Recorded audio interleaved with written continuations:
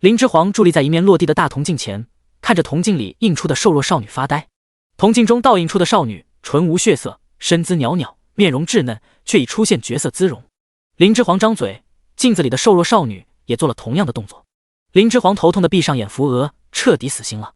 这2日并不是做梦，这就是现在的他，与记忆中截然不同的他。林妹妹款的他看着身体的年龄，不过才13、14岁的模样。此时他身后低眸静立着2垂着丫鬟髻的小丫鬟，岁数也绝未超过10岁。若放到他所处的那个时代，这便是赤裸裸的压榨童工。大娘子，夫人等着您过去用膳呢。立于左侧的小丫鬟见林之皇一直立在铜镜前，看着镜子发呆，再次出言轻声提醒他。此丫鬟年纪虽幼，行事的规矩却十分严谨，微微俯身提醒他时，连面上的笑容都像是被尺子给比划出来的。由此可见，这府中当家夫人的管家本事很是不俗。林之皇继续神游天外，如提线木偶一般跟着丫鬟去了正院，跨过高高的门槛，还未等他看清院子里的众人，这具身体的爹林者云便将严厉的目光投落到了他身上。林者云黑着脸训斥道：“有没有一点规矩？午膳何故迟来？竟让我们这一大桌子的人都只等着你一人。”正堂屋子里此时已经乌泱泱的坐了一大片。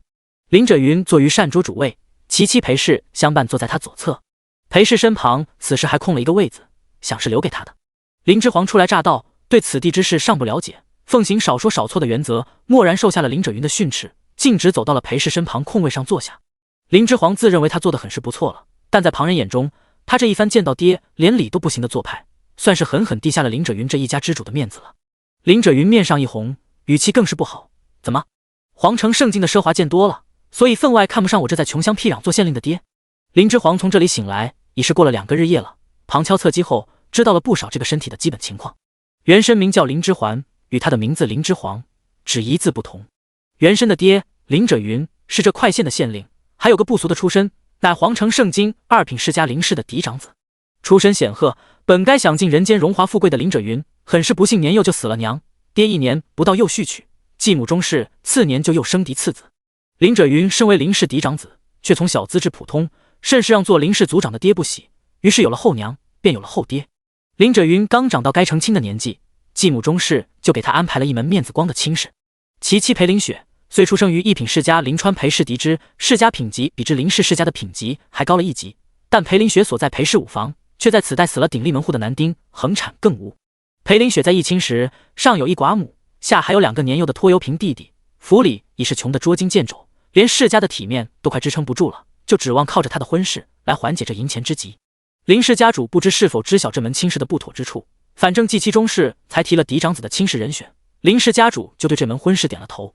林者云成了家，其父就给他在偏远的地方谋了个县令之职，而后就被打发出了圣经，家族资源更是没有丝毫倾斜给他。林者云也是不争气，自当上县令后，每任县令都做得不功不过，为人也傲气，断不会折腰讨好上峰。因此林者云每任期一到，就会被上峰又平调往另一地做县令。长此以往，林者云在县令之位上蹉跎了近15年，官位仍是没有丝毫寸进。看样子这辈子是要在县令之位上干到死了。原身是从皇城圣经出发，行了将近4个月左右的路程，于2个月前才从皇城圣经来到了涿州离仙郡治下的这块县，与亲爹娘团聚的。快县正是其父林者云当前任职之县。据丫鬟们所说，原身自来了这便开始缠绵病榻。原身的继祖母钟氏向来会做人，把继子夫妻俩打发出了皇城圣经，去了偏远的小县生活。为了不让人说嘴，原身刚满了3月，便派人将他从亲爹娘身边接走，接去了皇城圣经亲自抚养。钟氏很是慈爱的把继长孙女养在身前，千娇百宠，用作门面，以是对继子的慈母之心。等将继孙女教养到了13岁，快到婚嫁的年龄，这继祖母钟氏又言，这女儿家乃娇客，在家待不了几年，还是要和亲生爹娘多相处才是。于是做足了慈祖母戏码的钟氏，在原身还未反应过来之际，哐当一下，又千里迢迢把从小长在皇城，见识过圣经繁华的贵女丢回到了穷乡僻壤的快县，美其名曰和爹娘团聚。不出意外的话，原身在这小县城长到28年华，便要在这偏远的小县城里择婿了。这些都是林之皇这2日装睡，听周围伺候的奴仆们私下谈论八卦提炼出来的有用信息。这里的奴仆们说话自然是向着主人家林者云的，直到远在圣经的林氏主母钟氏歹毒杀人诛心，更议论原身是想着以后前程无望才得了心病缠绵病榻的。在奴仆们嘴中，原身是在来快县的路上就郁郁寡欢的病倒了，最后更是病得神志难明，胡言乱语，强撑着一口气到了快线，想是见到了快线的环境，比想象中还大不如，缠绵病榻拖了近2月，终是没缓过来，也就这么一命呜呼了。再清醒过来，就是从21世纪来的医药公司女企业家林之煌了。林之煌在记忆中看到她在现代开的公司正要上市，上市这天需创始人上台发言致辞。前一夜，他为确保明天的发言不会出纰漏，熬夜熟背发言稿，刚趴在办公桌上打了会瞌睡，再一睁眼就变成了大晋朝的一名尚未出阁的贵族女郎。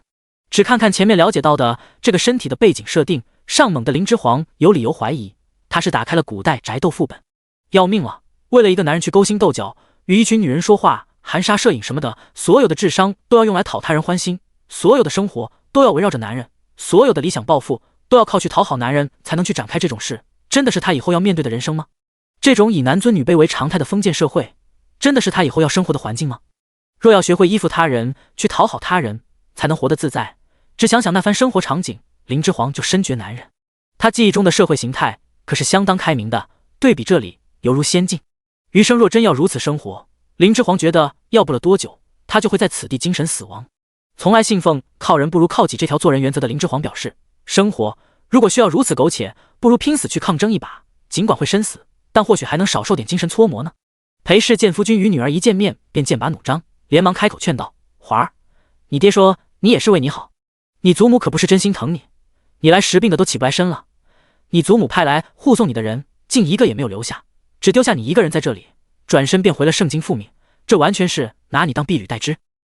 病了这一者，你也该看明白了。”林之煌想，不在熟悉的环境里，也没有熟悉原身性格的仆人在身边伺候，对于原身来说是大大的不幸，对于没有原身记忆的他来说却是不幸中的万幸了。不然他行为不似以往，被人当作鬼上身抓去烧了，是很有可能发生的事。在他看来，什么穿越后1-2天就性情大变，身边的人还不起疑心的那种事情，看看小说也就罢了，真要把身边这些真实的人当傻子那样糊弄，那他就是真傻子，下场绝对是怎么死的都不知道。林之煌从这身体里醒来，一点原身的记忆都没有，原身的爹娘也是在这2个月才真正和原身见面相处的，皆不熟悉。没有熟悉原身性格的人在身边，这委实太妙了，因为这样才没有人会发现他的不妥之处。他如今初来乍到，就算有合不合理之处，周围的人见了也都会自行脑补，逻辑自洽，一定是那远在圣经的继祖母使坏，没有教养好他，才导致他如此行为的。林之煌一边庆幸地想着，一边用目光逡巡着坐在膳桌上的一帮小萝卜头们，数一数，不算他，膳桌上男孩有8个，女孩有6个，一溜烟的依次排开，看着都不大，想来都是他这个身体的弟弟妹妹们了。他是这家里最大的孩子，据说主母裴氏除了育有他，还育有个比他小1岁半的嫡子。这回势力在裴氏与林者云身后，正伺候着2人用膳，打扮得格外妖娆多姿的女人们，看来就是贡献这些弟弟妹妹们的生产主力军了。林之煌对此很是无语，心里腹诽道：看来林氏家主虽然不重视林者云这嫡长子，但在吃穿用度还有钱财方面倒是没有委屈他，不然光靠林者云做县令的那点俸禄，可养不起这一大家子人。林者云这个爹虽然不怎么上进，但在为林氏开枝散叶这一块，说来还是很对得起家族的。裴氏见林之煌不说话，以为他还郁结于心，叹了口气，也没再强求女儿回应。裴氏想着，到底是他这个做娘的亏欠了女儿。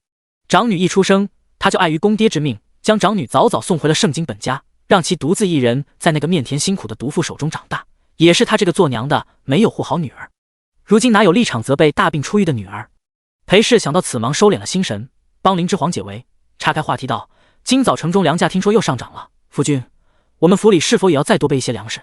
林者云听裴氏说要囤粮，当即一拍桌子，怒声呵斥道：渔妇，如今城中粮食正是紧缺，你作为县令夫人，竟也率先跟风囤粮。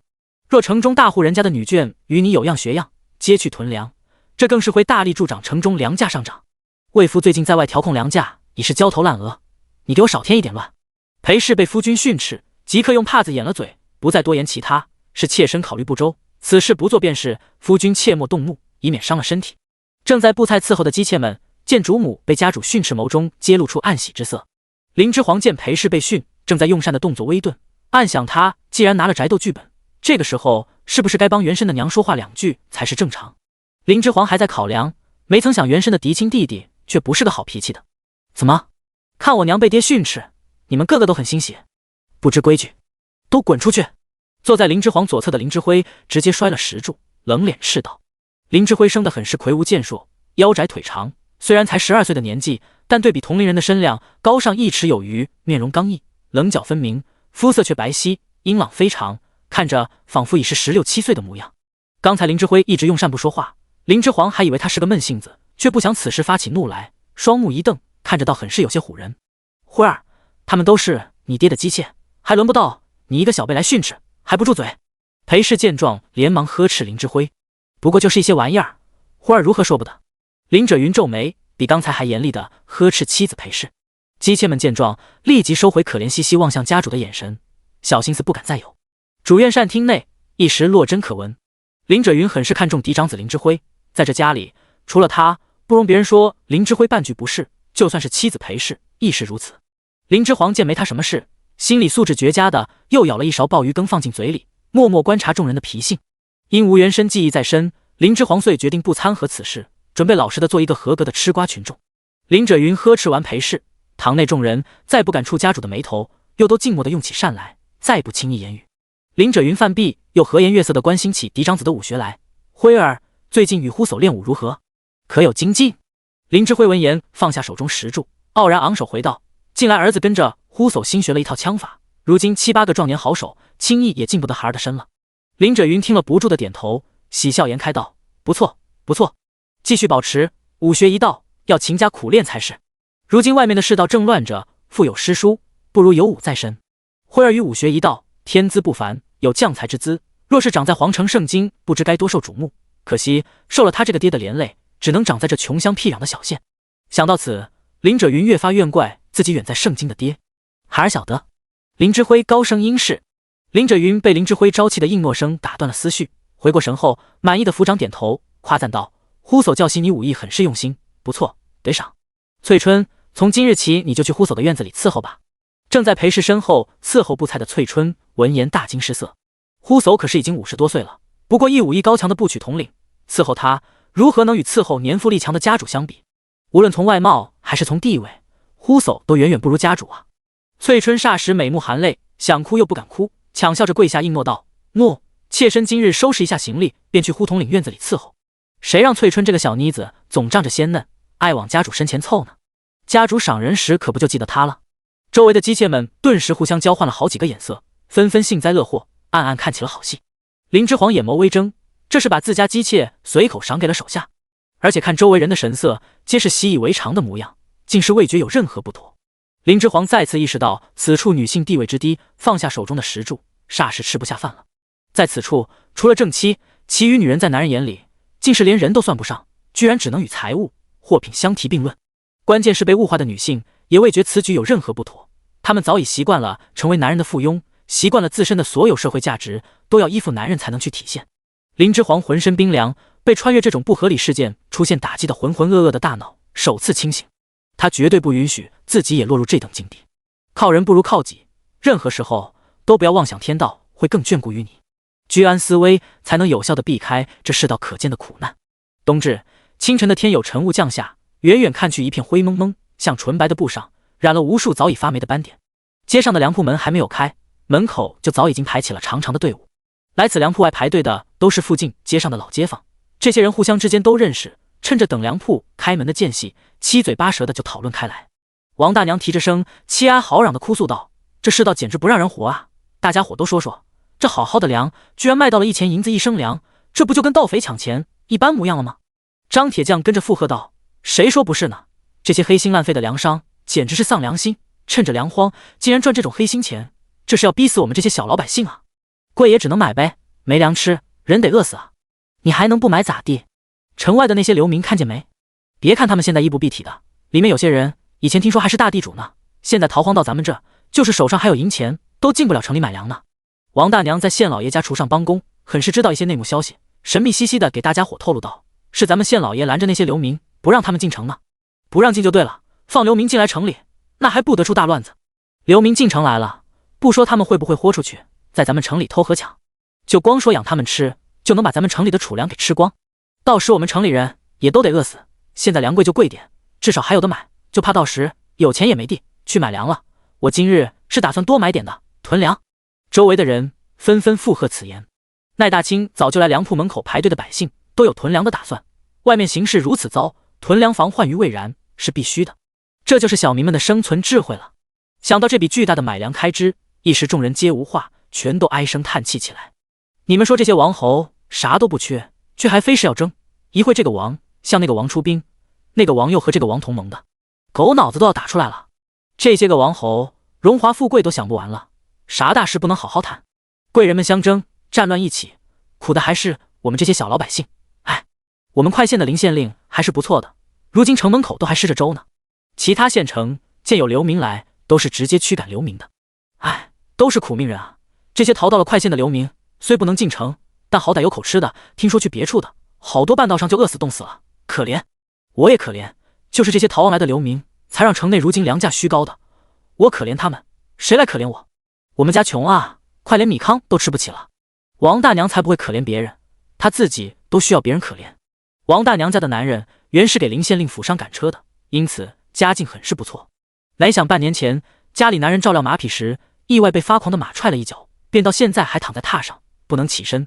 少了鼎立门户的男人在外挣钱，家境至此就一落千丈，养家糊口担子现在全落在了他一个妇人的头上。王大娘心里正苦着，粮铺终于在众人的期盼中开了门。大家伙立即止了讨论声，准备抢着买粮。店伙计从粮铺里走出，趾高气昂地拿出一块木牌，上面写着今日粮价2钱银1升粮。今日粮价怎么又涨了？场面顿时乱了起来。等着买粮的老百姓们七嘴八舌地开口诘问粮铺伙计，昨天不还1钱银1升粮吗？店伙计嚣张地敲了敲手中的铜锣，让场面安静下来后，朗声道，就是这个价，各位爱买不买？要不是县老爷勒令我们东家每个粮铺每天必须放出100石粮食卖，在这个节骨眼上，东家才不卖粮呢。店伙计说完利索地收起铜锣，翻了个白眼，转身就又进了粮铺子。王大娘狠啐了一口唾沫，黑着脸挎着那早已散了藤条边的破菜篮子转身家去。其他人远没有王大娘这般硬气，在粮铺外咬牙跺脚了一番后，最后还是争先恐后的进了粮铺称粮。没法，人无粮吃什么？贵是贵了很多，那也得掏钱买不是？毕竟钱不能当饭吃啊。第2章，最强记忆大脑。闹市里有一茶楼，环境布置的清雅幽静，快县城中的名流文士独爱在这里品茗会晤，高谈阔论。与快县城外的哀鸿遍野相比，这里恍若人间仙境。这群文士们嘴里塞着最精美的菜肴点心，聊着城外的民不聊生，面露悲天悯人之态，大力抨击当下朝政局势的混乱，痛斥着远在盛京的群臣无能。去年新皇登基，这世道就乱了呀。一名肥头大耳的文士咂了一口茶，仰天长叹道，先皇去的突然，新登大宝的天子年少，尚不满29，那些早已执掌一方政权多年的王侯们怎甘心屈居于一黄口小儿之下，于是纷纷起了狼子野心。大计朝廷弹压不住各州郡，诸王也不听天子号令，以是各自为政。在我看来，此后世道大乱是必然之事啊。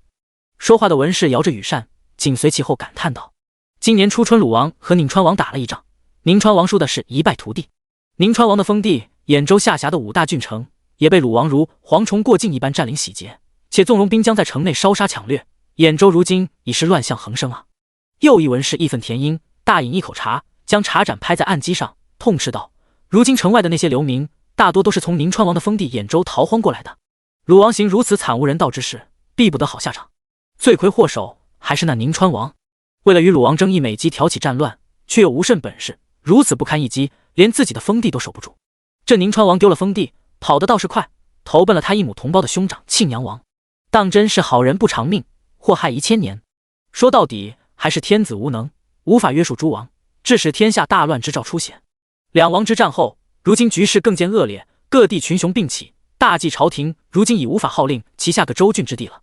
冬初听说有那蛮族吴姓贼子率领10万铁骑长驱直入，以冒天下之大不韪，带兵围困了皇城盛京。竟还有此事？那岂不是只差一步便能长驱直入，攻入皇城，威胁天子安危了？各方王侯至今竟无一人施以援手，就这么坐视天子被困。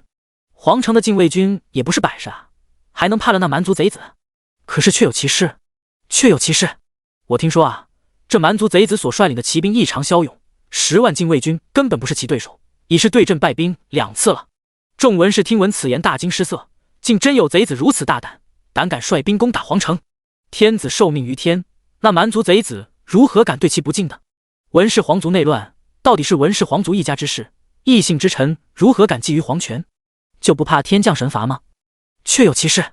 肥头大耳的文士言之凿凿道，我二叔在盛京官拜大鸿胪，据他传回的消息，大计朝廷不敢再战，已与那贼子吴奎谈妥条件，只要他肯解封盛京，可许他丞相之位。这肥头大耳的文士名唤王吉，出生莫刘世家王氏一族，乃快县本地豪强。他口中的二叔是他们王氏一族此代倾全族之力培养出的当代掌舵人。然而还未等这位在皇城为官的二叔带领他们王氏族人脱离这小小快县，去更繁华之地扎根，就逢当时大乱出现，也是他们王氏一族时运不济。摇着羽扇的文士激愤地站起身大喊：堂堂天子竟被一蛮族贼子胁迫，天子威严何存？我大计国威何存？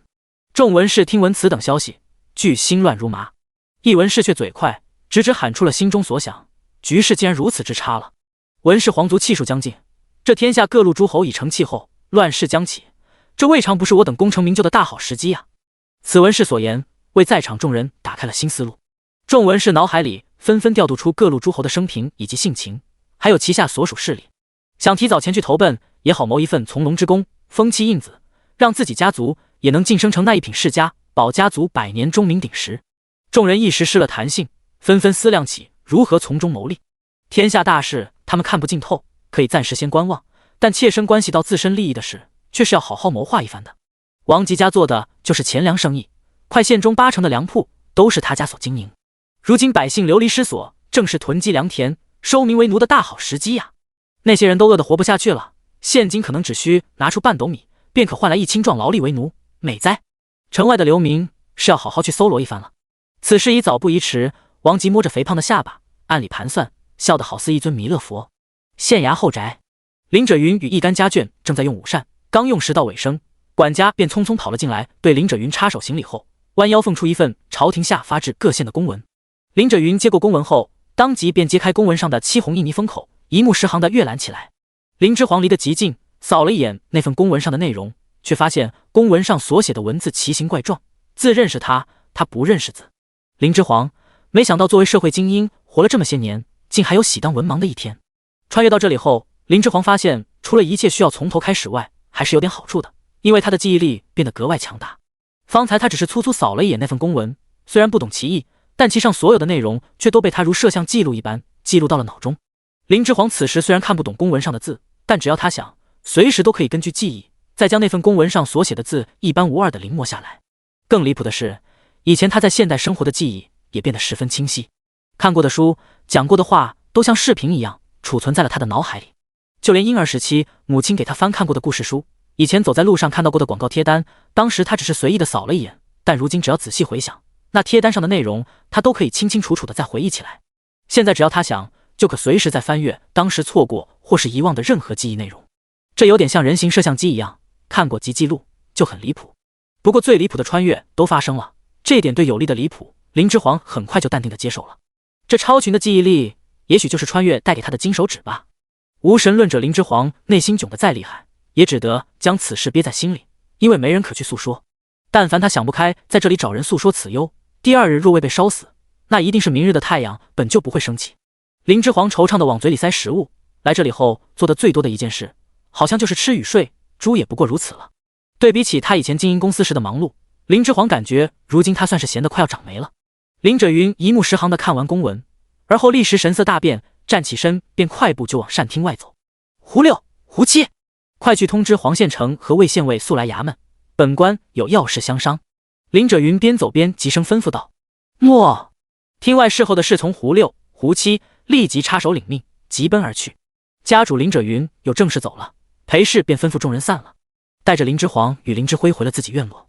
一行人刚进裴氏的院子，林之辉便毫无羞臊之意的大声嚷嚷道：娘，孩儿要出宫，刚吃完就拉。还嚷嚷的天下皆知林之皇嘴角抽搐，果然是不拘一格的少年郎君。快去偏房！裴氏显然见怪不怪了，与林之辉说完话，回头拉住林之皇的手，展颜笑道：这是你阿弟没把你当外人，才如此随意的。伺候林之辉的几名丫鬟立即准备公桶帷幔等一应用品，要往偏厅去。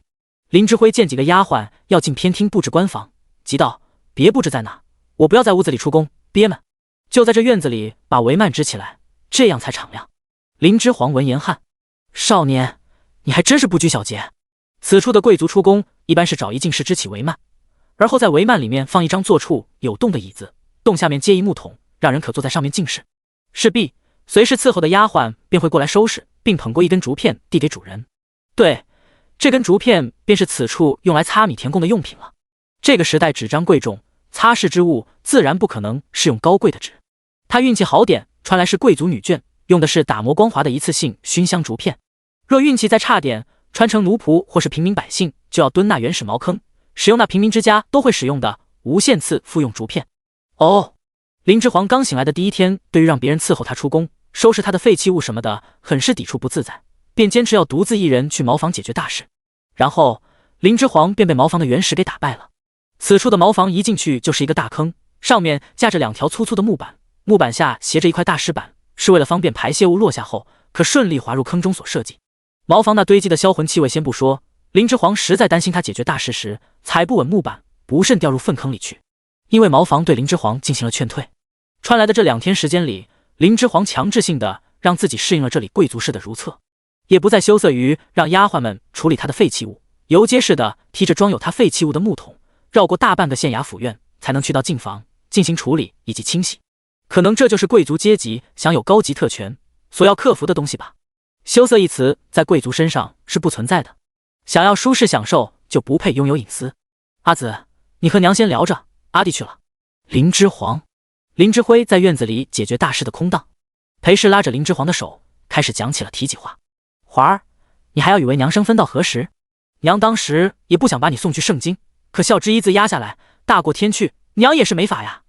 说着，裴氏以帕子掩面，呜呜咽咽地哭了起来。娘，女儿不怪您。林之皇最是见不得人哭，连忙安慰裴氏。林之皇想到了他在现代父母那一世的记忆里，他一生都专注于搞事业，总觉得谈恋爱是件浪费时间和精力的事，因此他将所有时间和精力放在了事业上，并没有成家。父母突然白发人送黑发人，肯定是要伤心的。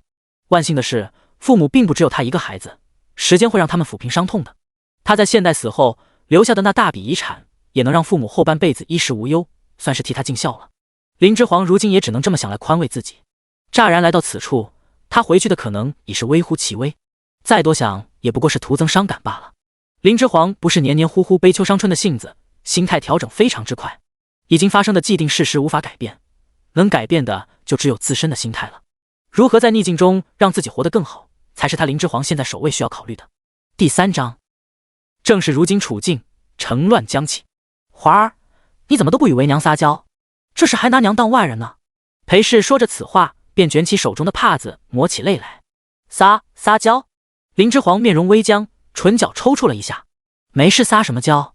撒娇是能扩大公司业务，还是能管理好上千员工，击退竞争对手？这些都不能。用撒娇来博取他人依从自己的意愿行事，记忆中林之皇从未如此做过。从前不会，以后亦不会。裴氏见林之皇呆愣，颇觉有趣，到底没忍住，扑哧一下又破涕为笑，就是对娘提要求啊。华儿，你怎生连女儿家的撒娇都不会？话落，裴氏又转笑为悲难过起来，一把将林之皇搂入怀里，呜呜咽咽地抹起了眼角。娘的心肝，呜呜，也不知以前在圣经过的是什么日子，遇到难处都是一个人强撑过来的吗？终是那毒妇定没少苛待于你，才将你的性子养得这般木讷，呜呜，苦了娘的心肝啊。林之皇，这位娘变脸的速度忒快，上课笑下课便哭的情绪转换无缝衔接，林之皇已是槽多无口。不过不会撒娇而已。裴氏委实脑补过多，遇到难处他只会迎难而上，想着如何去解决难题，绝不会逆来顺受的强撑忍受，更不会把解难的希望放在他人身上。求人永远不如求己，静下心来想对策，并身体力行的去做，难处自然能解。娘，女儿想换2个丫鬟。林之皇见裴氏抱怨他不提要求，立即趁势利用其此事达成自己的目的。林之皇此言一出，身后伺候他的2名贴身小丫鬟顿时吓得面色雪白，立即跪趴在地上向裴氏请罪。裴氏闻言哭声顿止，又换了副面孔，更是趴跪在地连连请罪的2名小丫鬟，含怒问：可是这俩小蹄子轻慢于你了？林之皇见裴氏误会，连连摆手否认，他们伺候得很好，是女儿用不习惯，女儿喜欢用年纪大些的丫鬟，他们太小了，很多事不方便。裴氏听林之皇如此说，这才收回了含怒瞪向2名小丫鬟的眼神，转而嗔道：你这孩子懂何？年纪大些的丫鬟可伺候不了多久，刚用顺手就要配人去了。这2个年纪小，可以伺候得久些，倒是等你出门子了，也好带出门去，这就是心腹了。裴氏说到这里，眼唇一笑，揶揄地看着林之皇，眨眼继续道：若你日后的夫君被哪个小妖精勾了心神，也可将他们安排给你夫君，好去替你收拾那些小妖精。原来这还是给他未来夫君准备的通房丫鬟。见自己男人宠爱某个女人，就安排另外一个女人给他陪睡，和这女人自相算计一通，却让爱做享其人之福的男人更爽了。这行事逻辑简直绝了。林之皇只想他以后会憋屈的干这事，就心生恼怒。因怒意，林之皇的脸颊泛起了薄红。裴氏见了，却以为林之皇这是想到了未来嫁人一事，因羞赧而脸红。裴氏宠溺地拍了拍林之皇的手，安抚道：“别害羞，你总归要嫁人的。这些事以前没人叫你也无妨，你总归还小。如今你回到了娘身边，娘岂能不为你好好打算，定好好教你。这些事学上了手，娘保证你以后在这后宅之中活得自在，收拾起那些个玩意儿来轻轻松松。不要，不想，不学。”林之皇赶紧打断裴氏的后宅制衡之术教学，只做蛮不讲理状道：“娘，女儿只是想换年纪大些的丫鬟，您连这点事都不依我吗？不过就是俩丫鬟，阿紫想换就给她换，多大点事？在盛京时，钟氏那毒妇定没少搓磨阿紫，看看阿紫这病恹恹的身子骨，阿紫就这点要求，娘你还不快应了她？”林之辉不知何时解决完了大事，身上又熏好了桂香，带着一阵香风凑了过来。依你就是。一双儿女都这么说，裴氏立即妥协。罗婆，把府里14岁到20岁的家生子都梳理一遍，明早带到环儿的院子里，让她自己挑喜欢的。裴氏转头对身后势力的婆子吩咐道。罗婆立即躬声应诺。见目的达到，林之皇丢给林之辉一个赞许的眼神，心道这蛮牛氏的新弟弟还挺有眼色，不错，以后定要好好相处，同一战线的人总要护好他才是。林之辉也觉得自己这大子娇滴滴的，跟青葱的柳条似的，好似稍一用力便能折断了去，他得要好好护着，定不让他人轻易欺辱了他去。院子里气氛正温馨，院外突然响起杀猪般的呼嚎求饶声：“夫人，夫人，饶命啊！老奴也是活不下去才偷的，您就饶过我这一次吧。”裴氏收起对着儿女的笑脸，抬头向外厉声喝道：“何人在外喧哗？即刻变脸！难道是当家主母的必修课吗？”林之皇几番看裴氏变脸，如今看得已有些叹为观止起来。夫人，刚抓到这在厨房帮工的王婆子，竟然敢胆大包天的偷藏府内粮食，您说该如何处置？王婆子被2名贱仆像拖死狗一般拖入院内，贱仆把王婆子往地上一扔，灰头土脸的王婆子立时爬起身来，快速的摆好求饶的姿势，跪趴在地上便哭嚎开来：“夫人，老奴也是活不下去了才干这事的。今日外面的粮食卖到了2000银1升粮，老奴男人瘫在床上，全家都指望着老奴那点工钱过日子，如今奴这点工钱还买不了10升粮，老奴一家子是真的活不下去了。好心的夫人，求您饶了奴这一回吧，奴再也不敢了。”林之皇眉头一皱，立即从这求饶的婆子嘴里抓到关键信息：2000银1升粮，如此离谱的粮价，难道不会激起民变吗？这到底是什么朝代？之前那份公文上的字也不是中国古代汉字，所以他这是穿越到了一个完全陌生的朝代。他记忆里所熟知的那些历史也将对他无甚帮助。但有一点可以确定的是，如今外面的粮价如此虚高，这未必不是一个朝代即将走向末路的侧面影射。林之皇敏锐的有了危机感，如果一个皇权时代正在走向末路，那这具身体作为此朝代的贵族阶级，动乱一起，现有的地位与富贵还能维持到几时？偷便是偷，罗婆，把他提到衙门里去，按大纪律法，偷盗叛和罪，就以和罪论处。提出去。诺。2贱仆插手行礼应诺，而后一人手脚麻利地堵住王婆子的嘴，另一人抓起王婆子的头发，就将她向院外拖去。慢！林之皇出言制止道。2名贱仆停下手上的动作，纷纷拿眼去看主母裴氏。裴氏虽诧异于林之皇突然出声阻止，但也点了头。2贱仆这才松开手，放开了王婆子。你说外面的粮价如今2000银1升，那你们为何不必出城去，回到乡下暂住些时日，至少还能有个温饱？古代的农户大多都会地窖储存一些粮食来应对风险，倒不必如城内百姓那般10天半月的购粮。王婆子哭得涕泪横流道：“回大娘子的话，现在城外有成千上万的流民啊，乱得很。只有想进城的，哪有想出城的？出了城才是真没了活路啊！”什么？快县城外如今有成千上万的流民？林之皇一瞬间如坠冰窟。这城内维持治安、守城的兵丁有多少？假如流民冲击县城，城内的守城兵真的能抵挡得住流民暴乱吗？就算流民老实听话，不发生暴乱，城内的粮价如此虚高，若再不进行粮价调控，活不下去的城内百姓，难道就不会成为暴民吗？糟了，城内大乱不远也。想到此，林之皇的眉头越皱越紧。原身的这个县令爹究竟是怎么治理县城的？怎能容许如此多的流民滞留在城外，却又不进行妥善安置的？快县内忧外患皆有，现在的他作为即将要被暴民推翻的统治阶级中的其中一员，离死不远矣。林之皇霎时觉得他此前想错了，这尼玛打开的哪里是宅斗副本，分明是地狱模式的逃生副本啊！流民冲城究竟有多可怕？可参照丧尸电影那个级别的恐怖场景去想象。人一多，在整个不受控的动乱起来，就古代这窄街窄巷的城内的人，先不说是否会被冲进城的流民乱刀砍死，就光是拥挤和踩踏这两项，就能把人弄死一大片。怎么了，华儿？裴氏见林之皇突然脸色煞白，担忧地伸出手轻抚女儿稚嫩的小脸。可是这贱奴哭嚎吓坏了你，娘这就处置了他。林之辉则更直接，见林之皇脸色不好，上前一步就踹翻了跪地撒泼哭嚎不止的王大娘。王大娘这回不敢叫唤了，怕再被堵嘴，利落的爬起再次趴好，吓得不住磕头求饶。娘，女儿没事，放了他吧，把他赶出服了事，就当积德了。大纪律令，凡犯偷盗者，杖40，刺面，流放800里。林之皇此时放了他，算是饶了王大娘一命了。不然按照现在的国情，王大娘被判偷盗罪，必死无疑。王大娘听林之皇如此说，如蒙大赦，感激涕零的朝林之皇连连磕头，嘴里不住的说着感恩戴德的好话。郎回木秀，庭院深深。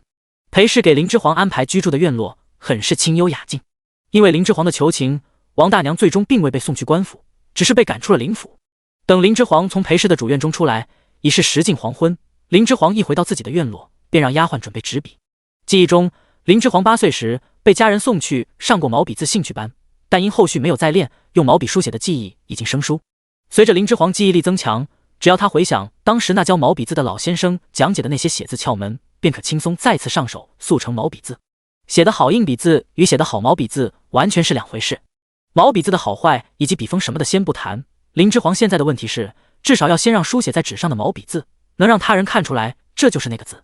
林之皇闭目回想白日他从林者云那看来的朝廷公文，按照当时的记忆，费了不少的劲，一笔一画的将脑中所记的那份公文逐字临摹了下来。林之皇为了不让他人看出端倪，他并没有按字的顺序临摹那份公文，而是将公文上的字顺序颠倒打乱，分散在数十张纸上去写。林之皇欲分开将这些字拿去问人，问出这些字究竟是何意后，再按顺序拼凑起来，读懂弄清此份公文上的内容。以林者云当时看完这份公文后的反应来看，朝廷下发的这份公文内容定不一般，否则也不会让林者云看后立即色变。什么？你们竟都不识字？林之皇头疼的抚额，他千算万算也没算到，这院子里竟是没一个丫鬟识字的。卑贱之人，若无主人授意栽培，如何敢识字？林之皇院子里的丫鬟从1等到3等，全都诚惶诚恐地跪下请罪。罢了，你们都下去吧。林之皇无力地摆摆手，一干丫鬟全都噤若寒蝉地退了出去。危局近在眼前，林之皇迫切地想知道这份公文上究竟写了什么内容，才会致使林者云看后脸色大变。了解这份公文的内容，应当能助他迅速地了解大几朝如今的局势。只有了解了当下局势，他才能做出相对应的应对之策。为了认识那些字，林之皇天天去缠磨裴氏认字，被迫学会了撒娇技能。无法，谁让这偌大的后院之中只有裴氏识的这字呢？林之辉虽也识得此字，但他住在外院，每日文课武学这2项将他的时间排得满满的，轻易见不到他。林之皇为识得这些字，整日流连在裴氏的院里，生疏的母女情也在这几日你来我往之中急速攀升。多次撒娇技能的发动，林之皇陆陆续续从裴氏那里知道了公文里那些字的读音和含义。在进行最终的拼凑整理后，林之皇终于得知了那份公文的具体内容。大致意思是，朝廷告示天下，褒奖一个名为吴奎的蛮族人，因为领兵至盛京解救天子有功，特赐封其为当朝丞相，特发此公文，昭告天下。这就很不合理。什么样的忠义之臣才能在没有天子虎符调令的情况下，率领兵马直入盛京救驾？这莫不是东汉末年的挟天子以令诸侯的翻版？明白了公文上的内容，经过分析后，林之皇脑中只闪过4个字：乱世将起。快县城外，寒冷的东风刮起阵阵干裂的沙土，一群衣衫褴褛的流民正排着长队，沿着队伍缓缓前行。队伍尽头是一处冒着腾腾热气的粥棚，流民们腹中空空，就期盼着那一口热腾腾的热粥饱腹驱寒。今日还是不开城门放我们进去吗？一老叟被冻得直打摆子，哆嗦着嘴唇问着身后同样衣不蔽体的青年。青年阴冷着一张脸，缓缓地摇了摇头。自打去年库州与兖州战乱起，老天爷就没给过庄稼人好脸色。先是大旱，接着6月里又发了洪水，千里良田被淹。好不容易挨过了洪水，整个冬天又没下过一片雪。这老叟是宁川王封地兖州治下青陵县杏花村的李正，有些见识，直觉这天要变了，便勒令村里的乡亲，不论粮商出多高的粮价，都不要将自己的储粮给卖了，总算熬过了去岁冬天。村里的老人们都说今年会好些，可谁知又碰上了两王战乱，粮食的价钱又翻了好几倍，官府也不断来人催交田赋和粮饷，人挪活，树挪死，眼看着快活不下去的村里人决定举村向南边迁移，希望能混口饭吃。幸亏他们走得早，那些等城破了再走的村子，人口十不存一。可这一路上依旧到处都是流民，四处荒芜，他们粮食吃光了，也成了流民。一路走来，盗贼横行，十室九空，他们已经没有力气再走了。这块县城又不让进，今后等待着他们的是什么？大家心里都没底。杏花村的几个人围在一起，商量着今后的路。楚大郎，你在想什么呢？楚大郎原来家境殷实，家里在杏花村大小算是个地主。他原来在家也是呼奴使婢，被家里人送去城里学了不少书。逃荒这一路行来，家里亲人为了护他周全都死于非命，如今只剩他孤身一人在世了。这城不开，我们就自己冲进去，强行让他开。楚大郎只觉得以前太平的生活恍如前世，如今的他身在地狱，那还有什么可怕的？不就是一条命吗？拼了又能如何？这不是造反？其他流民闻言皆面面相觑。楚大郎咬牙道：这世道都让人活不下去了，造反又能如何？楚大郎念过书，脑子聪明，这一路走来，杏花村的人早以为他马首是瞻。对，反正都是死，死前我要做个饱死鬼，让城里的那些贵人们也尝一尝活不下去的滋味。众人纷纷附和，神情隐隐透露出些许疯癫之状。我有一计，大家附耳过来。楚大郎阴冷一笑，将目光落在周棚旁正在拿粮买奴的人范棚子上。前面那氏族王家不是正在买青壮劳力吗？我们现在就过去把自己卖了。为何？他们这些黑心烂肺的氏族趁火打劫，只给半斗米就要签死契，买了我们这些青壮劳力去。半斗就半斗，我们都要造反了，还怕那一纸生气？卖身的粮食就留给我们杏花村的那些老弱妇孺饱度，我们也正好可顺势进城。他要我们种地，就会给农具，那些农具到时就是我们造反的武器。入了城，我们找机会探听探听这县城的武器库在哪里，我们先冲破了那里，分拿了武器，再去杀了这城中的豪富乡绅，这县城基本就尽掌在我们手中了。好计！众流民纷纷叫好。这王家买的青壮劳力不少，到时我们分头行动，多策反一些人跟着咱们一起干。拿到了武器，我们就从里面打开城门，放咱们杏花村的一家老小以及这些流民一同进城。好，好，干了！流民们眼中燃起熊熊火焰，可吞天地。第4章，怪物婢女呼红，力拔山西气盖世。呼红是灵府部曲统领呼叟的女儿，如今年方19。呼红身为一女子，高约9尺，体态吃肥健硕，且力大无穷，每日必吃10余碗饭才能勉强饱腹。因为这种种异于常人之处，县衙后院中凡见到她的人，皆称她为怪物。在大祭朝，女郎们在闺中长到18、19岁就该出嫁了，晚一点的最多也就到双10。因呼红的长相以及体格完全不符合时下人对女子的审美，所以呼红到如今都待字闺中，且未说亲成功，眼瞅着就要过适婚年龄了。灵府的管事娘子起先看在呼叟的面子上，给呼红安排了府里轻松的针线房活计，奈何呼红粗手粗脚，在针线房里扯坏了好几匹布匹，硬是连个像样的袖子都没裁出来。管事娘子见他这般粗手粗脚，还哪敢让他再待在针线房，丢瘟神一般将他给赶去了洗衣房。哪料呼红才去洗衣房1天，便又锤坏了好几根木锤。管事娘子见呼红如此无用，再顾不得全呼叟的面子，遂又将他给赶去了杂役房帮工，让他做扫洒的活计。但没想到呼红干这粗使活都干不好，地没扫干净，庭院的地砖倒是被他用扫帚给撬起了好几块。就这样，呼红被各个房的管事娘子给嫌弃了，无人再愿意用他。如今呼红一直做着内院打水的活计，100-10斤的大水缸，他能直接扛着去到井边，将缸里的水打得满满当当的，再将打满水的水缸给扛回院落，沿路滴水不洒。一见壮女郎非是提着水桶，而是扛着大水缸，健步如飞的给各个院子满水的一人之举，让见得此景的人纷纷骇然。久而久之，灵府后院的人便都议论起了呼红，皆言他乃怪物。事到如今，在灵府除了呼红的阿爹呼叟，寻常无人敢同他讲话。府里的大娘子这次要选府里14岁到20岁的家生子做贴身丫鬟，此消息一出，后院中适龄的丫鬟们皆沸腾了，纷纷奔走相告。大娘子乃2品世家的嫡女郎，与前程需要靠自己拼搏的大郎君不同，日后嫁人前程必是远大，做了大娘子的贴身丫鬟，以后再跟着她去夫家，他们的前程又岂会差？哪个丫头不想做那跃龙门的鲤鱼呢？于是府里个房老子娘在听得这消息后，纷纷给自家丫头张罗起来，将自家丫头给收拾得妥妥当当，就盼着女儿能得府上大娘子的青睐，点了做贴身婢女。呼红今年芳龄19，也正在选拔之列。人高马大的呼红一进入待选的队伍，便鹤立鸡群。其余小丫鬟们见到呼红也来待选，顿时嗡嗡的小声交谈起来。这怪物怎么也来了？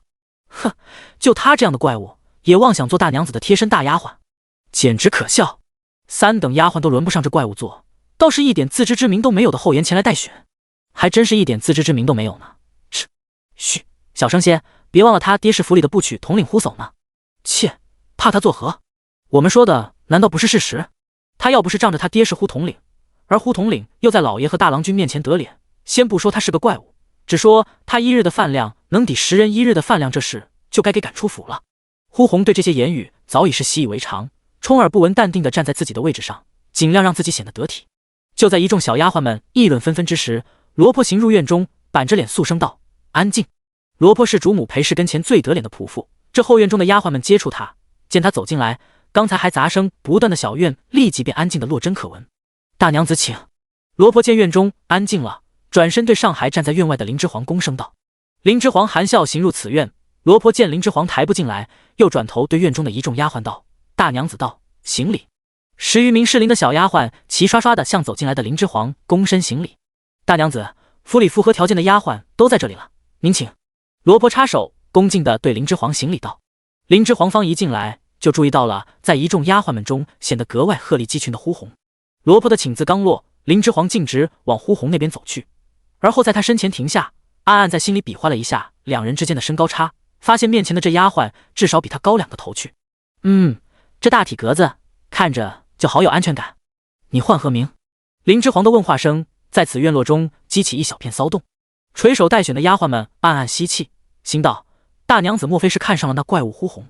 呼红激动的脸颊涨红，粗声回道：奴婢名唤呼红。呼，此姓少见。林之皇立即便想到了那日被林者云赏下美姬的呼叟，问：你与这府上的部曲呼叟是何关系？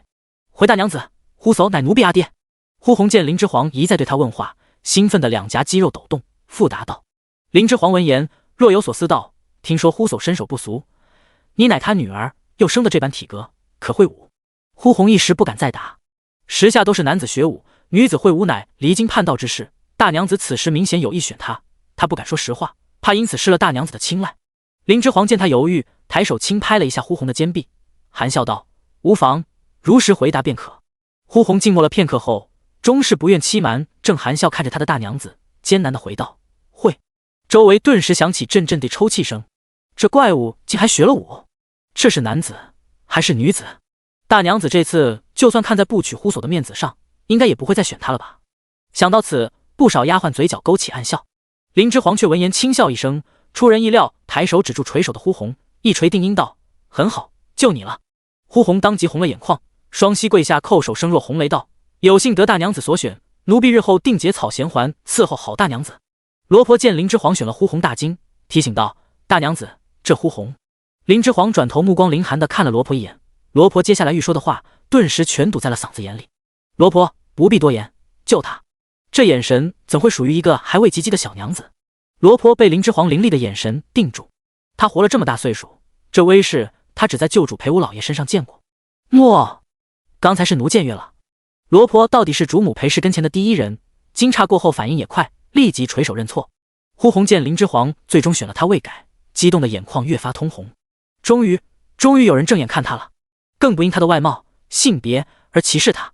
常年受人歧视的呼红此刻心潮澎湃，这从皇城盛京而来的大娘子与寻常人不同，没有常人那些比露粗贱，没有如常人那般鄙视长得体格高大的他，更不认为女子不可习武。没错，呼红一直是委屈的，他有这般体格，这般力气，若为男子，定为他人所盛赞，只因他为女子，便被他人以异样眼光看之，嘲弄于他，唤他为怪物。呼红目光诚然地看着含笑立身站在他身前林之皇，心中默默道：大娘子今日既在这一众丫鬟里选择了我，那大娘子日后就是我一生侍奉之主，我要让所有人都看看大娘子的眼光究竟有多好。冬日树木已枯，后花园里翠色繁花皆无，只有假山可赏。林之皇带着新选的贴身丫鬟呼红，路过后花园回所居院落的这一段路，吸引了无数目光。这些目光或惊讶，或好奇，都带着掩饰不住的探究意味。呼红安静的垂手跟在林之皇身后，只觉自己现在还身在梦中，怎会有如此美的梦？他居然被府中大娘子选做了贴身丫鬟。想到此，一股前所未有的自豪感冲入了呼红的胸腔，因长期被人瞧不起而越来越佝偻的背脊，不自觉地开始越挺越直。亦步亦趋跟在林之皇身后的这一段路中，呼红已是将腰背挺直的像只斗胜的金雀。主仆俩行到了后花园假山处，林之皇见周围再没了旁人，只不回身笑问呼红：“你的功夫是与呼所学的？”“是。”呼红见林之皇与他说话，垂手立即回道。呼红回话铿锵有力，声音极大。林之皇极善洞悉人心，看出呼红在按压激动，轻声安抚道：“放轻松，正常音量回答我便可。”“诺。”呼红红了脸，以为是自己的大声惊到了林之皇，这次回话的声音又小得出奇。呼红两极反转太大，林之皇顿时被其可爱到了，失笑摇头，遂不再和呼红纠结音量的问题，以免他越发紧张。为缓解呼红的紧张，与他尽早相熟，林之皇边逛后花园边与他闲聊：“你与呼叟相比，谁的身手更厉害？”呼红神采飞扬地答道：“单论身手，奴婢不及阿爹；若论其他，奴婢至今未逢敌手。”林之皇见呼红说起武学一事，便去了拘谨，顺着话题往下问：“这怎么说？”呼红羞赧的抬手抓了抓后脑勺，脸红道：“奴婢力气很大。”林之皇来了兴致，细问道：“多大？”林之皇此问本意是想让呼红用简单明了的计量单位阐述他的力气究竟能有多大，但呼红偏偏不走寻常路，用了更直观的方式证明自己的力量。呼红左右四顾，最后将目光定了在一块比他人还高的假山石上。呼红快步走过去，双手蓄力环抱住看中的假山石，身体略微一沉，稳住下盘，咬牙便将这块假山石抱离地面约1尺的距离。林之皇见状，凤眸微睁，属实被呼红展示出的距离给惊到了，唇口都微张了些许。好大力！这假山石目测至少有12一担约29.95千克之重，呼红竟然轻而易举的就将它搬离地面1尺有余，这是人类能有的力气吗？难怪众人都叫他怪物。此时此刻，林之皇也想不含任何贬义的大喊一声：“怪物啊！”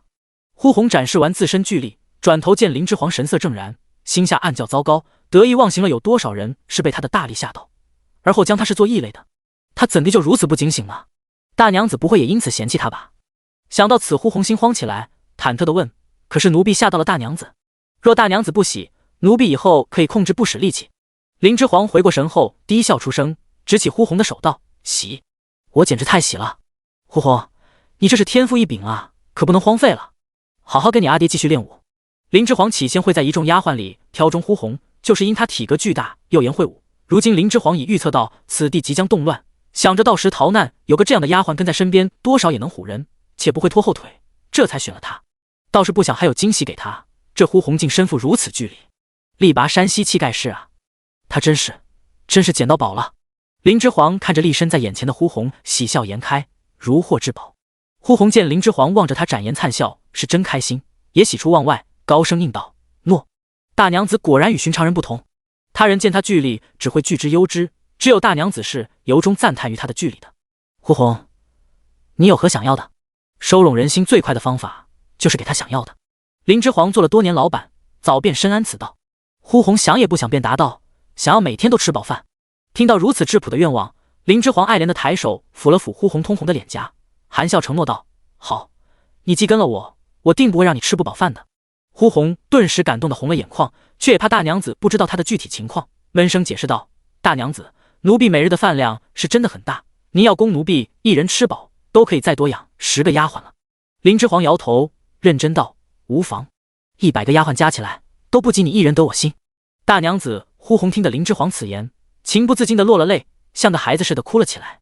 他太久没被他人认可过了吧？林之皇见呼红如此，轻叹了气，没再说和，只静静地站在原地，轻抚他因抽噎而起伏的背脊，等待他情绪平复。寒风徐徐，吹得木质结构的窗框嘎吱作响。林之皇俯首在书案上练习用毛笔写字，因为林之皇暂还不认识这里的字，所以他现在练写的都是现代简体字。此时他练字是为了尽快熟悉用毛笔书写，这样可方便他日后学会了此时代的字后，尽快上手进行书写。其实林之皇现在就想找人学习此时代的字，但又不敢贸然向他人求教，实恐被他人看出端倪，便暂时搁置了此打算。林之皇练了近1个时辰的字，在以可用一盏茶的功夫在纸上书写出10个汉字后，这才心满意足地止了笔。林之皇练字时，因为怕被外人看到这些迥异于此朝代的字，所以此时厢房内他一个伺候的丫鬟都没有留。练完字后，林之皇谨慎地将练习过的字稿放在烛火下燃烧殆尽之后，这才扬声唤了丫鬟进来。呼红在屋外听到大娘子传唤，第一个就冲进了厢房，带进一室的寒风。大娘子，您有何吩咐？林之皇被屋外飘进来的寒气冻得打了一个寒战，这才注意到冲进来的呼红衣衫并不厚实，脚跟处与袖口处的衣服也短了一小截。林之皇当即皱起了黛眉，对后一个进屋的丫鬟吩咐道：“你带呼红去绣衣房，让针线娘子给她新裁出3身冬衣来。”大娘子，奴婢不冷。我看你冷。林之皇看着呼红冻得有些僵紫的嘴唇，摇头笑着劝哄道：“听话，跟着他去。”诺。呼红被林之皇那句听话给惹红了脸，这才老实不再嘴硬，亦步亦趋地跟着小丫鬟退了出去。呼红退到房门口，隐隐听到房内传来大娘子换人打水进来，她要进手的吩咐，这才后知后觉地感动起来。厢房门彻底被关上，将林之皇的声音彻底与门外隔绝后，呼红这才快步跟上前面的丫鬟往针线房去。呼红在心里暗暗发誓，大娘子既然看中他会功夫，那他就勤学好功夫，做大娘子的盾，今后无论何人都不能越过他伤了大娘子去。县衙大堂，林者云面色阴沉地坐于正堂上首，魏县尉与黄县城满面急黄立身在堂下，争先恐后地向林者云禀报如今快县内所面临的大小问题。县令大人，城外的流民已经聚集上万，城内的守兵不过才1000余众啊，城外不能再继续施粥了，应该立即驱逐那些流民。魏县尉一脸焦躁地说出惊天之语，一旦流民发生暴乱，后果不堪设想啊！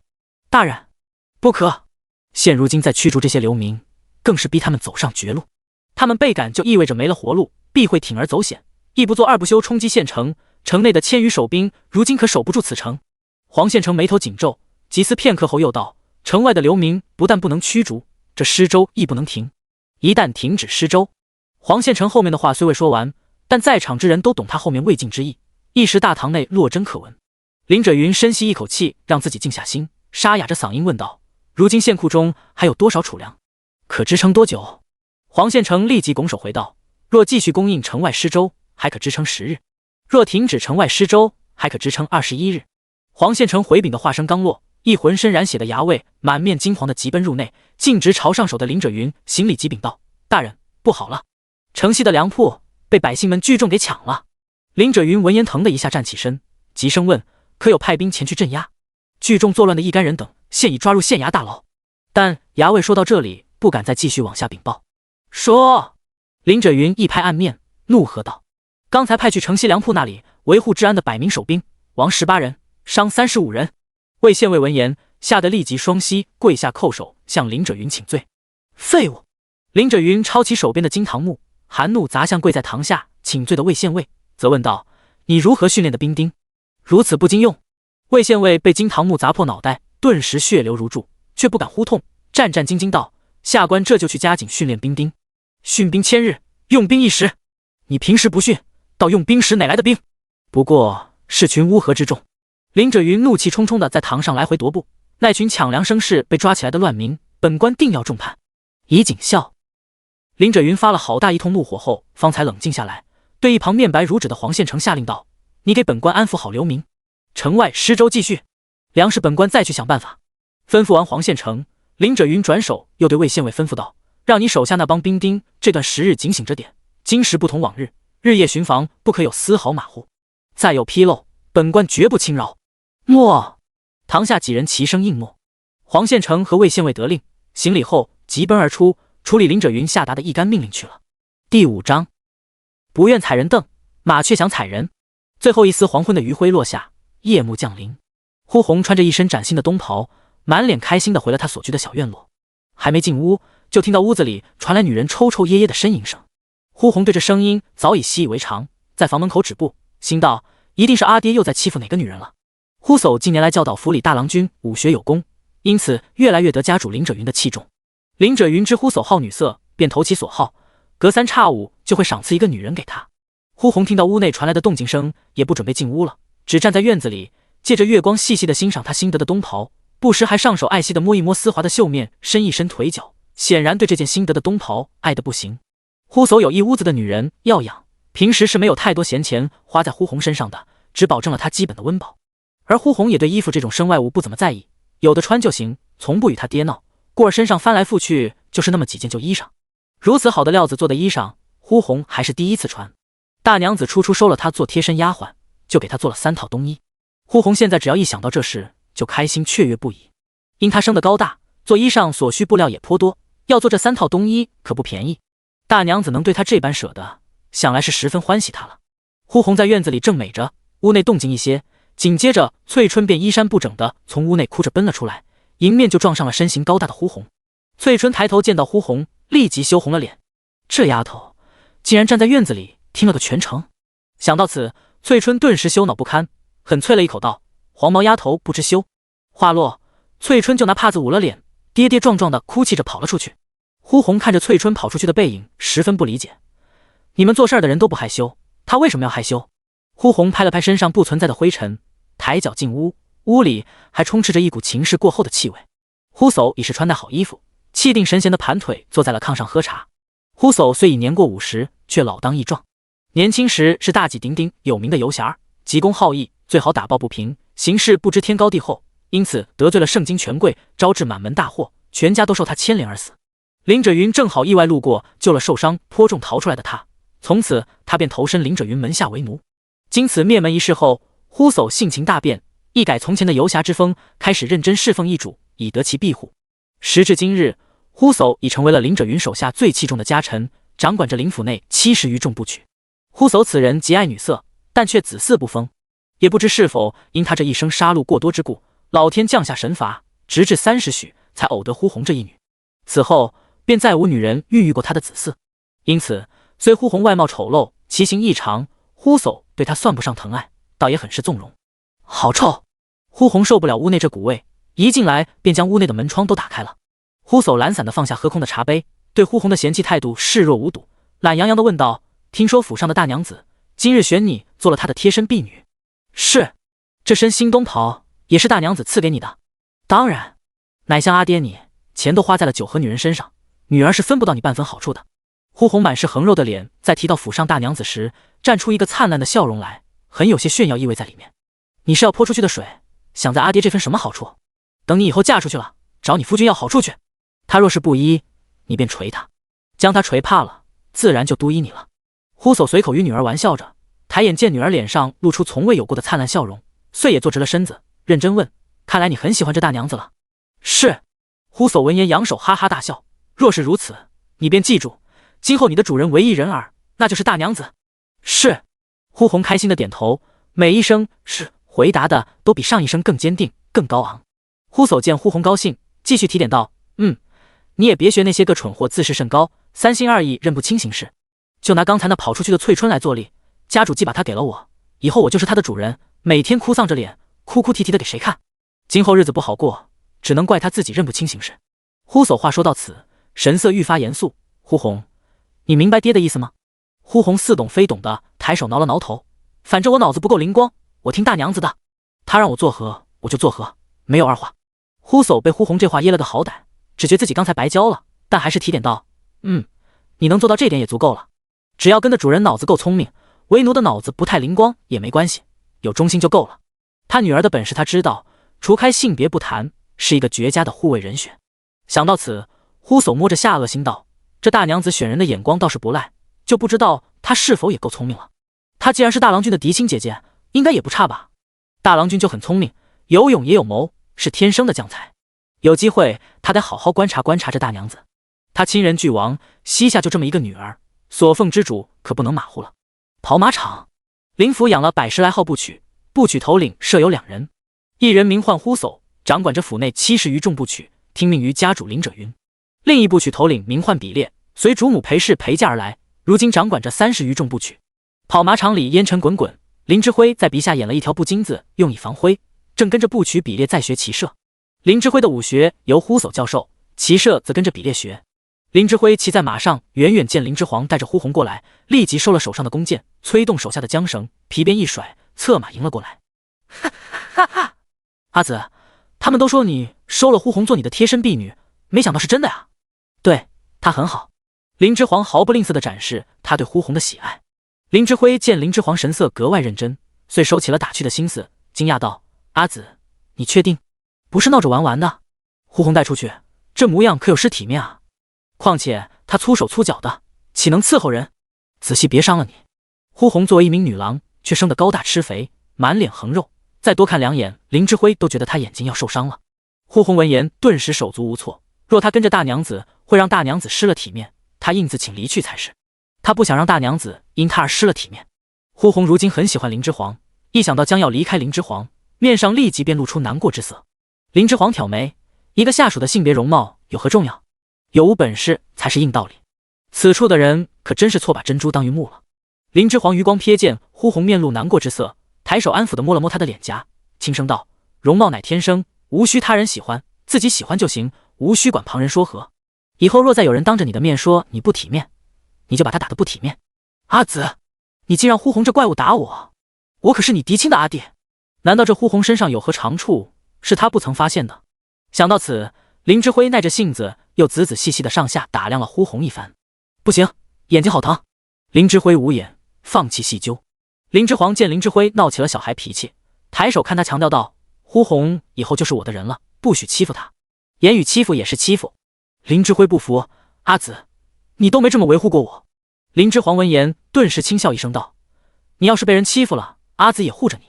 这弟弟虽然体格健硕，看起来也有17、18岁的模样了，但到底实际才12岁，果然还是小孩子心性，竟会在姐姐面前争宠撒娇。”林之辉听林之皇如此说，顿时心满意足了。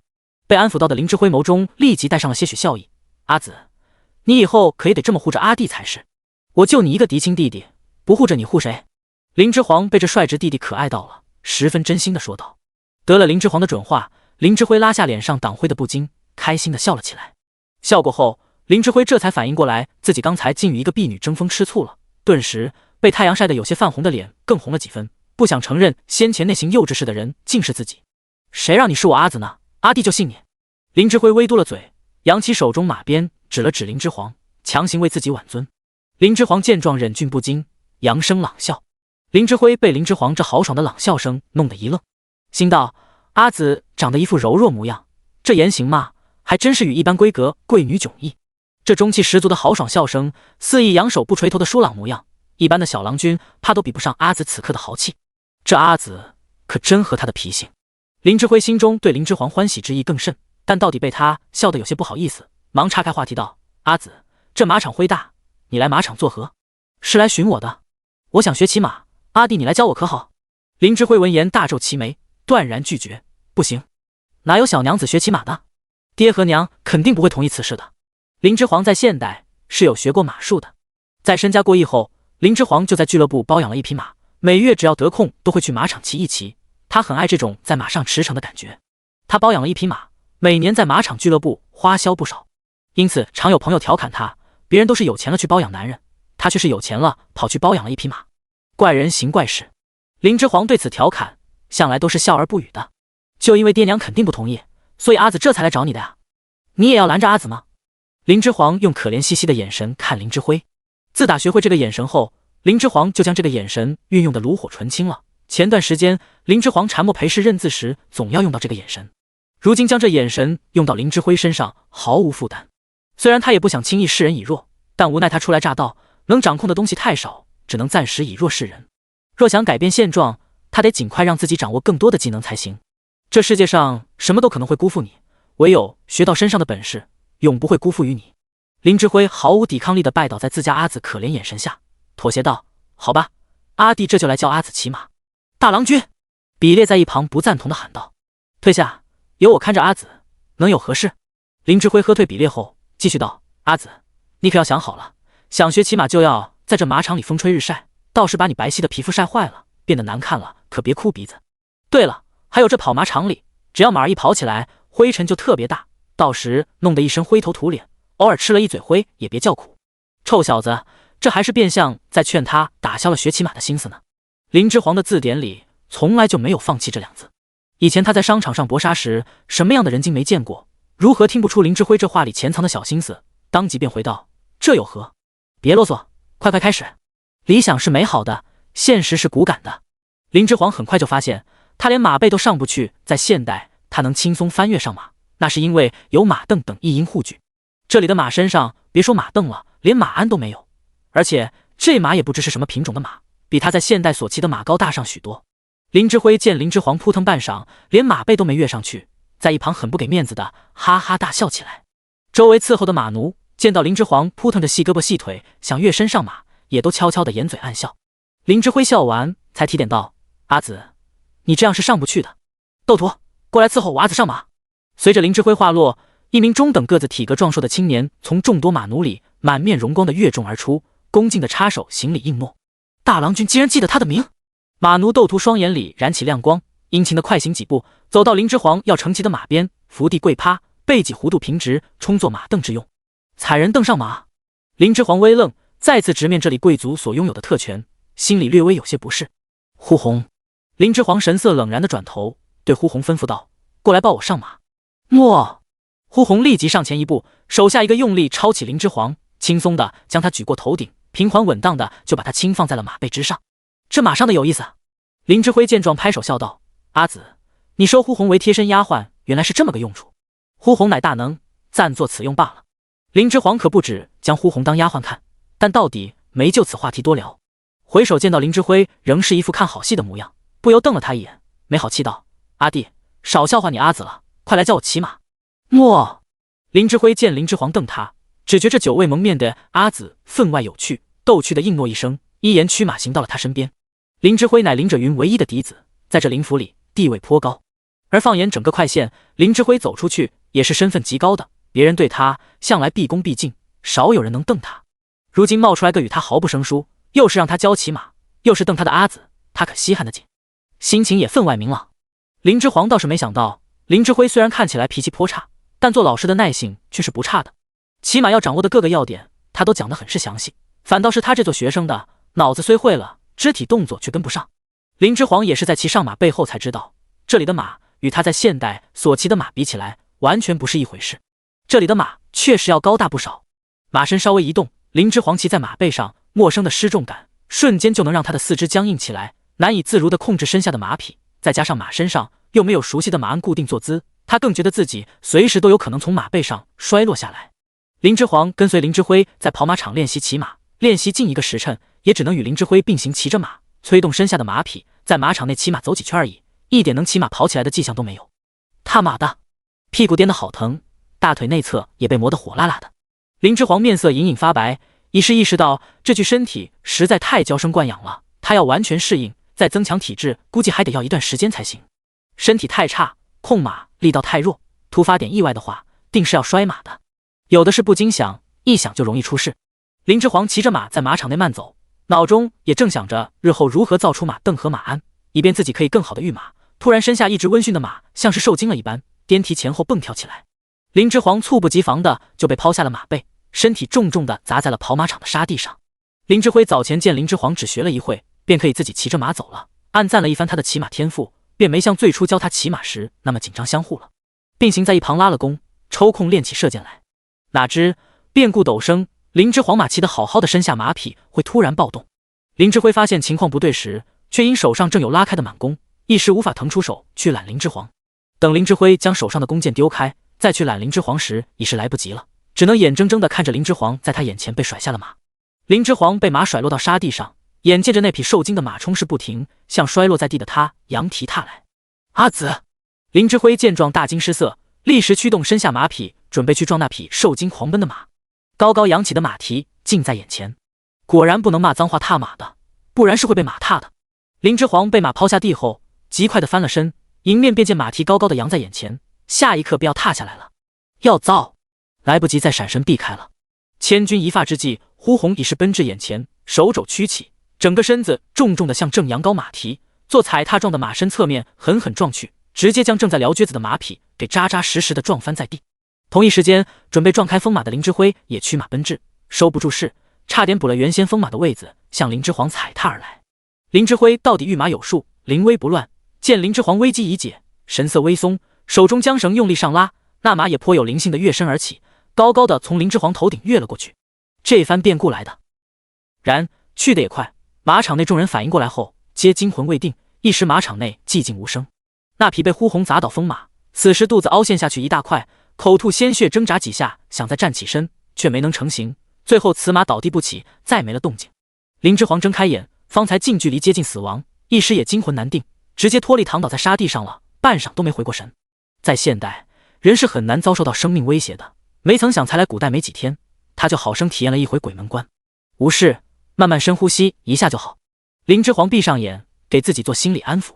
再睁眼，林之皇已是平复了情绪，暗暗警醒自己以后行事要更谨慎，危险无处不在，小命就一条，若因疏忽大意而身死，岂不是憋屈？林之辉控马纵跃过后，立即勒缰，快速翻身下马，满面急惶地向林之皇奔了来。近前后，林之辉见林之皇躺在地上不动，手足无措地扶抱起他，颤声道：“阿子，你有无事？哪疼？快去请府内的医者前来。”一直在马场外的比列看到此番变故，此时也满头大汗地奔至了近前，见林之辉慌手慌脚地抱着林之皇，急声提醒道：“大郎君，大娘子落马，尚不知道摔伤了哪里，您不能这样抱着她，会加重伤势的。您得将她放平躺在地上，让医者前来看伤。”第6章，城池将乱，县令准备弃城而逃。林府后宅主院，裴氏极是畏寒，因此他屋子里的炭盆总是烧得旺旺的。如今正是年末，裴氏作为当家主母，最是不得闲的时候，各个房的管事娘子都交了对账的簿子上来，做年末的对账。这些账簿裴氏历来都是仔细核对的，不敢有丝毫马虎，就怕被下面的人糊弄了去。账簿刚对到一半，裴氏就见林者云披着用金丝绣线锦织闲云野鹤图的青色大氅，步履匆匆地从外面走了进来。你们都下去吧。林者云一进屋内，便平退了屋里一干伺候的丫鬟。夫君，这个时辰您不在衙门当差，怎么回了后院？裴氏见林者云进来，忙放下了手中正在对的账簿，迎上前亲自伺候着林者云吞下了在外行走时披在身上御寒的青色大氅。待屋内的丫鬟全部都退了下去，房门一关，林者云旋身便对裴氏急声吩咐道：“林雪，速速收拾行李，明日卯时我们便从城西出城。”裴氏全名裴林雪。裴林雪此时听林者云唤了他的名，便知夫君此时不是在说笑，连声问道：“收拾行李出城？夫君，好端端的，您这是作何？发生了何事？”话落，裴林雪凝眉，又想了想林者云刚才的吩咐，立即便知道林者云欲作何了，惊道：“夫君，您乃受朝廷任命的一方县令，您无郡守调令，私自擅离职守，朝廷不会追究于您吗？”林者云嗤笑：“朝廷？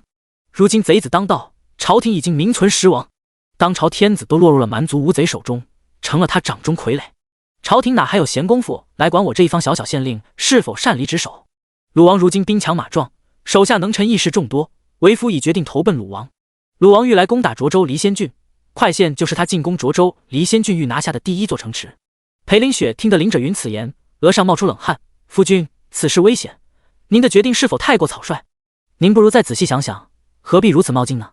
林者云豪情万丈地挥手道：“乱世将起，已有征兆，为夫想要博一份从龙之功，拼一番作为风气印子。”林者云自认为已经被家族压制太久了，生生蹉跎了近15年的光阴，他极想证明自己，拼出一番作为，给林氏一族的人看看，他们究竟放弃了一位怎样优秀的嫡出继承人。这乱世未必不是他翻身的好机会。林者云心里是如此想的，作为他妻子的裴林雪却不是这么想的。自家夫君有几分能耐，裴林雪作为他的枕边人，又怎会不知？以林者云之才，守城尚可，但若论其他，实乃平庸啊。林者云压根没有注意到自己妻子面上的异样之色，豪情壮志地继续道：“为夫此前本已与鲁王的探子接上了线，只准备等鲁王的大军一到，就以快县相赠作投名状，投效于鲁王的。但依如今快县城内外的情况看来，此事怕是不成了。”“为何不成？您是这块县县令，此城中大小事务都由您一人说了算，何人能让您此事不成？”裴林雪立即抓住重点，也顾不得林者云刚才说的打算，只想知道快县如今怎么了，竟让夫君生了弃城而逃的念头。裴林雪此时并不想离开快县，如今外面兵荒马乱的，出城后不论去哪，路上委实难以安全啊。林者云却不欲与妻子再说太多，直言道：“快县不出10日，必发生大乱，我们要尽快出城，再晚一步，恐怕就要走不成了。不必多言，听为夫的话，只管快去收拾行李便是。”裴林雪听得此消息，面现骇然之色，六神无主道：“我们所有的身家都在这里，1日的时间，如何能收拾妥当？”林者云见妻子已是心神大乱的模样，心道：裴氏虽然管家能力很是不俗，但到底乃后宅妇人，一遇大事便没了章法。无妨，都舍了吧，轻装简行便可。林者云叹一口气，安抚地拍了拍妻子的手，缓声道：“只收拾重要的东西便可，明早我们就走。行事小心些，切莫走漏了风声。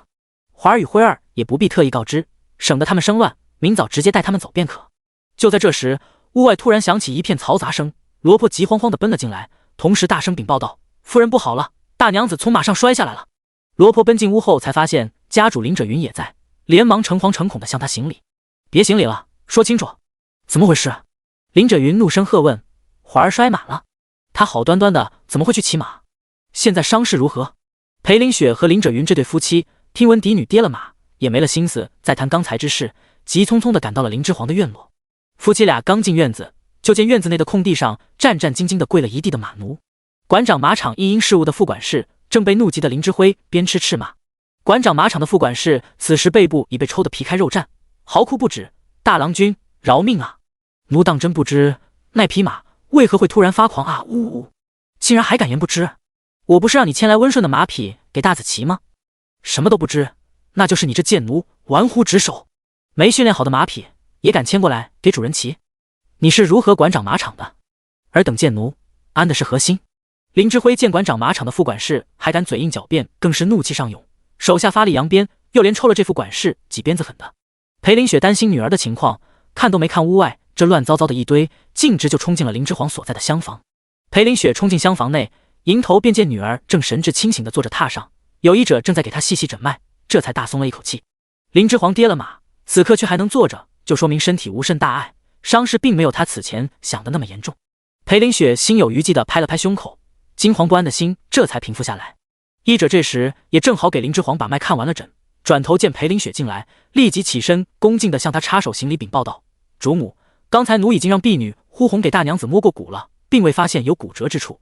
方才诊脉，大娘子的五脏六腑也无破损内伤之处，并无大碍，皮外因有淤青，涂抹些跌打损伤膏便可。可检查仔细了。”裴林雪到底还是不放心，细问道：“娘，我无事。跑马场是柔软的沙地，我只是被马给抛了下来，并未被马踩踏，故而无碍。”林之皇连忙出声安慰裴林雪。裴林雪有些正然地看着含笑安抚她的林之皇，鼻尖酸涩起来。这个女儿乃她裴林雪的第一个孩子，她如何不疼？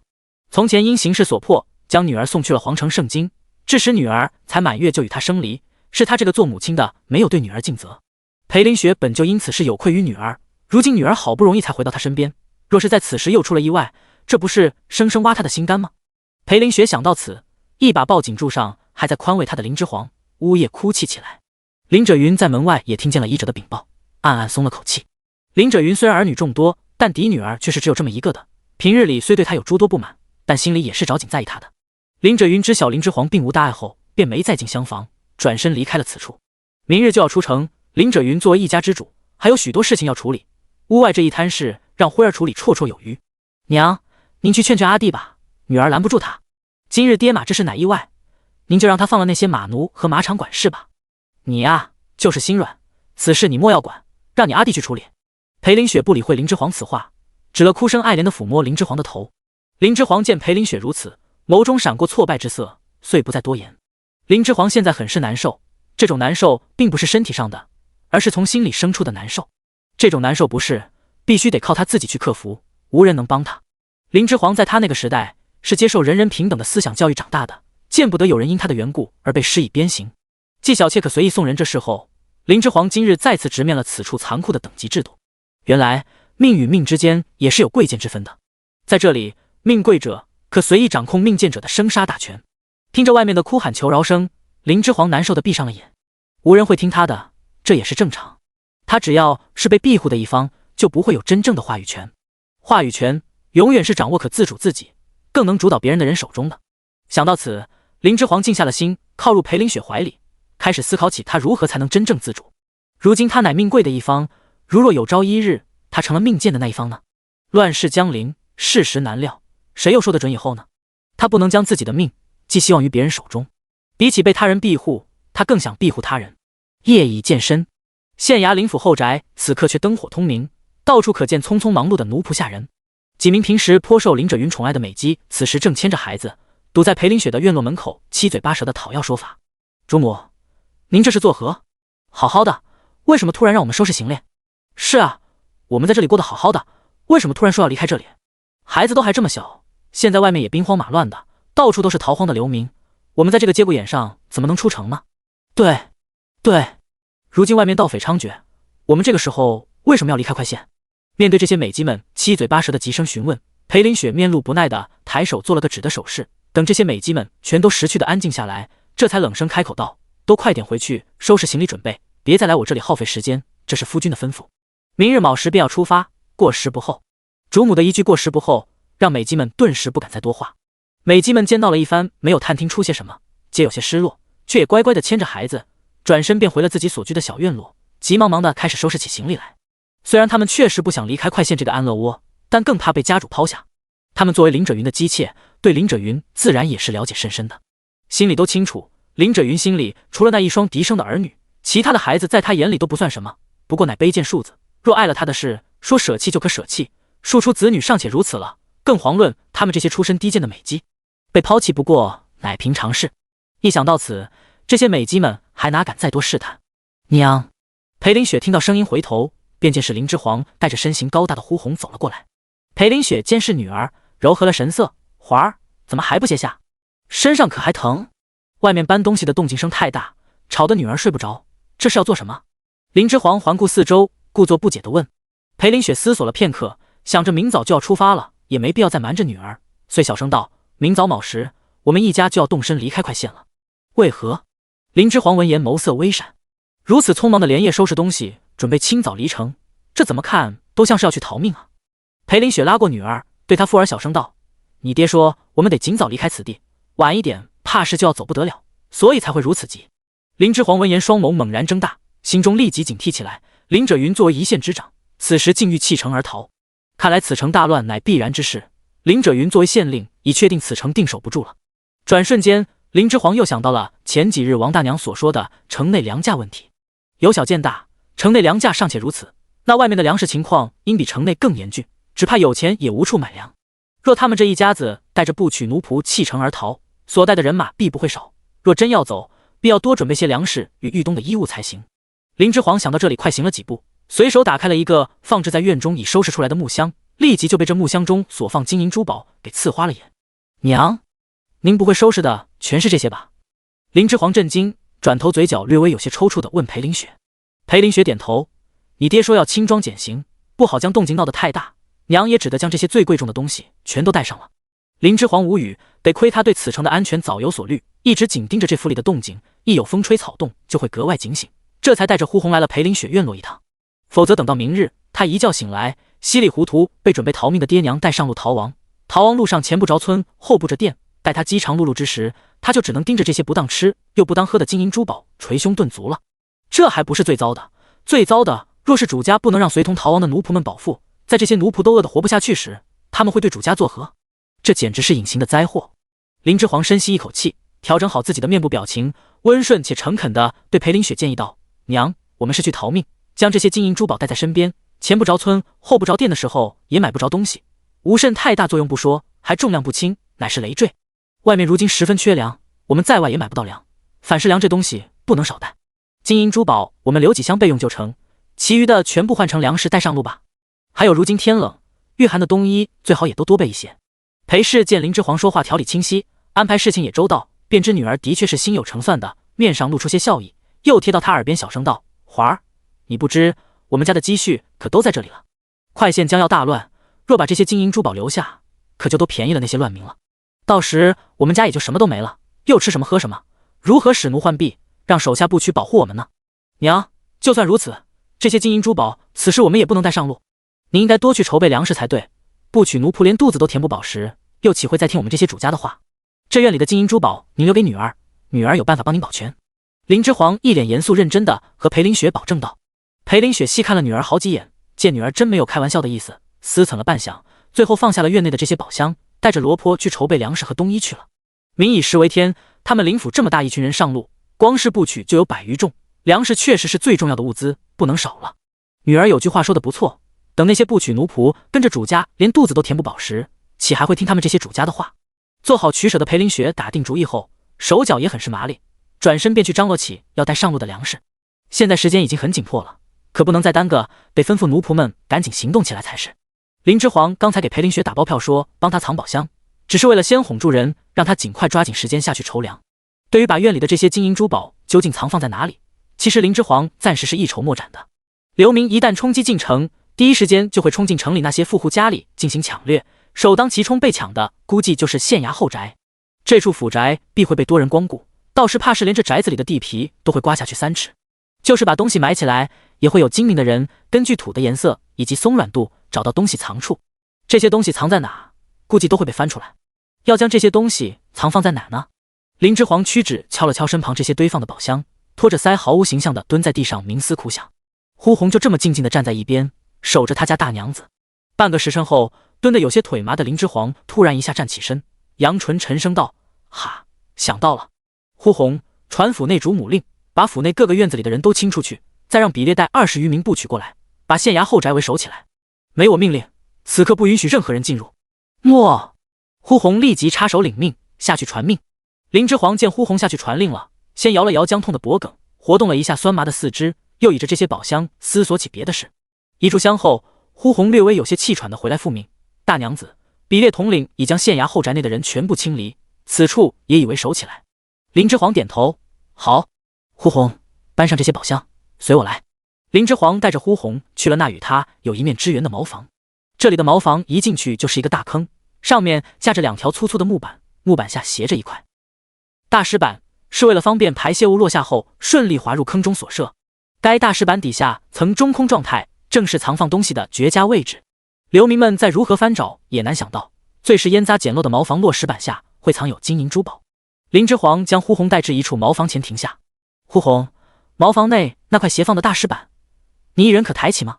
呼红闻言估摸了一下自己的力气，又估算了一下那块落石板的重量，对林之皇肯定地点点头，应该没问题。林之皇颔首，认真地吩咐道：“将茅房内这块落石石板搬起来，把这些宝箱塞进去，再把这落石石板盖回去复位。县衙后宅内每处茅房都如此办，直到藏完这些宝箱。”呼红听完此吩咐，才彻底明白过来大娘子此时带他来茅房的用意，眸光大亮地赞道：“大娘子极致。”之后，县衙后宅中的5所茅房一一都被呼红搬开了落石的厚重石板，在下面塞满了宝箱。等忙完一切，呼红还细致地遮掩了落石石板被搬动过的痕迹。呼红回来向林之皇复命时，全身上下都散发着一股原始的芬芳。呼红复命后，林之皇又仔细地全部查看了一遍，见5所藏宝处都毫无破绽可言，嘉许地拍了拍呼红的肩膀，夸赞道：“做得不错，细节处也做了遮掩，辛苦了。大娘子，奴婢不辛苦，您是信任奴婢才会将如此重要的事交给奴婢去办的，奴婢一定对此事守口如瓶，绝不辜负您此时的信任。”在呼红看来，藏宝这么重要机密的事情，林之皇都交给了他来办，由此可见林之皇是有多么的信任他，这是在拿他当心腹相待才会如此。他一定紧闭口舌，定不辜负大娘子对他的这份信重。林之皇对自己看人与用人也是有几分自信的，再次抬手拍了拍呼红的肩，温声道：“好了，忙活了这一通你也累了，身上的这些污秽物也要去净一净，你先下去梳洗休息一番吧，明早还要赶路呢，可不能将我的呼红给累坏了。”我的呼红这几个字让呼红更加精神抖擞，立即抬头挺胸的红声回道：“大娘子，奴婢不累，您还要和吩咐只管说来，奴婢定给您办好来。”林之皇被呼红逗乐了，摇头轻笑道：“好了，快下去梳洗休息去，莫要再贫嘴。”呼红笑呵呵地退了下去，心里想着还是要梳洗一番的，免得熏坏了他家大娘子。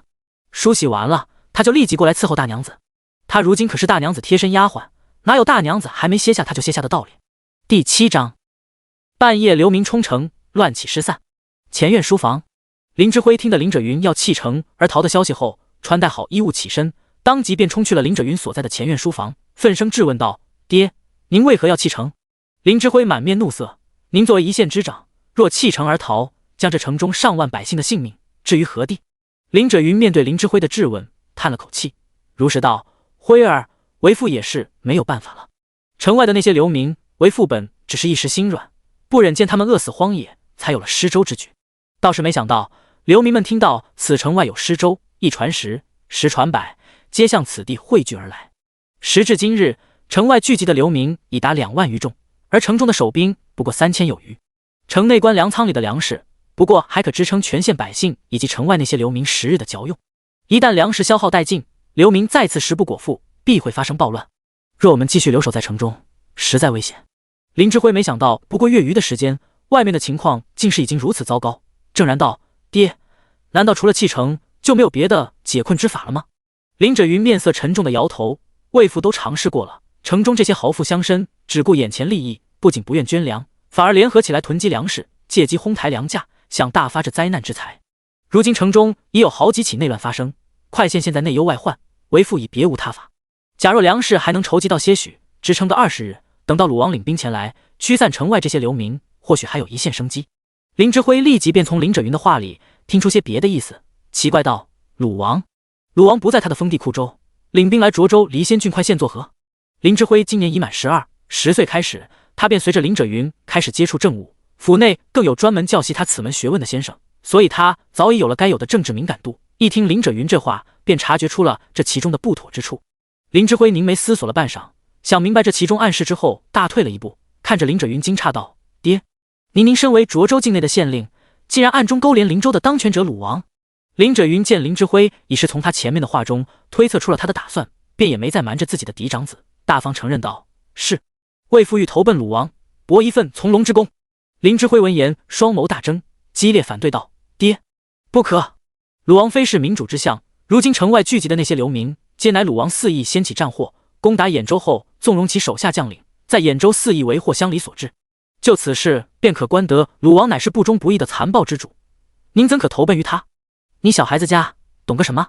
鲁王现今兵强马壮，麾下文武能人，议事者众，为父不过是顺势而为。”林之辉见林者云一脸我意已决，绝不容他人质疑的模样，牛脾气也上来了，旋身便冲了出去，头也不回道：“快县将要大乱，我不能跟您就这样弃城而逃。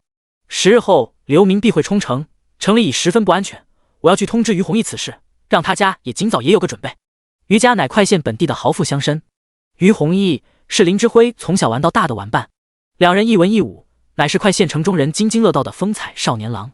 林者云看着林之辉负气跑走的背影，气得脸色铁青。他们弃城而逃，乃是机密之事，如何能轻易让外人知晓？知道的人多了，若是生了变故，到时也就难走了。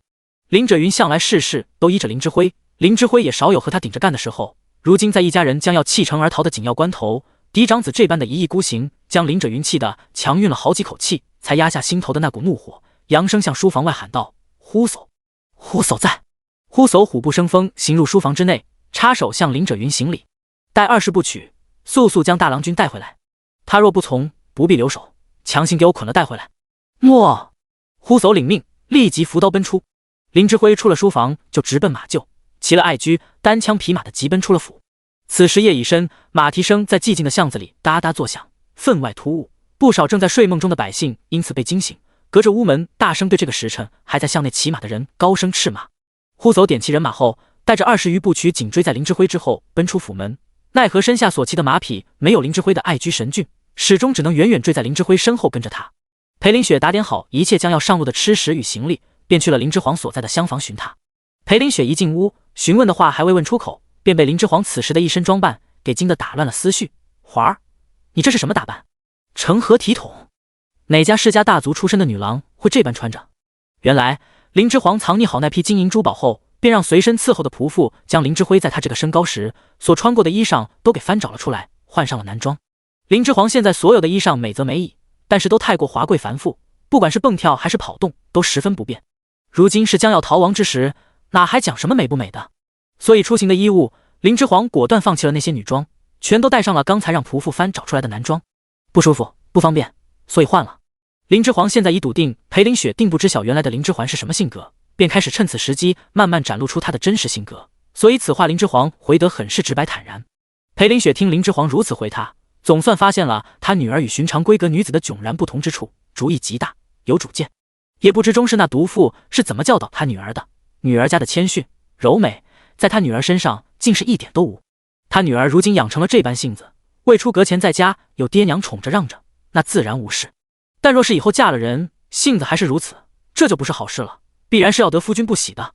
日后他女儿嫁为人妇，作为一家之主母，若是不受夫君所喜，在后宅中理事必也将举步维艰，恶性循环。他女儿在后宅中什么也拿不住，下人奴仆如何会敬他殷勤他？这苦日子可不就来了？裴林雪只要想到那番情形，便心痛如绞。他如何舍得让嫡亲女儿嫁人后，因为自身性子的原因受这般委屈？莫要胡言乱语，快换了回来！你这般模样，若被奴仆们看了去，可怎生是好？他们面上不敢说，私下里该要轻视于你了。裴林雪这次终于板起脸来训斥女儿了，心里想着，这回她可不能再依着女儿的性子乱来了，一定要硬下心肠，好好约束她的性子才行。如今女儿已是年13过半，快14的年纪，离出阁不剩几年了。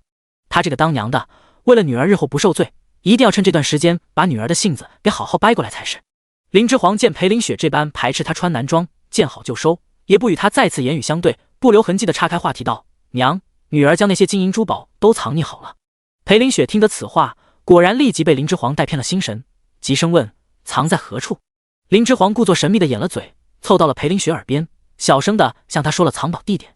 裴林雪听到女儿讲给她的藏宝地点后，脸立时变成猪肝之色，几次欲呕。最后裴林雪深吸了好几口气，方才忍下此状，一言难尽道：“这藏宝的地方会不会太过烟杂了些？烟杂好啊，才无人去翻那个地方。茅房坑下那个落矢的石板，非是何一两人之力便能搬动的，基本无人会发现此处。就算有人偶然想到此处，想搬开来一探究竟也难实行，更别说翻找了。”林之皇抬手安抚地帮裴林雪顺了顺后背，细细向为他分析此事。并非所有人都有呼红那得天独厚的神力，也少有人能想到茅房的落石板下会藏有珠宝。这两项条件相加，此处藏宝之地，若非有人泄密，轻易难被人察觉。裴林雪嗔怪地拍打了林之皇的肩头一下：“你这孩子，快别说了哦！”林之皇见裴林雪如此情状，被他拍得有些讪讪地闭了嘴。裴林雪正反胃着，城西方向突然传来震天的喊杀之声。正在谈话的母女俩听得此声，顿时一惊，收起了话头，从厢房内急奔至了院门口。林之皇往城西那个方向眺望探看究竟，只见那处已火光冲天，浓烟滚滚而起。林之皇见状，立即反应过来，沉声道：“不好，必是城外汇集的流民趁夜暴乱，冲击进城了。”裴林雪闻言，吓得呆愣在原地。夫君不是说还有10日，城才会乱吗？怎会此时城就乱了？他们现在还未出城呢。林之皇见裴林雪已是吓得魂不附体，立即摇醒他，凝声提醒他道：“娘，如今不是呆愣害怕的时候，赶快召集人手，我们现在必须立即出城，不然等那群流民冲杀到了县衙府宅，我们所有人便走不得了。”裴林雪在林之皇的提醒声中回过神，六神无主的惊惶喊道：“辉儿，夫君！”裴林雪跌跌撞撞地往前院奔去。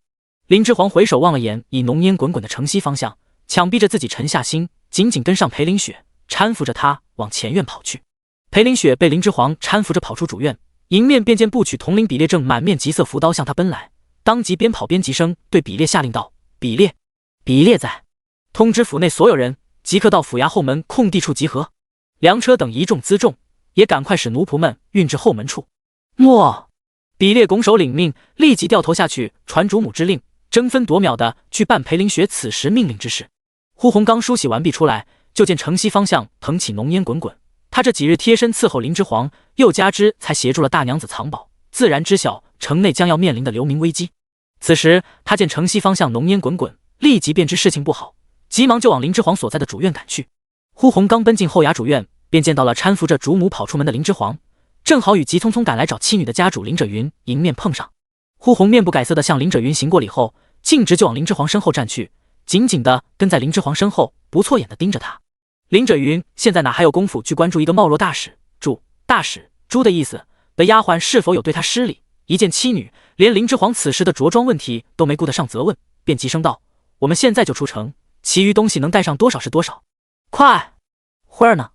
裴林雪在林者云身边没有见到林之辉，抓住他的手娇声问：“马上就会跟来，我们先快走。”时间紧迫，林者云此时顾不上解释那许多，将妻子与嫡女一手拉一个，疾步就往府衙后门奔去。原先跟在林者云周围护卫的众部曲，此时也改换了阵型，呈拱形护卫着跑在中心位置的3位主人前行开路，路上若遇胡乱奔逃的奴仆，直接强行撞开。不过片刻时间，林之皇和裴林雪便被林者云带到了县衙后门处，强塞进了一架里面堆满了书籍与公文的宽敞马车内。林者云将妻女塞入马车后，他自己也紧随其后跃上了此架马车。车中3人还未完全坐稳，驾车的车把式胡四便挥起了马鞭，马车立时急速行驶起来。林之皇撩开马车帘子，探头向外看去，就见马车前方有8名部曲手持长戟，骑马行在最前方开路，另有30余名部曲腰别长刀成环包之势，护卫在马车周围急奔而行。呼红也在其中，紧紧跟在他所乘坐的马车边上疾奔。一长串的马车和粮车皆跟在他们所乘的马车身后行驶，近百步驱乘拉链式护卫在车队两旁，较之他所乘坐的这架马车的护卫密度，护卫后面那些马车的部曲们明显间隔较开。部曲副统领胡三见高大吃肥的胡红紧紧跟在家主的马车边上疾奔而随，警惕地拿刀将他隔开，喝道：“非府内护卫者，不许靠近此处。”林之煌一直在探看马车外的情形，此时见胡红被拦，立即阻止，扬声对马车外提防胡红的胡三道：“无碍，让他跟着，他乃是我贴身丫鬟。”诺。胡三听到主人马车内传来年轻女郎的声音，不必多想就知说话的人乃府上的大娘子，遂将刀收回了刀鞘。胡三虽已收刀回鞘，但眼角余光仍注意着在家主马车边疾奔的胡红，嘴角略微抽搐了一下，有些无法想象这比男人还高大的女子竟然是府上嫡女郎的贴身丫鬟。而林之煌在马车内将胡三喝退后，心情略有些复杂难言。胡红在林府内宅是声名赫赫的怪物，倒是没曾想在林府外宅竟是少有人识的他。在这个时代，女子当真就没被世人放在眼里啊！无论多有名的女人，仿佛都只能被困于内宅。随着马车疾驰向前，周围的喊杀声越来越大，也越来越近。林之煌渐渐地在街道看到了同样被城西动乱声所惊醒，而六神无主、慌乱跑上街道的无助百姓心中大痛。天光开始微亮，橙红的太阳缓缓从天际升起。林之煌透过马车车帘，正然地看着马车外这幅乱世人间的景象，沉寂的胸膛中在此刻燃起一颗前所未有的救世之心。同为人，却有贵贱之分；同为人，却有男女高低之别。他如今既然来了此处，置身于其中，也许他该尽己所能来改变此处所见的满目疮痍。这个时代的皇权已然走向末路，既然乱世已现，那这个时代的既有规则也将被打破。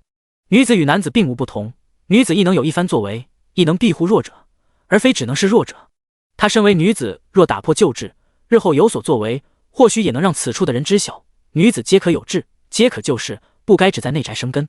时势造英雄，她既然能在从前所处的世界有一番作为，那她在这动乱时代未尝不可凭己之能走出内宅，在此世称雄，走到与此时代男子平齐的位置，让彼此都有机会逐鹿中原。他以前既然能靠摸爬滚打，在社会中学会如何在商海博弈，凭己之力让公司做到上市，现今亦能靠己身努力，学会如何在乱世称雄。只要先有心，定好了目标，再去实事求是的去做去闯，一路上无论遇到任何艰险都不惧，亦不退后半分，又何怕结果不成？即使结果不成又如何？他拼尽全力过，最后失败也不过一死。就在林之煌心境大有变化之时，部曲统领比列骑马从后方追上了他们所乘坐的马车，并行在马车边气喘吁吁的急声禀报道：“家主、主母、粮草辎重等物已跟上车队。”但后院的庶郎君与庶娘子以及家主的重机械们的马车，现在只跟上了3架，其余皆还未跟上，是否等候？林者云听后毫不犹豫地下令道：“不必等候，时间紧迫，立即出城。”诺。比列得到林者云的吩咐，又立即调转马头策马向车队后方行去，安排一切事宜。辉儿呢？我怎么到现在还未看见辉儿？裴林雪脸色煞白的颤声问林者云。林者云见瞒不住了，这才吐露了实情，乱起前辉儿他正好骑马奔出了府，去于府找于弘毅那小子去了。裴林雪闻言，当即就被这消息打击得直挺挺的向后倒去。林之煌见状，赶忙扶住了他。裴林雪晕了一瞬，立马便清醒了过来，嚎啕大哭出声：“你怎么不看好了他？他怎么偏偏这个时候跑出去了？这可怎么是好？可怎么是好啊？”呜！夫人别急，魏夫当时已派呼叟带了20余部曲前去将他带回，辉儿身边有人保护，加之他身手亦是不俗，定能逃出城的，应当无虞。林者云见裴林雪方寸大乱，连忙出言安抚他：“流民冲击进城，这兵荒马乱的，辉儿便是无虞，我们就这般先走了，他又如何能再找寻到我们？辉儿，我的辉儿啊！”呜！林之煌有些意外，裴林雪竟然很是聪明，思维在混乱中也不受他人言语影响，看得清形势，亦能很快辨别出林者云此时说的话不过乃宽慰之言。裴氏平时聪慧不显，可能只是因受困于后宅之故，因为受困于后宅，所以多数事情无法由他的意志来主导。林之煌想到此情，叹了一口气，在这个时代，还有多少像裴林雪这样的女子，被后宅这一方天地困守成了愚笨的样子？裴林雪说的不错，在林之煌看来，此刻他们提前走了，大帝林之辉此时看到城乱，再想折返回来与他们相会合，时间上根本来不及。林者云也知道这点，如今所言不过是在宽慰妻子罢了。庆幸的是，林者云因为生怒，想将林之辉强行带回，有命府内部曲统领呼叟带20余部曲前去追他。动乱起时，呼叟应该与阿弟相距不远，若能当机立断，立即护送阿弟逃出城，应当可保阿弟性命无虞。就是不知阿弟他们会从快县哪个城门出了，也不知他们这两方人马能不能在城外幸运碰头。林之皇暗暗想着。果然，林者云见瞒不过裴林雪，只得向他仔细解释道：忽所为人机敏，他见起了动乱，一定会尽快带忽儿出城的。余宅所在的方向离南城门较近，若他们出城，一定会往城南方向逃出。而我们现今奔逃的方向是城东，已无法顺利与忽儿会合，先保命要紧，其余日后再说。夫人，我们先能活下来，才能再论其他。那我们也从城南出。裴林雪完全失了理智，哭叫着让驾车的车把式胡四立即调转车头。林者云抱紧裴林雪，阻止他发狂，焦灼道：不行，我们得先出城，不然等城中百姓反应过来，全都向城外奔逃，人一多，我们将会被堵在城里，寸步难行。为夫身为这块县的一县之长，是这些流民攻城占城首要击杀对象，若被此时被困在城中，我们必将死无葬身之地。第8章逃离乱城，立志预治治世之要，出力争霸之心。忽然，车厢壁外传来一阵噼里啪啦的声响，40大小石块落在车厢壁上所致。林之皇三人坐在车厢内，落石的声音更显巨大，似在头顶炸起。车内人俱惊了一跳，正在争执的夫妻二人同时噤声。与此同时，车外的喊杀声如山呼海啸般震起。林之皇眉眼一厉，不好，是流民冲杀过来了！冲啊，杀了这些贵人，抢了粮车，我们就能吃饱喝足了。看见没有，这车队里有许多粮车，这些部曲所拱卫的都是贵人，马车里肯定还有数不清的金银珠宝。随着这声嘶吼声落地，车厢壁外又响起一阵更加密集的噼啪落石之声，一颗鸡蛋大小的石块更是穿透了马车车窗的帘布，飞入了车厢内。若不是林之皇眼疾手快，拉着裴林雪闪开，这飞跃进来的石块恐是要正好打在裴林雪的太阳穴上。裴林雪因林之皇的拉拽躲开了石块，依旧被吓得不轻，再听外面山呼海啸般朝这边涌来的喊杀声，越发惶恐不安，情绪彻底崩溃，捂着脸撕心裂肺地哭开声来。林之皇拽着裴林雪避过甩进车内的石块后，暂时为安慰嚎啕大哭的他，快速地将他拉至车内角落处安顿好，便谨慎地避开车窗处石块所能投射的范围，贴在车厢窗框旁，小心地撩开一点车帘向外看去。霞光初起，夜色尽退，人间却展现出地狱的模样。只见一群衣衫褴褛、血色脏污乎了、满身早已分不清男女的人潮，如泄洪一般，势不可挡地向他所在的车队冲杀而来。他们手里有的拿着石块，有的拿着农耕用的锄头，有的则拿着粗树枝，有的甚至只是赤手空拳，皆面目狰狞地向车队冲击喊杀过来。护卫车队的部曲们皆已抽刀出鞘，严阵以待。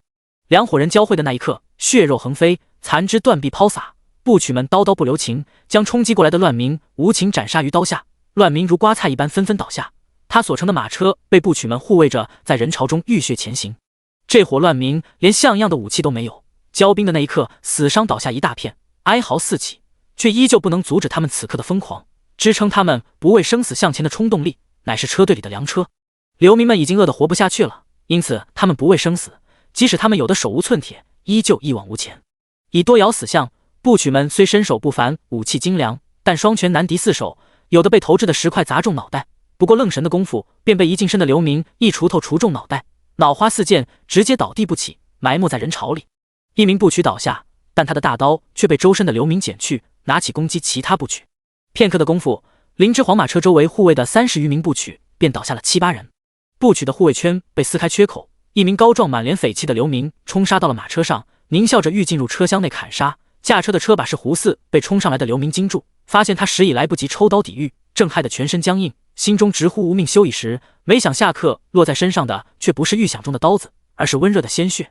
胡四扭头看去，原来是紧要关头，一直随行在马车周围的呼红提刀而至。呼红不知何时从流民手中夺回了一柄部曲所配的长刀，刀势凌厉的横刀而过，将胆敢跃身袭上马车的凶徒给一刀拦腰斩断。凶徒的上半截身子掉落下马车，下半截身体仍留在车辕上。至于半截身子掉落下马车的凶徒，并未立即死去，声嘶力竭的惨嚎哀鸣，一瞬可生，一瞬可死。胡四稳住了心神，抬脚踢下车辕上的那半截身体，加紧挥起马鞭，想尽快将家主带离此城。大娘子，可有事？呼红杀得全身浴血，宛若杀神。斩杀完跳上马车前缘的凶徒后，继续奔行在林之皇所乘的马车旁，声音粗犷嘹亮的在车厢外询问道。车窗外的血腥气阵阵冲入林之皇的鼻腔，方才那凶徒上下身体分离的惨状，让在红旗下长大的林之皇脸色煞白，手不自觉地微微颤抖起来。林之皇听到呼红的问询，强自镇定后，轻声嘱咐道：“无事，你自己也小心些，莫要被流石击中。”呼红闻言，立即在车窗外躬声应诺。林者云惊魂未定，这便是呼叟那个身有异端的女儿，好生骁勇。可惜不是个男儿。林者云此时也贴近了车窗另一边，顺着车窗缝隙向外看，见呼红杀人有如砍瓜切菜，力大无穷且无疲态，不禁感叹道：林之皇在他那个时代再是女强人，也是生活在法治社会下的人，何时见过此等血腥的场景？此时他是竭力才能维持着冷静，不像裴林雪那般哭嚎出声的。强制镇定后，林之皇听得便宜爹此时对呼红的感叹，不由微皱了眉。男子与女子有何区别？性别分男女，能力却不分。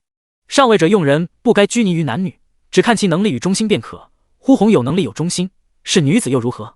车厢外厮杀声不断，守卫在车队两旁的部曲们悍不畏死地守卫着车队，竭力想带主家平安逃离此处。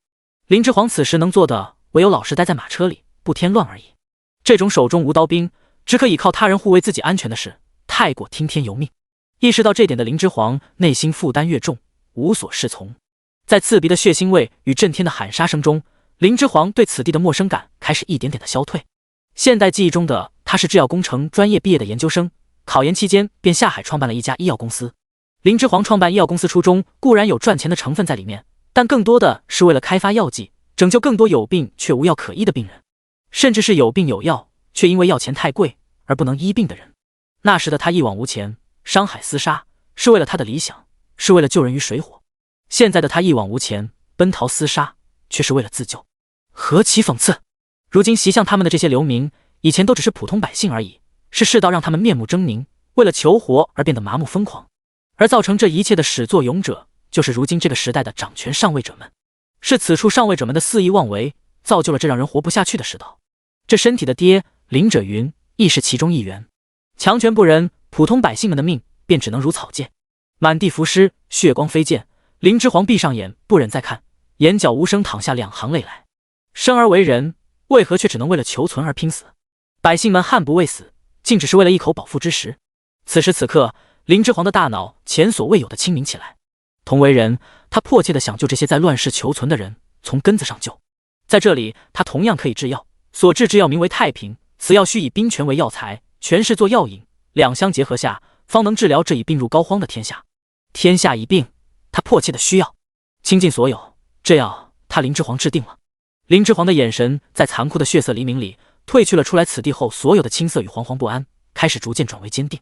这一刻，林之皇坚定且明确了他来到此地的出个目标，确定了目标便去做，这是林之皇惯来的行事准则，任何艰难险阻都不会再让他犹豫彷徨半分。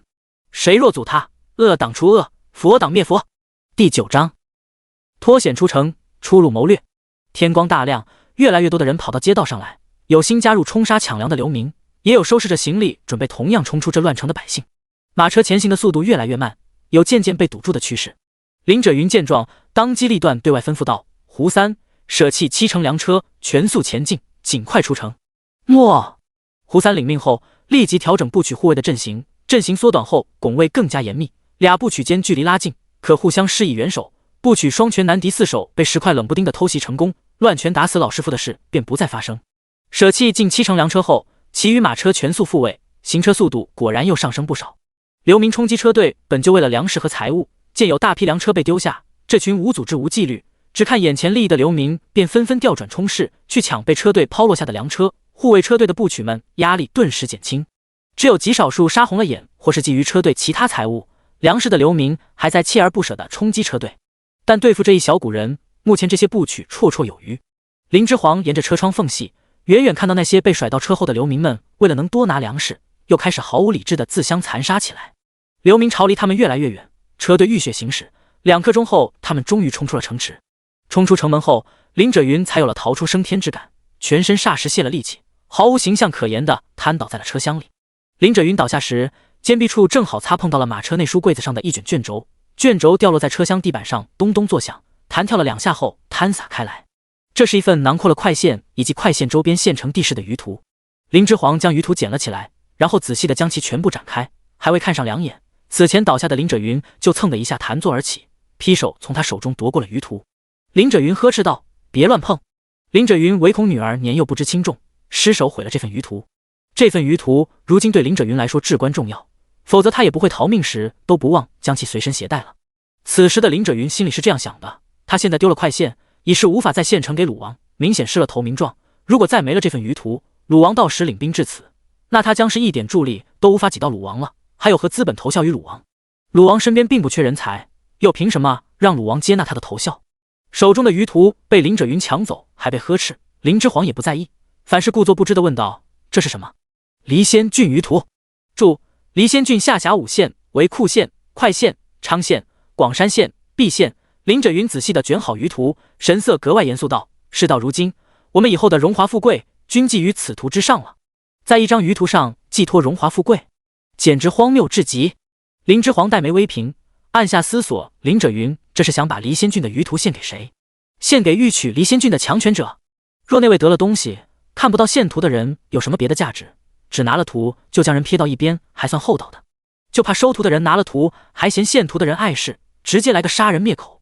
与其把希望放在别人身上，不如趁此时暂且安全，自己好好研究研究此份余图，看看有没有破局之法，才是智者该行之事。刚才林之皇虽只看了那幅余图2眼，但托强悍记忆力的福，那幅余图的全貌此时已经清晰地记在了脑海里。林之皇闭上眼睛，细细思索刚才看过的那幅余图全貌，仔细查看快县周围所有的地势地貌，继而思考对策，想着此时该逃往哪里才更为妥当。车队奔出城外5里地后，林者云探头往车后方看，见只有稀稀拉拉几十个百姓跟在车队后方，趁着他们这股东风，顺利冲逃出了快县，再无任何流民跟在车队后方了，不由大松一口气。流民朝此刻怕都聚集在快县城中烧杀抢掠，因此这时城外反而成了最安全的地方。林者云见周围安全了，扬声吩咐道：“胡三，传令下去，全员原地休整半刻钟，清点人数，报告伤亡。”诺。林者云吩咐完，等了半天，见妻子裴氏仍没有停止哭泣，振作起来处理内务的打算，只好自己亲自上，紧接着对外吩咐道：“比列，在，你去安排一下受伤的人，立即让医者对他们进行简单的包扎处理，粮草辎重等物也全部再清点一遍，而后回来细禀损失情况。”诺。胡三与比列得令后，立即分头行动起来。若是以往，胡三现在所做的事情一般由呼叟负责去做的，但如今呼叟不在，这些事情就由部曲副统领胡三顶替了上来。比列此刻该办的事，本来也是要由主母裴林雪吩咐下去办的，但裴林雪担心着林之辉的安危，正哭泣不止，哪有心思理事，所以事情就都由林者云安排了。爹，我们现在去哪？林之皇见林者云处理完事，适时的开口问道。林者云将事情都安排了下去，这才有空管女儿身上这不伦不类的穿着，呵斥道：“你这是负什么打扮？赶紧趁现在安全休整的时候，去找个空马车去换了。”林之皇果断拒绝：“不换，成何体统？你一个！爹，我美吗？”林者云呵斥的话还没说完，就被林之皇这句直白的问话问得懵住了。美吗？林者云认为他这个女儿是美的，妻子五官精致，是少见的美人，唯一不足的便是肤色偏黑，而他这女儿就很会长了，很好的继承了妻子精致五官，但肤色又继承了林氏家族的人惯会有的白皙。这两者相加，他这个嫡女的长相完美的符合了时下男子对女子外貌的所有幻想，冰肌玉骨，容色无双。林之皇见林者云半晌没有说话，自问自答道：“我觉得甚美，所以在这乱世也就越发危险。”后面这句话林之皇没有讲出，他的嫡长女好生厚颜，回过神的林者云失语，一本正经面不改色的夸自己甚美。回神的林者云一时差点没有维持住他世家大族出身的文雅仪态，他这嫡女当真是好生不知羞。以前没仔细相处过不知道，现在多说了几句话，林者云就发现果然如妻子所说，女儿被钟氏那毒妇给教坏了。才刚死里逃生，女儿不知道惧怕惶恐也就算了，怎么还有闲心问人自己美不美的？颅内有疾否？现在是关注这个的时候吗？林之皇感叹完自己的美貌，又继续道：“那女儿继续一副盛装打扮，您觉得在这逃亡的当口安全吗？不安全，会引起祸端。”林者云在心里立即给出正确答案。林者云，华儿，别听你爹的，就这样穿。裴林雪这时止了哭泣声，突然出声力挺女儿穿男装。话落，裴林雪不等林者云发怒，紧接着银牙狠咬道：“夫君，你现在是不是打算先逃往前方库县避祸，然后再在那里躲藏到鲁王领兵来此，前去投奔？”被妻子说中心思的林者云，俩人夫妻多年，谁都没有裴林雪了解林者云。冷静下来后，他只需稍微动脑就猜到了林者云的心思。裴林雪见林者云沉默，就知所料不差了，眸中含泪尖声道：“没找到辉儿，妾身哪都不去。”林者云想到嫡子林之辉，也一时心痛如绞，深吸好几口气后道：“莫要胡闹！现在这里暂时安全，是因为那群流民如今都在城内烧杀抢掠。等这群流民在城内搜刮完，就会发现城内也无多少粮食，到时他们必会四散溃逃出城。刚才我们是怎么逃出来的？你也看到了。休整完，我们要尽快离开这里。”林之煌在这时见缝插针的出言道：“爹，我们不应该去库县避祸。”林者云一再被女儿突然插话，心里真动了些怒气，侧头狠瞪女儿一眼，正要训斥其毫无女儿家的真敬礼仪，奈何林之煌根本不给他再说话的机会，快声继续道：“您都说了，快县城内粮食不足，流民在里面抢掠完后还会出城。他们既然都已造反，且已尝到了造反的甜头，快县粮食吃完了，您说他们会再去哪？”事到如今，林之煌已完全摸清了林者云与裴林雪的性子以及原身的底细，便不欲再掩藏自己。反正林者云与裴林雪之前皆不了解原身，无论他现在如何表现，只要不是太过，他们都不会起疑。不如就趁此机会站出来，让林者云看见他，并正视他所展现出来的才能，不再将他放在需要被保护的弱者位子上。林者云被林之煌此话一点，怒气稍微消退了些许，凝眉细思起来。现在这群数量庞大的流民尚且饿着，又无人率领，就有如此大的破坏力，一举攻陷了快县，逼得他这县令只能落荒而逃。若等这群流民在城内吃饱喝足，且诞生出领头人，他们定会组织起来，再去转攻临县，去抢库县的粮仓。库县危矣。第10章，林者云对女儿的刮目相看与无可奈何。林者云被林之煌点醒，皱眉道：“环儿这话倒是有些道理，是爹考虑不周，如今确实不能去往库县。”林之煌见林者云能听进他的话，并未选择无视，按下微松了口气，便继续道：“方才女儿在那幅舆图上看见我们现在所走的这个方向前面有座山，爹，我们就躲入那山里去如何？如今我们还剩有近3成的粮食，短期内并无粮食之危，就躲入山里，静待那位贵人率领兵马行军来快县如何？我们躲在山上的这期间，也可从山上派人下来，再去库县的必经之路上等候阿弟。阿弟去往余家时突遇城乱，后面若逃出城，应该能推测出我们一家是往这城东方向逃了。阿弟若是无虞，定会来找我们会合。”林者云失语，再次对女儿刮目相看。女儿这娓娓道来安排事的模样，竟有几分他爹的影子。这位仔细相处过几日的女儿，竟怀有谋策之能。她长在内宅之中，眼界倒是不窄。难道在盛京时还学过这权谋之术？是何人教导她的？是爹吗？不，他爹官事杂多，回来教导家里男儿的时间都是挤出来的，又哪会专门空出时间来悉心教导孙女？所以他女儿这是天生的谋士。若是如此，倒是可惜。这要是个郎君该多好。林者云1日之内2次发出此等感慨，一为呼红，二为自己女儿。你要是个儿子该多好。林者云定定地看着林之煌出神，到底没忍住扼腕叹息出声。裴林雪此时却止了哭声，当机立断地拍板道：“就去山上，我要等会儿。”林者云闻言也没阻止，变相地表示他默认了这一安排。胡三此时清点完了从林府中成功逃出的奴仆人数，立即纵马回到林者云所在的马车旁，插手禀报道：“家主，人数已清点妥当。数娘子和数郎君中，除了2娘子与3娘子，还有7郎君在此，其余皆未逃出。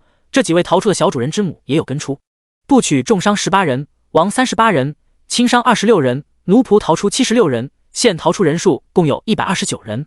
林府奴仆人数共有200余众，竟只逃出1/2的人来。”林者云掀开车帘下了马车，伤感地回望车队后方的景象。众人情况大多都不好，除了乘坐马车的，大多奴仆刚才都是足行奔跑，还需推着笨重的粮车跟上车队。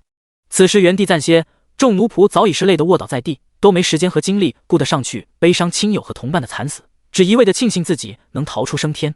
侧后方有3架马车内传来女人和稚童惊慌的哭嚎声，这几架马车内乘坐的是林者云逃出来的美姬和庶子庶女们。林者云轻叹了口气，走过去看了一下他们的情况，勉强安慰了一番，这几架马车内惶惶不安的哭嚎声才渐渐小了下去。这时部曲统领比列也清点好了粮草辎重，策马回来，向林者云插手禀报道：“府上的留医者与梗医者，还有几位管事皆有逃出，奴已安排2位医者优先为重伤的部曲救治，粮草辎重等物损失近7成。”林之煌听到车厢外比列对林者云的禀报声，也掀开车帘下了马车。站在林者云身前的胡三与比列见到一位陌生俊秀的小郎君忽然从家主所乘的马车上走了下来，俱是一愣，不由心道这是何人。林者云见林之煌下车，当即呵斥道：“谁准许你下车的？快回车上去！”林者云这一呵斥，胡三和比列这才认出来，原是府上的大娘子做了一副郎君装扮。知道下车的人乃是府上大娘子后，胡三与比列俱是不好再多看，怕失了礼数。林之皇被林者云的呵斥丝毫不惧，径直问比列道：“呼红呢？”被林之皇直接无视的林者云当即气得脸色铁青，但又不好当着奴仆的面呵斥林之皇，只得按下忍了。女儿不顾脸面的贸然在外抛头露面，他这个当爹的却是要维护他的脸面的。比列见家主没有出言阻止，插手行礼，躬身答道：“回大娘子，婢女呼红身上不洁，怕惊了主人家，现在去空置的马车换洗去了。”胡三与比列等一众不取，都被呼红刚才所展现出的彪悍给震惊的不轻，所以他们这时再提起呼红，面上不见轻视之态，语气中亦多了几分他们都未察觉的尊重。听得比列的回话，林之皇脑中浮现出呼红全身浴血，一刀将人斩为两半的场景。不洁是指刚才冲杀时身上被喷溅的人血吗？那的确是该好好换洗一番。林之皇点头，而后神态自若地吩咐道：“吩咐下去，以后都别唤我大娘子了，皆要唤我为大郎君。”林者云闻言嘴唇动了动，想呵斥，却又不由想到林之皇方才在马车里感叹自己甚美时那一本正经的模样，终究是把快出口的呵斥咽了回去，没再继续阻止，并对着看过来的比列无奈地点了点头。比列见家主也点了头，再次躬身对林之皇插手行礼道：“诺。”胡三，吩咐下去，半个时辰后全员出发，我们先去鹿山暂避。林者云拿女儿没办法，不再把视线放在女儿身上，转头对胡三吩咐道。比列和胡三先后领命而去。第11章，林者云，吾家亦有神仙子。林者云与林之皇再度回到马车上，上了马车后，父女俩间的气氛变得分外僵硬。裴林雪兀自还在忧心儿子如今不知所踪，没发现任何不妥。一时间，马车内诡异的安静起来。林之皇坐回车内，脑中还在想着林者云刚才口中所说的鹿山。原来那幅舆图上画有山的地方，标注在旁边的那个字独鹿。没错，林之皇此前虽然记下了那幅舆图上的所有内容，但却对那幅舆图上所标注的字半个都不识，只是看懂了那幅舆图上所绘制的地势地貌而已。如今的林之皇即使记忆力超群，也挡不住他在这个时代尚是位文盲的事实。林之皇心里对自己如今尚还是大计朝文盲之事，虽颇有些无奈，但也知这事也急不得。未免让亲近的人看出不妥来，他只能等后面安全了再找机会学习这里的字了。他学字应该不会耗费太多的时间，即使没有超强记忆力的加持，林之皇对自己的学习能力也是很自信的。不过有一点，林之皇倒是有些诧异，之前他在公文上所看到的那些字虽然也不认识，但却能肯定现在这幅舆图上所标注的字与那公文上所用的字似乎不是同一套字。之前公文上的那一套字形成方块状，而刚才那幅舆图上标注的字则成长条状，这明显是两套字。难道这里的字都还没实现统一？不对，刚才你说你在舆图上看到这个方向过去有座山，所以才定策上山的，这怎么可能？舆图一散开，我就将舆图拿走了。华儿你都没时间仔细看舆图，怎么会知道城东方向上有座鹿山？林者云刚才过于震惊林之皇的谋略，所以没有注意到这一点。现如今静下心来寻思，立即便察觉到他话里的漏洞之处。林之皇神色微顿，前后仔细想了想，便没打算再对这事的爹娘隐瞒他记忆力绝佳的事，毕竟这也是他可用的筹码之一。可让他们不再拿他当时下的一般闺阁女郎对待，轻易等闲视之。爹，实不相瞒，我从记事起便发现自己记忆力极强，任何事物只要看过一遍，便能牢牢记住。林之皇抬眸对上林者云的视线，语气分外郑重地告知他此事。林之皇突然郑重其事起来，让林者云先是一愣，反应过来后没忍住嗤笑出声：“华儿，莫要调皮，故意戏耍阿爹。阿爹记得你出入快县，便是从这城东入的城，可是在来的路上看见了这鹿山，才有了现今的这引入山中之策。什么看过就能记住？这过目不忘的本事，爹只听闻过那盛京的福家小郎君有，那可是百年难得一遇的奇才。你一个女郎，如何能有这本事？还有别人也有这本事？”林之皇将林者云对他的嘲讽话直接忽略，只听里面的有用信息。林者云可是见过林之皇一本正经夸自己貌美的厚颜之举的，只觉得他此时是在装蒜，莫不是还要诓骗阿爹？你自小就在盛京生活长大，岂会没听过那赫赫有名的神仙子福家小郎君天生过目不忘的本领？你现在难道不是在学他？你真当阿爹好骗不成？如此被人质疑，这是林之皇自成为企业家后许久没有过的体验了，莫名觉得有些别样的酸爽。林之皇遂决定用事实说话，直接开口背诵起那日在饭桌上匆匆扫过一眼的朝廷公文。这份公文他可只在那时看过，后来他为了弄懂那份公文上究竟写的是什么，可是专门将所有字临摹下来，打散开来，逐一问过裴林雪的。等林之皇一字不漏地将那封朝廷公文背诵完毕，林者云已是被惊得目瞪口呆，完全失了世家大族出身的老爷该有的仪态。林轸云抖着手指，颤着声音指着林之皇，你了好半晌，都说不出话来。林皇之继续道：当时这份公文我是在您身旁看的，就只扫了一眼。您应当清楚，后面我没有机会再看到这封公文吧？现在我能一字不漏的将它全背出来，可能证明我所言不虚。林轸云被这一事实冲击到了，好半晌后才木呆呆的感叹出声：吴家原来也有神仙子。然后回过神来的林轸云更是痛心疾首，汝何不为难？林之皇傲然的抬起下颚，肃声回道：不为难又如何？我天资卓绝，心智坚定，在这动乱之事，凭借自身之能，未尝不可做出一番事业。林轸云既觉得女儿不知羞后，再度觉得自家女儿不同凡俗，光这份傲然的自信就非常人能有。第12章，躲入鹿山暂避。马车摇摇晃晃的向前，又行了近3个时辰，这才到了鹿山东面的一处山脚下。因为马车上不了山，所以林之皇等人都下了马车，随之拉车的马匹也都被卸了下来。剩下的马车车厢被胡三带着6名部曲给藏匿到山脚下的隐蔽位置做了遮掩。一众携带的物资里，书籍与公文等物肯定是不能带上山的，这些东西带上去，到时也得搬下来，何必来回折腾损耗人力？鹿山毕竟只是暂时的避难之所而已。最后林之皇一行人除了将重要的舆图和文书随身携带外，其余的东西吩咐胡三找了一处洞穴，全部给藏匿了起来。粮食是每天都要吃的，林之皇想了想，向林轸云建议留下2成粮食与书籍等物藏在一起，以作应急之用，其余粮食皆搬上鹿山。如今这100多人的队伍里，伤的伤，残的残，想一趟就将东西都搬上鹿山，明显是不得行的，需分几趟来回搬运才是。林轸云听了林之皇的建议，最后逼人对胡三安排了藏匿等事。林轸云对胡三吩咐完了此事，这才扬声用众人都能听到的声音吩咐道：胡三，你带10名部曲在山下守着余下的粮草辎重，其余众人皆先搬东西上山。诺。胡三抱拳领命，准备趁众奴仆都搬东西上山时，避人耳目去藏匿家主吩咐的事物。爬山是一件身体力行的事情，这鹿山天然未经过任何开发，不同于现代那些已经修建好山路和台阶的山，上山的路很是难走，即使有领路的部曲在前批砍掉了一些树枝杂草，在前面开了路，避免了划伤，让山路好走了许多，但对于穿着软底鞋爬山的人来说，爬山到中半后，此后每走一步都是痛苦。林之皇咬牙硬挺，鞋面里渐渐晕出血色。林轸云被比列背着上山最是轻松，但林之皇和裴氏是女眷，按时下男女授受不亲的说法，是不方便被体格强健的部曲背的，而女奴们又没有功夫在身，这将近50度的陡坡让他们背又不能保证安全，所以只得自己爬。裴林雪在林之皇身边，身体力行的靠己之力爬着，每爬一步都疼得大吸一口气。裴林雪养尊处优惯了，爬山爬到半途已是有些受不住，但一想到现在上还下落不明的儿子，又咬牙坚持住了。裴林雪此时只知自己必须上的山去，躲藏在山里，在这里等儿子的消息。呼红爬在林之皇身后，时刻注意着林之皇的安全。瞟眼见到林之皇鞋面上晕出了血，焦急道：大娘大郎君，还是让奴婢来背您吧。林之皇摇头拒绝，现在不知前路如何，他想趁机锻炼锻炼自己这具身体的耐受程度。如今不过是爬山，不存在超负荷运动之说，这一点疼痛林之皇还是能忍受的。你去背我阿娘。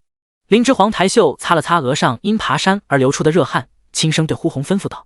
呼红不敢违逆林之皇的命令，虽然很是担心林之皇，但还是一言过去，伸手就将爬在林之皇身后的主母给捞到了背上。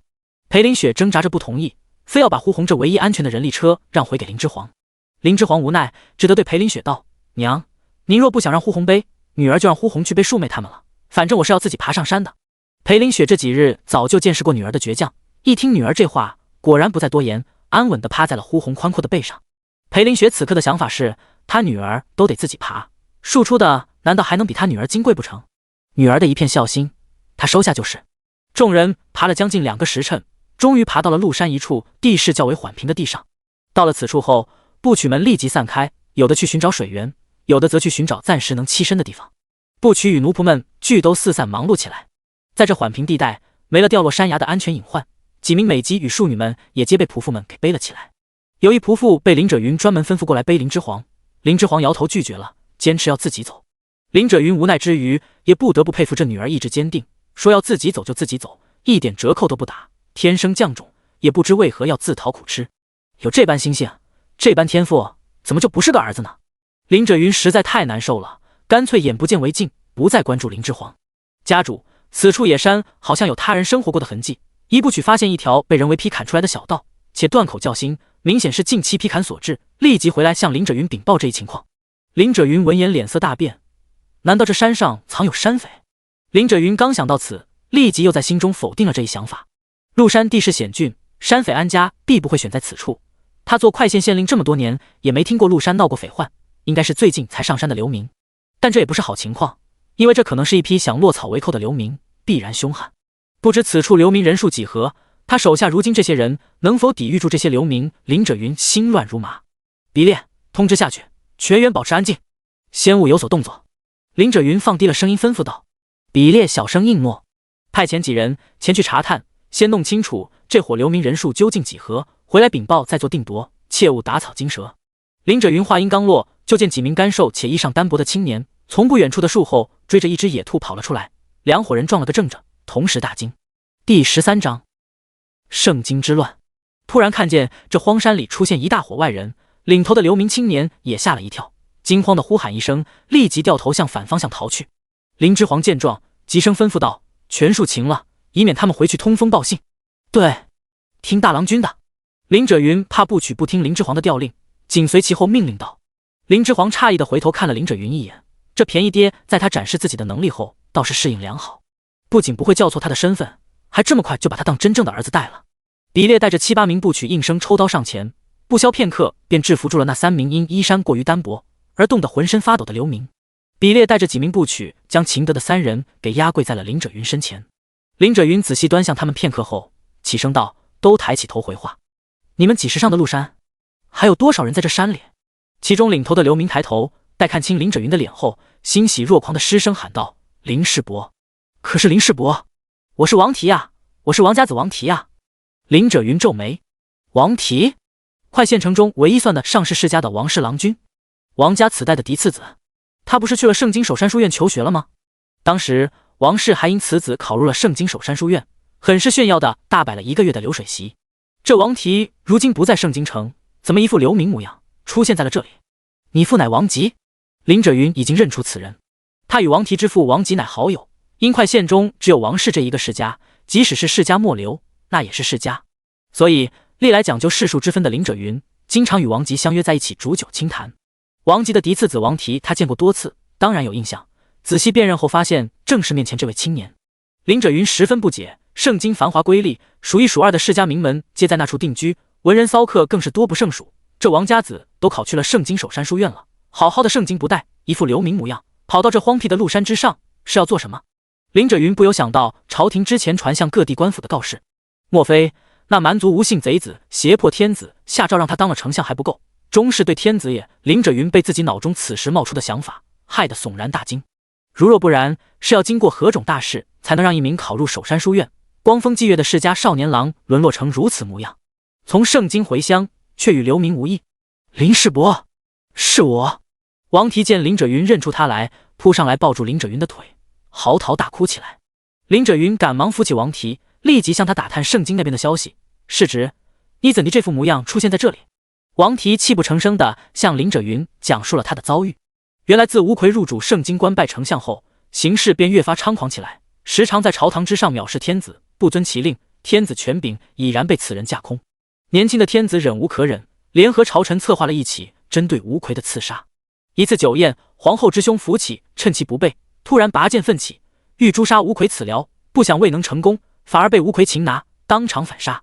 其后圣经一品世家福家被福启牵连，满门男丁皆被处以车裂之刑，女眷被冲入娼籍，皇后福氏被赐鸩酒。福家只有那素有神仙子之称的福霄，因当时在守山书院求学而逃过一劫，但吴奎为震慑天子，又惧于神仙子的盛名，怕留下后患，不肯善罢甘休，围兵守山书院，勒令守山先生1日之内交出乱臣贼子福霄。守山先生不从，反斥吴奎为乱臣贼子，带领守山书院一干德高望重的先生静坐于山门口，不让吴奎所率的骑兵入内抓人。守山书院那一干学子也紧随其后，在山门外静坐，以示不从。吴奎围兵3日后，耐心尽失，最后终是不惧得罪天下文人，强行抓了为首阻拦的守山先生，踩踏着一干守山书院先生与学子的身体，带兵冲入山门，放任手下骑兵对书院内的学子肆意砍杀，口称藏匿乱党，为其同党，一同诛之。那日天现血色，守山书院内清幽不复往昔，哀鸣惨嚎响彻整个书院，等一切再归于平静，已是血色残阳。吴奎如此不管不顾之下，仍未能抓得神仙子扶萧。待吴奎得知扶萧早于他兵围守山书院的次日，便从书院的密道内离开了守山书院，不知所踪，霎时气得暴跳如雷。吴奎因此迁怒于守山书院众人，之后吴奎更是代下天子令，只要是守山学子，皆为大忌逆臣，见之立斩，赏颈脖千尺。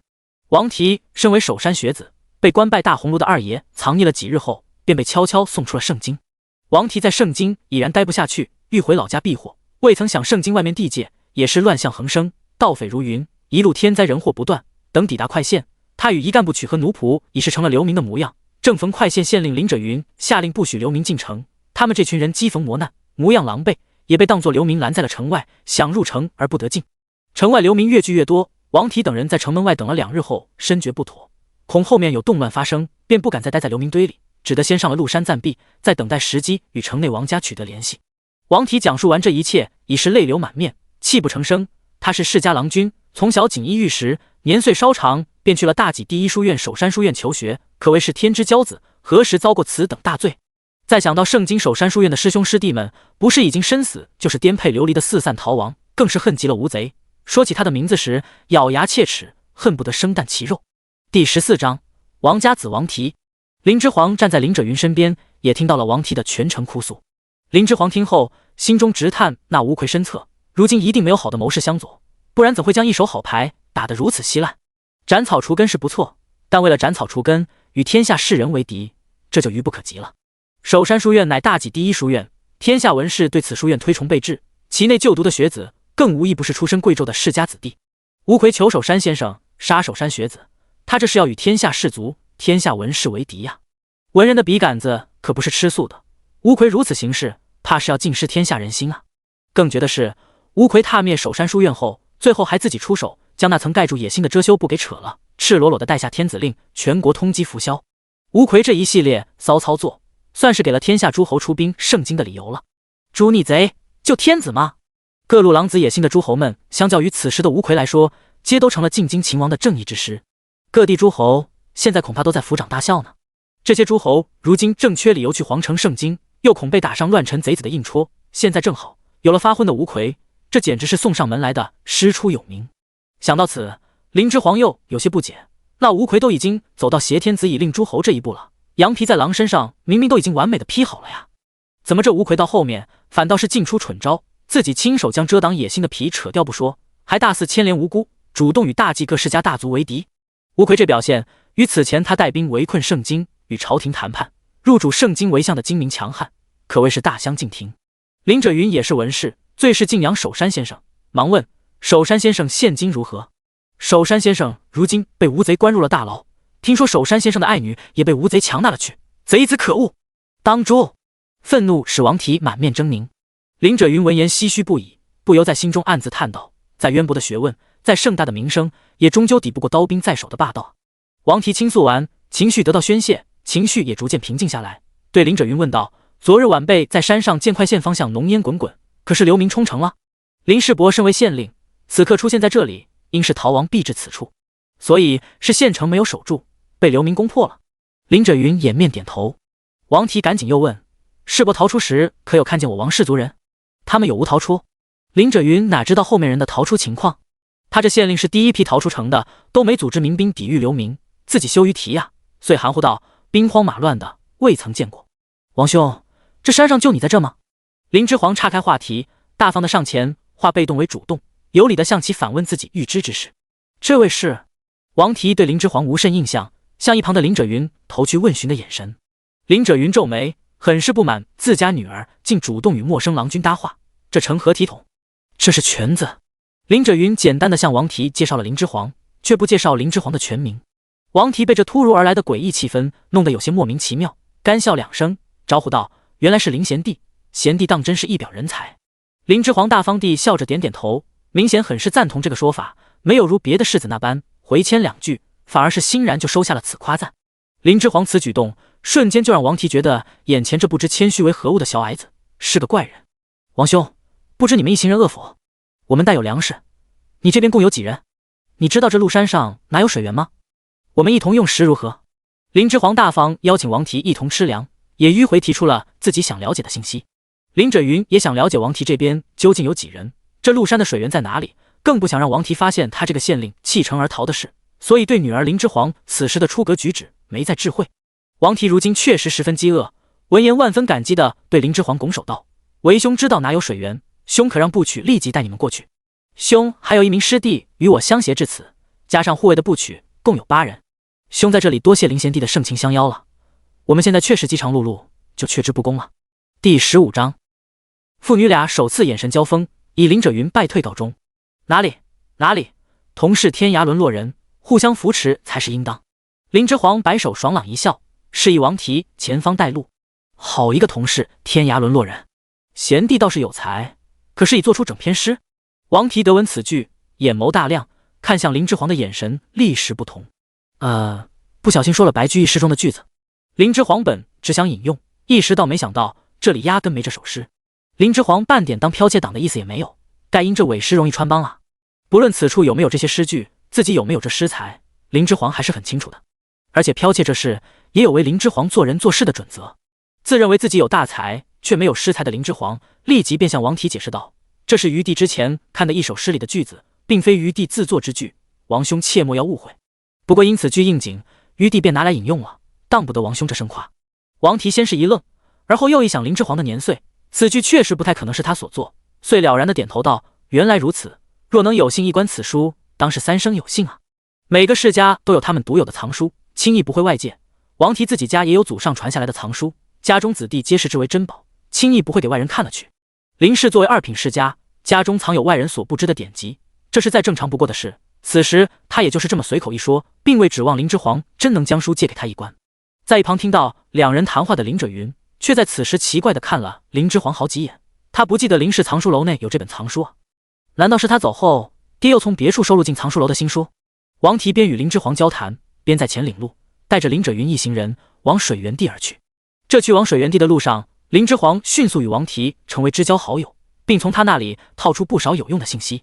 王提与他师弟一行8人，正好也在水源边休憩，此时过去正好与其会合。原来察觉到城外流民有异状，选择暂时避讳于陆山的这个决定，是王提那个与他一同逃奔出圣经的师弟所出的谋划。王提在谈话间虽对这个师弟的身份三缄其口，但从其言谈间却可直观地感受出他对这个师弟十分敬重且推崇备至。明明比他小的人又是师弟，王提却还用此种态度谈论于他，原因无非2种：一是那位师弟身份贵重于他，二便是这师弟能力远远高过于他。就不知是其上哪一项导致了王提对他那师弟会有这种态度，亦或是2项选择都包括了，才会令他如此。无论如何，王提的那个师弟明显不是简单人物。林之皇与王提谈话间，对他口中的那名师弟好奇之心已是大起。走了近半个时辰后，2伙人会合，双方简单的见过了礼，便开始埋锅造饭。没办法，2方人马都此时没有心情寒暄，因为皆还饿着，手脚俱都饿没了力气，实难再开口讲话。还是先填饱了肚子才是眼下的正事，其余事待后面腹中饥饿进去，一切都好说。王提所说的师弟见面后很是寡言，蓬头垢面的与一般流民无异。林之皇除了能看出其身量颀长外，再看不出其他。这位师弟随王提一同叫了林轸云一声林世伯后，便不再说话了，完全没有介绍自己的意思，毫无存在感的坐在一边，只是静默的进食，并不与他们这行人攀谈。若不是刚才说话时这位师弟展露出的言行气度皆是不凡，林之皇此时乍然一见他，真就只会将他当作是一货真价实的流民。盖因这位身上的泥土都快将他包成泥雕了。若不是还不熟，林之皇真想调侃他2句：兄台，你身上带着如此厚的泥，重是不重？而后林之皇一直都在暗中观察着这位王提口中的师弟。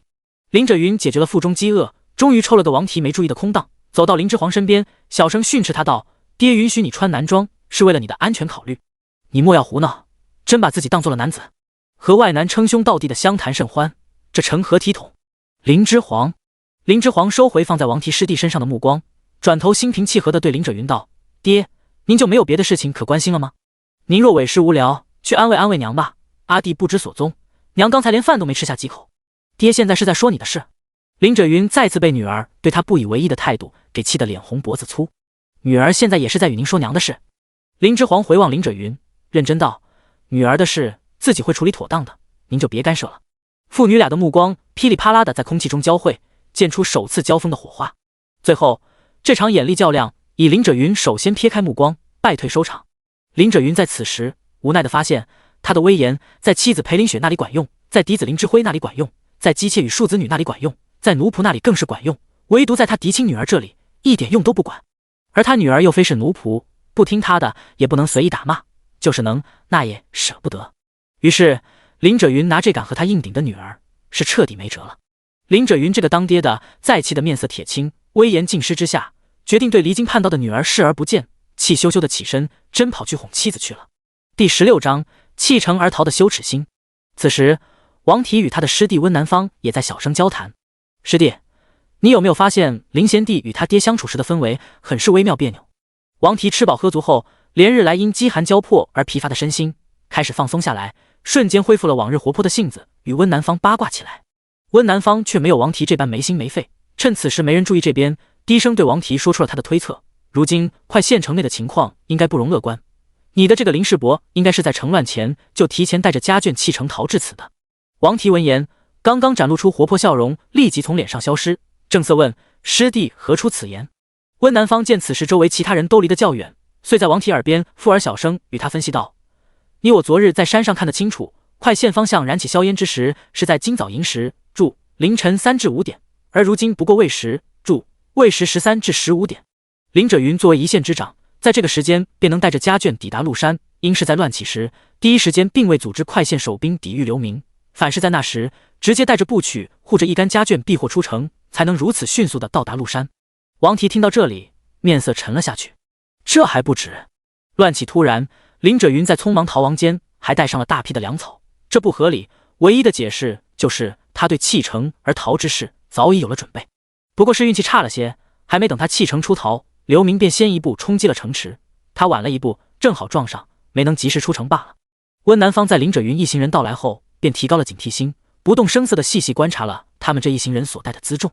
只从这行人上山的时间和所带的物资数量去推测，就将许多事推测的8、9不离10了。不仅分析出了林者云早有弃城而逃的打算，更推测出了林者云是还没能及时逃出城，城就被流民攻破，而林者云作为一县之长，却并未组织守兵抵御，反是逃命自保的事。王提听完温南方的分析，已是面色铁青，不由愤恨道：林世伯作为一县之长，竟为避祸弃城而逃，他怎可如此不负责任？为求自保，竟置城中百姓安危于不顾。温南方唇角微微勾了勾，露出些许潮意。朝堂里这样的官员还少吗？温南方此言一出，师兄弟两人一时相顾无言，皆想到了守山书院的覆灭，以及一路行来的种种乱象和遭遇。这不都是朝廷官员种种不作为所致吗？大计如今四分五裂，皆是因身在朝堂上的这些士族，明明身居高位，却在其位不谋其政，总只为自身家族谋利，不顾百姓生计，从而导致了国之大乱、民不聊生的恶果吗？时至今日，这些尸位素餐的朝臣，还因惧怕于无贼威势，齐齐选择装聋作哑，随波逐流，明哲保身，唯恐自身成为下一个服侍，都不愿再做出头鸟，尽情纵容于他。这些朝臣如此短视，只顾眼前，总有一天会遭其反噬。他温南方且看，最后这些蛆虫究竟会落得个什么下场？不作为的官员苟且偷生，唯一有作为的服侍却没落得好个下场，一朝覆灭，何其讽刺！林者云早有准备，都逃得如此狼狈，未经之计都只得暂避鹿山。师兄尚在快县城内的王氏族人，只怕凶多吉少了。温南方说出自己的推测，王提情绪再度崩溃。此后师兄弟二人静默相坐，不再言语，周身氛围压抑。初冬，鹿山到了夜里，气温骤降，寒风呼啸山林，刮在人身上是钻入骨髓的寒冷。温南方和王提两人一路从盛京到快县，路上流民盗匪猖獗，路遇各种劫难。此时除了还剩6名忠心跟随的部曲，什么都没了。夜晚鹿山寒气下来，主仆8人皆冻得面色酱紫，瑟瑟发抖，蜷缩在一棵大树下依偎，相互以体温取暖，显得十分落魄。林者云见了，很是慷慨地资助了两人御寒之物。王提苦于难以忍受这夜间寒冷，纠结了一番后，还是收下了东西。王提收下东西后，态度冷淡地道了声谢，便回了他们那伙人所在的大树下，与白天热情相交的态度截然不同。林之黄一行人则在离王提等人不远处的一处干燥的地方搭上了数十个可以遮风挡雨睡觉的大型帷幔，帷幔顶上也用布帛给严实的遮盖起来。这帷幔原是他们这些贵族此前出宫时用来遮蔽之物，但此时逃亡在外，也没那么多讲究了，物尽其用，这东西就成了他们遮风挡雨之物。寒风被阻，人待在里面顿时温暖很多。林之黄、林者云和裴林雪三人在一处帷幔里休憩。林者云送完东西，回了帷幔内，满脸的不悦。爹，可是在气恼那王提此时对您态度大变。林之皇轻笑一声，了然道：“你怎知？”林者云意外地看了一眼女儿。那王提想不到您此刻就能出现在陆山的底细，他师弟却不蠢，既然能提前推测出快县将会大乱，早早避祸于陆山，现如今看到我们一行人仓促逃上山，还能带着如此多的粮草辎重，怎会想不到您是弃城而逃的？第17章，确定敌意，欲杀之。林之皇话音一落，突然升腾起的羞耻心让林者云面色骤然煞白。这个时代重名声，连做官也是举孝廉的推荐制度，由此可见名声对一个人来说有多重要。林者云一想到自己日后会被人诟病鄙夷人品，心中便生愤懑，一时郁结难忍。林之皇见林者云还知道羞耻，眸中冷色稍去，却仍是继续道：“您现在资助他们，不过是您的愧疚心在作祟，想让自己备受煎熬的良心好受点，更想借此维护自己的名声，以后免受他人谴责。所以，您此时赠予他们的这点御寒之物，归根结底是为了您自己而送的。如此，您还想让受贿的人对您感恩戴德？”林者云心思被林之皇洞悉，又一语道破，只觉作为父亲的威严荡然无存，面色霎时涨得通红，一时间既怒且羞。裴林雪在一旁听了，抬起脸来，眼眶通红地看着面前对峙的父女俩，欲言又止，终是没有开口说话解围。裴林雪知道女儿这般对夫君说话很是不妥，但如今的她再没了平日伏低之情识去帮林者云挽尊的心思。说到底，裴林雪还在为林者云为形势所逼，将嫡子抛下，率先逃出快县一事耿耿于怀。大胆！你竟敢如此与为父说话！你没人为林者云挽尊，林者云便想拿出长辈的架子，强行弹压林之皇服软认错。哪料他呵斥的话还没说完，林之皇便利落地站起身，不等他摆出长辈的架子，便径直取过挂在一旁的狐裘大氅披上，大跨步就出了此处为帐。不论他人行事对错与否，林者云作为一县之长，做事不考虑后果，因一时好心给流民施粥，却又不妥善安置前来求活的流民，反给快县治下的百姓招来了祸患。最后再察觉到流民已在城外聚集成祸，没有与快县共同进退，最后更是提早弃城脱身而逃，他作为官便是有罪。他作为林者云的女儿，按时下的律法来说，亦是有罪者。他来此不过5日，10日尚短，发现祸乱时为时已晚，手中又无权柄，实在无法救成，除了随林者云一同逃亡，也别无他法。想到此，林之皇微叹了一口气，他如今势力与实力尚都还弱小，即使有心，自保且难，如何去保他人？林之皇在心中为他如今的弱小而郁郁，行出帷帐外，呼啸的山风一吹，寒意来袭，林之皇不由自主地打了一个寒战，侧头向王提一行人所在的方向看去，眸色加深，心中开始筹谋后事。温南方和王提此时已经披上了林者云资助的大氅，背风倚靠着一棵大树席地而坐，寒意在御寒衣物的包裹下稍退，两人原先被冻得有些佝偻的身躯就明显挺拔了起来。这是2位高个子的郎君。林之皇带着呼红以及8名部曲，很是自来熟的走到他们身边，并排靠树坐下，一点铺垫都不做，便单刀直入的对2人问道：“你们可是瞧不起我阿爹？”其实现在林之皇即使扮了男装，也是一副女相，但因他年纪尚幼，行事时气度疏朗大气，毫无女儿家的扭捏姿态，再加上他说话时刻意压低嗓音，与年龄尚小的郎君尚没到变声期的发声差不多，便无人看出端倪。在大济，贵族女子出行讲究颇多，除了参加文人雅会以及去别府内宅做客，在外时是要佩戴蜜梨、柱、帷帽的，因此少有贵族女子会有这样的疏朗之态，大多以真静贤淑之姿为美。而时下世家郎君又大多喜爱敷粉，以白为美，所以即使林之皇所附的身体外貌如此林妹妹，陌生人见了她也只会叹一句：好一个风姿秀美的小郎君，无人会怀疑行事极为强硬的他是女非男。林之皇来这坐下，虽然问的是2人，但目光却牢牢锁定在温南方身上，显然是冲他而来。温南方冷淡地抬起眼眸，答非所问：“林小郎君深夜来此，究竟所谓何事？”交友。林之皇想了想后，含笑回道：“那便请回吧，这里无你可交之友。”温南方拒绝之意明显：“你不就是吗？”林之皇故作不解地反问，也是在直白地表明他欲交友的态度。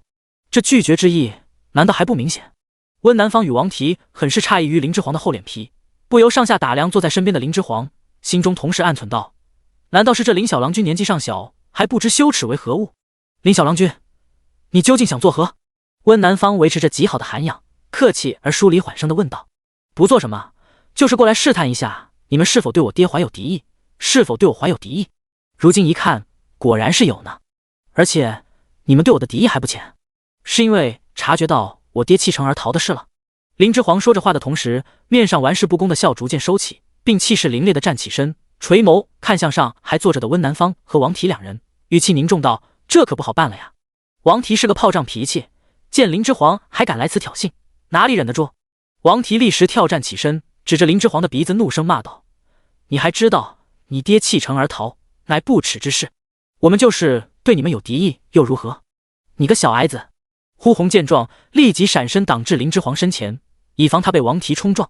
林之皇屈指弹弹袖口上不存在的灰，语气虽然轻柔，但说出的话却满含威胁之意：“不如何，就是不能这样放任你们走了呀！”话落，林之皇后退几步，给身后的8名部曲让出位子。此时，立于他身后的这8名部曲的腰刀已然出鞘，周身杀气勃然。王提见之骇然，怒意顿散，胆战心惊地拉着身旁的温南方疾步后退：“你欲杀人！”第18章招揽第一步，先威后恩。王提哪想这林小郎君雷厉风行，根本不打口舌仗，片刻也不耽搁，说动刀就动刀。前刻还笑意盈盈说要来交友的人，下一刻就拔刀相向，欲要取人性命。这哪里是什么不谙世事的后严世家小郎君，这分明是随时可夺人性命的阎罗呀！你是聪明人。林之皇说这话的时候，漫不经心地拿目光扫过温南方，我又发现你对我怀有敌意。林之皇见温南方仍是镇定自若，丝毫不慌，对站在身后的8名持刀部曲招手，轻笑一声道：“此时我强你弱，我若不解决了你，留下后患，等你他日东山再起，我岂不是小命危矣？放过你，我就是在和自己的小命过不去。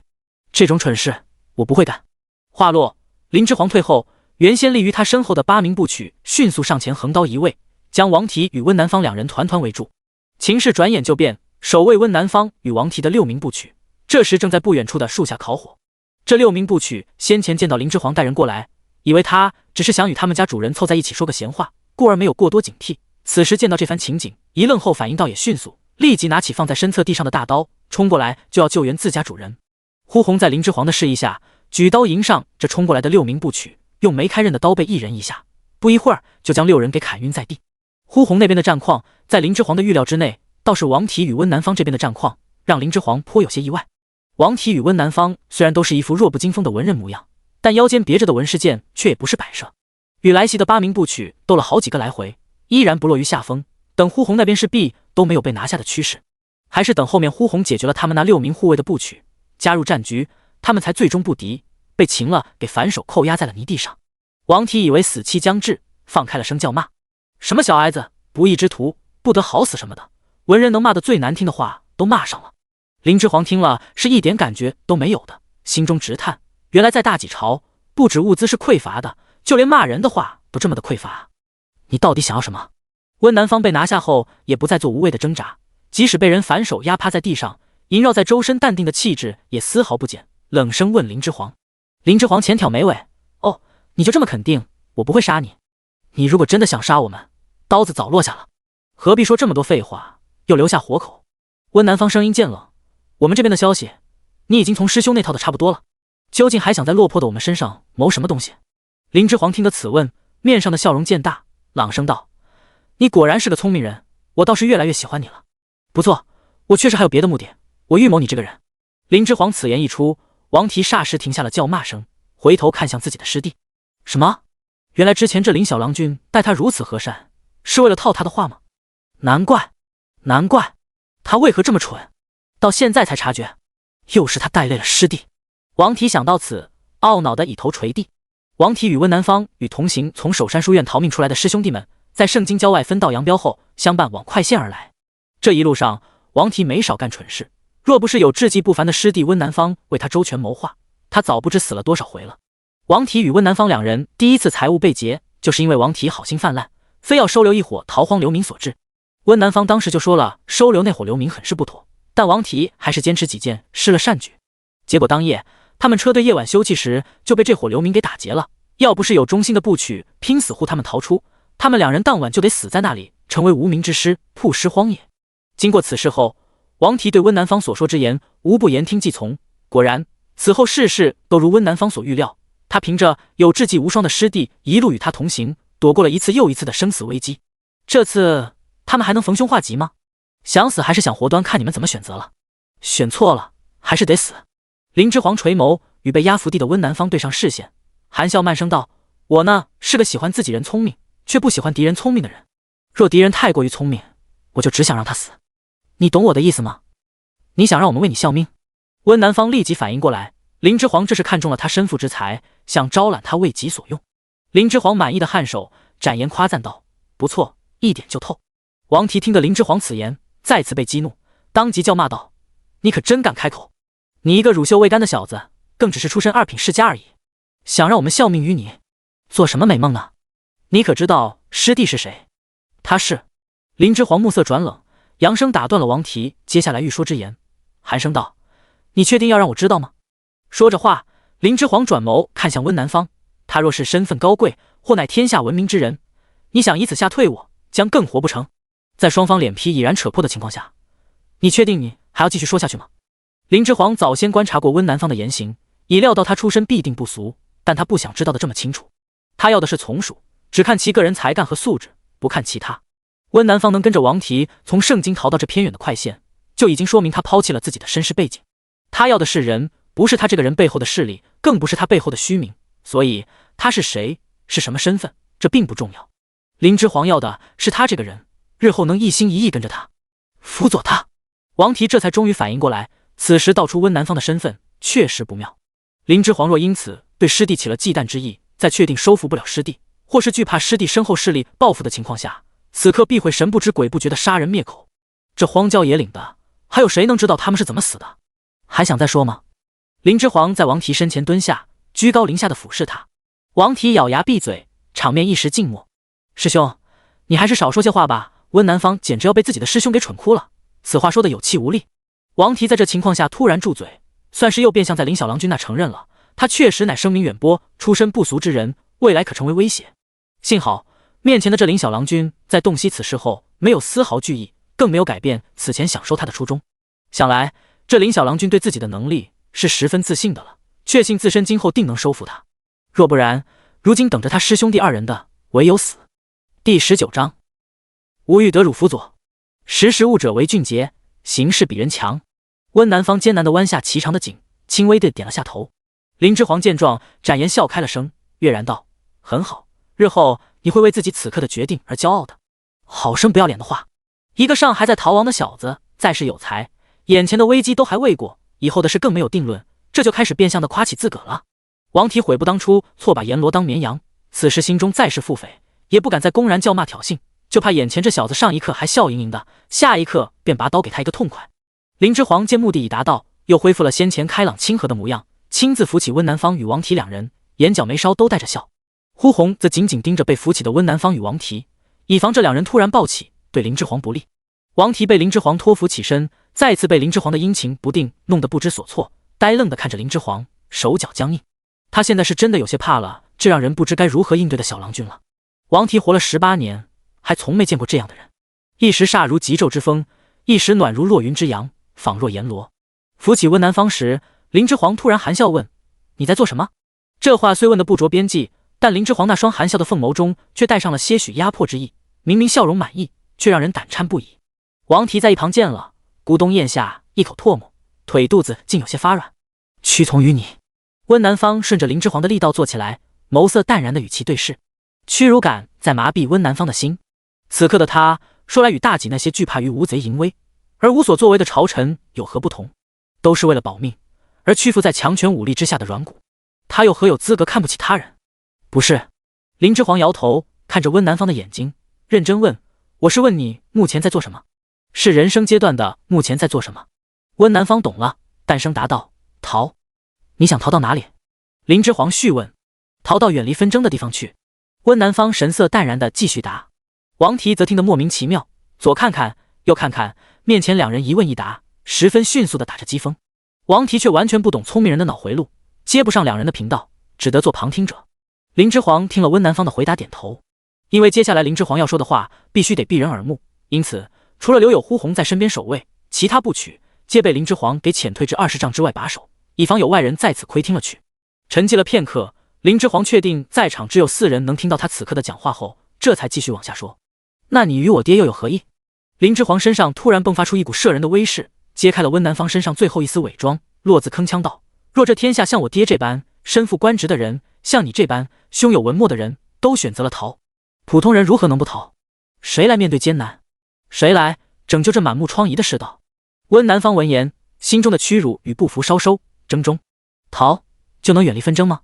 林之皇见温南方争中，声线缓和下来，轻声继续回问。温南方与王提还有跟在林之皇身后的呼红，均被林之皇此话中所展露出的认真所摄。处于困境中的人，往往只关注自己的问题，而解决问题的途径，通常在于你要如何解决别人的问题。逃就能让世道变得更好吗？不过是从一个地狱逃出，又进入了另一个更烂的地狱，为何就不能站起来，用尽全身所能去抵御它，想尽办法解决它？把希望放在别人身上，就会像刚才那样，我为刀俎，你为鱼肉。不想做鱼肉，就只有把希望放在自己身上，才能掌握一切，才能实现自己的抱负。彻骨的寒风吹过，却驱不散温南方此刻得闻这话后心中翻涌而起的火热。温南方冷死的心再次炽热了起来，也真正开始正视起眼前这名身量单薄的少年。此时此刻，他清楚地认识到，寒风或许可以吹拂起面前这小郎君御寒的大场，却似乎不能吹倒他身体里所蕴含的顶天立地之能。这是一个坚毅且睿智的人，眼前的这小郎君，他有入主天下的野心。林之皇毫不避讳地向温南方展示了他的野心，郑重道：当今天子无能，不能庇佑百姓，便有能者居之。王侯将相宁有种乎？吾欲取天下，还天下一个朗朗乾坤，让治下百姓安居乐业，路不拾遗，夜不闭户，前路难行，险阻不断，无却不惧。如可愿与吾同行？是的，林之皇要改变这世道。如今大计世道已破，就需有能者站出来，再度建立新道。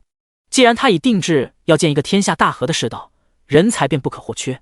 他真心想收服眼前这名志气不凡的少年郎君。武力的强权镇压只是收服人才前的敲门砖罢了，能不能真让人才为己所用，还看上位者本身的人格魅力和能力。呼红注视着在寒风中宣出己志的林之皇，眼神逐渐痴迷。他的大娘子果然非一般人，他竟以一女子之身，想要立身于世人眼前，修补破败的世道，成就一番不世霸业。谁说女子不如男？呼红沉寂的胸口霎时间也炽热起来，并于心中定制道：我一定紧随大娘子其右，护她一世安危，绝不让任何宵小近得她身。你想让我辅佐于你？温南方静默了良久后，沙哑着嗓音问出声。王提这时才明白过来，林之皇刚才那番话究竟是何用意，心惊的大叫道：你一个尚未及惯的小郎君，竟敢口出这等狂言！这大计天下英豪辈出，你小人！是，吾欲求汝辅佐。林之皇没理会在一旁大喊大叫的王提，坚定地向温南方伸出了白玉如瓷的手。温南方坐于泥地上，仰视着身于眼前玉白无瑕的手，不知在心中做了什么思量，默谋健身，终是将自己满是泥垢脏污的大掌附在其上，沉声道：主公，若您让南方失望，南方便终其所能，杀了您。一言为定。林之皇握紧温南方附上来的冰冷大掌，傲然而笑。第20章，乱匪头领出，自封冲天将军。翌日天光大亮，林者云与温南方各派了一名部曲下山去往快县，打探快县最新的消息。日落时分，两名部曲面色仓皇而回，皆是一副受惊过度的模样。林者云派出的部曲抖着声音插手，抢先急声禀报道：家主，快县城门此刻已经城门紧闭，城头上吊着数颗头颅，黄县城和魏县尉的头颅就在其上，另有数名小孩的头颅也吊挂在其中，都是府上的庶郎君与庶娘子们。奴还看见了您的友人王家王吉的头颅，他们皆都被乱民们吊守城门示众了。林者云霎时脸色骤白，身体剧烈的摇晃一下，直挺挺向后倒去。胡三见状，立即上前2步，眼疾手快地接住了晕死过去的林者云。另一边的王提也听到了亲爹王吉的死讯，亦是悲怆的一声轻笑，伏倒在地，失声痛哭起来。裴林雪则是惊惧异常，抢行2步，失态地拉住前来禀报消息的部曲衣袖，凄声惊问道：辉儿呢？可有在那城门上看到我辉儿的首级？见部曲闻言后果断摇头。裴林雪大喜过望，喜笑2声，一句一喜之下，身体受不住冲击，紧随林者云之后也晕倒在地。温南方对自己派下山的部曲青云细问道：是何人在吊手示威？流民中已出现领头人了？是。青云插手回禀道：快县已经被一名叫楚大郎的流民给占领了，此次流民攻城就是他所主导策划。温南方凝神细思片刻，续问道：还有什么关于这楚大郎的消息？继续说来。温南方凝神细思片刻，续问道：听快县城中逃出来的百姓说，这楚大郎目前已自封为冲天将军，更是已将城中的富豪乡绅残忍的屠戮殆尽，他们的妻妾不是被冲天将军送入了军纪营，就是被其作为战利品嘉奖给了那些攻城有功的下属了。青云说到这里顿了顿，继续汇报道：城中百姓愿意归顺的，便可活；若不从，便杀之。所以，但凡有点家底的百姓，现在都在往城外逃。没逃走的城中百姓，凡为青壮的，如今皆被楚大郎抢征为兵。奴还听说这乱贼准备休整5日，便再去攻打前方库县。不妙，不能让这楚大郎再继续壮大下去。林之煌在一边也听得分明，随即下令道：温南方，速速为我父代写一封书信，我们要将此事提早告知库县县令，让他早做防守。这楚大郎能在这么短的时间内就组织起这伙流民散勇随他攻城，必有其过人之处，得让临县县令提早提防，切莫将其等闲视之。林之煌反应极快，听闻此消息，并未将心神浪费在忧惧之上，反是冷静理智的开始思索眼下情势，一刻都不耽误的布置安排后续事宜。温南方昨日既然拜了林之煌为主，成为其从属，不论认主过程如何，此事已是事实。这会被其派使，倒也不矫情，颔首领命。在几名仆妇伺候笔墨之下，温南方大笔一挥，洋洋洒洒就将快县此刻的情形，以及叛贼冲天将军后续预攻库县的计划，用最简洁的遣词语言呈在所书之信上。温南方在代笔写信时，林之煌转手继续吩咐一旁的比列道：比列，将爹的官印拿来。林者云和裴氏现已都晕倒，林家主人中目前就林之煌身份最高，他的吩咐比列自然不敢不从，插手应了一声诺后，便从昏迷不醒的林者云腰间解下一个布袋，官印就在其中。林之煌将官印拿到手上后，温南方也已书写完毕，搁笔，将书写好的警示信递给他。林之煌抬手接来，浅浅的在信上扫了一眼，将字全部记下后，便装作看懂了其上内容，似模似样的嘉许点头，果断印上了代表快县县令身份的官印。这番姿态下来，若有谁说林之煌识不得这信上的任何一字，谁会信？连林之煌自己都不敢信。等稍微安全过后，该是要尽快摆脱文盲了，否则这是要露了馅，刚拐到的从属，怕是就要被吓跑了。试问，有哪个有才之士敢信一个目不识丁的主公能带他征服天下？谁敢？第一次做文盲的林之煌，内心的草泥马呼啸而过。林之煌亲眼看着比列用印泥将警示信封好，放入竹筒，而后林之煌郑重地将装有警示信的竹筒交给3名部曲，让他们去牵了山下藏匿的马匹，快马加鞭将这封书信送至库县县令手上。3名部曲接过竹筒，齐声应诺，领命下山而去。第21章选官制度的弊端。林者云与裴林雪双双病倒了，本只是悲伤过度，又加上疲劳所致的风寒，但因环境恶劣，无法好生休养，再加上郎中虽能为他们诊治，却苦于缺药，无药配给他们用，缠绵几日后，2人的病情愈发沉重起来。之前随他们一起逃城时受了重伤的16名部曲，也因为鹿山上条件艰苦，没有足够的药材治疗，接连殒命。鹿山之上一片愁云惨淡。8日过去，林之煌之前派下山去往库县通风报信的3名部曲皆未返程，当初带上山的粮食也已消耗一半，坐吃山空不是良策。林之煌只好再次冒险，派遣比列下山打探消息。比列做流民打扮，在鹿山山下游荡了一天，从逃难避祸路过鹿山的百姓嘴里，终于打探出不少消息。原来就在3日前，楚大郎这个自封的冲天将军已经举兵去往库县，还未至库县城门下，库县县令就大开城门投降了。库县县令被冲天将军在快县城门口的吊手示威给吓破了胆子，他实在怕自己就是下一个被挂上去的头颅。库县县令为了不落得个身首异处的下场，竟做出在叛匪还未兵至库县前就大开城门投降的事来。冲天将军被引入城后，也并没有放过这个库县县令，他的头颅依旧被挂在了库县城外的城墙之上。库县城里的豪富乡绅也被楚大郎如法炮制，没逃过此惨烈下场。库县豪富乡绅累世积累的财富，皆落于这冲天将军之手。林之煌万万没想到，事情竟然是如此发展，他的一封书信竟使得库县县令提早投降，而不是尽早准备御敌。他竟然无意间给这冲天贼当了把功臣助攻，林之煌快呕死了。经此一事，林之煌对大冀朝的官员素质有了更深刻的认识，简直令人绝望。与库县县令一比，林之煌发现林者云的为官素质还算是比较高的，至少在流民动乱发生前，他就已察觉出不妥，并做了一系列补救的措施，比如向豪富乡绅筹粮，比如调控粮价，比如训练兵士。最终无果，为明哲保身，才想着弃城而逃。而这库县县令真的就是只想着自己生，不管他人死，投降献媚，以求自保。哪想这冲天将军不按常理出牌，城照收，人照杀。信用为何物？都敢造反的不忠不义之徒，哪会跟你讲什么信用？这库县县令定是世家那套玩法玩弄多了，以为全天下人都会和他们玩那套投降不杀的把戏呢。这套规则套路同是氏族阶级的人还行，若拿去套路乡野反贼，他会和你讲这些，那便不会叫反贼了。反贼做事不讲规则，只会从自己的好恶出发。库县县令认不清形势，绝对是蠢死的。这蠢人做了官，不仅害己，还害人。官做得越大，害的人也就越多。林之煌这几日与林者云相处，不动声色，旁敲侧击下来，知道了很多关于这个时代的信息。大济发展近200余年，建立了一套选举人才的选官制度，有察举制和征辟制。察举及选举是一种由下而上推选人才为官的制度，是大济选用官吏最主要的途径。察举制初期以乡局里选为依据，注重乡里舆论对某位士人德才评判的权威性。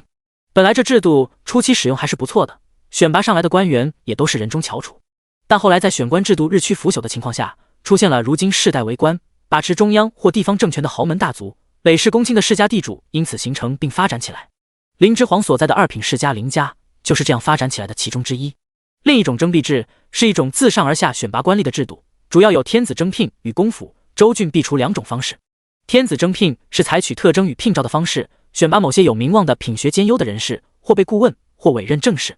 这种选官制度发展到如今，这些官员皆是士族子弟，尸位素餐，毫无真才实学，这就是察举制和征辟制选官带来的危害了。林之煌想通其中的关窍，懊恼地闭上眼，前面是他做了蠢事，高估这些官员的素质了。知错能改，就算有收获，如此蠢事，下次他林之煌必不再犯。等他真正能执掌一方政权时，定要把科举制度先推行开来，不然手下都是这样一群素质的人为官，如何能守成？也许他前面刚打下一城，后面就得丢一城，不然为何古人总说打天下容易，守天下难呢？这就是人才和管理的重要性了。林之煌头疼的扶额，闭目沉思良久，思考下一步的对策。第22章位置暴露。糟了，我们要尽快离开这，此地不宜久留。林之煌凝眉细思片刻后，突然睁开眼，站起身，立即吩咐左右道：比列，立即收拾东西，通知下去，明早天初亮，我们便下山。王提自从那日得知亲爹王吉以及众王氏族人的惨状后，便对林家人有了迁怒。奈何他现在赖活的衣食都靠林家人接济，而林之煌这掌事的小郎君又太邪性，他打心底有些怵他，所以只得隐忍，不敢在明面上与林家人翻脸。尽管如此，这几天王提只要见到是林家人，就横眉煞眼的，没有好脸色。王提是性情中人，怕死是真的，但也身怀傲骨。林家人在他这里就是奸佞小人，即使他现在迫于淫威不敢真正翻脸，但只要找到机会，就总会对上两句。王提直接唱反调：要走你走，反正我不走。等外面兵荒马乱过去，流民潮散了，我再走。现在出去就是个死，还不如你杀我给个痛快的。温南方拉过王提，阻止他继续挑衅，神色凝重地对他提醒道：他说的没错，我们得立即走。王提气得跳脚，葱身：你是不是被这小子给下了蛊？你的傲气呢？你不会真打算奉他为主吧？这小子看着有13岁没？就算天资聪慧，又能有多大能耐？他说什么你都听。温南方对王提地跳脚视若无睹，语气冷然地为他分析眼下情势。当日林小郎君派下山报信的3名曲部去往库县后，便再未折返，恐是已被那早准备投诚的库县县令给关押了。师兄，你仔细想想，库县县令会靠什么敢给那恶名昭彰的冲天将军投诚？就逃走的快县县令怎么样？温南方余光瞥见林之煌去了帷幔内，看林者云与裴林雪的情况去了，说话也没了顾忌，继续对王提分析当下的情况。库县县令他算的倒是不错，又是送诚，又是奉出诚意，想送快县县令的人头向那冲天将军投诚，却是没想到这冲天将军非讲理之人，收下重礼后如此不按常理出牌，依旧二话不说斩杀了他。温南方话说到此顿了顿，赌声下结论道：我们现今所处的位置必已被这库县县令透露给了冲天将军，我们得尽快离开此处。王提不服，反觑道：真会如此吗？那冲天将军收下库县也有3天了，陆山到现在也毫无动静啊。温南方墨色的眸子凉凉地扫过依旧在强装镇定的师兄，淡声道：此时这冲天将军还未来，是因为他短时间内势力发展太过迅速，一朝收下这么多流民游勇，又强占下2城，总归是要清点编制手下势力的。为了让这些人继续跟着他干，封官赏物更是免不了。等这冲天将军将这群流民游勇消化成兵，为防有变，便要腾出手来围剿侥幸逃出的林县令了。我们如今与他们在一起，焉能不被殃及池鱼？陆山确实已非安全之地，我们必须得走。温南方将话剖开了讲给王提听。王提听完后就安静了，懊恼之余不由在心里嘟囔：这俩人脑子究竟是怎么长的？闻一而知时，竟然在如此短的时间内就靠这点讯息分析出这么多事。不仅分析出库县县令必然已暴露了他们的位子，还分析出了冲天将军所派的人不日便要来此围剿他们了。王提心里再是懊恼，也不得不承认自家师弟这番分析很是在理。温南方这一路来又何时料错过？想到此，王提愤然看向林之皇所在的帐篷。师弟除了低估了这小子的危险值，没有过多警惕于他，大意被他使人给生擒了外，还真从未出过错。输给温南方，王提认，毕竟他是首山七聪之一。但这林家小子凭什么？名不见经传，年岁也小，还狂妄自大。输给这小子真是不甘心。想到林之皇以性命相携，迫使师弟奉他为主这事，王提就格外恼恨。王提内心实在愤懑，即使此刻听进了温南方的话，望向林之皇所在围帐的眼神依旧不善。温南方注意到王提眼神，轻叹了口气，再度出言提醒王提：师兄，你也别再挑衅于他了。就如今所见，他虽年纪尚幼，却并不简单。王提，可……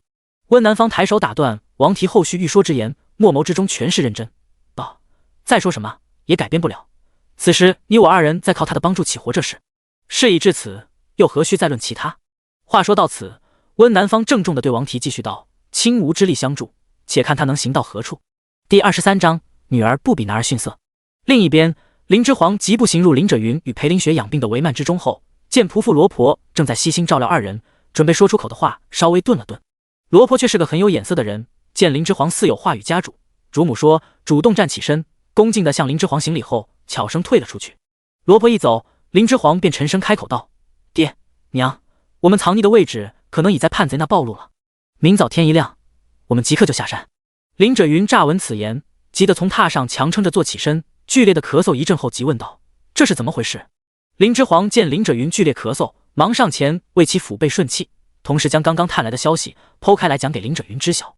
林者云听完林之皇所讲，先是皱眉，而后便是庆幸他当时听从了林之皇的建议，未去库县，而是藏入了鹿山。这鹿山上虽然条件艰苦了点，但确实乃最好的保命之所。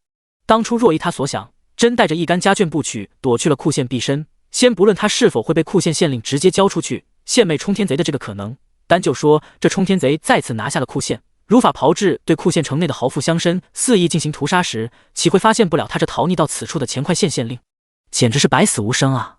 想到此，林者云不由一阵后怕，在心底对女儿的能力有了更加清晰的认知，对他此时提的意见也更为重视起来。林者云剧烈的咳嗽声止下来时，心里将前后事也想得十分清楚了，虚弱地问：华儿，我们下了鹿山后该去往何处？这几日避身在鹿山中，林者云与妻子裴氏双双病倒，跟随他逃来鹿山的这一大帮人和这一大摊子事，他们是完全没精力管的。缠绵病榻无力起身的这几日，林者云一直在想，嫡子失踪，若他的嫡女也如寻常的闺阁女子一般，只会描红画柳，无法如男子那般同长治下，只怕他们这一家子此刻已经是尸骨无存了。主弱奴强，在这没有秩序的荒郊野外，乃大危之事。奴仆并非天生就是奴仆，他们也是人，亦会生有异心。百姓都可反之，奴仆为何不可？从他与妻子病倒直至现在，他带上山的这100多号人，现在还能井井有条的在各司其职，未有乱象出，就已是说明他女儿的治下能力很是不俗。林者云如今已是不将林之皇当寻常闺阁女郎看待了，所以也不会再拿约束闺阁女郎的教条来旷述林之皇。病倒后，林者云完全想通了，在这吃人的世道，柔弱就是死。女儿现在这样也没什么不好，他就当女儿是儿子待，一切违和感都不会再有。活着才比什么都重要。连林者云自己都没意识到，他如今已是潜意识的在依靠林之皇，并以他的意见为主，他这个家主早已名存实亡。林之皇不知林者云此时心中的百转千回，听他这般问，见帐内没有外人，直接说出早已想好的计划，去投奔鲁王，向他借兵剿灭这伙叛匪，收复快、库2县，解救2县百姓于水火之中。这场叛乱因您之故而起，您不能袖手旁观。这林者云听得这话，吃惊的睁大眼，鲁王如何肯借兵给我剿匪？再说我是想投奔鲁王啊，向鲁王借什么兵？林之皇一见林者云的表情，就知他这是在想什么，扬声打断他后续的话，掷地有声道：就给鲁王一个师出有名。师出有名？如今天下天子政权虽已旁落，但天子仍是大计当朝天子。鲁王无天子诏，擅出封地，领兵直往涿州治下离仙郡快县而来，事后必会被天下人口诛笔伐。林之皇说到这里，眸中沉色加重。如今快、库2县被流民组成的叛军占了，这虽是坏事，但坏事有时在别处，也可变成好事，端看你用何角度去看待此事了。林者云用求知的眼神望着林之皇，此话怎讲？您面见鲁王后，就说您是为了投奔于他，故意使计在城外聚集流民，引得城外流民暴乱的。这……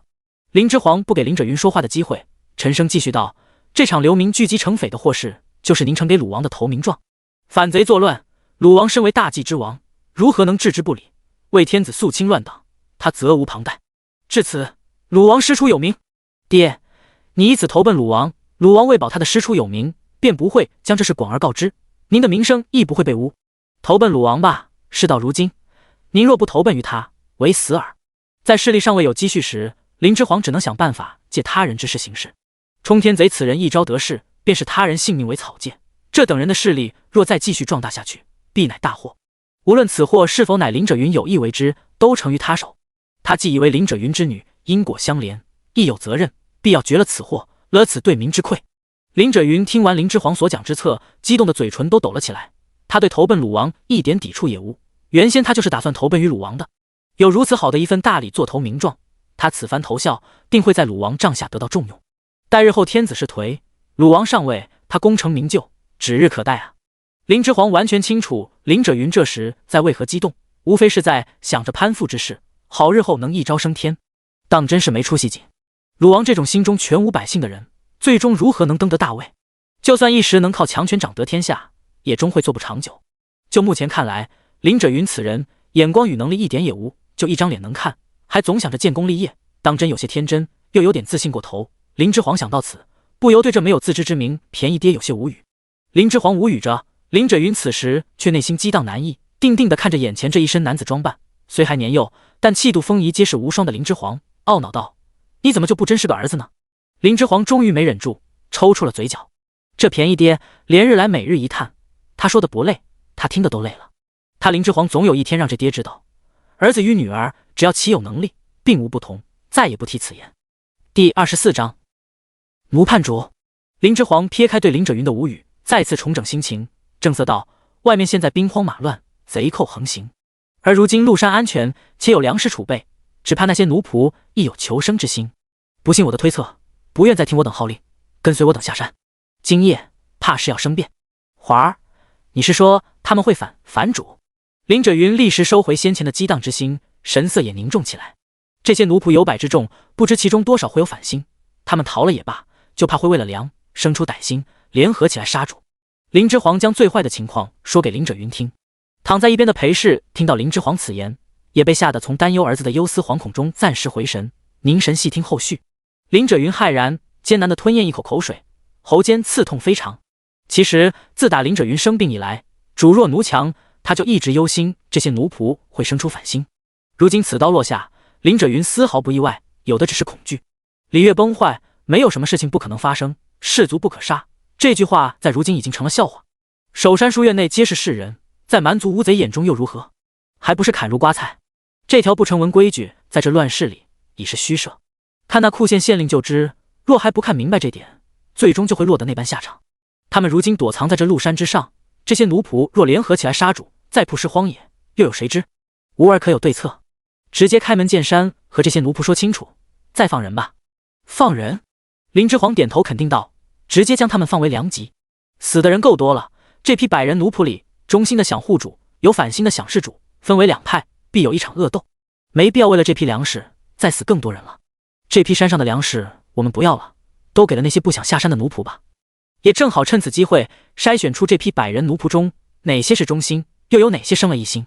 林之皇还和林者云在帷幔中讨论着如何安置这批奴仆，外面就突然传来痛哭惨嚎之声，随后就是胡三在帐幔外急切宣称有要事禀报家主的喊话声。林之皇搀扶起林者云玉，一同出帐幔查看情况。躺在干草堆上的裴氏听到外面的喧闹之声，担心外面有变，惨白着一张脸，手脚并用的挣扎坐起来，拉住两人的衣袖摇头，不让两人出去。林之皇知道裴氏在担心什么，毕竟刚才父女两人的对话，裴氏虽未发一言，却都听在了耳里。他担心外面是奴仆们已经起了哗变，再诓骗两人出去，想趁其不备杀之。但林之皇并不担心是此情况，呼红在帐幔外守着他，如果帐幔外情况真如此糟糕了，呼红不会无动于衷，一点警示都无。林之皇安抚地拍拍裴氏的手，对他摇头示意无事，而后搀扶着林者云向帷幔外走去。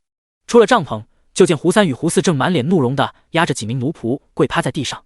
见林赭云和林之煌两人出来，胡三立即插手禀报道：“家主，大郎君，这几人怕是生了反心。刚才奴无意间看见他们悄悄地在身上藏匿武器，奴请将他们此刻就地正法，以儆效尤，以免留有后患。”家主，家主，饶命啊！奴只是一时鬼迷心窍，也是受人怂恿的，不止奴一人有反心啊，好多人，好多人的。饶命啊！饶命啊！奴再也不敢了。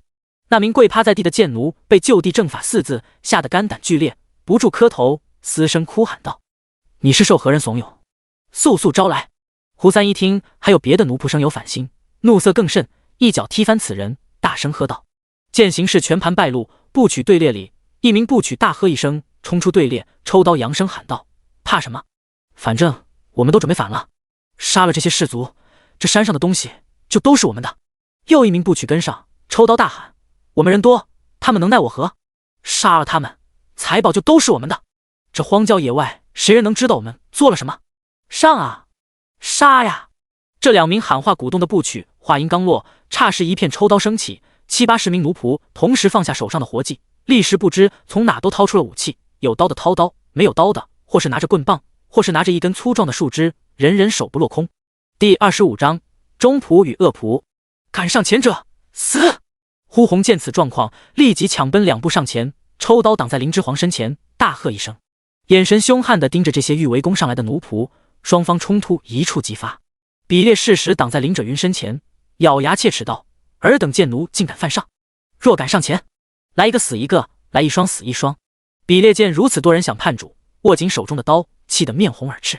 主人，且退后，以免动乱冲突殃及到您。温南方的部曲青云不动声色地移动脚步，将原本在看热闹的温南方护在身后。王体反应也快，一招手，他们那边的另5名部曲见此情势，也立时抽刀举起，将温南方和王体两人紧紧拱卫在中间，以作护卫。林之煌和林赭云心惊地对视一眼，虽早有心理预期，但委实想不到100余人中没有叛变的奴仆和部曲加起来，竟然不过20-30人，其余皆叛变。胡三见事情如此发展，他起先抓的叛奴竟然只是其中之一，也抽刀斥骂：“你们这群猪狗之徒，竟敢对主人抽刀相向！敢叛主，要先问你胡爷爷手下的刀答应不答应？”胡三作为部曲头领，见属下大部分叛变，凶性一起，就欲上前将一干叛奴斩于刀下，一副拼杀之势。胡三回来！林赭云呵斥住凶性大发的胡三，接着急声下令道：“比列，你去守着大夫人和一干女眷，护好他们。”胡三对林赭云的话向来言听计从，停下身形，双目赤红地盯着这些叛奴。比列收到林赭云的命令，也知事态不妙，不敢再逞一时之勇，立即提刀往女眷那边赶去。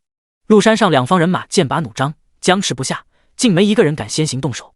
林之煌被呼鸿护在身后，注意着林赭云的状态，准备他若搞不定，自己随时上场。便宜爹为官多年，这统御人的能力差的，如今院中心追随他的下属竟不到2成，何其失败！林赭云见只有不到2成的奴仆愿意追随自己，气恼非常，涨红了脸，剧烈的咳嗽2声，压着干哑的嗓子，再次扬声对那伙叛奴喊道：“你们如此做，可是因不想下山之故？”林赭云说完，又剧烈的咳嗽2声，仿佛要将心肺咳出。叛奴们被说中心思，皆停了手下动作，把目光向前主人林赭云投去。是。逃出快县时，我们已经是9死1生，好不容易远离乱民，逃到这鹿山之上，现如今有吃有喝，为何还要下山？我们不想再面对那些丧心病狂流民了。山下都是流民，也没吃的，我们下山了，他们肯定会来抢我们的吃的。这冬天没过去，我们不下山，下山就是死。你们这些贵人没事，还不是让我们这些奴仆填刀子？我们死了，你们还省下一口口粮？你们这些贵族是不是打着这个主意？你们贵族从来不把我们奴仆当人，我们绝不下山！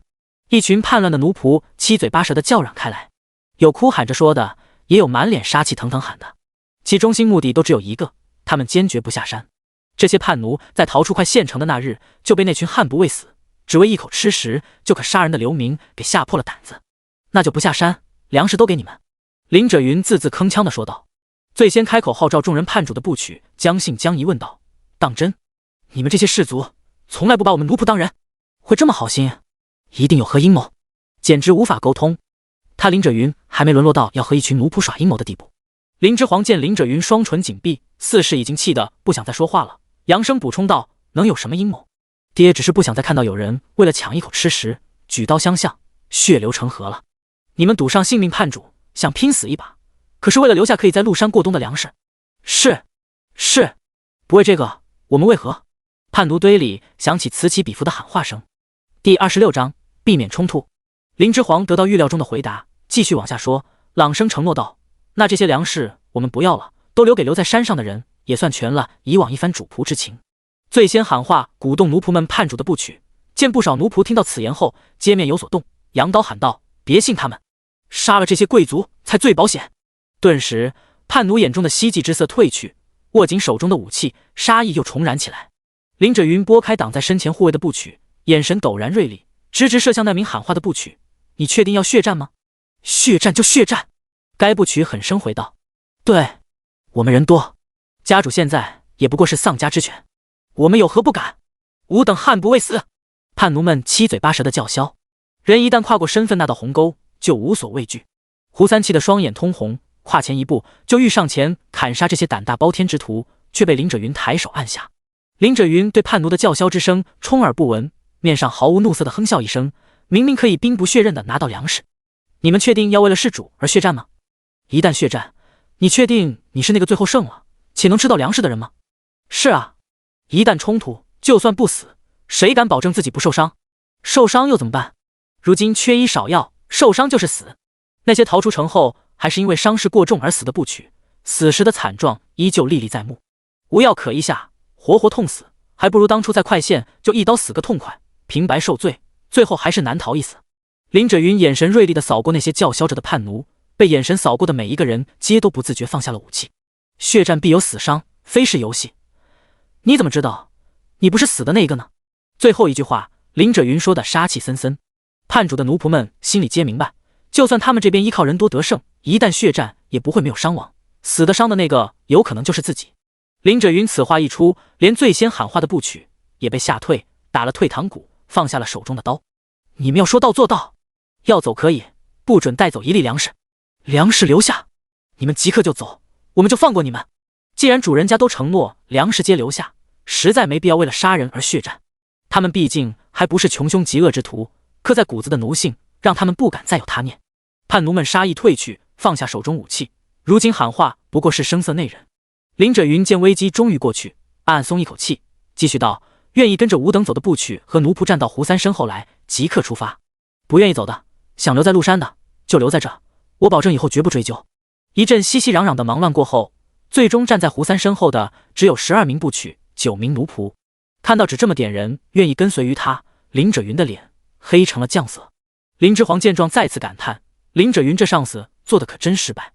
看到林者云就这么点奴仆愿忠心追随，被部曲保护在一边看戏的王提嗤笑一声，心里顿时畅快不少。丢下一城百姓逃跑的不忠不义之人，无人追随，这是再正常不过的事。弃人者，人弃之。上山容易，下山难。林者云强撑着身体处理完奴仆叛逃之事，又再度倒下，一干事务全部压在了林之皇肩头。当时逃出的人中，还有林者云的3名美姬和2名庶女，以及1名稚童幼子。女眷们这段时间在陆山之上，因外男太多，皆避嫌躲在帷幔当中不肯出来，此时也需抛头露面与众人一道下山。这一干女眷身娇体若下山麻烦，又吃不得苦，正哭哭啼啼的好不可怜。林之皇被他们哭得头大如斗，此时已是逃难之际，也顾不得男女大防，强行将他们安排给了力壮的部曲，皆由部曲背行下山。裴氏病重起不来身，更不谈行走，也只能由2人抬行下山。温南方与王提等人也紧随林之皇他们一行人下山，不然与一干叛奴在山上住一晚再走，他们还没那么不要命。师弟，他们现在自顾不暇，人少了，已经无法威胁我们。此时逃走，我们也有一拼之力。趁机走吧。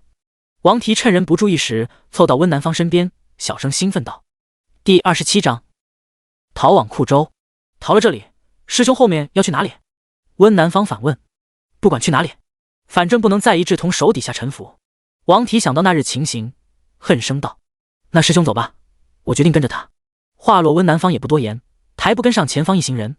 王提气得在原地跺脚，小跑几步跟上温南方，急道：师弟，你这是作何？你真的臣服于他了？错了，不是臣服，而是苟且。温南方淡声道：所以我们才要趁此绝佳时机逃啊，不然还要继续在他手下苟且偷生。王提急得快跑2步，挡身在温南方面前，强行不让他再跟前面的一行人走。温南方被他挡住去路，被迫停下脚步，无奈地看着王提叹口气：“师兄，你莫不是忘了在他们上山前，我们过的是什么日子了？我们有多少日没有吃过饱饭了？林者云能这么大方，将粮给了那群叛奴，就说明他们在山下还有退路。我们跟着他们走才有活路。我们逃去别的县。”王提提议道：“我们这8人只身上路，现在山下处处都是逃荒的灾民，存粮有吗？此时逃走，退路在哪？我们还有别处可去吗？还要继续颠沛流离吗？还是我们继续再折返圣经？你我身上还有银钱吗？”王提被温南方几个尖锐的问题问得一瞬间无话可说。是啊，他怎么忘了？他们也是走投无路了才上的鹿山，此时王家覆灭，他还有何处可去？林者云一行人那时带着2朵上山，其实也是变相救了他们，不然他们早在鹿山之上待不下去，下山加入了逃荒大军，真的要成为流民了。王提沉默，温南方叹息一声，拍拍他的肩膀，继续跟着前方人前行。呼鸿见到王提与温南方似在激烈的争执着什么，小声对林之皇提醒道：“大郎君，那2人不知在密谋什么，需不需要派2人去看着他们，以防他们逃走？”“不用。”林之皇轻笑：“他们能逃到哪里去？要有处可逃，此前也不会躲到鹿山之上了。他们现在身无分文，也无存粮，只能跟着我们，何必浪费人手？他们会自己跟上的，就怕他们犯傻。”呼鸿小声嘟哝：“您如此好，臣服于您是他们的福气。”一副受辱的模样，着实可恨。林之皇被呼鸿的发言可爱到了，笑着摇摇头道：“王提傻，他师弟可不傻。况且现在他们真的要走，以我们如今的人手也拦不住，端看他们怎么选择吧。”呼鸿点头，不再关注温南方一行人，开始小心注意起周围安全，以防蛇虫袭击林之皇。林之皇拨开挡在身前枯树枝，回望温南方一眼，正好与温南方看过来的目光对上，对他一个挑眉，便轻描淡写移开视线，继续前行。这是吃定他们不会走了？温南方抿唇，一言不发，继续跟上。因为叛逃奴仆过多，留下的部曲和奴仆只剩零星几人，足足分了3趟功夫，才将一应人与物食全部运下山。当时上鹿山时只用了半天功夫，此时下山运人加上运东西，林之皇一行人足足用了1天1夜，才全部下得山来。至鹿山山下，天色已黑，众人皆饥肠辘辘。万幸，当日上鹿山之时，林之皇有秘密安排胡三在山下洞穴之中藏了2成的粮食，以作应急之用。知道藏匿地点的人皆是心腹，那伙叛奴不知藏匿之处，此时取出，正是解了燃眉之急。林之皇舍弃粮食后能如此淡定，温南方早就料到他应有后手。果然，他下山后就带领众人找出一处藏粮之地。如今乱世，金银珠宝等物都如石头，只有粮食乃重中之重。兵荒马乱之下，还能行1步看10步的人，当为人杰。林之皇让奴仆埋锅做饭，先让众人歇息片刻，得以饱腹后，又命胡三带领除比列外的一行部曲，去取回之前分开藏匿的马匹和车厢。逃亡路上带着一干女眷，车厢必不可少。山下众人在林之皇的安排下，井然有序地开始各司其职，进行逃命筹备。温南方看着那安排众人该行何事的瘦弱身影，眼底眸光闪动，不知在想着什么。2个时辰后，胡三带着8名部曲以及6辆马车回来会合，其余众人也已吃饱喝足。怎么就6匹马了？林之皇见马匹数量少了一半，大皱齐眉。回来的这匹马匹也瘦了很多，完全不复当时在林府看见时的健硕。胡三自责地低头回禀道：“因为怕这些马匹逃跑，奴将他们分散拴于一片树林中，因久不下山照料，有些马匹将附近的草枝吃完了，就饿死了。”林之皇懂了，不再纠结，吩咐道：“无事，你做得很好，多准备点草料以及豆料，逃亡路上还用得上这匹马。”诺。众人收拾片刻，即刻离开了鹿山山脚下，往鲁王的封地库州方向逃亡而去。第28章，在逃亡。原先藏匿的2成粮食，大概够林之皇这30几人的队伍20余日的口粮。林之皇将这些粮食分散安排在6辆马车之上，裴氏与林者云以及他乘坐1辆马车，美姬以及庶子庶女们占去2辆马车，温南方与王提1辆马车，剩余的2辆马车，林之皇1辆安排给了众部曲，1辆安排给了那些奴仆。在大祭朝，没有主人在，奴仆也坐马车道理，这会显得奴仆身份与主人等同，因此这些奴仆是没有资格坐马车的。奴仆一般是要随车奔行的，林之皇怜他们辛苦，便刻意将主人家的马车安排的拥挤些，特意空出这2辆马车，让这些奴仆谁行路累了，便可上车换来休息。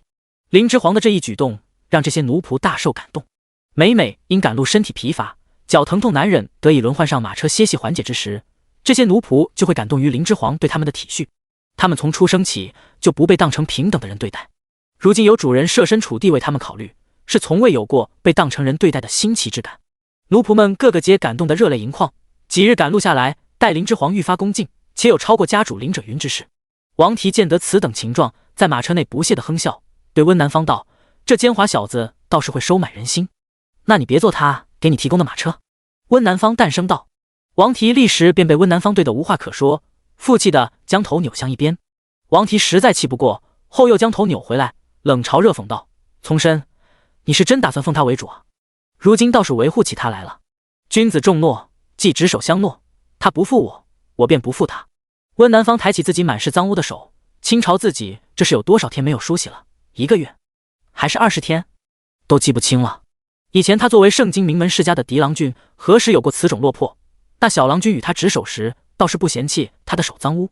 温南方轻轻一笑，现在对灵之皇，他倒是真起了几分正视之心，自然不容王提再对灵之皇言语放肆。你当时拜他为主，实在是太草率了。那小子不是真想杀人，我不信你看不出来。王提继续抱怨。那又如何？温南方转眸看他。是啊，能如何？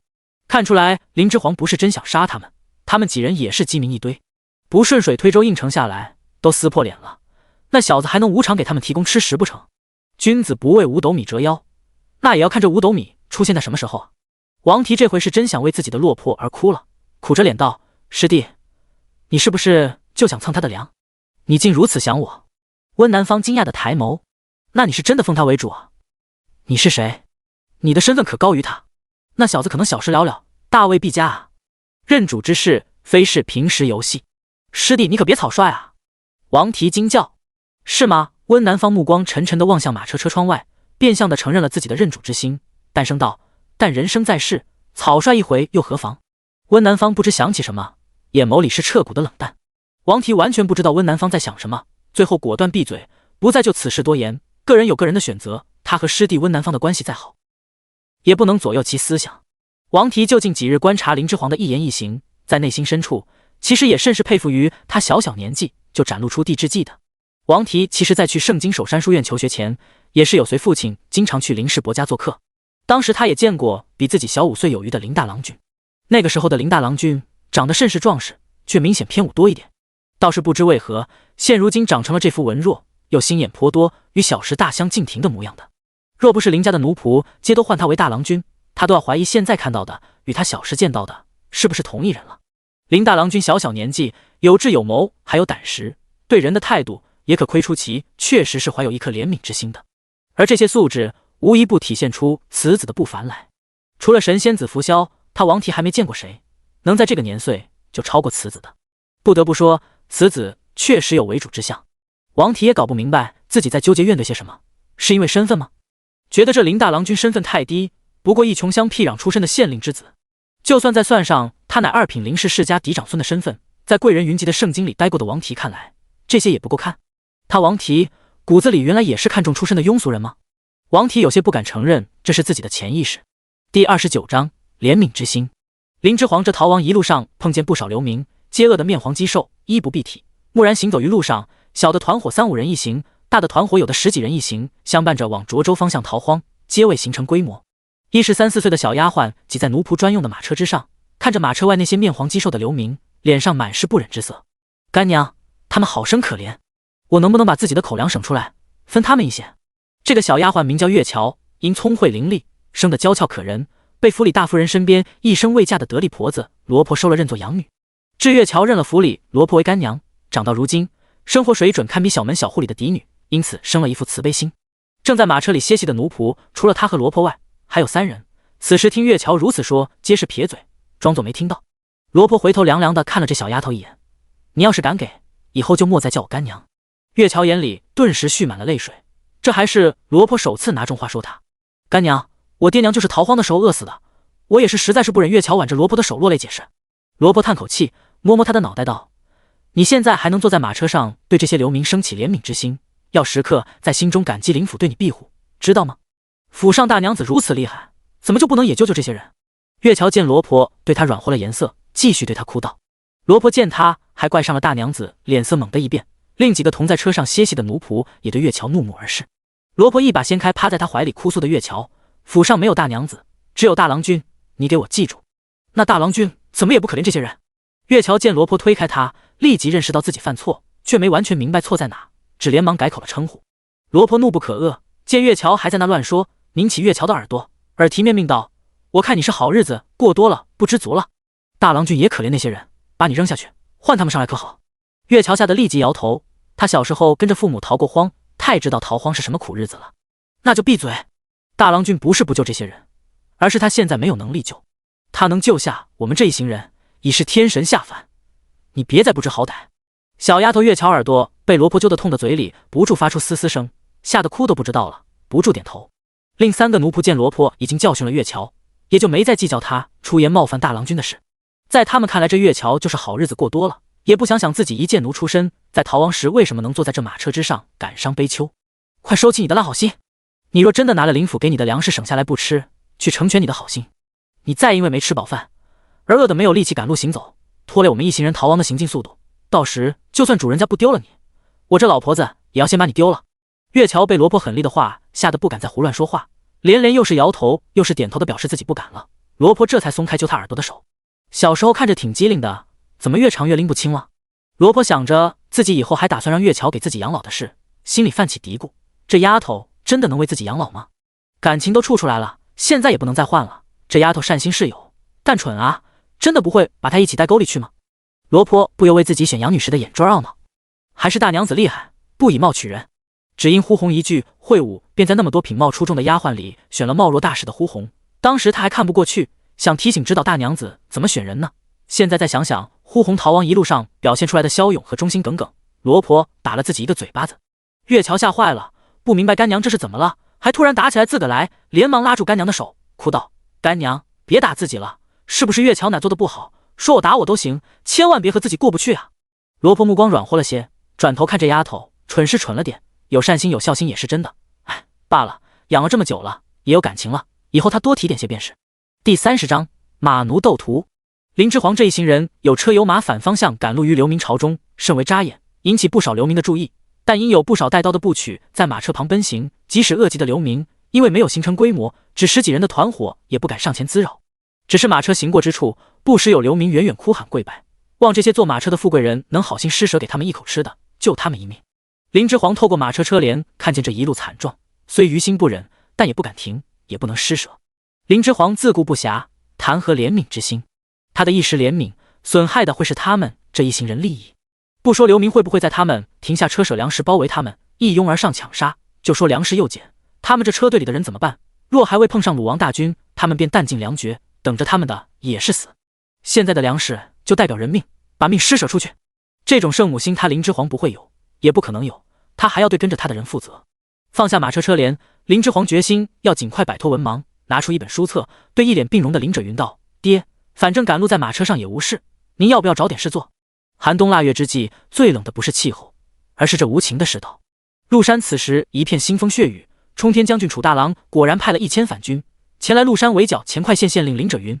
领兵之人是的冲天将军新封的一名校尉，姓卢，以前曾是快县县令家的一名小小马奴。因其在快县兵荒马乱之时当机立断，率众马奴加入反军，屠杀城内豪富乡绅有功，且一路斩杀反抗的快县守兵无数，协助了冲天将军更快地拿下了快县。因此受到冲天将军的赏识，得以一跃获封为护中校尉。此次过来陆山围剿快县前县令的任务，乃是这卢校尉自告奋勇在冲天将军处领的。卢校尉此次出兵追击，于冲天将军处申领了最好的装备，装备了跟着他出来的两曲人，注一曲为500人，两曲为1000人。因卢校尉本身办事得力，冲天将军也对他十分信重。冲天将军接连拿下2城，城内的武器辎重等物也尽数落入他之手。在冲天将军得知快县县令林者云乃2品世家出身，身边所护的部曲不少后，为保此次能顺利取得快县县令的首级，也很是大方，除了给卢校尉带的人马配了高规格的行军装备，为怕这群人马还需追击，连行军所需的帐篷和粮草也给卢校尉拨得足足的，就等他凯旋。卢校尉实在太想看到救主匍匐在他脚下的画面了，一路疾驰行军，不过2日便从库县率军而至陆山。饶命啊！林者云他早几日就逃下陆山了，不在这里了，你放过我们吧。一叛逃林者云的部曲被重兵乱矛相戳，边用手中的刀格挡，边向卢校尉求饶道，体力逐渐有不支之象。卢校尉充耳不闻，狞笑：“你这人我记得，乃林者云身边的得力人，以前没少仗着他的事，心气不顺就来马场鞭打我们这些马奴撒气，你该死！”卢校尉话音刚落，这部曲就因体力不支被乱矛狠戳而死。卢校尉见他身死，嗤笑一声，走过去一刀削下此人脑袋，提至一名中等个子、体格壮硕的青年面前道：“窦屠，你还记不记得他每次来打你打得最厉害，盖因嫉妒你身手比他好？”窦屠面无表情点一下头，很是沉默寡言。你呀你，怎能毫无一丝报复之心？卢校尉将这颗头颅如皮球一般摔在窦屠怀里，窦屠抬手接住头颅，又不发一言，一脚将头颅给踢到山坡之下，头颅滚下坡地，发出咚咚的撞击滚动声。窦屠如此沉闷无趣，卢校尉为什么还要走到哪都带着他？盖因窦屠身手了得，人狠话少不邀功，之前窦屠立下的很多功劳都是被这卢校尉给领了，所以窦屠就算武艺高强，到如今也只是个白掌，屈居于他之下。卢校尉此人狡猾阴险，既要用窦屠，又要防窦屠甩下自己冲到楚大郎面前，因此走哪都带着他。此次过来围剿前主人，自然也是如法炮制。一场屠杀殆尽，鹿山之上，前客还呼喊在山林间的凄厉哭叫惨嚎，像是没发生过一样，归于宁静，安静的让人胆战心惊。第31章，卢校尉。血腥味弥漫在这片山林间，林间伫立的这群匪兵皆是青壮，未损一人便完成了这单方面的屠杀。见人都杀干净了，卢校尉狰狞地笑着甩甩刀上的血浆，对身旁的窦屠感慨道：“窦屠，你说就主像不像只兔子，更真会钻洞，又跑了呢。”窦屠不发一言，微微颔首，示意自己有在听。卢校尉见状，哈哈大笑道：“别不开心吗？这伙叛奴说他们只走了3日，我们现在就动身去追，他们有女眷，应该跑不快。”好。窦屠点头。卢校尉笑着拍拍窦屠的肩：“爷现在可真是畅快。窦屠啊窦屠，你以往在我们这些马奴中最是努力上进，为的就是能让主家们看上你，给你一个晋升的机会，能伺候左右。”窦屠不言。现在是不是觉得以前做的那些特别蠢？现在我们不用得谁亲眼，你看我们自己靠自己就得封校尉，你也得封白长，以后我们或许还能得封将军。娘的，早知造反如此畅快，也早就反了。窦屠静静地听卢校尉说。卢校尉说着说着，还如地痞流氓一般，毫无芥蒂的一屁股坐在一具上还有余温没有僵硬的尸体上，以尸体充当坐垫，继续大声畅言：“奴颜婢膝这么久有卵用？一个小娘子不慎跌马，都未伤分毫，就将我们一众马奴抽个半死。半大的小郎居，还扬言要杀了我们。谁不是人生父母养的？谁规定我们奴仆就该低人一等？看看现在世道一乱，我们发达的机会就来了呀！反观那些贵人们，跑得跟个兔子一样，死活都还不一定呢。哈，真是可乐！哈哈哈哈！”笑完，卢校尉就想到那从圣经来的漂亮的不像话的大娘子，淫邪一笑道：“窦屠，你还记不记得那貌美的大娘子？当时嫌弃你低贱，连脚都不愿意踩上你背的那金贵人儿。”卢校尉摸着下巴，咂摸着回味了一番，舔舔上唇道：“那可真是一位娇贵的玉人儿呢，美啊！我们这些低贱人，连给她坐马凳都不配。”窦屠此时有了反应，眸光闪动，抬头看向卢校尉。卢校尉见木头人窦屠如此反应，淫笑2声：“怎么，你也惦记他？等我们追上他，也要好好玩一玩这娇贵人儿。玩好了，哥就把他赏给你，随便你怎么处置，以解你当时的心头之恨，如何？”哈哈，任你耍乐游戏。窦屠握紧腰间悬挂的佩刀，虽未发一言，但显然内心也颇不平静。他此前在林府如此上进努力，就为了博一个重用，脱离马奴身份。他在贵人眼里，真的连坐马凳都不配吗？他要好好追上去，问一问那大娘子。窦屠眼中迸射出世人的光。林之煌一行人与流民所去方向相反，越往鲁王封地库州去，路上的流民就越多。这些流民皆是从库州往涿州方向逃荒而来。一日夜晚，有一小股由40多名青壮流民组成的悍匪夜袭了他们的车队。如今正值逃亡路上，林之煌极为机警。自他掌事后，但凡车队停下休息，不论白日还是黑夜，都会安排部曲轮流值班警戒。流民组成的悍匪帮刚靠近车队，值夜的部曲就及时察觉到了不妥，立即吹哨唤醒车队中人持械反杀，这才没让这伙悍匪偷袭得逞，只以己方重伤1名部曲的代价杀悍匪10几人，吓退了这帮亡命之徒。此事过后，林之煌命人将斩杀的悍匪头颅尽数斩下，悬挂于6辆马车之上，再行赶路。果然，路上再有流民见他们车队，远远见马车外侧吊手的头颅，纷纷吓得屁滚尿流，不说袭击，连上前乞讨都不敢，仿如蛇蝎，避之不及。少了流民的阻碍，林之煌一行人行路的速度又快上去不少。丫鬟月桥见此状况，再不敢说什么可怜流民的话了。女眷们也吓得不敢出马车，凡见林之皇，无不战战兢兢，视他为修罗。第32章，凤凰从此浴血起飞。又行到一处水源地，逃亡的车队停下歇息，埋锅造饭，以补充体力。部曲围在一起歇息，看着马车之上吊手的头颅，即使他们杀人无数，也有些悚怕。胡三却打心里佩服林之皇这一决策。吃饭时与比列小声讨论道：“挂上这个，一路平安无事，此计大好。大娘子可惜不是个真男儿，真乃这个。”胡三说完，对比列比了个大拇指的手势。比列拿刀柄敲敲胡三的手，警告道：“是大郎君，车队里还有外人，你说话注意点。”比列说着，拿眼看不远处的温南方一行人，胡三也跟着看过去，用手打自己的嘴2下。我就是嘴上没把门，知道就少说点话，不许再讨论主人家。比列此前和呼叟配合惯了，一人主内，一人主外。胡三的身手与忠心虽然都不错，但到底年轻跳脱，与呼叟的老成精明不能比。比列叹口气，看看如今这寥寥几人的部曲队伍，出城时100人的护卫队，如今还能行动的不过8人，这逃亡路上安全完全不能保障。大娘子也是迫于无奈才行此法的吧？这小子王提面色惨白，连饭都吃不下，身体不住颤抖。狠语人都有，此子非凡，你说话以后注意点，少看他年幼，总挑衅于他。温南方也脸色微白，小声再次警告王提，在这个时代的普遍认知中，死不是最可怕的，最可怕的是死的身体不全。在转世时便会身体不全出生，死时缺了脑袋便会转世为傻子，若死的缺手缺脚，就会再生的缺手缺脚。这也是为什么库县县令见冲天将军吊手城门会直接吓得开城投降的根本原因。车前挂着头，他晚上睡车里面不怕吗？王提出马车时都不敢往车前看，是闭着眼下车的。他敢坐，又何谈怕？可是，没有可是，如此甚好，我们一路上不用再提心吊胆，确实安全很多。温南方说着冷静下来，死人他这一路上见了不少，早已不是何不食肉糜的世家公子，在逃亡路上用些非常之法也无甚不妥。林之皇来到水边静坐，呼红紧紧跟在他身后保护他的安全。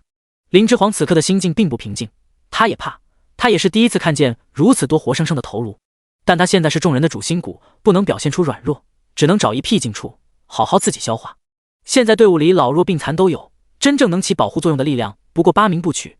林之皇实在忧心非常，压力剧增。原先以为流民较散，不敢袭击车队，昨晚发生之事彻底打破了他的妄想。他还是低估了这世道里粮食的重要性，那些饿极了的人已经没有理智可言，普通的刀剑根本止不住他们的歹心，所以林之皇只得让他们调手马车，用于震慑。呼红，你担心你阿爹吗？林之皇突然和他说话，呼红一愣，随即粗声道：“不担心，他本事大着呢，又精明，不会有事的。”呼红说完想了想，继续道：“你也不用担心大郎君，有我阿爹跟着，定不会有事的。”呼红提到林之辉，林之皇呆了呆，想起那满脸傲气的弟弟，如今也是生死未卜，神色坚定些许。调手马车，你怕吗？不怕，可怕的是世道。呼红急声道。林之皇深吸一口气，更坚定了眼神。你不怕，但我要的是他们怕，怕了才能让他们知难而退，逃亡路上才能没有冲突，冲突少了就不会有杀戮和死亡。我不想再看见你们任何一个人有事了。小小需震慑，不过借手一用，如此甚好。呼红崇敬地望着林之皇，血肉之躯，没有灵魂，不过躯壳。林之皇闭上眼睛，平复自己的心情。他在红旗下长大，有些观念在这个世道需好好改改了。林之皇放于身侧的手在微微颤抖，再次睁眼，目光逐渐坚毅。不错，我林之皇要彻底改变自己，更要改变这世道。凤凰从此浴血起飞。第33章，鲁王为何出兵涿州？鲁王暴政，穷兵黩武。去岁先是大旱，后又有洪水决堤，田间收成实不存三。因鲁王与宁川王大战，这两王的封地库州与兖州皆因要筹措军粮，不仅没有减免赋税，反而为了筹措军粮，赋税与之往年相比反而增了3成。兖州的百姓交完赋税便难以饱腹，拼命硬挨得以熬至冬季。本以为熬过今年就算过去了，没想到了冬季鲁王又开始征兵，只要是青壮皆会被官府强行征走为兵。地里刨食的百姓们活不下去，纷纷弃村而逃。逃荒来了以治下怀柔而闻名，粮草充裕的涿州。而正因涿州粮草充裕，乃产粮之地，更是被目下正粮食紧缺的鲁王给瞄上了。鲁王如今贸然出兵于涿州离仙郡，就是因为此郡粮草丰足。涿州的蒋州牧与一品世家后族服氏此代家主乃是连金，后族服家满门骤然被蛮族吴奎所灭。蒋州牧今闻此等消息，因此怒而携涿州10万兵马前去盛京，欲诛杀吴奎此僚，为福家满门报仇。鲁王趁涿州兵力大部分都去了盛京，正是空虚之时，瞅准时机出兵离仙郡。离仙郡临近鲁王封地库州，鲁王欲来此摘桃子，以缓凉危。涿州有4郡，分别为灵山郡、清湖郡、广庭郡、离仙郡，其中离仙郡与鲁王的封地接壤，鲁王此次出兵便是欲来此郡。离仙郡下辖5县，为库县、会县、昌县、广山县、毕县。离仙郡郡守乃方池，是一品世家方家嫡支的人，为人安分守己，诸事不管，多数事情都是由郡城管福庆代掌管。这几日行车无聊，林者云在林之皇的央求下，拖着病体开始对林之皇科普这些政事。管福庆是个何样的人？林之皇细问。寒门出身。林者云嗤之以鼻。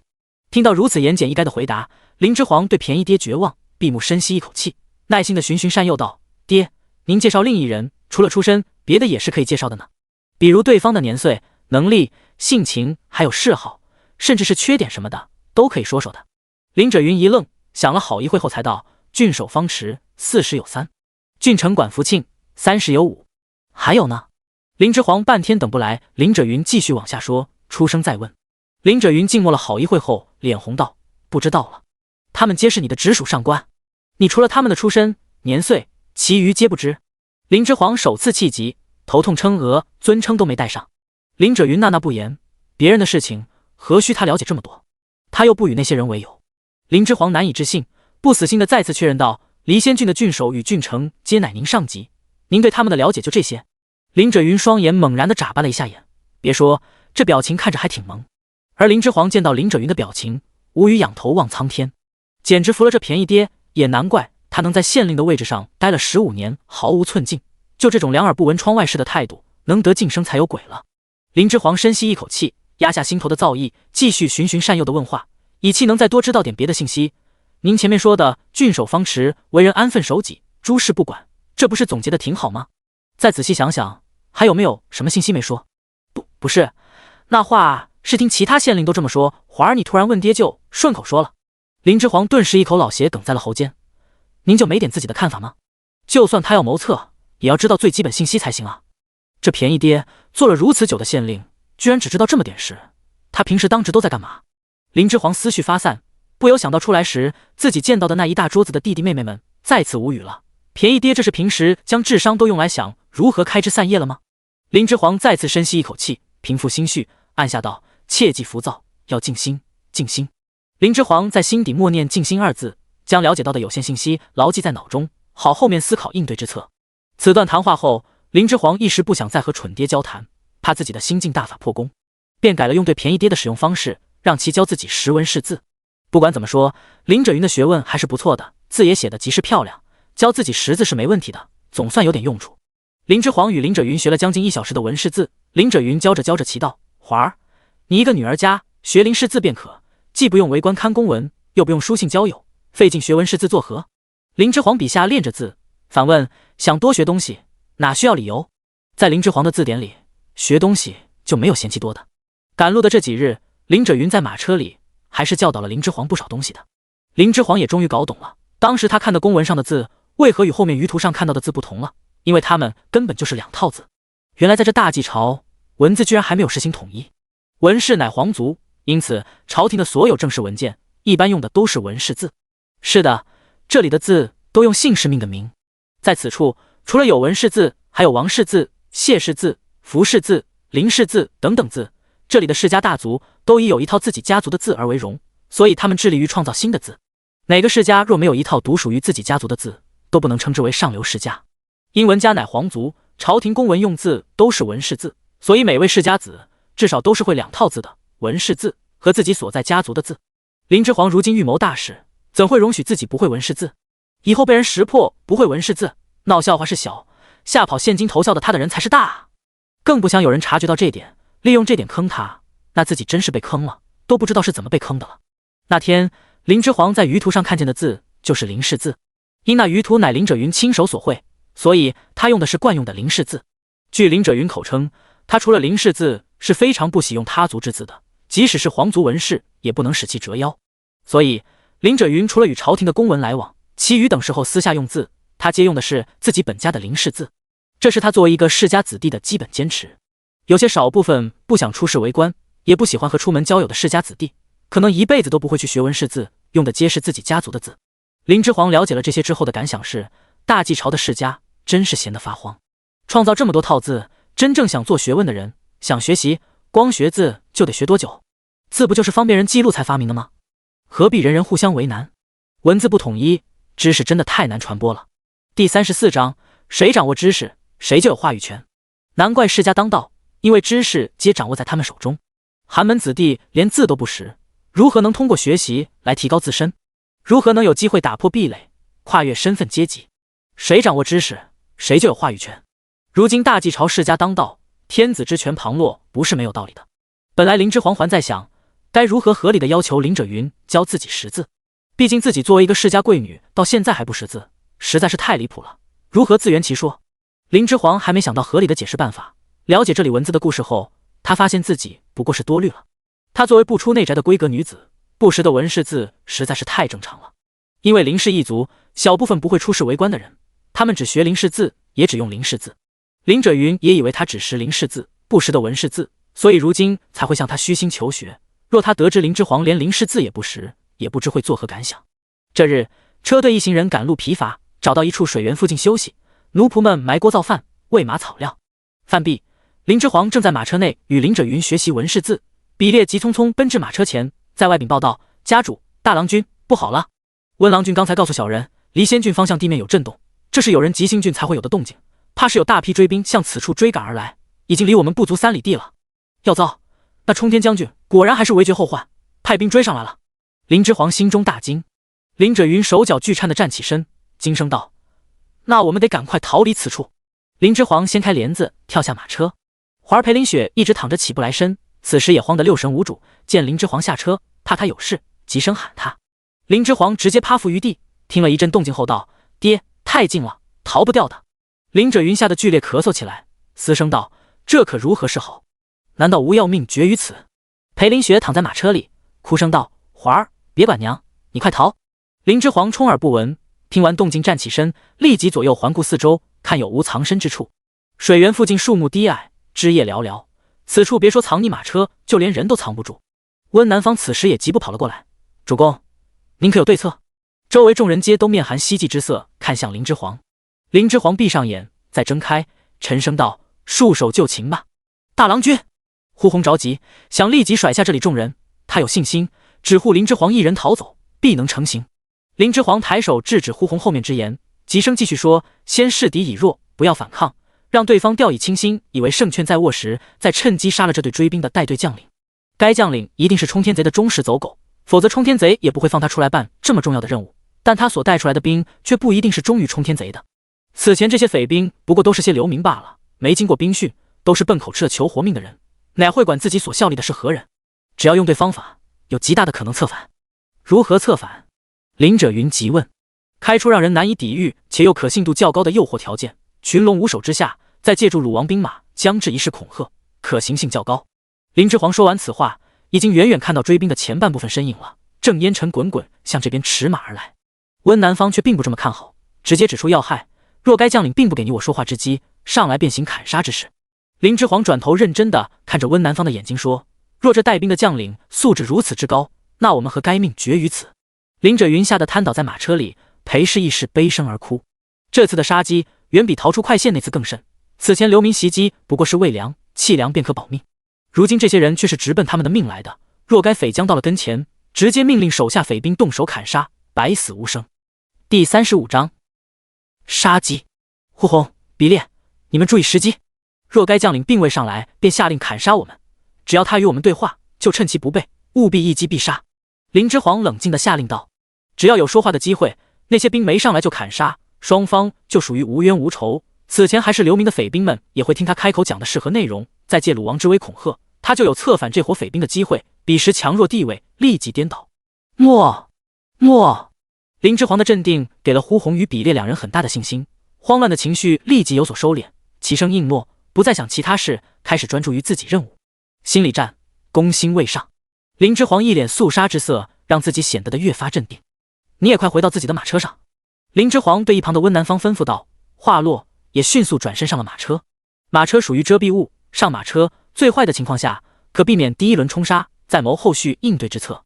刚上马车，林之皇便听到身后清晰地响起一阵兵马踏行之声。河流边，原来在歇息进食的众人都反应过来，转头回看，便见不远处烟尘滚滚，约有1000兵马城包围之势向此处疾驰而来。一时之间，奴仆惊声尖叫呼嚎，四散开来，或躲避，或逃跑。胡三也立即召集好人手，带领余下的部曲奔过来，将林者云与林之皇所乘坐的马车严密护卫住。片刻功夫，就有几名领头人骑着马，率着1000余人奔行至眼前，直接将他们这一行人马给团团包围了起来。周围本来只离他们这一行人100米远，也在河流边取水用的流民们见状，纷纷逃得更远了，怕被殃及池鱼。哈哈，老子一路向流民打探你们的行踪，终于让爷给追上了。卢校尉狞笑着纵马上前，示意手下1000余人马将这伙人给围好了，不准放出去一个人。这1000余人马得令，立即四散，将林者云一行人围住。卢校尉见林者云已成了瓮中之鳖，脸上癫狂的笑容逐渐放大，志得意满的翻身下马，趾高气昂的走到部曲护卫最严密的马车前，看着这马车前吊手的头颅，嗤笑一声，挥刀将狰狞的头颅斩下，敲了敲林者云所坐的马车，阴声道：“狗官，这头颅可吓不到本大爷。家主，下车吧！”哈哈哈哈！马车里，在听到外面人张狂阴厉的说话声那刻，林之皇也如车外的人一样，肆意且无声的大笑起来。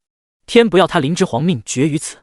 温南方在另一辆马车里听到外面的说话声，紧绷的身体也霎时松懈下来，同样大松一口气，淡声道：“这领兵的将领并没有一上来就将我们砍杀，有说话的机会了，此局上有转机。”王提亦是欣喜若狂，激动地抱紧温南方的手臂，小声道：“后面就看那小子的了，师弟，我们可能又不用死了。”温南方顿时眼神奇怪地看王提，师兄平时如此看不惯林之皇此人，但性命攸关时，对林之皇倒比他对林之皇还有信心。林者云原本下瘫在车厢里，但在没有听到外面人一上来就砍杀他们的动静，反是听到外面人叫嚣的声音后，也瞬间神魂回体，激动地看向女儿：“爹，快起来，出去！”对他横眉冷对。林之皇怕外面人听到动静，拍拍林者云的肩膀，轻声提醒他该怎么做。裴氏也双眼含泪地看向女儿。林之皇镇定地对林者云和裴氏点点头，表示转机尚有，以作安抚。林者云见女儿如此镇定，也冷静下来，想到林之皇之前所说的计划，深吸一口气，整理好衣衫，很有世家风范的先行下了马车。林之皇搀扶着病重的裴氏，也紧随其后，跟随在林者云身后，低头下了马车。呼鸿见林之皇下车，立即不动声色往林之皇身后挪了挪，看似寻常，其实全身皆在警戒着林之皇此刻身边可能会发生的任何危险，他好及时做最快的应对反应。其余马车中人也都被驱赶下车，姬妾以及庶子庶女们皆吓得瑟瑟发抖，小声啜泣。等一干人都被驱赶到一起了，胡三和比列带领众部曲以及一干奴仆呈拱卫之态，将主人家下意识地包围在最里面，不让这伙匪兵近身。你想如何？林者云不卑不亢地对为首的卢校尉冷声问道。话落，林者云咳嗽2声，仔细观察周围这不下1000人的青壮匪兵，越看心中越是惶恐，脸色越加惨白，心中直叹无命休矣。女儿若此次计划不得行，不能成功策反这些匪兵，这群人手中的长矛，一人只出手一下，便能将他们一行人皆戳成筛子。第36章策反。卢校尉志得意满，没急着上前斩杀这伙人，而是满脸猫捉老鼠般的戏谑之态，好好的观察了一把原来在他面前高高在上的人，此时面对自己害怕惶恐的模样，扭曲的内心得到了极大的满足。看来你们过得还不错嘛，没吃什么苦头。这有车有马的，这是还有余粮呢。卢校尉身上穿着校尉的战甲，也不像官，说话是流里流气，一副小人得志的嘴脸。林之皇记忆卓绝，这带兵之人叫林者云家主，想来之前必是林府中人。林之皇细细在脑海中搜索，最后在记忆里一干跪伏在地的马奴中找到这张脸。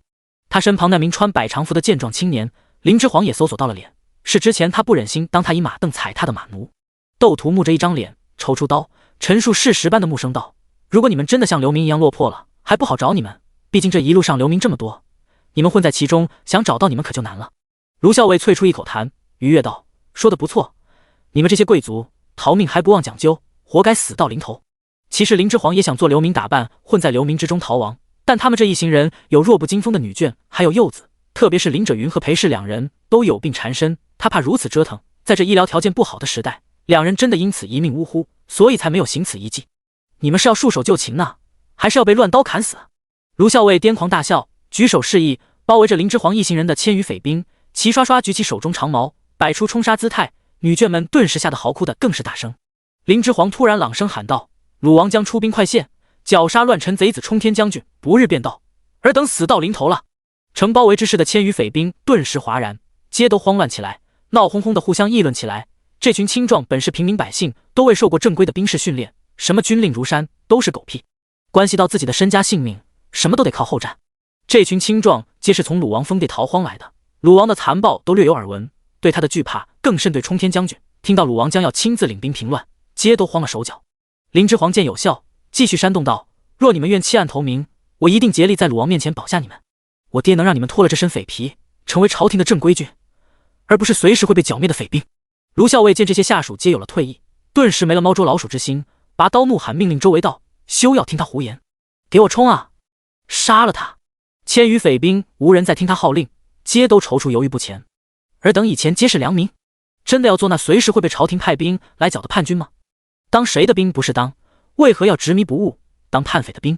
为叛匪卖命，朝不保夕，除了眼前能得的好处，又哪是长远之道？林之皇的喊话极具有煽动性，先是以鲁王的凶残威名恐吓于匪兵，扰乱他们的心神，然后又放出正规军这个活命名分诱惑匪兵，最后再动之以情，晓之以理，劝告这些匪兵弃暗投明。这一套话术下来，这些原本只知地里刨食的钱粮民们顿时心神大乱，倒戈之意明显。卢校尉见状大怒，直接抽刀就近杀死一名已经丢下了手中武器的士兵，大喊道：“快冲！乱刀砍死这小子！谁若退，这就是下场！”迫于卢校尉的威胁，一干匪兵又纷纷拿起武器，再度做出冲杀姿态。被包围的女眷和奴仆见如此多的兵戈长矛相向，马上乱矛要戳于自身，有的直接吓得尿了裤子，纷纷惊声抱头尖叫。林之皇面上却丝毫没有惧色，字正腔圆地继续大声煽动道：“看啊，这些匪军将领想杀尔等就杀，尔等为何还要为这些叛匪卖命？在正规军内，绝不会有将领对士兵不问缘由，肆意砍杀的事情发生，要杀也是军法处置。在叛匪军中，这些匪将只凭一时好恶，想杀就杀，尔等还要跟着这些嗜杀之人造反吗？尔等不怕自己就是下一个被无故坑杀的人吗？”你是窦屠此时认出了喊话的林之皇，卢校尉随即也认出了他，当即淫笑道：“原来你在这里，你可知道这几日晚上老子想你想的日夜难眠，这就抓你来好好伺候老子，让你死前也想想人间极乐。嘿嘿。”第37章降服。贱奴，胆敢侮辱主人，给吾死来！呼红突然暴起，直接蛮力撞开挡在卢校尉身前的2名匪兵，横刀杀向卢校尉。卢校尉看见刀来，狞笑一声，丝毫不惧，也横刀向呼红杀来。卢校尉正想震慑这群不听话的兵士，这冲上来的臭女人正好做那只紧猴的鸡，再合适不过。窦屠大叫：“别接刀！”卢校尉充耳不闻，2刀相接，铿锵之声炸起，火光四溅。卢校尉脸色骤白，虎口被砍来的大力震裂，血染袖口，刀直接被呼红斩为2段。呼红的刀也因此豁开一个大口，显然不能再用。呼红直接丢下刀，在卢校尉被他的巨力砍的还处于震惊中未反应过来时，赤手空拳在上，一跃至他身前，快速打出一记重拳。头骨清脆的碎裂声在场中炸响，呼红竟是一拳锤爆了卢校尉脑袋，卢校尉的脑花如爆球一般炸开。一切发生在电光石火之间，卢校尉身死。与此同时，之前被呼红大力撞开的2名匪兵也摔落在地，吐出一大口鲜血。千余匪兵见状顿时哗然，皆被呼红的威猛震慑。呼红目色狠厉地环顾四周匪兵，周围的匪兵皆被呼红看得胆战心惊，个个抖如糠筛，无人再敢上前，手中的长矛都险些握不住。窦屠急速后退，与呼红拉开10步有余的距离，握刀警惕地看着他。成了。林之皇暗暗攥紧拳头，心中紧绷的那根弦略微放下。王提则被呼红的此刻展露出的凶残给惊得目瞪口呆。之前他还奇怪那林大郎君的贴身婢女为什么要选这样的，毕竟世家公子的贴身婢女，不说要长得要多好看，但至少不能如此5大3粗，丑绝人寰吧。每日看着也不嫌辣眼睛。现在他算是知道缘由了，这婢女竟然如此神勇，非常人也。温南方眯眼，在众人目光都投注在呼红身上时，他却在观察林之皇。他在害怕。温南方很确定的这点，神情和话语能骗人，唯有肢体语言不会。虽然这林大郎君此时面无表情的在观察周围匪兵的反应，但从他紧绷的身体姿势便可看出，这林小郎君的内心远没有他此刻表现出的那么镇定。毕竟还小吗？碰上喜好男童的变态也会害怕吗？是的，卢校尉刚才那明显的言语，温南方完全没有将林之皇往是女子这个选项上想，他只以为卢校尉姓号男童才会有那番言语。毕竟林小郎君确实长得面若好女，有男子姓号男童的事，在世家贵族中屡见不鲜，温南方也略有耳闻，所以他此时以为林之皇是被这事惊到了。其实林之皇确实是被惊到了，但不是被卢校尉。他一个现代人，哪会被别人的几句荤言荤语就给吓到？林之皇是被呼红一拳砸开卢校尉脑袋的血腥场面给惊到的。即使是林之皇以前看过的惊悚电影，都没见过如此血腥的场景。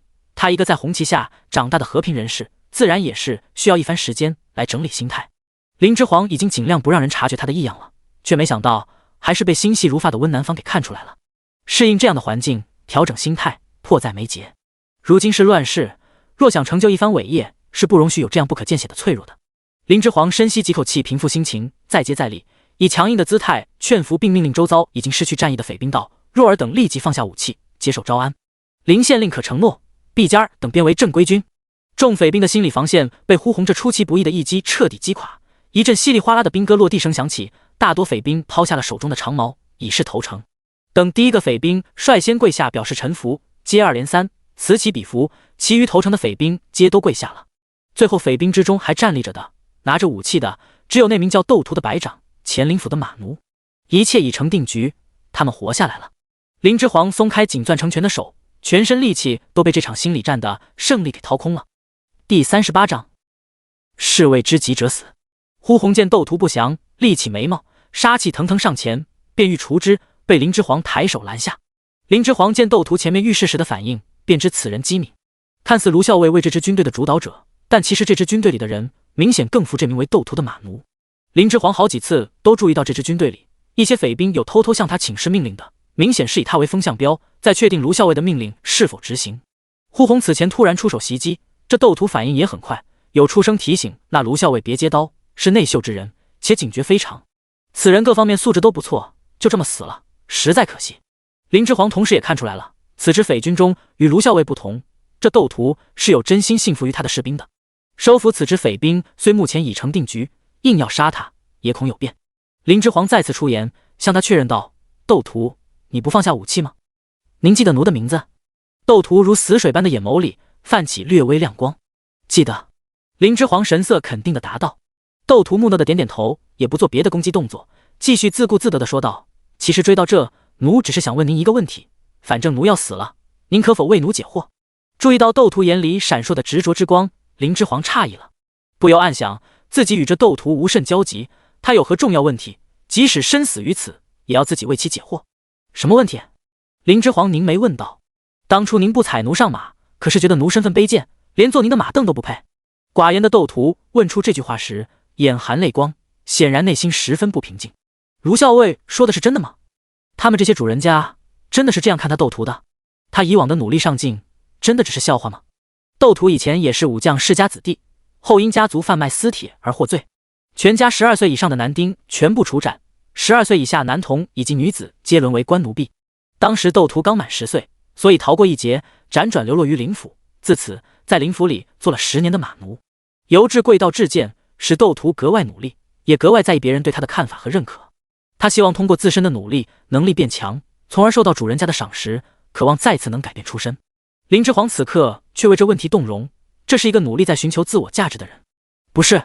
林之皇认真地直视他的眼睛道：你从马奴中走出时，我在你眼中看到了不甘平凡的光，你该是顶天立地之人，我不忍将你用作马凳，故未采之。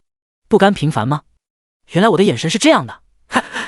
窦屠哭笑2声，顶天立地的人，原来您是这么看我的，奴满足了。您的不采之恩，奴敏感妩内。窦屠笑得满足而质朴，合上双目，丢下手中刀刃，引颈就路。林之皇看窦屠准备赴死，动容之余，也越发欣赏起他的气节，身处卑微，性情却坚毅，是一个将自身信念置于生死之上的人。这样的纯粹之人，何不再给他一次机会？林之皇眸中闪过丝欣赏之意，诚恳地对窦屠开口，朗声问道：你可愿效忠于我？引颈就路的窦屠迷茫地睁开眼，没有等到预期中的死亡降临，而是等来一声郑重的询问。一句你可愿效忠于我，不是对下人的命令，而是尊重的询问，这是对待世人才会有态度。窦屠怔中看着眼前女扮男装，风采却丝毫不逊于男子的大娘子，死水般的眼眸里细细密密的开始泛起重获新生的光。愿意。窦屠郑重的单膝跪地，左手攥拳放于胸口，向林之皇行了一个武将才配有的军事礼。此刻窦屠心中汹涌澎湃，沉醉在林之皇望来的认可目光下，感动得热泪盈眶。林之皇这是在将他窦屠当成是相待，士为知己者死。此刻他窦屠不再是奴，而是士，主人家认可的是。女人又如何？谁以士之礼待他，他窦屠就终其一生奉他为主。烟尘蔽天，一行马车队被千余兵士拱卫在其间，缓缓在路上行驶。刚才那般险境，王提事到如今还心有余悸，没缓过神。恍恍惚惚间，被温南方相携，又再度坐上了马车，向库州方向行去。一个时辰前还要乱刀砍死他们的匪兵，此刻竟然成了他们这一行人的护卫兵。王提瞪大眼，觉得自己可能还在做梦。对，一定是早上还没睡醒。这么想着，王提扬起一巴掌就狠狠拍上了自己的脸。感觉到了脸上传来的疼痛，王提直接目瞪口呆。坐在一旁的温南方对王提偶尔发神经的举动已经习以为常，淡声问道：怎么了？几句话的功夫就死里逃生了，还收复了1000青壮兵士，他的嘴太厉害了。王提胆战心惊的咽下一口唾液，喉间干涩非常。温南方眼中却透出欣赏之色道：所以才说我并未看错人，那可不仅仅是几句话的事情。那几句极具煽动性话里蕴含了无上的智谋与心计，以及常人所不能及的胆气，缺一都不可收复这1000兵士。这林小郎君年纪虽幼，但气度、胸襟、手腕皆是不缺，如今乱世当有他一席之地。师弟，你说我现在讨好他还来得及吗？王提抓着温南方的手，眼中惶惶，泪花四溅。那小子实在是太邪门了，怎能如此年幼便能力卓绝？比之那神仙子扶萧也不遑多让啊！以前怎地没听过他的名声？不该啊！第39章旭日东升。东雾霭霭，北风怒号。比列与胡三骑马并行在林之皇所乘坐的马车周围护卫。大娘，大郎君实在威武！胡三回头看着如今他们车队后面那群浩浩荡荡新多出来1000余青壮士兵，兴奋不已。有了这些士兵，逃亡路上他们再不用提心吊胆，担心流民悍匪会来袭击了。比列拉紧手中马绳，让马速慢下来，转头瞥了他一眼，寒声道：注意言辞，再犯错必杀之。胡三算是比列和呼叟带出来的接班人，功夫很是不错，性子却还没磨砺好，稍显跳脱。谁没想到一夕之间快县城乱，呼叟不知所踪，胡三提早接替了呼叟的位子，一朝上位，性子还是如此不沉稳，如何能管理好手下之人？因此比列这段时间不得不严厉，欲多教导他一些，免得以后出纰漏。胡三一身武艺都是比列和呼叟所教，比列也算是他半个师傅，自然敬畏。胡三被比列训斥的当即缩了下脖子，哪里还有在别人面前的暴躁模样，又乖乖给了自己嘴巴一个大嘴巴子，拍得噼啪作响，一点都不掺水。我就是太激动了，大郎君实在是太厉害了，此次不仅能化险为夷，还兵不血刃就收了1000兵士。谁在他这个年纪有他这等本事？胡三现在对林之皇可谓是佩服得五体投地。大郎君当然不是凡人，凡人如何能与他相提并论？比列眼中闪过追忆之色。比列是跟着裴氏从一品世家裴家陪嫁过来的部曲，以他比列的身手，只做裴家族中女眷裴家的部曲，实在是委屈了他。到林家前，比列在一品世家裴家中就是众部曲里数一数二的高手。比列小时根骨齐家，适合习武，被裴氏之父裴廷从小收养，并悉心教导长大。后裴廷在裴氏14岁时遭奸人陷害，意外身故，留下一家孤儿寡母，裴家武房就此败落，日子越发艰难。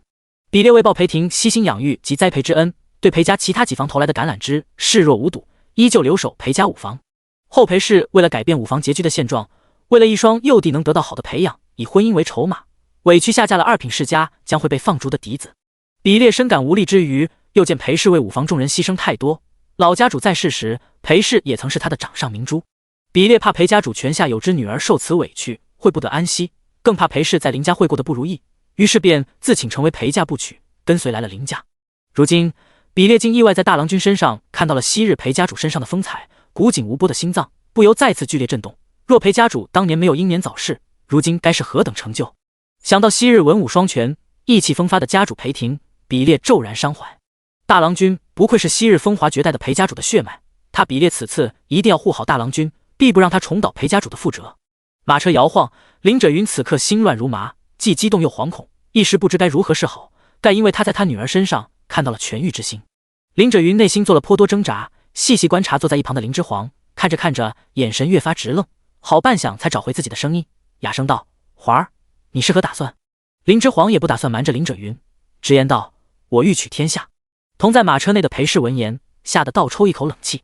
林者云得到心中预想的答案，剧烈的咳嗽起来，大惊失色道：“你疯了？你真把自己当做男子了吗？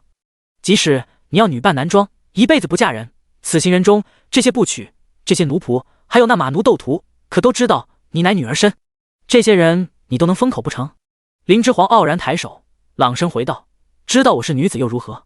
我本就未准备一辈子都女扮男装，如今男装行事，不过为了行事方便而已。女子便要不得这天下吗？王侯将相，宁有种乎？王侯将相，宁有种乎？”千言万语都道不出林者云此刻内心受到的震撼。如此神人，怎会是他林者云的女儿？林者云呆呆的转头看向同样被林之煌的大志向震惊到呆愣的裴氏，声线发飘的问道：“夫人，你当初怀环时做的胎梦是何来着？”裴氏一声线发飘的回道：“好像是旭日东升。”第40章，班底出城。天色渐黑，已不能事务，不宜再赶路。林之煌命令众人停下原地休整，埋锅造饭。这收复的千余兵士不能就这样放任不管，看这些士兵之前来围剿他们这一行人时所展现出的素质，用外强中干来形容这千余士兵再贴切不过了。这群兵吓唬吓唬手无寸铁的老百姓还行，若真打起仗来，立即就能成为一帮溃逃之兵。收复这千余兵士之后，也不能继续放任他们不做管束。这千余士兵已是在冲天贼手下起义过，尝到过甜头，如今因为忌惮鲁王之兵即将攻来，为保自己和还在城内的家人不被鲁王剿灭叛匪后一起清算，所以才心甘情愿被几句话策反成正规之兵的。若不做后续的强管束，这千余士兵立即又能因利益成为危险源，威胁己身安全。现在这千余青壮必须要立即打散成伍进行训练，以防之后再发生哗变。林之煌唤来温南方、窦屠、胡三、比列等一干人，开启了在这个时代第一个小会。打天下其实跟开公司是一样的道理，首先都需聚拢一批骨干型人才。林之煌欣慰的扫视坐在火堆旁的这几人，这些都是他打天下开创盛世的第一批骨干人才，须得好好培养赋能才是。就先拿着1000兵士练手。我见这支兵皆为青壮，身上皆穿铠甲，也皆配有武器，马匹也配备了近40匹。冲天贼这是派了最精锐的一队士兵出来追我们的。林之煌看向窦屠问道：“回大郎君。”“是。”冲天将军命卢校尉务必带回令尊的头颅。窦屠恭敬答道。胡三得意大笑道：“那狗屁冲天将军一定想不到，大郎君不过几句话的功夫，就将这1000匪兵收服了。这批匪兵还都配有兵器和甲胄，如今快线的兵甲可不多，一下失了如此多，那反贼该肉疼了。”哈哈！比列哼笑道：“给手下人的装备倒是精良了，但人心不齐又有何用？”温南方却没有得意忘形，适时提醒道：“主公，找个合适的位置驻扎下来吧，在那等待鲁王领兵前来如何？之前往库州方向逃，乃是因为恐那冲天贼前来追杀，如今危机已过，可以不必再赶路，正好也可借此机会训练那批新招安的民兵。”林之煌点头：“现在粮草几何？”温南方早已清点过粮草，听林之煌细问，游刃有余地回道：“这批匪兵前来追击时，自身有待补给，粮草可供1000名兵士消耗30日，按鲁王的行军速度，应15日内便可到此处。粮草如今不是问题。”林之煌心里有数了，暗暗点头。温南方处理政务的能力真是不错。窦屠，你与这1000兵士待的时间最长，对于这1000兵士，你有何看法？林之煌再次看向窦屠问道。林之煌此前已经向林者云了解到窦屠的身世，知道他有为将的潜质，故有此问。散兵游泳不成气候。窦屠沉声回道。窦屠乃武将世家出身，以前见过家中父辈带兵，如今这群兵士他是10000个看不上的，此前也是迫于形势与他们为伍。林之煌听窦屠此言，便知他心中已有成算，深觉自己捡到宝了。这可是世代家传的将军苗子，比后面慢慢摸索上来的将军起点就高很多。林者云却说罪臣之后，马奴出身不堪重用。林之煌对林者云观念中固有的身份有别论调不想再听，什么血统出身的都是世家贵族弄出来洗脑别人，标榜自身的东西，有无能力才是根本。如今这些世家子弟们要是也是没有学习的资源，看看是何模样。任何人都可以通过学习改变自身，什么血统，可笑得很。林之煌问完窦屠，又转头问温南方：“你呢？有何看法？”“须先进行打散，55成列，然后再行操练，可防止哗变。”温南方淡声说道。温南方说的话虽短，但精简干练，句句直指要害。对于做过公司老板的林之煌来说，他太喜欢这种下属了。废话少，句句重点，可以为他省下多少时间。他最怕的就是那种废话一箩筐，半天说不到重点的下属。由此看来，温南方至少逻辑能力非常强，这综合素质真不错。林之皇越来越满意他了。林之皇骤然站起身，威严有力地吩咐道：“窦屠听令，即刻将这1000民兵打散编队。一时注释，一时为10人，里不可出现同村同乡2人，防止其勾结串联，更有利于训练他们的服从上令，让他们人人皆知何为军令如山。”诺。窦屠立即单膝跪下，捶胸行礼应诺。林之皇满意的点头，见事情处理差不多的了，随后满面肃色，突然正声道：“窦屠听受，因汝招安有功，即日起脱离奴籍，特提拔汝为快县县尉，掌快县守城军兵马。”窦屠誓死追随主公。窦屠激动得满面通红，单膝跪下接令。林之皇继续肃声道：“胡三、比列听受，因汝等守卫有功，即日起脱离奴籍，特提拔汝等为百长，掌100支兵卒。”胡三、比列同样激动的单膝跪下接令，誓死为大郎君效命。温南方，即刻草拟好窦屠、胡三、比列3人的任命文书，到我这加盖官印。林之皇现在算是彻底将林者云这个快县县令给架空了，待他行使职权。诺。温南方拱手行礼，淡声应诺。呼鸿站在林之皇身后，看到这一幕，也不禁心潮澎湃，心底生出渴望。若他呼鸿也能为将，不行，不行，不能痴心妄想。她是女子，又这副尊容，能做大娘子的贴身婢女，已是得天之大幸，如何敢奢望其他？可呼鸿心中念头一旦冒出，怎么止也止不住。大娘子也是女子，一样想成就一番霸业，敢想也敢做，她如何不行？林之皇注意到呼鸿渴望的眼神，嘴角轻勾出一丝浅笑。呼鸿也在意识觉醒了吗？意识到自己虽是女子，也不妨碍她为将吗？是啊，觉醒吧，那些约束女子的条条框框也是人为定下的，现在乱世，正是打破那些陈规旧俗的最好时机，男子都能为将，女子为何不能？很好，一直这样想下去，并向那个目标为之努力吧。大几朝第1位女将军，不日便会在他林之皇手下诞生。林之皇脸上的笑容越扩越大，爬上满张稚嫩的脸颊，野心丝毫不做修饰，就这么赤裸裸地展现于人前。林者云眼睁睁地看着林之皇的草台班子成立，堂而皇之地将他的官印拿走，在新鲜出炉的3份任命文书上盖上他的官印。多么荒诞！林者云没想到有一天居然会被自己的女儿夺权。划重点，是女儿，非儿子。这世道真的变得如此快吗？奴为士，女为主。林者云表示他腿脚慢，有些跟不上世道的变化速度。林者云决定放弃抵抗，接受现实，躺平安心养病，诸事不管。对延年益寿或许有奇效。第41章，欲让大己文字统一。翌日，一行人行军到傍晚，终于找到一处较大河流，此处有水源地，适合长期驻扎。林之皇决定就此驻扎，静候鲁王领兵而至。这批匪军从库县追击而来，带了不少辎重补给，其中就有大量可供安营扎寨的帐篷，解决了林之皇等人的燃眉之急。他们再也不用住那用帷幔搭成的小矮棚了，终于住上了宽阔保暖的大帐篷。驻守营地期间，林之皇给了窦屠一套现代化的训练兵士的方法，是从现代的记忆里翻找出来的资料。当时是因为他看了一部军旅题材的电视剧，对军人的训练体系方法感兴趣了，就搜来了相关资料看了看，想着能否运用到他公司的管理体系中。若按他原来的记忆力，当然是记不得那么清楚的，可如今他有电脑储存器般的记忆力，只需翻找出当时的记忆，就可再将那些看过内容再默写下来。考虑到术业有专攻，林之皇没有细细再研究这份训练之法，只是进行了誊抄与转交。专业是交给专业的人，窦屠作为武将世家的后代，本身就具备先天基础，这份训练之法，不管是运用还是改进，都该比他做得更好，也更合适。在现代开公司，最忌讳老板一个人把什么都给做了，那员工做什么？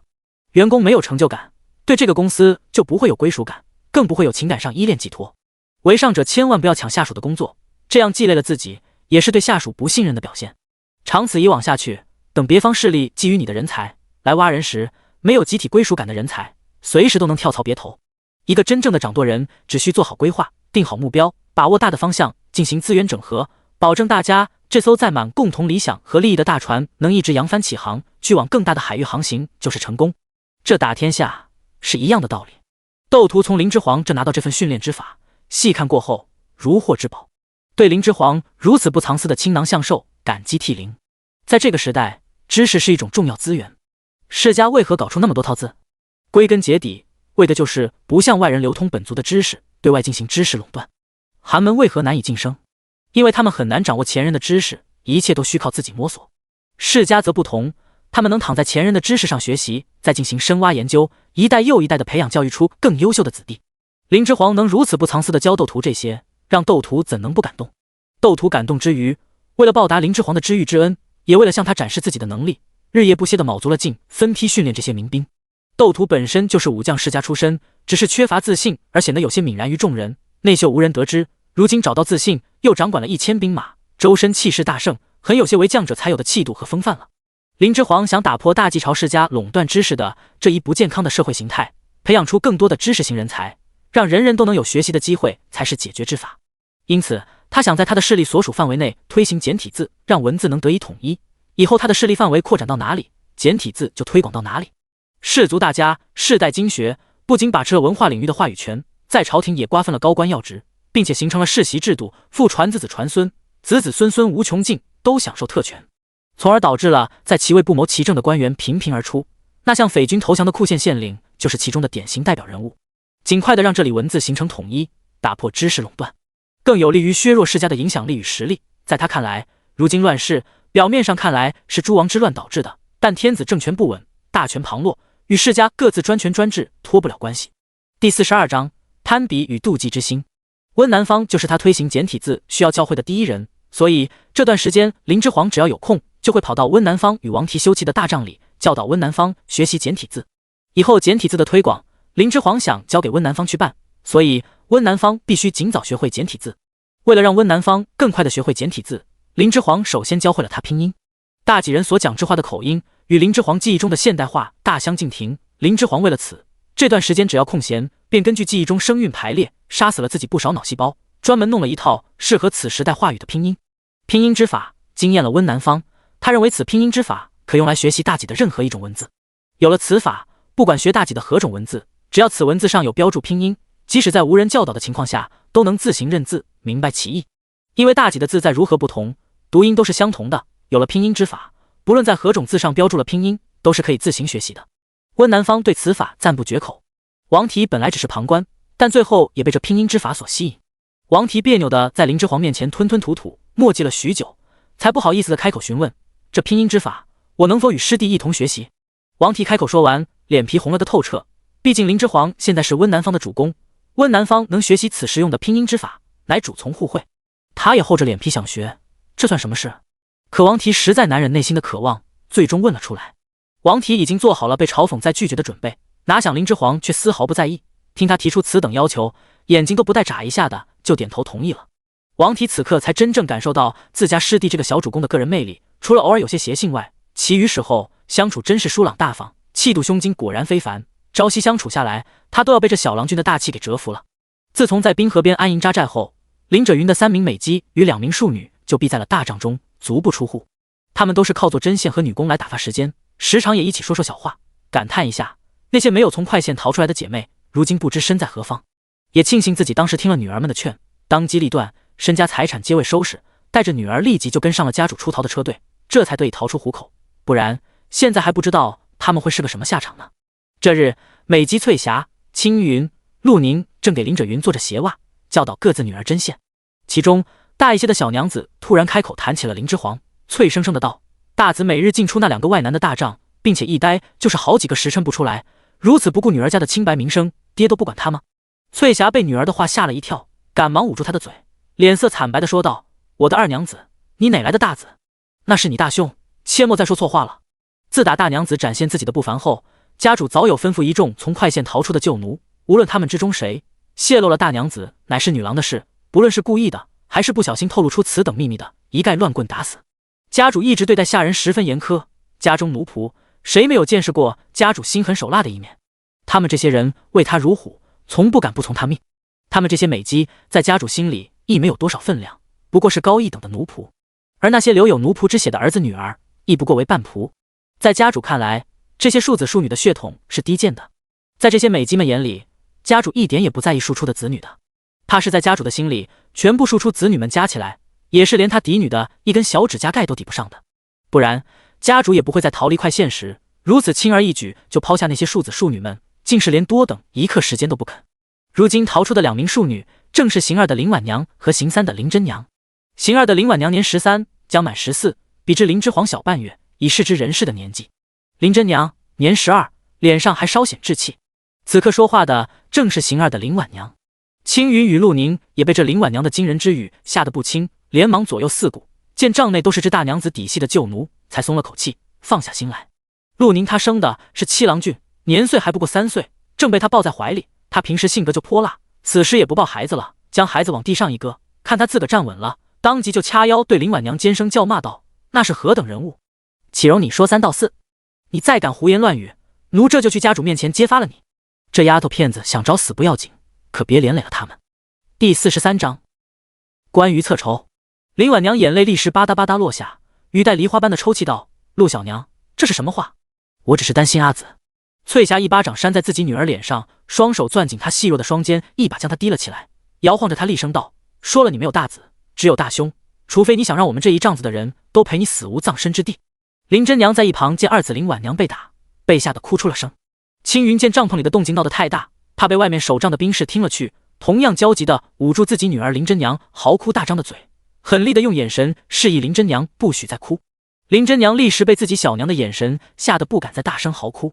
翠霞小声且严厉地对着捂着脸哭得语带梨花的林婉娘再次强调道：“那是你大兄，那是你兵不血刃就能收服1000兵士的大兄，你要永远记住这一点。当世俊杰何须用你担心，你也担心不上他。”陆宁嗤笑，奉劝你快收起你的这些小心思，想让那位难堪，自以为拿捏住了那位的把柄。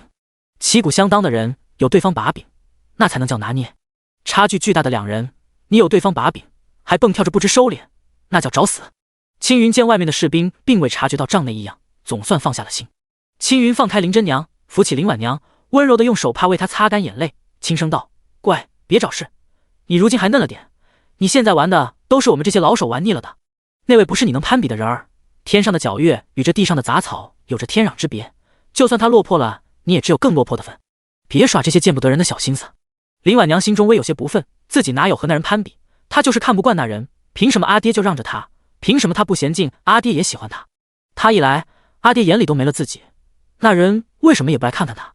倒是总与那2个不相干的外男在一起，他就是要找事。那人注意到他，也比无视他好。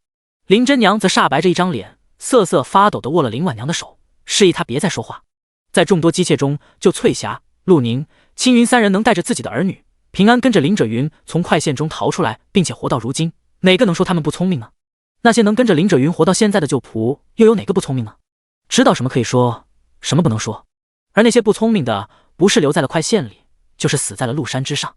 在此驻扎8天后，这天气越发冷了，河面上都结了一层厚厚的冰层。因天气寒冷，每当解决生理需求时，都能让人欲仙欲死。林之皇让2名丫鬟在栖息的冰河边搭了一处帷幔遮挡，在其内解决大事。从帷幔中出来，林之皇已经被冻得手脚麻木，脸色青紫，可见气温有多低。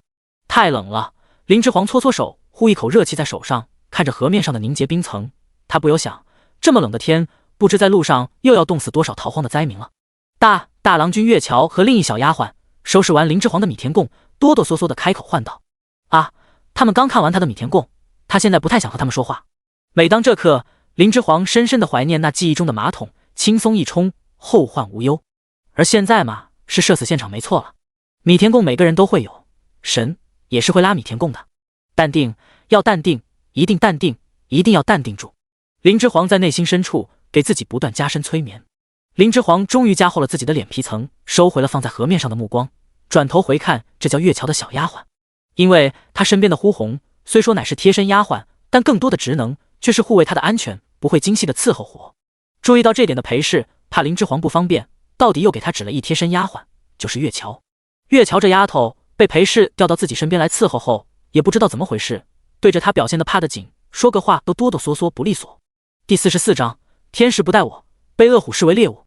林之皇想到月桥在现代也不过还是初1的年纪，柔和了神色安抚道：“别怕，有什么事直接说便是。”月桥深吸一口气，鼓起勇气提醒道：“您的侧绸只剩最后1根了，不能再像之前一样用1根丢1根了。”月桥边上还跟着各次一等的小丫鬟，听到月桥终于将提醒林之皇的话说出了口，忙不迭的点头，表示此言不虚。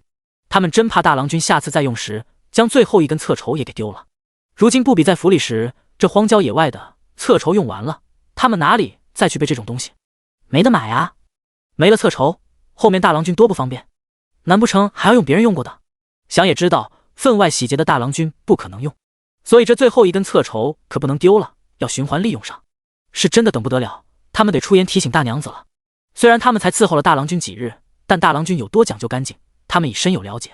不然下次大郎君解决完大事，还是顺手把用过的侧绸丢掉，那最后一根也没有了，再说可就晚了。重复利用，用完洗洗再用。林之皇淡然的表情可见的皲裂。月桥身边的小丫鬟格外诚恳地点点头，大郎君不必忧心，用完后您插上面就好，奴婢会给您洗刷干净的，保证您下次用还跟新的一样。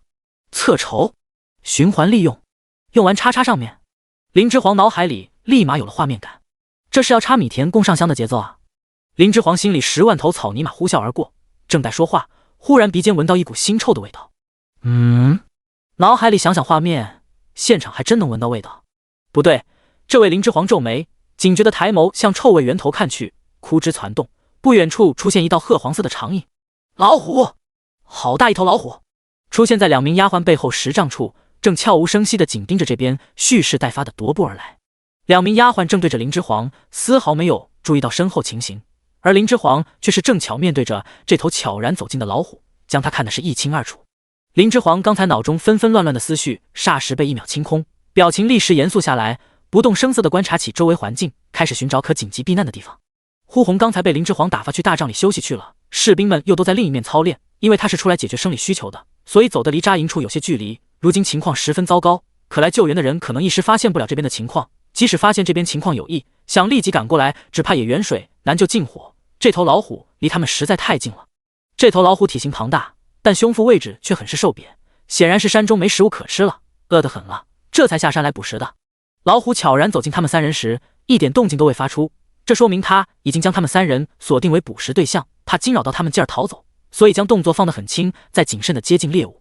这头老虎欲一击捕获他们这些猎物，故有此行为。如今离他们不过7、80步的距离了。嘘！林之皇出声阻止2个丫鬟继续说话，小心谨慎地往滨河边退了2步。月桥和那个丫鬟不明所以互相对看，不过是说侧绸之事，大郎君怎么一副如临大敌的模样？胡三正好有事来找林之皇禀报，沿着河边向这边走来，远远见林之皇站在河边，似在和2个丫鬟说话，还没近前就注意到林之皇身体紧绷，面色有异，不由朗声问：大郎君？林之皇不动声色地向朝胡三做了个止声的手势，制止胡三接下来的高声问话，而后修长白皙的手指转动方向，指向2名丫鬟后方10丈远的位置，示意他看。胡三顺着林之皇手指转动的方向转头看去，随即脸色大变，全身弓起，大掌立时抓上腰间的刀柄，没有发出丝毫声响，但全身都警惕地弓了起来。怎么了？小丫鬟不明所以，瞪大眼睛看看大郎君，又看看额上布满汗珠，突然严阵以待不取胡三。那头老虎以为自己尚没被发现，正在小心谨慎地接近猎物中，目光紧盯着林之皇3人，丝毫没分散注意力去观察又出现的胡三。胡三个子高大，在猛兽捕猎时优先会选择相对弱小的猎物，来确保自己捕猎时能一击即中。月桥耸了耸鼻子，显然这时也闻到了那头老虎身上的散发出的腥臭味，奇怪道：好臭，这什么味道？说着，月桥就要转身回头看。别动！林之皇立即制止月桥，月桥果然不敢再动，也紧张起来，不过却是被林之皇严肃的表情吓得。听我说，别回头，等会我喊1、2、3后，一起都往冰面上跑。林之皇小声嘱咐他们2人，边说边谨慎地往后退。大郎君，这是怎么了？有些人就是这样，你越不让他做什么，他越是要做什么。跟在月桥身边的那个次一等的小丫鬟性子活泼，边问边转头，待看清身后悄然走过来的猛虎后，顿时脸色大变，抱头蹲下惊声尖叫。第45章兵士的军心。营地里的人都被这声凄厉的尖叫声惊出帐篷，正在营地西侧操练的兵士们也都闻声看向声音发出地。因中间隔了个营帐，兵士们什么都看不见，有的甚至想跑出操练的队伍前去一看究竟。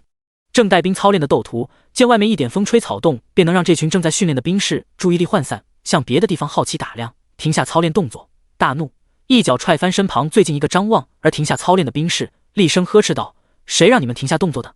继续！作为士兵，怎能轻易被转移注意力？在战场上，这种行为就是找死。士兵见斗图动怒，纷纷又开始动作操练起来。看底下士兵继续开始操练，斗图才含着脸继续大声道：作为士兵，听到任何动静都不能被分散注意力，不然这种状态到了战场上，一个不注意就是身首异处的下场。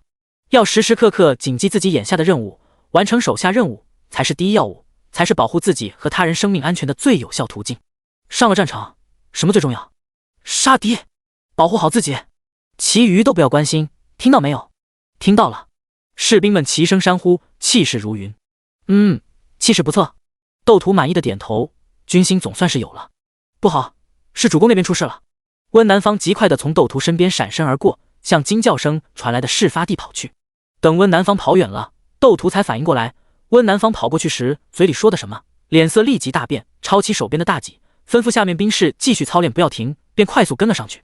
小丫鬟的惊叫声也刺激了正欲捕食的恶虎。那头欲捕食的老虎意识到自己被发现，放弃隐蔽身形，弓起身，一个俯冲弹跳，快速向锁定的猎物急奔而来。林之皇见状也不耽搁，转身就往身后河边奔去。但这头恶虎似乎锁定了林之皇，直接纵身越过蹲身抱头尖叫的小丫鬟，张嘴就向转身而跑的林之皇扑咬过来。胡三见状大惊，立时抽刀，一个旋身便悍涌上前，帮林之皇抵挡住了老虎的此次攻势。老虎全副心神都集中在林之皇身上，加之又多日未进食，反应敏捷度下降。胡三出其不意，突然从侧面横刀杀来，老虎猝不及防被砍中，刀身划过老虎的左脸，留下长长的刀口。老虎扑咬的攻势一阻，仰头嚎叫。因胡三帮林之皇抵御住这恶虎的扑杀一击，林之皇顺利地跑到河边，借助起跑冲势，纵身向前扑倒在冰面上，借助冰的作用，直接从河边滑行到了河中央扑倒。恶虎被袭后，在原地翻滚痛嚎，等痛退去些许，再看原本锁定的猎物跑到了危险的冰面上，又在河边怒声嚎叫一阵，转头赤红着眼，龇牙咧嘴的向袭击他的胡三撕咬而去。胡三，别和他正面对上，你不是对手。上树！林之皇回头见恶虎放弃他为目标，向胡三扑咬过去，立即扬声出声提醒道。胡三当机立断丢了刀，一个助跑跳上河边一棵大树，几个腿部盘引用力向上，就迅速爬到老虎够咬不到的位置上去了。老虎暴躁的在胡三所在的那棵树下徘徊转圈，然后一个助跑，居然也爬上树了。林之皇趴在冰面上，看得胆战心惊。然而胡三身手不俗，直接从现在所在这棵树上，如一只猴子般跳挂到另一棵相邻的树上。老虎见猎物跑走，立即下树，又向胡三所在另一棵树上爬去。然而胡三又跳回原来的那棵树。老虎拿在树上窜来窜去的胡三无法，暴跳如雷，又是一阵撞树仰天怒嚎后转移目标。老虎转头又冲到林之皇他们三人之前所待的位置，那还留在原地抱头蹲地尖叫大哭的小丫鬟，顿时被冲过来的恶虎给一口咬掉半边脑袋。小丫鬟的尖叫声戛然而止，倒地身死，身体不停抽搐。月桥反应没有林之皇快，虽然没有尖叫，也吓得的僵在原地，一直动弹不得，被身旁小丫鬟身死喷溅出来的温血浇了个满身满脸。在寒冷的冬天里，血液淋在月桥身上，竟还蒸腾出丝丝诡异的热气。月桥睁大双眼，恐惧地等待下课的死亡到来。可能是因为月桥一直没有动弹，这头恶虎咬死小丫鬟后，并没有再攻击他的意思，专心致志开始享用食物，吃起了小丫鬟的内脏。月桥离老虎太近，在一边看了，越发不敢动弹，害得尿了裤子。呼红、温南方、窦屠等人奔行过来，看到在河边大快朵颐的恶虎，皆面露焦急之色，眼神四处搜寻。待看到卧倒在河中央动弹不得，却毫发无损的林之皇，终于松了口气。第46章险况。若不是冰面有潜在危险，刚才那头恶虎也不可能放弃扑咬林之皇。温南方凝眉，他们现在驱赶恶兽显然不现实，只能过去杀虎，不然等着恶虎吃完那小丫鬟，谁能保证他的下个猎物不是趴在河面的主公？因为林之皇和虎的距离实在太近了。月桥，别动！见小丫鬟身死，恶虎在专心致志的进食了。林之皇懊恼地趴在冰面上，出声提醒还活着月桥，能救一个是一个。看着那被恶虎吃掉内脏的尸体，林之皇面露不忍。有些人就是这样，遇到事情一点也不理智，放任自己失智，害了自己，还连累了他人。月桥不敢动，只是眼神转动，满眼泪花的看向冰面上趴着的林之皇，话也不敢说，满眼的祈求之色。别怕，别动，别出声，千万别动，我会救你的。林之皇镇定轻声安抚他。月桥无声流着眼泪，微微一点头。月桥此时的状况不妙，离恶虎极近，只要他一动，正在进食的恶虎必然将注意力转到他身上，岂有不攻击之理？林之皇刚安抚完月桥，冰面上便传来微微的嘎吱声响。不好，河中央的冰太过薄了，随时都有可能会裂开。这个天气若掉入冰河的话，林之皇躺倒在冰面上，冰水从裂缝中渗透出来，打湿了他的衣裳。林之皇立时被冻得浑身颤抖，嘴唇发紫。林之皇也不敢再动弹了，尽量放松躺平，让自己受力面积变得更大，防止冰面再继续破裂下去。这老虎身长体大，又是恶疾，攻击力极强，谁能控制住他，一击杀他？温南方沉着地在心里思考对策。呼红，若那头猛虎不正面反抗，你能否一击杀死他？温南方制止住正准备单枪匹马冲上去的呼红，冷声问他。虎乃猛兽，反应也敏捷，就算从他背后袭击，他也能很迅猛地反应过来，怎么可能不反抗？呼红被温南方拦下，面色越发焦急，就怕晚一步让主公身陷危险。斗图也拦住呼红，你不能这样贸然过去，畜生不能以常理推断，若激怒这头恶虎，他抛下近在咫尺的月桥，直接冲上去撕咬主公怎么办？主公离他太近了。呼红，你冷静点，听温南方的，他可能有计。呼红不得不停下脚步。呼红，你回答我便可。温南方坚持问道。若他不反抗，以我之力，攻其不备，定能直插他要害。呼红被斗图提醒，想到林之皇平时对温南方评价颇高，也耐住了性子，回答了他，想着他聪明，也许有办法。温南方得到呼红的回答，转头继续问斗图道：斗县尉，你是否有挡住这恶虎的两击之力？斗图立即答道：使出全力挡住这头恶虎两击，应该没有问题。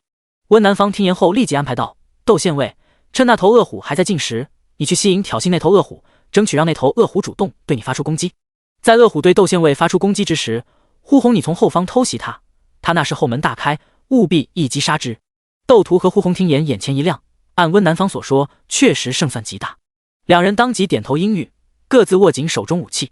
两人依计小心靠近正在进食的恶虎，斗图行到恶虎正面8、9步处，举起大戟扬声对恶虎呼喝挑衅。恶虎立即停止进食，抬头对斗图威胁咆哮。斗图丝毫不惧，依旧举着大戟对他呼喝。恶虎终于被激怒，放下嘴边的食物，张开血盆大口向斗图扑去。斗图当即横起大戟抵挡。呼红趁此机会从恶虎后方奔出，一跃而上，举起手中长矛，按先前商量好的计策，从背后偷袭于他。恶虎扑咬到斗图的大戟上，见一击没有得逞，再次亮出利爪袭向斗图。斗图双手握紧大戟，阻止恶虎咬伤自己，又迅速侧身躲过恶虎猛抓来的一爪。恶虎见自己两击不成，还待在攻击，一长矛从后方迅速袭来，直插入恶虎脖颈，然后用力一转矛头，将恶虎脖颈处绞得稀碎。恶虎仰头痛嚎，大量鲜血从脖颈处喷溅而出，最后身体抽搐2下，高大的身躯应声而倒，地面都颤抖了2下。正面抵挡恶虎2次攻击的斗图有些脱力的半跪于地，刚刚和恶虎决力的双手因方才用力过猛，此时还在不停颤抖。见恶虎身死，月桥终于支撑不住，不再坚持，两眼向上一翻，全身瘫软在地，晕了过去。林之皇趴在冰面上见此情形，大声呼：杀得好！胡三见恶虎死透，顺着树干迅速滑下。呼红刚杀了恶虎，立即就往河冰面上奔去，欲将林之皇拉回来。胡三见状背后又被呼红贸然之举惊出一层白毛汗，眼疾手快冲撞过去，用身体挡住呼红的去路。胡三被呼红的冲力撞得闷哼一声，一头栽倒在地，痛声道：不能去，冰面危险。林之皇见状大声喝止：呼红不要过来，冰面要碎了。呼红吓得果然止了脚步，不敢再鲁莽行事，在河边急得跳脚，这该如何是好？第47章死亡无处不在。胡三躺在地上半天缓不过劲来，捂着胸口，心中直道这呼红的力道怎么比那头恶虎的力道还猛？他刚才和恶虎对了一击，都没呼红此时一撞给他带来的伤势重。林者云和裴氏此时也被奴仆搀扶过来，见林之皇趴伏在河中央的冰面上不得动弹，冰面上已经隐隐见到细碎的裂纹，不由大急：快想办法救人！林者云急声道。裴氏又六神无主地哭了起来，搀扶着他的罗婆不住轻声安慰裴氏。林之皇趴在冰面上见状，也立即安慰裴氏：娘，您别急，恶虎已死，危机已去，找根绳子丢给我，把我拉回来便可。林之皇自己身处险境，还如此态度冷静地与岸上人对话，顿时安抚了不少人的情绪。王提在此时正合时宜地抱着一捆粗绳跑了过来，比列立即接过那捆粗绳，手上打几个旋儿，扬手一抛，正好将绳头这一端落在林之皇手边。林之皇对这种准头叹为观止，不敢耽搁，双手抓上绳头，不一会儿便被呼红与比列合力拉回岸上。他刚一离开河中央，那里的冰面便完全裂开了，再晚一步，后果不堪设想。这个时节掉入冰河中，恐难再捞起，岸上人因冰面层不稳固而不好施救，落水之人又有可能不能再在冰层破洞处冒头，其他可冒头处又被冰面阻挡着，就很难再露头呼吸。即使会游泳，这种情况下落水也是非常危险的。等林之皇终于重新站在地面上，周围不少人都大松一口气，裴氏更是跑过来一把搂住他，哭得泣不成声。林之皇安抚地拍拍裴氏的后背，转头看看河边倒地身死的猛虎，再看看那破了一个大洞的冰面，也心有余悸地暗呼出一口气。从到了这里，危险当真是无处不在啊！这个时代，不允人有片刻掉以轻心。林之皇眸光微暗，胡三此时也终于缓过那阵钝痛，揉着可能已经被呼红撞的青子的胸口，利落地站了起来。比列给了胡三一个赞许的眼神，刚才要不是他替林之皇阻了那恶虎一下，林之皇哪有时间逃到冰面上？此刻又焉能还有命在？林之皇见胡三站起身来，便知他已无大碍，目光松了些，低声吩咐道：“胡三，那丫鬟带几个人收拾一下，好好安葬了吧。他活该，收什么尸？坏事的丫头！要不是他胡乱尖叫，怎会陷大郎君于险地？”胡三对这身死的丫鬟很有意见，当时大郎君都吩咐他别回头了，还浑然不在意的往后看，看了也罢，又惊声尖叫，惊扰到恶虎，若不是大郎君机警反应快，转身便跑，他胡三差点来都不及对大郎君施救。当时险况当真是千钧一发，惊得他胡三现在还感觉背后凉飕飕的。刚对胡三头以赞许眼神的比列，立即便转头瞪了胡三一眼。胡三气势顿时弱了下去，不甘不愿插手道：“诺。”林之皇点头，继续吩咐道：“罗婆，去安排一下，另一个昏倒的丫鬟也抬下去，让郎中给好好看看，休息几日再过来我这里伺候。”诺。罗婆也很是担心养女月桥，如今听到此言，感激的跪下给林之皇行礼磕头：“华儿，这些事都交给奴仆去处理吧。你衣衫都被冰水打湿了，这可怎么受的了？快和阿娘回大帐里换了他去。”裴氏担忧林之皇，拖着病体拉拽林之皇被冻得冰冷的手，硬是将他拉进了大帐里。林之皇无奈的任由裴氏将他带进大帐，不过是出来解决一下人生大事，自然法则便搞出这么一场危险等着他。林之皇想到此，不禁心有戚戚。此次就算教训，以后行事需更小心些，走哪都必须带齐人手才行。孤身真不适合现在的他，等彻底安定下来，武艺也要尽快学起来了。他现在年岁还小，若是在这武学上多下功夫，应当还可有所为。师弟，今日可多亏了你我，那小子才能脱险，我们也算救了这小子一命，是吧？王提对自己当机立断拿绳子来一事，到现在也自得不已。温南方转头瞥了一眼满面荣光的王提，清冷的转身，紧随其后也回了自己的大帐。哎，师弟，师兄在和你说话呢。王提追上温南方，跟在后面继续找成就感，喋喋不休讲自己刚才的丰功伟绩。斗图因为正面对敌那猛虎，猛虎虽没有咬到他，但也因那猛虎的2次攻击冲势力道极大，作为抵挡受力的他，难免腹内有些震伤。此时见势已了，也转身快步回了自己的帐子，难受的躺下休息去了。呼红再不敢离开林之皇半步，紧紧跟在林之皇身后，看着他入了大帐，便守在帐子门口，半步不挪。比列也追着胡三而去，教训他去了。哪有主人吩咐事情，下属还话多的道理？这般行事，如何领头？林之皇一走，一时之间，个人有个人所忙之事，唯有林者云愣站在原地，无事可做，无人理会，瞬间便感觉自己空虚的很。林者云此刻的心理活动：我是谁？我在哪？我要做什么？这难道就是被无视的感觉？第48章小战车模型。翌日辰时，林之皇照例来叫温南方识简体字，刚一走入帐篷，王提就突然窜了出来，将一个木质结构的东西塞入了他的怀里。呼红经过昨日恶虎袭击事件，对一切可能威胁到林之皇安全的行为草木皆兵。呼红跟在林之皇身后，没有看清王提塞的什么东西，只看见了王提将手伸入了主人怀里，顿时怒目圆睁，伸手一把将他提起，就要大力灌掷在地上。且慢！林之皇急声阻止呼红，惊得一身冷汗。呼红的武力值，林之皇深有体会。这把要是真的将王提给灌掷在了地上，全身骨折是轻的，脑花炸开才是正常。呼红听到林之皇的急声阻止，灌掷的手一顿，王提就这样被他举在了半空中，面色涨红，双腿不能着地，又想重新站到地面上，双腿不停动弹，像一只脱了水的青蛙。温南方一改平日冷峻的模样，急行几步上前说道：“主公，云林并无恶意，请您让呼红把他放下吧。”温南方虽已知呼红只不过是林之皇的贴身婢女，但却未以婢女称呼于他，毕竟他可是一拳打爆一将领脑袋，又一矛头可以扎死猛虎的狠角色，如何能将他当普通婢女看之？林之皇拿出怀里王提塞给他的木质结构物品，凝眸细看才发现这是一个做工很精巧的古代战车模型。该战车不是由整块木料雕刻而成，而是由众多细小木质零件利用榫卯结构拼接而成的，很是精巧漂亮。林之皇一看之下就喜欢上了这架木质战车，立即吩咐呼红放下王提。王提被呼红放下后，倒退2步，抚着脖子剧烈的咳嗽了好半晌，才让自己的呼吸归于平复。平复后，想到刚才自己的狼狈模样，顿时气炸了心肺，气羞羞的瞪圆了眼睛，瞪向同样瞪视着他的呼红。林之皇笑赞许的拍拍呼红的手：“好了，呼红，王提他没有恶意的。林之皇也没有指责呼红不对，相反他很欣赏呼红的机警和警觉，危险往往就发生在电光石火之间。呼红能在一瞬间如此快地做出反应，这恰恰说明他是一个合格的护卫者，林之皇很欣慰。林之皇安抚好呼红，将手中的木质战车举到王提眼前，开心地问道：王提，这个是送给我的。王提还耿耿于怀刚才的事，没有说话，别扭地哼了一声，将头扭向一边。温南方无奈地摇头，待他答道：这东西是他这2天新做的，沿路一直有在收集木材。因为云林感谢您大度教他拼音之法，所以这2天他不眠不休，精心做了这个战车送给你。这是你自己亲手做的？林之皇惊奇地睁大眼睛。厉害啊！因为沿路木材匮乏，没有大块的木材，所以收集小块木头，以此做出小块零件，再用小块零件一件件进行拼接，造出现在所见的战车模型吗？当真是用心了呀！这是纯手工艺术品啊！林之皇爱不释手的摩挲战车模型的车身。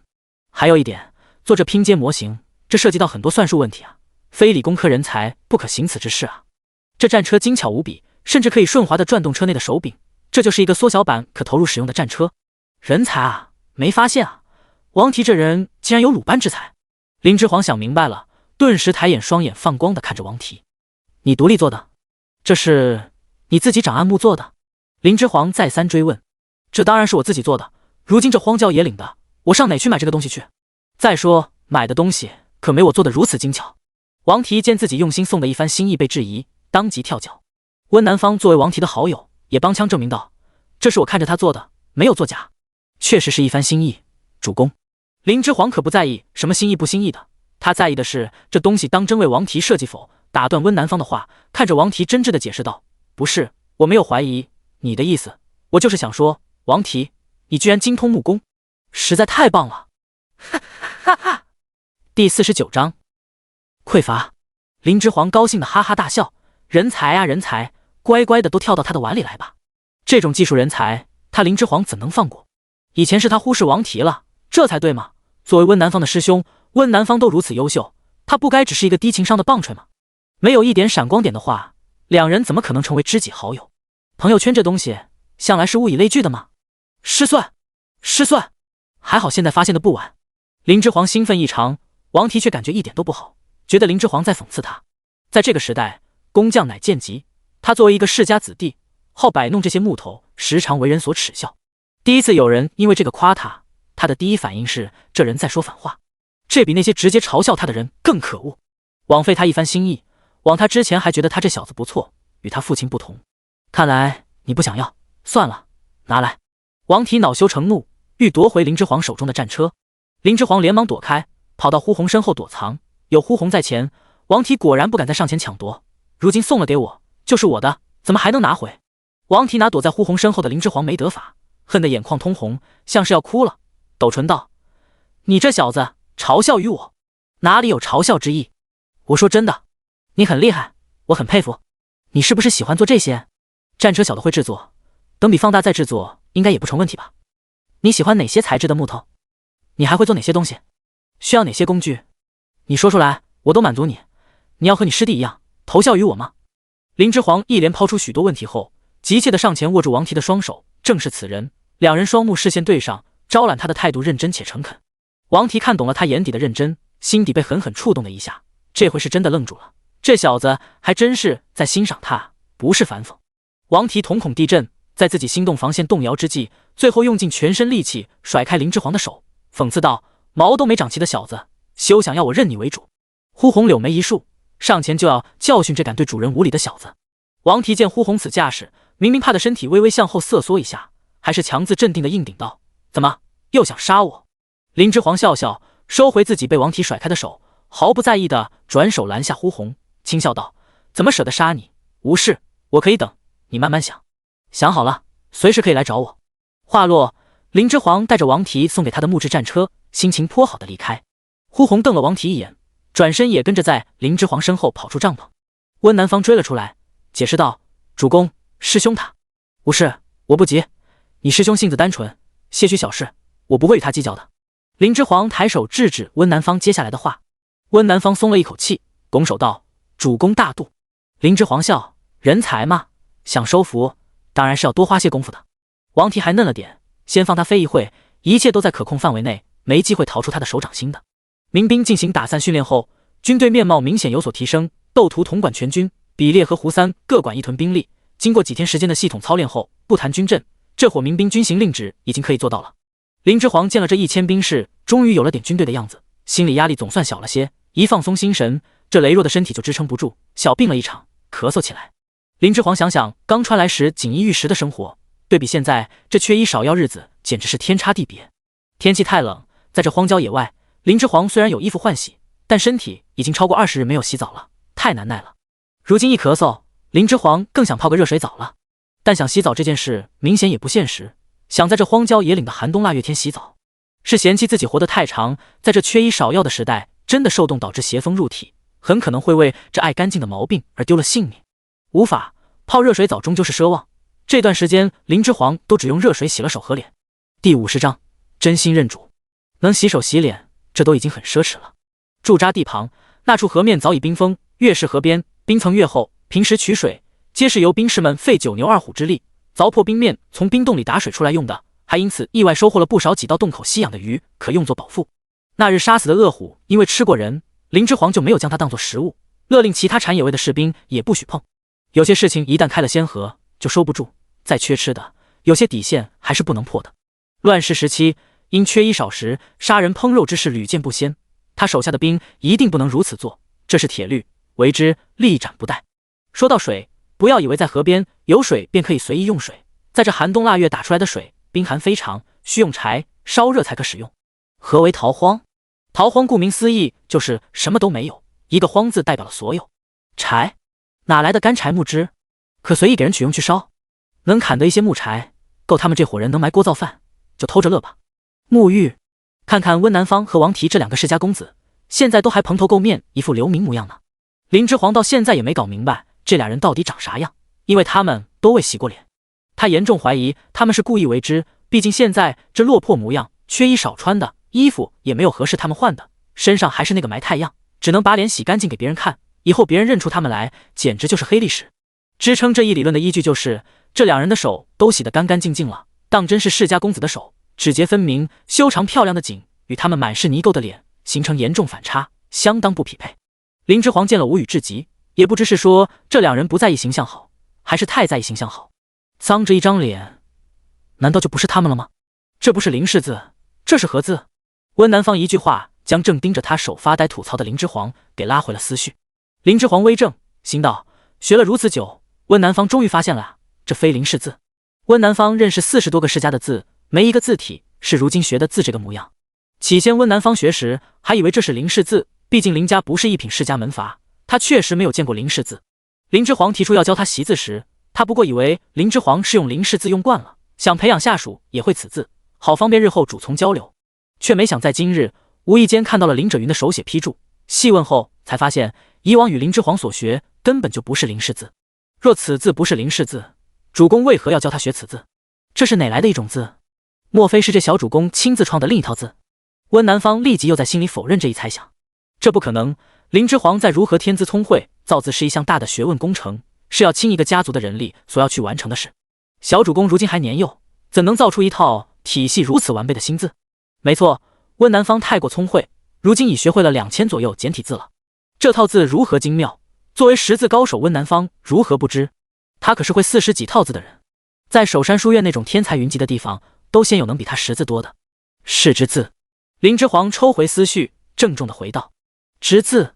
作为大几朝土著，还从未听到过不以姓氏冠名的字。温南方一怔，林之煌肃容了神色，站起身朗声道：对，知字是要让天下人都可知的字，让平民百姓也可以学习的字。说着，林之煌眼底的执着之色越发加深。温南方，你不会不懂世家大族为何会造这么多套字的真正目的吧？温南方当然知道，因为世家大族都想将自己的知识当成举足立世的资本，如何容许他人窥探？他们刻意的造字，就是为了于天下之名，让他们没有机会学得知识，以此晋升上流，让知识永远垄断在各个世家手中。温南方眸色闪动，林之煌见了，当即便轻笑出声：你果然知道，你就不想打破世家大族如此基态的知识垄断吗？主公与我说这些，想作何？温南方心口颤动，身体微微颤抖，他心中隐隐有了猜测。林之煌扬手看向温南方：我想将这推广之字、教化万民的重任交于你，温南方，你可敢领命？欲教化天下百姓之君，才为人君。昔日师傅守山先生的话在温南方脑中炸响。温南方定定地看着眼前身量还未长到他肩膀的小郎君，露出遇见他后的首个笑容，对比那脏污的脸，牙齿白如皓雪。温南方全身血液仿若都沸腾起来，郑重拜下大礼，朗声回道：温南方愿领此命，万死不辞。此前温南方只是欣赏林之皇之才，现今他才真正懂得林之皇之志。他欲得天下，不为个人，只为百姓。乱世就像筛子，能筛出险恶为己之人，也能筛出无私治国之士。此刻温南方心中不再彷徨，也不想再逃。他从圣经逃到此处又如何？乱世不定，哪里都不是安乐之地。此刻温南方终于真心认林之皇为主，他想竭尽所能去辅佐他，辅佐他去改变这个世道。欲教化万民的他，就是他温南方苦苦找寻的明主。第51章投诚。16个日夜交替，军队的训练有条不紊地进行着。斗图是个不错将才，军队交给他，林之皇就看了2、3天，看他做得很不错，就大胆放手，不再管了，空出时间做其他的事。向下属赋能了，他这个老板也必须吸收知识才是，毕竟现在是在大祭朝，看朝廷公文以及正式文件往来，皆用文氏字，所以识得文氏字大有必要。这日，林之皇正在林者云帐内与他苦学着文氏字，忽听外面斥候来报，前方5里处发现有插着鲁王帅旗的大批军队正在向此进发。终于来了！林之皇有些激动地和尚书，对林者云道：爹，我给您想好的说辞，您背熟了吗？能泰然自若地应对鲁王吗？事关性命，我怎敢马虎？林者云神采奕奕，等这天也等很久了，那成败就在此一举了。林之皇眼中燃出熊熊烈焰，他的争霸之路能不能拿到入场券，就看今日了。托石下人很是信鬼神的福，如今林之皇所展现出的种种不凡，让林者云已经坚定地认为他就是上界的天神下凡来历劫的。能让林之皇托生在他林家，盖因他家祖坟位置埋得太好，冒青烟了。天神就应当在人间完成大业，然后再回归天上去。因此林之皇现在做什么出格之举，只要其目的是好的，林者云都很佛系，不仅不再像以前那样总是喝骂反对，拿时下约束女子的条条框框来约束于他，反是对他的行动无一不支持起来。林者云的心声是：天神下凡，注定成就一番大业，我这等凡夫俗子理解不了，也定不能成为其阻力。什么？你说我女儿不是神人力劫而生？那你来解释解释，为何一女子竟能过目不忘，身怀大才，一生有与群雄逐鹿天下之心？至此，在林者云有意放纵下，大权彻底旁落。如今就连家臣胡三与比列都优先听从林之皇的命令，他算是彻底成了摆设。林之皇点头，将一份竹筒递给斥候，吩咐道：速去将这封书信传于鲁王。诺。斥候接过竹筒，领命而去。此封投诚鲁王的书信发出，林之皇与林者云正式步入历史的舞台。烟尘滚滚，大批兵马行军，踩踏在荒芜的土路上，激起一阵尘土飞扬。鲁王已经是天下人心照不宣的乱臣贼子，心中既没有天子，也没有大计，有的只是沽名钓誉的勃勃野心。如今更是连这遮羞布都不要了，公然在吴天子诏令之下，率军自行出封地，去往涿州离仙郡，欲行劫掠之事，缓解库州粮荒。这块县令林者云说要送本王一份大礼。鲁王一目十行，看完手中的信件，轻蔑地将之甩在身前书案上，对帐下左右文武洪声道：有无忌，原为鲁王麾下极为受重用的谋士，此次随鲁王率军出征涿州离仙郡，在军中出任参军一职。尤无忌抚须深思，率先开口道：据前方探子来报，离仙郡下辖的快县和库县已经被一名自封冲天将军的乱党给占领了，这快县县令连城都没了，还有何可送与大王的？管他送什么，将那厮提来一问便知，若送的不合心意，一刀砍了便是。一身形高大精瘦、面目俊朗的银袍将军踏步而出，粗声粗气地说道：仿若砍人不过是游戏。此人正是鲁王手下第一猛将薛清。去岁两王之战，鲁王能一举击溃宁川王，这薛清功不可没。薛清勇武过人，鲁王与宁川王之战，薛清便为主帅，杀得宁川王一派溃不成军，作战至今未有败绩。兖州之战已经让他闻名于大济，一举成为大济第一猛将，人称飞将威虎。薛清字仲礼，如今年20有7，封号威虎将军，寒门出身，因其勇武过人，被鲁王破格提拔，且将女儿下嫁于他。如今与鲁王既是君臣，又是半子，所以与鲁王说话很是随意。就看看他耍什么花样，宣吧。鲁王颔首，对帐下传讯的小兵威严吩咐道。第52章大礼。得到鲁王宣召，林之皇与林者云整装待发，带着呼洪及胡三一行4人驾着马车，未待多余的护卫兵，轻车简行就去往了鲁王营地。窦屠带着1000余兵士驻守原地，温南方与比列监军静候他们回返。进入鲁王营地大帐前，守帐士兵强制要求呼洪和胡三卸下佩刀后，便开始严密地搜检林之煌一行人全身上下，以防他们可能暗藏武器入帐。林者云作为封建父亲，见守帐小兵在林之煌身上仔细摸索搜检，差点没当场爆发，几番忍耐才为面露异色。反视林之煌淡定异常，张开双手任由小兵施为。正常的搜检罢了，能有什么？他这身体胸都没咋发育，反正也检查不出啥来。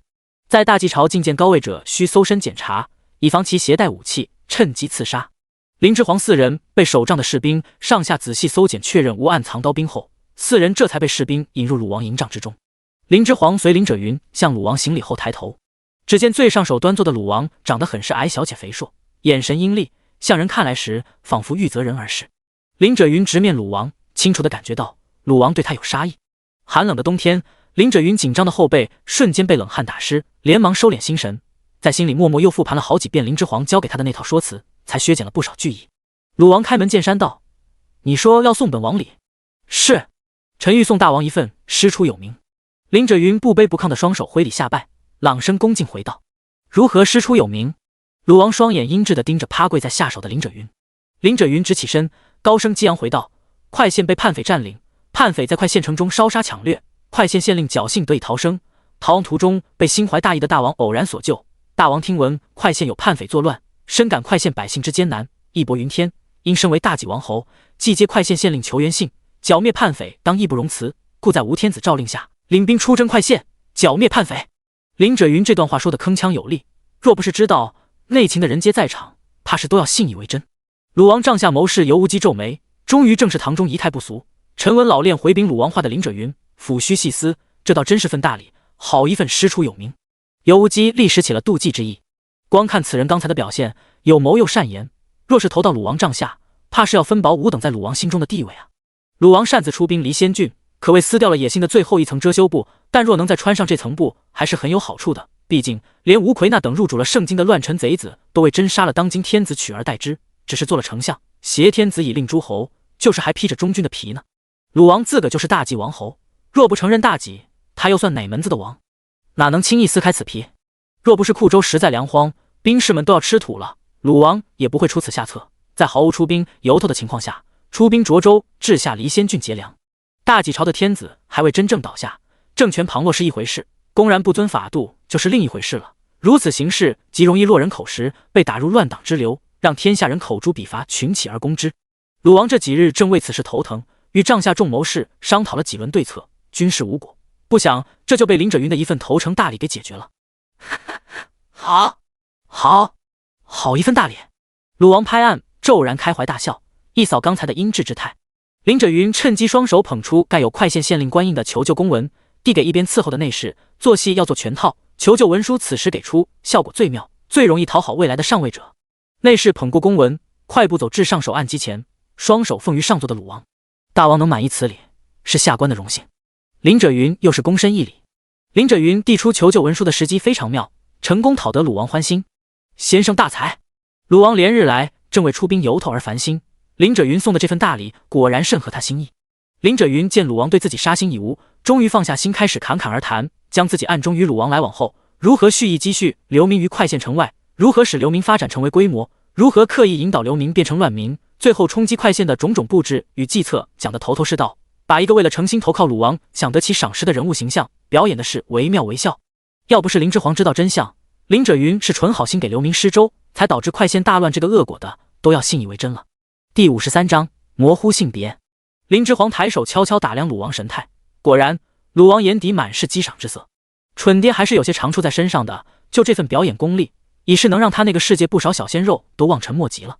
这铁了心也要投奔鲁王的人设，就这样给林者云狠狠立住了，所展露出的诚心简直前无古人后无来者。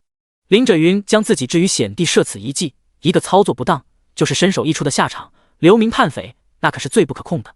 林者云若非铁了心投靠，又怎会做一点后路都不给自己留的绝命勇者？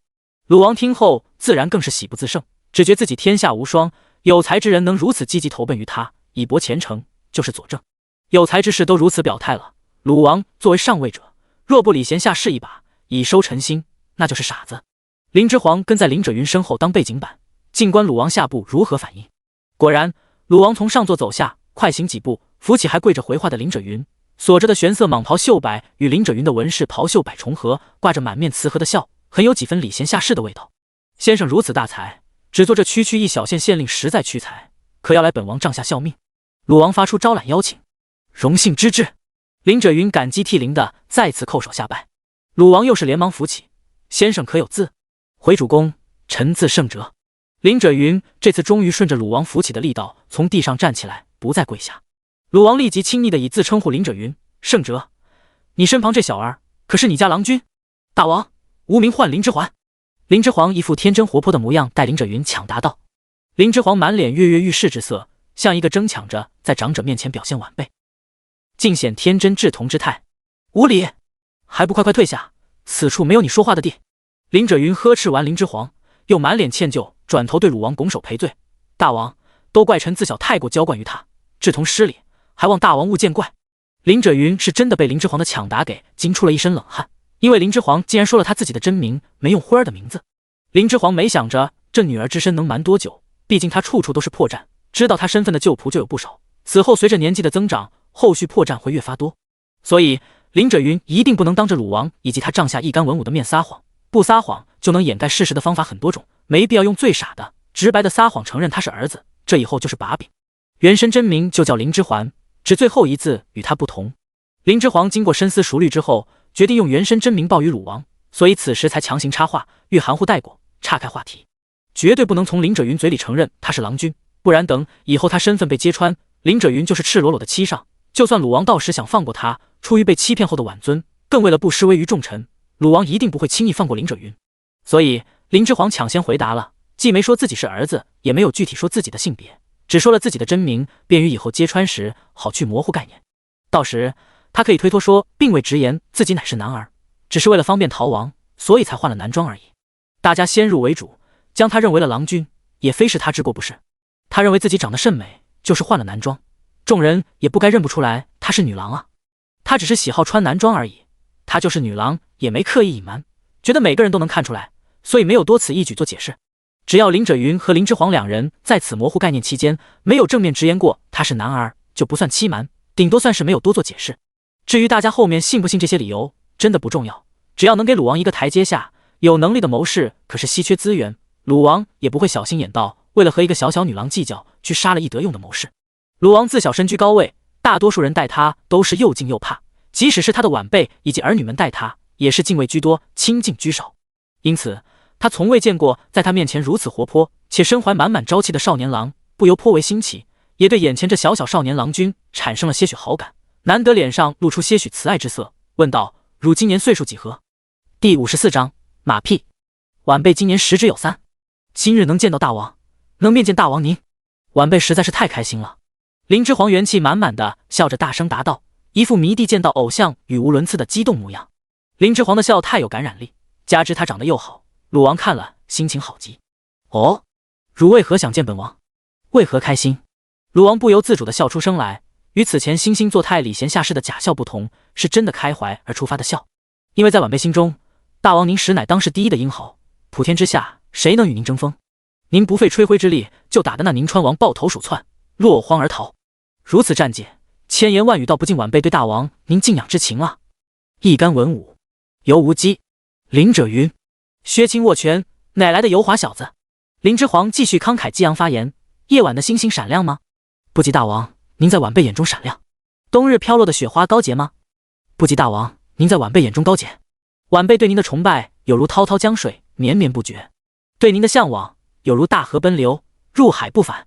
一干文武，尤无忌、林赭云、薛清握拳更紧，庶子好生腻歪，响锤手痒。林之皇的声音清脆，蕴含着满满的少年人才有的朝气，再加上那双盛满如沐之情的眼睛，不管旁人怎么想，鲁王觉得眼前这容貌秀美的小郎君绝对没在拍他马屁。胡三深知林之皇平时为人有点绷不住，差点喷笑出声。大娘子真是太会拍马屁了，这赤裸裸的奉承话，他说的不羞涩，他这个下人却听得分外羞涩，脚趾直抠地，才能缓解心头那番尴尬。眼前这匹后之人当真是他熟知的那个智计无双、少年老成大娘子吗？胡三赶忙将自己的头低得更低些，暗暗掐自己大腿一把，谨防自己大笑出声。呼红则不然，眼神崇拜地看着自家大娘子，只觉大娘子当真有才，连拍人马屁都能拍得这么有文采。还有谁能与他家大娘子比肩？林者云也都惊呆了，原来自己女儿是会说好话的呀，还说得如此顺溜，如此合乎心意。看看这会功夫，把鲁王哄的都快把他当亲儿子带了。为什么他这个亲爹从见面起就没听过女儿一句好话？难道是他站得还不够高吗？若林之皇此刻能听见林者云的心声，一定会回答：是您站得太低了，致使我一来一点助力都借不到不说，还要费心使力给你填坑，收拾烂摊子，以免一不留神被你这蠢爹带进早已埋下的坑里给坑死。林者云既从女儿那里体验到被夺权的失落感后，又从女儿这里体验到了挫败感。林者云猛然发现女儿来到他身边后带给他的新奇体验还真多，三观一再被重塑，打碎再重塑。林者云想，现在把这神人女儿再退回圣经，不知是否还来得及。鲁王听言后却是喜不自胜，仰头哈哈大笑。鲁王笑了半晌，方才停下，满脸慈爱地看着林之皇府长道：本王未想到这天下竟无一人比你这志同更了解老夫，本王甚是欣慰。一干文武，尤无忌、林者云、林之皇，吴语之队越来越壮大。薛青手中的拳头嘎吱作响，大王果然被这油滑小子给拿话哄住了。鲁王是不是当时英豪第一人，他林之皇不知道，但厚脸皮第一人他是可以现在就确定的。林之皇表面上仍旧一副天真敬佩如沐的模样，内心深处却在疯狂吐槽自己怎么样，心里没点逼数吗？与别州开战打赢了，占领了也就占领了，好好治理吗也不是不行，却又碍于占领的兖州封地朝廷不划分在自己名下，就是做他地，纵容兵士在兖州四处劫掠，搞得兖州民生艰难，哀鸿遍野。自己治下的州郡也因其穷兵黩武，搞得民不聊生，无粮过冬，流民潮络绎不绝的从库州往外涌。就这样自私自利的统治者，垃圾中的战斗机，还好意思称自己是当世英豪？这是什么品种的狗屎？不知道自己有多臭吗？周围文武见自家大王高兴的展颜大笑，也纷纷节操尽失的附和，大拍起鲁王的马屁。一时间帐内宾主尽欢，一片马屁声中，飞将威虎薛青的声音突兀响起，冷凝的声音中满是怀疑的味道。你这小童莫不是在拍吴家大王马屁？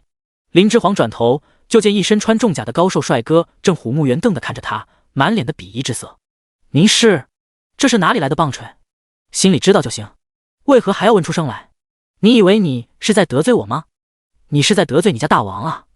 林之皇故作懵懂之色看向说话之人，其实内心深处已经再度10万分的吐槽了。薛青满脸自傲回道：吾乃飞将威虎。这臭屁的模样好欠打怎么办？我在夸你主公呢，你直白的就说我在拍马屁，这不是变相在说鲁王并非当世英豪吗？这飞将威虎脑子里也练满了肌肉吗？他的技能点全点在了武力上，智力点上真的不考虑得匀一点吗？这么耿直的家伙，鲁王明显并非明主，会喜欢这种下属吗？林之皇抬头小心地观察上手鲁王的脸色，果然鲁王已经黑了脸。第55章谋士尤无忌。谋士尤无忌立即上前对鲁王一拱手，又转头斥责薛青道：大王何许人也？如何会看不出一志同所言是真是假？汝休要胡言！尤无忌和薛青不和，是鲁王帐下文武人人皆知的事。见他俩这一武一文的领头人又掐起来，周围文武无一不装作自己不存在，以免被卷入其中。他再笨也不会直接说鲁王识人不明啊。薛青被尤无忌又拿着鲁王当幌子给呵斥了，顿时大怒，碍于嘴笨，想反驳又不得其法，涨得面色通红。他薛青当然不是那个意思，只是怕鲁王被小人的花言巧语给诓骗了去，所以才出声提醒的。此时被尤无忌这么一说，倒显得他否定鲁王不是当时英豪一般。薛青被尤无忌气得牙齿咬得咯咯直响，手下砂锅般大的拳头紧了又松，松了又紧，虎目圆瞪，看起来就像是欲冲过去捶着奸猾的老匹夫一拳的样子。尤无忌这种对人的事情干多了，并不惧怕薛青。薛青武力值爆高又怎样？现在可是在鲁王的眼皮子底下，帐下一干文武大将都看着呢，薛青这厮还敢冲上来打他不成？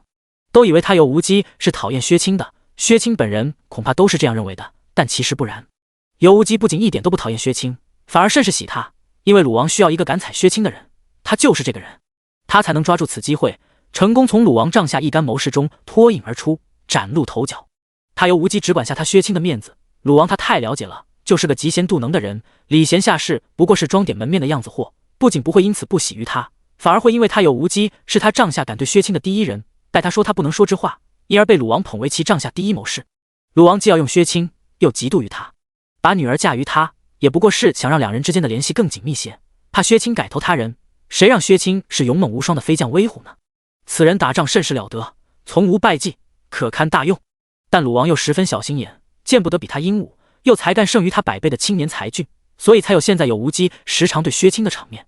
若薛青不是飞将威虎，就冲他那直接不会转弯的性子，早被阴狠毒辣的鲁王给大卸8块了，哪还容他活到现在？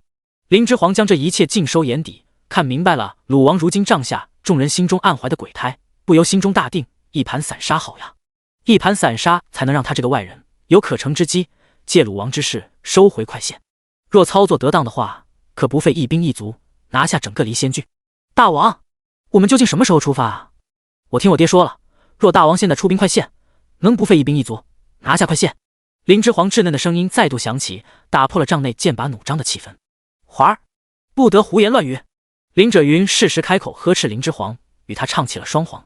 鲁王又见薛青被尤无忌对得敢怒不敢言，心情甚妙，也不在意林之皇的童言无忌。鲁王心里舒坦后，也顺势缓和气氛，给了薛青一个安抚的眼神，表示自己并未误会于他，做了好人脸。鲁王听林之皇话语里的意思，像是林者云已有计策的模样，于是和颜悦色，转头对林者云道：“无碍，不过年岁还小，活泼了些，谁没有年少轻狂的时候呢？大王气度无双。”林者云又是感激涕零的朝鲁王一拜，显然疼林之皇至极，见鲁王不与他一小儿计较，大松一口气的模样。鲁王欣然受了这一拜，继续问道：“圣者可是已有计策？本王怎么听说那叛贼冲天将军已经在攻打离仙郡下辖的第3县昌县了？他手下如今已发展出2万余匪兵，本王如今出兵至此，人数也才3万，双方实力悬殊并不大，如何能不费一兵一卒拿下他势力之下的快县？”林者云对鲁王恭敬拱手，按照之前女儿交给他的说辞，侃侃而谈道：“正是因为这冲天将军如今举兵去攻打昌县，快县如今防守力量应当无胜多少，而且快县原来为吾之治下，吾只需在城门下高举官印，言明已带回救兵，特来救城中百姓于水火，再策反那些守城之兵，便能轻而易举拿下快县，再次入主快县。”尤无忌不屑抚须道：“若冲天将军回援怎么办？大战照样一触即发，如何算的不费一兵一卒拿下快县？”第56章，打仗需用计。由军师此言差矣，主公帐下有从无败绩的第一飞将威虎将军，一干流民组成的乱匪，如何敢与之抗衡？林者云坦然回道。薛青被林者云点名夸赞其威名赫赫，能吓退乱匪，顿时收起瞪视着林者云的虎目，看向林者云的眼神随即透露出你真识货的赞许之色。林之皇一直在观察周遭人的神色与情态，见薛青前后的态度变化，不由大乐。好吧，这个飞将威虎与鲁王一样，也是一个喜欢被戴高帽子的人。林之皇决定以后好好投其所好，多给他几顶高帽。如此将帅型人才，情商这么低，不利用白不利用啊！有无忌不动声色翻白眼，真没见过比他还会拍马屁之人，一下拍2个，这个新来的也不怕把马屁股给拍翻了。果然，鲁王见林者云颇为推崇薛青，神情上有了些许不悦之色，但下一刻又被林者云所说的话牵去了心神，没再顾得上自己当下升起的妒忌之心。下官推测，如若大王占领快县，大王您兵强马壮，而冲天将军手下不过一帮散兵游勇，定不敢再回快县挑衅。如此，那冲天将军便被夹击在了快县与离仙郡城之间，成瓮中捉鳖之势。对比驻守于快县的大王您的兵力，离仙郡明显防守较弱，守兵不足，若他想突出包围圈，必定会乘胜追击，攻打离仙郡下第4县广山县，再一路乘胜追击，攻打离仙郡突围。薛青粗声打断林者云的话，急声道：“等那狗屁将军拿下离仙郡，这回该师出有名了吧？看本帅不把他打得满地找牙，让他成为冲死将军！”林之皇差点没忍住笑出声来。冲死将军，这薛青还挺逗乐的。林者云笑着摇头，再继续道：“据臣所知，离仙郡守军不足万余，为了不被这伙匪军冲击郡城，必会向外求救。如今向涿州州牧求援派兵，书信一来一往，时候所耗太长，等涿州援兵至，郡城只怕都被叛匪攻破了。鲁王的3万兵马就在快县，离仙郡郡守一定不会舍近求远，会向您这边投诚求救。等主公收到求救信函，就可名正言顺再次出兵，一举剿灭叛匪，拿下离仙郡。”鲁王兴奋地快走几步来到林者云身前站定，激动地执起他的手，动情地叹道：“好计，好计！若再拿到离仙郡郡守的求援信，这不仅是取快县师出有名了，就是拿下整个离仙郡，本王都是正义之师啊！圣哲实乃大才，本王得汝投效，实在3生有幸啊！你们这些谋士就爱搞这些弯弯绕绕，打仗就不能直接打吗？谋划到最后还不是要打仗？算计来算计去，为的哪般？薛青在一旁甚为不爽地嘟囔道。周围一干文臣皆对薛青怒目而视，心道：你这武夫当然不知这几番谋划为的哪般。若打仗全靠拼蛮力和兵力，那这仗打完了，天下的百姓也死得差不多了，无百姓又何来天下？你这莽夫不懂且闭嘴吧！相较于一干文臣谋士，在一旁扮演无知孩童的林之皇则知道得更清楚，在他那个世界的古代，东汉末期，汉人为什么会允许大量的匈奴、氐、鲜卑、羯、羌等少数民族开始不断南迁，就是由于三国时期长期战乱，导致中原人口锐减，人口危机之下，在他那个世界的历史上，最后连北方强势的曹魏政权也允许更多的胡人迁入，以补充劳动力，就可窥见一斑。长安城中净空，23年间，关中无复行人，就是形容当时人口到底出现怎样骇人的缺口的句子。一干文臣此时由衷佩服尤无忌对薛青的胆量，他们也想对个痛快，奈何胆量太小，怕嘴巴酣畅淋漓后被这莽夫一拳给捶成肉饼。鲁王见薛青犯了众怒，呵斥道：众里还不住嘴！这蠢驴究竟懂不懂何为慎言？鲁王再不喜薛青，薛青也是他手下的第一猛将，代表武将一派。薛青所说的话，若他不做呵止，就代表他也赞同薛青所说。为了薛青得罪一干文臣，让文臣心里存有疙瘩，日后辅佐起他来，不尽心献策，那便得不偿失了。因此，破天荒的鲁王亲自正面开口训斥了薛青。薛青见鲁王真的发怒，讪讪的闭嘴，拱手对林者云道：林县令别介意，我这等莽夫说话不经大脑。第57章抵足而眠。薛青话还没说完，林者云就先阻止了薛青接下来的话，笑容和煦摆手道：无妨无妨，将军莫要多做解释，折煞下官也。薛青这回是真觉得林者云不错了，没逮住机会对他落井下石，也没有文人那酸腐的清高小人做派，瞬间觉得这人顺眼不少。鲁王接下来与林者云相谈甚欢，与其商定好明日卯时拔营出兵快线。当晚，林者云便被鲁王盛情相邀，留在了鲁王营地休憩。鲁王当夜便与新投奔他的谋士林者云抵足而眠，以示重视。林者云一个新来投奔的，出来就有这等殊荣，让鲁王帐下一干文武甚是妒忌。都说战国时主公与臣下的关系似在恋爱，林之皇以前不懂，现在懂了。这黏糊恶心劲，不正是男女热恋期的状态吗？至于其他那一干文武旧臣，则是旧爱了。旧爱如何与新欢比？新欢能与主公抵足而眠，旧爱就只能独守空房，咬牙切齿的嫉妒了。据说当晚鲁王帐下谋士尤无忌的帐子里换了好几套名贵的茶具。裴氏脸色惨白，躺在榻上，被罗婆伺候着用药后，还是心神不宁，睡不了觉，在榻上翻来覆去，咳嗽不止。大夫人，可要奴再端一碗药来？裴氏摇摇头。大夫人，可要奴换了月桥那丫头来，给您表演表演打花样子，您看了开心，也许就能睡下了。罗婆耐心地哄道。裴氏眼神木愣愣地看向一处发呆。罗婆见状，眼中忧色更重，继续相问：大夫人，可是身上还有哪里不舒服？奴赶紧换了刘郎中进来看看。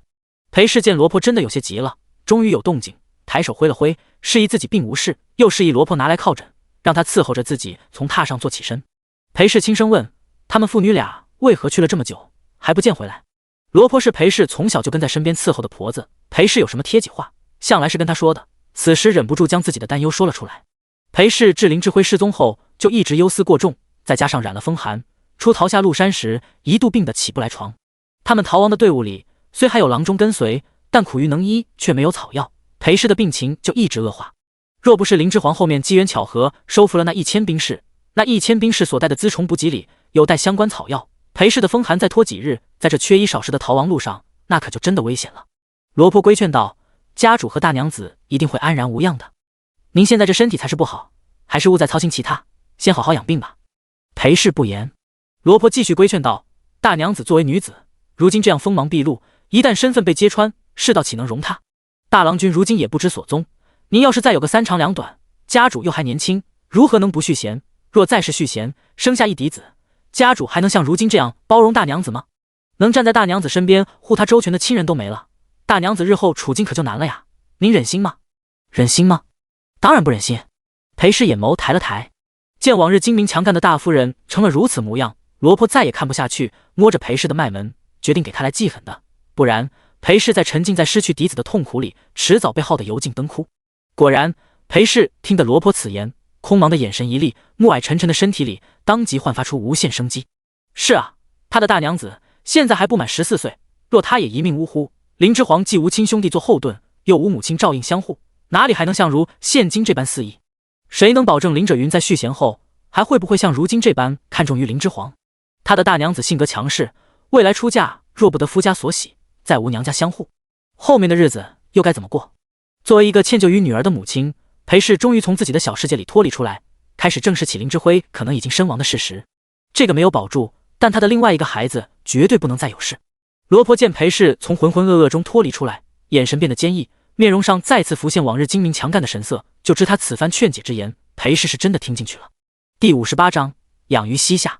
罗婆一生没有生育子女，裴林雪是她看着长大的。说句愉悦的话，她是真的把裴林雪当作自己的亲女看待的。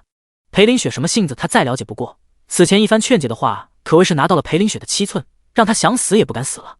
罗婆见终于激起裴林雪的求生斗志，心底也是大松了一口气。裴林雪这病多半在于心，此时心病去了大半，那个昔日精明强干的大夫人也就又回来了。罗婆见了，心底暗暗高兴。裴林雪真要有个什么3长2短，她这老婆子也是真的不想活了。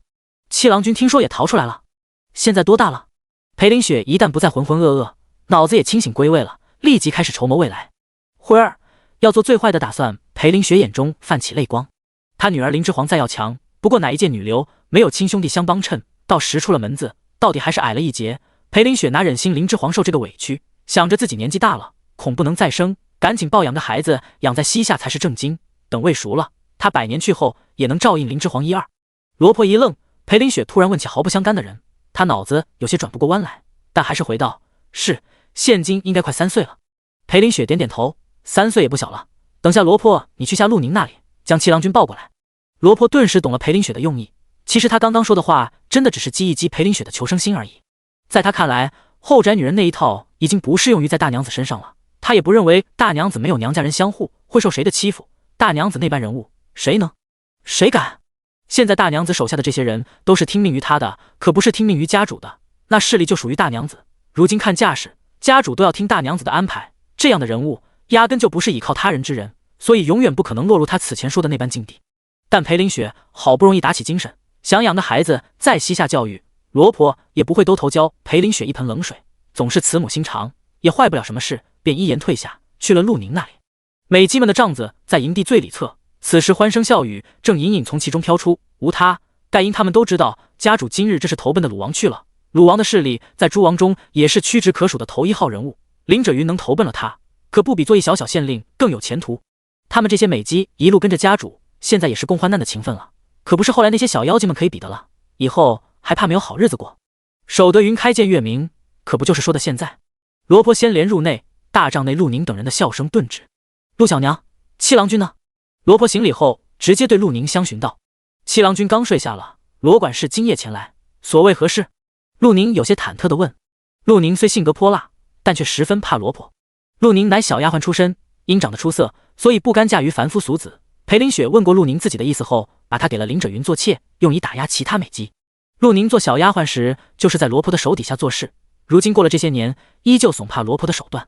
罗婆听言，示意身后的婆子去帐子里把熟睡的七郎君抱走，再转头对陆宁道：恭喜陆小娘，七郎君奴抱走了，以后就养于大夫人膝下，前途大好，您以后就等着享福吧。什么？陆宁大惊失色，眼看着跟在罗婆身后的那个婆子抱了熟睡的七郎君出去，就欲追上去抢夺。第59章争霸之路。可别，陆小娘，奴奉劝你可别做出这副模样，吓醒了七郎君。七郎君哭天抢地的要跟着小娘你，大夫人见了恐不喜，可就改变主意了。罗婆闪身挡在陆宁和抱孩子的婆子之间，小声提醒他道。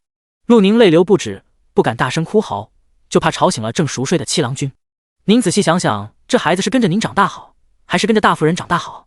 家主还年富力强，以后还会有更多的孩子，七郎君身为庶子，到时可就不算什么了。罗婆继续给陆宁剖析利害关系。陆宁听言，当即流泪点头道：罗管事，妾就再看七郎君一眼。罗婆见陆宁识趣，让开了身体。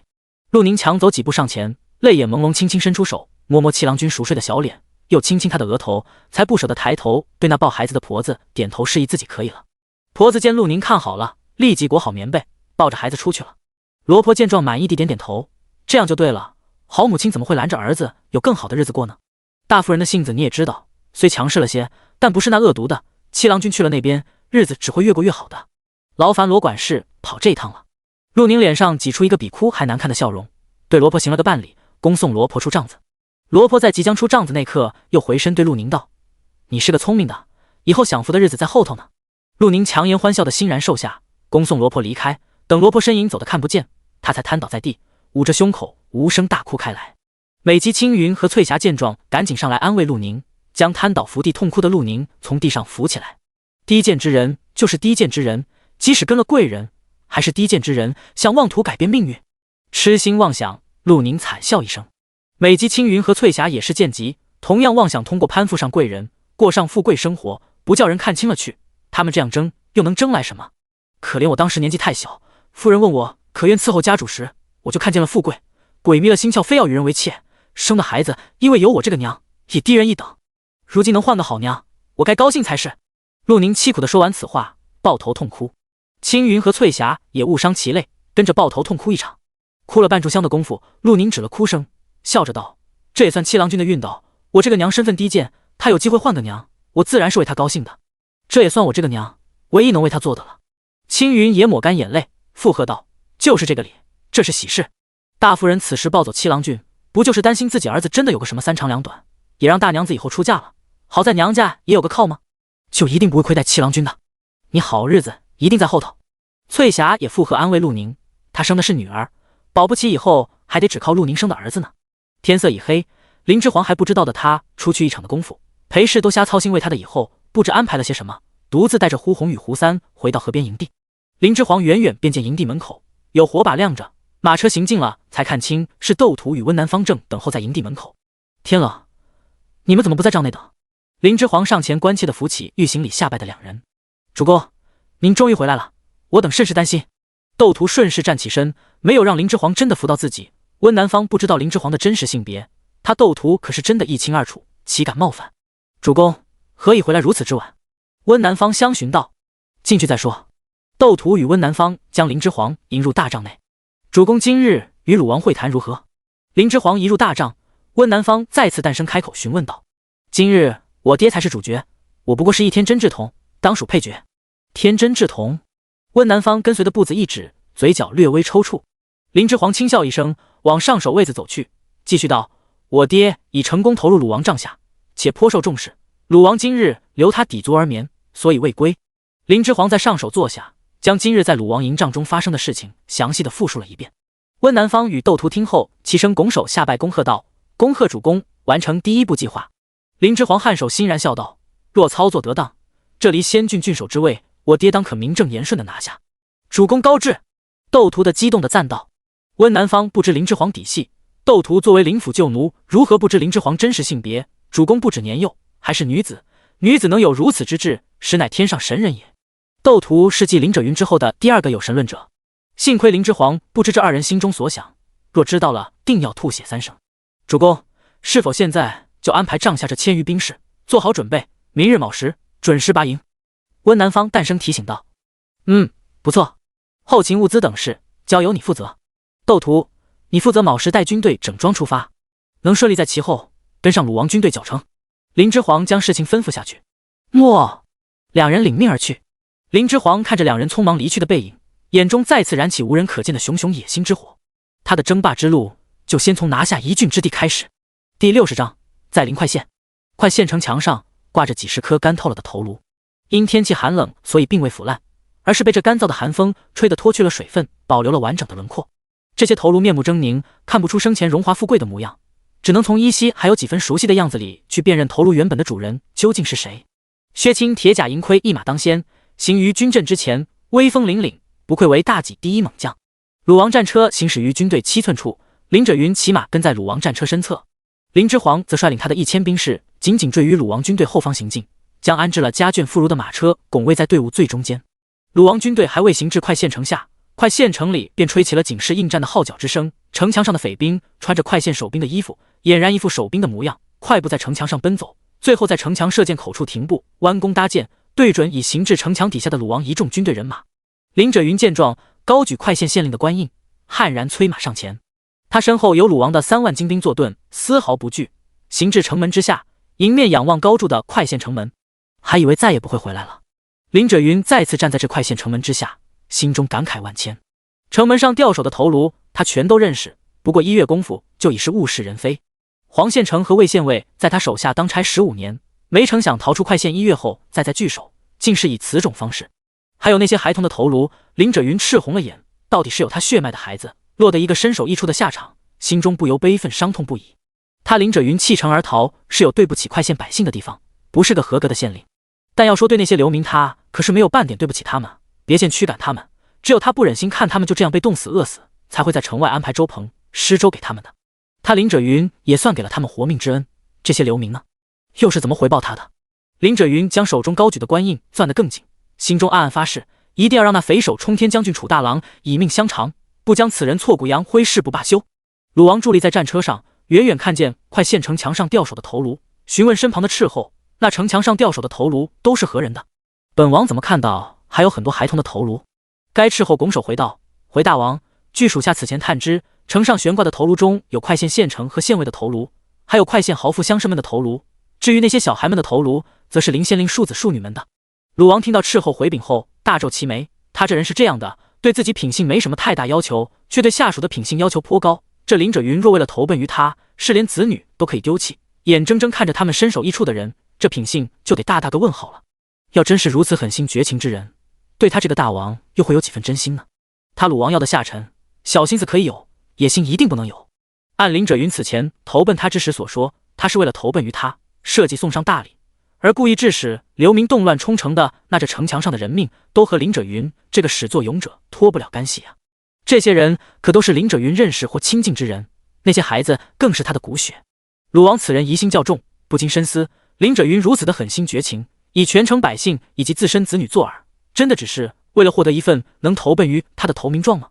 拥有如此才智又狠心之人，离生出野心还会远吗？鲁王心中对林者云浅浅升起一丝忌惮之心。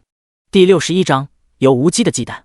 有无忌跟在行军队伍里，抬起头眺望到城墙上害人的场景，也不由将视线转到正在军队前方满身透着凛然之气，骑在马上高举官印的林者云身上。有无忌和鲁王想到一块去了，这林者云如此的狠心绝情，以后自己和他要真在鲁王帐下共事，自己若爱了他的路，以此人的智计无双，会不会暗地里阴自己？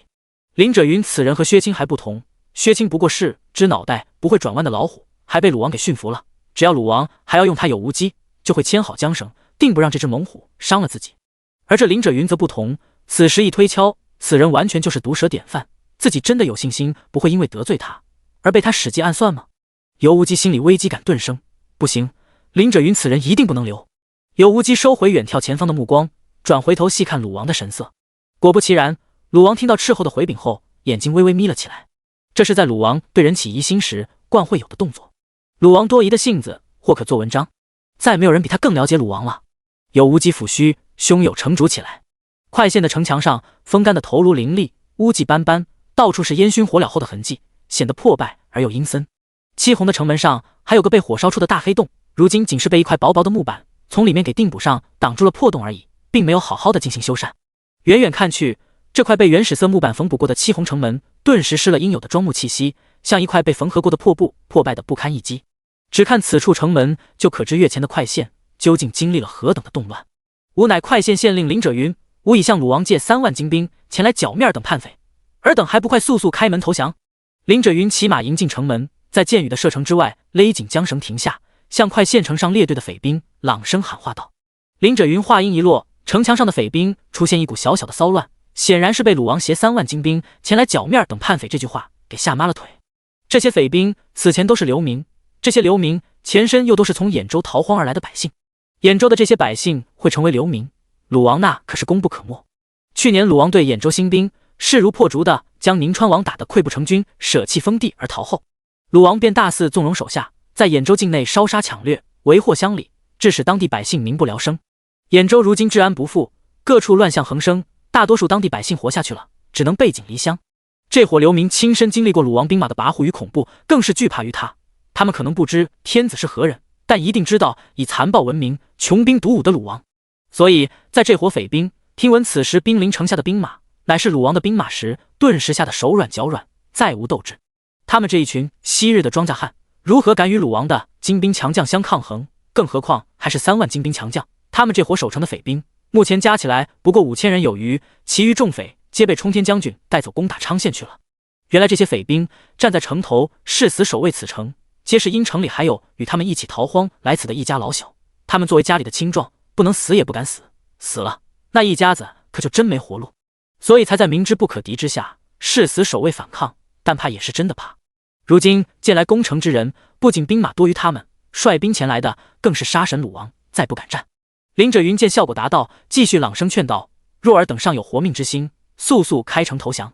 本县令也知汝等困苦，如今情形或是不得已而为之，本县令酌情可网开一面，让汝等流民皆有机会编入正规军，戴罪立功，或是不愿入伍的，也可以3年无偿劳役代替死刑。将功赎罪后，本县令视其表现，可将汝等再次编为民籍入籍快县。此刻林者云所说如天降甘霖，让陷入绝望的叛匪们纷纷重燃起希望。第62章劝降。城墙之上再次出现一小股骚乱，其中一名领头的叛匪从城墙上冒出一点头来，隔空喊话道：林县令此话可当真？今日在场数万众人，皆可为证。本官之言绝不作假，若有一句虚言，日后在场任何一人可随意来斩杀本官于乱刀之下。城墙上的所有匪兵皆清楚地听到了林者云的这番高声喊话，顿时欢呼声振起，如释重负，更是看到了自己和家人生的希望。哭嚎嘶喊声立时从城内宣泄而出。城内所有匪兵在得知是鲁王带兵马来攻后，本是做好了必死的准备，站上墙头时，皆想的是死也要拉个垫背的，才悍勇地站在了快县的城头上。鲁王可是带来了3万正规兵前来攻城的啊！不要说他们不过是一帮乌合之众，就人数而言，鲁王手下的兵马数也是他们的6倍，哪来胜算？便是投降也不敢。众所周知，鲁王最好坑杀降服，更会让手下的士兵以杀降服游戏的方式去增加他们杀人的胆量。本以为已必死无疑，如今却得知还有生的希望，更还有再次转为良民的机会。绝望之境中突然照来曙光，如何能不让他们这些叛匪喜极而泣？一时间5000余匪兵纷纷失去了先前拼杀也要一战的斗志。匪兵们前期压抑的死亡恐惧袭上心头，又有如今逃出升天般的瞬间解脱之感，两相情绪对冲之下，唯有哭嚎方能宣泄他们此时的情感。快县那破败的城门啪的一声重响，从里面被一小伙叛匪泪流满面的打开。他们这伙叛匪以前也都是老实的庄稼汉子，若不是连口吃的都吃不上，何至于走到如今成为叛匪的地步？有此等良机，可再次转匪为民，实乃幸事。能入籍快县，是天上的仙人终于睁眼了，降下了怜悯。林之皇乘坐马车跟在鲁王军队最后方随行，那么远的距离都听到了城内传来的震天哭喊声，一时心中也久久不能平静。林者云今天的这番说辞，皆是他提早想好了稿子给林者云用的。这些匪军的安置，也是他早就想好的对策。这伙匪军以前是良民，成了如今模样，也是世道不忍所致。但在怜惜于他们，也不能直接豁免他们叛乱之罪。天下皆有王法，不能犯错而无惩罚。这批匪军以前再是良民，再如何迫不得已，也不能改变他们现如今已杀人见过血的事实，不能轻易饶恕。但也不能就此斩杀，一是有违天和，二是此后他征战天下也需要兵力，若能转匪为兵，再好不过。等这批匪军降服后，林之皇想一部分冲入军籍，从最底层的兵士做起，以此戴罪立功，脱去罪疾；一部分充作劳力，无偿劳役3年，正好为快县这破败的城墙和烧毁的街道做修整再建。这些本该以谋反罪论处而死去的人，能在他这一系列的安排下安然活下去，有再重生的希望，林之皇真的很高兴。智慧从来不属于个人，因为我们学习知识，在变强的这个过程中，是站在前人对知识进行的汇编总结成册，以及口口相传人生见解这些基础上完成的。这些都属于社会回馈给我们个人的资源，我们获取了这些知识资源，变得智慧，就理应用智慧回馈服务于社会上的众人。此刻林之皇能用脑中的智慧救下这些身处地狱的人，这才是智慧最正确的用法。智慧不应该只属于个人，更应该余泽他人。希望他林之皇以后能用此身智慧掌控更多的东西，更多的资源，能救更多的人于水火之中。马车摇摇晃晃向快县城内驶进，林之皇放下车帘，倚窗闭目养神，开始思索下一步棋该怎么走。第63章翠春。与此同时，冲天将军楚大郎带领着2万余叛匪兵临昌县城下，欲攻打昌县。2名穿甲的武夫骑在马上，高举银枪，在城下叫骂了一上午。昌县城中依旧毫无反应，仿若死城，城墙上应当守卫的兵丁一个也没见到。都叫骂这么久了，这昌县还是城门紧闭，毫无动静，是不是有诈？其中一叫骂的武夫疑惑地问出声：冲天将军没有叫我们停，我们就继续。另一叫骂的武夫不以为意：可这都叫骂一上午了，昌县县令的老娘都被俺们俩问候多少遍，城上还是一个人都没有出现啊！你那铁驴脑子有咱们冲天将军聪明吗？先问话的武夫赶紧摇头，他哪有那脑子？那就别问，冲天将军要我们怎么做就怎么做，别废话。这武夫说完，给了先问话的武夫一拳，示意他继续骂起来。被锤的武夫也很是推崇冲天将军，也不恼，果然不再多问，再次在昌县城门下高声叫骂起来。此次攻打昌县，楚大郎并未披甲上阵，而是在一众匪兵的拥簇中，坐在一架奢华的马车内，享受地搂着美人，细细听着外面的动静。将军，您在听什么呢？这么久都没动静，您在听也是没动静啊，不如和奴家玩一玩，外面没动静，我们在里面弄出些动静来，也是行的。说话的美人媚眼如丝，如蛇一般，抬起胳膊缠绕上楚大郎的脖颈，将自己丰腴的身体依偎进他怀抱里，气吐如兰的在楚大郎耳边说道。楚大郎拉下他的手，将他推出怀抱，轻斥道：翠春，你别闹，本将军现在是在干正事呢。什么正事？和奴家也能干正事啊！翠春轻笑一声，一点也不怕楚大郎的呵斥，又向楚大郎怀里柔弱无骨的依偎过去。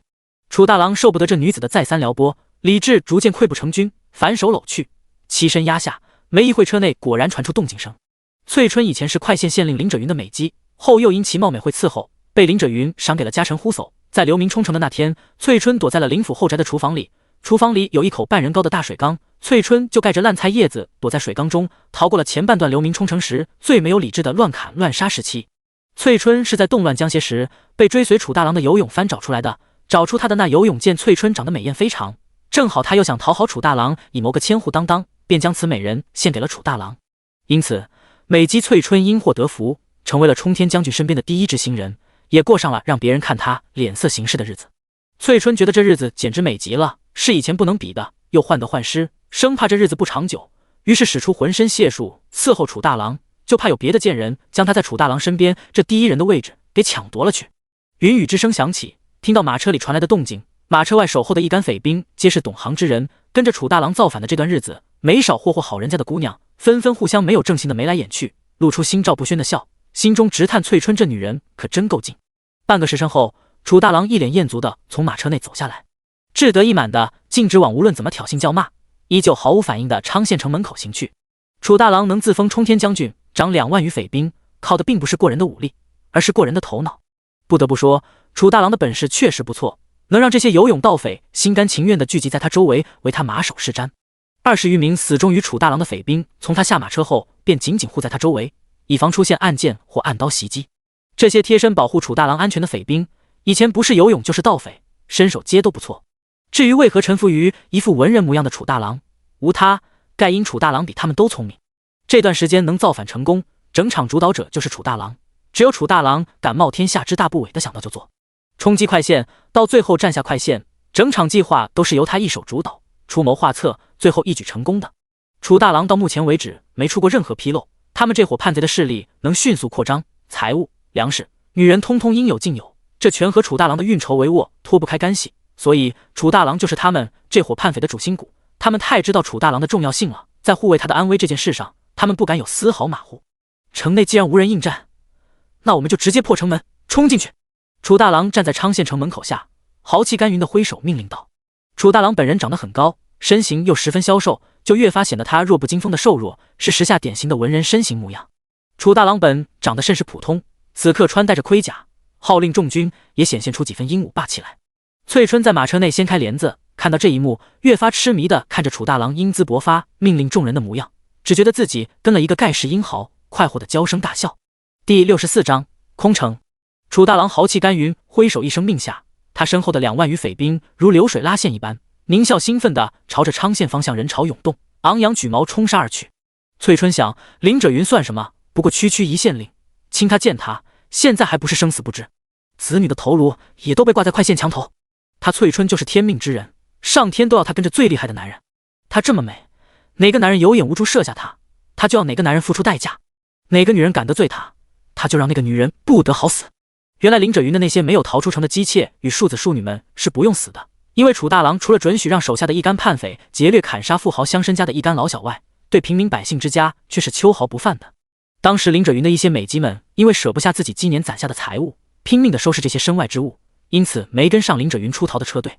后来等这些美姬们反应过来，也深知自己逃不出快县了，于是便换了平民百姓的衣服，带着孩子们躲藏在了一个帮工厨娘家里。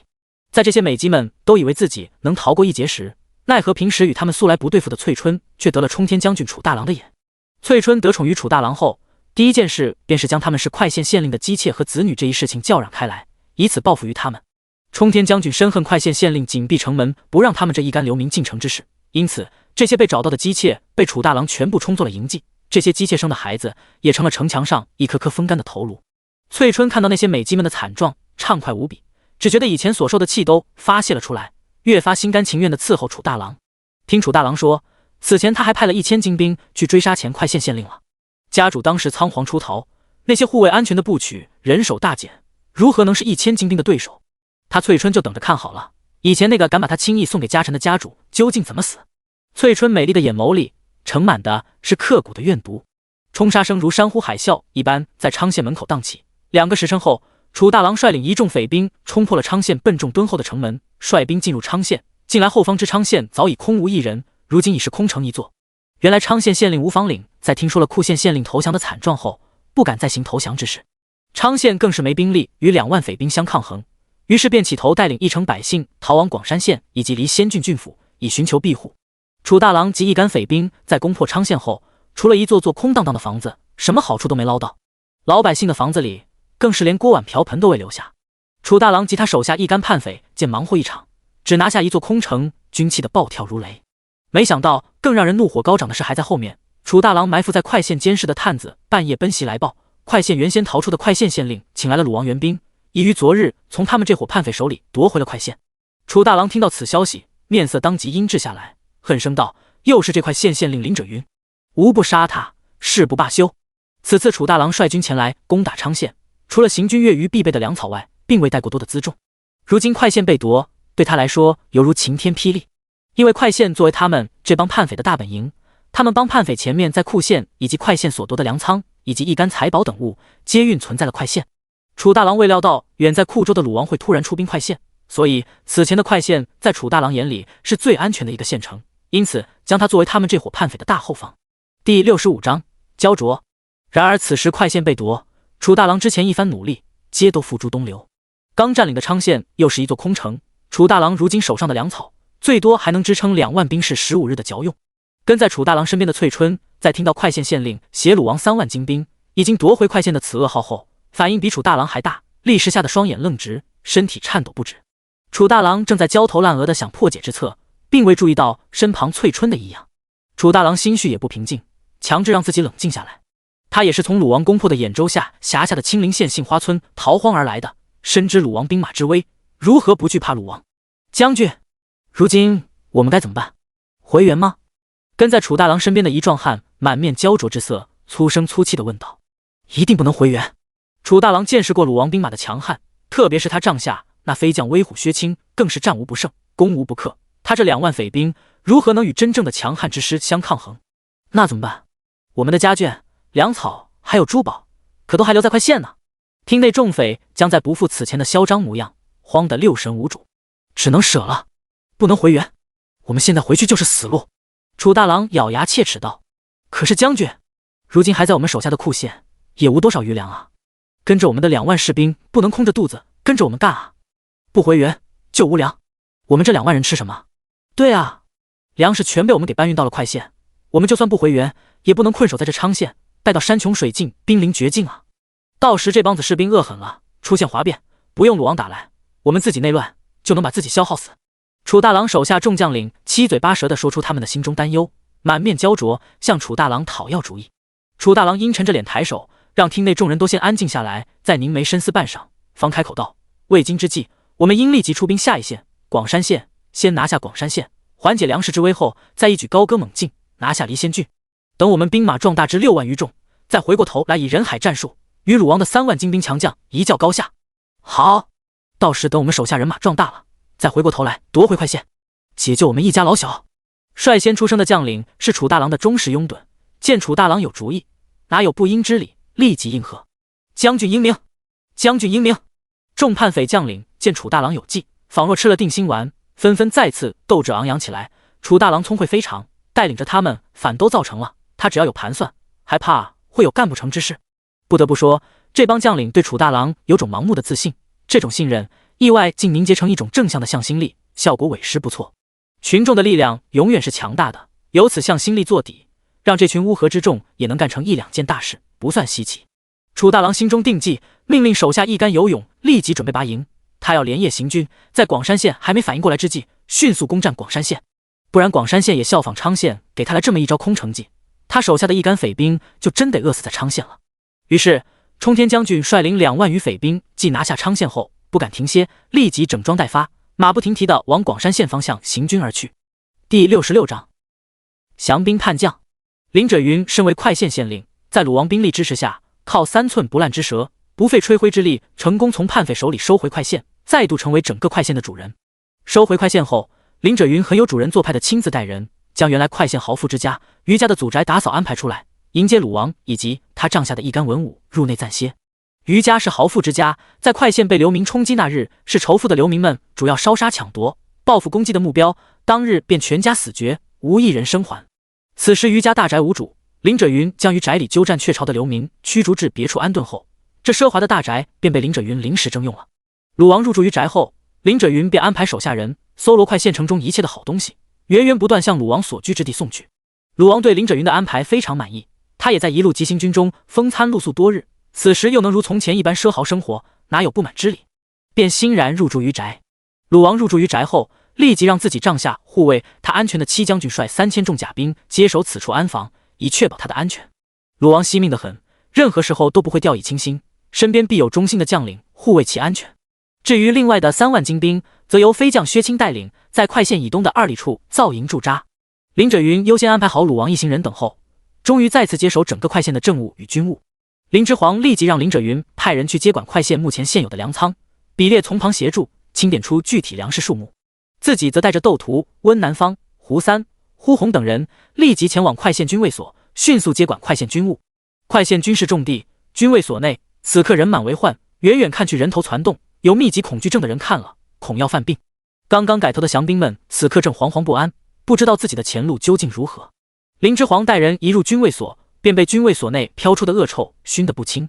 这哪是军纪严明的军卫所，脏乱差，污秽随处可见。只观这军卫所此时的环境，就可知这军事重地在此前里面的管理有多混乱了，连基本的卫生都不能维持，难民营也不过如此了。嘿，看，这被众人簇拥的小娃娃是谁啊？看着好生气派。快县县令派这娃娃来军卫所做什么？他带这么多人你没看到？当然是来接管咱们的。这小娃娃也太小了吧，毛长齐眉，接管我们？当这是玩游戏的地呢？看到这小娃娃身后带的兵没有，怕是得有1000了。那几个跟在他身边的将领一看就不是好惹的角色，老实着点。他好惹，他身后的人不好惹啊。看，这小娃娃身后随行的人里还带着个比男人还高壮的女婢，这嗜好真是奇怪，带个女婢竟然带个这么丑的。这小娃娃估计是来做样子货的，肯定是贵族，咱们老实着点，别惹到他。呸！世道真是不公，这些贵人这么小就能身居高位，我等拼死拼活好不容易混了个百户当当，这回看来也是白搭了。要是在1个月前让老子看到他，一定一刀结果了他，看他还能神气。这些贵人除了会投好胎还能干什么？老子以后不会要受他这小娃娃的管吧？一帮刚刚投降的匪兵见到为首被人簇拥着走进来的林之皇，纷纷议论开来，满脸不忿。其中那些早已在冲天将军手下成为了百户、千户的将领，面上表情尤为明显。看到明显是贵族世家公子模样的林之皇，心中恶念升起，所议论之言以及看向林之皇的眼神，皆都满怀恶意。他们这群人能在匪军之中升到百户千户，皆是因为在冲城那日斩杀豪富乡绅时出力最多，被冲天将军封赏所得，也算冲天将军的死中已尝得有权有势的滋味。若不是形势所逼，哪会轻易投降？自是不服。然而不服也无用，他们所掌管的士兵根本不服他们管。那快县县令不过几句话的功夫，就轻易将他们手下之兵给笼络了去。他们不顺势而为，这些兵就能集体哗变，先在城内杀了他们，再开城门投降。这些叛匪将领这1个月见惯了这些贵人在他们手底下不堪一击、跪地求饶的狼狈模样，就连那些贵族女眷也没少肆意玩弄。他们早已发现，从前那些高高在上只能仰望的贵族被拉下泥里，其实也与普通人也没什么两样。这些人能得封赏百户千户，早已开了血腥的口子，尝到掠夺的甜头，满脑子的残忍已成执念，见这贵人又能趾高气扬地出现在他们眼前了，如何能心里舒坦？第67章收缴武器，拔起虎牙。斗图！林之皇向后一挥手，在。斗图立即上前，躬身行礼，听候差遣，将这些降兵尽数围起来。林之皇抬手一指军卫所教场之中，正闹哄哄看着他们一行人讨论，没有丝毫降兵自觉的5000匪兵，寒声命令道：诺！斗图躬身领命，立即向身后士兵传令道：众军听令，在。斗图此前受林之皇开智，新改良了军队训练之法，这1000余兵士在经过斗图半月有余的训练后，早已对他十分敬服，奉其为将。此刻这1000余兵士听到斗图的号令，已形成了条件反射，立即齐声回禀，声音气冲云霄，士气如虹，震得一干刚刚投降的匪兵们止了讨论之声，害得肝胆欲裂，不敢再言语放肆。全场立时一片静寂无声。斗图一挥手中大戟，继续吩咐道：围起来！林之皇身后跟随的1000余兵士立即整齐划一，列成2队，手持长矛，一左一右做圆弧形小跑，呈包围之势，将5000余刚刚归降的匪兵给围了起来，长矛对准包围圈其中。众降兵们瞬间被围起来，又被寒光粼粼的长矛所指，顿时慌了手脚，更是不敢再有所动作，趋利避害的瑟缩的往人群中心钻，谁也不想站在最外围，被长矛寒兵所指。如此不齐心，又贪生怕死，毫无军人气节的模样一出，这批降兵犹如被圈养的羊群，只能被狼群围猎于其中。这批降兵害怕着往中心钻躲，却把同伴顶在外围的模样，更是与绵羊如出一辙。可见这批降兵的军事素质有多糟糕。林之皇看了松一口气之余，又有些失望。松了一口气，是因为不必再担心这伙降兵会再生变故，毕竟他们人数众多，是他所带之兵的5倍之数。失望是因为这伙降兵虽然收服时相对简单了，但收服后这伙兵又都是他日后的军事力量，底子这么差，不知道以后要花多少心思去训练才能见效果了。全体丢掉武器，趴下！林之皇命令道：趴下！趴下！趴下！围困5000余匪兵的兵士举矛，又是上前一步，缩小包围圈，齐声紧随其后呼喝道，杀声震天。这5000投降的匪兵，除了那些被冲天将军提拔起来的百户、千户，原来本就是老实的庄稼汉子，哪见过这种阵势？此时就算他们人多，也再不敢有丝毫反抗之心。降兵们争先恐后，纷纷丢掉手中的武器，齐刷刷趴在了地上，双手抱头，但凡再有别的动作，杀无赦！林之皇杀无赦3字一出，声音里都含上丝杀气，气势凛然。双手抱头，双手抱头！1000余兵士又齐声呼喝传令，声势浩大。降兵们武器都丢掉了，也认怂趴在了地上，也不差最后抱头这一招。于是众降兵又纷纷反手抱头。几道颇有门道的命令下来，降兵们彻底被打压了声势，再不敢放肆，也意识到接管他们之人与冲天将军散乱的治军之法有多么不同，他们再无可乘之机，没了丝毫翻身的可能。见识到正规军的威严，这回降兵们再不敢小瞧眼前这身量矮小、面若好女的贵族小娃娃了，打从心里对他生出惧意。胡三派50兵士上去，迅速将他们的武器全部收缴上来。林之皇见众降兵都以双手抱头，继续下令道：诺！胡三立即领命，带人上去搜缴了众降兵刚刚抛在身边的武器。胡三将武器全部收缴完毕后，归拢在一处，只派20兵士进行看管。林之皇这干净利落的一套接管降兵的流程方法，看得温南方是叹为观止，佩服不已。这伙降兵没有了武器，也就没有了反抗的资本，犹如老虎拔了牙，才算是真正的收服了。后面这军卫所里的一切都将由林之皇说了算。此法甚妙，真是干净利落。斗图见众降兵彻底被掌控，没了哗变的可能，紧绷的神经略微放下，向林之皇的背影投去敬服的眼神，又和主公学了一招。斗图眼神闪亮若星辰。林之皇见胡三已经收缴完众降兵的武器，再下令道：胡三，再带100兵士前去仔细搜索军卫所内各个角落，查探清楚还有没有潜藏在别处没有到教场上来的降兵。诺！胡三抽调出自己所掌管的100兵士，立即领命而去。第68章护左将军屠楼。胡三带人去搜营后，林之皇踱着步子上前，继续对一干趴伏在地、反手抱头的降兵问话道：你们之中被冲天将军封赏为将军、百长、曲长的将领有哪些？自己站出来！包围圈中，双手抱头趴于地上的众降兵之中，稀稀落落站出40人左右。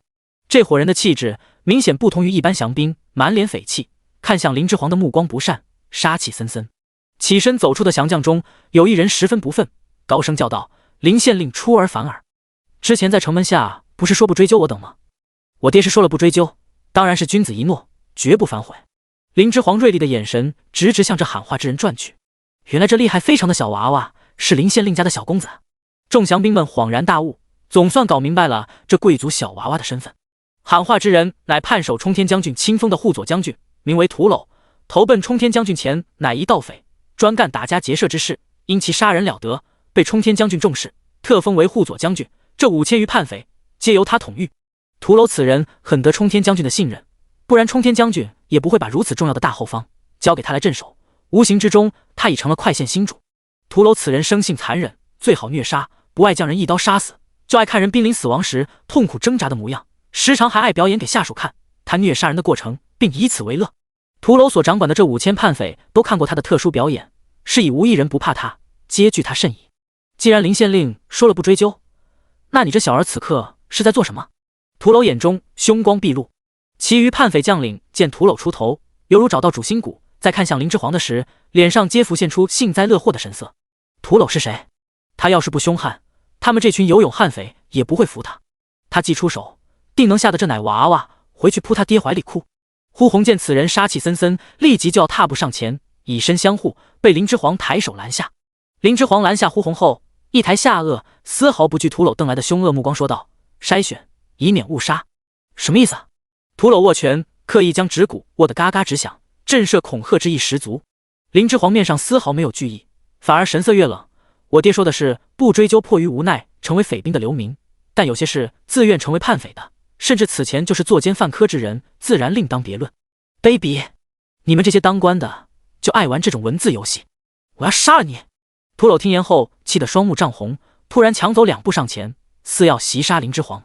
林之皇见屠娄突然袭来，脸色没有丝毫变化，对身旁的窦屠果断命令道：“杀了他！”这遇袭来的匪军叛将屠娄听到林之皇干净利落的杀令后，害得瞳孔骤缩。他本意只是想吓唬这小娃娃，好来增加些话语权，怎么就到了被下杀令的地步？屠娄之前没少干这事，那些贵族不是都被吓一下就脸色惨白，抖如筛糠的吗？不是尿裤当丢丑就跪地求饶吗？到了这个小娃娃这里，怎么就不一样？不仅不见他有丝毫惧意，还冷静地命令他人杀了他。窦屠对林之皇唯命是从，听令立即直戟而上，将此人拦于林之皇身前。林之皇身形丝毫不退，冷漠着眉眼注视着袭来的屠娄，眼中没有丝毫惧意。屠娄能被冲天将军封为护佐将军，镇守后方，身手当真不错，竟赤手空拳与迎面而上的窦屠过了7、8招，最后终究是吃了没有武器的亏，被窦屠一戟扎中肩颈骨，钉在了教场的泥地上。哀鸣惨嚎之声顿时响彻整个军营，在场无论是站着的还是趴着的降兵，皆被吓得面无人色，越发老实，不敢再有丝毫动作。那些站出来的降将们看向林之皇的目光，再没有了之前的轻视或恶意或杀意的各种目光，统统消失不见，留下的只有胆战心惊的忌惮。林之皇淡定走至屠娄身前蹲下，冷漠的注视被窦屠钉在地上惨嚎不止的他，居高临下道：“你想杀我？你这小儿算什么东西？要不是你冲城当日逃得比兔子还快，老子早把你做成人质了。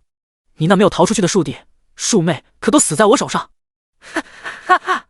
哎呀呀！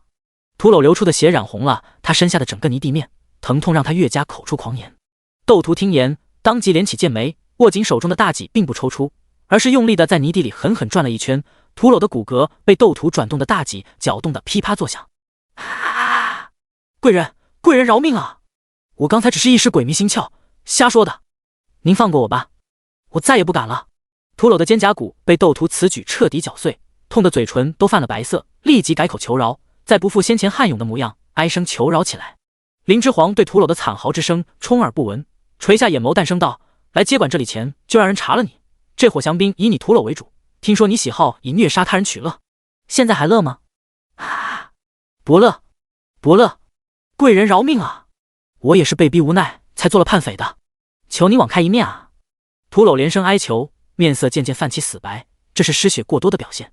林之皇直直盯着屠娄浑浊的双眼，端详片刻后，再次开口道：“不，你嘴巴上虽说着求饶的话，眼神里却还是蓄满着杀意。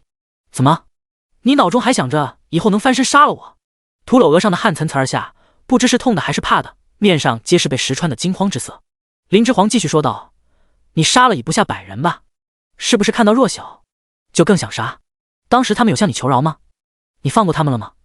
屠娄不知道林之皇怎么做到的，不过几句对话的功夫，就将他的心思给彻底识破。无所遁形之下，眼中慌乱之色更甚，这回是真心的哀声求饶了：“贵人，贵人饶命啊！我以后一定洗心革面，再也不敢了。”林之皇站起身，遗憾地对他摇摇头道：“刚才我让你们这干叛将站出来时，不是说过吗？再敢有别的动作，杀无赦！敢不听军令者，唯有死！”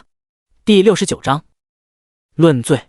林之皇话音刚落，窦屠便扬臂抽出钉入屠偻肩胛骨的大戟，带起一块撕裂的血肉。屠偻捂住肩上伤口，在地上剧烈的翻滚，嘴中发出凄厉的惨嚎。窦屠对屠偻的惨嚎声充耳不闻，抽出大戟后，直接在空中旋换方向，目光锁定要害处，戟尖狠力地直往屠偻的脖颈处插去。屠偻的喉咙被骤然扎破，惨嚎声戛然而止，溅出的血液非有3丈高，落下时喷溅在林之皇的裤腿上，血液温热的触感透过布料，染上了林之皇的肌肤。林之皇眉眼微动，心底却没有起丝毫波澜。杀人即救人，他不惧手沾人命，此人死有余辜。屠偻的惨状让周围众人噤若寒蝉。林之皇转眸，冷寒的视线转向其余站出来的众叛匪将领：“你们中还有谁想站出来教我做事？”林之皇寒声问道。一干降匪将领见了屠偻的惨状，还哪敢当那出头的船子，个个都将头摇得如拨浪鼓。很好。林之皇见叛将们老实了，又将目光落在趴在地上的一干降兵身上：“还有没站出来的将领吗？再给你们最后一次机会，即刻自己站出来，不要怀有侥幸心理。若再不站出来，一会被人给揭发出来，杀！”林之皇这次的杀字一出，没人再敢把这字当作戏言，皆已知这个字的威力。于是这伙降兵中又哆哆嗦嗦站出5、6个人来。窦屠见果然有人不老实，对这后站出来的5、6个人怒目而视：“还有没有？这是最后一次机会。”林之皇说完这句话，环顾四周，又等了5息功夫，依旧没有人再从降兵堆中站出。林之皇踱着步子环视众降兵一圈，凡是与他对上目光者，无不胆战心惊地低下头去，避开他凌厉的眼神。见再也没有人站出，林之皇点点头道：“好，众降兵听令，你们戴罪立功的机会这就来了。”抬起头，睁大眼睛看看周围，此时站出来的降将中，还有无没站出来的将领。检举有功者，记一次4等功。林之皇话音刚落，立即就有2名降兵嗖的一下站起身来，指住自己身边趴着的人，争先恐后的检举道：“他是白长，他是曲长。”被人检举为曲长的人见自己败露，立时便慌手慌脚的爬起身，朝林之皇的方向跪了下来，痛哭流涕的不住磕头，以求饶恕。另一名被检举出来的百长，第一反应不是害怕，而是无所畏惧的站起身，满目凶光的盯着林之皇。林之皇见了，哼笑一声：“呼红，杀！”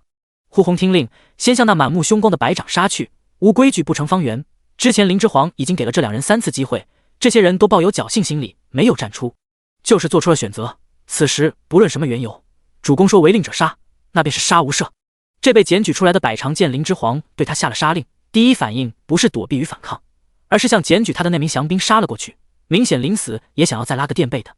检举人抱头一矮身子，躲过了这百长奋起袭来的一击，慌乱中手脚并用，屁滚尿流的往呼红这边跑来，肝胆俱裂的向其寻求庇护。呼红抽出腰刀，快行2步上前，纵身跃入降兵包围圈，横刀向那暴起的白长砍去。呼红直杀而来，逼得这白长不得不放弃对检举人杀招，一个鲤鱼打滚，慌忙躲过呼红砍来的刀势，再极快的站起身，自觉勇武的赤手空拳与呼红对招，不过2招便被力大勇猛的呼红斩于刀下。若不是林之皇谨慎，此前已将众降兵的武器都收缴了去，呼红此时想不伤一人性命便拿下这名暴起的白长，恐还有些难度。那名检举这白长的降兵首当其冲，便会被这白长报复杀死。经此一事，众人更佩服起林之皇起先一进军营便收缴众降兵武器的先见之明来。那另一名被检举出来的曲长，见眨眼的功夫，那名同样被检举出来的白长就身死当场，顿时吓得尿了裤裆，磕头求饶的越发用力，额头上立即就见了红。别饶他，这邹曲长作恶多端，他曾残忍的虐杀了我的同乡，就因为我同乡不愿听其号令，杀害无辜孩童。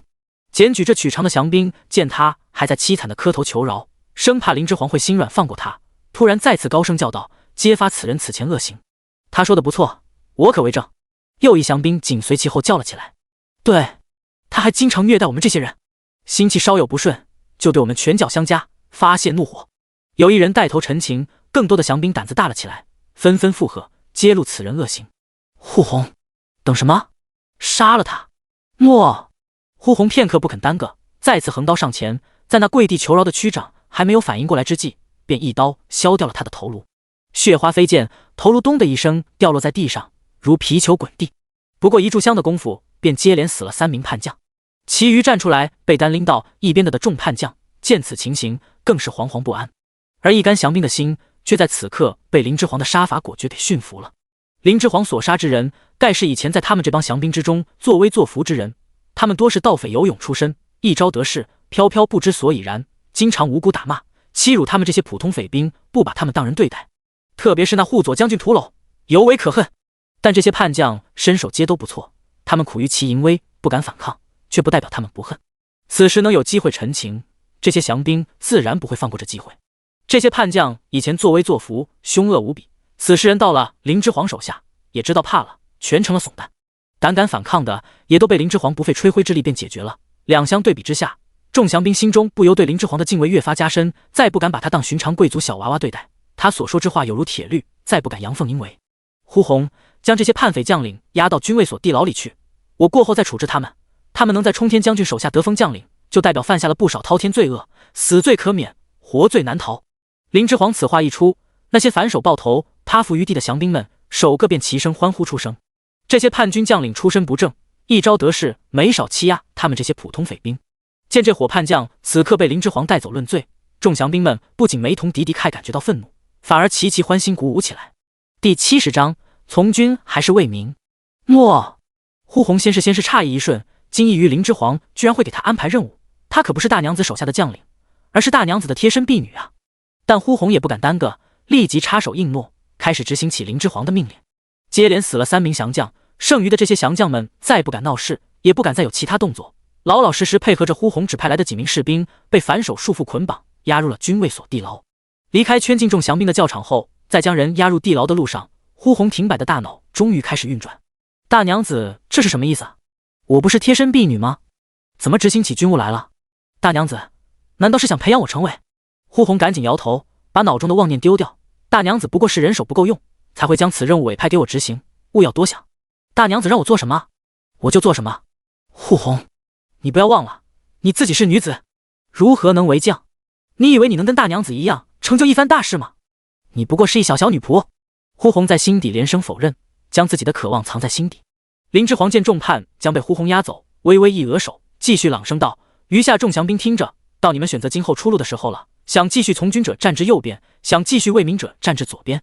从军者需从最普通的兵士做起，可积累军功，将功赎罪，可能半年便能脱去罪疾。教场上嗡嗡之声顿时响起。想继续为民者，需无偿服劳役3年，才能将功折罪，脱去罪疾。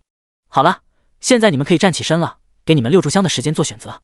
林之皇话音刚落，众降兵们便纷纷爬起身，心神全部被此话牵去，迫不及待地和自己相熟的人讨论起来，究竟做何项选择更能有利于自身。军卫所教场上一时再度喧闹起来。另一边，胡三让100兵士分成20队散开，在军卫所内部进行搜索。果然有躲着未去教场受降的士兵收罗出近30人左右。胡三让人将这些人也押入地牢，生的机会大郎君已经给了，他们自己不抓住也是枉然，躲着就代表不愿受降，凡是不愿受降者，皆以叛党重罪论处。胡百长，有个地方您可能要过去看一下。一名士兵突然急匆匆跑过来，对胡三拱手禀报道：有何情况？带路。胡三跟着这禀报的士兵来到军卫所内明显比别的房屋奢华很多的楼宇前，还未入内便闻到一股秦氏后才会有的腥膻气息。胡三立即明白这是什么地方，用袖子掩住口鼻，瞪向来大惊小怪禀报他，并把他引来此处的士兵：这里有女人，这里是那伙叛将们住的地方，把里面的女人别处安置，再遣散其回家不就可以了？还需要专门回禀吗？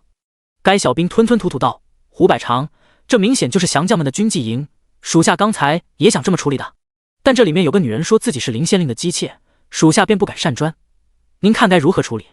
胡三一听此言，悚然一惊，立即一掀帘子走入屋内。屋内没有窗户，烛光昏暗，各个角落里都有女子赤身裸体的蜷缩在那里。那些女人或哭泣，或疯笑，或麻木，她们的表情都不相同，却有一点意外相似，那便是在胡三高大的身形大步踏进此地时，屋内的女人们皆都瑟缩了一下，明显恐惧于他，虽身上未着片缕，但尽量想掩住自己的身形，不被他所注意。胡三见状大皱齐眉，这些女人是将他当作了此前会来此地欺辱他们的男人了。第71章执念。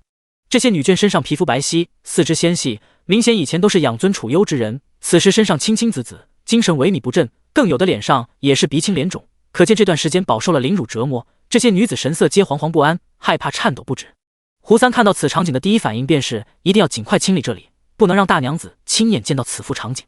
大娘子再怎么精明强干，依旧是女子，看到同为贵族女子的人如此惨状，岂会无动于衷？若林者云的姬妾真的在这里，那如今恐怕……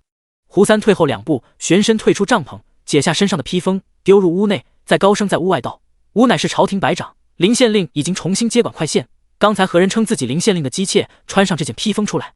吾有话问他。”胡三说完话，在此屋外等了大约有半炷香的功夫，才有一形容枯槁的女子披着他刚才丢进去的披风，瘸着腿慢吞吞地走了出来。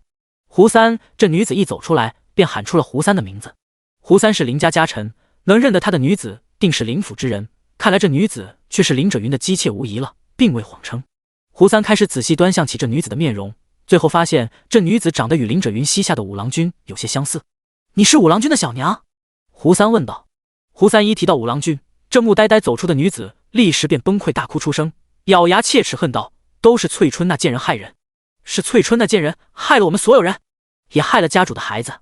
胡三，你一定要告诉家主，让他为我的五郎君报仇啊！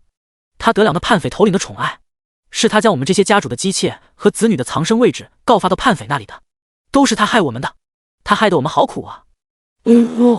翠春，他在哪里？胡三听言咬牙，也是恨极。家主的4郎君和5郎君从前都是跟着他胡三学武艺的，自然是有情分在的。早在入城时，胡三便看到了城头上4郎君和5郎君的头颅，现在再想到那副场景，胡三身侧的手全攥紧成拳头。然而这女子却没再继续答胡三的问话，明显精神状况出了问题，疯疯癫癫地哭了起来，前言不搭后语道：“奴的5郎君死了，奴为什么还要活着呢？其他姐妹们进了这里也都死了，哈哈哈哈！还是奴能熬，终于熬到了家主回来了。好啊，回来了就能为我们报仇了。对，要报仇。”这女子喊完报仇，不知哪来的一股力气，仿佛完成了使命一般，冲身向一旁的木桩柱上撞去，咚的一声闷响，顿时头破血流。胡三因为避嫌离得太远，来不及阻止，等赶过去看时，这女子的头都撞得凹陷下去一块，明显是抱着必死的决心去碰住的。这女子此时躺倒在柱子旁，已经是进气少出气多了，看来命不久矣。这女子快死了，嘴里还在不停地念叨着：“家主，家主，一定要为我们报仇啊！翠春，翠春，还我命来！我做鬼都不会放过你！”喊完，这女子便气绝身亡。胡三在原地站了许久，都没有动身。再回快县，心中没有喜悦，只有挥之不去的阴霾。6炷香时间已过，降兵们已在教场上分作了2堆人。林之皇让人仔细统计了报上来，愿意从军的不过1500人左右。另外3500左右的人都愿意无偿在快县劳役3年，将功折罪，再做良民。林之皇看到如此悬殊的数字，不禁有些头疼。从军者好安排，他正缺武装力量，全部交由斗图掌管训练便可。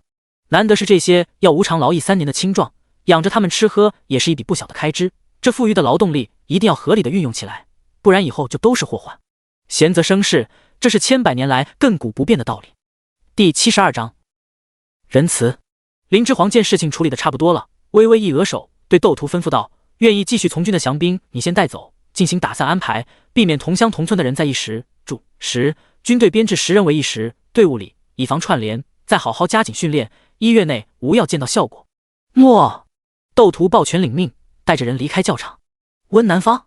林之皇将从军的人分给斗图后，向后唤道：“在。”温南方立即拱手上前一步，立即将这3500余青壮劳力登记造册，先安排他们把这军护所清扫干净，明天吾就要见到焕然一新的军卫所。诺。温南方拱手应诺，立即下去办事。胡三此时也办完了林之皇交代的差事，回来复命。林之皇见胡三面有难色，问：“怎么搜出来的人超过100数？”胡三立即摇头，并未，不过搜出30余人。那为何面有难色？比列曾交代过，不论出于何种原因，只要有事隐瞒主家，便乃大忌。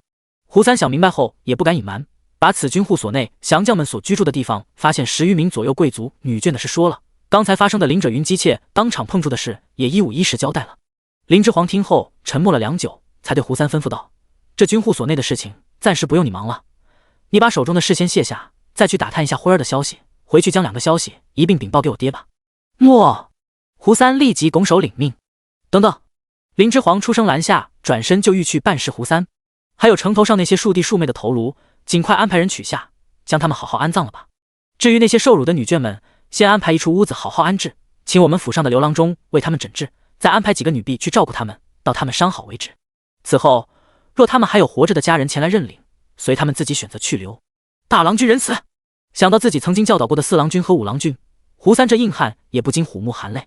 我只希望这世道仁慈，让我无处可施展个人的仁慈。林之皇抬头，目光虚无地看向远方天空。宁为盛世狗，不为乱世人。夜色迷离，祥和而包容，万物皆在此墨色的画布中。那5000降兵刚刚被收服，还有很多事情要处理。林之皇留在了快县军营中处理军务。林者云带着比列忙碌了一天，也把快县如今的政务基本理顺。此时终于能回到原来住处。林者云搀扶着病体未痊愈的裴氏，再回到快县县衙，这里已是一片残垣断壁，再不复当初威严肃穆的模样。林者云想到昔日自己在这里办公时的场景，不禁潸然泪下，唏嘘不已。此次能不费一兵一卒夺回快县，全赖女儿的出谋划策。此刻站在这，林者云才真正的意识到，这个没有长于他膝下的女儿，真非凡人也。夺回快县还有意外之喜。入得城来，林者云重新接管快县5处官粮仓时，才发现原本空荡荡可以跑耗子的粮仓，此时皆已堆满了粮食。原来冲天将军楚大郎将快县当作了他的大本营，洗劫来的财物还有粮食皆存放在快县。如今快县一朝再次易主，立即便宜了作为快县原县令的他，那反贼楚大郎算是白忙活了一场。林者云想到此处，心情实在大好，咳嗽都不药而愈，简直是腰也不酸了，腿也不疼了，一口气可以上5层楼了的真实写照。收罗出来的一干财物且不说，如今快县粮仓中的粮食富足，可供5万人口嚼用5月之久，实乃意外之数。听说这些粮食来源，除了库县与快县的官府粮仓外，绝大多数是楚大郎从2县的豪富乡绅家里抄出来的，其中以那莫刘氏家、王家贡献最多。快县官粮仓中有多少粮食，林者云再清楚不过。如今这里的粮仓能囤积的爆满，这些被叛匪们灭门的豪富乡绅功不可没。没想到这些豪富乡绅家竟然有如此多的存粮，他们是想趁着外面粮荒之际大肆敛财，所以才屡令不止的恶意囤粮，哄抬粮价吗？实际上快县根本不缺粮，甚至是富足的，竟然有如此多的存粮，他这个县令都不知道。林者云想到当初自己向他们筹借粮食时，这些人接言无粮的嘴脸，不由一阵心梗。第73章林之辉的消息。如今看来，他们这些豪富乡绅死的也不冤，人心不足蛇吞象，逼反了百姓，首当其冲就是他们遭殃。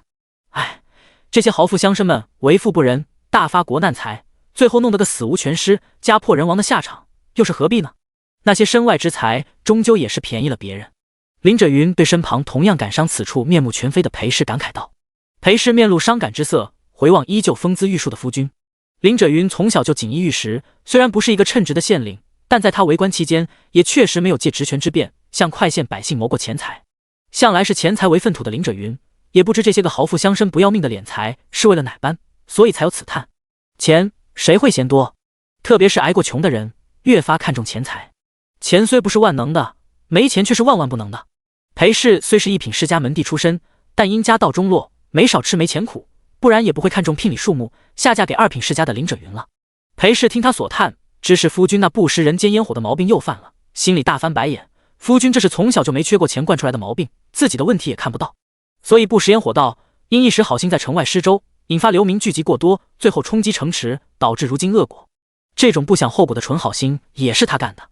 林者云比那些豪富乡绅好运，此时还能活着，盖因他有个不同凡俗的女儿，不然谁知道现在死成什么样呢？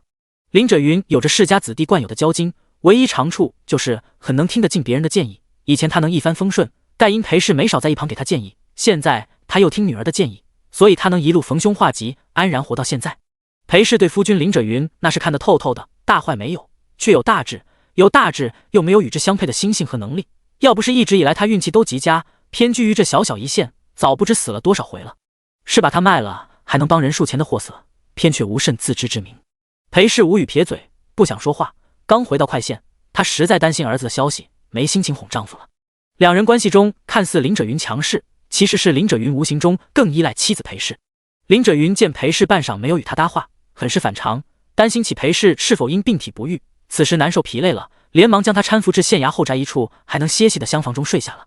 安置好裴氏，林者云去了书房，继续处理起快县公务。现在县城没了，很多事情都要他亲自处理。傍晚时分，被林之皇派出去打探林之辉消息的胡三，已打探完消息，回来向林者云复命。林者云见胡三回来，立即问道：“华儿可是已经将军护所的那干降兵处理妥善了？”胡三整理好面上的神情，将今日军护所内林之皇所做的一系列处置，以及后面发生的一干变动，如实向林者云禀报了。华儿处理的不错，你也累了，先下去休息吧。林者云听完后，欣慰的点点头，放下心来，示意胡三可以退下了。胡三却没有一言退下，继续禀报道：“大娘子还让属下查探了大郎君的消息。”林者云乍闻此言，蹭的一下站起身，急切问道：“如何？”胡三一时踌躇，不敢对林者云禀报，半晌都没开得口来。林者云见胡三面色，心里咯噔一声，做了最坏的打算，深吸一口气后道：“你说吧，本官受得住。”胡三这才干脆对林者云沉声禀报道：“家主，属下并未找到大郎君，只从百姓口中探知，城乱那日，我们府上的大郎君有与于家的于郎君从城南门冲了出去，逃出去了。”林者云面上立即一喜。不过胡三吞吞吐吐：“不过什么？你倒是快说啊，吞吞吐吐做什么？”林者云急道：“于家众人皆被乱民所杀，就只有被大郎君护着的于弘毅活了下来。听说大郎君为了保护于家那小子，冲出南城门时背上还中了一箭。”第74章重新定义女人。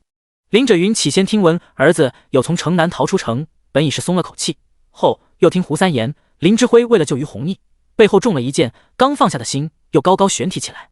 林者云的心脏一抽一抽的钝痛，这嫡子从小长在他身边，和其他血统有瑕没有过多接触的庶子庶女们不同，是由他悉心培养教导成人的，文武双全，于武学方面更是有很高的天分，如今却生死不知，实乃大痛。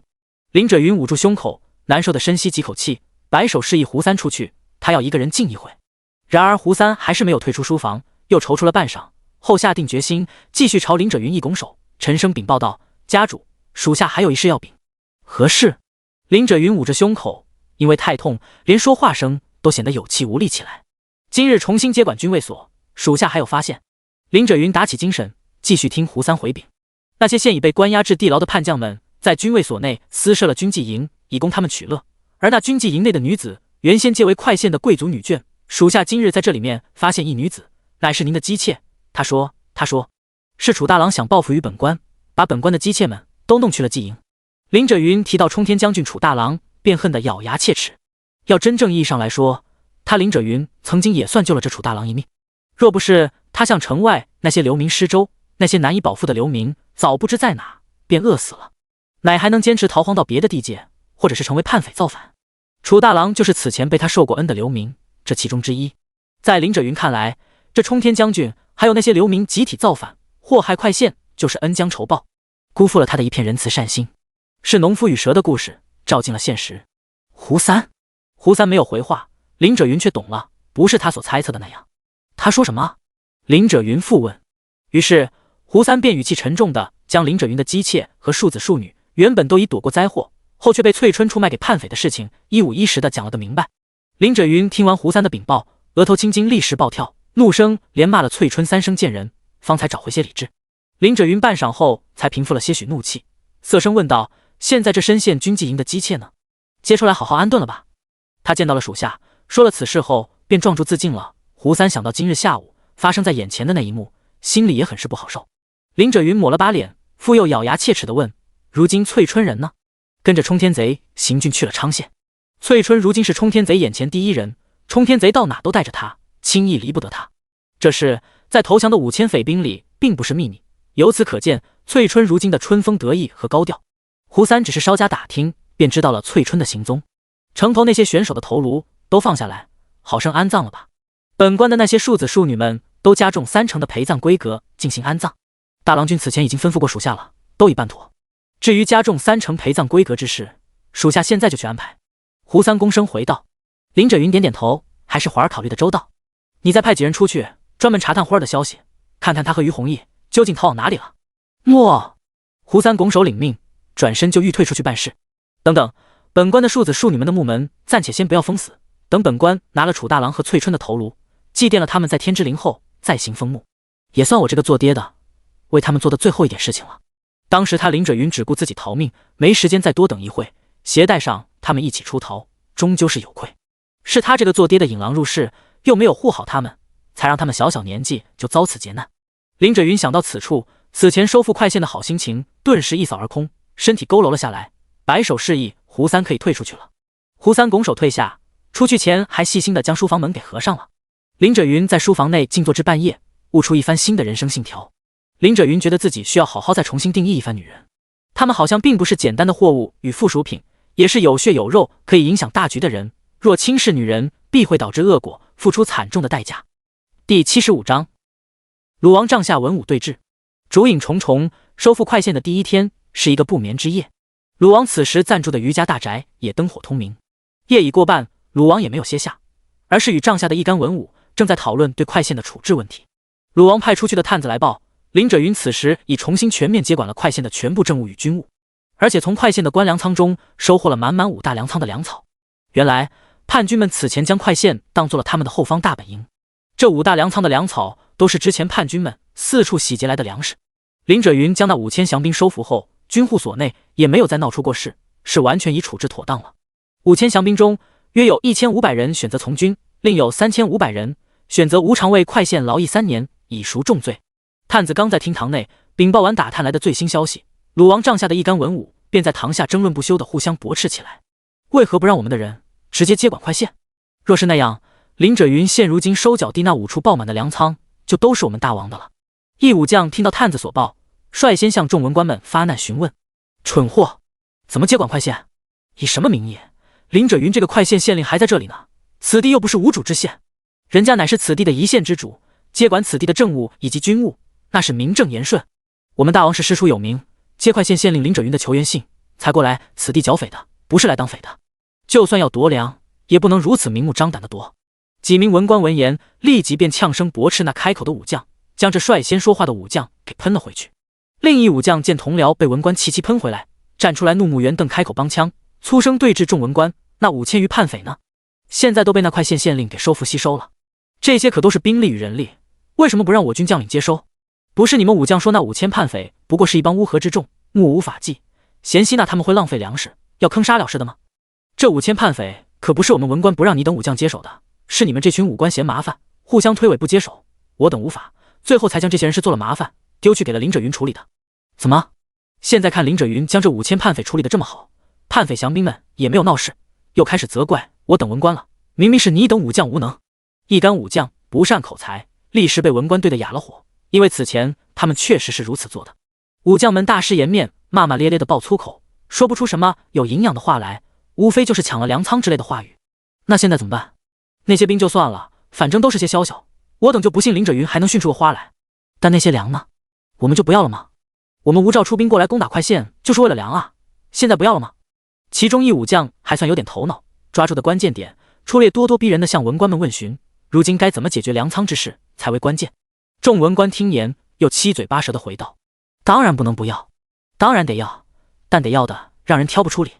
有无忌适时抚着胡须开口道：这林轸云既然投奔了我们大王，也总要拿出点实质的好处，不然岂对得起我王先前那番礼贤下士？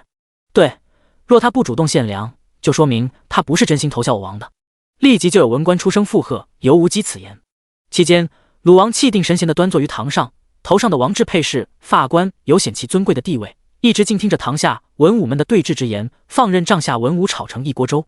鲁王见下面的人真的吵出了火气，适时的又开口阻止道：好了，盛哲既然诚心投靠本王，本王当给他些许信任，反正在接到离仙郡郡守的求援信前，本王都会驻守在这块县，端看他掌管官粮仓后怎么做了，也可以此试探他是否真心投效本王。大王英明，大王英明！鲁王开口发话了，一众文武顿时止了争吵，齐声对上手的鲁王拱手奉承。只是有一事，本王甚是疑惑。尤无忌立即拱手捧哏道：大王所惑为何？鲁王向尤无忌投去一个赞许的眼神，继续道：怎么今日去军户所收服众降兵的是林轸云之子？从探子来报的那套收服流程看下来，手法极其老练，那不过一小娃娃，当真如此聪慧绝顶？第76章尤无忌之毒。有无忌抓住机会给林轸云在鲁王面前上眼药，立即上前拱手道：大王，臣下认为此法乃林轸云所设，他未直接出头，可能是因为您在快县，怕自己太过锋芒毕露，引起您的忌惮，所以才将儿子顶在了前面露脸的。本王也是如此想的。一无之志同，不会有如此老练的做派。鲁王敛眉，脑中闪过此前林之皇看他时那双闪若星辰的眸子，以及露骨的推崇之语。鲁王神色柔和了些，那是个讨喜的小子，自己的子孙里怎么没有这样的小子？鲁王有些惋惜。惋惜完，鲁王又忧虑起来，始终有些忧心林者云飞真心投效。投奔鲁王之人太过无能，鲁王看不上；能力太出众，鲁王又会忌惮，怕他们生出异心。他帐下的薛青就是最好的例子。有无忌就是他捧出来打压薛青的文臣。大王，臣有一言，不知当讲不当讲。有无忌最会揣摩上意，当然看出鲁王的忧虑，岂会放过此上眼药的机会？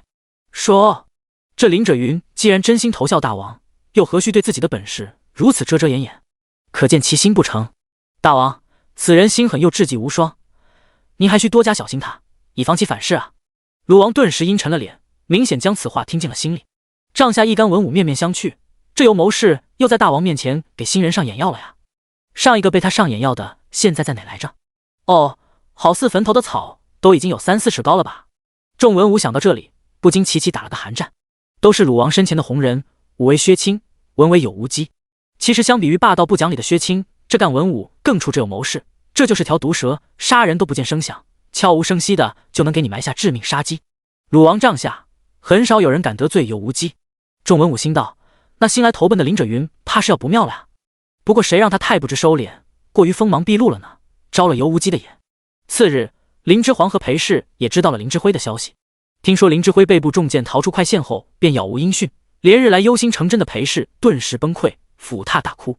林之皇也同样忧心林之辉的情况。这个时代的医疗并不发达，被箭矢射中，即使受伤的地方不是要害部位，后期也可能会出现伤口发炎、破伤风等情况，这些都能轻易要了人性命。林之辉至那日后便没了消息，呼叟和他带出去的10多名部曲也没有回来复命。阿弟恐怕是凶多吉少了。林之皇脑中不由浮现出林之辉看见他摔下马时手足无措跃下马，满面急色疾奔至他眼前，轻搂住他，急惶呼唤他的模样。想到此，林之皇不由眼眶微红。这率真勇武的弟弟，这不拘小节、英姿勃发的弟弟，真的没了吗？发誓要好好保护他这大子的弟弟，就这么没了吗？这便是乱世的悲哀吗？人人都要承受的死别之痛。林之皇陪着悲哭不止的裴氏入睡，心口钝痛难抑。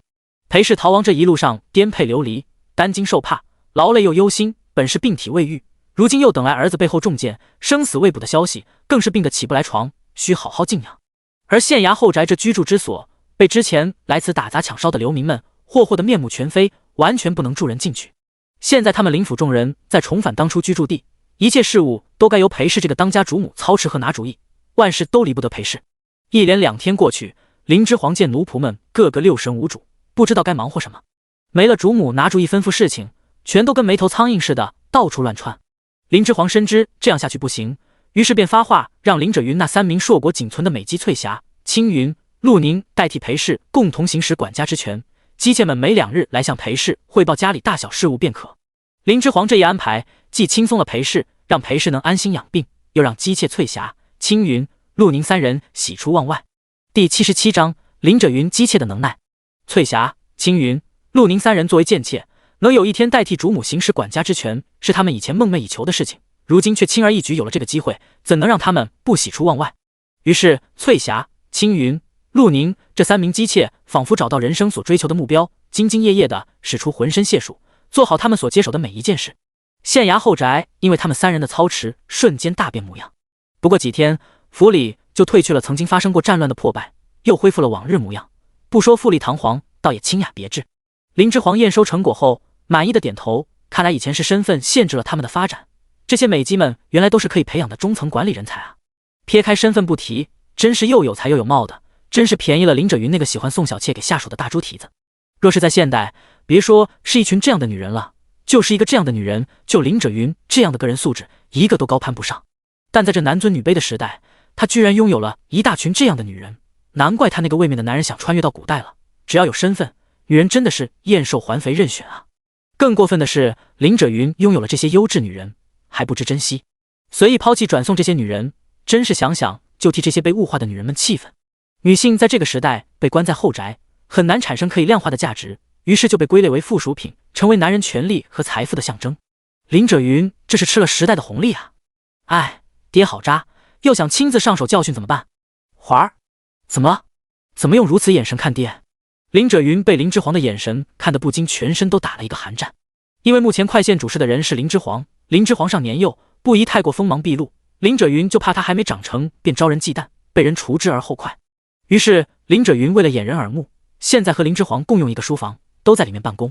外人看了也不知里面具体情形，只以为当爹的在对儿子言传身教，耳濡目染，殊不知里面的情形正好相反，林者云成了林之皇的爹儿子，成了林之皇顶在外面的替身。林者云此时正在书房里处理快线政务，冷不丁被女儿拿着寒森森的目光一看，公务都处理不下去了，心里默默回想了下自己这几日的行事，更疑惑了，他最近好像没犯什么蠢啊。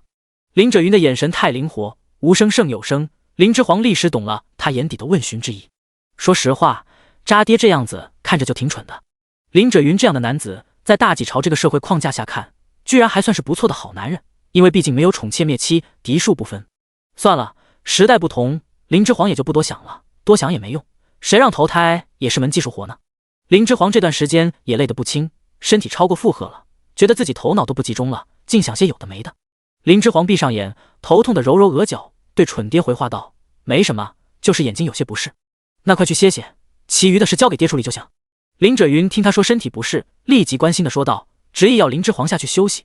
林之皇难得顺从地点点头，将手里的毛笔搁在笔架上，在丫鬟月桥的伺候下回房里午休去了。林之皇趁着这几天给裴氏市集的空档，好好让自己的身体也歇了歇。毕竟这身体的原主人是真真正正的贵族小姐，正是长身体的时候，欲速则不达，锻炼也不能一下子消耗太过，不然到时不长个子那就惨了。林之皇休息身体，也没让自己的脑子也休息下来。快县中还有很多后续的事情需要处理，鲁王的3万兵马如今也在快县境内，张着嘴要吃粮。快县的老百姓目前也还是缺粮，也要让城内粮铺正常开起来。老百姓该如何安抚？还有那3500余名充作劳役的降兵后续的安置问题，都需尽快解决。第78章，氛围反常。事情果然不出林之皇所料，鲁王终于失了耐心，等不得了，派人来快县县衙，请林者云父子前去一举。因林之辉生死不知的消息，林者云几日都未好眠，整日都在县衙内忙公务，用来麻痹自己。现已熬的眼眶下全是青黑之色。行去于府的路上，靠着马车里的摇晃镜，林者云才又打起些精神，向林之皇问询其鲁王今日特邀他们前去觐见的目的，他好提前做些准备。华儿，鲁王今日叫我们前去，所谓何事？他自己到底有几分真才实干，林者云自己心里也清楚，不提前做好应对准备，穿帮是小，丢命是大啊。应该是基于您前几日掌管的那5大粮仓，您从叛匪那收缴来后，一直未有动静。还有向您问询那5000降兵处置的事。林者云疑惑不解道：鲁王要粮，爹理解，那5000降兵他们不是准备坑杀了事的吗？我们如今处理得好，也算为他们省了件麻烦事，这还有什么可问询的？林之皇用看白痴的眼神看了一眼林者云，耐心的给他分析道：我前几日收服那帮降兵表现如此干净利落，鲁王一派应该把此番筹谋功劳算在了您的头上，以为我不过是帮您顶头的。林者云无语，他才是被女儿顶头的那个，说出去谁信？林之皇也没在意林者云便秘的脸色，继续站在鲁王的立场上剖析道：您在政务与军务上都表现得如此不俗，鲁王怕是对您起了忌惮之心，这可如何是好？投奔到他帐下的人有才还不行吗？忌惮什么？林者云听言立即慌了，他是蠢，但他不傻呀。古往今来，遭主君忌惮的臣下，能有几个有好下场？能忌惮什么？忌惮臣夺主位呗。林者云这问题问得太没有水准，林之皇都懒得为这爹儿子一一解答了，直接开口嘱咐道：鲁王若张口向你索要粮食，千万不要轻易献于他。这又是为何？鲁王原先无诏出兵离仙郡，为的就是粮食。你我现在手中粮食富足，若不给他粮食，鲁王岂会善罢甘休？林者云急了。林之皇强硬道：不行，不能把全部粮食都给鲁王拿走，鲁王能放过这批粮食？林者云对此事很不看好。林之皇不管蠢爹怎么想，只说后果，鲁王若将粮全部运走，快县也就完了。快县百姓的粮荒并没有真正解决，没有粮，百姓填不饱肚子，快县会再次大乱。可是林者云话没说完，就被林之皇果断截去话头。我们可以一走了之，这里的百姓可又都成了新的流民，绝不能做此事。这批粮一定要留给快县的百姓。我们现在手底下也豢养了2500名左右的兵士，也无粮不行。林之皇皱眉，神色凝重地对林者云强调道。林者云这才打消了献粮的念头，面露难色道：今日鲁王怕是会直接开口索要粮仓，爹若拒绝，恐是死路一条。华儿，你可有应对之策？林之皇摇摇头，凝眉深思，明显还一筹莫展。我还未想到从鲁王手下保住这几个粮仓的解决之法。那林之皇都没办法，他还能有办法吗？先拖着吧，鲁王毕竟现在还是靠着您的求援信才师出有名的，在拿到离仙郡郡守的求援信前，一时半会还不会和您撕破脸皮。只要鲁王今日没有正面开口要粮，您一律装作听不懂便可。林辄云胆战心惊的咽下一口唾沫，去了去女儿冷硬的神色，抖着声音道：“那为父今日就勉力试一试，看能不能在鲁王那里拖过今日。”两人去时，鲁王正在宴请群臣。鲁王见林辄云携柚子前来，连忙唤婢女给两人在他下手不远的位子加设食案。林辄云被鲁王的热情弄得受宠若惊，连连拱手，直到愧不敢当。林辄云和林之皇刚一入内，便见在城外兵营驻守，统帅3万精兵的飞将薛清今日也在席上。宴席间觥筹交错，本该气氛热闹非常，但席上一干文武直愣愣地看着面前案几上的精美吃食，皆都面目凝滞，额上冷汗涔涔，安静如鸡，一点快活的神色都不见。就连经常对林辄云阴着脸的尤无忌也都是如此，面色煞白，连看到假想敌林辄云进来，被鲁王如此礼遇，都未跳出来刷存在感。席间氛围如此反常，林之皇当即就起了警惕之心。第79章宴请美食肉羹。林辄云恭敬地拜见完鲁王后，便相携林之皇在鲁王特意为他准备的食案前坐下，正好座位与飞将薛清相邻，于是便与他寒暄了起来。威虎将军，您不是被大王委以重任，驻守城外军营吗？怎么今日来了这里？林辄云笑着对正好坐在他身旁薛清拱手道。说话间，女婢们正好在父女两人面前摆上了各色佳肴，其中有一味肉羹格外飘香四溢，林之皇的目光都被这诡异的香味给吸引了。昨日本将军在军营里抓到一个细作，是我们大王的前粮官，竟然在向宁川王通风报信，泄露我王军中机要之秘，被本将军给人赃并获。今日本将军就是特来替他给大王治罪的。薛清声如洪钟的回道。宴上众文武顿时齐齐身体一抖，明显也在观望这边动静，听到薛清此言，面色更白。林辄云属呆愣那挂的，未发现宴中气氛有任何不妥，同仇敌忾道：“威虎将军睿智，此等宵小敢在您眼皮子底下弄鬼，岂不是自寻死路？”鲁王端坐于上首，见林辄云入宴后，光顾着和薛清寒暄，都没看案几上的膳食一眼，笑容和煦的提醒道：“哈哈，圣哲，别光顾着寒暄啊，快用膳！那道肉羹是今日的主菜，圣哲万万不可错过此等美味啊！”林辄云立即狗腿的站起身，遥遥对鲁王一拱手道：“是急，是急。大王，逝者云见有忘食了。”林辄云与鲁王君臣之间客套完再坐下来，直接就把案几上的那碗肉羹端了起来，一饮而尽，连其中肉块也没放过，全部食完。这道膳食味道美极，臣多谢大王赏识。林辄云食完，再遥遥对上手的鲁王一拱手，以表示谢意与敬意。赏识与赏识同音，一语双关，林辄云太会说话，实乃奉承一道的大能。尤无忌惨白着一张脸，还不忘向林辄云投去嫉恨的眼神，心中大为不爽。林辄云又在鲁王面前出了风头，他也想狠一狠心，把自己面前案几上的这碗肉羹给吃了，对鲁王表白一番。奈何尤无忌几次深呼吸都没法进食此物，最后也只得作罢。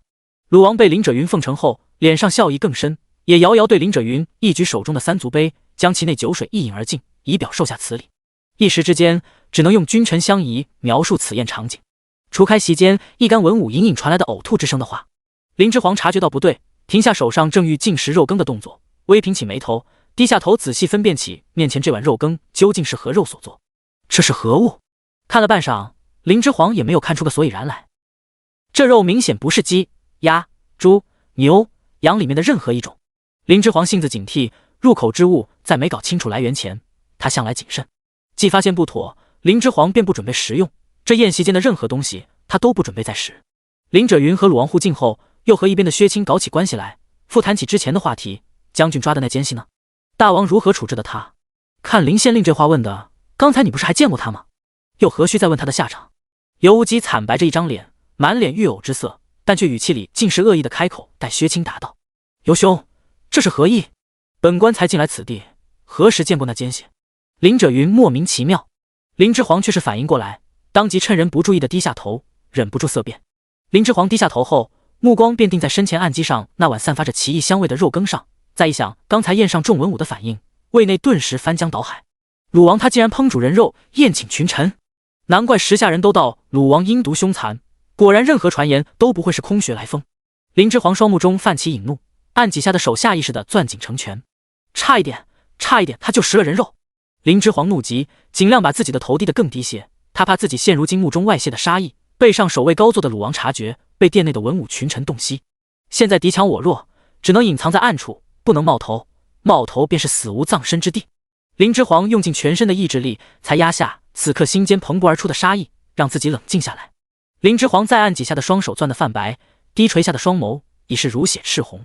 第80章美食需共享。宴席间一时落针可闻，唯有林者云搞不清楚状况。尤无忌还待在开口说话，被薛青狠狠地瞪了一眼，明显不满有无忌在林者云那里抢自己的话头。上手端坐的鲁王这时又清风和煦地开口道：“众爱卿，快吃啊！如此美食，若谁没有像圣哲那样食完，今日可不许离席。”鲁王当真是体恤臣下，让臣等有如此美食可共享，能投奔大王您，乃我等之福。林者云还一副不知发生何事的模样，双手朝上拱手奉承鲁王。哈哈哈哈！鲁王高声大笑。见林者云如此模样，鲁王帐下众文武心里都不禁泛起了嘀咕。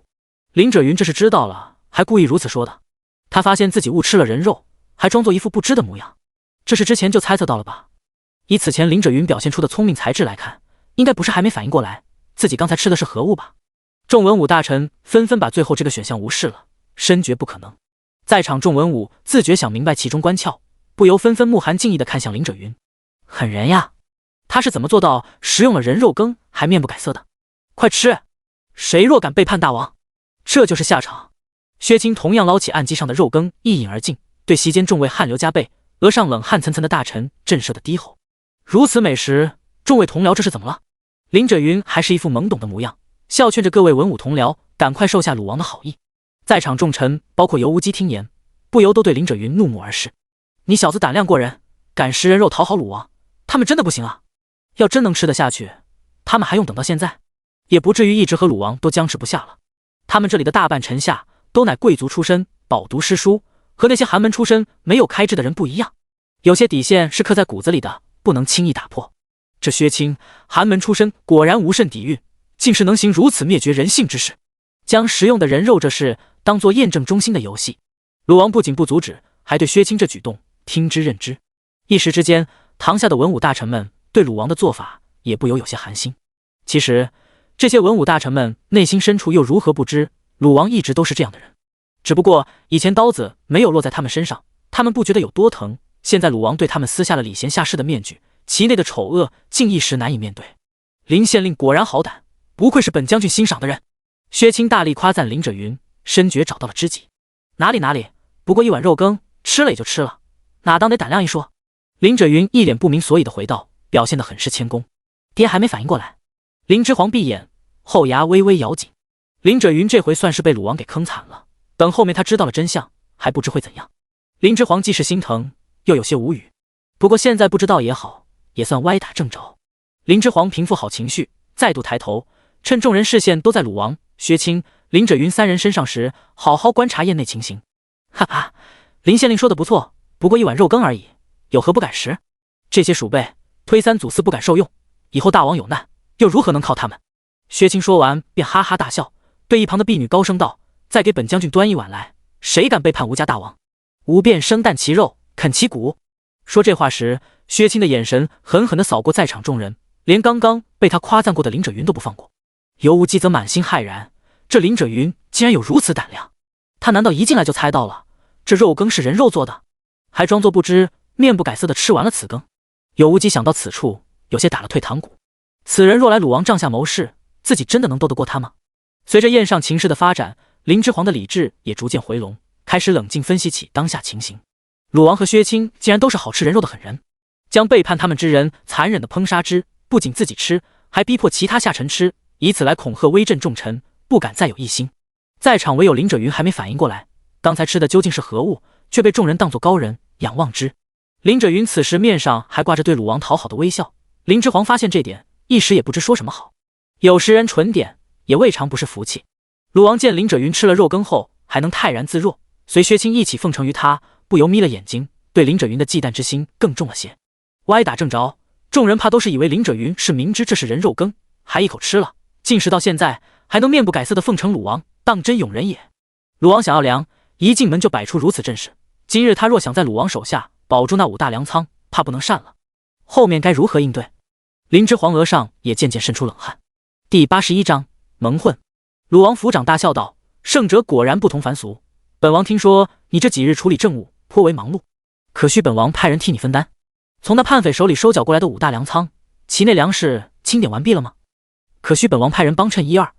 大王言重了，区区小事又和劳大王出手，下官自行便可解决。林者云也同样客套回道，故意不接鲁王的话茬。林者云表面上气定神闲，其实后背瞬间就被淄出的汗水打湿了。若不是女儿拒不同意交粮，他是真的想双手奉上粮食给鲁王充作投诚里的，既不用得罪鲁王，又能更得他看重。鲁王帐下众文武此时都对林者云刮目相看了，这人装蒜的功夫绝佳，明知道刚才所食为人肉羹，还能夸赞其为美食，顺着鲁王的话说下去，把他真当美食吹捧。现在又硬顶鲁王，装作不懂其意，拒不交粮，当真厉害啊！鲁王的脸色顿时阴沉下来。果然，越有本事的人胆子便越大。林者云这是拒绝了他，还是在吃了他赏下的奸细肉羹的情况下拒绝的他？当真是好狗胆！林县令，你这是想过河拆桥？薛青从来不拐弯抹角，也玩不转那套虚的，直挺挺的就问到了林者云的面上来。糟糕，今天怕是不好脱身了。鲁王是含蓄的，薛青却是直接的。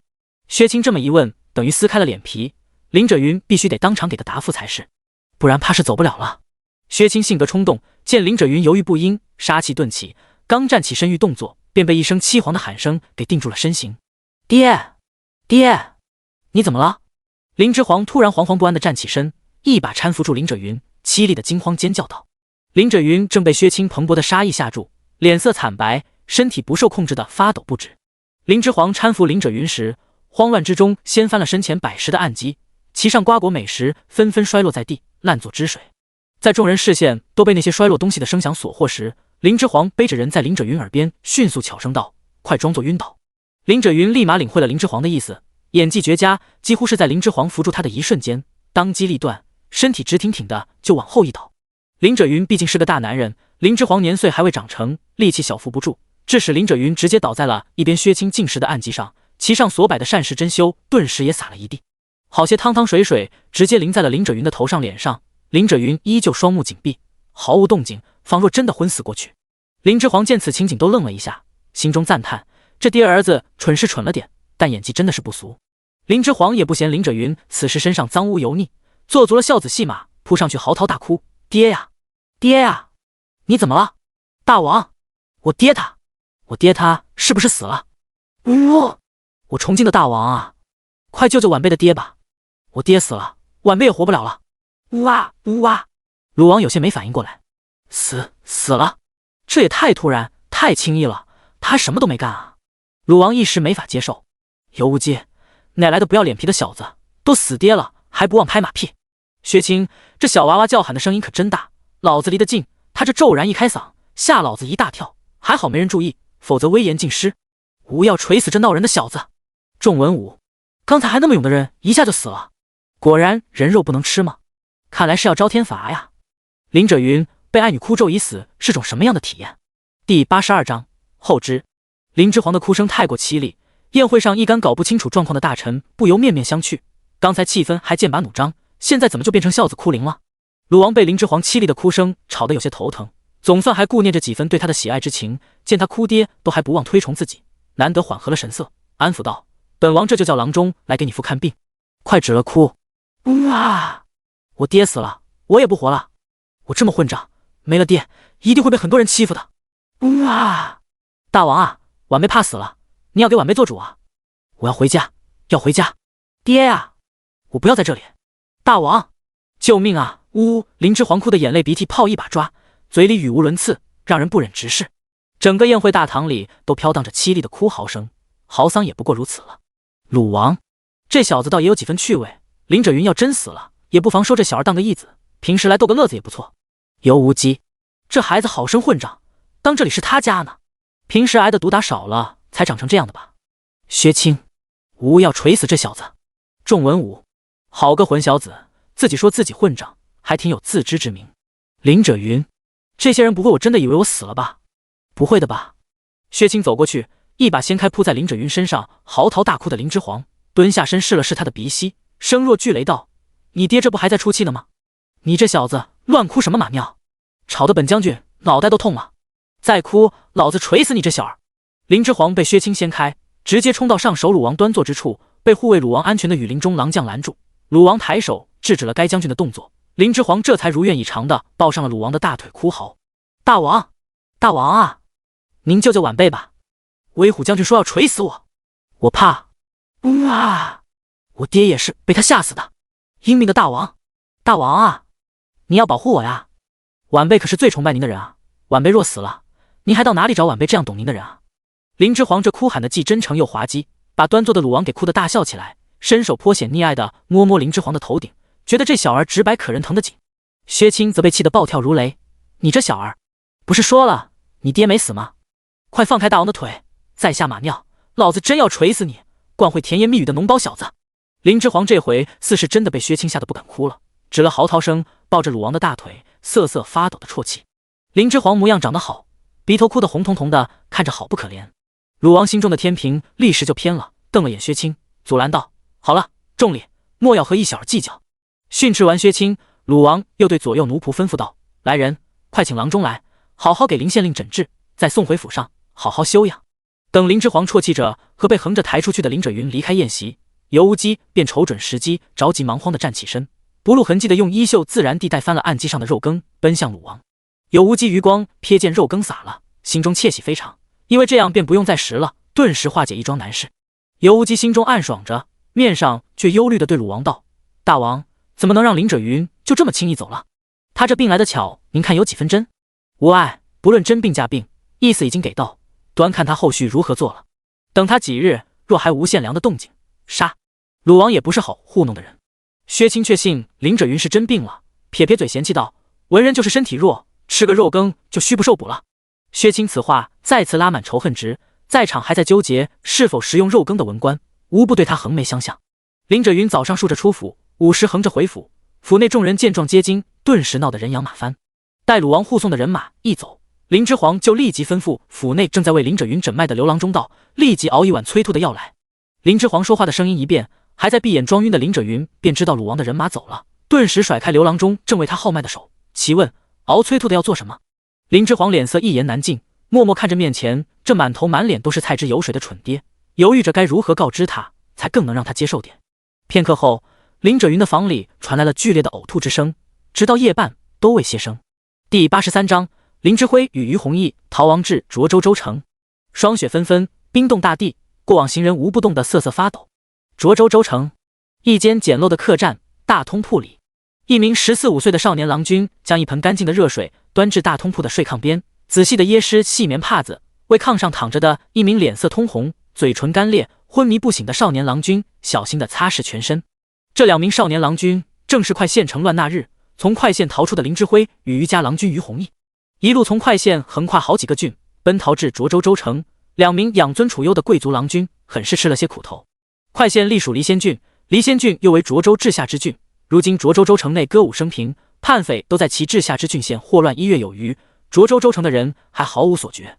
还是于前几日，有不少离仙郡的百姓前来投奔亲友，涿州州城的百姓这才知道离仙郡治下之县有叛匪作乱。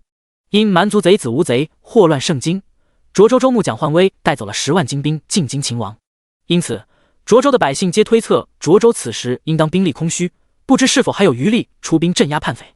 涿州州城附近的百姓这几日也是惶惶不安起来。于弘毅与林之辉他们之所以住在大通铺里，盖因他们此时已囊中羞涩。那日他们被家中不取所护，出逃匆忙，身上并未带金银等物，一路从快县奔行至涿州。月余时间，他们已经把身上所穿的绫罗锦缎和身下所骑的马匹皆典当了，才得以衣食有靠的逃至涿州州城。如今他们卖马卖衣得来的银钱，因为沿路要为林之辉看病吃药，已是快用的差不多了，剩余的银钱也要留着给林之辉抓药治病，所以他们只能在外物上节省，便住在了客栈大通铺里。这种居住环境是以前林之辉和于弘毅出行时家里最下等的奴仆都不会住的地方，他们现在就住在这里，全家人皆身首异处。至于于弘毅一人，于弘毅还没来得及痛不欲生，就被乱世的各种艰难磨灭了悲春伤秋。于弘毅现在脑中皆想的是怎么让林之辉活下来，他失去了所有重要的人，不能再失去林之辉这生死相交的好兄弟了。快县那日情形犹如地狱，林之辉的家人也可能已经不在了，林之辉也因救他所伤，今后就他们2人在这世间相依为命，他不能再让林之辉有丝毫闪失。于是十指不沾阳春水的大少爷现在做起伺候人的活，丝毫不显生疏。林之辉昏迷这一路都是由于弘毅在悉心照顾。一路行来涿州州城，乃于弘毅定的逃亡路线。在他看来，快县的这场动乱不像是没有策划猛然而起的，叛乱的流民中必已有主事之人。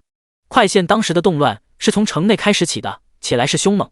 叛乱的流民冲城后，也直奔县衙武器库抢夺兵器，没给城内守兵丝毫反应的时机，便分发了武器，开始了在城中肆意抢夺烧杀。城内的豪富乡绅以及百姓们大多还未反应过来，就身陷囹圄。因此于弘毅逃出城时，便推测出他们这一行人即使逃往临县库县也不安全。那些叛匪占下快县后，下一个目标怕就是库县。他们此时若逃去库县，恐怕安稳不了片刻，又得逃亡，到时再有没有好运气能逃出城，可就难说了。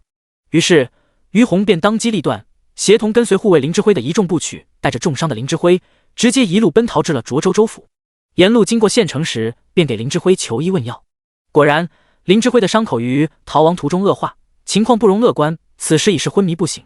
若不是林之辉向来体魄强健，只怕早已一命呜呼。当时于弘毅会决定逃来涿州州城，还有一个目的，就是要为重伤的林之辉求医。于弘毅有一嫡亲姑母嫁到了涿州御医世家，成了他家的庶长媳。他想通过姑母的关系，求得于家大意为林之辉治伤。姑母这门婚事本是于家高攀，当时家里为了让姑母得以嫁进于家，成为于家庶长媳，于家陪嫁了半数家财，才筹谋得了这门亲事。于家与御氏世家结为亲家后，每年于家都会向御氏世家送来价值不菲的年礼，只为求得涿州御医世家的庇护。如今正是于家蒙难，要用到御家之时，于弘毅此番前来投奔姑母，没曾想竟是连御家大门都没进去。于弘毅衣衫褴褛，被门房当作乞儿驱赶。他花了点钱，才终于让门房进去府里禀报，也不知是门房收了钱没有禀报，还是姑母已经听闻快县大乱的消息，于家全家覆灭，现已无能为他提供助力，还要拖其后腿，不愿再见。反正于弘毅并未得见这位姑母。于弘毅现在几经生死，早已不再是天真的无知孩童，很明白人与人相交，向来考虑利益居多，他不介意用最大的恶意去揣测这世上他现存的最后一位亲人。第84章无礼之徒。玉家拒不见客，于弘毅不想再等了，他可以等，林之辉却等不起。御医世家之人皆医术精湛，乃大济名医之家。林之辉如今高烧不退，普通医者接诊后皆言要为林之辉收拾后事，但于弘毅不愿放弃，相信以玉家百年名医世家的医术，定能救得林之辉一命。林之辉，你一定要挺住，知道吗？于弘毅小心地为林之辉擦拭滚烫的身体，物理为他降温。看着林之辉了无生气的模样，与此前活力英武的他相去甚远。于弘毅抬手触了触林之辉烧得通红的脸颊，眼泪止不住地顺着两颊边无声淌下，显得无助又凄怆。这大通铺之所以叫大通铺，就是指所有人都睡在一张大炕上，毫无遮拦。此时客栈人流爆满，有不少从别处县城过来投奔此地亲戚的百姓。这些迫于生活的百姓，为了省几个银钱，在没联系上城里亲戚前，他们也没那么多讲究，都会将就着在客栈大通铺这种地方睡一晚。于弘毅虽是个郎君，却生得面容秀美，加之又是少年郎14、15岁的年纪，正是雌雄莫辨之时。一流里流气的汉子见于弘毅肤色白皙，泪盈于睫，哭得我见犹怜。虽是郎君，但到底看起来别有一番风姿。该汉子见于弘毅含泪照顾林之辉时的悉心模样，以为其柔弱好欺，不由色心大起，抬手就向他脸上摸去，触之入手，果然如想象般滑嫩。于弘毅正满心满眼都在忧虑林之辉现下的情况，猝不及防之下，被这汉子给摸了个正着。汉子摸一把不过瘾，还待欲再摸，一老者满脸匪气的从旁边伸手过来，钳住了他的手，用看死人一般的目光怒瞪他。此人正是呼叟。不过月余，呼叟就透出了老态，再不复月前精悍干练的模样，看起来与普通老者无甚差别了。呼叟那日带20名部曲，刚在于家门前200米处追上的林之辉，便逢快县城内大乱，他当即就要带府上大郎君冲出城避祸，奈何林之辉非要去于府找于弘毅，救他出来再走，因此耽误了逃出城的大好时机。后面果不其然，救出于弘毅后，他们被流民潮追上，好一番厮杀，最后才得以带着2名郎君突出重围，逃出快县。不幸林之辉还是在冲出城门时，为保护于弘毅，以身挡剑，受了重伤。后面便是呼叟与于弘毅一路护送重伤的林之辉逃亡，路上流民匪祸不少，为保护林之辉和于弘毅，20名部曲死的死，逃的逃，如今就还剩他呼叟一人。这汉子见到于弘毅有着杀气斐然的老者相护，立马怂了。呼叟腰间别着大刀，一看就是见血之徒，他如何敢惹？讪讪的回道：“只是打个招呼而已，别那么认真嘛，不喜欢，俺这就走。”嘿嘿。见汉子欲逃，呼叟哪能忍，将手握上了腰间的刀柄，抬步拦住这汉子的去路。该汉子这才终于知道怕了，害得面色惨白，颤抖不止，周围的人都看了过来。呼叟欲出刀将其杀之，于弘毅却将手按上了呼叟欲出鞘的刀柄，并对呼叟隐晦摇摇头。呼叟阴沉着脸，将手至刀柄上拿下，恨声道：“滚！”汉子滚吓得屁滚尿流，赶快跑出此间大通铺。于郎君，他对您无礼，为何不让我诛他？呼叟气得脸色铁青。于弘毅不答，招手示意呼叟附耳过来。呼叟俯身贴耳。于弘毅微微眯眼，小声对呼叟道：“这里人多，莫要节外生枝，找个没人的地方，动静小些。”这就是不让那汉子死得痛快的意思。呼叟顿时领会其意，对于弘毅微微一垂手，快步出了大通铺，追那汉子而去。第85章为帝与为后。呼叟再回来时，不过才过去了2炷香的时间，进来便对看向他的于弘毅微微一点头。于弘毅便知事情已经解决了。呼叟身上没有沾到任何血迹，但一身杀气未散，明显刚杀完人。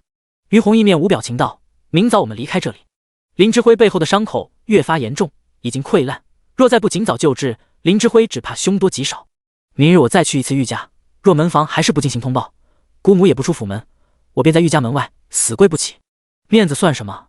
他什么都没有了，不能再失去好友林之辉了。于弘毅眼中的光芒越发坚毅。那些庸医都摇头说不能治了，他于弘毅偏偏不信，林之辉的伤到玉家大医手里一定会有救的。突然，客栈外传来一阵喧哗之声。不多时，大通铺的房门被一周身绫罗绸缎、气质华贵的貌美妇人从外间推开。该貌美妇人推开房门后，便以手掩鼻，一身绣有金丝梨花纹的华美襦裙，与此地穿着粗衣麻布的人格格不入。貌美妇人似乎也被这大通铺里面散发的怪味给熏得不轻，美目流转，明显在这脏乱且人员嘈杂的大通铺内寻找着什么人。最后视线落在于弘毅身上，上下扫视他片刻后，貌美妇人顿时哭开声来：“义儿，可是我的义儿，你怎么弄成此副模样？你这是受了多大的罪？都怪那守门的贱仆，竟然不通禀于我，白白耽搁了这么久，让你住在这等烟杂之地。快走，现在就跟姑母家去。”此美妇哭着奔进来，挽起于弘毅的手臂，就要带他离开此地。于弘毅这时也认出了此美妇，乃他的嫡亲姑母于美芳，也顾不得和姑母寒暄哭诉此番落难的遭遇，而是立即抓住他的衣袖，急声道：“于家蒙难，此番我能存活于世，全赖此榻上之人以命相救，恳请姑母速去请玉家大医救治于他。”于美芳听言连连点头：“当救，当救！他既救了你，就是救了我的命。我这就让你姑父亲自出手救治，只要他还有一口气在，必不叫他有任何闪失。”于弘毅得到姑母的保证，顿时欣喜若狂，连日积累的阴霾顿时都在脸上散去，终于感觉自己悬空的双脚重新踏在了实地上。老天怜悯，林之辉有救了，没让他有机会掉入万丈深渊。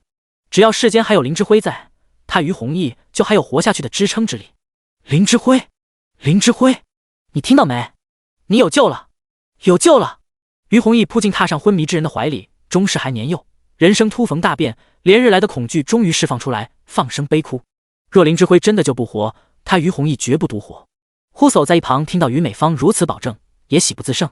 来涿州算是来对了，他呼叟也算能给家主交代了。寒冬凛冽，萧索人间。是夜，林之皇将一碗熬好的汤药端给卧榻的裴氏，帮他垫好支撑腰部的软枕，细致地伺候他用药。裴氏自从知道了林之辉生死未卜的消息，病体越发沉疴。林之皇不得不将手中的一些公务交出去，前来裴氏院中侍疾。果然，他来此后，裴氏生怕自己的病耽误林之皇的大事，每日配合着吃药，心里眼里装了女儿后，还哪敢放任自己再病下去，病立即就有了起色。华儿，你都来娘院子了，怎么不去看看你阿弟？裴氏用下一口林之皇递来的汤药，有气无力地问道：“娘，我来看你就行了，阿弟才3岁，有仆妇照看就行，您自己都还病着，接个小娃娃过来作何？”林之皇现在恨不得一人分成2半用，哪有时间和个孩子培养感情？裴氏嗔怪地看林之皇一眼：“傻孩子，懂什么？就是因为他还小，感情才好培养啊！以后你出嫁了，做娘了，你这阿弟也就不小了。你若在夫家受了气，定能替你出头。他要个娃娃给他出头，要真混到那地步，他自己先伸出头去，让人砍，利落的把头给落了，留着也是摆设。华儿，你别不以为意，你是不晓得后宅手段的厉害。”裴氏苦口婆心的洗脑工程还没做完，便被林之皇打断了话头：“娘，快喝药，您呀，好好养病，别想那么多，身体会好得快的。”林之皇都不知道说什么好了，他这身体才13不到14，担心这些早的过分啊！再说嫁什么嫁？他绝对不会嫁人，只会娶。他林之皇绝不会改姓他人，成为他人附庸。他林之皇既有天下一统，为帝之志，便不会让自己名下所有变相改姓他人。这是对辅佐他的臣下不负责，也是对能支撑他为帝的百姓不负责。他的权势由他掌控操舵，才能构建出他心中所想的太平盛世。他为帝，他人只能为后。后有靠后的意思，他如今乃至以后掌控的所有，都是由自己步履维艰，一步步谋得而来的。所以他理所应当在前，另一人只能在后。他为帝，便必会有人为后，阴阳调和乃人伦所需。至于谁为上，谁为下，无关乎双方之间谁是男，谁为女，端看谁更技高一筹了。第86章定计。裴氏见几番劝说林之皇，他都不以为意，最后只得暗叹口气，心里想着后面只能他这个当娘的多为女儿操心点了，他确实不能再病下去了。后面林之皇的心思就不在这内宅私事上了，手上是细致的喂药动作，脑中却尽想着如何让快县城中的粮铺尽早开市，让粮价回归粮荒之前价格，以安民心的事情。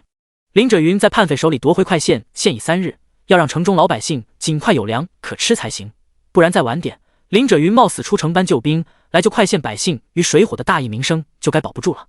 毕竟忧心百姓的一县之长，怎么会放任城中百姓无粮可食，无粮可买呢？再不尽快解决快县城内的粮食问题，以后就算帮林者云拿下了离仙郡郡守之位，名声也会臭不可闻，如何坐得稳那位子？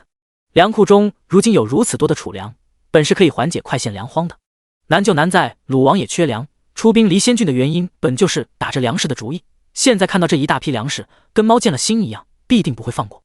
上次宴会上，林者云装晕，林之皇装吃，父女俩配合的天衣无缝，算蒙混过关一次，但这办法治标不治本。若鲁王后面扯开脸皮不要，强行要将这些储粮充作军用，又该如何应对？林之皇这2天一直没想到破解之法。突然，林之皇脑中灵光一现，想到自己从前在商海拼杀时，竞争公司曾对他公司使用过的一种手段——圈定套牢之法。若想让你圈定的人放弃现在唾手可得的利益，最好的办法是给他画一个更大的大饼，这大饼看起来唾手可得，让他为这大饼吃，为这大饼狂，最后连这嘴下的既得利益也能暂时放下，双手奉献给你。竞套之人若操作得当，竞套者不仅会放下眼前的利益不要，还能让此竞套者从自己手中拿出从前的已得利益，再投入更多进去，就为达到以后能一次性套出更多目的。最终饼是有，但它终究是虚的。在竞套者最后伸手拿饼那刹那，才发现那大饼不过是对手画出来的，是假无疑，满盘皆输。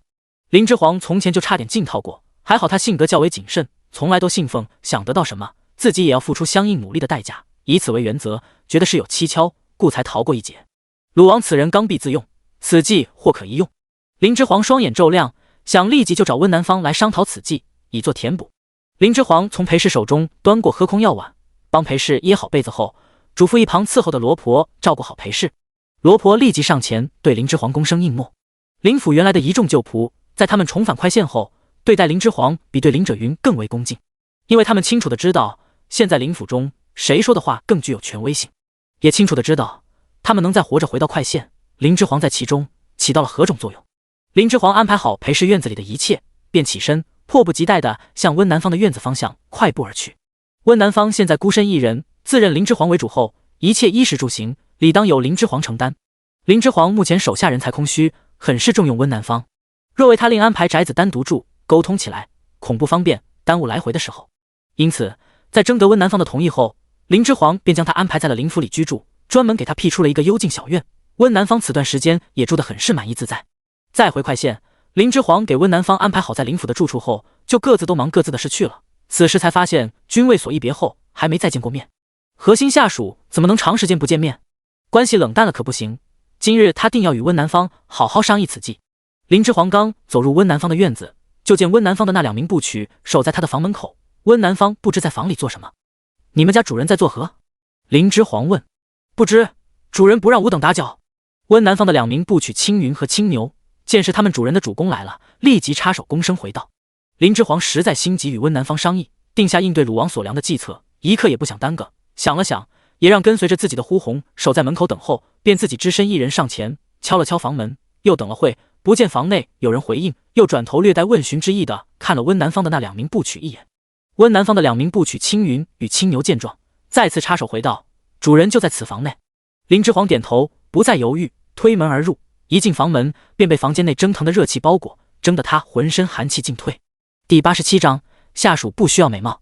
烟雾袅袅，只见一身材高挑如谪仙般俊美的男子已穿好亵裤，正赤裸着上身在穿戴上衣。该男子身上的皮肤极白，好似白瓷。尽管如此，此男子腰腹处也有块块肌理均匀的腹肌，明显不是手无缚鸡之辈，平时应当有经常锻炼才会如此。这身材当真是漂亮极了。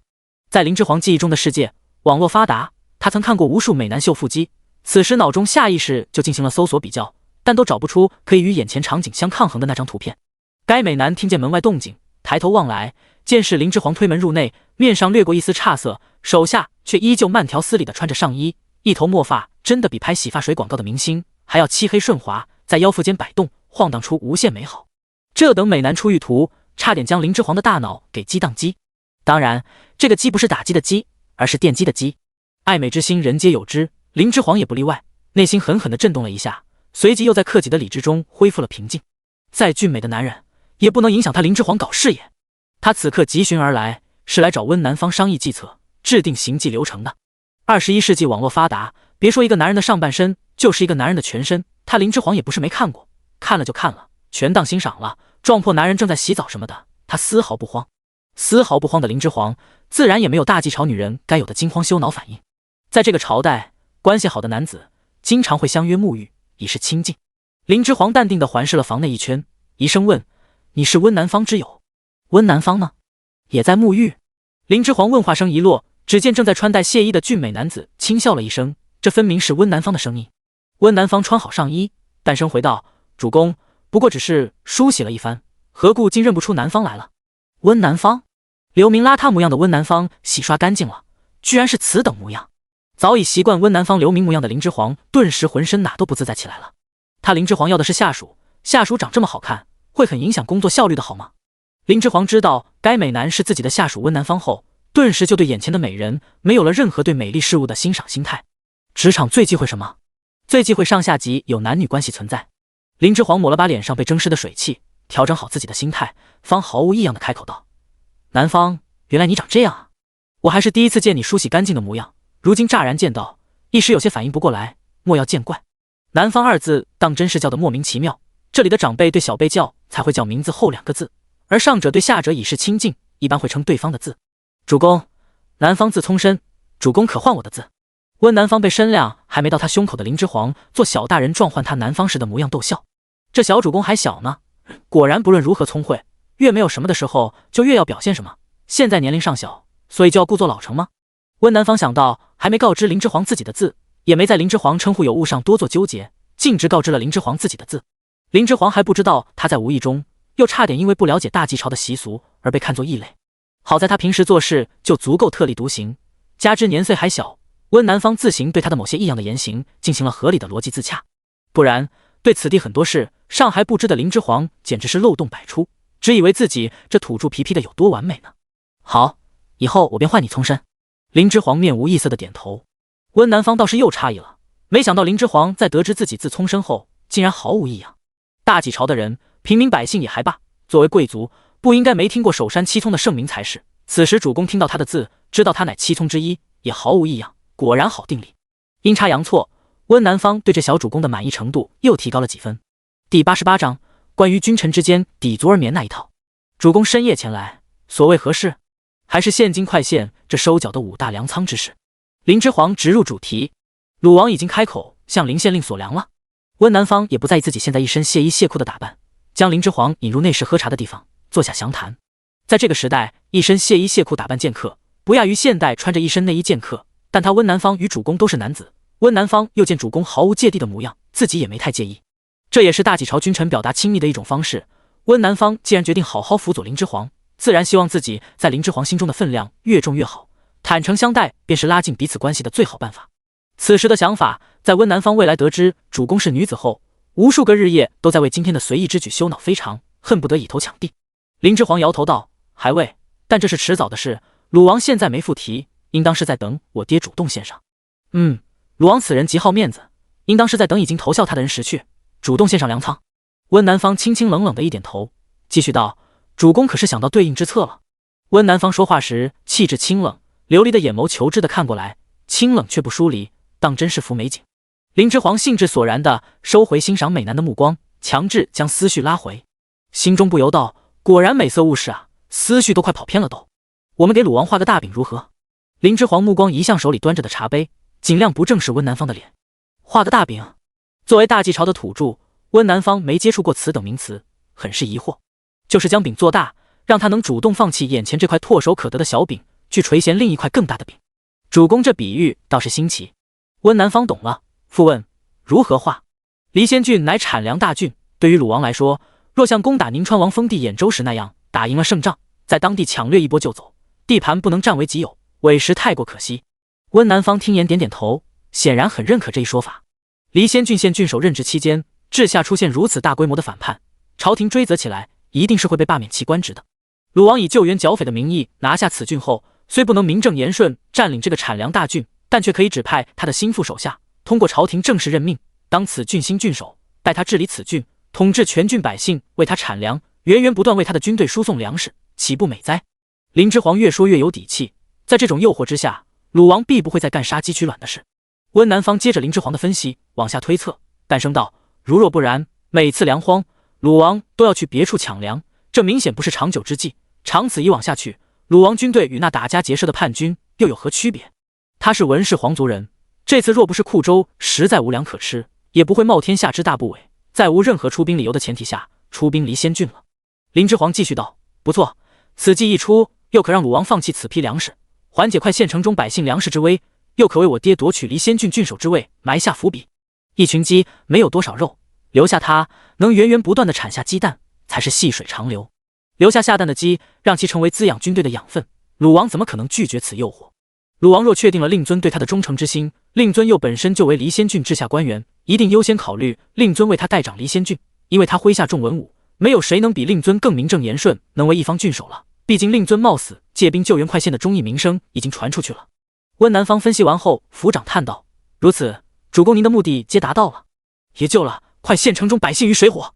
林之皇与温南方讨论之下，终于理清了自己纷乱的思绪，又从与温南方的商讨中确定了此计确实可行，一下全身压力骤减，整个人轻松不少，睡意顿时上涌，连忙眨了几下眼睛去缓解自己的困意。温南方注意到林之皇此时的状态，关心道：主公可是累了？若不然，今日就于此处歇下，与南方抵足而眠。第89章忠臣义士。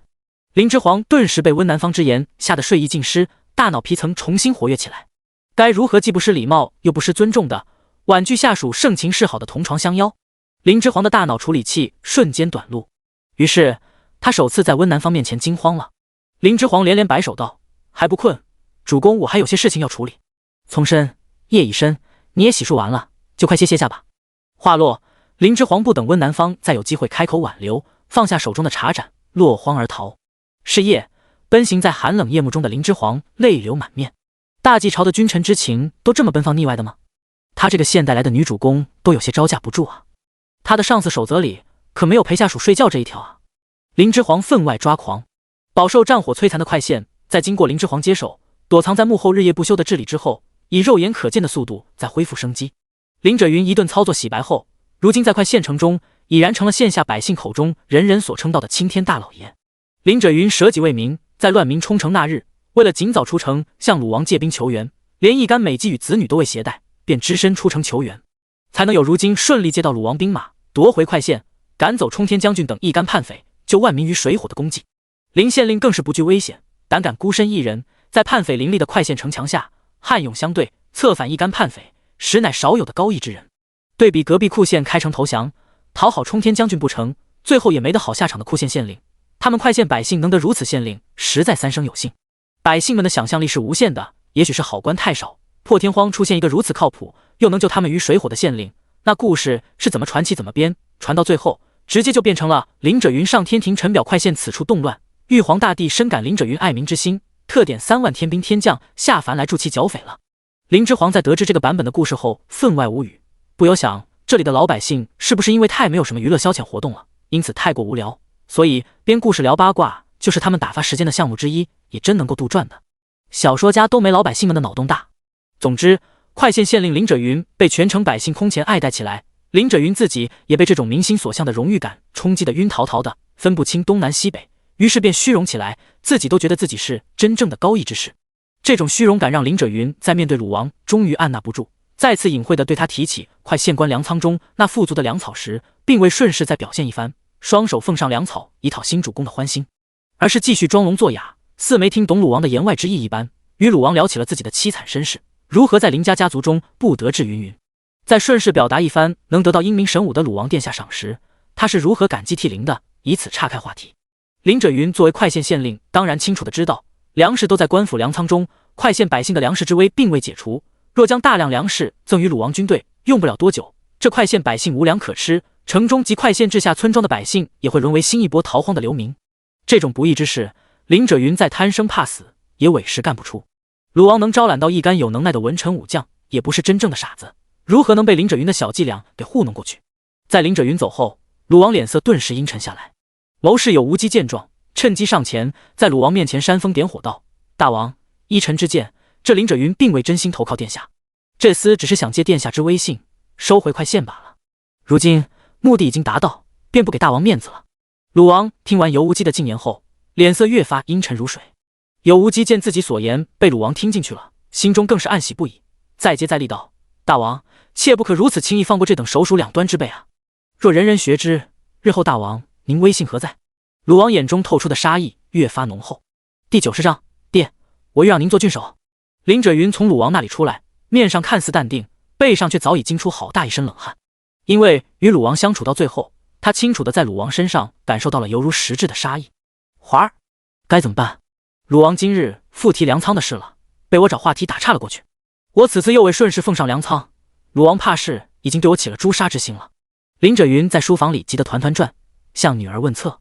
林之皇端坐在书房一侧，气淡神闲地用毛笔练习着写文识字，努力让自己如今狗爬式的字在短时间内完成质的蜕变，杜绝以后提笔在人前写字时会丢人现眼的任何可能。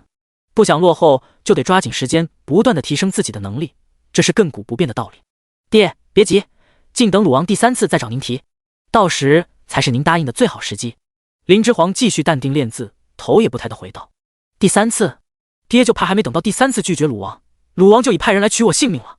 华儿，生死之事非是棋桌上的游戏，输了可没有推盘重来的机会。”林者云大急：“您现在对鲁王还有用，他不会贸然杀您的，毕竟离仙郡郡守的求援信，鲁王目前还没收到呢。现在您就是要激起鲁王对您的杀心，等他杀心到达顶峰，您再为其出谋划策也不迟。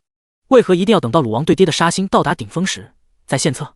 林者云急怕不已，深恐鲁王按捺不住，直接命人把他抬去锅里给烹了。为了利益最大化，怎么说？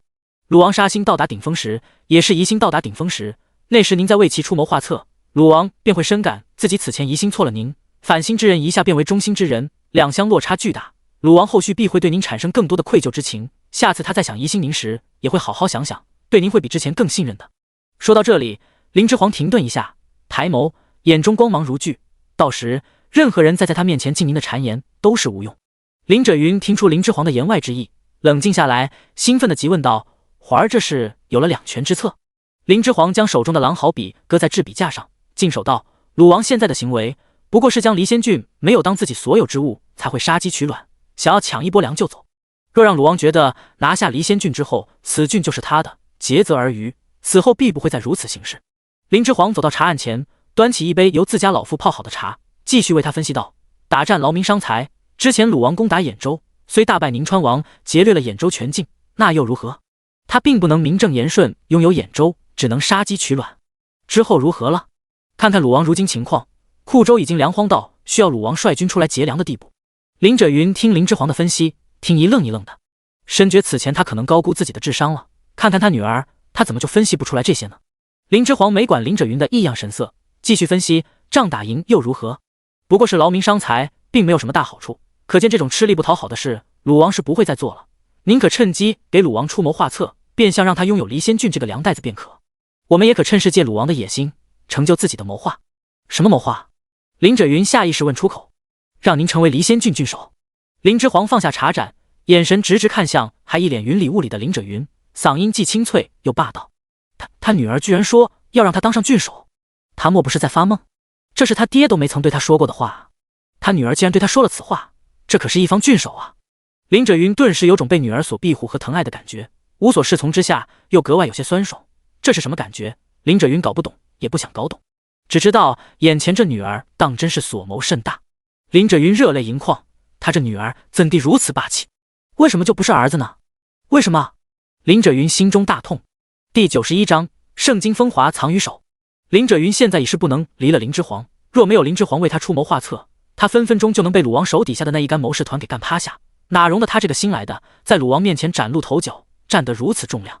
林轸云的智谋实属平庸，庆幸的是他演戏方面的功夫倒是不俗，一旦提前准备好台词，便能声情并茂的演出。林之皇为他所设计的睿智且忠义的人设，他即兴发挥表演出来，真的能让现代的一干老戏骨都自愧不如。林之皇深深的怀疑这爹儿子有表演型人格。林轸云或许不是一个多有智慧的人，但他一定是个聪明且有灵气的天生演员，这也算林轸云的一项可取之处吧。只要有人一直为他打造好人设，以及准备好表演台词，他就能将一个有胆色有智慧的谋士角色演绎得淋漓尽致。林之皇分析林轸云有此项长处，盖因他有一股常人难及的自信，自信自己非一般人，因此这股从内而外散发的自信很能唬住一般人。然而事实是，林轸云真的那么普通，却又那么自信，不然也不会人到中年还是金钱为粪土，一副世家子弟的做派。林之皇突然怀疑起一件事情来，原身的那位作为2品世家家主的祖父，是不是就是看明白了自己儿子这点，因此为了让这个单纯的儿子活得长久些，才把他丢到这小小块县的？因为在这远离权力中枢的地方，随便这个儿子怎么做，反正他这个在圣经做司徒的爹都能兜得住，不会死就是。若是在权贵云集的圣经，那可就不好说了。林家毕竟不是1品世家，谁知道蠢人会找什么样的死呢？闯的祸大了，委实兜不住啊。比如说这次快县的流民之危，盖因林轸云一时心软，想到一出是一出，施舍粥饭，导致快县城门口聚集2万余众的流民，又不妥善安置流民所起。林之皇作为白手起家的企业家，看人果然还是准的。林轸云之妻裴林雪，也就是裴氏，若是能知道林之皇此刻脑中所想，一定会言4个字：你真像了。次日，林之皇正在书房中教温南方习简体字，林轸云便拿着一份朝廷公文，满面忧色的突然推门走了进来。林轸云一进书房，见到书房内还有个外男在，明显愣了一下。这小子谁？长得如此好模样，还和他快及笄的女儿孤男寡女共处一室。林轸云作为爹，那脸色当场就挂了下来。你乃何人？林轸云青着脸问。温南方，字聪深。温南方站起身，颇为有礼的对林轸云拱手，淡声答道：他温南方跟随的是林之皇，至于主公他爹林轸云，实话实说，温南方那是从心底里就分外看不上的。此时若不是顾忌小主公的面子，又有世家子的涵养在，林轸云如此挂脸相对，温南方是会直接对此人置之不理的。温南方，那个河王家子从盛京逃难而来守山学子，此人之前与他们在一起逃亡时，便已是拜在了女儿门下，奉女儿为主了。林轸云是知道此事的，但万万没想到流民模样这人梳洗干净后，竟是如此一位卓氏而华、气质淡雅若兰的翩翩郎君。这真是……等等，盛京守山书院学子温南方，温氏，字聪深。聪！林轸云吃惊的上下打量温南方，失声道：盛京风华藏于手，七聪八虎领鳌头。你是七聪之一？是。温南方告知林之皇，自己自聪深的那刻就没再打算向林之皇隐瞒自己的身份。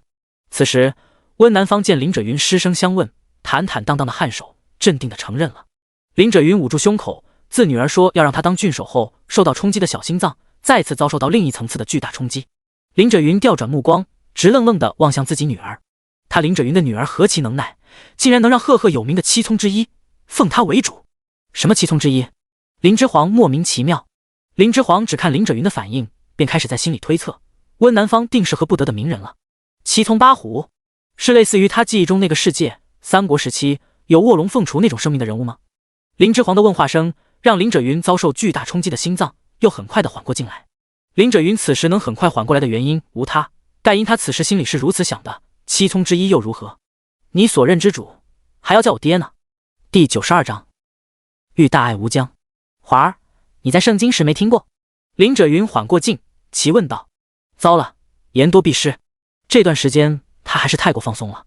林之皇心里惊了下，面上却不显，故作不在意道：此前常在盛京时甚少出门，也没机会听到外面的消息。温南方闻得此言，则好奇地看向林之皇。主公之前是在盛京长大的？温南方疑惑。主公若是在盛京长大，这样天资出众的小郎君，他不该没见过才对啊。林轸云却了然地点了点头，总算意识到自己女儿乃是闺阁女郎，以前足不出户，没听过七聪八虎之名，其实很正常。不正常的是，他这当爹的竟是下意识的把女儿当儿子看。爹，快说来历啊！林之皇见林者云走神，复又出言问道。林者云立即收回发散的思绪，开口为林之皇解惑道：圣经风华藏于手，七聪八虎领鳌头。这句在大纪流传甚广的话，指的是大纪国当今世家之中有名望且有大能的后起之秀。七聪八虎皆乃圣经守山书院的学子，在守山书院未被吴奎的铁骑踏毁前，圣经守山书院闻名天下，世家大族中培养的精英子弟，皆会送入圣经守山书院求学，以求在学之文之医道的同时，也能广交人脉。七聪指的是守山先生的7名亲传弟子，因他们的字皆是守山先生所赐，故字里都带聪字，世人称他们为七聪。八虎则为世家名门里早在战场上崭露头角的年轻小将，亦或是被早已闻名的大将收作亲传弟子的年轻郎君，他们都是世人如今看好的大将之才。不论是七聪还是八虎，这些郎君皆为人中龙凤。原来如此，那七聪除了温南方外，还有哪6人？林之皇兴致勃勃地问。林之皇此刻脑子里的第一想法便是如何将七聪八虎都搜罗过来为己所用。只看温南方的个人素质，林之皇便知其他6名与他齐名之人差不到哪去。七聪具体对应人物，林者云其实也知道的不是那么清楚，只知道七聪皆为守山先生的亲传弟子，字都带聪字，不然林者云也不会到现在听到温南方的字才反应过来他的身份。温南方见林者云答不上来，接过话头为林之皇解惑道：七聪里还有薄家的薄清朗，字聪直；隋家的隋边红，字聪渊；戚家的戚玉妹，字聪慈；陈家的陈长忠，字聪善；鲁家的鲁运丹，字聪远；还有福家的福萧，字聪庭。福萧，那个全家都被乱臣贼子吴奎诛杀的神仙子。林之皇不止一次听到此人之名，故特意问道：是，爹今日来找你也是因为此人。林者云说着，将一份公文摊开递给林之皇。林之皇看着摊在他面前的这份公文，顿时无语凝噎，只觉得自家爹简直太没眼色了。他现在学文识字才过月余，只认识了70%的文识字，还没认全文识字呢，这递给他看是嘛意思？半猜半懵吗？他的下属就在一边呢，若发现如今他连文识字都认不全，吓跑了怎么办？10个蠢爹都不够赔的。林之皇心中吐槽，面上却特自然地将摊在面前的这份朝廷公文拿起来，转手递给温南方道：从申，你念吧，也一起看看。诺。温南方抬手接过这份公文，先看了落款日期，疑惑道：这是1月前的公文？因为月前快县发生叛乱，这份公文到了快县县衙，本官也没收到。今日小吏整理被叛匪弄乱的存档时，这才发现此公文。温南方闻言颔首，便语速不疾不徐地念读其手上这份公文：变形文书，画影图形，全境内捉拿浮销，擒获者赏1000金，封万户后，窝藏者同罪。公文旁还附有一幅浮销的肖像画。温南方将此公文念完，在场之人皆都静默了。吴奎现如今这是彻底把持了朝政，掌控了天子权柄啊，竟然可公然猥亵私愤，矫诏天下。天子现已形同虚设，天下诸侯怕是更要无视皇权，各自为政了，乱世已现出笼了。听完此封公文，林之皇立即分析出其后隐藏的各种关窍，微微叹出口气。除这离仙郡，如今整个大计天下都要大乱了吗？一代皇朝走向没落，又有多少百姓会流离失所，妻离子散，食不果腹，哀嚎人间。林之皇不由想到，在他记忆中那个世界，自己也曾濒临过死亡，那是一次超过8级的地震，突如其来的地动山摇后，他侥幸没死，与好友的尸体一起被他落翘起的天花板困在了一方幽暗的墙角。在被困的1天1夜里，嚎哭、恐惧、惊慌、饥饿、绝望种种情绪他都经历过了。当最后他从好友身上闻到散发出的尸臭味时，一切情绪都归于了麻木。麻木到不知是身死的好友更幸运一点，还是正好在墙角没被砸中的他更幸运一点。就在他的意识逐渐开始模糊时，他黑暗的世界里突然透出丝光亮，一道军绿色的身影出现在光影里，他满面焦急，直染鲜血而不顾。他听到光影里的他嘴唇干裂地向后方大叫：这还有人活着，快救他！这名搜救幸存者的军人干裂的嘴唇因大喊而裂出血口，却分毫不觉唇角鲜红的血液滴下，润泽的是他的生命。当时的他是如何反应？林之皇看到记忆中的自己笑了，深刻的觉得生活在这个国家真好啊，只要你活着，就一定会有人来救你。这就是他记忆中的国家，不放弃每一位民众的国家。不知为何，林之皇在此刻看到脑海中的这些记忆，就好似在看别人的记忆一般，竟是重新有了一番感悟，霎时醍醐灌顶。若美好国度的建立必须要有先人留下的血泪去铸就，不畏生死，才能去抗争出一条光明大道。那就来吧，路总要有前人去走，才能惠泽后人。生而为人，记忆中的他曾经也是等待被救之人，他身识其会，也该如此去反哺他人。既然上天让他来了这满目疮痍的大计，他就舍生忘死，做这个先人又何妨？天灾难以抵挡，但人祸，我林之皇一定要以血肉之躯去勉励一世，堵那乱世根源，即使粉身碎骨也在所不惜。人祸不该有，谁掀起人祸，我林之皇就杀谁。杀人即救人，若杀人染罪，我林之皇不怕染此罪，若有报应，不妨来施于己身。林之皇只想快一点，更快一点，掌握更多的权柄，不为个人荣辱，不求一人享受，只求能更快平定此间天下，救更多绝望之人于水火之中。我欲大爱无疆，还天下海晏和清。第93章离仙郡郡守方池。离仙郡郡府。什么？广山县也于昨日被那冲天将军给攻破了？离仙郡郡守方池被这个突如其来的消息给惊的一下，从首座上跳起。是。郡城管福庆禀报完此消息后，满面愁容的点头。广山县现在如何了？县令呢？郡守方池急声问堂下的郡城管福庆。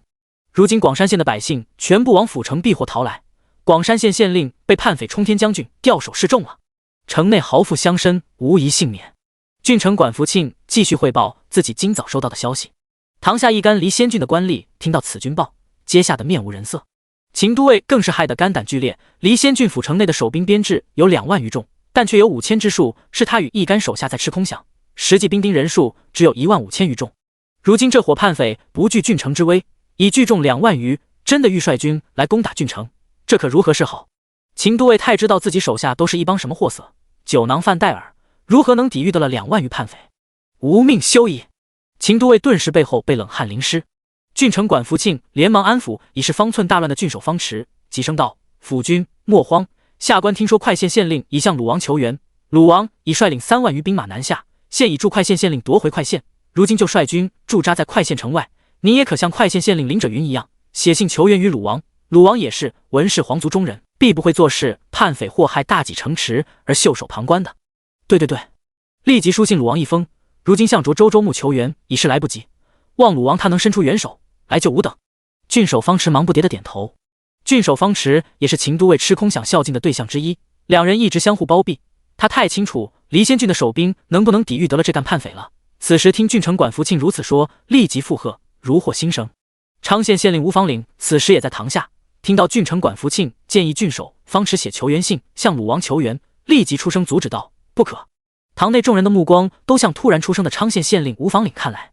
郡守方池见是吴方岭出言，当即脸色一变，呵斥道：“这里是离仙郡，我乃离仙郡郡守，这里没你开口之店。”原来玩了一把空城计，坑了冲天将军一把的昌县县令吴方岭，于4日前安置好一干昌县城内逃至离仙郡府城的百姓后，便厚着脸皮带着昌县中一干官吏暂居了郡府府衙，更是如泼皮无赖一般，带着一帮他自己亲手提拔起来的寒门官吏，像狗皮膏药一样在郡府里蹭吃蹭喝，生根发芽。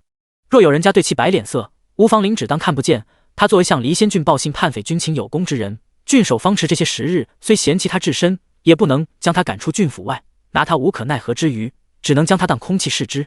吴方岭不顾郡守的呵斥，继续急声提醒道：“叛军不过月余前才开始作乱，形成势力迅速，远在库州的鲁王氏如何从库州境内如此神速派3万士兵前来救援的？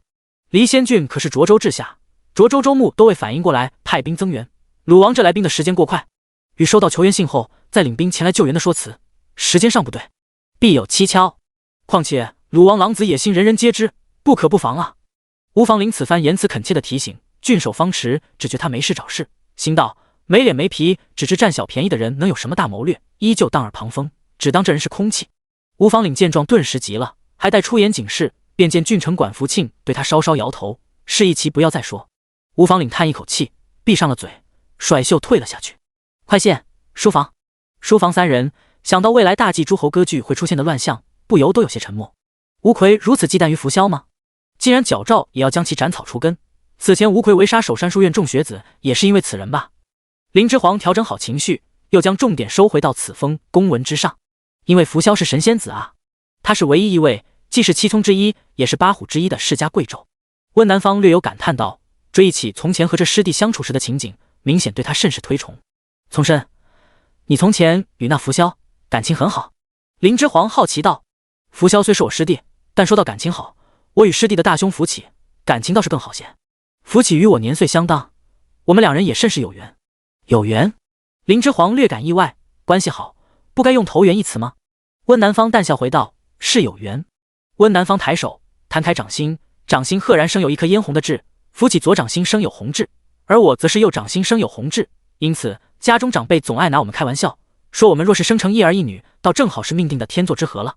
说着，温南方的眉目便沉郁下来，明显想到了昔日好友扶起身死之事。林之皇见温南方郁郁起来，顿觉自己问了不该问之事，勾得温南方回忆起往昔种种，让他因此一起伤怀之事。第94章，天纵之才。扶萧如此文武双全吗？计较神仙子是不是长得比聪生你还要好啊？圣经的小娘子是不是都想嫁给他？林之皇适时岔开话题，假作对扶萧此人越加好奇状，勾头去看温南方手中公文，想看看扶萧此人究竟是何种模样。林之皇明亮的声线将温南方从往昔的追忆中拉出，转瞬就听得林之皇如此言语，不由哭笑不得，也不多做解释，将手中公文递向林之皇，让他自己看得更清楚些。林之皇接过公文一看，心中直道：还好，这大纪朝的画技大师不是抽象派的，画人物半身像，画的那是栩栩如生，仿若此人就在眼前般，倒不用看画的人，只能凭意念去想此人究竟是何模样了。此份公文上的画像共有3幅，扶萧的正面与左右两侧面的人物像都有画，长得甚是可爱俊俏。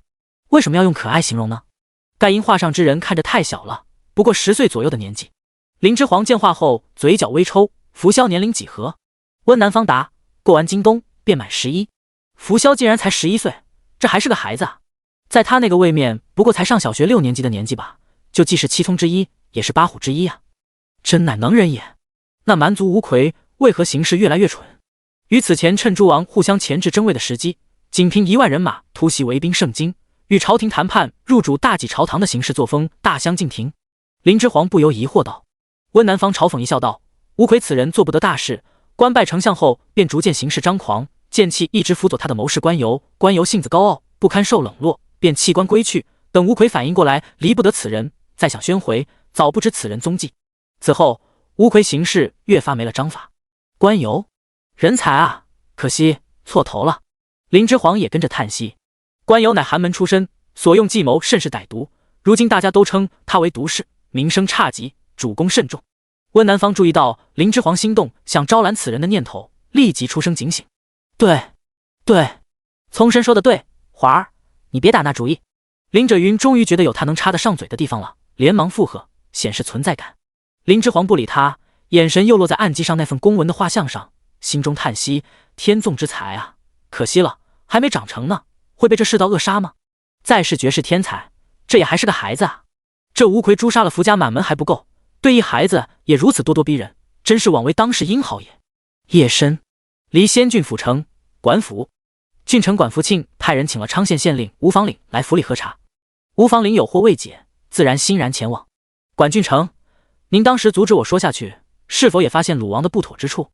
吴房岭被领进书房，对着正在喝茶的管福庆单刀直入的发问，一句废话也无。管福庆执起茶盏，享受的眯眼嗅闻茶香，反问道：是又如何？不是又如何？若是管郡城，你为何还要怂恿方府君写那封求援信？你可知这封求援信一写，鲁王便可名正言顺的在离仙郡内大肆用兵，仿若无人之境。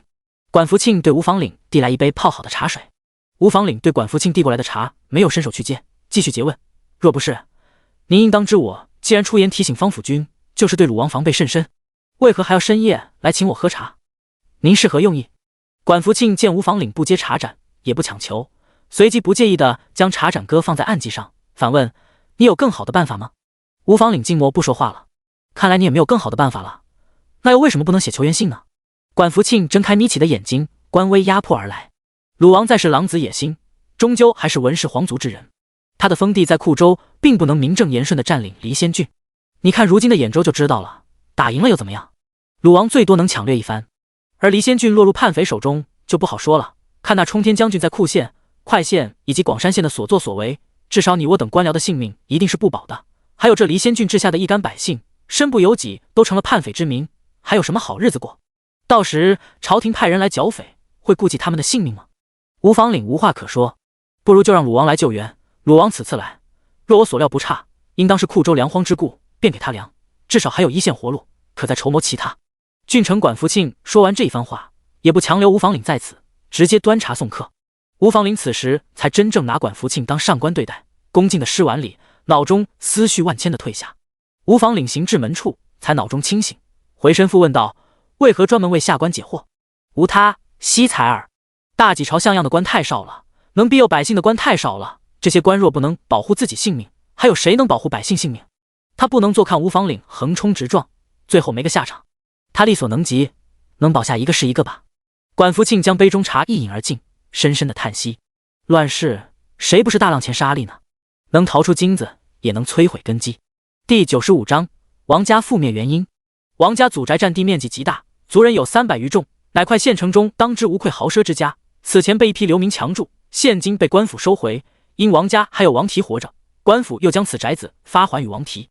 收回的宅子再不复当初瑰丽，里面早已面目全非，不少种着奇花异草的花圃被强行拔出了花草，开发成了菜地，种上了蔬菜。殊不知这里面任何一株花草的价值都够买千颗万颗这种普通菜食，但那又如何呢？乱世里任何一株价值千金的奇花异草都比不得一口吃的珍贵，因为它们只能独美，受人观赏，并不能使人饱腹。宅中墙柱门窗上处处可见喷溅干涸的血渍，都是成乱那日王家族人身死所见。王提归家已4日，每日皆夜不能寐。他14岁离家去圣经守山书院求学，行去当日，家人族人满面自豪，言笑晏晏的模样仍在眼前。没曾想5年后再回家来，已是物是人非，天人永隔，空余残垣断瓦。快县城乱那日的具体详情，王提手下的部曲怀商多方打听后禀报于他。王提这才知当日流民能如此快攻破快县，皆因动乱是从他王家所起。因他王家趁人之危，贱价收劳力，轻壮为奴。于是那些轻壮劳力假装卖于他家为奴后，拿起分发给他们耕地用的锄头，和城外的流民里应外合，造了反。叛匪第一个杀的就是他王家中人，盖因他王家为富不仁，操控粮价，囤货居起。王提知道王家覆灭的始末后，一时不知该恨谁。被屠的王家众人是他的亲人族人，待他不可谓不好。他从小锦衣玉食，他能去圣经守山书院读书，这些都离不开王家人的财物支持。这几个日夜，他甚至自责地想，若他没有在圣经花钱如流水，家里的人是不是就不会再为了钱财而行此不义之事，害人又害己，最后身首异处，没得下场。王提蜷缩于床榻之上，抱头痛哭。除了远在圣经的二爷爷一家，真的就只剩他一人了吗？以后他该怎么活？王提房中哀痛哭声不绝，部曲怀商守在房门口，望向房内方向，目露忧色。温南方几日没有见到王提，很不放心他，于是欲去王府探望。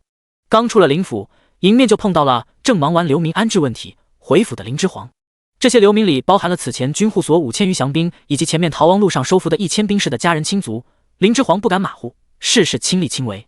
此前能如此轻易说服劝服这些匪军归降，很大一部分原因就在于这些流民亲眷了。这些叛匪亲眷都在快县避难，叛匪们也知道，等鲁王助林者云收复快县后，他们的家人亲族还要仰仗的快县县令安置，如何敢造次？所以这伙流民安置问题事关重大，关乎安抚军心。聪深，这是要去哪？林之煌含笑问道。温南方对林之煌微微一拱手，淡声说了自己此行目的。林之煌也好奇王提近日状况，便与他相携而往。林之煌现在正好有事要用到这古代造物大师，可不能对其放任不管，漠不关心，要尽早收为己用才是正理。你怎么比逃亡时还瘦了？没好好吃饭呀？林之煌看见王提那刻，以为自己看见了骷髅。王提此时不仅瘦，连之前的那股精神气都没了，萎靡不振，像是随时都可死去一般。我配吃饭吗？王提木然地仰躺在床榻之上，眼神直愣愣的。温南方面露担忧之色，上前想劝慰，却在林之煌的眼神示意下噤声。王提这是生了心病，普通的劝慰并无用处，只要是人就配吃饭。林之煌大大方方的在王提他边坐下，郑重回道：可我不是人啊，我是吸食民脂民膏的蛀虫。话落王提两颊泪流不止。第96章社会价值。林之煌和温南方瞬间都懂了王提说的是何意思。王氏一族的事情他们此前也都听说了，屯粮居奇，准备大发灾荒之财，最后落得全家覆灭的下场，也算罪有应得了。逼良为奴，乃你族人家人所行之事，这些你并不知情。林之煌微微垂下眼眸，声音低沉暗哑。王提失魂落魄的摇头，无法原谅自己。我虽不知情，但我在圣经求学时的钱财，哪样不是花的族中的？族中囤积的钱财原来是这样来的。我一末流世家之子，能入圣经守山书院进学，这些钱财功不可没。原来他王提以前花的银钱都沾着血泪，但他王提能怪爱他，疼他的家人和族人吗？不能。他能恨那些杀掉他家人和族人的流民吗？亦是不能，因为他的家人和族人们为富不仁，作恶在先，皆罪有应得。他王提既不能怪，又不能恨，唯有一死了之，才算全了忠义，才算对得起此事。所以你欲一心求死赎罪，你若如此不负责任的一死了之，才是真正的辜负此事，浪费社会资源。林之皇冷声呵斥道。王提闻言一愣，不由被林之皇的新鲜名词带偏了思路，从绝望的深渊里被拉出，不再沉浸其中，双眸恢复了些神采，好奇地问：何为社会资源？你王提长大到如今，耕过地吗？未曾是吗？下河下海捕过鱼吗？养过蚕吗？织过布吗？裁补过衣裳吗？若我所料没错，这些你长大到如今都没有做过事吗？林之皇一叠声的反问。你就有过？事实证明，王提还是那个王提，稍微恢复了些活气，就忍不住反对林之皇。温南方见王提此时又有了昔日模样，脸上凝重之色稍缓，从进来起便紧绷的面容也放松了些许。林之皇见激将法有效，再接再厉，继续客串心理辅导师。你看，那些你都没做过，我也没有，但你我却吃过无数山珍海味，穿戴过数不清的绫罗绸缎，这些东西都是社会这个大集体赋予你我的，是社会大集体在构建我们所有人所处的生活环境，让我们这些世家贵族能凌驾在群众顶端，享受群众辛勤劳作所产出的成果。王提，你说是吗？王提安静了，反思起来。温南方也是第一次听到这样新奇的见解，一时间不由听住了。而我们既然作为社会大集体的上层人士，既受惠于这个社会大集体，就有义务维护它。一旦利用手中所掌握的资源恶意去破坏它，就会被它所反噬。比如说你王氏族人就是如此例子。温南方和王提两人第一次听到这样的理论概念，名词新颖，但又不难理解其意。他们仿佛被打开了新世界的大门，在心底都不由对眼前这小郎君佩服更深。因为这不是靠学习先人所传下的书籍以及诗词歌赋可学到的东西，这是一种见解，只有自己真正思考了才会拥有的东西，是要靠个人去感悟才能拥有的东西。林之皇还如此年幼，是如何能有这样的思想境界的？难道这就是世人所说的天生的上位掌权者吗？世人爱将这种反噬现象称为天罚，也爱称为报应。林之皇说到最后一句时，眼神锐利，直直望入王提心底。此话一落，两人眼前这矮小的身影在这一刻仿佛都高大了起来。这人注定非是凡人啊！温南方冷淡眉眼里闪过一丝痴迷之色，这就是他投效的主公啊！出身不如他又如何？未来有何成就？能行到何处？还得看个人素质。眼前人既然能做到他温南方不能做之事，便该当为他之主。王提心脏巨麻，愧疚地低下头。林之皇见王提有所触动，缓声道：钱之衣物不过是社会劳力的一种体现方式，而这些钱所代表的就是社会劳力，是由无数普通的人产生的价值而汇聚成的。你从小享受的是钱吗？不是，是社会价值赋予给了你一切，比如你能去学习，比如你长到如今所享受到的物质环境，花的都是他人所产生的劳力集合。王提默默地静听深思。你王提享受了如此多的社会价值，活到如今却还没有付出过太多的劳力价值回报这个社会。你占用了如此多的社会资源，成就了今日能识文断字的你。你对自己说，你就这样一死了之，你对得起你之前浪费的社会资源吗？林之皇厉声诘问道。第97章降造大家。在林之皇记忆中的那个世界，没有点说服力，谈何创业？只要能达到目的，他林之皇随时都能化身为说服大师。王提被林之皇的这一番说辞给说得一愣一愣的。平时王提有不懂的就会问师弟温南方，下意识的他转头看向了温南方。温南方对王提轻轻点头，显然赞同林之皇的说法。温南方此时也在心中为林之皇的说服力惊叹。他温南方此前能被主公三言两语说服收入麾下，当真非是偶然啊！温南方与王提这两人殊不知，对林之皇来说，说服力就只是上位者最基本该具备的素质之一。林之皇志醒来后，对此前在现代的记忆很有一种旁观人的陌生感。平时一人时，林之皇没少看着那些记忆，在重练自己的口才与说服力。林之皇见王提已有所动摇，不给王提更多的思考时间，又斥骂道：王提，你以享受的姿态活到现在，既然占用了如此多的社会资源，若是真对你家人亲族之事抱有愧意，就应该活下去，以自身之力回馈社会。我有何力能回馈社会集体？王提下意识问道。用你长大至今所学的本事，去帮助更多的人，回馈于人这个群体，就是回馈社会。你族人的贪婪破坏了这社会的平衡，让世道变得更差了。作为收益方的你，确实是有罪，但你若想赎罪，与其寻死觅活，不若尽自身之力来修补破损的世道，让世道变得更好。王提，你要知道，一死了之，你并不是赎罪，而是便宜你了。你要积极的用余生去回馈于人，才是真正的赎罪。林之皇说此话的语气以责骂居多，但不知怎的，王提只觉自己被林之皇骂得浑身都舒坦了，不由顺着他的话，好奇地问：我身上有何可以回馈于人东西？我一无是处，政务、谋略、武艺，我都只是普通，我也没有师弟聪深明智。林之皇神色认真地对上王提的视线，轻声道：不，每个人明智的地方不同，你其实也拥有一项他人都不及你的天赋。是何？林之皇这句话说得很是中肯，王提可以看出他是从心底里便是如此认为的。林之皇从袖袋里拿出此前王提送给他的木质小战车，郑重道：王提，你太小看你自己了，怕是你太高看我了。王提他自己都对自己不自信，垂下眼眸。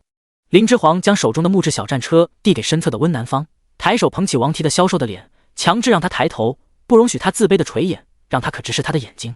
林之皇眼里满是诚恳之色。王提，你想成为开山创派的一代大家吗？就叫将家如何？将家？我是王家。林之皇神色认真地继续道：将家是指工匠大家，不带指姓。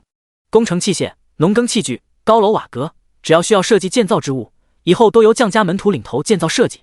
王提，你就做这将家之首，初代将主，如何？开山创派，这可是可以名留青史的事情。他王提想做，他以前怎么从来没想过？他王提如此爱木工设计，以前为什么不敢想？他一直无所建树，盖因他不敢想吗？这林小郎君有如此魅力，让师弟为之折服，盖因他会跳出别人圈定的固有思维，想他人之不敢想吗？要先会想，才会去做吗？王提激动的双目圆睁，不知该如何是好。从踏上金座起，双手紧紧握住林之皇的臂膀，抖着声音连声三问：我配吗？我行吗？我能做吗？王提此时要的是肯定。林之皇一指温南方此时手中拿着的王提先前送给自己的皆由木质小零件利用榫卯原理拼接而成小战车，这是你设计出来的，你如何不行？王提在没有任何计算基础的情况下，能仅凭脑中设计所想就做出战车各个部位的零件，最后再精准进行榫卯拼接，做出成品战车。这看似不过只是一个小玩意，但林之皇却知道这其中涉及到多少知识原理。王提送自己的这个袖珍款可转动的小小战车看似简单，实则设计起来复杂至极。王提简直太小看自己了，太不知道自己在制造方面的天赋究竟是有多高。这个小战车别的木匠拆开来原样照着做，尽管也是能很快就制作出来的，毕竟东西有了样品，在依葫芦画瓢是任何一个木匠都可以去做的简单事。难得是王提不是复刻的别人的东西，是首个设计出这东西的人，是靠他自己无实物在脑中设计图纸再做出来的，连计算数据草稿都不打一个，就仅凭心算便将这东西做出来了。林之皇想想就觉得恐怖，此事若是让他来做，他无论如何都做不到这点的。王提这不是天赋是什么？林之皇只想想设计这东西的计算量，就在心中对王提叹服不已。王提在他林之皇记忆中的那世界里，就是妥妥的顶尖技术人才啊！相信自己，你行的。林之皇万分肯定地伸出手，拍了拍王提的肩膀。林之皇此话一出，王提终于忍不住，突然放声大哭起来，哭得像个孩子一般，像是要把这段时间压抑在心底的所有不安和绝望都宣泄出来。王提的哭声嘶哑悲怆。温南方见王提如此哭，刚放下的心又提了起来，目露担忧，欲在上前接着劝慰几句。林之皇却摇摇头，凑到温南方耳边小声道：别管他，让他哭吧，哭出来才叫释怀，哭不出来才是心有死志。如今他既然哭出来了，也就是没事了。温南方闻言看了看王提此时的模样，觉得主公说的甚是有道理，遂放下心，转身走了出去，让这府里的下人赶快给师兄准备一些吃食来。他深恐王提再这么继续饿下去，没事都变有事了。王提旁若无人的尽情大哭，以此来宣泄溢满在胸腔中的悲怆情绪。林之皇和温南方见王提一时半会难以平复情绪，适时的避了出去，将此处空间留给王提独处。第98章水车。林之皇与温南方两人避去了王提所在的隔壁厢房，以哭声为背景音，谈论起快线政务来。一直等到王提哭声间歇，情绪平复，两人这才复又带着早就让王府下人准备好的饭食，回到了王提所在的厢房内。林之皇一进厢房，便没好气的对哭得眼眶红肿的王提斥道：“快用饭吧！现在我就有件事要交给你去做，你现在这身体可干不成什么事，赶快养好了。作为初代将主，耽误1日功夫就是在浪费社会资源，你对得起百姓吗？”于是王提又被林之皇骂舒坦了，终于开始吃饭了，吃得很是凶猛。温南方见之淡笑点头，能用膳便好。师兄这是又找到活下去的目标了。饭毕，王提的精神气也回来了不少。王提双眸亮晶晶地看着林之皇道：“主公，我吃饱了。”此时王提也如温南方一般，对林之皇称呼其主公。林之皇察觉到王提改口，喜不自胜，知道他这会是真将王提这位脑回路不同于一般人、分外扎手的刺头给收服了。王提改了口，林之皇也不耽搁，立即从怀里拿出一张早已准备好的图纸，递给王提：“给云林，你先依照这绘图，将图纸上所绘的东西做出来，此物我有大用。”林之皇递出的这份图纸，上面详细的绘了水车的制作样图，只是他的绘画水平有限，水车的结构以及原理都标注的清清楚楚，可绘制出的成品吧，就仁者见仁，智者见智了。这水车制作图纸是林之皇从脑海中的现代记忆里翻找出来的，他并不懂这些图纸的制作原理，因此就算记得这些水车制作图样的内容也没用。脑海中的记忆知识就像图书馆的书本放在了他面前，你若想运用，还得去学习才能真正的融会贯通。你若不看，更不去学习，即使你已背下来与记下来所有知识，也完全无用。王提却是这方面的行家，因此他将图纸画出来给王提去研究。术业有专攻，专事交给专人去做，这才是上位者该做的。这水车能不能照着图纸做出来，就看王提有没有这份本事了。这是什么？王提看着图纸，瞪大眼睛问。林之皇介绍道：“此物名水车，若你能制作出水车，将能极大的扩大快县良田的耕种面积，也能大大节省农夫灌水的时间和体力，让他们耕种更多的土地，产出更多的粮食，此乃利国利民的重器。你若真的对百姓有愧，就将它设计并制作出来。”水车是一种古老的提水灌溉工具。林之皇拿出的这张图纸上的水车，是缩画的一个车高3丈多的水车细样图。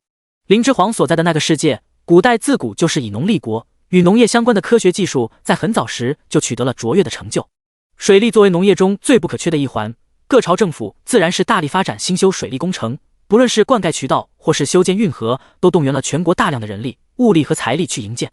但是这些渠道大都分布在各大农业区，至于高地或是离灌溉渠道及水源较远之地，国家显然是无法顾及的。于是林之皇那个世界的劳动人民善用其智慧，发明了一种能引水灌溉的农具——水车。水车外形酷似古式车轮，轮幅直径大的7丈左右，小的也在3丈以上，可提水高达7丈。轮幅中心是河抱粗的轮轴，以及比木斗多1倍的横板。一般大水车可灌溉农田6、700亩，小的也可灌溉1、200亩。水车省工、省力、省资金，在古代可以算是最先进的灌溉工具了。离仙郡整个郡就属于高地较多的地区，若将水车投入使用，就变相有了更多的耕种之地，也节约了更多的劳动力。这些节省出的劳动力又可以耕种更多的土地，种的地多了，粮食就会多。明年此地若不碰上干旱，又风调雨顺，便将有更多的粮食产出。多出来的粮可用来仓储，用作战略物资，以作部署。掌权者也再不需要克扣百姓们口粮，因此闹得民怨沸腾。林之皇将记忆中的水车在此时代普及，算是利国利民之举了。温南方则想得更多，若是别的世家得到这张水车设计图纸，定不会公之于众，而会藏着掖着，用作自己世家的独门秘籍，形成垄断，去壮大自己族中的田庄，以此来获得更多的利益。而他的主公就这样轻而易举地将此物拿了出来。温南方看着林之皇的目光越发柔和了些，主公这是想普及水车？林之皇闻言淡笑颔首，快县现在有如此多的流民，就意味着有数不清的富余劳动力，这劳动力不可浪费，一定要运用起来，不然富余的劳动力就会立即成为动乱的根源。林之皇可不想快县之前的动乱再来一次，因此水车的制作和普及刻不容缓。水车的制作工房，林之皇已经吩咐手下人从那选择服徭役的3500名余降兵中抽调出了最为壮实的1000人前去修建了，预计20日内便可完工，投入生产。一旦水车工房投入生产，也变相解决了现在流民们的就业压力，流民们的工作岗位随之就变多了，收入也会变多，对快县的归宿感会增加，幸福感也随之而来。等流民们有了安居乐业之心，还谈何作乱？这是双赢的事情，因此留给王提的时间可不多了。第99章建设筹谋。温南方在一旁听到水车有如此多妙用，不由生了好奇，于是温南方便从身后凑近了林之皇，垂手细看他手中展开的图纸，细观这水车究竟是何种神仙妙物。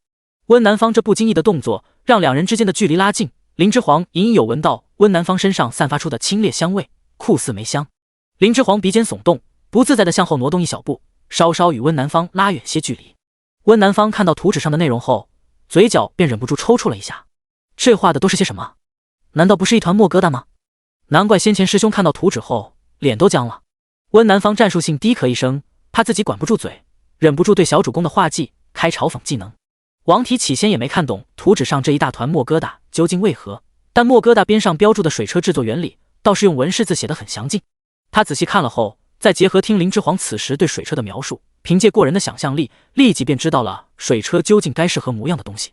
王提对这些东西天生就有不同凡俗的敏锐度，一息时间他就基本想明白了此物的基本制作原理。王提虽已在脑中勾勒出水车的大致模样了，但还是对林之皇道：“主公，您细细说来，这图纸还是由题来代笔画吧。”林之皇欣然点头应允，他也知道自己画的不成东西，然而图纸只在他脑中，即使画技也就这样，自己也只能赶鸭子上架去画了。拿出这幅画时，林之皇也是有羞耻之心的，但委实也没办法，水车是一定要造出来的。王提善此事，制造水车之事交给他去主掌，再合适不过了。在林之皇的现代记忆中，自己是没有学过绘画的，能画成如今模样，还是林之皇努力了一天一夜的结果。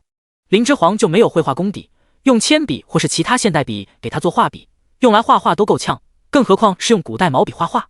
这里的宣纸吸水力极强，稍微一个用力就是一个墨团。林之皇也不是没想过用炭笔来画，然而制出炭笔来，笔太硬，这里的纸又太过轻薄，多画两下，纸张就是一个破洞。不得已，林之皇最后还是使用的毛笔画的图纸，画成这样还拿出来丢人现眼，林之皇实在情非得已。水车之事也实在刻不容缓，面子算什么？和水车比，和粮食比，丢了也就丢了。说到纸，林之皇准备等他忙过了这段时间，定要将纸也给制作出来。大戟现在的纸张制作极其复杂，是由蚕茧抽丝之绸，剩下的萼茧、并茧等则用漂絮法制取丝棉，漂絮完毕，篾席上会遗留一些残絮。当漂絮的次数多了，篾席上的残絮便积成一层纤维薄片，经晾干之后剥离下来，就成了可用于书写之物。这种漂絮的副产物数量并不多，所以尤为珍贵。这里还不将它称为纸，称为絮帛。现在林之皇所用的书写之物就是絮帛，因其制作非常麻烦且稀少，乃贵重之物，只有士族贵人可用。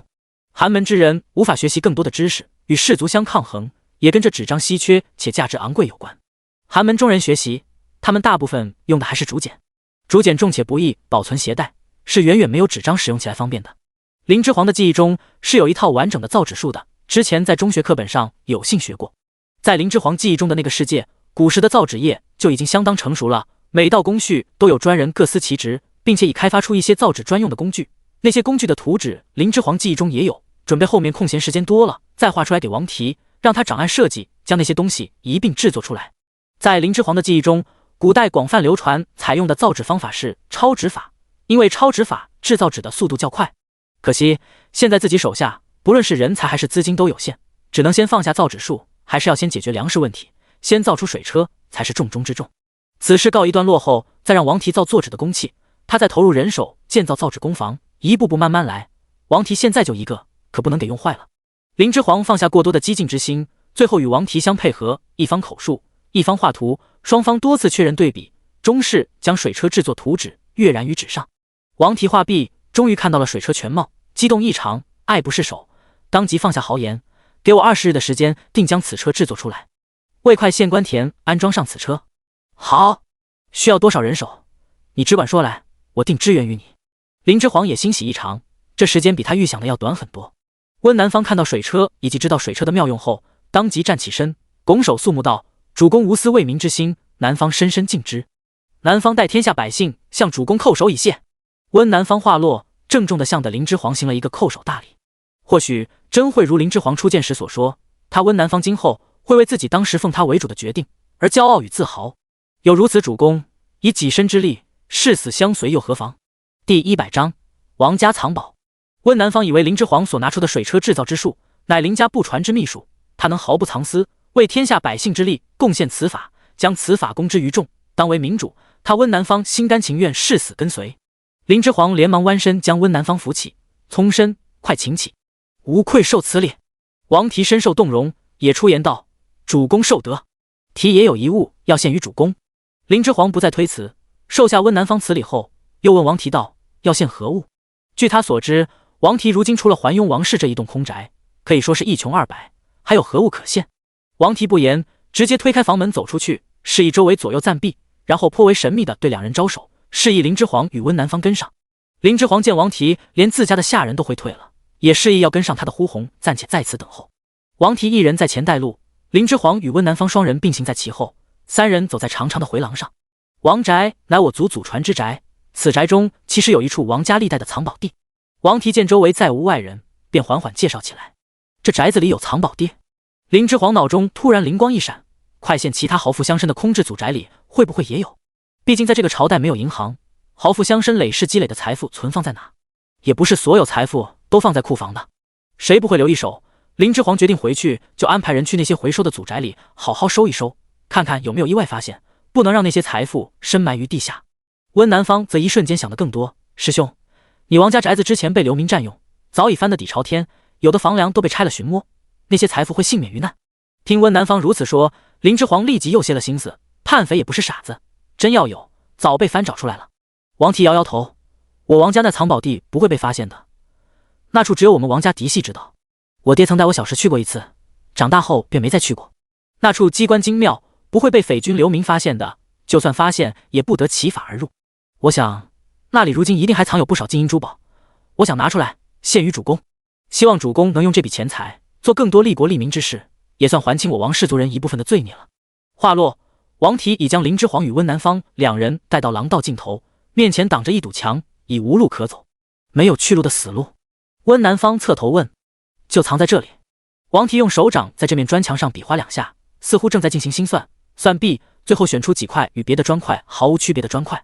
这选出的每个砖块上，王提都用手指轻扣了4下或5下，如此往复5次，这面墙突然一声嘎啦响动，向两边拉开。林之皇看的是叹为观止，这是他在他那个时代绝技没有见过的新奇事物。这难道就是传说中的机关术？墙后方并不是直路，而是一条斜面向下的阶梯，楼梯口下面黑洞洞的，深不见底，洞口长宽都不过1.5米左右，一次只能够1人通行。王提率先向洞口下走去：“将这些财宝都献出去，你考虑清楚了吗？”林之皇注意到此机关的精妙，心中已对这份财宝有了估量，拉住王提，认真看着他问：“此密室设计如此精妙，必然藏有不少财宝。王提如此大方献出此间财富，实乃品行高洁之人。”林之皇最后再询问他一遍，也怕他没有想清楚自己今后的处境，将来再后悔。王提坚定的点点头：“我想清楚了，以前不知道这些钱是怎么积累起来的，也还罢。现在知道了，这些钱都沾满了百姓的血泪，我不想再用了，就让他取之于民，用之于民吧。”林之皇点点头，方才与温南方一起往洞口下走去。此洞口下的楼梯修建较深，三人走了大概1刻钟的时间，才终于离开楼梯，踩到平地。意外发现此处洞底竟然不是全黑，王家不知是怎么设计的此处，他们一行人往下至少走了10米左右深，然而这空间的高顶上竟然还有太阳亮光照下，是自然照射下的太阳亮光，洞底的金银珠宝在这阳光的照射下，将此处空间映得金碧辉煌。古人说的金山银山果然诚不起我，这洞底真的有一座金山和一座银山。展现在三人面前的是一座高2丈有余的金山和一座高4丈有余的银山。第101章，藏宝之地有藏人。果然，世家贵胄是这个朝代的蛆虫，王家即便只是世家末流，也聚集了如此庞大的累世财富，层层叠叠，叹为观止。这里钱财之多，将身为主人的王提都惊得全身发麻。年幼之时，他来过此地，2座金山银山不过才1丈多高，而如今才过去了10年，这里的金山银山便有了如此高度。这么多，有这么多，为何还要如此贪？王提看到如此多的钱财，一下跪倒在地，捂脸痛哭。温南方在看到眼前金山银山的那一刻，霎时冷了神色，轻声道：“贪，果真是欲壑难填。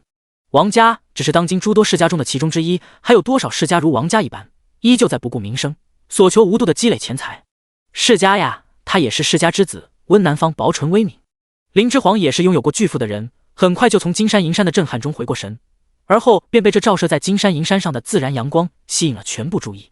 林之皇等王提和温南方平复情绪的档口，抬头仔细观察了半天，才看出来此处空间上方顶部是一片假山石群。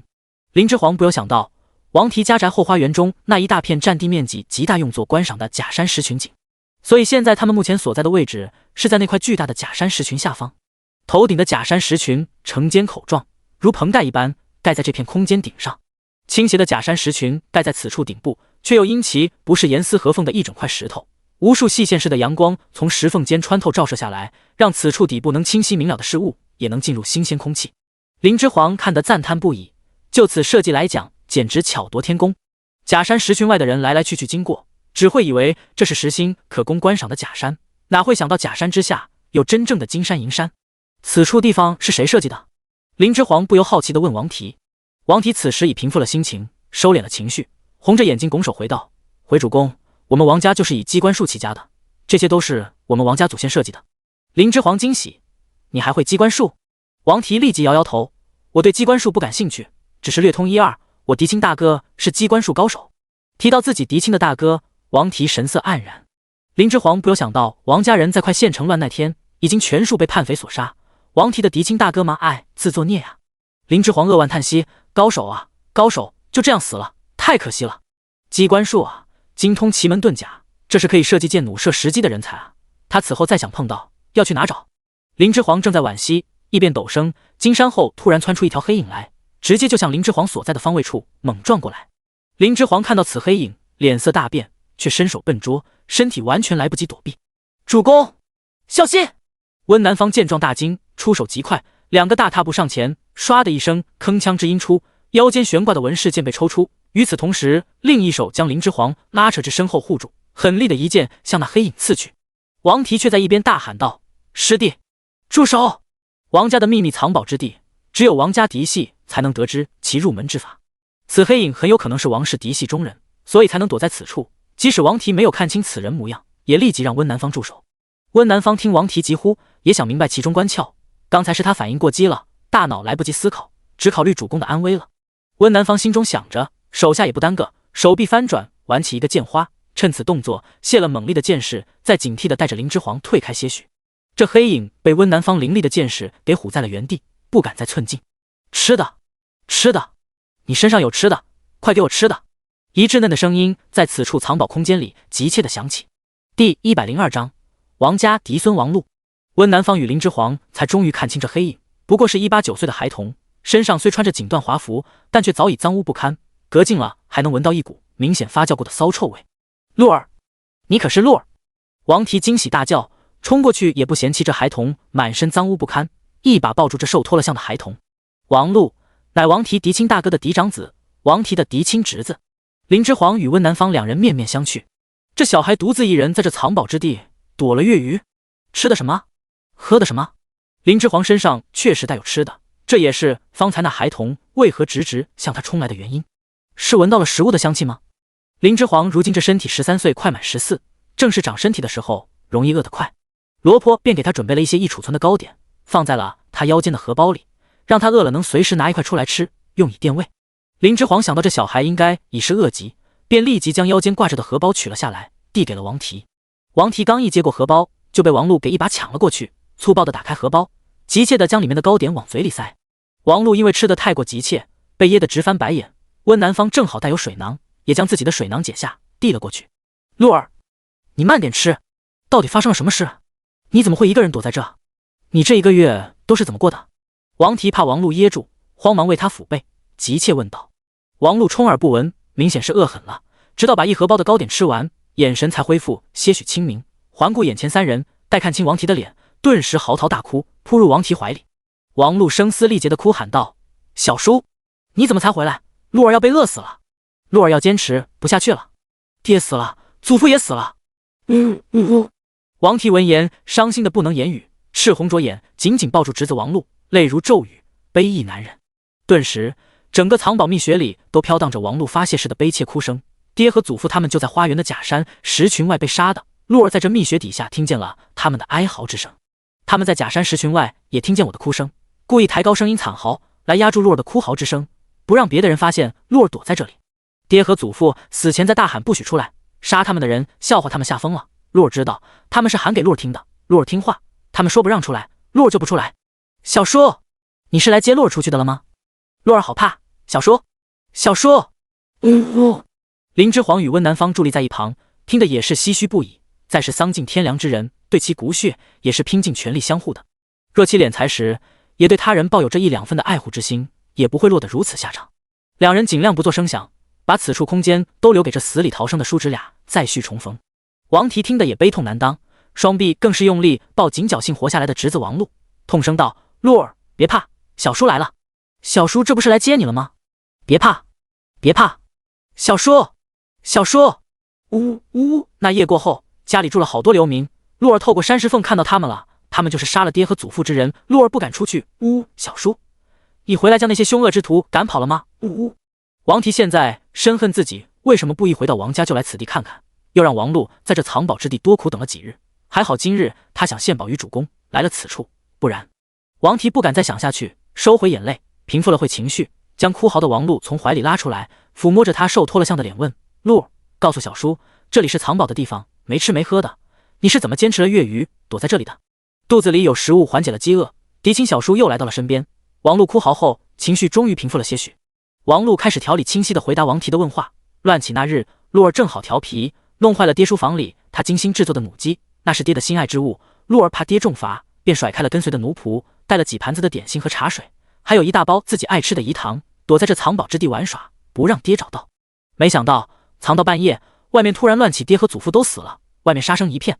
他们死前不让鹿儿出去，鹿儿也就不敢出去，每天就靠着吃2颗饴糖果腹。第103章学武。王提听得泪流满面，在他逃亡的这段日子，至少没有挨过饿，没想到年幼的侄儿比他过得更苦。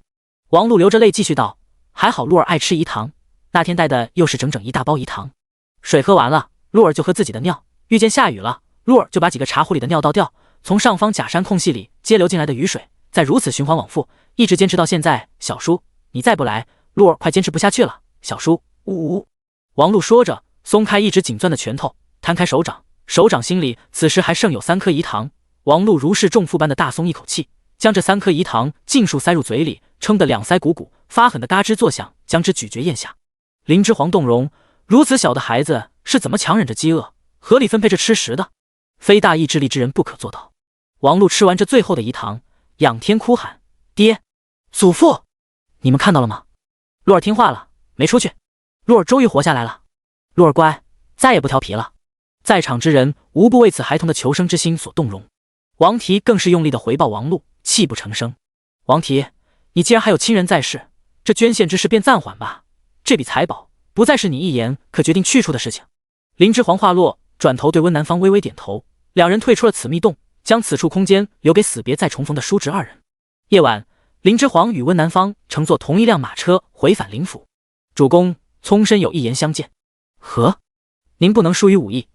温南方看着他认真的说道：“刚才在王家的藏宝之地，不过是一恶极的孩童冲过来，林之皇都躲避不及，这说明他身上没丝毫习武的基础。林之皇毫无警惕，身体也没下意识的躲避动作，这是一点武艺都无样子。大几朝世家子弟的培养，大部分人都会文武双修，就算有所偏颇，也不会出现其中一项毫无基础的情况。他温南方虽偏文多一点，武艺也毫不逊色。林家人当真奇怪，林之皇怎么看都是优秀的族中子弟，天赋如此高，为什么放任他疏于武学？林之皇是智计无双，但若是一点武艺都不习，这很不妥当。若碰见有人突然袭击，不能下意识进行躲避，就算身边有护卫，护卫也很难在第一时间相救及时，保证其安全。温南方打定主意，就算林之皇厌恶习武，也必须督促他练习武艺。看林之皇现在的身子骨就非常的瘦弱，温南方有点发愁。作为一男子，不说身体要多强壮，至少也要过得去才行。没有强健的身体，何谈打天下？较高的身体素质也是帝王考核的一项标准，不然以后若遇战事，没有强健的体魄，如何急行军？如何在马上指挥征战？再是智计无双，身体不行也是白搭。一场风寒过来，一命呜呼，又何谈大事？林之皇秒懂温南方的担忧，说句不好听的，陪主公打天下打到一半，主公因为身体原因直接翘了辫子，那投入他麾下的臣下，损失可就大了，前面的投资都将打了水漂。没几个有才之士能接受这种事情，身体病歪歪，你再有帝王之才，也没人会来辅佐。林之皇当然不会说以前那时自己还没穿过来，立即就顺着温南方的话头承认自己的错误，是我以前任性了，后面一定勤加练习武艺。聪身是为我设身处地考虑，才出此言相见，我甚喜之。作为一个开明的主公，就必须接受手下之人的谏言，这样才能时时刻刻警醒，发现弊端，未雨绸缪。他穿越的这个原身是典型的贵族娇小姐，确实太过瘦弱，不然原身此前也不会因为一场风寒便送了性命，被他接收了身体。确实需要开始多加锻炼了。这段时间危险已经过去，不再像以前逃亡路上，只能担心明天能不能活下去的时候了。生死问题已经解决，就要解决后续发展问题。主公开明。温南方拱手行礼。温南方并没有因主公年幼而失去该有的恭敬礼仪，这是一个对自我地位认知很清晰的人。林之皇点点头道：从申，以后我再有任何不妥之处，不用顾忌，直言便是。诺。温南方垂眸应诺。林之皇开始思考，自己武艺师傅应该找谁？他这身体，他知道，明显不是根骨绝佳之人，武艺是练不成绝世高手的。他本身也有很多别的事情要学要做，没有那么多时间在武艺上死磕。但武学的最低要求一定要达到，一定要能强健体魄，做到身体能有应对突发状况的闪躲应变能力，便算成功。温南方极善观察，见林之皇凝眉深思，出言道：主公可是在思考武艺师傅找谁？林之皇诧异抬眸，不错，聪深倒是很会洞悉人心。林之皇心道：在下这几日观察下来，您身边的几位部曲，包括身边的贴身丫鬟呼红，习武的路数都是以力量霸道为主，不适合您练习。林之皇立即赞同的点头，他也发现这点了，所以刚才才会为难，这身体的力气当真是连普通人都不如。温南方继续道：主公便与在下学习武艺吧，我温家的功夫讲究以柔克刚，偏修习速度多一点，更适合您。第104章被逐出族。林之皇闻言双眸亮起，那再好不过。转瞬林之皇又想起这大纪朝世家的尿性，犹豫道：一般来说，大族世家的武学与文学都是不外传给他族之人学习的。从申，你私自传授于我，可有不妥？温南方此时显然也想到了他的家族，嗤笑一声，淡声道：有何不妥？主公能慷慨不藏私地拿出水车，拿出拼音，这些不传之秘公布于世，造福百姓，南方又如何不能？林之皇则想得更多，在封建社会，人是很注重家族亲情共同利益的。林之皇不想他的下属忠义两难全。林之皇没有轻易被温南方的答非所问岔过话题，神色认真地复问道：聪深，外传家学，你可会被你族中之人追究？温南方唇线拉直，似乎很不喜温氏。温氏一族已经将我逐出，南方也早已不是温氏之人，他们能将我如何？主公不必忧心。逐出族？林之皇还是第一次听温南方讲他自己的情况。族里出了这么优秀的子弟，况且温南方又是赫赫有名的首山七宗之一，是犯了何事？严重到要逐出族？为何要逐出族？林之皇不由想到在鹿山初见王提时他所说之事。那挟天子以令诸侯的贼子吴奎，因守山书院阻扰，致使其未抓到神仙子伏箫之事，迁怒守山书院众人，代下天子令，只要是守山学子，皆为大忌逆臣，见之立斩，赏锦帛千尺。温南方就是守山学子，并且是守山七宗之一，与伏箫皆为守山先生的亲传弟子，关系极近。这温氏世家不会就因为这条诏令，将如此优秀的子弟逐出了家门吧？若真是温氏怕事，将族中后辈逐出家门，这连家中子侄都不敢庇护的世家，尽管如今为圣经上流世家，不出3代必沦落为平凡。温南方显然不想就此多言，直接继续刚才的话题。主公此前说的不错，东西创造出来就是给人学的，遮遮掩掩的藏匿垄断之举，本身就是小人行径。温南方琉璃一般清澈的眼睛直直与林之皇的眼眸对视，主公若因此缘由而有所顾虑，不与在下学武，莫不是也将南方当作那等小人？绝无此意。林之皇连连摆手否认。温南方点头，一锤定音道：那以后每日辰时，主公便与南方开始习武吧。如此，温南方既是林之皇的下属，也成了林之皇在大纪朝的武学师傅。鲁王对林者云的杀心与日俱增。林者云如林之皇建议的那样，故意躲避称病不见鲁王，复又再拖延了3日，最后才主动前去于府，竟见快失去耐心的鲁王。鲁王端坐于上首，眼神阴鸷地看着下手跪拜的林者云，眼底杀气森森，阴声道：圣哲可是病愈了？承蒙主公关心，下官已是大好，又有一策献上，或可为主公分忧。林者云内里心惊胆战，外面却丝毫看不出端倪，高声激动道：哦，圣哲可知本王为何而忧？鲁王眉宇间杀气暂缓，示意林者云说来。林者云闻言，方才抬起伏拜的上半身，跪坐于下手，拱手谏言道：主公的忧心，盖因粮草不足而起，圣哲如何不知？这几日茶饭不思，皆为想替大王献策分忧啊。知道本王为此而忧，圣哲你可有良策？鲁王就等着林者云说献粮的话了，心里依旧是不得劲，这林者云拖延如此久才来此献粮，想必也是迫于情势而为，并不是真心。既然不是真心投奔他鲁王之人，那便不能留。倘若那有一心之人还才智无双，那便更是不能留了，不然终会长成祸患。然而林者云后面说出的话却出乎鲁王的意料，是真的献策，并非献粮。离仙郡乃产粮大郡，可源源不断为主公产出粮食。主公此次若剿灭叛匪，定要将此郡掌控在自己手中方为上策。如何掌控？鲁王听住了，很是好奇。能掌控离仙郡实乃美事，他如何不心动？杀心顿时消散，急声向询道：“堂下的飞将威虎薛青，此前见鲁王杀意勃然，都在一边准备拔剑替他斩人了。怎料鲁王突然杀气一收，又不再打算斩杀此人，顿觉无趣。”薛青收回放在刀柄上的大掌，开始神游天外，想今日在园中碰见的慧姬了。不知他那番做派究竟是何意？原来今日薛青觐见鲁王时，偶遇正在游园的慧姬。慧姬年方29，生得容貌奕奕，倾国倾城，乃鲁王之宠姬。鲁王自得此女，走到哪都带着这慧姬。慧姬能歌善舞，身材丰腴，让人见之深热。薛青今日偶见，哪想此女偶遇他这外男，不仅未曾避讳，反而特意向他所在方向行来，自他身边走过，擦身而过时，投来魅惑一眼。就这一眼，薛青到现在犹未回过神，脑中浮想联翩。第105章林者云献策。林者云见鲁王果然如女儿所料，对是否能名正言顺占领离仙郡一事渴望至极，演戏的水准越发提升。林者云浩气凛然拱手道：“大王，此次匪乱不小，朝廷一定会治离仙郡郡守方持渎职之罪。您可趁着离仙郡郡守的位置空虚，暗箱操作于朝廷，寻一忠心人，坐上离仙郡郡守之位。如何暗箱操作？”鲁王被林者云说的心中一动，杀心顿消，连忙相问。林者云感受到鲁王对他的杀心已除，提着的那口气悄然放下，庆幸林之皇果然算无一策。如今这朝廷既已被这蛮族吴奎把持朝政，官拜丞相，大王您不妨走他的门路，许他些好处，谋一纸委任令。大王可委任忠心于您之人来做这离仙郡郡守的位子。林者云一脸睿智地为鲁王出谋划策。鲁王听到此，倒是有些犹豫了，面色难看道：“那吴奎不过一蛮族贼子，如何能让本王讨好于他？”鲁王虽觉此计不错，但他也是深好面子之人，让他这堂堂大祭王侯向那蛮族贼子示好，如何能行？大王，此言差矣，您不过是将这蛮族贼子利用一番，何来讨好之说？哈哈哈！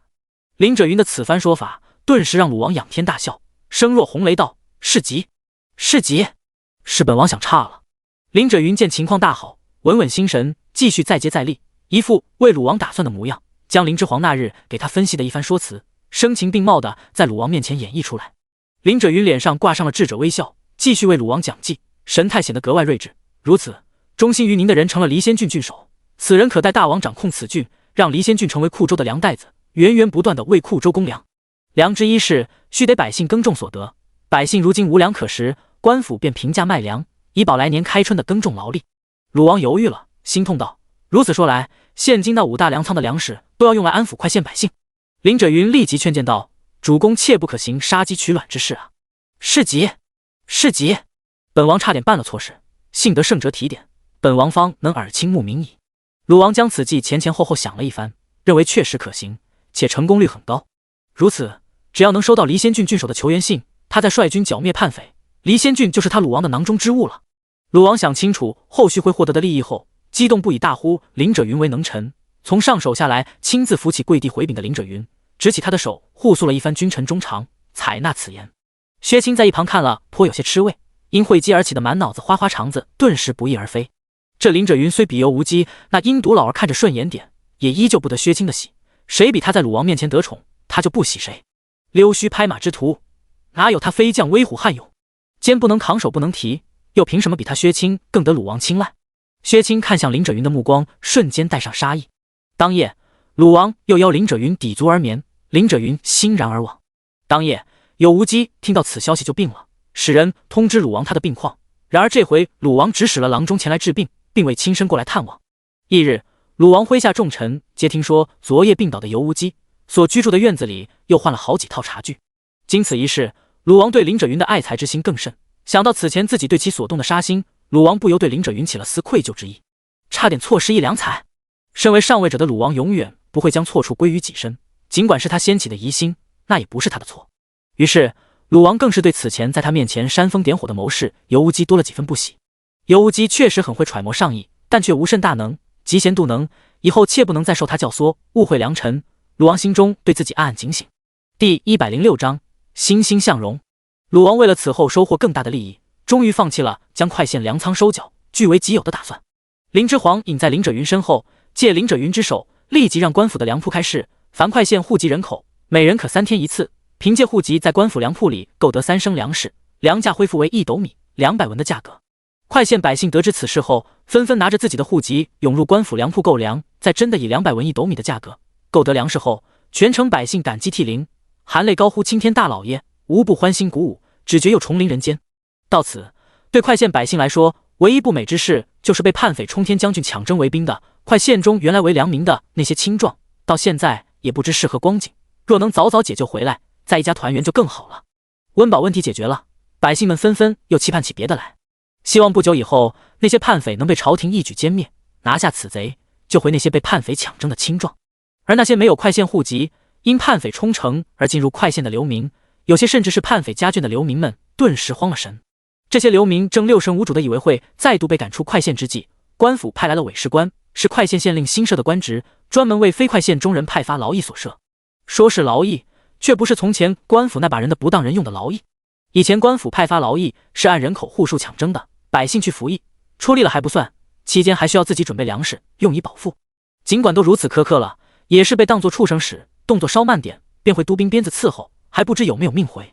现在快县中派发的劳役则不同，管饭管饱不说，还都是些相对以前修河铺路、使力较轻松的活计，不限男女，只要肯干都可接活，每月还可领1000银的补贴。这可是他们这些流民以前是良民都不敢想的好事。于是这些流民为了多挣的点钱糊口，不论男女老少，都去委士官那里领了劳役。劳役的活计有清扫大街积雪、修补损坏的房屋、修建茅房、修建城门城墙、开发荒地等等。有的还有幸被分配到了新起的木工作坊里，既干活还可学一门手艺，又有工钱拿，简直美极了。他们以前要想学些手艺，去铺子里给去干活，还要倒交钱不说，也得认师傅打骂才能学得丁点手艺呢。若天下劳役都如此，他们愿意一辈子都做劳役。于是流民们积极地行动起来。起先快县城中百姓对这些流民还有些抵触，但在他们被委士官的安排下劳动起来，扫雪的扫雪，搭房子的搭房子，个个一副勤劳肯干的样子。快县一天天眼见着大变模样，也很快接纳了这些人。毕竟他们这些流民并未过多祸害这处平民百姓，而是那些豪富乡绅遭了大难。那些豪富乡绅以前也没少欺压快县百姓，死了就死了，他们老百姓只有拍手称快的份。城中豪富乡绅被叛匪冲天将军屠杀满门后，空置了很多房子，这些流民进城后都躲在其中遮风挡雨，并未抢夺他们这些平民百姓家。此时在快县新的房屋没有修建好之际，这些流民还要暂时在这些房子里集体过冬。虽他们还无自己的居所，但精神面貌都大有不同，不再死气沉沉，而是对生活有了新的奔头。因为快县的林县令说了，若在快县劳役满3年，男女不限，便可在快县落户，成为快县人。这群流民听到这消息欣喜若狂，比听到劳役每月还有工钱拿更高兴。无他，盖因他们太想成为快县人了。看看快县这林县令的做人做事，可不就是在史说里才有的忠义之辈吗？能在他的治下讨生活，实在美事。劳役又管饱又工钱越发，快县城中不少本地百姓看了都心动不已，纷纷相询他们可不可以也领着劳役。要知道此前他们可从没听说过工钱还有月发的，只有年发。这样的好事不能全让流民给占了呀。快县城中百姓主动提出也要劳役，林之皇自然求之不得。能将富余劳力动员起来，产生的都是价值，他哪有不应之理？快县经过战火荼毒，已是残垣败瓦一片，如今正是寒冬，不耕种不秋收的时节。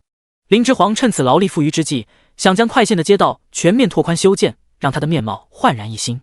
第107章新兴偶像林者云。那投降选择吴长福劳役3年的3500余降兵，则被林之皇安排了重活，一半安排去了修建城墙和修路，一半安排去了乡下开荒和挖河造渠。毕竟这些人和普通流民不一样，都有谋反的重罪在身，不能轻饶。虽是情非得已，但叛乱谋反之风不可助长，必须要严惩以儆效尤。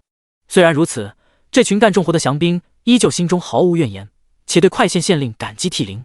无他，因为他们虽然在服劳役，但每天可以2餐饱肚，就是这么简单。只要有口饭吃，他们就活下来了，这就够了。吴长服完这3年劳役，他们定要如家中妻儿一般，成为快县百姓，脱去这戴罪之身。快县城内人口皆如火如荼地忙碌起来。快县城中一片欣欣向荣之态。至快县城中粮价恢复往昔后，快县城中再度恢复往日生机勃勃的模样。林之煌现在已是快县政务以及军务的实际掌控人。林者云沦落成门面摆设，还挺开心，开始诸事不管，主要是他想管也管不好，守城他还行，至于重建嘛，看了女儿的形势后，他现在已经很有自知之明。快县城门如今不再紧闭，而是大开，快县城与其下所辖村落开始互通交易，每日城门口进进出出一派喧嚣，热闹非常。你听说没有？一挑水往客栈送的老叟与热情为他打开铺子后门，请他进门送水伙计闲话道。什么？挑水的老叟神神秘秘地说道，就是我们快县县令的事啊。什么事啊？小伙计顿时被老叟勾起好奇心，凑到身前打听。听说城乱那日，咱们县令为了尽快出城向鲁王出兵求援，连妻妾子女都没有带，就匆忙逃离快县，是为尽快救快县百姓于水火，怕有家眷在侧，影响求援速度。那叛贼进城后屠杀了他所有没有出城的儿女，如今就只剩大郎君还有2名庶女和1名庶子存世。还有此事？那县令大人带的援兵回来，一眼便见城墙上那些子女的头颅，岂不是非常伤心？小伙计惊讶动容道，谁说不是呢？在那种情况下，县令大人还能保持理智，劝服那些叛军投降，避免一场兵戈，救那些身不由己的叛军一命，可真是慈悲心肠。老伯说着便抹起眼泪。小伙计一叹，我们有如此县令，真是有福。现在我们家能吃上这么便宜的粮，也总算活过来了。这都是林县令回城后给我们的活路啊！我打算不日就给林大人立长生牌位。老叟实在感激林县令，他要让全城百姓都得知他的义举。谁说不是呢？能让我们吃上便宜粮，皆是林大人之功。难怪这几日我们东家在店铺后堂里给林大人立了长生牌位，每日都要拜一拜。今后我也去拜一拜，保佑我们父母大人今后能平安顺遂，年年安康。老叟将水抬到厨房放下，惊喜道，长生牌位在哪？老夫也要去拜一拜再走，保佑我们林大人活长长久久，长长久久庇护我们这些小老百姓。小伙计欣然应允，将老叟领进铺子后堂拜牌位不提。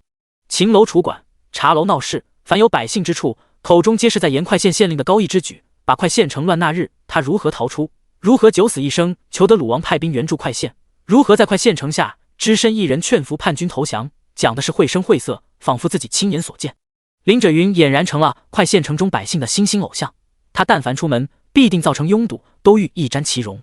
快县城的百姓如今无不为自己是快县人而骄傲自豪，每当讲起快县县令的高义之举，别县或乡下的友人投来羡慕的目光时，都感觉自己都好似骨头都轻了几分，要飘起来一般。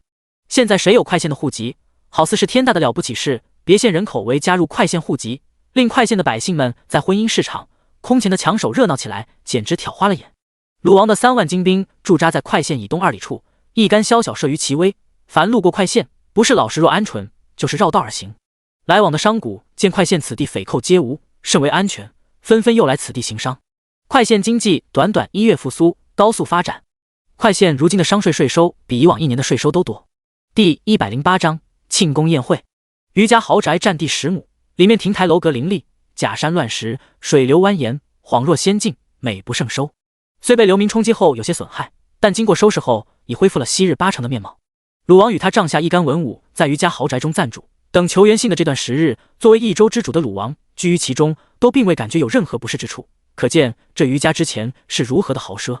在快县城中等待了多日，鲁王终于等到了离仙郡郡守方持遣人快马加鞭送来求援信，请求鲁王出兵支援离仙郡，剿灭叛匪。见信后，鲁王大喜，果然如林者云之前所料，离仙郡郡守送来了求援信。至此，出兵离仙郡，他鲁王便师出有名了。求援信到手那刻，鲁王已是将离仙郡视为自己的囊中之物。鲁王喜得仰天大笑3声，便大手一挥，决定明晚在余宅与群臣喝酒摆宴同乐。鲁王此时大摆筵席，与一干文武弹冠相庆，可见其对自己的兵力信心有多足，剿匪不成功万不可能。飞将威虎薛青也是欣喜若狂，高声叫好，终于师出有名了，不用再畏首畏尾，后面他薛青就可以放开手脚征战了，便看他如何剿灭叛匪，祝大王名正言顺，拿下离仙郡。军功，飞将威虎薛青来也！薛青激动的脸颊上的肉都在颤抖不止。收到离仙郡郡守的求援信，鲁王麾下群臣皆欢欣鼓舞，唯有尤无忌抢笑难言，因为事情果然如林者云之前推测的那样发展。尤无忌再次感叹此人果然谋略无双，更是恐忧他会夺了自己在鲁王心中第一谋士的地位。翌日，鲁王将要行去剿匪前，汇集麾下文武重臣，设宴于宅，令七将军率甲士3000余，誓守于宅，以护安防。大堂内歌舞升平，丝弦管竹之声不绝于耳，幽香袅袅，不时有貌美侍女在席间端盘穿梭，奉上佳肴美酒。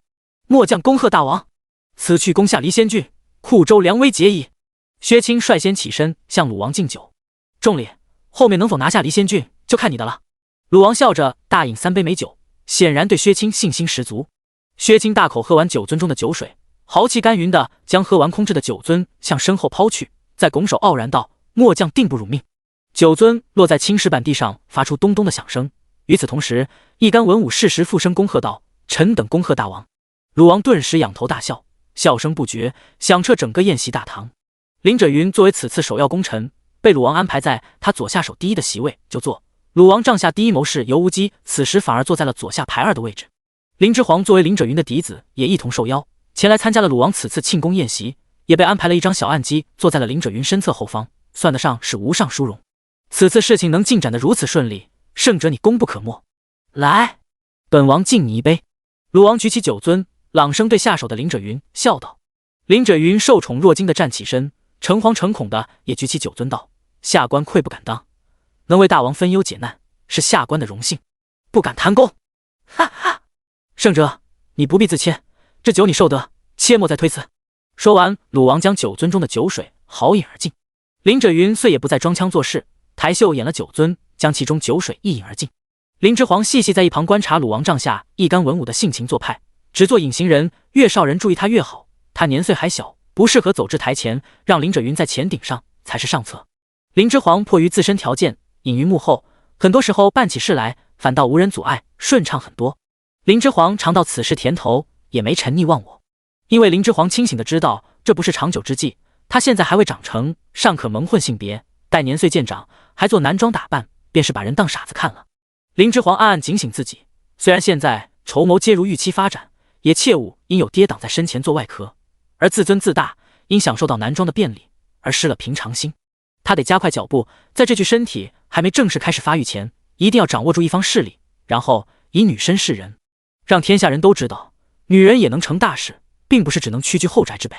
第109章乱世妖姬会稽。宴上，鲁王开怀大笑，堂上文武也皆开怀，纷纷举起酒樽互敬。这些文武有的恭喜鲁王喜获得一良辰，有的则提前去抱林者云的大腿了，谄媚的去向他敬酒，恭喜林者云才出投奔鲁王，首次便立此大功，以后前途必不可限量。一时大堂之内尽是恭贺寒暄之声，唯有尤无忌脸色阴沉，在堂内众人皆欢的氛围下，显得格格不入。薛青喝到兴发，猛站起身，拿过一美碧盘中之酒，揭开壶盖，仰头便道：“喝完朗声道，大王怎地还不上歌舞？”薛青此等豪气云干之态，获得一干武将如雷的叫好声，纷纷起哄：“歌舞何在？”“是啊，威虎将军说的不错，大王有酒却无美人助兴，多没劲，快上歌舞助兴，才能开怀畅饮啊！”一武将踏步而出，做醉酒状与鲁王抗议道。鲁王高深莫测一笑，肥掌一拍，一阵悦耳的铃铛之声响起。林之皇坐得离鲁王颇近，见鲁王此笑，差点一口茶水喷出，无他，实在太鬼畜了。鲁王那笑，再配上他矮肥的身躯，显得猥琐非常。偏他又不自知，胸脯挺得老高，颇似掉毛的公鸡，毛都没有，还当自己神俊无双。悦耳的铃铛如泉水叮咚，一对美臂鱼贯而入，他们衣着轻纱，玲珑曼妙的胴体若隐若现，顿时将整个大堂内的男人目光吸引过去。林之皇也抬眸看去，他现在迫切的需要用美人洗洗眼睛，净化眼球。轻纱飘起，香风四溢，媚色无边，一时之间嘈杂的大堂内止于抽泣声与靡靡管乐之声。哎呀妈呀，这是古代版的艳舞啊！林之皇瞪大双眼，手中的茶杯都要惊掉了。都说古人保守，这古人哪里保守了？他们这是玩出新花样和新高度了呀！这些美人虽身着轻纱，却与无衣一般无二，什么都遮不住，又平添许多诱惑之感，那胸前的红缨都清晰可见。如此一弄，可比不穿还露骨。鲁王这是要搞酒池肉林啊！林之皇当即脑中便冒出如此念头。林者云的脸色当即也变了。参加庆功宴会，他没想到还有这么一出。别人无所谓，他可是还有女儿在场呢，教坏他女儿可怎么办？林者云骤然回头，拿眼瞪视看得津津有味的林之皇，示意他闭眼不许再看。奈何林之皇压根不鸟他，一点也不知羞，看得炯炯有神，比一些男人还看得聚精会神。顿时林轸云的脸色比他身旁的尤无忌脸色还要难看，快阴出墨汁来了。鲁王见美人出场，让宴会气氛达到高潮，站起身挥手大笑道：“此舞乃本王宠姬惠姬所排，是专门为爱卿们准备的，爱卿们尽可享受，看上谁只管说来，本王必不吝啬。”一时间，场上文武皆呼道：“大王豪迈，吾等必为大王笑死！”在一片大臣的恭贺之声中，惠姬腰部缠着红绸，突然如九天玄女一般落下，双足触地后踩着鼓点，旋身转动而出。惠姬洁白的玉体指着红纱，柔媚舞动，如盛开的牡丹一般，看直了在场男人们的眼。林轸云这次也没抵过惠姬美色，成为一群诸葛其中之一。林之皇也看吃了去，这跳的真是好啊！他那个世界，这样的舞者得叫艺术家了吧？纤弱无骨，媚态天成，一颦一笑皆为媚骨，好美！这美无关性别，他身为同性都被惠姬的美给吸引了，更何况异性，如何能叫人不如痴如醉？如此曼妙顺畅的舞姿，惠姬私下没少下功夫练吧？看来跳舞是他真的热爱的吧？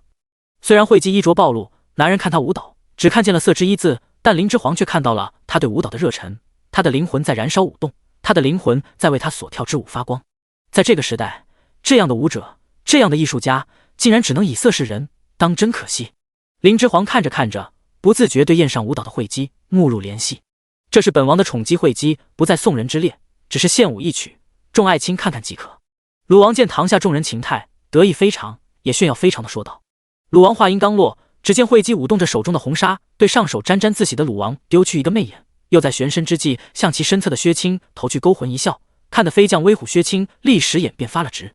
惠姬的腰肢如清虚的杨柳一般，可随意盘蛇扭动，随风舞动起来，美不似在人间。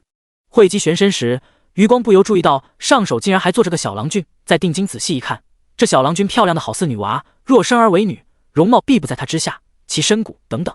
一注意这小郎君的身骨，惠姬疑惑地皱起黛眉，这身骨之态可不似男子。第110章，你乃女子？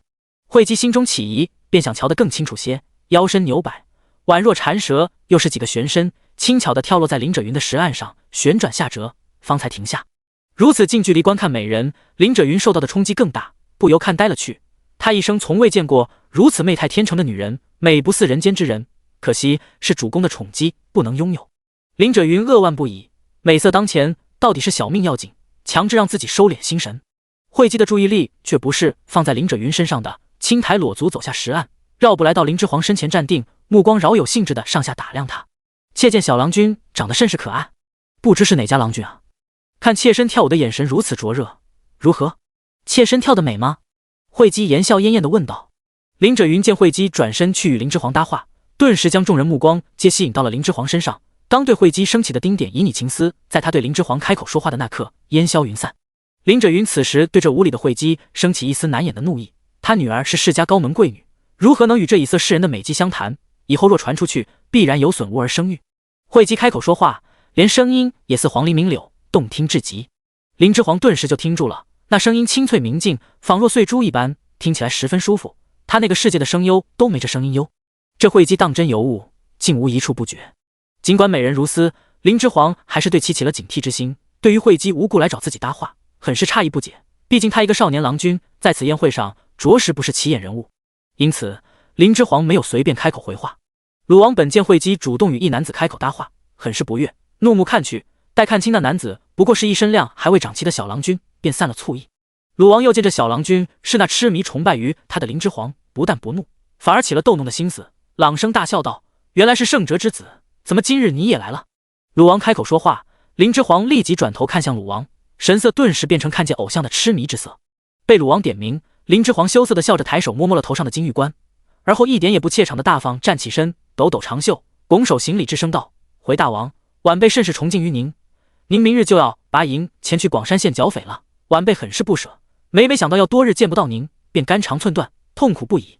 今日宴会，晚辈当然要趁此机会多来朝见于您，见得多了，若能学得您一分的鹦鹉，也就受用无穷了。”宴会全场静默，突然落针可闻：“惠姬是女子吗？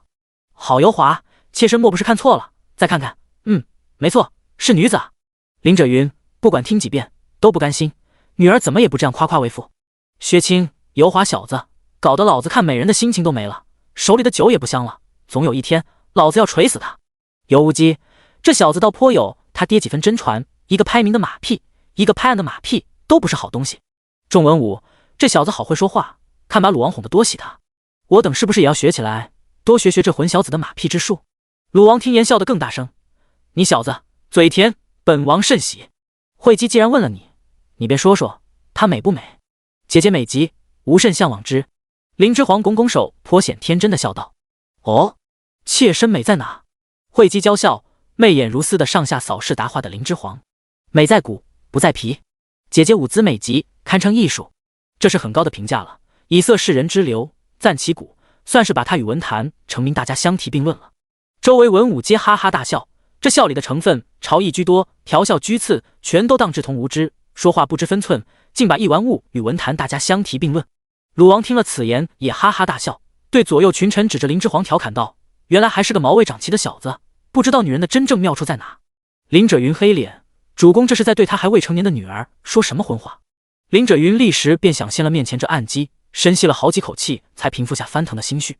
没想到更让他抓狂还在后面。是极，是极，美人身体美才叫美，摸起来那个舒服哟。无有甚美，人美搂在怀里才是真美。这小子还没开荤呢。大王，你说的妙处我等懂啊。堂下一干文武纷纷笑言，调侃附和鲁王。林者云听了这些调侃话，想立时拔剑把堂下这些人都砍了。这些狗东西在对他还未及笄的女儿说什么狗屎话呢？惠姬也咯咯掩嘴娇笑，微微侧身，背对着众人，无声的用嘴型对林之皇一字一顿的说道：你是女子。林之皇微微一怔，神色微变，复又朝向鲁王，随着众人天真大笑。林之皇心道：被行家一眼看穿了呢。第111章惠姬出身。林之皇被惠姬当场识破也不慌，趁周围人都去恭维鲁王之时，笑意盈盈的转眸，满眼欣赏之色的看向惠姬，也无声的用嘴型对他说：清雪茶楼等你。惠姬眸光一闪，深觉林之皇这小娘子有意思，偷偷幽会他的郎君见多了，偷偷要幽会他的小娘子还是第一次见。以往那些世家小娘子见了他，无不掩袖遮鼻而走，仿佛他惠姬是什么臭不可闻的烟杂东西一般，看一眼都好似会污了眼睛。这个小娘子倒是别具一格，不过若是平凡，也不会再以凶恶闻名的鲁王眼皮子底下行虚晃假凤之事了。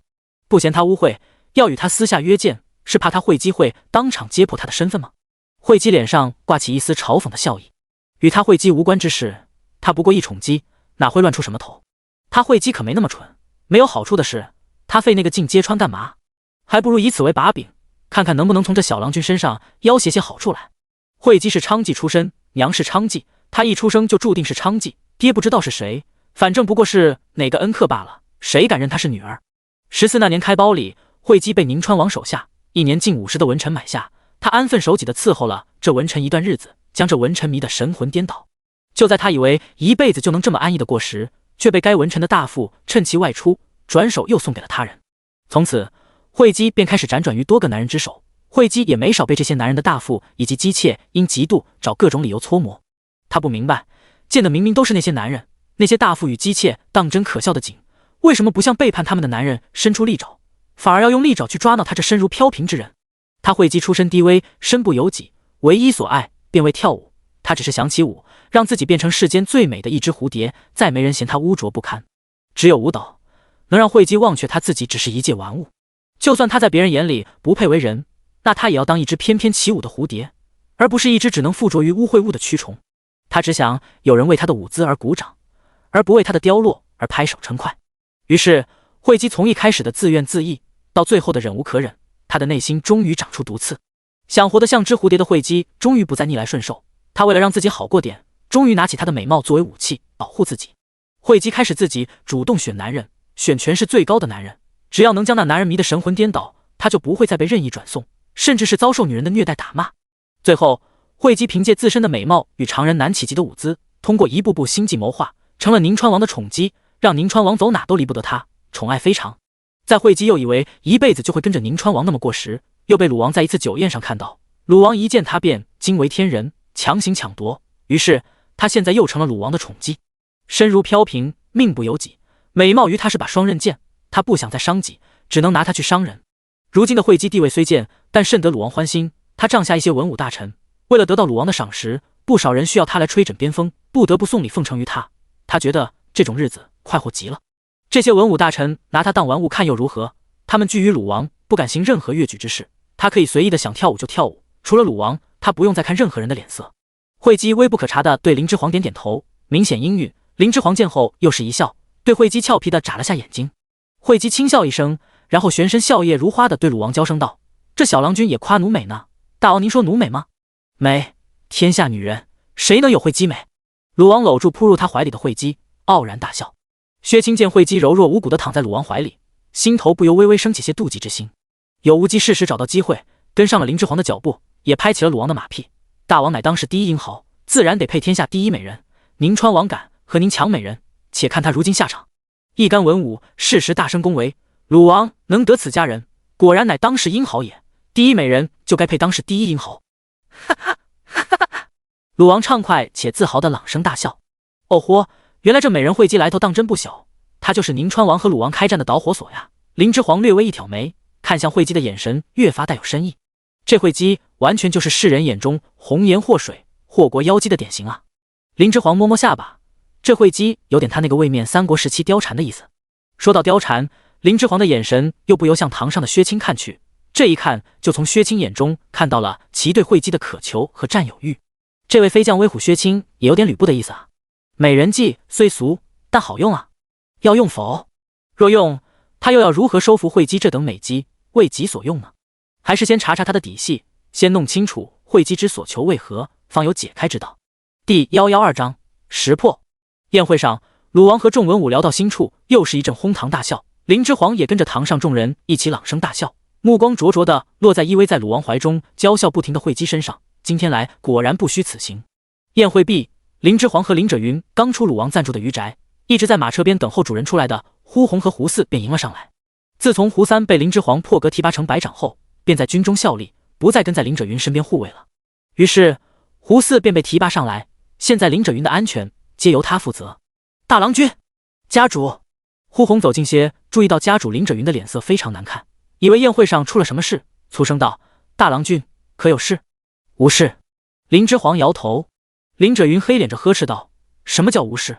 以后这种场合你避着点，不许再来。”呼红和胡四懂了，这是家主和大娘子又因为什么起争执了，遂不再担心，恭敬地将两人请进马车，贴心地为他们父女俩关好车门，私密空间给够，更方便两位主人达到意见统一，而不被别人看了父子相直的笑话去。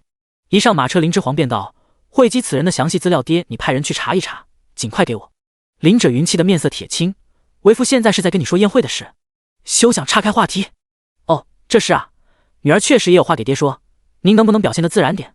您这紧张态度，稍加用心一些，就能发现不妥。我若女儿身被揭穿，一定是您不够淡定所致。”马车动了起来，林之皇的身体微微跟着马车摇晃一下，不爽的拿眼瞥看林者云。林者云听言，额头上青筋爆出：“那等场面，你让为父如何淡定？下次闭眼，不许再看。他们有的，我都有，你们都看的，我为什么看不得？”林之皇睁大眼睛好奇问。林者云一口老血差点喷出，他这女儿究竟是懂还是不懂？作为父亲，林者云也不好讲得太明白。林者云想，毕竟女儿再聪慧也还小，有些事也是不懂的。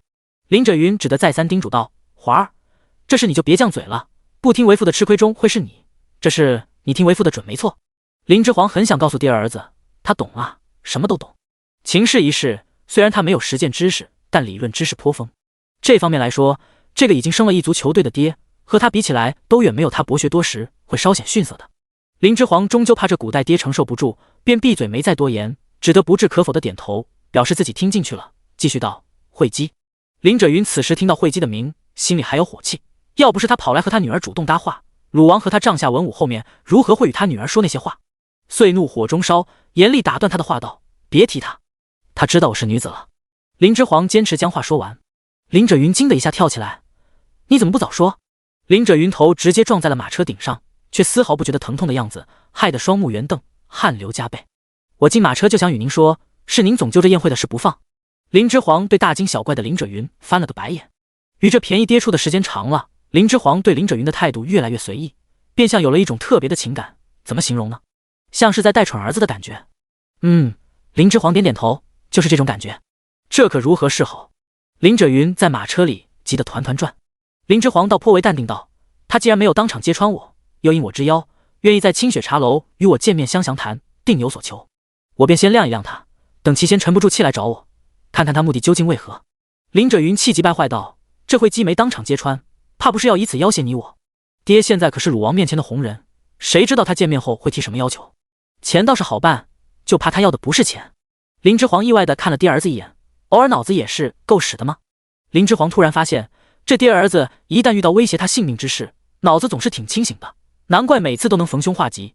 此前快县城乱出逃时也是那样。果然，幸运有时不是偶然啊。平时显得单纯，看来是社会的毒打经历的少了，所以才会如此。华儿，怎么了？林者云意识到自己叫嚷的声音有些大了，时务的闭嘴了。他解决不了的事，还是闭嘴比较好，省得添乱。林之皇见林者云自己就安静下来了，又满意了，就怕又蠢又不听话的。这爹儿子真是越来越会看人眼色了，这是官场处事必备素质之一，长进挺快，智商估计还有的救。林者云突然全身恶寒，刚才他女儿看他的眼神是怎么回事？怎么有种慈祥欣慰的味道？这像是看小辈的眼神啊！他明明是他爹。林者云心道，女儿怎么会用慈爱的眼神看他呢？他今日一定是被自己女儿气得眼花了。林之皇摇摇头轻笑，回归正题，气定神闲道：要挟？那要看他惠姬有没有这个本事了。林者云更安静了，顿觉惠姬不是威胁。林之皇如今若不做遮掩，周身上位者的气势越发盛了，面相都开始发生改变，趋于威严。要说以前看了是赏心悦目，想溺于怀中呵护，现在则更多的是庄严凝微，即使依旧容貌无双，因气质不同，让人见之不敢有片刻小觑之心。林者云再次痛心，他怎么就不是个儿子呢？第113章水车水磨坊，美好画卷。宴会2日后，鲁王亲率3万大军拔营，带走帐下一干文武，出兵围剿叛匪冲天贼，只留下了一干女眷以及小部分负责后勤的官员驻守快县，做战略后方补给。3万大军浩浩荡荡而去。林者云虽投靠了鲁王，但毕竟身上还有快县县令的官职在身，快县既已从叛匪手中收回，县令没有调令，则不能擅离职守，无法随鲁王一同出征。林者云不能去随军，林之皇当然也只能留在快县，不能前去观战。林之皇觉得这样正好，趁此机会好好建设快县，再空出时间提升自己，马术、武学、文学这些都要进行提升。林之皇很确定，鲁王此次出兵胜负毫无悬念。冲天贼手下不过是群乌合之众，看他之前派出来追杀他们的所谓1000精兵的素质就知道了。就那些一盘散沙之人，都是冲天贼手下的精兵强将了。由此推断，他手底下的那伙人该是何等不齐心。单兵能力强的人多了，并不代表这支军队就是最强的。打战是要讲究齐心协力的，要不怎么都说兵士都要经过集体训练才叫兵呢？鲁王好战，以战闻名，手底下能兵猛将无数。薛清征战能力更是没话说，虽然做人差了点，但统军能力当真不俗，出战至今从无败绩。想来不用多日，便能传回叛匪已灭的消息。林之皇为建造水车工房投入了大笔钱财，先前从冲天贼那收缴来充作官用的符财，立即就不够用了。无法，为了不耽搁工房建造工期，林之皇只得用私账填补公用，让呼鸿把林府藏在落石板下的金银珠宝全数取出，再进行投入。水车工房总算又正常运行起来了。因为快县周边树木有限，有很多种木材种类在这周边没有，林之皇不是这方面的行家。王提既然说周边这些木材不行，不适合造水车，那就只能花重金向外采购。因此林之皇让手下人联系了不少来此地经商的商贾，大量从外地购入木材原料，大部分钱财也就耗在了这里。木材原料的选定以及定价之事，林之皇一事不烦二主，全交给了王提去做。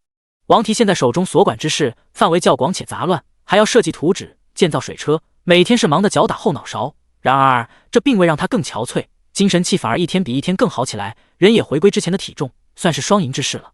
水车工坊有王提这木工能人的全权掌事，又在林之皇不计成本的资金投入下，总算出了第一件成品。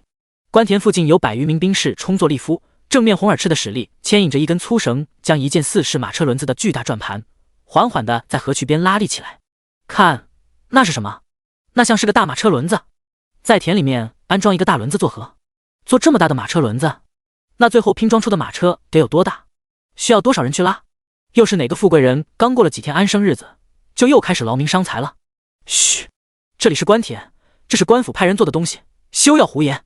一群百姓围站在官田旁，对一个酷似马车轮子的大物件指指点点。爱凑热闹的百姓皆停住于此观望，议论纷纷。不多大会儿，官田旁就人头攒动，将这里围得水泄不通起来。什么马车轮子？一群渔民。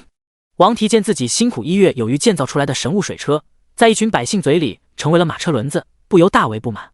有了个人事业，又有了相依为命的嫡亲侄儿，王提彻底从失去亲人的伤痛中走了出来。听说为恶世间的人去了地府会受酷刑，王提便毅然决定用自己的所知所学，偿还林之皇所说的社会代替亲人赎罪，也求他们能在地府少受一点罪，也算是他回报亲人从前对他的爱护之情了。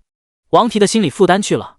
王提还是那个王提，是活泼且直率，不懂遮掩情绪的王提，嘴欠的毛病就又上线了。这不是还没装好吗？让百姓们猜测一下又何妨？这么重要的日子，林之皇当然也到了现场督工。闻言轻笑出声：“师兄，百姓之言不必太过计较，后面他们就知道这是作何用的了。”温南方跟在林之皇身边，闻言也淡声道：“等装好了，百姓见到这马车轮子的妙用，言论风向自然会有所改变的，你就等着被世人所崇敬吧。”林之皇笑着拍拍王提的肩膀，劝慰并夸赞道：“王提果然十分受用，口是心非道，也不要他们多崇敬于我，只不要骂我，我就谢天谢地了。”温南方拿眼瞥他：“师兄这是典型的得了便宜还卖乖。”温南方嘴唇动了动，最终放弃了对其开嘲讽：“罢了，今天是个让人高兴的日子，就容师兄多得一会。”林之皇见状，笑着摇摇头，心道：王提还是孩子心性，自己都是孩子，也不知道能不能照顾好那死里逃生的侄儿。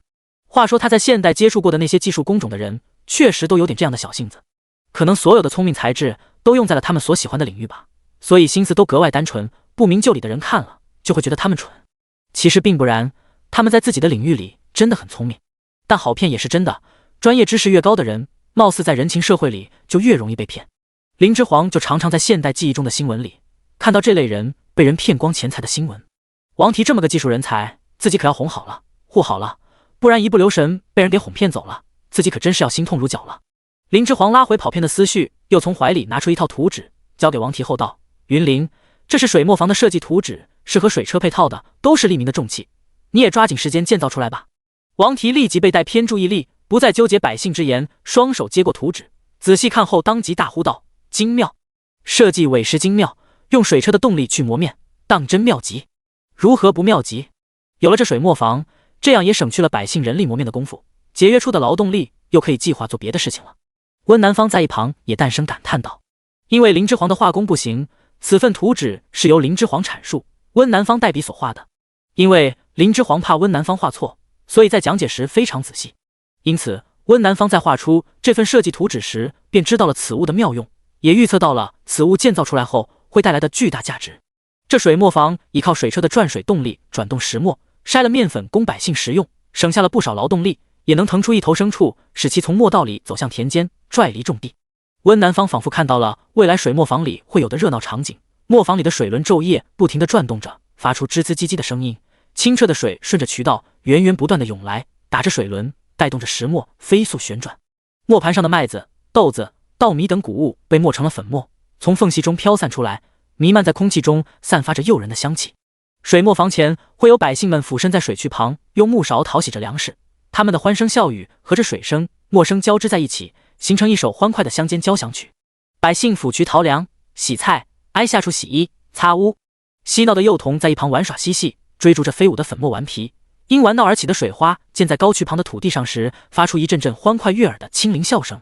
水磨坊的下方有一个凹陷的浅潭，潭水清澈见底，犹如一面镜子，倒映着周围的青山绿树。鹅鸭在水中嬉戏，它们的身影在水面上摇曳着，悠然自得。从水磨坊流出的水带着粮食的芳香，沿着渠道流淌，最终又回到了河流中，粮食的芳香顿时浸满了整个画卷。温南方从想象的画卷中回神，目光认真地回看林之皇，这上小的人儿，他当初果然没说大话，他当真能有让天下百姓过得更好之能。第114章天车。2个时辰后，关田的水车安装完成。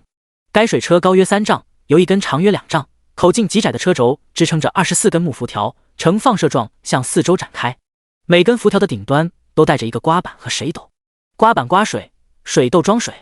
河水冲来，借着水势缓缓转动着1吨多重的水车，一个个水斗装满了河水，被逐级提升上去。临顶，水斗又自然倾斜，将水注入渡槽，流到灌溉的农田里。成功了！王提见到这幅景象，满面红光，兴奋不已。云林做得不错。林之皇也很是兴奋，抚掌灿笑，朗声夸赞道。温南方亦是面有激动之色，此水车若能普及，明年快县的产粮之数预计能提高50%有余。周围围观的百姓见状，也纷纷发出惊呼之声。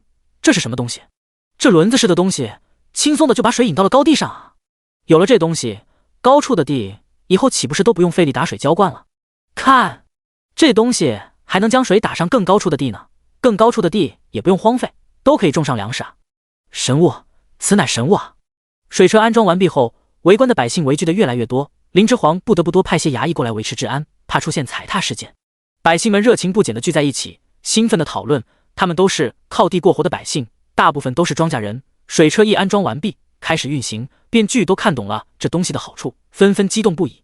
偶尔说到妙处，还能各抒己见，争论得面红耳赤。官田外的百姓越聚越多，圈围不断扩大。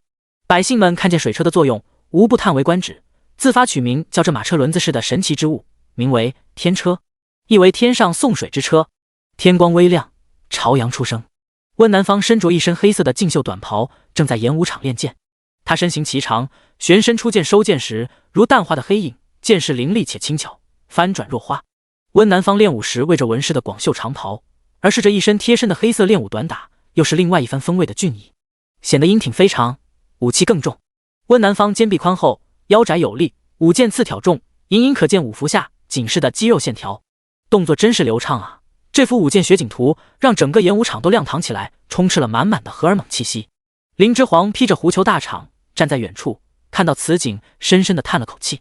唉，如此绝世美男，竟然是他的下属。可惜，可惜，在林之皇眼里，下属就是下属，再不会是其他。林之皇作为主公，更要以身作则，还是很有职业操守的，不乱搞公司男女关系，这是基本素养。在公司中，是最忌讳上下级恋爱的。有恋爱关系的两人在协同处理事情时，极易带上了私人情绪，这样下来，有些事情就是想办好也难办好了。什么对事不对人，等对上那人是你爱的人看看，这话就是忽悠给傻子听的。更重要的一点是，自己毕竟是异性主公，若和下属产生其他关系，今后若是事成，成为一方诸侯，两方都会陷入舆论漩涡，成为他方对手攻讦的薄弱点，自己的其他下属也会因此受到恶意揣测。上位者还好，主要是这下位者，其他人看待他更不会有高的评价，必定负面评价缠身。无论他的能力有多强，为拿下如今所拥有的势力做出了多少贡献，才爬得如今的位子，别人都不会认为是凭本事，是凭努力所得，只会恶意的揣测他是靠牺牲色相上位的，为人所不齿。爱一人便不会在明知会伤害对方的情况下做伤害他之事。爱一个人是为了共进，而不是共退。温南方的定位是下属，就只能是下属。若有了超出这之外的关系，就是害人害己，这种事情林之皇绝对不会做，真是令人惋惜啊！可惜温南方这副能令自己心动的好样貌了。可林之皇遗憾的摇摇头，太理智也不好，美色当前，理性太重，牡丹是他没错了。温南方一套剑法练毕，注意到林之皇也来到了练武场，快步过来，拱手行礼道：“主公，不必多礼。”林之皇伸手托扶起温南方辞礼：“主公今日感觉身上可还酸痛？”温南方关切地问道：“无碍。跟着你练武这段时间，身体貌似已经适应了这种训练，如今酸痛减少很多。从申辛苦了，你教得不错，此套功法甚好。”林之皇褪下大氅，里面此时也是一身短打打扮，显得他愈发纤细瘦弱。温南方几次看了，都大皱齐眉，一男子有如此弱柳扶风之姿，难怪当时会被信号男童的卢校尉觊觎了。温南方凝眉，突然出手，一拳便向林之皇的面门攻去。林之皇一愣，大脑还未反应，身体便自然而然的侧身闪过了这一拳。第115章软剑轻缠。温南方见林之皇身体下意识的反应，避过了他的来拳，满意的一点头，收回拳势，淡声夸赞道：“主公，您现在的肌肉反应力比之从前提高了很多。”林之皇依靠身体下意识的反应，避开了温南方突然袭来的一拳，也欣喜异常。林之皇深知自己有多弱鸡，不论是在现代还是在大纪，在与温南方习武前，都未学过武之一道。刚才林之皇真的只是全靠肌肉记忆力，在大脑都未曾反应时，身体便下意识地躲避开了。温南方教的这套功法当真不错，不过业余功夫他就有如此长进，这里面固然有他努力的成分在，但更多的是此功法确实妙不可言。看来在大纪世家之中，真有不少不错的知识瑰宝，学得一二便能受用无穷。他以后一定要再想想办法，将这些东西全部收拢规整起来，整理成册，让天下之民都有机会学习，而不再是只局限于某一族之内的人方能学习，实在是暴殄天物。林之皇满面喜色道：“聪申，你有心了。主公不怪聪申突然出手便好。”温南方恭敬对其抱拳，淡声回道。林之皇立即道：怎会？如今我跟着你习武，你就是我师傅，哪有什么主公？该是如何就是如何，不必顾忌。温南方脸上闪过一丝笑意，微微颔首。今日还是与往常一样，先练习基本功，再习身体躲避之法吗？林之皇复问。温南方摇摇头，既然主公您的身体不再酸痛，想必已经习惯此强度的训练了，那就再加强一点进度，今日便开始练剑吧。练剑？温南方的步曲轻云从侧后方走上来，拖出一柄一看就较为轻巧的薄剑。林之皇伸手接过，在手上试着掂了掂，发现此剑果然很是轻薄，可能也就5、6两重。温南方见林之皇接过剑，徐徐讲解道：力量乃天生，主公力气较小，习武需扬长避短。我温家的轻灵剑法就以灵巧为主，主公袭来正好相得益彰。此剑名为青蝉，便赠与主公吧。青蝉此剑剑身轻薄，仿若纸片，但寒光凛凛，韧性十足。林之皇不论弯折几次，只要松手就能弹回之前的形状，丝毫没有变形的趋势，一看就非凡品。这剑哪来的？林之皇疑惑地问。他可见过温南方之前那副留名的模样，落魄的两手空空，除了别在腰间的一柄文士剑，还哪里来的另一把剑？温南方清淡一笑，为他解惑道：此前这柄剑我一直藏在腰带当中，是我最后自保的杀手锏，此剑从不轻易示人。林之皇听言，立即将此剑还于他。那我如何能要此剑？聪参，你快拿回去！主公若不收，就是瞧不起聪参。温南方寒了脸，此剑太贵重。林之皇赶紧解释。温南方冷着一张俊脸，打断林之皇接下来的话，在聪参眼里，什么都没主公贵重。艾玛，这什么魔鬼台词？这里的君臣相处都这么肉麻露骨的吗？林之皇落伍地表示，他完全没有此方面经验啊，该如何哄？温南方如此一本正经地说着这种像是表白的话语，真的不会感到羞涩吗？林之皇不由细细地打量他的神色，冷脸。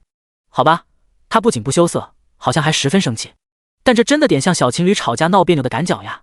林之皇打了一个寒战，将此想法抛诸脑后，为这里的君臣文化深感无力。可能在温南方眼里，这只是下属在给主公剖白内心真实想法而已。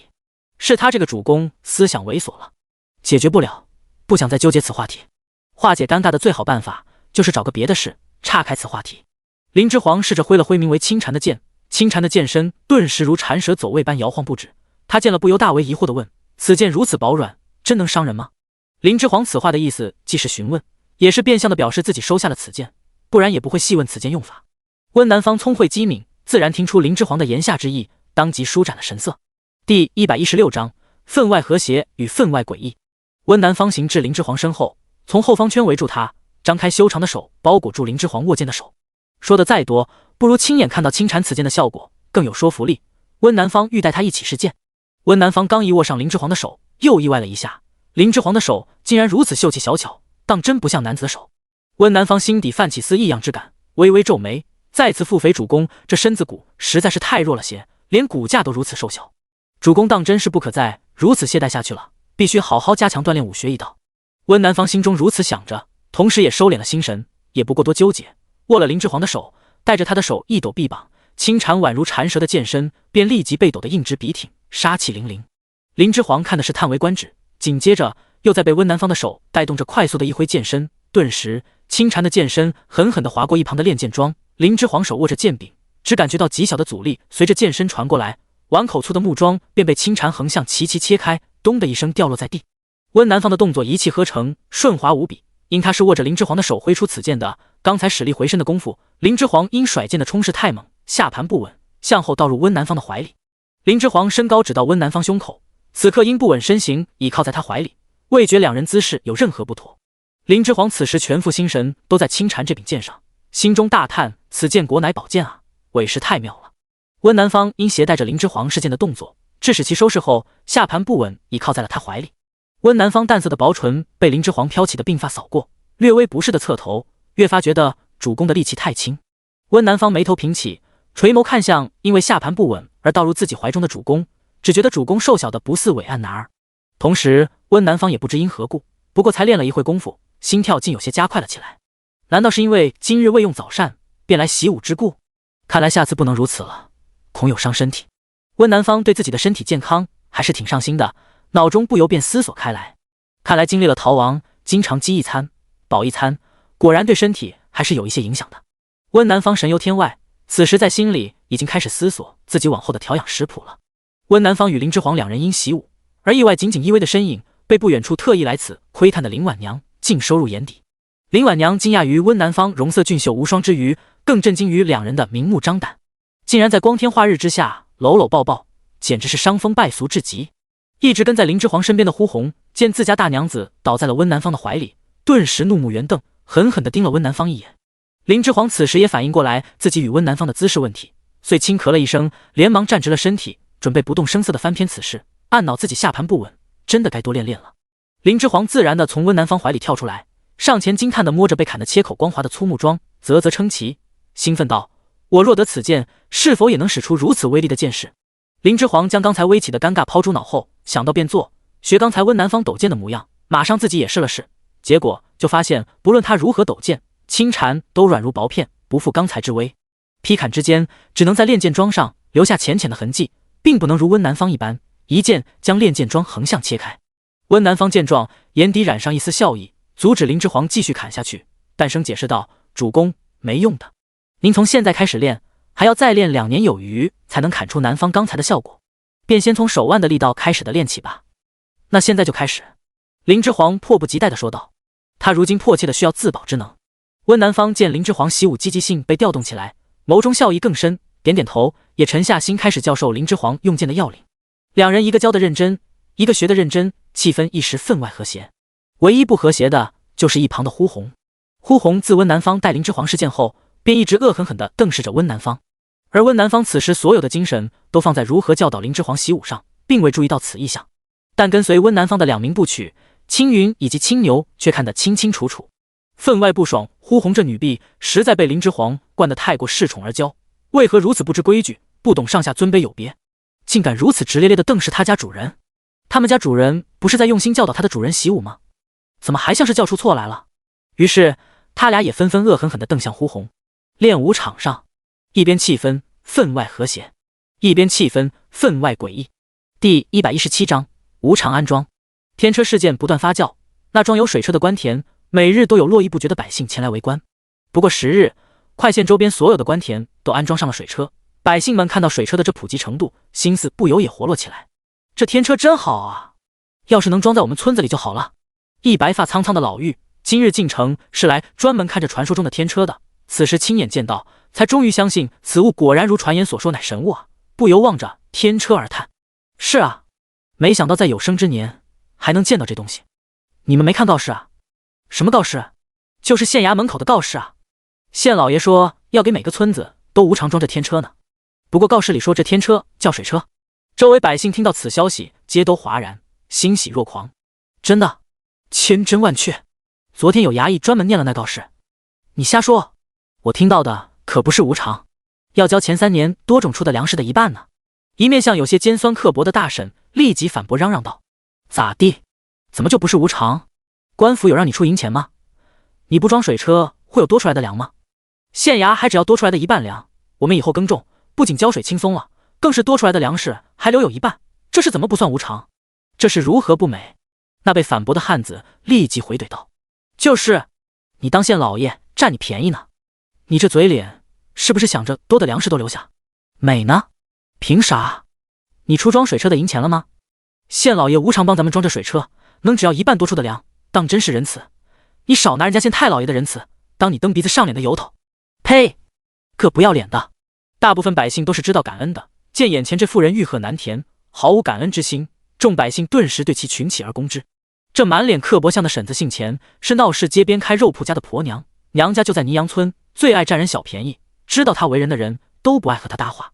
这尖酸刻薄嘴脸的钱婶子此刻被众人围攻，也是不服气的性子，当即就狠狠地骂了一句：“呸！假模假样的官，都是做给你们这些傻子看的。”钱婶子不服气地说完此话，便手脚麻利地跑出了人群包围，怕再待下去会被众人打。钱婶子自觉自己说的又没错，这县老爷做事一点都不敞亮，要送就送个彻底，还要啥子多出来的粮食的1半。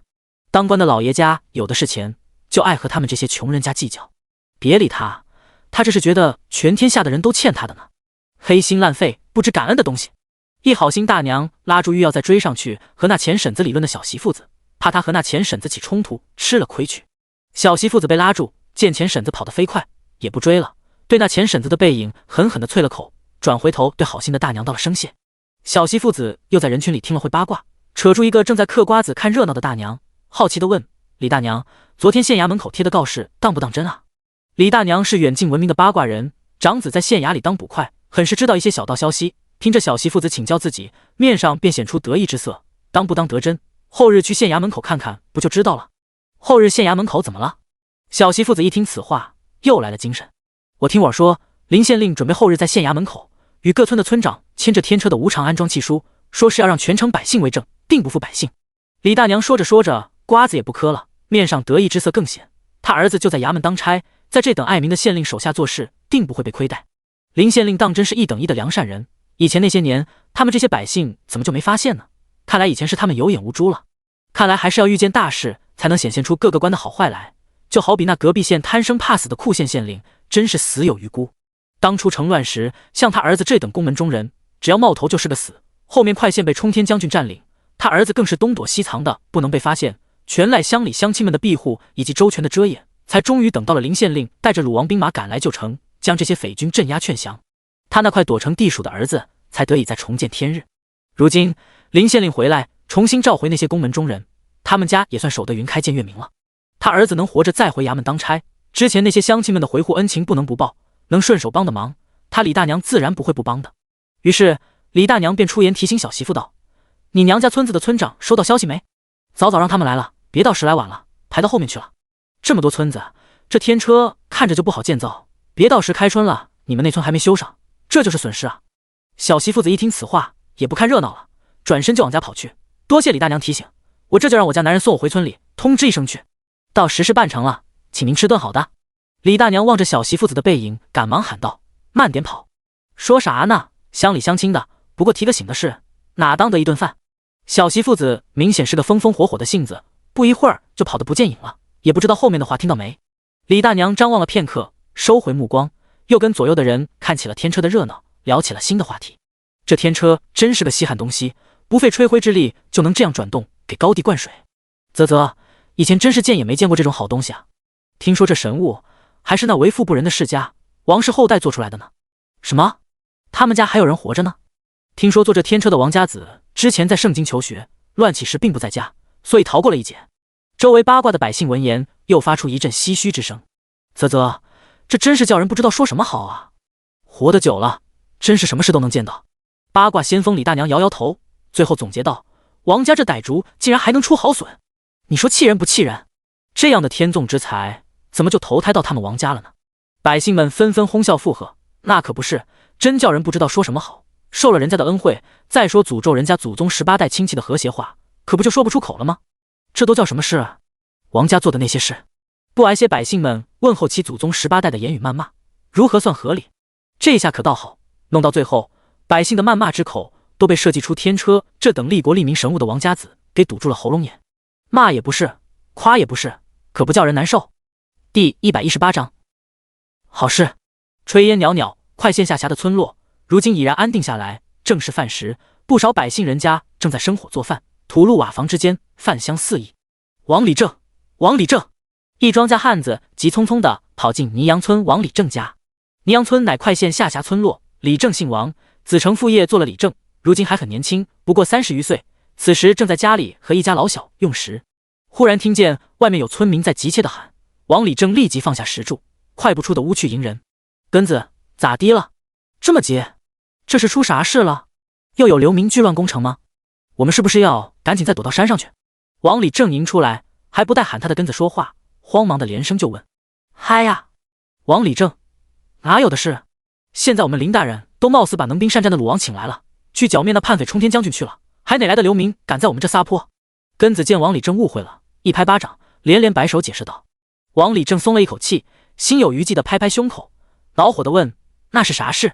看你把急忙慌的。”王李正是被流民冲成那日的乱象给吓成惊弓之鸟了。当时他们泥阳村里也遭了流民袭击，幸亏来这边的流民少，村里死了好几个青壮，才驱逐了第一波流民。王李正当时见势不妙，怕后面还有流民打过来，便带领村民们搬运粮食，全村都跑到了山上躲避，才避过了后面叛匪冲天将军的强行征兵劫难。若他们这个村的青壮也像别村一样被抓走大半，成了叛匪的兵，那些无辜的青壮便不是叛匪也成叛匪了。而他们这个村子一下就去了这么多青壮，村里的地又靠谁去耕？家家户户就真得玩完了。也不知道别村那些被抢征走的青壮还能不能回来。不能回来了，那可真是作孽哟。王礼正一时间想到了许多。那冲天将军可真不是东西，听说以前也是百姓，一朝得势，最能伤害百姓的也是他们。什么杀尽豪富乡绅，为民报仇，骗谁呢？还不是冲着那些老爷们的钱去的。豪富乡绅里也不都是坏的，就好比那余家年年都有做善事呢。这群天杀的叛匪就是冲着劫富去的，我呸！劫了富也没见他还富于民啊。冲天将军占了城后，为民做什么了？放粮了没有？没有，还是放任百姓们自生自灭的饿死。要不是林大人及时回来开仓放粮，调平粮价，大多数百姓恐都得卖儿卖女换吃的活命了。王礼正心里百转千回，作为普通村民的根子就没王礼正想得多，整个人都显得喜气洋洋的。王礼正，我来找你是因为那个天车，那个可以向高地引水灌溉的天车，那个可以让高地也变耕地天车。根子激动得语无伦次。那天车我知道，神仙物，看看也就得了，关我们村啥事？王礼正对这种富贵人家才能用的东西不感兴趣，再好也不是他们这等平民百姓用得起的。怎么不关俺们村事？俺那嫁进县城里的闺女啊，今日特地让女婿赶车回来给俺带消息了。县令大人特地在县衙门口贴了告示，说要给每个村免费安装天车。安装后，只要我们每个村前3年上交相较往年多种出的5成粮食之数就可。根子说到最后，激动的难以抑制情绪，拉着王礼正的手就要去衙门，想赶快让王礼正把那可以领天车的契子签了去，别到时去的晚了，给排到了后面。那这天车的安装什么时候才能轮得到他们村？王礼正的第一反应就是不信，还有这等好事？官府不要银钱，给村里百姓们装那神仙物天车，还只用付出相较往年多产出的5成粮食的代价就可。这事情也太美了，等于他们泥阳村人什么都没有付出，就多得了一台天车和多种出的5成粮啊！王礼正他爹从小就教过他，天上掉馅饼的事十有八九就是陷阱，设圈套的人就等着你上钩再往坑里掉呢。王礼正不吝于往最坏的情况去考量，问那衙门告示上有没有说，若村里装了天车后，明年没有多种出相较往年多的粮，就没有上交的粮，有什么惩罚没有？惩罚是不是要把我们村里的粮全部上缴了，去抵着安装天车的银钱？根子听言，如当头被泼下一盆冷水，慢下了往县城方向冲的脚步，惊惶的回头看王礼正。对啊，他怎么没想到这一点呢？要不怎么说王礼正能当理正呢？想的就是多，他怎么就没有想到还有惩罚这一说？是呀，县衙免费给村子装天车，花费了不老少的财力、物力和人力。而村里装了这天车后，若明年的收成并没有相较往年多种出粮食，也就没有可上交县衙的粮，县衙不就白做工了吗？会不会让全村拿出他们辛苦耕种出的粮食去抵那安装天车债？想到这个可能，根子的热情顿时消退了大半，后背的白毛汗直冒。若县衙真是打的这个主意，那可真不能去衙门签那个装天车的契书啊！根子结巴道：“不会吧？我们县令可是舍己为民的林县令啊，他还为百姓开仓放了粮。”王礼正不置可否的撇撇嘴：“谁知道呢？现在看着好，谁知道背地怎么样？走，根子，还是陪我去县城一趟，这是要问个清楚明白才行，可不能稀里糊涂的只听人家乱传。”王礼正话落，遂回屋换了一套体面的衣服，带着根子就往县城府衙赶去。第119章银钱缺口。窗外梅树银装素裹，美不胜收。林之煌坐在窗前，在书房里算水车工房这个月的整体支出，越算越是头疼。没钱，缺钱啊！再不想办法资金回笼，水车工房光木料的采购就要开天窗。王提如今已经培养了一批学徒出来，人力充沛，正是可以高产水车的时候。而且冬天即将过去，开春百姓们便要开始耕种了，各村的水车安装一定要赶在开春前完成，工房不能因此停工，若耽误了水车产出的工期，到时损失可就大了。林之煌正在书房里冥思苦想，去哪里还能再弄钱来时，书房门便砰的一声，被满面含怒的林者云从外面推开了。林者云作为快县县令，等全城百姓都知道了关于衙门会赠予各个村落天车的告示后，他才最后一个知道如何能不怒。只见林者云大迈步进的书房来，立即便回身将书房门给关上。书房门被关上的那刻，林者云对着林之煌世家公子的仪态全无，气急败坏的跳脚道：“环儿，你是不是疯了？你把我们林家所有的钱财都投入到那个木工作坊里也就罢了，爹没异议，天车毕竟是好物，用来卖钱必定赚得盆满钵满，但你把第一批造出的天车无偿赠与那些村落安装，这就有些太过大方了。那得多少银钱啊？环儿，你知道吗？”知道。林之煌当然知道，所以他才没有只看眼前利益，坚持要给百姓安装上这水车的。林轸云被女儿这一句知道给噎了个倒仰，怒气继续蹭蹭的往上涌，咆哮道：“不行，就算安装，也得收银钱。你无偿提供技术给他们的地里安装天车也就算了，毕竟那是王家献出来的技术，爹不管。但木工作坊你既然投了那么多银钱进去，就不能只收缴百姓们前3年多种出来的粮食的一半。”林轸云一直以为水车的设计图纸是王提进献给他女儿的，毕竟王家即是靠这些起家的，因此心里没少骂王提是个傻小子。这么好的东西留着传家多好，这就是他们家族以后能立世的根本，怎么就随意的给出去了？没曾想他刚骂完别家孩子傻，自家孩子也傻起来了。林之皇无语，他安装水车若要收银钱的话，百姓们就是再等个10年，估计也不会出钱在村子里装上水车的。不装水车，粮食又如何增产？华儿，你这不说话是怎么回事？你这是真要当那散财童子啊？好人不能这么做。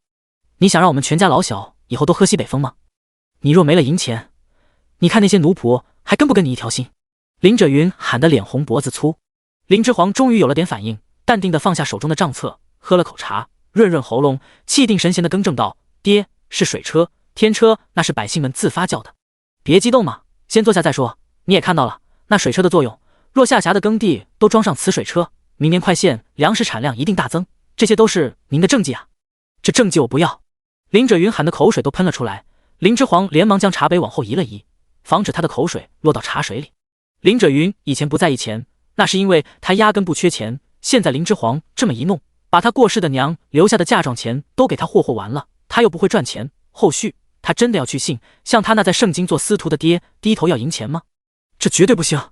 爹儿子炸毛了。林之皇有些窘地摸摸鼻子，也正是因为料到会如此，他才先斩后奏地贴了告示，才派人去通知林轸云此事的。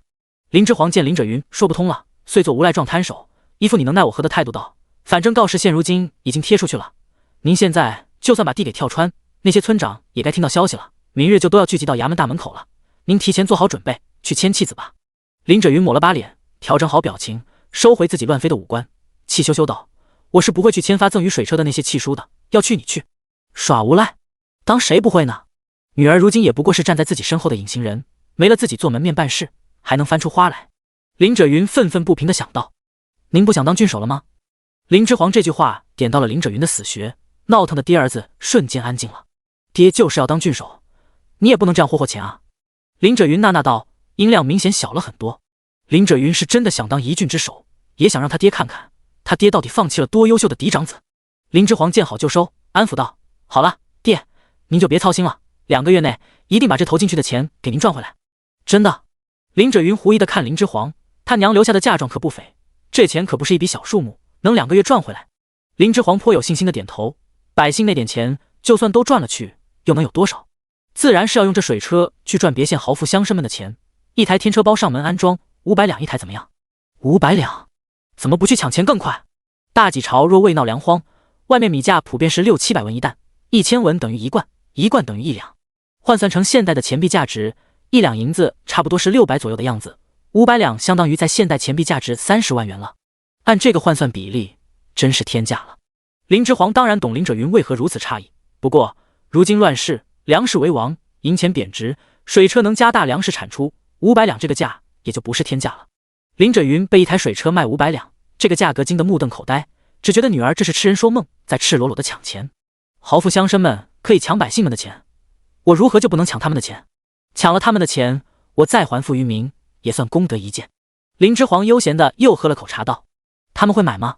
林轸云诧异的问：“怎么不会买？爹，您没做过生意可能不清楚，知道什么叫做技术垄断吗？我这就叫技术垄断。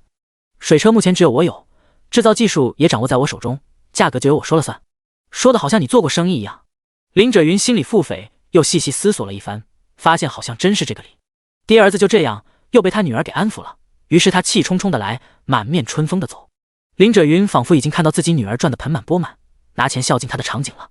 林之皇看着林轸云的背影摇摇头，真好忽悠。水车是好东西，有人买是不错的，但其中还涉及到一个问题，就是让谁去卖，怎么推广，怎么获取目标用户，让他们知道有这个东西，接闻风而来求购，这却是一个大问题。林之皇往后面靠倒，仰头缓缓叹出一口气，愁绪万千，他现在缺一个精明忠心的商贾啊。第120章攀比。艳阳高照，寒冬过去，暖冬来临。林真娘见屋外阳光正好，便让丫鬟搬出了榻椅，放在了院子正中央，阳光最烈处。这冬季虽还没过，很有些冷意，但在此榻上铺了厚厚的垫子，再有冬季烈焰般的阳光暖晒，林真娘倚在榻上认真看书，也是冷不到人的。林婉娘捏着帕子一进林真娘的院子，便见她惬意地倚在榻上看书，顿时脸色就阴沉了下来。林婉娘平退左右伺候的丫鬟，恨铁不成钢道：“真娘，你能不能上进点？还有2年，我们便到了谈婚论嫁的年纪，我们是庶出，不能靠爹，又不能靠娘的，小娘们更是没能力给我们靠的，我们只能靠自己。我们应当早早为自己谋一个好亲事才是。你怎能万事不管起来？最近怎么就迷起看书习字了？”林婉娘也不知林真娘这是怎么了，历经逃亡回来后就不上进起来。平时最爱装扮、最爱涂脂抹粉的林真娘，突然这些都不爱了，每日就捧着本书读，爱美也不爱了，素净的那都快不像是个女郎了，准是跟那男不男女不女的人学坏的。阿紫，我们急什么？我们的婚事自然会有爹安排，你想怎么谋？林真娘不以为然，反问林婉娘道：“爹是2品世家的嫡子不错，外人不知，你我还不知吗？远在盛京的祖父最多是不会少了爹银钱，仕途上是不会帮爹的。爹如今还是一小小的县令，哪能为我们谋得什么好亲事？就算有，也是给那人准备的，哪轮得到我们？”林婉娘满脸怨愤之色。林婉娘自从那日因口误被3个小娘警告后，就一直以那人称呼林之皇。那二子，你又有何办法去谋好亲事呢？我们都被困在后宅里，又能认识什么人去？林真娘满目好奇，所问之言直指要害。怎么不能？我听到的，林府里现在不还住着一位世家郎君呢？林婉娘轻笑道。谁？林真娘好奇。就是那个和王家子一起从盛京逃难出来的温郎君啊，倒是没想到他梳洗干净了，竟然有如此气度，长相也很是俊逸非凡。真娘，你猜我前日看到了何？说到这里，林婉娘卖弄起关子，突然神秘兮兮起来。看到了何？林真娘毕竟还小，立即就被挑起了好奇心。我看到那人和那姓温的世家子在练武场上明目张胆的搂搂抱抱呢，好生不知羞耻。林婉娘嗤之以鼻道。真的？林真娘吃惊的瞪大眼睛，那人看着不像是会那样做的人啊。知人知面不知心，我亲眼所见，也总听到他们之间有亲密之言，他们之间肯定有情。你别不信我呀，我还能骗阿妹你？林婉娘言之凿凿。林真娘立即便信了，他们都是庶出，身份地位相似，年龄也相仿，从小一起长大，无话不谈，与各自小娘之间的关系都没有他们2人之间来得更亲密。二子林婉娘有没有说谎，她还是能辨别的。那二子想和那人抢那温郎君？林真娘好奇问。那人初从盛京来时，因瞧不起快县此处破落，刚来时还被气得缠绵于病榻呢。那2个月我们都没怎么见过他，盖因他在院子里养病不见人呢。眼光如此高的他，能放下身段去勾引的人，一定出身不俗，弄不好还是盛京1品世家的嫡子嫡孙。我就要抢到温郎君，让那人难受。林婉娘好似发现了什么不得了的大秘密，志得意满地分析道：“阿紫，你喜欢那温郎君？”林真娘好奇地问。不喜欢。林婉娘想也没想，立即否认。那你为什么要和那人抢？我就是想抢。一是那姓温的郎君出身一定不俗，二是我若能从那人手里抢过这位温郎君，让这位温郎君更心仪我，那岂不是说明我比那人更优秀？同样是爹的女儿，凭什么我就非得比他矮一截？说到这里，林婉娘红了眼眶，不忿道：“林家这代子嗣里，名字都带有之字，这府里只有大弟和那人名字的里有之字，因你我皆是庶出，名字里都不配带有此字。凭什么？庶女也不是你我想当的，凭什么我们出生就矮他一截？我们小娘低贱，但我们不是同一个爹吗？阿紫，你又与那人攀比，小心小娘知道了又要教训你了。”林真娘提醒林婉娘道。哼，就是他们带累了我们，个个见识浅薄粗鄙，懂什么？待日后我飞上枝头，胜过了那人，他们想再来讨好于我，看我理不理他们。林婉娘愤愤道。林真娘觉得林婉娘说的不对，但又不知道怎么说才能劝解林婉娘打消这个念头。而且在她林真娘心里，那人也是她大子，确实让人仰望，又如何会放低自己的身段去勾引谁，做出攀龙附凤的事情呢？定是二子林婉娘误会了，那人自己便是龙啊。年纪上小的林真娘是这么认为的。第121章后宅女人的觉醒。林真娘真的觉得林婉娘也该多看点书，别坐井观天，只看得到自己头顶的那片天，就以为别人也在那片天里。阿紫，你要真得闲，也去看点书吧。林真娘很是诚恳地劝道。林婉娘却以为林真娘是在奚落她，顿时垮了脸。真娘，你什么意思？阿紫，真娘能有什么意思啊？我是真心劝阿紫的，这2天我也多看了些书，对很多事情又有了不同的见解。之前爹总说女子无才便是德，但我看了那人的做派后，就知道那话不过是哄人的。林真娘拉住林婉娘的手，恳切地对林婉娘解释道。林婉娘生气地挥开林真娘的手，不满道：爹说的对，女子就该娴静真书，看什么书？相夫教子就行了，书看多了，难道我们还能为官不成？女子生来就该被男子呵护，何必做那吃力不讨好之事？你也快别看书了，爹做了这么多年的官，难道还会没你懂得多？爹都那样说了，你我就该听着才是，这样才能讨得他的欢心。最好把那人在爹心中的位子挤掉才好。林真娘有些急了，想用自己看到的事实说服林婉娘。那人一看就学了很多的书，他能像现在这么厉害，能让阿爹都听他的，就说明他有能力，他努力学习提升自己是没错的。我们为何不向他学呢？真娘认为向他学才能活得更自在。二子，那人说的话你也没少听，你难道觉得他不厉害吗？你难道不仰慕他？林婉娘见林真娘嘴里虽随着自己贬低称呼林之环为那人，但心却早已经完全偏向了那人，哪还有心情听他说的话，气得两颊都鼓了起来。林婉娘遂站起身，生气地大叫道：什么能力？还不是因为他是嫡出的身份，所以大家都捧着他。他要是个庶出的看看，我就不信了，嫡出的难道天生就不凡吗？你就看着吧，他那样自甘堕落的抛头露面，和男人毫不避讳的打交道，早就不清白了。我看以后谁还会娶她？她还能嫁得比我林婉娘好？林真娘一时噎住，纠结好半晌才道：阿紫，你能别总拿嫁的人是否优劣来与那人作比啊，就与那人比自身的能力，这样不好吗？毕竟我们就算嫁得再好，那也是在看别人的脸色过日子啊。看夫君的脸色过日子，还不如看爹的脸色过日子呢。那种高价也就是表面风光罢了。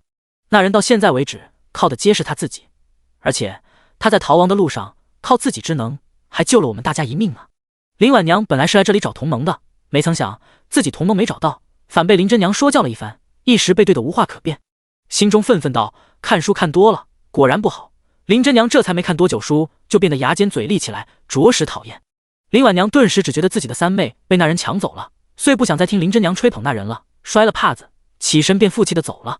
林真娘望着林婉娘离去的背影摇了摇头，继续低下头看书。听说那人最近在学文识字，他如今只会零识字，他也要向那人学，不求能有他一分的聪慧，只求在遇大事，自己不必再像逃亡之时那样因看不清前路而惶惶不安。翌日，县衙门口人声鼎沸，林者云看着下面密密麻麻的人群，越发注意起自己的仪态来。别的不说，林者云的脉象还是很不错的，正当盛年，又有一张俊脸，气质儒雅，是时下文人雅士的典型样貌。此时一身官服在身，显得他格外有股浩然正气。林之黄隐在人群中，在下面看了也不由啧啧称奇，这爹儿子真是太适合演戏了，这官场完全就是他的戏台子。看看那饭，谁能想到他那里就一草包呢？这爹儿子若生在他那个时代，妥妥的一级演员。水车无偿安装的弃子签发大会就这样在大济朝快县县衙大门口如火如荼地进行起来。百姓们听到消息，纷纷涌来此处观看，皆激动兴奋无比，人头攒动，呼喝不止，堪比林之黄他那个时代的明星签售会。此时此刻，百姓们心中的明星就是快县县令林者云。第122章，愿他们被世道善待。众早已等候林者云多时的村长见林者云此时站上了县衙门口搭好的讲话台，纷纷迫不及待地上前，七嘴八舌地询问起来。县令大人，您告示里说的，只要签了这契书，就给我们每个村都免费安装天车，就只有每个村前3年上交相较往年多种出的粮食的50%之数，便算抵偿，这是不是真的？林县令，若我们没有多种出粮食，有没有罚款之类的？这天车真的送给我们吗？这天车在中途用坏了怎么办？要不要我们赔？林者云笑容慈和地摊开手，很有官样的往下压压手掌，示意大家安静。众人还是很给林者云面子的。此时不论是在下面看热闹的百姓，还是急匆匆从各个乡下赶来的各村长，皆都一瞬间静了声，现场顿时一片安静。百姓们纷纷瞪大了眼睛，满脸求知之色地等着林者云接下来要讲的话。此物叫水车，非天车。林者云先做了称呼更正，以此起头讲话。水车这名字倒也贴切，有的百姓思索片刻，立即附和道：俺觉得就该叫天车，此车是天上神仙才会有的东西。有的百姓则固执己见，就是这东西神奇得很，可不就是从天上来的？看热闹的百姓们纷纷又讨论开来，各自发表着自己对水车名字的看法。林者云做完称呼纠正后，又压了压手，示意周围安静。等场面再次安静下来，他继续朗声道：本官再在这里说明一下，县衙给各村无偿安装上水车后，各位父老乡亲们切莫忧心会有惩罚，若该村没有种出相较于往年更多的粮，便不用交粮，没有罚款之说。好，好，好官，青天大老爷啊！底下众百姓听到林者云此言，纷纷拍掌叫好。等百姓们兴奋进过去，林者云继续含笑道：若地里有多产出的粮，交完前3年多出来的5成之数的粮，契约便结束了，这水车就属于各村。粮食丰收时，县衙会委派衙门小吏前去各村监督收粮，以各村往年收粮数做加减，本官定不会让老百姓们吃亏。林者云此话落，周围看热闹的百姓们又是齐声欢呼叫好。林者云此时说的台词都是林之皇事先给他准备好的，不得不说林者云讲起话来慢条斯理，温柔和煦，很有种娓娓道来的叙事感，当真能有安抚人心的功效。百姓们听了，顿时去了对官府的戒心，只关心起这安装水车的后续事宜了。林之皇在人群里见到林者云的表现，都想为林者云鼓掌了。能靠装模作样糊弄过鲁王这等阴险之人的能人，果然也是有2把刷子的。台下混在众百姓堆里看热闹的林之皇欣慰的点头，原来烂泥加一点东西混合起来，增加其粘度，也是能糊上墙的。那这水车要是用坏了呢？又一村长急切开口询问道，他已经开始考虑这水车安装后使用过程中可能会遇到的一些问题了。林者云听到此问题，清清嗓子，继续温声回答道：至于水车用坏了的情况，乡亲们不用担心。这水车一旦安装到各村，每2月就会有水车工房的工匠师傅定时上门修检。只要水车不是人为故意破坏的，这水车的检查费用、维护费用也不用各村出，由衙门全部包揽，各村不用再多给衙门任何好处、任何银钱。下面顿时响起如雷鸣般的掌声。这一刻，百姓们真为他们是快县人而感到骄傲，为他们有这样的父母官热泪盈眶。谁若再要来毁了这太平，他们这些百姓拼了命不要，也要毁了他，因为这才是在人间的人该过的日子啊！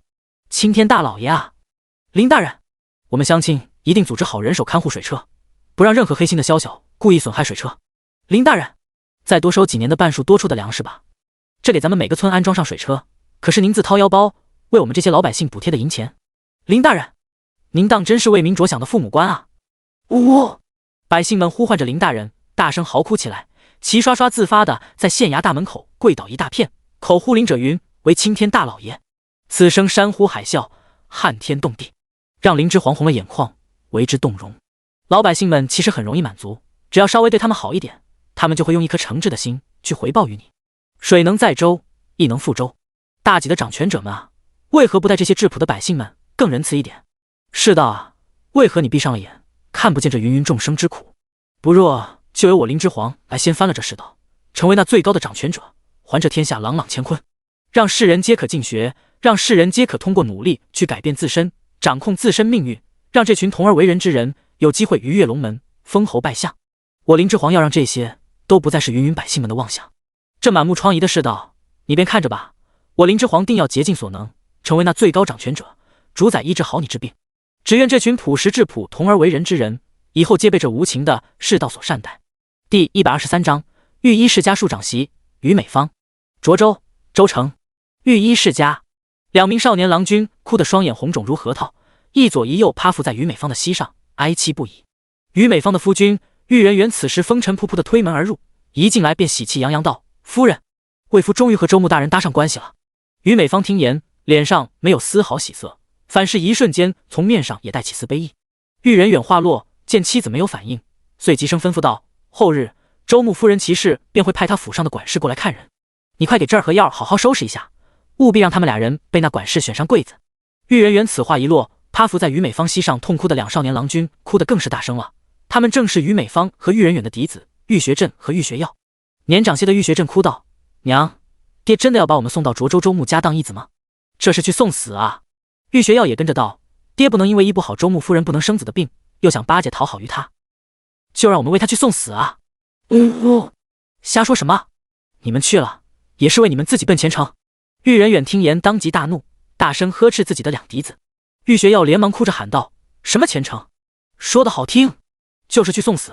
我和阿兄可听说了，周穆夫人对义子要求甚高，她要甄选200名贵子，在一个营地里养蛊似的做秘密筛选，最后只会有5个人活着出那营地，那5个人才能做她义子。”玉学振见状，愤愤道：“就算在营地里活着出来了，周穆夫人为确保义子跟他一心，贵子在出入义子营时，便会叫天方子那妖道前去用催眠之法洗去记忆，到时便算最后活下来，成了周穆义子，也会根本不记得自己是谁，那还叫什么活着？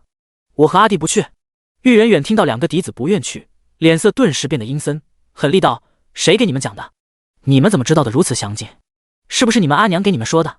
于美芳低垂着头，流着泪，眼里全是恨意，抬起头时却收敛了神色，打圆场道：“这儿，月儿，你们先出去，娘和爹先聊会，等会你们再来找阿娘。”玉学镇和玉学耀还是很听于美芳的话的，听他这么说，也不闹了，一前一后抽抽噎噎的出门去了。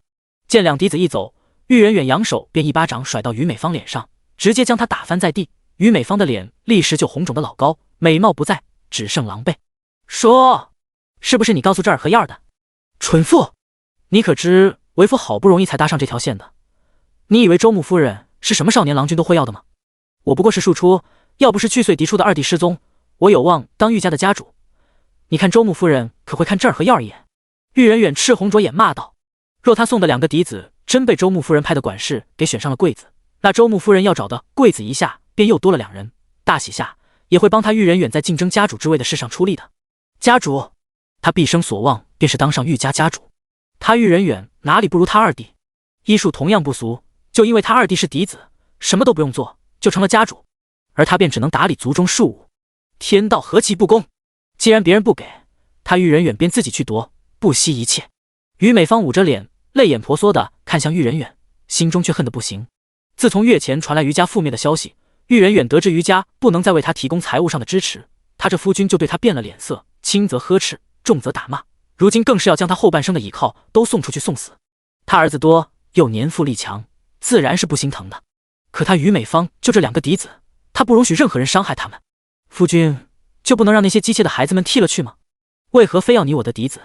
于美芳心中恨极，面上依旧是一副祈求之态，怯弱的捂着脸，柔声道：“到底是有多年的夫妻感情在，再加上于是性子柔顺又貌美，听他这样哭求，玉人远也软了神色。夫人，为夫如何不想？周穆夫人派出的管事眼睛毒得很，据说他只要一观那些少年郎君的气度，便可分辨那人究竟是否为贵子。因为此，好些家嫡出的郎君都没被选上，盖因其气度不佳。真的没办法了吗？”于美芳仍希望夫君改变主意。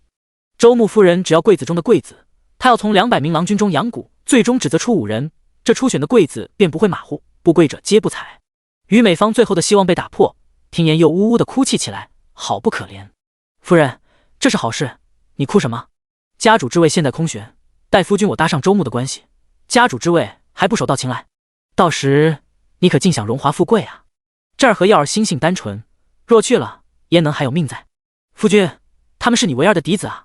于美芳哭的是泣不成声，玉人远也不禁有些动容，犹豫再三道：“那也是无法之事，舍不得孩子，套不到狼，那些姬妾生的数字实在上不得台面。”于美芳一把握紧玉人远的手，泪眼婆娑的看他，恳切的说道：“夫君，妾身有办法。妾身这里有2个人，皆是风姿俊秀的少年郎君，比我俩更有贵子之相，定能被周穆夫人派来的管事看上的。”玉人远立时便反应过来，眼前一亮：“夫人，你是说那2个从快县逃命过来，投奔于你的那俩少年郎君？”第124章玉衣世家。玉人远。玉人远听妻子此言，不由心动，细细低头思索一番，将林志辉与于弘毅俩人与他的2个嫡子暗暗做比较，发现确实不错。这俩少年郎君均气度绝佳，比他俩嫡子选上的机会更大。玉人远兴奋非常，好，就如你所言，就他俩。好。于美芳见玉人远改变主意，首肯他的建议，也喜不自胜。玉人远又想到什么，细问道：“你那侄儿，我们知根知底，家破人亡，无后顾之忧。另一个小子，看他气度谈吐，出身恐怕不俗。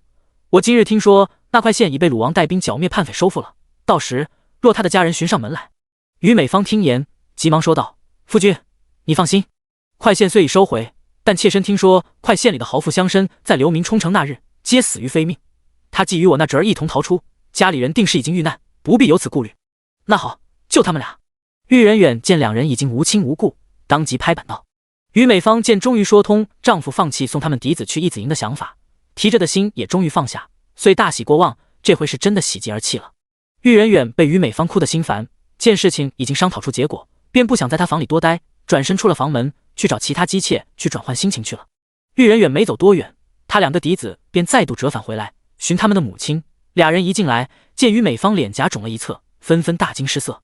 年长些的玉学镇立即跑过去，扶起跌坐在地的于美芳，恨声道：“娘，爹对您动手了？爹怎么能对娘动手？娘也是担心，我们才会告知我们详情的。玉学耀心疼的用手去摸于美芳肿起的脸颊。娘无事，你们也无事了。于美芳依着儿子玉学镇的搀扶力道站起身，满脸高兴地告诉他们这一消息。真的？玉学耀听言，瞬间惊喜。爹怎么会放弃？玉学镇可不像弟弟想的那般简单，直接问自己娘。玉学镇听娘此言，第一反应便是，一定是娘又拿了什么东西相换，才能换得爹改变主意。就像他娘以前总用外祖父家送来的钱来换他在玉家的体面一样。于美芳心里也是有愧的，听儿子此问，瞬间由喜转悲，哭道：娘让你们表哥还有和他一同来此的那个郎君顶替了你们，呜呜，娘愧对于家，愧对你们外祖父。外祖父家就一表哥一人死里逃生，若如此，外祖父家不就绝后了？玉学耀年纪还小，沉不住气，当即惊声叫道：不行，不能让一表哥顶替了去。玉学镇当即反对。玉学镇和玉学耀都无法接受，外祖父与大舅舅对他们可好了，一表哥也是好哥哥，怎能如此？娘也是没办法呀。呜呜，娘如何舍得让你们去？于美芳哭得泪雨滂沱。于家覆灭，于美芳自己在玉家都自身难保，此前会主动把逃难来此的侄儿接来，打的就是这个主意。他在听到周穆夫人要甄选贵子去义子营时，就料到了自己夫君会打送孩子的主意，趁此机会贴上周穆大人。本以为就会去义子，所以他赶忙接了逃难来此的侄儿。但他于美芳万没想到，夫君比他想的更狠，两个嫡子一个都不准备留，都要送去讨好周穆夫人。幸好他侄儿逃难来此，还带了一个少年郎君，不然他一介女流如何能保下他的孩儿？一儿，别怪姑母，姑母也是身不由己，姑母也是想活下去啊。希望你此去能博个好前程，姑母死后再向你去请罪。于美芳抱紧身前的两个儿子，放声痛哭。玉学镇靠在母亲怀里，感受到母亲的无助，牙齿咬得死紧，赤红着眼，压低声音道：从今日起，我玉学镇便没父亲。第125章甄选贵子。清风拂过树梢，梅花簌簌落下。梅花树下，一通身气质清灵的少年郎君正在抚琴，琴声悠悠，似有无尽幽思掩在其中。另有一名肩宽腿长、面容英武的少年郎君，远远见那抚琴的少年郎君如此愁绪，大叹一口气，突然拔枪，几个跨步跃于他身前，伴着少年所奏的琴声，横劈刺挑，如猛虎奔腾，在他琴台前练习起枪法。此少年郎君出现后，抚琴少年的琴声忽然一转，忧思尽退，变得凄婉又凌厉，悲怆中又有股浩然的杀伐之气。练枪的少年郎君合着这琴声，舞枪的高大身影翻转刺劈间，越加气势凛然，明显在练习枪法，且此枪法不俗。一人抚琴，一人舞枪，看着便让心旷神怡，真是好一幅朝气蓬勃的梅洛少年抚琴舞枪图。这两名少年郎君正是来涿州投奔姑母的于弘毅，和伤势已经好了7、8成的林之辉。林之辉舞枪舞得浑身热气蒸腾，在寒冬腊月里与冷空气一碰，身上竟飘起缕缕白雾，再配上他英武挺拔的身姿，仿若天兵将士。周穆夫人派来甄选贵子的管事，远远见到这一幅画面，转头便一脸笑意地对正眼巴巴看着他的玉人远和于美芳夫妻二人笑着点头。夫妻二人见这管事点头，顿时欣喜若狂，知道林之辉与于弘毅二人这是选上贵子了。于弘毅与林之辉则丝毫不知危机正在临近。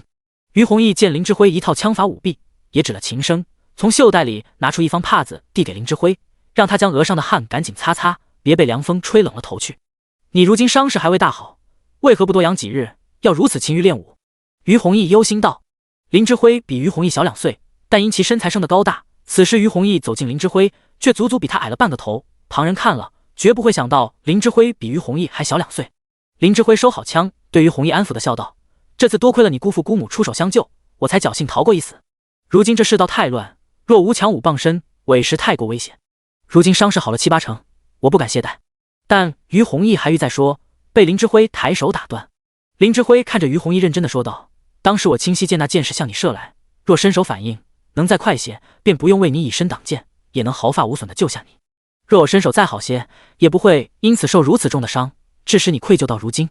好兄弟，你细心照顾了我一路，吃了不少的苦，又请来你姑父姑母为我治伤，此情已还，莫要再愧疚此事可好？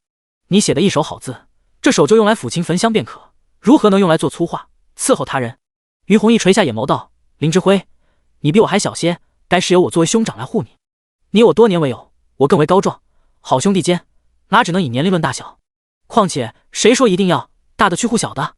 真要说此话，也该强的护弱的。你要实在不服，那我们便互相守护如何？岂不更美？林之辉轻而易举伸手揽过于弘毅的肩，顿时就将他钳制住了，爽朗的笑道。于弘毅被钳制住也不挣开，颇为无奈的任由他玩笑。见林之辉朝气蓬勃的模样，因父母亲人俱亡而蔓延周身的郁郁之气霎时也消散了些，轻声道：“你的家人。”听到家人二字，林之辉脸上也失了笑意，神色凝重道：“成乱那日来的突然，我发现时已难归家。我们这一行人被流民所堵，耽搁了如此久的时间，最后都逃出城了。当夜我爹本就在收拾行李，准备出逃，我若想的不差，他们应该也逃出来了。如今我爹应该已是按计划投奔了鲁王。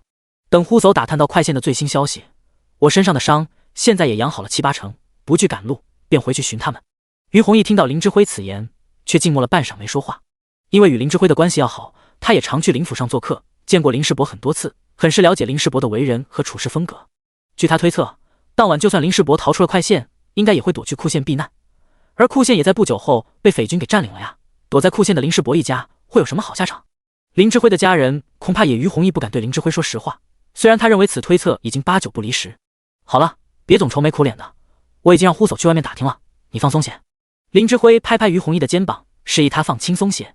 于弘毅的家人皆亡于快县城乱那日，是他们亲眼所见的。林之辉不忍于弘毅沉溺于悲伤当中，想让他活得开心点，怕他钻了牛角尖，闷出心病来，于是不时的劝解安慰他。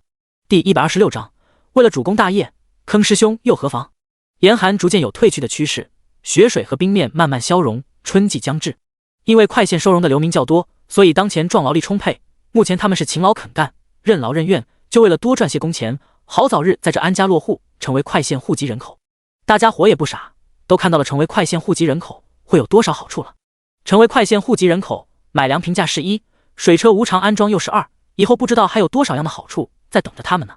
这些逃难来的百姓怎能不趁着现在快县入户宽松之时，尽早想办法入户呢？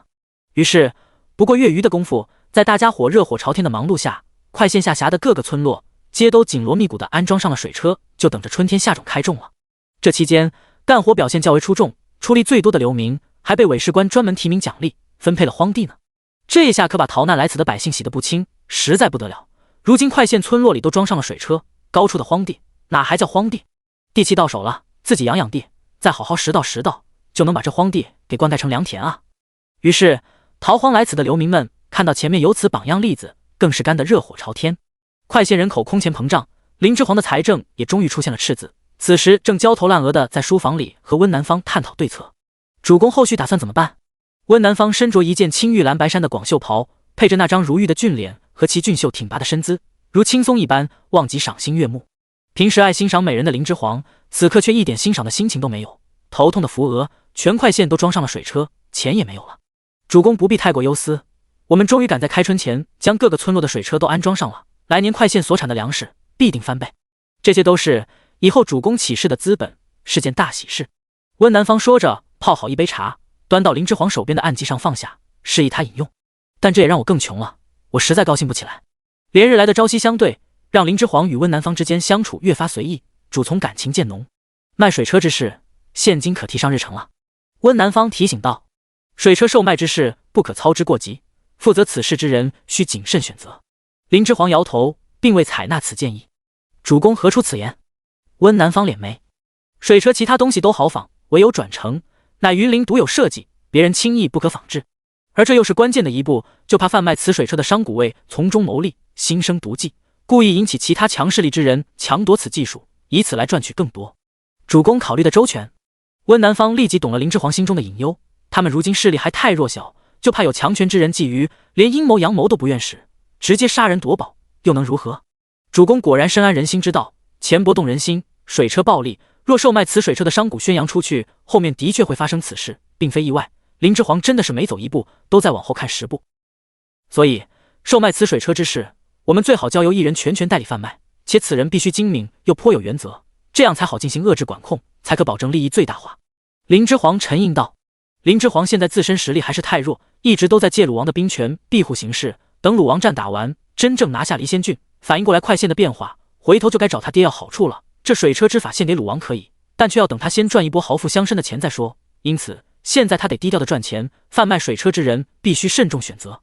那这合适人选，可去问问师兄，他近来因采购木材，时常和商贾打交道，他或许认识不错的人。温南方有些勉强道。林之皇回看温南方，王提会看人，你信他推荐的人？温南方立即读懂林之皇眼底的意思，尴尬的摸摸鼻子，是他草率了。光想着师兄此段时间处理采买之事还不错，未想太深，竟说了此等吃鱼之话。采买之物是木材，王提深谙此道，那些商贾就算想行骗于他，也骗不到。能做商贾的人都精明，最是会看人行事。相处下来，只要是王提带人收货取货，知道是行家，自然是不敢以次充好，弄鬼谋利，怕自己失了大生意。此时他若问王提哪个商贾合适，他估计会回都很合适。书房内顿时诡异的沉默。林之皇率先打破沉默，叹道：“人都说人无远虑，必有近忧，古人诚不欺我也。开元需商贾，缺人啊。”温南方却跳转了思路，又开始打起了师兄家那笔福财的主意。若说开元的话，王家的那笔巨财。第127章，就想和自家主公腻在一起，学知识。林之皇摇摇头，就算有了王家那笔福财，也要想办法赚钱，那笔福财只能解一时之急。真正的开元，还是要想赚钱的办法，这样才能源源不断的为我们带来现金流，也能快速的冲活快线的经济市场，快线的税收也会不断增加。此言何讲？温南方向来不懂就问，丝毫不遮掩。林之皇总是会冒出些他听不懂的名词，小主公这些知识究竟从何而来？这些绝对不是二品世家林家能有的底蕴。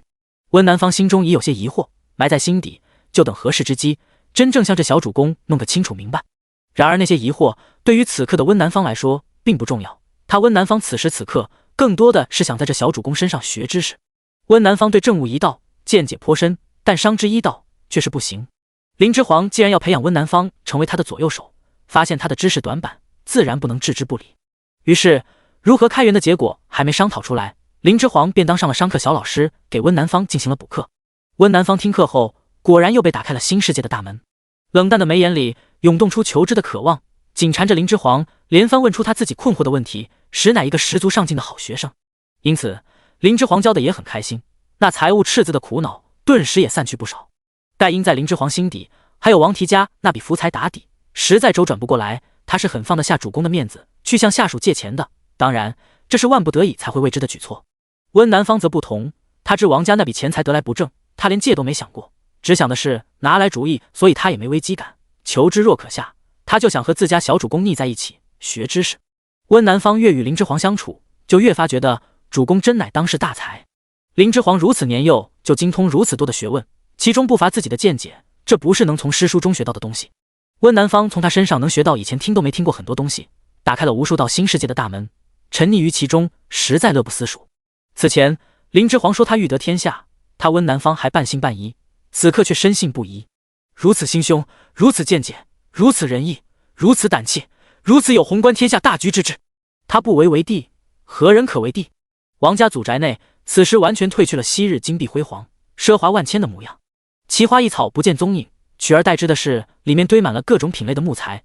王提已然将整个王宅当成了库房在用。王提最新的在各种木材中间穿梭，明显在甄别各种木头的好坏优劣，也是乐不思蜀。就算王提他爹还在世，也不会拿出这么多钱财来给他造啊，这就是手笔了。在林之皇不吝的支持下，他王提成功造出了水车，这种被信任后又真的造出利国利民之重器的成就感充斥心间，当真是妙不可言。这俩师兄弟自打跟了林之皇后，皆在做自己最新之事，自然欢喜不已，忠心以及归属感与日俱增。他们只觉现在的日子比以前在圣经守山书院的求学的日子过得还美，精神得到了前所未有的满足，因此自觉这小主公认的不亏。然而再美妙的日子也总有不顺的事需要面临。年仅9岁的王禄小大人似的端着一碗调养脾胃的汤药，走到王提身后唤道：“小叔，该喝药了，您的脾胃现在还没调养好，怎能讳疾忌医不喝药呢？”药汤之子的苦涩药味随着王禄走入，立时就在房间中飘散开来。王提闻到这味就皱了脸：“禄儿，快拿走，小叔不喝这苦玩意。”王禄也不苦劝反驳，端着药碗就静静地站在原地，乖巧地看着王提，不一会儿就眼眶通红，一副欲哭的模样。“禄儿，你这是又怎么了？”王提见状立即苦了脸，他最怕别人跟他哭，特别是他亲近的人，还不如打他一顿来的实在。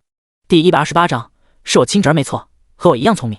王提实在搞不懂，以前虎头虎脑，比猴子还调皮，上蹿下跳，掀房上瓦，没有片刻安静的小侄儿，怎么会变成了如今这一副动不动就要掉2滴眼泪的哭包模样？大颗大颗的泪珠从王禄眼里涌出，噼里啪啦的砸在地上。随着王提相寻，再也忍不住，突然悲声大哭道：“爹死了，祖父也死了，大家都死了，就只有小叔还陪着洛儿。小叔，你一定不要生病，娘就是生病死的。”洛儿怕，洛儿怕，小叔也会丢下洛儿。呜呜！王提立时被王璐哭得慌了手脚，他自己都是小孩心性，如何会哄孩子？洛儿，快别哭了，小叔这不是还活得好好的吗？我喝还不行吗？这样就不会生病了。说着，王提立时夺过王璐手中端着的药碗，当即就将碗里的苦汁子给一口闷了。临了，王提被汤药苦得愁眉苦脸，还叹一句：“璐儿端的药果然不苦。”这谎撒得太明显，王璐顿时被王提滑稽的模样逗得破涕为笑。王提见王璐笑了，松了口气，有些傻呵呵，摸摸后脑勺笑道：“璐儿，你笑了就好，可是这几天在府里觉得无聊，你可以去找你的玩伴去玩啊。”王璐听言，刚展露的笑颜立刻又收敛起来，低下头：“小叔，侄儿的玩伴都不在了。”王提顿时想打自己一个嘴巴子，真是哪壶不开提哪壶。他们这种名门贵胄出身的子弟，玩伴也皆是名门贵胄，而快县的豪富乡绅、世家贵胄，皆在快县此前的那场动乱里早已全家覆灭了。此时此刻，王璐还哪来的玩伴？他自己都是靠运气和超于常人的毅力，才从那场动乱中活下来的。不行了，王提觉得自己大概不适合带孩子，爱是爱侄子，但他养不好啊。他王提整日忙于设计务实，实在没有时间照顾到这个小侄子。孩子可不是给口吃的就能好好长大的。于是王提决定定要向那新拜的主公请个情，看能不能请他派个精通照顾幼子的老妪过来照料他的侄儿王璐，或是能住在小主公家，这就更好了。听说主公之母很会教养孩子，王提想到此，摸着下巴认真思索这条路的可行性来。在大晋朝就是这样，下属有什么私事搞不定了，一定会向上位者求助的。主公好，主公妙，主公需解决下属所有私难。若主公嫌烦推阻，那就是主公不够意思，再有公事，下属也会嫌麻烦推阻主公。如此一来，时间长了，下属是要逮着机会琵琶别抱的。大晋朝的君臣文化就是如此，由上位者解决臣下的私下生活难事，这样臣下的麻烦事不仅解决了，还能增进君臣间的私下关系，简直一举两得。小叔，你在想什么？你想去找上次那个小阿兄的家人来照顾路吗？王璐见王提不说话了，突然抬头眨巴着水汪汪的眼睛问道。王提这是成精了？他还什么都没有说呢，有种被侄儿碾压智商看透的感觉，怎么办？小叔，过几日再去寻那小阿兄吧，洛儿也很喜欢他，他那是给了洛儿吃的呢。洛儿要做件东西送给那小阿兄。王提这喜欢谁就送人自己亲手做的东西的毛病，倒是和他王提很相似，看来是他王提的侄子没错，聪慧这点看来也是像他。小叔，你此前带人来我们王家藏宝地，是想将我们家的余财都奉于那日来的那个小阿兄吗？王璐眨巴着干净的大眼，突然转换话题，好奇问道：“什么阿兄？他和你小叔是平辈，你该叫是叔。”王提回过神，立即更正王璐对林之皇的称呼：“那是要献财给那小师叔吗？”王璐改口，依旧锲而不舍地问道：“是叔就是叔，为什么非要加个小字？听着怪别扭的。”想到王家藏宝之地的那笔巨财，王提面上一僵，没再过多纠结王璐的称呼问题，蹲下身抓住王璐的肩膀，平视他的双眼，认真地说道：“璐儿，我们家那些得来的财产并不干净，所以洛儿知道。”王璐打断王提后面要说的话：“小叔，你想做什么就去做吧。如果这笔钱财捐赠出去，能让世间少些饿肚子的人，洛儿愿意的。洛儿知道的，饿肚子的感觉实在太难受，洛儿不想有人和洛儿一样受此等磨人之苦。”王璐说出此话时，眼神中闪出坚毅的光。他饿过，所以他知道，这滋味不该是在这个世间生而为人之人该尝到的滋味。王璐希望这天下每一个人都不必再尝到此种滋味，因为饥饿实在太难挨，也太令人无助了。王提一把抱住眼前这坚毅的侄儿，叔侄俩想到此前种种，又是一番抱头痛哭。哭世道之间，哭他们的家人此前也是导致此世道的始作俑者之一，哭家人皆伤，哭还有彼此可靠。此番发泄过后，这俩叔侄才算彻底告别了从前，重新开始向前看活。第129章流民孩童一伤。快县城门口突然涌入一批流民孩童，领头的人是一名青年商贾，他刚欲入快县，便被守城的兵士们给拦下了。这兵士长见此青年商贾带的人多，怕有异变突起，立即横矛将这行人拦下，让身后的兵士叫城门关去了。这青年商贾见自己的队伍被拦下了，面上依旧笑嘻嘻的。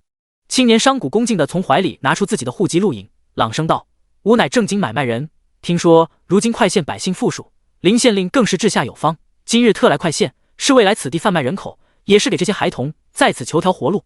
望大人通融。这青年商贾此话一出，周围进出城门驻足观看热闹的百姓们纷纷哗然。百姓们看向此商贾的眼神也多了几分善意，指指点点的围着他讨论起来。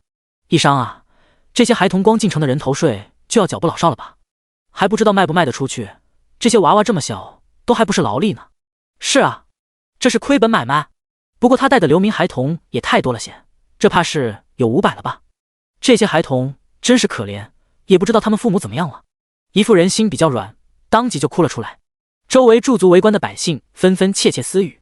守城兵士看着这青年商贾递出的户籍录，隐犹豫。眼前此人言明自己乃犯人商贾，进城不过为了贩卖人口，进城手续一切齐全，也一切都合法。更何况这名商贾也愿意缴进城人头税，还真没理由不让他进城。此时这名士兵很是为难，若这商贾带的孩童只有几十名也就罢了，但他带的流民孩童足足有500余众啊，浩浩荡荡，很是庞大，这如何能轻易放进城去？就在守城的兵士长为难之际，城门官此时风风火火地赶了来，一来便上下仔细地打量了此青年商贾。此青年商贾肤色古铜，身高8尺有余，且容貌文气讨喜，姿态闲适，虽为商贾，周身气度却很有当下文士之风。此时大大方方站定，任由城门官打量，神色丝毫不变。城门官听着百姓的窃窃私语声，也了解了个大概。只见这城门官又拿过这青年商贾的录影仔细翻看，确定其录影为真，没有问题。城门官将户籍录影还给此青年商贾，眯起眼睛往这青年商贾身后细看，便见那些流民孩童皆都衣衫褴褛，好在看着都没有生病样子。这些流民孩童见城门官打量他们，皆都满眼祈求之色的回看着城门官，小小的身躯冻得瑟瑟发抖。城门官收回自己打量的眼神，不由面露不忍之色。这商贾要进城卖人，光缴进城人头税就要去掉不少钱财，这些孩童又小，不算劳力，当真卖不了几个钱，只怕真是一伤了。快县如今欣欣向荣，这些孩童卖到这里，总比卖到别县更有活路。他通融一下，睁一只眼闭一只眼，让他们这一行人进城又何妨？城门官最后终究可怜这些流民孩童，挥挥手对这一行人放行了。城门官心软，也没忘记自己的职责，毕竟有这么一大批外人进了快县，还是要对快县县衙进行禀报的。青年商贾见自己一行人被放行了，和气的笑着向守门官拱手道谢，带领身后一行人片刻不耽搁的进城了。守城官见青年商贾带着流民孩童浩浩荡荡的进城了，立即派手下的小兵前去县衙传递消息。百姓们看到这伙流民孩童进入城内，纷纷跟了上去，看着青年商贾要如何行事，这些孩童又要作价几何进行贩卖。只见这青年商贾进了城来，向百姓们打探了快县县衙的方向，径直就朝着快县县衙而去。百姓们看了更是稀奇不已，跟随看热闹的人不由越来越多。安居乐业的百姓们，他们有什么可去打发时间的呢？还不都是看热闹？这些奇人异事可都是今后的谈资啊！作为百姓，不知道一点，可不就落伍了不是？是会不合群的。第130章，全员进修。天明日出，林之煌与温南方习武毕，满头满脸都是汗水。主公，此段时间您武艺大有精进，进步着实不小。温南方收起剑势，大赞道：“林之煌悟性绝佳，学起剑招来非常快。一套剑招，他基本上多看几次便能找到其中关窍。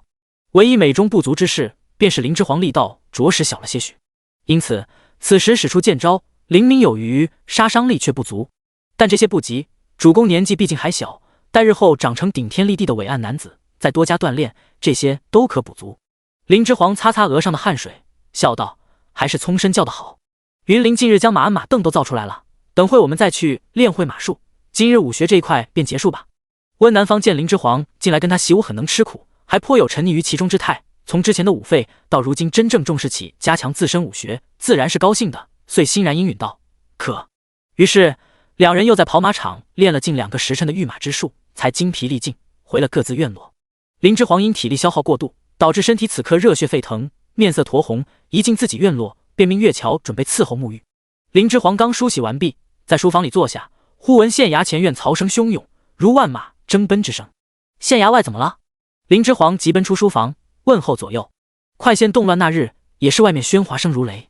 月桥急忙奔出去看了，没过多久，复又急奔回来，禀报道：“大郎君，刚才守门官和县衙衙役来报，县衙外有一商贾，带了不下500人的流民孩童，围堵在县衙门口，说要将这些孩童卖于家主。”获悉不是城乱，林之煌松了口气，皱眉问：“为何外面如此大的喧哗声？”那商贾大张旗鼓而来，现在县衙大门外聚集了大量看热闹的百姓。岳桥立即回禀道。温南方此时也换了身衣服，在自己院落里听到县衙外如雷的嘈杂声，也急忙赶了过来。林之煌见温南方来了，对他一点头，复问岳桥道：“我爹呢？”家主今日下村视察民情去了。岳桥立即又回道：“什么视察民情？就是夺览去了。今日在后院也没见到裴氏和美姬们，想必是一起去的。”林之煌不由头疼扶额。此段时间，林之煌见岳桥为人机敏，已将他提做了身边的大丫鬟。阿虎袭击事件后，岳桥亲身经历生死，仿佛开了窍。经过林之煌一段时间的刻意培养，他已初步能胜任秘书这一职位，除了有时小心思过多，其余皆还不错。人无完人，需要多给对方一些成长空间。岳桥现如今能林之煌连问2个问题都能极快答上，可见成长不小，去了此前做事时爱拖泥带水的毛病。林之煌听到林者云不在，也不耽搁，决定自己去会来人，立即吩咐岳桥道：“你让府里胡四出去换了衙门的衙役，将那商贾请去县衙前厅暂候。”诺。岳桥立即插手行礼，退了下去。林之煌吩咐完岳桥，又转头对温南方道：“从申，你与我一同去前厅会一会这名要强卖流民孩童给我父的商贾。”温南方拦下林之煌，提醒道：“主公，带上呼红方可。那商贾来的声势浩大，颇为蹊跷。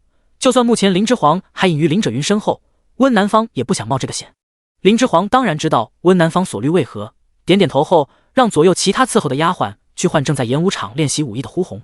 现如今呼红的行程也被林之煌排得满满当当，上午习武，下午习字，晚上习算学。林之煌也是后来才发现，这里大部分没接受过教育的人，连20以内的加减法都搞不清楚。呼红他以后不该困在后宅，若为将，点不好兵可怎么行？若连手下兵士人数都算不清，谈何排兵布阵？斗图、比列和胡三也是都被林之煌给安排上了这2门课程。斗图还好点，10岁前还是武将世家的郎君，受过系统性的教育，颇有基础。比列和胡三就比较惨了，管理人的经验是很丰富了，其他软件却还没跟上，大字不识几个，想以后走得更远，必须得进修。鲁王去剿灭叛匪了，快县现在由林之煌一人说了算，不趁此休养生息的机会，好好给下属们进修，以后忙起来还哪里有机会？林之煌现在才管理小小一个快县，也深觉人手不够用，不知何时才能名正言顺的广发招贤令去招贤纳士了。林之煌默默叹出一口气，人才全靠捡漏哪行？太过偷偷摸摸不说，关键是也没有这么多人才漏给自己捡啊。只希望今日上门来自投罗网之人是个不错的人才。第131章商贾舒孔儒。商贾舒孔儒站在县衙门前，随侍的旺财战战兢兢地跟着自家主子同行。他主人给他取这名，就希望带着他能旺财，但他觉得主人此时此举是要带着他旺财变死财。旺财站在县衙大门前，不时左右偷瞄，就怕突然从县衙里冲出一队衙役，将他们这一行人全部插入大牢里。他们俩主仆身后还跟着8名部曲，这8名部曲俨然不是保护他们安全的，全然是在照顾身后那一帮叽叽喳喳衣衫褴褛的孩童。孩童们来到此地后，皆好奇左右四处看，深觉这里的路面真宽大，街道真干净，和他们以前所待的地方完全不一样，恍若人间仙境。500余孩童一同不控制音量的叽叽喳喳互相讨论，如何不喧哗声如雷。那8名照看他们的部曲几次进行安抚，示意这些流民孩童噤声都不得行。这些流民模样的孩童个个枯瘦如柴，面色青黑，手、脸、足皆生有冻疮，最大不过10岁左右，最小不过3岁左右，大的照顾小的，看着好不可怜。周围百姓们也聚众围观，对这些流民模样的孩童们指指点点。可怜啊，还这么多小娃娃都冻成这副模样了。站在最前面的人是谁啊？是做什么的？怎么带着这么多孩子？这些孩子都是流民们的孩子？一老妪问旁边的年轻后生。为首的人听说是来卖人的。年轻后生将自己知道的消息告诉问话的老妪。卖谁啊？卖这些孩子吗？老妪皱眉。那这些孩子也太小了吧？能做什么？有一吏夫听他们讨论，也凑过来问道。一卖水的挑夫也凑过来讨论道：我估计这人应该是听说了咱们林大人的忠义之举，想着咱们林大人仁义，想把这些孩童都卖给他，让这些孩童今后能有饱饭吃，有条活路才过来的。周围的百姓听着挑夫所言，纷纷露出恍然大悟的神情，不由对那为首的青年商贾又是敬又是佩，又是有些埋怨。敬和佩的是此人的胆大，竟然敢以一人之躯逼迫官老爷买人；埋怨的又是虽此人是在做好事，但林大人却不是那等于肉百姓的恶官，而是为民谋利的好官。若买下这些间不能挑手不能提的娃娃，这500余张嘴不说穿住，单说每日粮食消耗就不是一笔小数目。这些娃娃又都还小，能干什么？此事可怎么办？这不是给人出难题吗？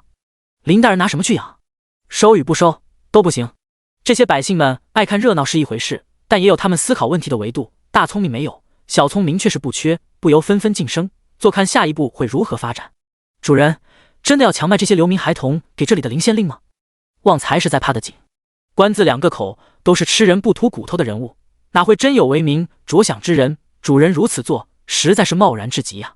舒孔如虽面含笑意地站在县衙门口，心中却也不如表面看起来那么平静。商之一道，想要做大，赚的银钱本就有赌的成分在里面。舒孔如无疑是个赌徒，就看这块县县令是否如传言那样真爱民如子了。舒孔如乃庆州什方郡湖县人士，出生于商贾之家，虽然家里身负巨财，但依旧够不到世家的门槛，被世人称为庶族寒门。因此舒家历代族长一生都醉心于给自家改换门庭。舒孔如虽为家中嫡子，比之经商更爱文之医道，但又苦于家里没有根基，更没有传家的书籍可供学习，于是他经常在一些末流世家的人家里伏低做小，奉上金银等物，就为了能学得一星半点的学问。舒孔如仿佛走火入魔，为了能向那些只剩空壳子的世家借阅一两本书籍，不仅挥金如土，甚至有时碰上固执不为钱财所动的人家，甘心亲自伏低做小，伺候对方，连屎尿都为其端过。舒孔如如此行事，世人与家人看他如看怪人，不知他这般是为了哪般？不是自甘下贱，把自己比作奴仆吗？因为舒孔如此行为，他本是家中嫡子，却并不受做家主的父亲喜爱，家中老父甚以他为耻。舒家想改换门庭，步入世家行列已久，由此丢人现眼的继承人，如何能真的跻身成功？3年前，舒孔如的爹更是直接将不惜摆到明面上来，公然开始剥夺舒孔如身为嫡子在家中的继承权，扶持起庶弟来。碍于礼法束缚在，他爹不能直接行此事。舒家家主便想了个迂回的办法，给他与庶弟一人10万贯钱财，让两人各自出游各州经商，2年后归家，谁所赚钱之多，谁便算家族下任继承人。舒家家主美其名曰考验，实则已经做好了私下帮衬庶弟的打算。舒孔如如何看不明白？当即便嗤之以鼻，拿着10万贯钱财便出了家门。这舒家的家财，他爹既然不想托付给他舒孔如，他便不要了。外面天地旷阔，他舒孔如便不信，他挣不来比他爹更庞大的财产。第132章寻找大树的舒孔如。然而世道并不如舒孔如想的那么简单。舒孔如却有经商的才干，在出家门后的头2年，确实靠着那10万贯家财积累下一笔不小的财富，但却守不住。没有家族庇护，地方豪强眼红他的财产，遂使用手中强权将他的呕心沥血所赚钱财都抢争了去。若不是舒孔如警惕心重，见机溜得快，如今有没有命在还两说。经过那次教训，舒孔如总结了自己失败的经验，发现他若想在这乱世真的积累下财富，首先须得找到庇护他的大树。现在舒孔如就在找大树，他缺的不是赚钱之能，缺的是庇佑他的势力。他若想要经商做大，背后就必须有庇护之人。舒孔如想找一人互利互惠，赚来的钱财他不介意对方拿大头，但人品一定得贵重，此点尤其重要。不然再碰上杀人谋财之人，舒孔如可不敢保证自己次次都那么好命，能侥幸逃过一劫。主人，这些流民孩童，您管他们干什么？您要真可怜他们，将人送到这块县就行了。旺财急得有些跳脚，苦劝道：奴看这地的百姓精神面貌都不差，实乃良地，你也没真的指望卖这些孩童赚钱，我们送到了就走还不行吗？为什么要强逼到县衙府门口来？旺财实在不理解他的主人为什么非要做这吃力不讨好的事。沿路救下这些流民孩童是一时好心，更是一块试金石，让这林县令能看到我，也让我有机会能看明白他。舒孔如勾唇而笑，端看着百姓口中赫赫有名的林县令会如何处置这些孩童了，收还是不收？若林县令真的如传言那般爱民如子，有大人心，看他哪一伤，也更会容易接下他的投效之心。舒孔如来之前做了充分的调查，这块县县令林者云出身不低，为2品世家嫡长子，此番驱逐叛匪，立了大功，后续前程有望。若人品当真不错，这林者云如今还官身低微，正是他自投的好时机。锦上添花易，雪中送炭难。他舒孔如虽出身低微，但也不是什么人都可轻易奉为主的。端看着林县令怎么处置这批流民孩童，人品究竟如何了。旺财听不懂主人家的话中之意，更不懂主人家莫测的心思。既然要投奔人家，就该讨好人家才是，强逼人家难做，是何道理？旺财怎么想也懂不了主人的脑回路，但也无法，谁让他为奴仆，主人说什么他跟着做就是。不多时，从县衙里走出2队衙役，为首的2人客气地将舒孔如主仆2人请了进去。另外几十名衙役则将舒孔如所带的那8名部曲以及那500余名流民孩童一起请去了县衙后方居住之所的演武场上，因为只有那里能装得下他们这多的人。这些流民孩童不能一直放在县衙门口，太阻碍县衙正常公办通道了。舒孔如进的县衙前厅，便见上首处坐着一身量还没长成的少年郎君，身边还立着一气度不凡、面目俊美非常的世家郎君。舒孔如见到意料之外的场景，微微讶异。舒孔如在打量的林之煌，林之煌也在打量此人。只见眼前这强要卖人的青年年岁约21、2许，身高腿长，肤色古铜，面目英朗，气质颇有些放荡不羁的味道。林之煌见了不由感叹，此人若放在他那个世界，妥妥是个健朗型男呀。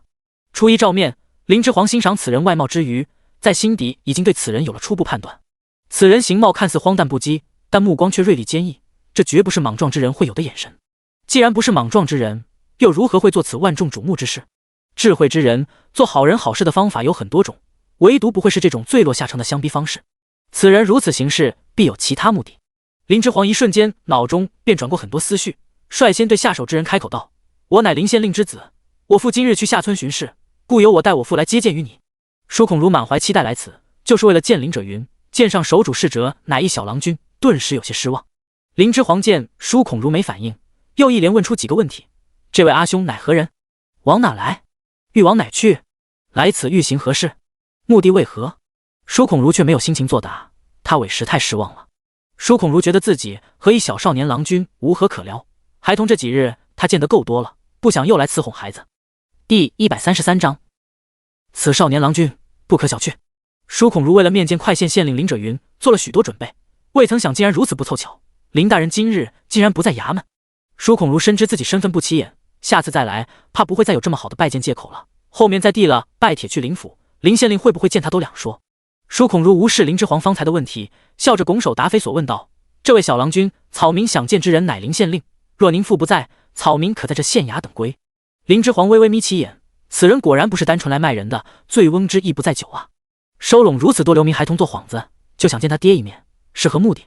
林之煌同样也无视舒孔如之言，说道：“不是来卖人的吗？这批流民孩童我都要了，你开价。”舒孔如听言，眼睛微微睁大，诧异道：“小郎君可做的这个主？这可不是几十名孩童，而是523名尚不能成为劳力的孩童。您知道这意味着什么吗？您做决定前不需要问过您家中长辈吗？既然我开口，自然做得主。”林之煌正色道。舒孔如这才正视起这堂上的小郎君来，随即态度认真起来。舒孔如摆正姿态，脸上挂着惯有的谦和笑容，拱手郑重回道：“草民舒孔如，字留清，乃庆州什方郡胡县人士。今日来有事一事相求，想请林县令做一善事，买下草民手上的这523名孩童，给他们条活路。”林之煌闻言点头，复又问：“你目的为何？”“卖人。”舒孔如不明所以的答道。舒孔如不明白这小郎君为何要问答案如此显而易见的问题。“不是，你不是单纯来卖人的，你真正目的为何？”林之煌话落，从堂上扫下来的目光中，隐隐已经带有一丝压迫之意。被看透了吗？这小郎君好生敏锐。舒孔如心里素质绝佳，此时面上神色依旧不变，拱手恭敬回道：“草民不过经商途中，见有流民食不果腹，一子而食，目不落忍，故用钱粮换来这些孩童，只为给这些孩童求条活路。”林之煌听言摇头，朗声对其施压道：“不是，若只为此，不必如此。说你的真正目的。”见糊弄不了眼前这小郎君，舒孔如脸上谦和的笑有些维持不住了。温南方在一旁看了全程，此时也不由微微蹙起了眉头。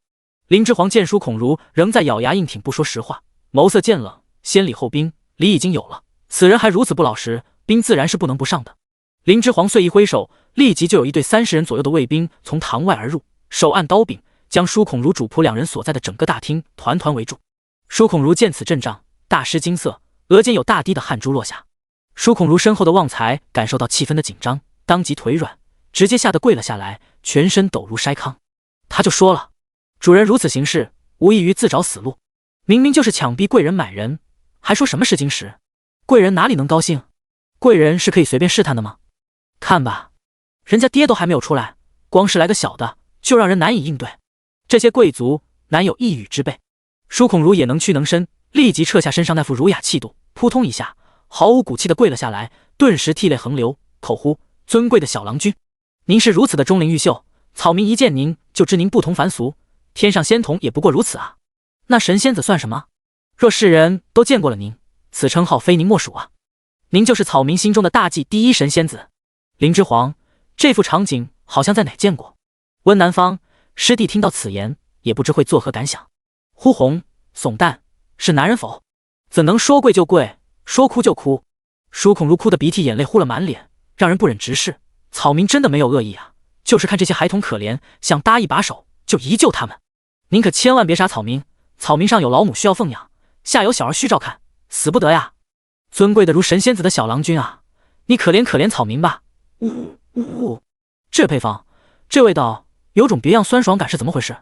林之皇从舒孔如身上看到了自己在鲁王面前的影子，只不过此时此刻对象调换，他变成了招人糊弄的傻缺，而糊弄傻缺之人变成了旁人。林之皇嘴角抽了抽，如此一个上课还健朗英气的大帅哥，瞬间哭成了怂包样，当真是破坏美学，不堪入目至极。林之皇不由想到了当时的自己，当时在众人眼里，是否也是如此？虽然林之皇此前靠此方法没少在鲁王那里拿到好处，但终究是黑历史。自认为脸皮上还不厚的林之皇不由心情顿差，轻笑一声道：“叔兄若再不停止哭嚎，装傻充愣，当我好糊弄，我即刻就杀了你。”舒孔如哭声顿止，心惊的抬眼看向堂上之人，这招竟然不管用，这小郎君当真不一般。小的尚且如此，他爹该是何等厉害之辈，难怪能请来鲁王，不费一兵一卒重新夺回快县。今日赌输了吗？他舒孔如要命丧于此了吗？这小郎君当真不是可轻易糊弄之辈，竟比他此前见过的不少身居高位的朝廷大官还难应对。第134章舒孔如的人生至暗时刻。草民舒孔如艰涩的开口，不再自视甚高，收敛了刚才那番做派，一时不知该如何言语。林之皇不等舒孔如说完话，再次出言警告，语气中带上一丝胁迫之意：“想好再说，我不想再听见任何冠冕堂皇之言。”堂上气氛一时僵持。正在此时，比列大踏步从堂外走入，在堂下舒孔如身边站定，顿时将舒孔如主仆两人的目光吸引过去。比列站定后，恭敬地对上手的林之皇拱手禀报道：“大郎君，属下已经分开审问过跟随此商贾来此的8名部曲，以及那些流民孩童，也让婢女们套过话了。”林之皇听言扼手道：“如何？”舒孔如眼眸微颤，这小郎君竟然从他舒孔如进来衙门之时，便开始通过他身边的人在查探他的底细了。比列继续拱手禀报审问出来的消息，此商贾确实是在经商路途中向流民们出粮买的这些孩童。为了买这些孩童出来，这商贾手下的部曲为了守粮和准备抢粮的流民还起了冲突，死了好几个部曲，才一路行到快县。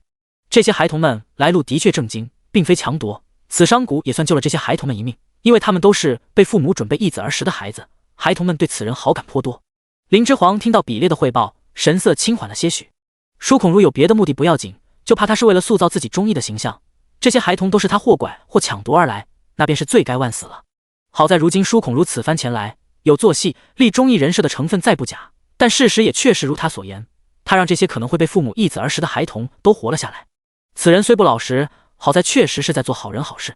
假若舒孔如是强夺的流民的孩子过来做戏，为一己私欲，使人骨肉分离，那便不管此人目的为何，又有多大本事，他林之皇绝对不留此人。林之皇的神色轻松了，舒孔如却心中越发惊骇。堂上这小郎君心思竟然如此缜密，如今更是毫不避讳的让下属直接就在他面前汇报查探结果，这是笃定他走不出此处。舒孔如想到这里，心中骇然，直觉无命休矣，额上冷汗涔出，双腿微微发起抖来。聪明人面前，舒孔如不敢再故弄玄虚，规整了态度，如实开口道：“这位郎君，草民却有别的目的，却不是坏心，只是想试探令尊是否真的如外界传言那般爱民如子。”舒孔如怕他再不开口，后面就没机会开口了。识时务者为俊杰。林之皇眼中染上一丝笑意，傲气的人就要以绝对的强势将他压服，后面才好进行其他。不然他表面上认你为主，实际心里自视甚高，当你这主好糊弄，主指不定哪次就被臣当了刀使，刀用钝了，臣再改弦易辙，换个主，主也就倒大霉了。舒孔如是商贾寒门出身，为人也精明，品性从前面的事情看也是不错的，正是他林之皇目前急需的人才。林之皇既然已确定他并非为达目不择手段的歹心之人，那林之皇在想的就是如何收服他的事情了。他水车工坊的水车要卖出去，既要惠及于民，又要坑那些豪富乡绅，总揽此事之人，非一般商贾能行。正好此人自投上门，撞在枪口上，急需用人的他，收服手段不得不重些，才能一锤定音，收服其为己用。鲁王已经把银去剿匪，此时快线全在他掌控之下，他还不趁此无人注意之机收拢人才，发展壮大，更待何时？温南方此时已经很能从小主公的微表情中看懂他的心思了。此时见林之皇嘴角微微翘起，就知他此时心中所想，流离的眸子中也染上一丝笑意。这是看上堂下那商贾，要收为己用了。为何要确定我之父是否有爱民之心？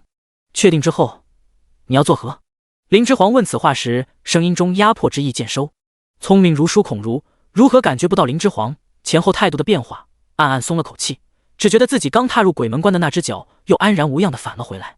第135章，展露本性的舒孔如。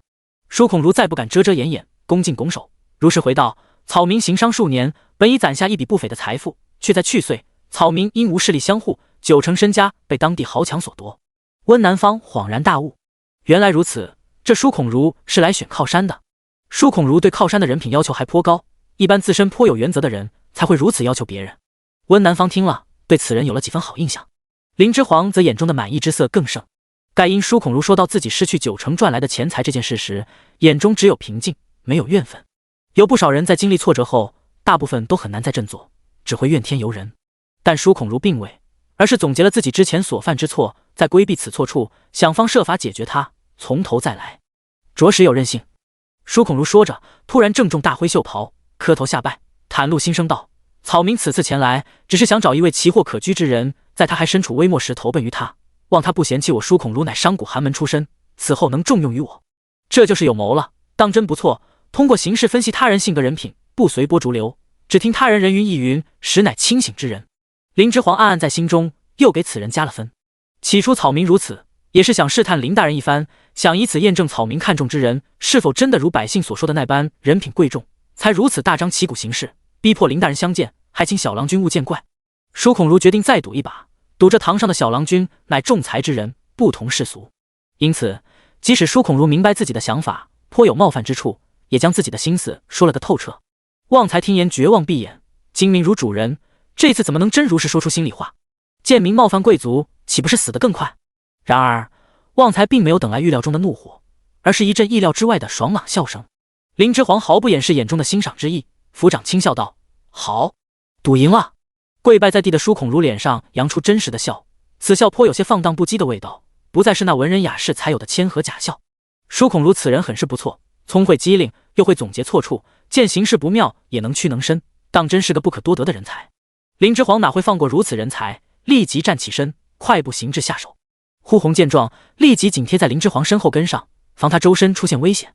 林之皇行至舒孔如身前站定，蹲下身，亲自将舒孔如从地上搀扶而起，特别真诚地执起舒孔如粗糙的大手，与他四目相对。林之皇和风细语道：叔兄既有此投效的想法，何须拐弯抹角？叔兄这种人才前来投奔，是我林府上下之幸啊。先前是阿弟无礼，叔兄莫要见怪。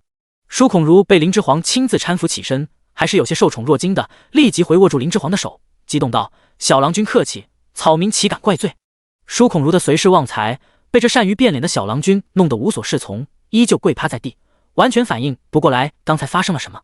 这就成了，刚才这阎罗氏的小郎君还招兵入内，要将他们主仆2人斩于刀下呢。作为贵族，从来都只有他们选择别人的份，哪能由得别人来选择他们？更何况这试探之人还为寒门之人。这小郎君听了也不生气，态度一下便从杀机四伏转变成礼贤下士了。这贵族小郎君当真是处处透着古怪。那些流民孩童，叔兄准备作价几何？林之皇此时言归正传，对舒孔如继续问起这些流民孩童道：只要郎君肯给这些孩童一条活路，草民岂会再收林府的银钱？舒孔如立即推辞不受。林之皇断然拒绝道：在商言商，怎可让叔兄做无常之事？在商言商，倒是好句。舒孔如眼中求学欲又起，既然郎君如此说，草民倒不想要银钱，想借林府藏书一关，可否？若郎君再派一人来教草民识的林氏字，这就更妙了。舒孔如向来不知脸皮为何物，立时就提出了自己所求。要知道，在大济，什么最贵？就是各世家的藏书，非千金不换，有千金也不换。舒孔如这属于狮子大开口了，被拒绝，怕什么？万一成功了呢？他舒孔如也不亏不是。旺财闭眼，静等厚脸皮的主人被呵斥，再被人给插出去。第136章，玉釉堂。然而事实又不如他旺财所想的那样。那小郎君听了自家主人如此无礼的所长，不仅不怒，反而是朗笑出声。林之皇见着舒孔如竟然还是上进的大好青年，如何能让他不喜？舒孔如想学，林之皇自然是不会吝啬的，都准备收入麾下之人，他还怕他不爱学呢。从身，林之皇对身后的温南方唤道。温南方拱手上前，大郎君有何吩咐？有外人在，温南方很是谨慎，是不会称林之皇为主公的。木秀于林，风必摧之。温南方想让林之皇还没真正长成前，在林者云这个盾牌下再多藏匿几年。这舒孔如目前看着是不错，也需再多观察些时日方可。此时还不宜让他知道太多。叔兄高义，不爱银钱，独爱学之一道。我林府既然收下叔兄的大礼，自然也要有所回馈，才是正理。从身，叔兄学之一事，就交由你去办吧。温南方立即懂了林之皇话里隐含的意思，这是想让他教着舒孔如认识之字。诺。温南方垂眸应是。旺财委实没想到自家主人送了一堆麻烦给贵人，贵人竟然不怪不说，还真让主人学自家藏书。天下还有此等好事？这贵人莫不是时势善人转世？旺财惊愕不已。舒孔如对这结果也没料到，自己厚脸皮随口一提，还真的达成了心中所愿。竟然如此容易！舒孔如胸中一时震动不已。此前他为了学得一星半点学问，钱财付出多少先不说，单说他给人伏低做小、辱人至极的事，就没少在贵族那里受过。此次竟然如此轻易便可学了。舒孔如本是心硬之人，除了假哭，还没真正为何事落泪过，就连被他爹算计时亦然。原本艰难可求之事，变得前所未有的轻松就达成了。舒孔如此时心潮翻涌，着实感动了，眼眶都不由红了些许。这林家当真不是一般的人家，这才是他心中的世家大族。此次前来快献，当真是来对了。舒孔如双手攥紧成拳，胸中激荡，这是天不绝他舒孔如的路啊！林之皇转头见舒孔如眼眶通红，一副要哭的模样，惊道：“叔兄，你这是怎么了？可是阿弟招待不周？郎君大安，草民没齿难忘。”舒孔如再次大礼相拜。舒孔如此次拜礼虔诚而又真挚，旺财也红着眼眶，随主人一同对林之皇行拜服大礼。舒孔如情绪失控，不宜再谈事，林之皇便让温南方将他带了下去安置了。此后若真将这舒孔如收入麾下了，温南方和他相处时间会较多，一同共事之人，此时多相处，趁机多培养些感情，也是不错的。送走了舒孔如主仆，林之皇一刻也不耽搁，遂开始安排那些流民孩童的事了。林之皇随即对堂下的比列吩咐道：“比列，下去安排一下，给那些孩童些许吃的，先让他们饱腹，再将他们梳洗干净，让府里绣房的管事准备些御寒的衣物给这些孩童。6岁以上和6岁以下的孩童分开安置。再看看快县现在空置的那些豪富乡绅的家宅，还有没有收拾妥当的，将这些孩童先安置在哪，暂且先让我娘安排些仆妇前去照料，妥善安排吧。”诺。比列立即拱手应诺，处理林之皇所安排的事去了。林之皇见比列走了，又让人唤来正在进修算学课的胡三。胡三听到奴仆来报林之皇唤他，急忙赶了来，一进来便对堂上端坐的林之皇恭敬拱手道：“大郎君有何吩咐？此前你从军卫所内救出的那批女眷，如今怎样了？可有家人来接？”林之皇问道。这件事当初就是胡三负责的，没人比胡三知道的更清楚，故林之皇才特唤他前来相询。胡三立即拱手答道：“回大郎君，这些女眷都未见其家人来接，属下猜他们家人应该都已死于快县城乱那日了。那他们如今情况如何？”林之皇复又问。胡三是面硬心软之人，立即不忍道：“大郎君重视此事，府里的郎中也不敢马虎，连日来汤药不断，那些女眷伤势已经大好。大夫人有前去探望过他们，也让身边的罗婆经常前去劝慰他们想开些，如今都恢复的差不多。”“不错，胡三，你有心了。”林之皇听言，满意的点头。只是胡三迟疑后，继续拱手道：“近来属下有听照料他们的仆妇来报，这些女眷如今都有些惶惶不安，担心林府哪天便不会再管他们，毕竟他们已无家可归，无人可靠。”林之皇听言颔首道：“那便让他们也能自食其力，立足于世吧，不用再惶惶不安，担心今后无人可靠。”胡三奇问道：“娇弱女眷能做何事？”呼红的眼风立即从堂上扫下来，胡三注意到呼红的眼神，深觉自己失言说错话，讪讪的闭嘴。林之皇则知道胡三也是好心，就是言语难听些，也是担心他给这些可怜的女眷们安排苦活，便不与他这纸莽汉子过多计较。林之皇扬声说出自己的打算：“我欲建立育幼堂，凡6岁以下无父无母或被父母抛弃的孩童，皆由育幼堂收容教养。胡三，你去问问那些女眷愿不愿意去育幼堂照顾那些孩童，只要育幼堂在一天，便不叫他们流离失所。”胡三一听，立即大喜，郑重下拜道：“大郎君，您实乃大善。属下这就去办。胡三领命，立即匆匆而去。第137章呼红立志。胡三走后，林之皇将堂内除了呼红以外的众人全都遣退了出去。见众人全部退出大堂，林之皇转头又对呼红道：“呼红，在。”呼红立即上前：“想做将军吗？”林之皇突然郑重地问道。呼红原本以为林之皇也是要吩咐他事情去做，不想林之皇却是猝不及防问出他内心深处最大的渴望。呼红一愣，随即激动地抖了声音，小心地问道：“奴婢能吗？”林之皇掷地有声地回道：“有何不能？谁说女子就只能生活在后宅，不能去建功立业？框架是别人定的，别在别人定的框架里把自己框住。奴婢想，奴婢做梦都想。”呼红声若洪雷地喊出心中所想。呼红哭了，练武再苦再累他都未哭过，以前被人喊作怪物他也未哭过，被人用异样眼光看待，被人无视他都未哭过，但在喊出他想为将这句话时他哭了。他呼红终于说出了他内心的渴望。呼红突然如是一般，单膝朝林之皇跪下，左拳置于胸口，再次阐明心意道：“大郎君，呼红想为将，成为大吉首个女将，让天下人看看，女人也能征战沙场。”林之皇抬手轻柔爱怜地为呼红抚去他两颊的泪水，认可地看着他道：“只要你敢想，并为之努力，就能。世俗制定的规则是为了框住庸人的，强人会打破它，重塑它，再改变它。呼红，你呢？”林之皇这句话说得越发掷地有声。是。呼红红声应是，将脸贴于林之皇的手掌中，泣不成声。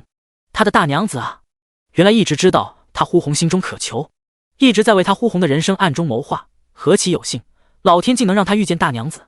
林之皇垂眸对呼红继续道：“呼红，那批流民孩童我已让比列分作2批，6岁以下的会去育幼堂，而6岁以上的孩童，我准备建立学武堂，不论男女，他们就是学武堂的第一批学子。”呼红强忍下心中汹涌的情绪，抬起头继续听林之皇接下来的安排和吩咐。呼红，这学武堂就暂时交由你去管理，其内孩童的武艺也都由你去教导，这就是你的机会。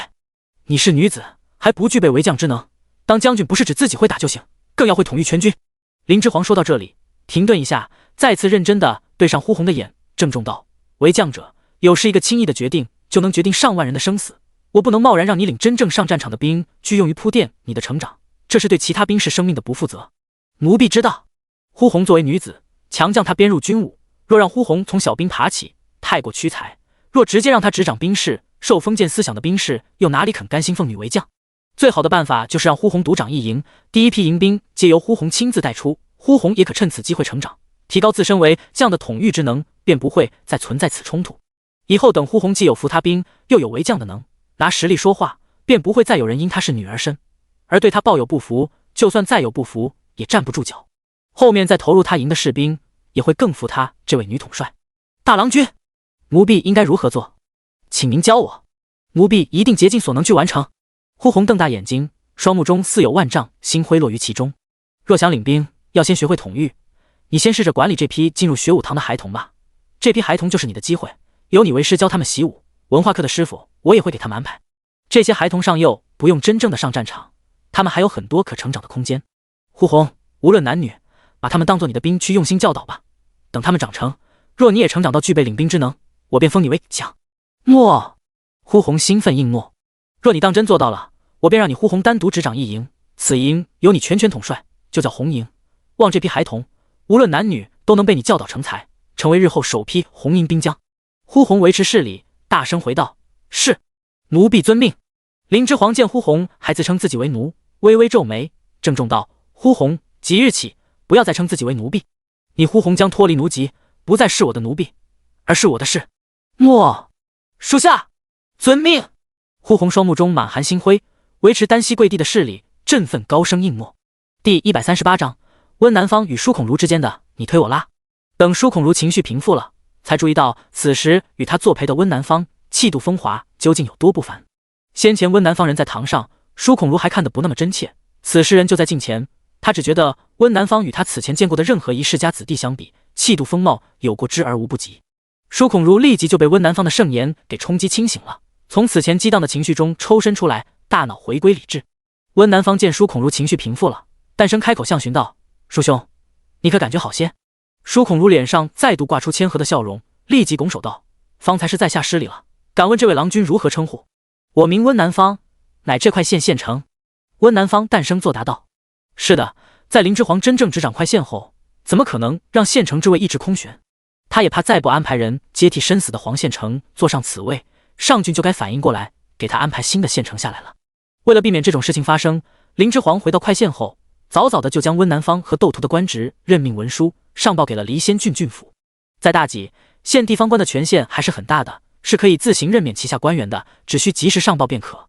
县之上的郡太守也是如此，作为一郡之最高长官，除治民、进贤、决讼、检监外，还可以自行任免所属院士。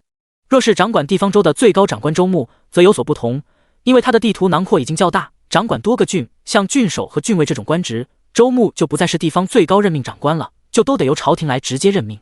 如今林之皇只是掌管一个小县，这旗下官职还是由他说了算的。舒孔如一听温南方年纪轻轻就能做快县的县城，不由更是对他高看了几分，更是由此可见这温县城有多得林县令的心了。若他舒孔如真的成功投效到林县令门下，以后少不得要和这温县城打照面。舒孔如一瞬间就分析出很多利弊，手下也不耽搁，笑着拱手道：失敬失敬，原来温县城草民刚才失礼了。县城也是8品官绅，舒孔如一介白身是要自称草民的。温南方淡笑摆手道：叔兄客气了，你我一见如故，何不兄弟相称？是急是急，在下稍大些许就斗胆称兄了。舒孔如也是人精，顺着杆子就往下爬。温南方气质太盛，容貌又出众，旺财长大这么大还没见过如此人物。然而如此人物却听命于刚才那聪慧的小郎君，此时还对他无礼皮厚的主人如此礼遇有加，这真是新奇的体验，让旺财一时不知说何才好。毕竟他旺财是跟着主人没少被人扫地出门的人，有几次还有幸体验过乱棍打出这种最高礼遇呢。舒孔如不知旺财内心里的百转千回，面上还是挂着谦和的笑，与温南方言语间你来我往的互相试探对方底细。温南方淡笑点头，接着道：以后叔兄每日未时来林府上做学如何？舒孔如听言即大喜，如何不可，以后为兄就多仰仗贤弟了。温南方淡笑道：叔兄都说以兄弟相称，又何须客套？稍晚，叔兄可有事？若无事，余弟有一物想带叔兄你前去观看。舒孔如立即笑道：有何不可？今日之事真是事事都出乎他舒孔如的意料，意料之外的顺心，意料之外的收获。舒孔如心中思量着，跟随温南方走了衙门。他没想到这快县还有更大的意料之外的惊喜在等着他。快县官田，官田外围有不少好事的百姓仍在对水车指指点点，满面兴奋地围在一起，似乎正在互相激昂地讨论着什么。水车已经装上月余，百姓们对他的兴趣仍旧不减，天天都有不少好事之人围在此处周围，商量议论着这神奇之物到底是叫水车好还是叫天车好，展开了一场激烈的争论赛，叽叽喳喳，好不热闹。舒孔如对快县百姓所展现出的精神面貌惊叹不已，这里当真是一番欣欣向荣之态，与他此前经商所去的县城，其内的百姓麻木求存的状态形成了鲜明的对比。要真细说，快县百姓与他县百姓有何差异？最大的差异便是，这里的百姓更有鲜活气息，更像是活在人间的模样。舒孔如还来不及以此分析快县林县令的真实为人，在目光触及关田间那巨大的马车轮子状的事物后，全副心神就牢牢地被他吸引了去。第139章，被溜的舒孔如彻底收起了玩心眼的想法。关田间，只见那马车轮子高约4丈多，由1根长2丈、口径窄小的车轴支撑着24根木辐条，呈放射状向四周展开。每根辐条的顶端都带着一个刮板和水斗，刮板刮水，水斗装水，河水冲来，借着水势的运动惯性，缓缓转动着辐条，一个个水斗装满了河水，被逐级提升上去。临顶，水斗又自然倾斜，将水注入渡槽，流到灌溉的农田里。舒孔如作为精明的商贾，立即就看出了此物的妙用，被震撼在了当场。舒孔如的侍从旺财远没有他主人那么情绪内敛，直接惊呼道：此物为何如此巧夺天工？温南方淡声对舒孔如主仆2人解释道：此物名水车，乃林府出钱投建的木工坊所造，设计此物之人乃将家第1代将主王提。设计此物的人其实名不详，据主公所说，这水车的原始设计图乃是他在他娘陪嫁的一本古籍中无意间发现的，并没有署名发明人。温南方后经过和林之皇商讨，决定将此水车的设计之名冠在王提的头上。其一是因为师兄他确实也对此水车进行了优化和改良，其二是也可以此打响将家之名，广收门徒。王提起先还不愿意行此独揽盛名之事，但在2人的劝说下，最后才不甘不愿地接受了设计水车的全部殊荣名声，并言明只此一次，以后他定要靠自己的力量创造出更多的利国利民之气。温南方一本正经且毫不脸红地将第一代将主他的师兄王提夸得天上有地下无，在收获舒孔儒主仆俩对王提五体投地的敬仰后，才开始细细对舒孔儒讲解此水车的妙用。温南方将舒孔儒的兴趣以及胃口吊得足足的，却不言任何合作之事。舒孔儒是聪明人，当然知道温南方若没有售卖这水车的打算，如何会特意带他这个商贾来参观水车？林府郎君今日对他如此客套，又让手下这谪仙般的温县城亲自相陪来参观这水车，一定是有后续合作的，恐就与这水车有关。舒孔儒此时就怕自己这商贾不过是林县令的备选方案，他们还有更合适的商贾合作，自己只是拿了入场券，一切还未尘埃落定。舒孔儒看了这水车，此时已经是分外心动。作为商贾的他，如何不明白这绝对是大卖的好物？这就是钱啊！只要有这水车兜底，可给他舒孔儒售卖，不论林县令人品究竟如何，他都是愿意投效的。奈何舒孔儒猜得好好的，温南方就是不出招。温南方仿佛真的只是带他舒孔儒来参观这关田的水车一般，只是单纯在向新任的阿兄炫耀自己所拥有的好物。舒孔儒越听眸光越盛，就等着温南方说出后续让他代卖之事。然而温南方一直点到即止，就是不提水车售卖的话头。到最后，舒孔儒就算定性极佳，也颇有些按捺不住起来，几次想抢过话头，提着水车售卖之事，都被温南方给巧妙地打断了，不让他有机会把此话宣之于口。临去时，温南方又向舒孔儒细细描述了快县的林县令是如何爱民如子的，如何免费为快县治下各个村落都安装上水车的云云，就是不提正事。温南方热情地待舒孔儒参观完水车后，又特别有主人风范的给舒孔儒主仆二人在快县繁华的地段安排了一间客栈暂住。温南方辞别舒孔儒前，给了他一块随时可来林府请见的木牌，方便舒孔儒每日入府与他做学。舒孔儒在见到水车后，原本都在想如何才能更好的从中牟利了，然而对方却迟迟不肯进入正题，最后更是将他舒孔儒晾在了一边，绝口不提合作之事，把他吊在了半空中。舒孔儒在客栈内饭食都没胃口下咽了，对侍从旺财摇头失笑叹道：本以为自己就是玩弄人心的高手了，没想到人外有人，天外有天啊！旺财完全听不懂主人在感叹什么，不是都逃过一劫了吗？还好运的求上学了，还有什么可叹气的？舒孔儒见旺财一副不以为然的样子，显然是没有意识到这水车到底妙在何处，不由微微摇了摇头，顿时失了弹性。舒孔儒又不由回顾起今日所发生之事，想到那林府的小郎君，不自觉的就将大拇指放进了嘴里，啃起了指甲。果然，人任何时候都不能高看自己2分。今日若不是他舒孔儒真是好心救得那些流民孩童，只怕是出不了那林府了。刚拜访完林府，舒孔儒就发现今日见到的一个两个都不是简单一隅之辈，顿时就泄了完心眼的想法，在聪明人面前班门弄斧，是真的很容易死于自己所挖之坑的。旺财见主人又啃起了大拇指指甲，就知他又在思考了，这是他家主人的一个坏毛病，一旦有事情想不通时，就会啃大拇指的指甲。因为这个习惯，主人的2个大拇指指甲都快被他自己啃秃了。当夜，舒孔儒被水车这物搅动得心焦如焚，大拇指的指甲又往下秃了几分，辗转反侧，夜不能寐。第140章，林者云那颗老父亲的心。严冬的夜晚，暮色的天空中只有几颗稀疏的星透出些微的光来，寒气降下，只要一开门窗，就能让人瑟瑟发抖，牙齿冷的桌对厮杀，发出咔嗒的声响。这个天气，月桥见林之皇仍在书房伏案处理快线事务，轻手轻脚的将书房内的火盆烧得更旺些，再退了出去，就怕冷到自家大郎君。林者云终于携美游完归府，听奴仆禀报才知白天发生之事，衣服都来不及换，带着一身寒气便来书房寻林之皇。林者云一进来书房，便带进一室的寒风，冻得林之皇不由自主打了个寒战，抬手看来。林者云此时也发现林之皇衣衫穿得单薄，赶忙把房门给带上。林者云关上房门，便开口问林之皇今日情况：华儿，今日那商贾是怎么回事？林之皇搁下手中的毛笔，将今日发生之事以及后面他的打算仔仔细细揉碎了讲给林者云听。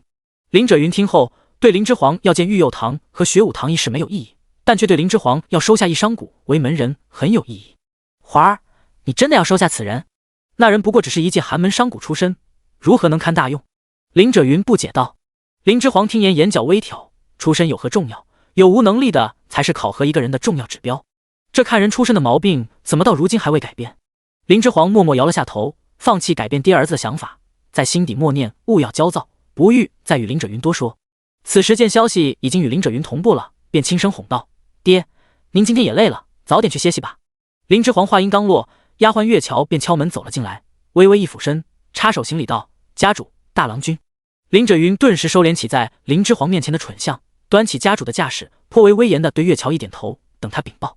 林之皇则开口直接问道：“何事？”王家郎君携他的侄子王禄前来求见您，此时车驾已等在府门口。月桥立即禀报道。林之皇听是王提来找他，顿时眸光大亮道：“我正有事要寻他，快去请来。”林者云则不高兴道：“这都入夜了，他一男子，你好歹是个女儿家，有什么事不能等到明日再聊吗？”林之皇无语：“爹，您是不是很无聊？要真无聊的话，去后院玩吧。今日携美下村，您不是玩得很开心吗？”“玩？玩什么？”女儿说的玩是他想的那个意思吗？他应该不懂成年人间是怎么玩的吧？没有别的意思的，对吧？林者云心里纳闷，老脸还是忍不住一红道：“胡说些什么？爹走了，你这丫头说这些也不知羞。”林者云被林之皇的话弄得老脸无处安放，在心里默默争辩道：“他林者云也是有事忙的，哪来那么多时间在后院流连？”感觉自己被内涵了的林者云恼羞成怒了：“管不了，管不了！”林者云遂决定眼不见为净，顿时拂袖而去。林之皇此次再见到王提，发现他消瘦的身子骨明显健壮了不少。林之皇看了连连点头，率先开口道：“不错，云林，看来你这段时间果然有好好吃药调理身体。”王提不好意思地摸摸后脑勺道：“多谢主公关心，这多亏了我侄儿，本来我是不耐烦喝这些苦药子的，他每日不落下的端我喝，不喝不行啊。”被王提提到的王禄则乖巧地站在他小叔身边，睁着一双大眼睛，圆溜溜的上下打量林之皇。林之皇转头看到王禄，神色柔和了些，抬手爱怜地摸摸他的头顶。这是个在逆境中也能坚持求存的孩子。这孩子在那般饥饿的情况下，还能合理规划好自己手上仅剩的吃食，能在极端饥饿的情况下也不多吃，可见其心智之坚定。林之皇因此对这王禄颇有好感，笑道：“你也胖了些许，不错，看来你们叔侄俩都有好好调养身体。”王禄乖巧地点点头道：“这段时间鹿儿都有好好吃饭，再不像以前光只想着吃点心了。”林之皇见王禄如此乖巧懂事，抬手又摸了摸他头顶。王禄连着被林之皇摸了2下头顶，整张小脸顿时都红了起来。无他，盖因林之皇他自己也还不满14岁呢。王禄脸虽红了，但也不躲避，任由林之皇摸。林之皇寒暄完，遂谈起正事，问道：“云林，你今日来所为何事？”王提也立即正容答道：“是为我们王家仓库里那批金银之事，我们叔侄俩商定好了，都深觉我王家那笔财宝得来不正，我们想将此财捐献县衙，望县衙能用此财负责一方百姓。”林之皇正缺钱财，毕竟育幼堂、学武堂2堂开办起来，哪样不要钱财支持？此时听言，林之皇自然是喜不自胜。你们叔侄俩可是想好了？横财啊，横财！这不就是打瞌睡，也有人送枕头来吗？不用他这主公开口借了。林之皇心中立时就盘算起来，有了这笔钱财，快县又吸收了如此多的流民，劳力正处于富余时期，把造纸的作坊也弄起来，时机正好。王提与王禄对视一眼，皆从对方眼中看到了坚定之色，而后齐齐转头对林之皇道：“此前王家所发生的一切厄运，皆为囤积此财招来的祸患。我们叔侄已经想好了，绝不后悔。”王提与王禄此言一出，林之皇也肃穆了神色，郑重摊开双手，缓缓弯腰下拜，深深地向他们施了拜服大礼后道：“吾代快县百姓郑重言谢你们叔侄，此番大义慷慨，当得君子也。”王提叔侄2人也齐齐回拜林之皇，口称愧不敢当。遂2方谈成正事。王提见一桩心事已去，不由又提出另一桩心事，再次拱手道：“主公，云林还有一事相求。”林之皇哪有不应之理，爽朗道：“尽管讲来。”云林听说府上大夫人识文断字，很会教导孩儿。云林尚未成家，待一孩子委实粗糙了些，故想把侄儿托付给府上大夫人照料一段时间，不知可行？王提拱手道。林之皇闻言笑道：“这有何难？洛儿如此聪慧可爱，家母定欢喜不已。”王禄又被林之皇夸得羞红了小脸，恨不得将头埋到脖子下方去。一时书房内气氛温馨脉脉。林者云因为担心女儿归狱，实际并未离开书房外的院落。林者云此时站在书房院内墙角处，听不到里面仔细的谈话声，但却听到了王提进去不久后，林之皇传出的爽朗大笑声。听到这笑声，差点把他这个老父亲的嘴都给气歪了。这王提没想到还是个会哄人的奸小子，以后他林者云定要把这小子看牢了，万不可再让此子有机会晚上来见他女儿。在寒风中听墙角的林者云，操碎了他那颗老父亲的心，在心中骂骂咧咧不已。第141章，林之辉终于得知家人消息，王提深觉还有许多木工没有设计完成，只觉得自己的时间完全不够用，不然也不会想把唯一嫡亲的侄儿托付给主公了。王提见主公已点头应允，他撒手也快，当晚便没带回王禄，直接将唯一的嫡亲侄儿留在灵府住了下来。王提解决完了两桩难事，连亲亲师弟都没看，心满意足而归，给侄子找好了归宿，彻底没了拖累的王提徜徉在木宫的海洋里，再也无人来扰他。王提觉得这日子实在美极。次日，天空晴好，绵白的云朵调皮遮没了太阳的上半边，云朵边沿露出来光线，流苏似的洒向大地，将寒意也驱散不少。舒孔如听说林县令已经回府，一大清早便带着侍从旺财来了灵府，往门房递了拜帖，前来求见林县令。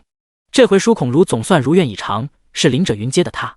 林之皇、温南方在旁陪同。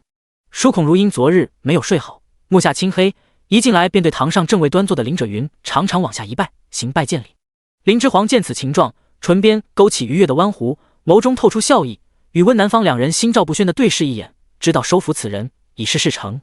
果然，舒孔如大礼下拜后，紧接着便激昂高声道：“林县令，草民欲投身于您门下，望大人能受草民的字头。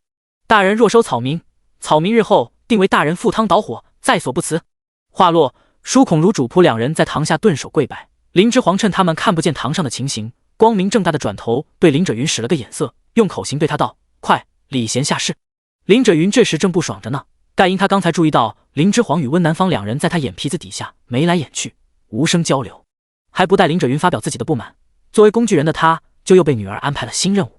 林者云自是乃世家贵胄，委实不想收一寒门商贾在门下，但女儿已经发话，他再不情愿也得从。只是收人便收了，这回还要礼贤下士？明明他能收了这商贾，是这商贾的荣幸。林者云实在不理解为何要礼贤下士，更不愿放下架子。林之皇见林者云不动，立即便看出林者云在纠结什么，横了他一眼，又无声用口型威胁道：“您不想赚钱了吗？想找祖父申要银钱？”林者云再次被林之皇戳中软肋，迫于其淫威，不得不打起精神，强逼自己进入演戏状态。林者云脸上表情一换，连忙快走几步去往堂下，将舒孔如搀扶起来，动情道：“难得有才之人来投奔本官，本官自是喜出望外，怎会有推拒之理？”舒孔如也很是上道，更为动情的回道：“孔如能得大人如此礼遇，感激涕零。从此往后，孔如定为您肝脑涂地，在所不辞。”这幅主从相得的画面，林之皇在堂上看了没有丝毫触动，盖因他只看到了两个戏精在堂下同时飙戏，两位戏精皆看不清对方底细，唯一不同之处在于，一位戏精无知无觉的不忍直视，一位戏精却心眼多如孔筛。旺财见主人当真成功投奔于林县令门下，而林县令又待他如此礼遇，不由对平日里吊儿郎当的主人刮目相看，打从心底里对他佩服不已。要不怎么他旺财只能为仆呢？主人一搏，当真自投成功了啊！睿智！旺财在心中默想到，此后主人做的决定，他旺财再不质疑，他一介下人不懂就不懂，只要知道他主人向来算无一策就行了。舒孔如与林者云两人上演了好一番你欠我让的互相恭维场面，最后才终于确定了主从名分。舒孔如正式成为林府门下之人。涿州州府御医世家，正午，天空碧蓝，遥遥望去，云团显得并不那么纯白，反像肮脏的棉絮。玉学镇站在表哥于弘毅房门外，踟蹰良久，方才推门入内。一入内，见表哥的好友林之辉也在，神态更显慌乱。于弘毅与林之辉正在用膳，见表弟玉学镇进来，立即放下手里的石柱，轻笑道：“这儿脸色为何如此差？可是昨夜没睡好？”玉学镇目含泪水，下定决心般的抬起头，郑重地将手中的一个锦囊塞入于弘毅手里，眉头末尾哭道：“表哥，妖道天方子若要洗去他人的记忆，须先让被催眠之人服下使人精神涣散的药物相辅才行。这锦囊中的药只要吃了，便可保人再不受那妖道催眠影响，记忆一定能保存。表哥，这是阿弟辛苦得来的药，爹要夺我这药去研究，阿弟怕他找到了，你帮阿弟藏好，莫要离身。”玉学镇哭着说完话，将手中药囊塞入于弘毅手中，转身便埋头跑了。于弘毅在玉学镇身后连着喊了他好几声，都没将人唤回。林之辉此时也走了过来，不明所以道：“你这表弟够奇怪的，让你帮忙藏个东西，哭什么？”于弘毅微微眯起了眼，想了想，还是把表弟送给他的药囊放入怀里收好，回林之辉道：“我祖父很疼我这表弟，每每收罗到什么好东西，有我一份就必给他也送一份。表弟可能是得到什么好东西，也想把好东西分我这表哥一份，才找这么个理由变相送我东西呢。至于哭，想是想到我过世的祖父了吧，才如此伤心。”林之辉听言，顿时对那药囊来了兴致，伸手就往于弘毅胸口处掏去。“那他方才如此说，这送你的也是好东西了。”御医世家的药据说都是宝贝，拿出来让我也瞧瞧。于弘毅立即旋身闪开林之辉来夺药囊的手，笑道：“虽不知这药有何用，但你粗手粗脚的，快远些，别把我表弟的一番心意给弄碎了。”于弘毅与林之辉两人又如昔日相处时那般，难得笑闹起来。两人打闹间，呼叟满面兴奋地跑了进来。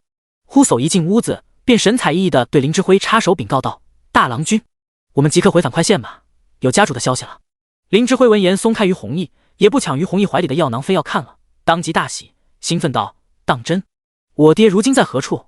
呼叟激动地回道：“原来家主那日逃出快县后，便向鲁王去借兵剿匪了。如今快县已被夺回，鲁王驻兵3万在快县，家主已重新坐回快县县令的位置了。大郎君，我们即刻启程出发吧。家主若知道您无事，一定大喜。”第142章玉人远的由喜到悲。林之辉喜得来回踱步转了几圈，将此消息消化了好一阵，方才双眼放光，再次不置可否地向呼叟确认道：“真的？消息可属实？”呼叟也再次激动地高声回道：“千真万确。属下是从往来的商贾口中探知的此消息，他们刚从快县贩货而来，还大赞了家主孤身一人于快县城下劝降匪兵的忠义之举呢。”于弘毅此时也从惊喜中回过神来，在脑中细细思索了一番，也激动笑道：“快县如此快便恢复了通商，想来已经平息了动乱，开始恢复生机了。”于弘毅反应较快，立即就从呼叟打探的消息中分析出来更多消息，细细说给林之辉听，以安好友的心。商人最是趋利避害，若快县无利可图，是不会去往那里经商的。如此说来，快县粮荒应该也已平息了。于弘毅府长叫好道：“好！”林之辉听于弘毅如此分析，越发激动开心，一个大高个，欢喜的无所适从，在原地磨磨似的又转了好几圈。于弘毅见林之辉如此情状，立即平复了自身情绪，上前一步拍拍好友的肩，神色柔和且郑重地对他道：“林之辉，恭喜你，你家人尚在人间。”林之辉听言，身体一震，停止转圈行为，眼眶立即变红了起来，回身用力抱住于弘毅。林之辉埋手于于弘毅颈肩处，压抑的低吼一声，终是哭了出来。于弘毅先是一愣，也紧跟着红了眼眶。原来此段时间，林之辉并不是不担心他的父母家人，而是不愿让旁人也担心他，便强作开朗，想让两人之间总有一人开怀。如今林之辉听到家人平安的消息，才终于表露出了自己的真实情绪。于弘毅抬手安抚地摸摸林之辉圆润的后脑勺，轻声道：“我一会便向我姑母去辞行，我与你一同回返快县，我要找到我家人的尸首，不能让他们无处可葬。”林之辉埋手在于弘毅颈间，不住地连连点头，终于又有了些少年人的模样。呼叟见了也不禁老泪纵横，看来此次大劫已然过去，他呼叟果然乃命不该绝之人，天道不轻易收他。也不知他女儿的呼红如今如何了。呼红的本事他这个当爹的自然清楚，跟着大娘子安全应当无虞，就是不知有无恶着。正午时分，阳光烈烈，晚冬的寒气也退下不少。玉人远见天气大好，便让奴仆在院子里摆了膳。自从周穆夫人派来甄选贵子的管事对林之辉与于弘毅两人点头表示满意后，他便又做回了慈父。此时玉人远正在正院里陪着妻子与一双嫡子用膳，用以修复之前闹得有些僵的父子情。于美芳对玉人远还是那副百依百顺的态度，看起来分外柔顺。玉人远的一双嫡子却不是，长子玉学镇自那次事情后便冷着一张脸对他，次子见了他也犹如老鼠见了猫。玉人远此时心情好，也不介意两个嫡子对他的态度，他坚信父子间就没有隔夜仇，过段时间便好了。膳至中途，玉人远嘱咐两个嫡子道：“这2天你们少往你们表哥那里去，省得露出端倪。他们能被选上贵子，也是他们的造化。只要他们顺顺利利去了义子营，为父就算和周幕府搭上关系了。”玉学镇听言抬头看向玉人远的眼神越发冰冷。玉人远毫无所觉，越是讲就越发激动。等爹有了周穆夫人的支持，到时这玉家家主之位还不手到擒来，你们的身份也会水涨船高。玉人远正说的得意之际，突然一仆妇匆匆忙忙行进来，对玉人远与于美芳行礼后缓声禀报道：“大夫人，于小郎君和林小郎君过来给您辞行了。”什么？玉人远顿时惊得站起身来，急声问道：“究竟是怎么回事？他们怎会突然来辞行？快速说说来。”该仆妇没想到主人家反应会如此大，有些战战兢兢起来，回道：“听说是林郎君知道他爹消息了，原来他爹是快县县令，如今已经重掌快县。”林郎君打探到他爹安然无恙的消息，便过来请辞了。于郎君也要与他一同回去快县，欲给于家之人处理后事，也准备一同随往。什么？那林之辉的爹是那快县县令？那个向鲁王求援镇压叛匪的林者云？玉人远大惊失色，他经常在外行走，接触的皆是州府的官员，自然比旁人知道的消息更多些。林者云显然已经投效了鲁王，绝不是一隅之辈，况且此人身份也不简单。玉人远顿时害得背后冷汗淋漓，转头便不顾奴仆还在场，对自己的正妻于美芳斥道：“你不是说这林小郎君只是快县豪富乡绅家的郎君吗？如今这可差的不是一星半点儿。”于美芳也被玉人远的反应惊了一跳，举起手中帕子遮脸，以防自己失仪，睁大眼不解道：“不过一小县县令之子，又能如何？”玉人远怒不可遏道：“渔父，林者云哪只是一小县县令，他乃是盛京2品世家的嫡长子。如今我们府里的那林小郎君，岂不是2品世家的嫡长孙？我们玉家不过才是4品世家，如何敢与之抗衡？”第143章读。玉人远说到气处，扬手一把掀翻面前的石案。玉学镇也蹭的一下站起身，摔了石柱，怕玉人远对于美芳再动手，立即挡身于母亲身前，狠瞪自己的父亲。玉人远见状，将手中的石柱朝的玉学镇头脸上砸去，咆哮道：“你敢瞪为父？目无尊长之徒！都是你母亲为保你们财物的事。”于美芳见自己儿子被砸，脸上狠色一闪，忙将玉学镇又给拉到了自己身后护着，怕他再被盛怒下的玉人远所伤。玉人远状若癫狂，嘶吼道：“你这蠢妇，护什么护？如今我们一家都大难临头了，他能跑得掉？现在周穆夫人的管事已经选上了林郎君为贵子，哪能轻易再换人？他们此番走了，到时周穆府上来接人，我们交不出人，这该如何是好？得罪周穆夫人，玉家恐有灭顶之灾啊！你我如何能活？”玉学耀被场上3人的情状吓得呜呜直哭。于美芳立即又把小儿子抱入怀里安抚，又安抚地拍拍大儿子的肩，示意他稍安勿躁。于美芳安抚好2个儿子，这才转头，面上一副温柔模样的对玉人远安抚道：“夫君莫慌，此事就交给妾身处理吧。他们来辞行又如何？我们把他们留下不就行了？”玉人远听了于美芳此言，情绪平复些许，问：“夫人的意思是说强行留人？若闹出动静，后面被那林者云知道了？”于美芳胸有成竹道：“这林郎君来此时早已命悬一线，是夫君您出手施救才捡回的一命。若不是您医术高超，以他当时的伤势，早不知死了多少回了。我们既然是他的救命恩人，他何该还我们一命？”玉人远闻言大力赞同道：“夫人说的有理，只是该如何悄无声息地留下他们？”于美芳温婉一笑道：“妾身自然有办法将他留下，保管周穆夫人的管事，明日来接人时有人交给他。”玉人远见于美芳说的如此笃定，也换了副模样，大喜过望，夸赞道：“夫人当真贤妻，此事就交由夫人去办了。”于美芳面上温柔地笑着，嘴里吐出的话却满含毒汁：“待他们这一去，不管还能不能出义子营，都与我们无关了。死在里面更好，谁知道这林郎君之前在我们府上待过？”玉人远立即哄起妻子来，十足一副好夫君模样道：“是极，是极，夫人说的有理，是魏府刚才失了方寸，夫人莫怪。”于美芳眼下眼底对玉人远的厌恶之色，继续柔笑着为他分析各种可能出现的情况道：“就算后面那林者云查出这林小郎君的行踪来，寻至我们玉府上，我们也可以林小郎君的救命恩人自居，言他伤好后辞行玉府，早已回了快县便可。涿州府城到快县这一路，路途遥远，出点意外，失了踪迹，哪能怪到你我夫妻头上？”玉人远此时又想到另一种可能，忧心道：“若这林小郎君侥幸从义子营中脱颖而出，真成了周穆的义子。”于美芳闻言笑得更是灿烂，柔声道：“若他侥幸出了义子营，真成了周穆义子也无妨。妾身早打听过了，周穆夫人手下有一道人，擅长催眠之术。周穆夫人为了让义子真心侍奉他为母，进入义子营的贵子都会被那妖道洗脑催眠的。”玉人远听言一拍掌道：“看为夫太过慌乱，都忘记这茬了，还是夫人聪慧，甚妙甚妙啊！”于美芳微抬下抬手从身旁丫鬟端着的托盘里拿起一杯茶，浅抿一口润喉后，继续柔声分析道：“那林小郎君都被洗去记忆了，还如何记得你我？便是在与他父相见都不相识。林者云不过一小小县令，后面再见到自己嫡子，想再认回嫡子，就看他敢不敢得罪涿州周穆了。”玉学镇听言大皱齐眉，冲上来反对喊道：“娘，你！”玉学镇最后的未尽之言，在于美芳暗暗瞪来的目光里给咽了回去。玉人远此刻全部思绪都沉浸在于美芳刚刚讲的话里，细细思索一番，顿时真正去了后顾之忧，复又大喜。玉人远挥开碍事的玉学镇，揽住于美芳高兴道：“有妻如此，夫复何求？夫人真乃贤内助也，那魏夫便静候佳音了。”于美芳故作害羞垂下的眼眸，挡住眼底暗藏的凶光。第144章药雨困。一炷香后，于美芳整理好仪容，独自去前厅接见了来辞行的林之辉与于弘毅。林之辉与于弘毅被仆妇领进厅堂，见到堂上慈和端坐的于美芳，皆是面露感激之色。于弘毅率先上前，温润儒雅的施礼拱手道：“姑母，侄儿今日前来是来向您辞行的。于美芳闻言，立时便惊喜道：“义儿，怎地突然来辞行？可是于家还有人幸存？”于弘毅听到于美芳此问，神色立即便黯然下来。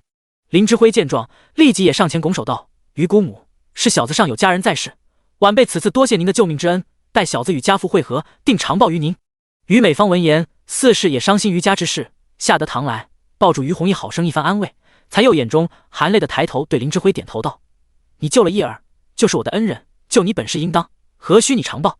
义儿也要一同回去，可是要回去处理于家后事。”于弘毅红着眼眶点头，于美芳抱着他又是一阵大哭。好一会儿后，于美芳方才歇下哭声，示意身后一名仆妇下去准备。片刻，又有2名仆妇入内，一人手上端着一托盘的酒水，另一人手上端着一托盘的银钱。于美芳抹着眼泪道：“你们此去，路上尚有匪祸，多小心险。这些银钱你们带到路上花，别又如来时那般吃了苦头去。”林之辉见状，立即又拱手致谢道：“还是您想的周到，晚辈委实感激不尽，多谢您此段时间的照拂。”于弘毅见于美芳考虑的如此周全，眼底也浮出动容之色，哑声道：“姑母，您日后也要保重。祖父和爹虽没了，义儿以后也会撑起于家门楣的。若您在玉家受了委屈，只管去信来，侄儿定替您出头。”于美芳面上异样之色一闪，眼眶越发通红的起来，更是用力的抱紧于弘毅，不住痛呼道：“我的义儿，我的义儿啊！今后该怎么办啊？是姑母对不起你。”林之辉在一边见了，也上前来劝慰于美芳。又过了2炷香的时间，于美芳方才平复情绪。于美芳放开怀里的于弘毅，抖着声音道：“来，我们干了这杯践行酒，姑母望你们此行一去，一路顺遂，平安无忧。”于弘毅与林之辉遂喝下了于美芳让仆妇端上来的践行酒。于弘毅与林之辉吃下酒，与于美芳拜别后，行至院落外，刚与守在门栏处的呼叟会合，便觉手脚无力。于弘毅首先瘫软，身体不受控制的向后倒去。林之辉见状想去扶他，奈何自己身体也不受控制起来，再也站立不住，被于弘毅倒下去的力道一同带倒下去。倒地的那一瞬间，林之辉知自己身重，他自己倒在于弘毅身上，压坏身体单薄的于弘毅，拼着意志使出全身最后一点力气，连带着于弘毅一起翻身，让自己的身体做了于弘毅的肉垫子，两人齐齐倒于地下。于弘毅再是清瘦，也是少年郎，颇有些分量，全身泄力压倒在身上。林之辉顿时疼得闷哼一声，混沌的大脑都清明了不少。一切发生的猝不及防，待呼叟反应过来时，便见2个郎君已双双摔落在地。呼叟见此变故，立即全身戒备起来，抢走几步过来，急道：“大郎君，你们怎么了？”于弘毅趴在林之辉身上，摇晃一下脑袋，随即反应过来，眼神一变，一口咬伤自己的手腕，手腕虎口处顿时血流如注，可见他下了多大力气去咬。手腕处传来的疼痛让于弘毅的神志清醒了些许，当即对呼叟警示道：“酒水有问题，别管我，快带你家大郎君走，此处危险。”林之辉也反应过来，当即摇头道：“不。”呼叟即刻带于弘毅走。呼叟闻言面色巨变，对林之辉此刻的话充耳不闻，直接一把扛起林之辉，抛下于弘毅，就向狱府外冲去。林之辉用仅剩的力气挣扎着，不想就此抛下于弘毅，这样孤身一人逃走。于弘毅见林之辉被呼叟抗走，如释重负一般，嘴角微微勾起，眼里的泪汹涌落下。于弘毅脑中此刻转过很多被他忽视的细节。于弘毅本身便聪慧，立即想到了表弟玉学镇此前怪异的表现，以及送他药囊时那一番摸不着头脑的话，还有那声表哥对不起背后真正的含义，是他大意了，防止人精神涣散的药丸。表弟为何要给他此药？于弘毅如何想也想不明白始末，眼中不由露出凄凉之色。又细细思索了一番表弟给他此药时的郑重，于弘毅当机立断，从怀里拿出玉学镇此前给他的药囊，取出里面的药丸，塞入自己嘴里，活着血泪吞下。呼叟刚扛着浑身瘫软的林之辉行到此院落大门口，就有30-40名步曲持刀而来，拦住去路。呼叟见此情况，低咒一声，又扛着林之辉回到于弘毅身边，将他放到地上，抽出腰间大刀，拦身于林之辉身前，举刀严阵以待。于弘毅艰难地抬起手，将手伸到林之辉嘴边，示意他张嘴。林之辉也不耽搁，张开嘴，立时便有一颗药丸滚入嘴内。林之辉从来不疑于弘毅，立时便咽下此药丸。狱府的部曲此时仍在大片的涌入此院内，不一会儿就将3人团团包围住，插翅也难飞。这些部曲进入院内，抽刀而立，满身肃杀。于美芳也木着一张脸，紧随于其后进入此地。呼叟到此时还有什么不明白，大喝一声：“贱妇，你意欲何为？给我家郎君吃了什么？”第145章呼叟轻笑。于美芳被人斥骂也不怒，反而冷笑道：“不过一些迷药，你这老奴不必惊慌。你家郎君还有一场大造化等着他，我岂敢伤他身体？”于弘毅见于美芳如此说，再无侥幸心理，蓦然一闭眼，惨笑一声问：“姑母，这是为何？”侄儿实在想不出理由。于弘毅实在想不出姑母害他们的理由，因为压根没有利益冲突，甚至姑母出手救了林之辉，林家也尚有根基在，这是一份天大人情，对姑母是有益的。毕竟林之辉的家族势大，有这份人情在，玉家只会乐见其成，哪会行此暗害之事，实在无利可图。因此于弘毅此前对他姑母没有丝毫设防，此时才有此问。周穆夫人派出甄选贵子的管事瞧上了你们，你们明日便会被送入义子营。于美芳对上于弘毅，收了唇边的冷笑，木然回道：“贱妇！”呼叟闻言怒发冲冠，他这几日在外行走，如何不知涿州周穆与其夫人伉俪情深，不纳妾之事，因此年近不惑，仍膝下空虚。周府夫人不能生育，近来大搞义子营之事，因周穆夫人欲要自己之子为贵子中的贵子，所以要选200名贵子进入义子营来斗智斗勇，最后只剩5人方可出营，才能成为周穆义子，且还会被妖道天方子催眠洗去前尘记忆。因此即使这是鱼跃龙门的好事，想成为贵子之人也寥寥无几。林之辉去了那处，九死一生。于弘毅闻言闭上眼，再睁眼，眼中已是一片寒冰。所以姑母那日会来接我入府，是早做好了此打算。是。于美芳转眼正视于弘毅的眼睛，坦然承认道：“姑母不会请求你的原谅，要怪就怪你的祖父，非要将我嫁到这御医世家来，嫁给这么一个狼心狗肺的东西。”后面的话因为有御家部曲在场，于美芳没有再说出口。他于美芳这些年来曲意奉承，小心讨好，兢兢业业为他打算，终究是等他娘家一倒，夫君便变了脸色。男人是最靠不住的东西，他于美芳只能自己想办法，靠自己去保自己的儿子。那狗东西不中嫡庶，庶子一大堆，对他来说只是牺牲2个儿子罢了，若能以此谋得权势，岂会在乎？他于美芳已经无娘家可靠，就要靠自己给儿子创造更好的未来，哪怕是牺牲亲侄儿以及自身性命，也在所不惜。于美芳泪流满面，咬牙道：“姑母也是没有办法，你姑父要先贵子去讨好周穆夫人，若你俩不去，去的便是你2位表弟，姑母一生早就毁了，我俩儿不能再重蹈我的覆辙。义儿，对不住了。”于弘毅嘴唇咬出血印来，再大的疼痛终究是抵不过药力，紧握的双拳一松，在药力的作用下晕倒在地。林之辉身体素质较强，还在强撑意志，顽强的与药力相抵抗。听到于美芳此言，又见于弘毅晕倒在地，人事不知，额头青筋暴怒突起。呼叟拦于林之辉身前护卫，全身肌肉都紧绷着。林之辉观察一番眼前形势，冷肃地吩咐道：“呼叟，你逃吧，再带着我，你逃不出去的。”大郎君！呼叟惊道。林之辉果断道：“快走，带上我都逃不去。若你一人冲闯出去，还尚有一线可能。到时告诉我父今日之事，杀了这妇人，为我与于弘毅报仇。”最后一句话，林之辉没有宣之于口，但呼叟从小看着林之辉长大，如何不明白林之辉言下未尽之意？去义子营的人皆为精挑细选的贵子，能被选上，本身能力就不俗，从200人里面只能活出5人，此去九死一生，恐难再活。林之辉向来爱憎分明，爱之欲其生，恨之欲其死。不论他人以什么理由，若害了他，就必须得付出死的代价。呼叟双目赤红，犹豫了片刻，突然仰头轻笑一声，抛下林之辉，拔刀往御府外冲闯出去。呼叟此刻心中只一个念头，就是冲闯出去，尽快见到家主。若脚程快些，兴许还能救郎君一命。虽然希望渺茫，但总要放手一试。就算救不成，也能让家主知道害大郎君的仇人究竟是谁。此时他呼叟若也留在此处，那便是连个送消息的人都没有了。于美芳见呼叟欲逃，冷笑一声，立即对周围部曲吩咐道：“拦下这老奴，就地格杀。”院外围墙上即刻多出一排弓箭手，齐齐瞄准呼叟，箭雨而至。呼叟转刀以作抵挡，向于美芳方向冲去。弓箭手怕误伤于美芳，最后停下射箭。呼叟肩头中了一箭，冲势仍旧不减，向于美芳杀去，欲挟持他。围于美芳周身的40余部曲此刻齐齐向呼叟攻去。呼叟虽武艺高强，但终究年纪渐大，体力有限，此次逃亡身体受了亏损，灵敏也不似从前。肩头中箭，被众多部曲围攻，在奋勇杀死御家8名部曲后，最终没能挟持到于美芳，反是因身手双拳难敌4手，被一部曲从后方偷袭成功，砍断了左臂。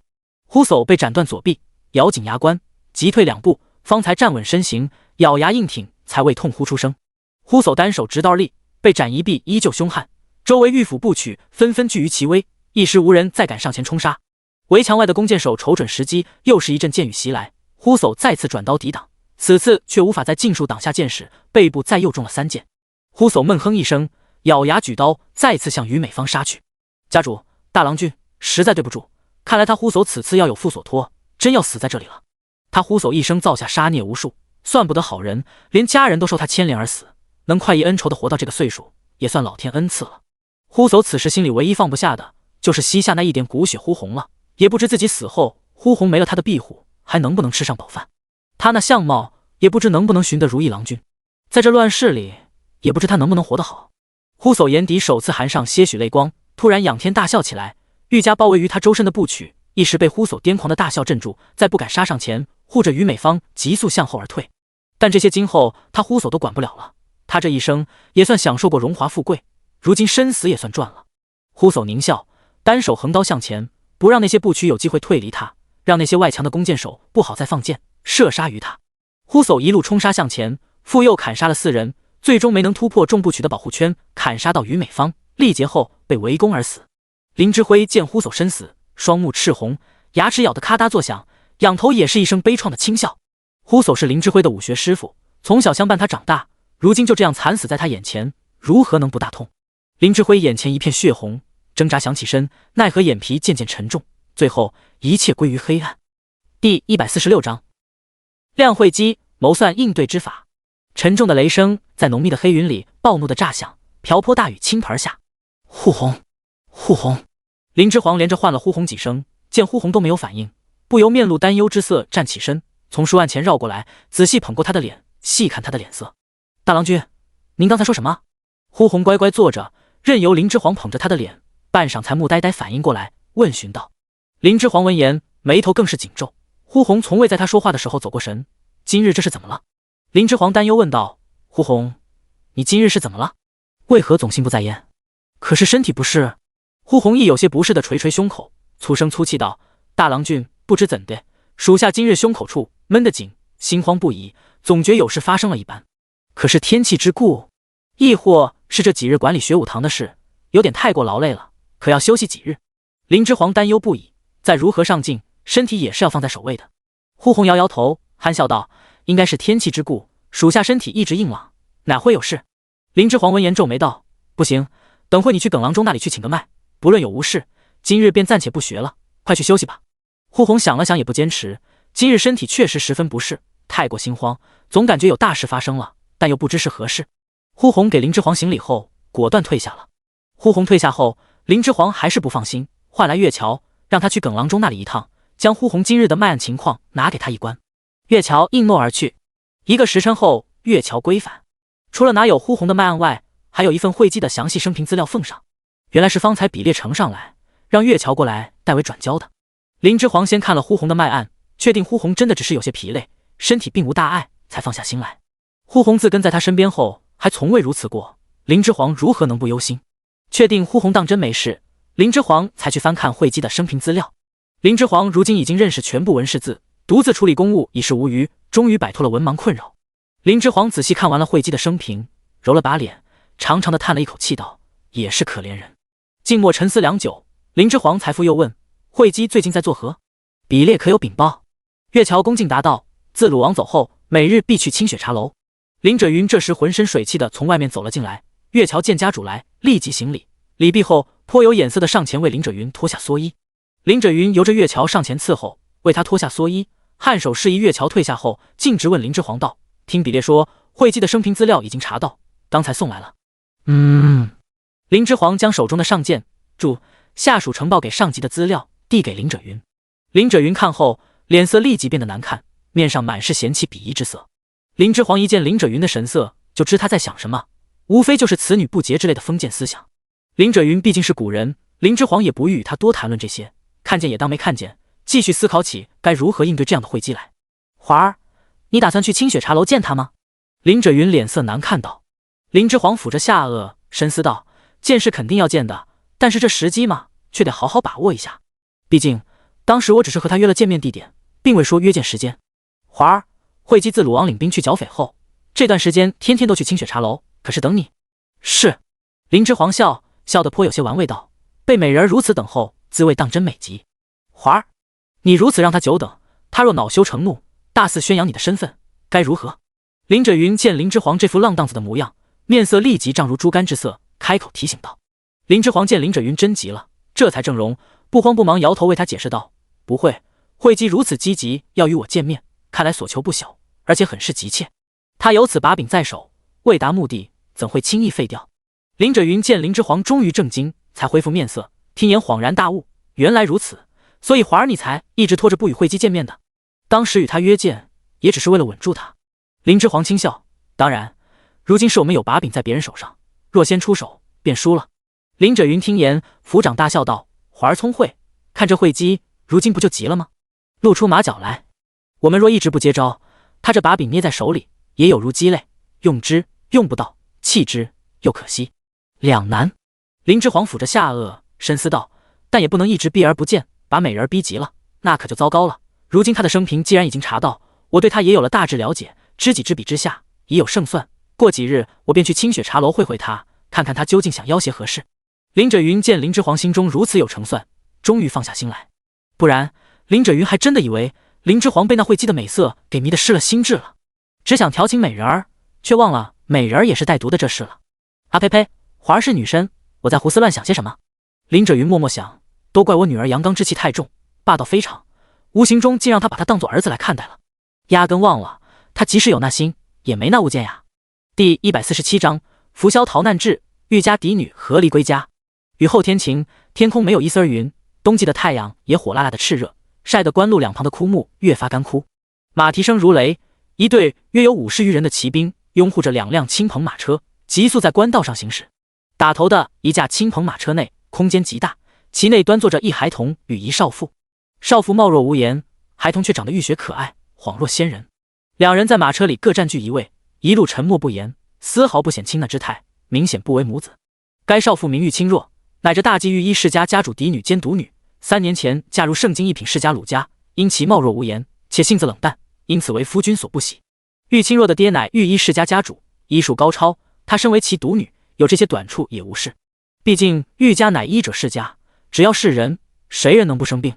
生病就得有医。因此玉氏虽为4品世家，但大多数世家还是愿与玉氏交好的。不说有多敬重玉氏，但多给几分薄面还是会的。而且御医世家这代的家主玉寒庆医术委实高超，那脾气也委实执拗古怪，凡是不合他眼缘者，就是天子来了也是不依的。所以世人称玉寒庆为难医圣手，意为只要玉寒庆出手救治，就没有他救不活之人，但其却难有出手。若遇强逼者，玉寒庆也不惧，便是以其性命相挟也不依。更是放出话来，玉家所有医者，从今往后皆不依强逼者一族之人。如此之下，再无人敢触玉寒庆的眉头。医术修习到了玉寒庆这地步，他隐隐已有为医界之首的势头。若他真放出不医之言，行医者中即使只是普通游医，也会俯首听其号令。那强逼者一族之人，可就真生病也无人来医了。玉寒庆此举颇具傲骨，一举打响了御医世家的名头。御医世家也隐隐有升品的趋势。玉清若作为玉寒庆的独女，身份也水涨船高，嫁入了盛京一品世家，鲁家为嫡长媳。靠着这些，玉清若就算在婚后没真正见过夫君几次面，但只要安心在自己的主院里过日子，在夫家过得也算自在。奈何去岁秋，他爹玉寒庆一次外出行医，于路途中便失了踪迹，生不见人，死不见尸。而他爹膝下又只有他玉清若一女，随着他爹失踪的时间越长，越少有人相信他爹还活着。他爹的家主之位也隐隐有被数伯玉人远接替的隐忧。于是玉清若在盛京鲁家的日子便越发不好过起来。直到4月前，鲁家笃定他爹已经身死，与数伯玉人远私下谈好条件后，他就被迫与夫君和离了。是和离而不是休戚，这还要庆幸他玉清若乃玉家嫡女，不然他玉清若就会被鲁家以3年无所出的理由给扫地出门。如今这样和离，竟还算全了他玉清若最后一份体面。鲁家派出护送玉清若回涿州玉家的人马，刚出盛京城，便碰上了一伙强人。强人在月黑风高时，悄然潜入护送车队，将鲁家护送他归家的30余部曲奴仆全数斩尽，未留活口。就在玉清若以为自己也难逃此劫，小命休矣时，这伙强人却意外的未伤他分毫，并扮作了鲁家护送他归家的部曲奴仆，继续护送他回涿州娘家。玉清若作为人质，一路被挟持，行路了近2个月的时间，也终于弄清楚了这伙人的真正目的。玉清若瞅准时机，小心翼翼地对那同处一车厢的冷面小郎君问道：“拂晓郎君，现已经进入了涿州离仙郡的地界，已是离圣经甚远，你已不用遮掩，该放了我吧。”该冷面小郎君不过10岁左右的年纪，长得玉雪可爱，恍若仙人，正是被丞相吴奎全国范围内大肆缉拿的浮世神仙子拂萧。玉清若未死，盖因他还有用。拂萧再借用玉清若当幌子，站着标有鲁氏族徽的马车，借用一品世家鲁家在大济的威望，避过各地府城的户籍查验，欲逃往涿州。拂萧欲要去往涿州，投奔他的外祖父涿州刺史齐长征。拂萧还有一姨母，招赘了涿州州牧为婿。齐家在涿州势力极大，如今中央政权不稳，丞相吴奎已无法矫诏天子令，号令此处。拂萧逃亡到此处，可以说是安全无虞。这一路从盛京行往涿州，玉清若已清楚地明白，这年纪尚小的拂萧是如何的手段果决。这昔日的神仙子拂萧，为了避过大济官府的追查，逃往涿州，各种计策层出不穷，冷静理智的让人胆寒不已。凡欲察觉到他行踪的追杀者，他必将人斩杀除尽。沿路玉系看过皇榜，处心积虑确认他面容，欲告发他的媚上讨赏者，也被拂萧杀伐果决的下令斩杀。这也是拂萧为何潜逃到现在，至今还未被丞相吴奎抓住的原因。拂萧凡欲抓他向吴奎讨赏者，他必诛之。这些人身怀大贪，心智计谋又远不如眼前这神仙子，皆命损于他手，还谈何向朝廷告密揭发，媚上领赏。拂萧对玉清若问话充耳不闻，冷肃着一张稚气的脸，问车外驾车的车把式现今行到何处了。片刻功夫，驾车的车把式声音从马车外恭敬传来：“回二郎君，现已进入涿州离仙郡，快县境内。”拂萧闻言，面上显出些恍惚之色，喃喃道：“现已进入涿州境内啊？”拂萧不过失神了一阵，也不知想到了何事，突然抬起漂亮的眸子，眼神若冰地看向玉清若，袖口微微一动，手中便握上了一把匕首。玉清若自问话后，便一直在注意拂萧的动静，此时见他袖口微动，手中便多出了一把匕首，反应也快，先他一步出手，扬手便朝拂萧面门处撒过一把毒粉。毒粉呈灰黑色，在马车内扬起一阵黑雾，而后消失不见。这是玉清若为他夫君鲁运德准备的毒粉，奈何他出鲁家那日，他夫君鲁运德实在太过无情，竟连面子情都无，最后送行他和离归家时，连面都没露。因此玉清若没有找到机会将这毒粉撒给他的前夫，阴差阳错倒在此刻派上了用场。玉清若一路上表现得安全无害，拂萧一直未将他视作威胁，只将他当作深闺后院的一般妇人看待。玉清若此刻突然出手，拂萧一惊，再想躲避已是来不及。拂萧面门被毒粉撒了个正着，毒粉霎时沾了满脸，原本平整光滑的面额立即红肿鼓胀起来。拂萧立时由仙童变得仿若怪物，丑陋非常。拂萧也是心智坚定的狠人，就算此刻脸上剧痛，手上刺出的匕首也毫无收拾的打算，反是更狠，准备一举将暗算他的玉清若击杀。玉清若见状，也顾不得形象，身体一软，就地一滚，慌忙趴伏于车厢内的地面躲避，胆战心惊的颤声叫道：“此毒只有我能解，你若杀我，便无人可解此毒。”偷袭的机会只有一次，玉清若其实更想用见血封喉之毒，奈何却是不能。在马车外还有100余死忠于拂萧的部曲，这些部曲个个皆是精锐，武艺高强。如果玉清若真敢如此做，拂萧这主人死了，这些部曲一人一刀便能将他立时砍成肉泥。拂萧听言，止住攻势，眼中的杀意有如实质的向玉清若的面门处射来。玉清若害怕的咽下一口唾沫，继续道：“我也不想这么对你，不过只是想活命自保罢了。你若放我，我必将简要奉上，并且绝对不会向外人透露你的行踪。”拂萧冷嗤一声，只有死人才能守住秘密。玉清若见拂萧没再杀来，便知还有一线生机，立即保证道：“我可以发毒誓，我们不妨双方各退一步，放过对方如何？”呵，拂萧冷笑一声，趁着那张肿胀发紫的脸越发可怖，慢声道：“想不到御医世家的人便是女郎也是家学渊源，不仅会医，竟还会使毒，倒是我拂萧大意了。”玉清若见拂萧并不接他的话，不由遍体生寒。玉清若意识到自己可能触怒了一头即将成王的幼狮。第148章舒孔如的怪异之感。舒孔如不愧为商贾出身，不过20出头的年纪，格外懂得人与人之间的相处之道。林者云起先还不太喜欢舒孔如的出身，几日相处下来，被他的花言巧语哄得那是找不到东南西北。从前对此人出身看不上的说法，也早已是过眼云烟。林者云与舒孔如主从二人的关系，如今已正式进入蜜里调油的状态。抵足而眠这项主从流行活动已经进行了2夜，二人黏糊的林之皇都没眼看，任由他们去接触相处，只要不耽误温南方教舒孔如学习之字的时间便好。星湖客栈，时值正午，太阳垂直着照进河渠，河水闪动银色的灵光，映射入客栈2楼厢房内，照洒出细细密密的亮点，美不胜收。如此美景，侍从旺财站在房窗前，一时不由看痴了去，叹道：“这客栈环境真好，后面正对着河渠，这河渠水清，从窗口望下，当真雅致。林县令给主人安排此处下榻，当真有心了。”舒孔如此时正披头散发，一副放荡不羁的模样，斜歪着身子，侧躺在榻上吃饼，边时还边在思索连日来发生的事情，对旺财发出的感叹充耳不闻。侍从旺财看完河景，回头就见主人又是一副没有正形的模样，在床上吃东西，很是无语。主人，您此时躺在榻上吃东西，夜晚还怎么入睡？旺财边说着边忍不住朝天上大翻了一个白眼。旺财之母乃舒孔如的乳母，因此旺财也是舒孔如的乳兄，平时私下与舒孔如相处时，像有人多过像侍从。此时见主人如此，便直接开口提醒了。舒孔如闻言，嘴角勾起坏笑，该怎么入睡就怎么入睡，不过是些食物渣子。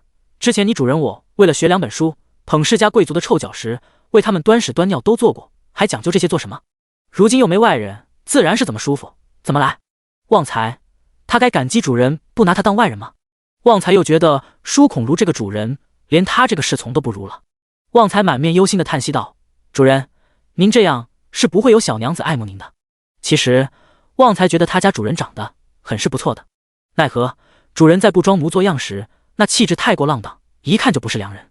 除了好与秦楼楚馆的女人们逢场作戏外，就没想着成家之事。家主也因不喜主人，迟迟没有为他说清。而主人又在5年前连家业也不想继承了，只拿了家主给的那用作比试的10万贯银钱之后，就再也没回去舒家。主人的亲事自然也无人操持，就这么担得下来。直至今日，主人20有1，还未成家，越发邋遢浪荡的不像个样子。旺财还是很希望他有一个主母的，让他家主人好歹有个知冷知热的贴心人，至少能管管他家主人，也让主人能收收心。舒孔如再次对旺财之言充耳不闻，边吃饼边发表自己的感慨道：“和这林县令相处几日下来，我总觉得有些违和，又说不出来哪里违和。”旺财的思维立即就被他家主人带着走，不明所以的问：“哪里违和？”舒孔如停下咀嚼的动作，若有所思道：“总觉得这林县令有些天真。眼下看这块县刚经过战乱，就已被林者云治理的欣欣向荣，各道政令也发布恰到好处，县中事务也处理得井井有条。就这些事来看，快县的主事人林者云说什么也不应该是这样性格的人啊。因为还不是很信任他舒孔如，所以这林县令故意在他面前藏拙。但以这段时间的相处来看，林者云所表现出来的为人处事和待人接物又都很一般啊。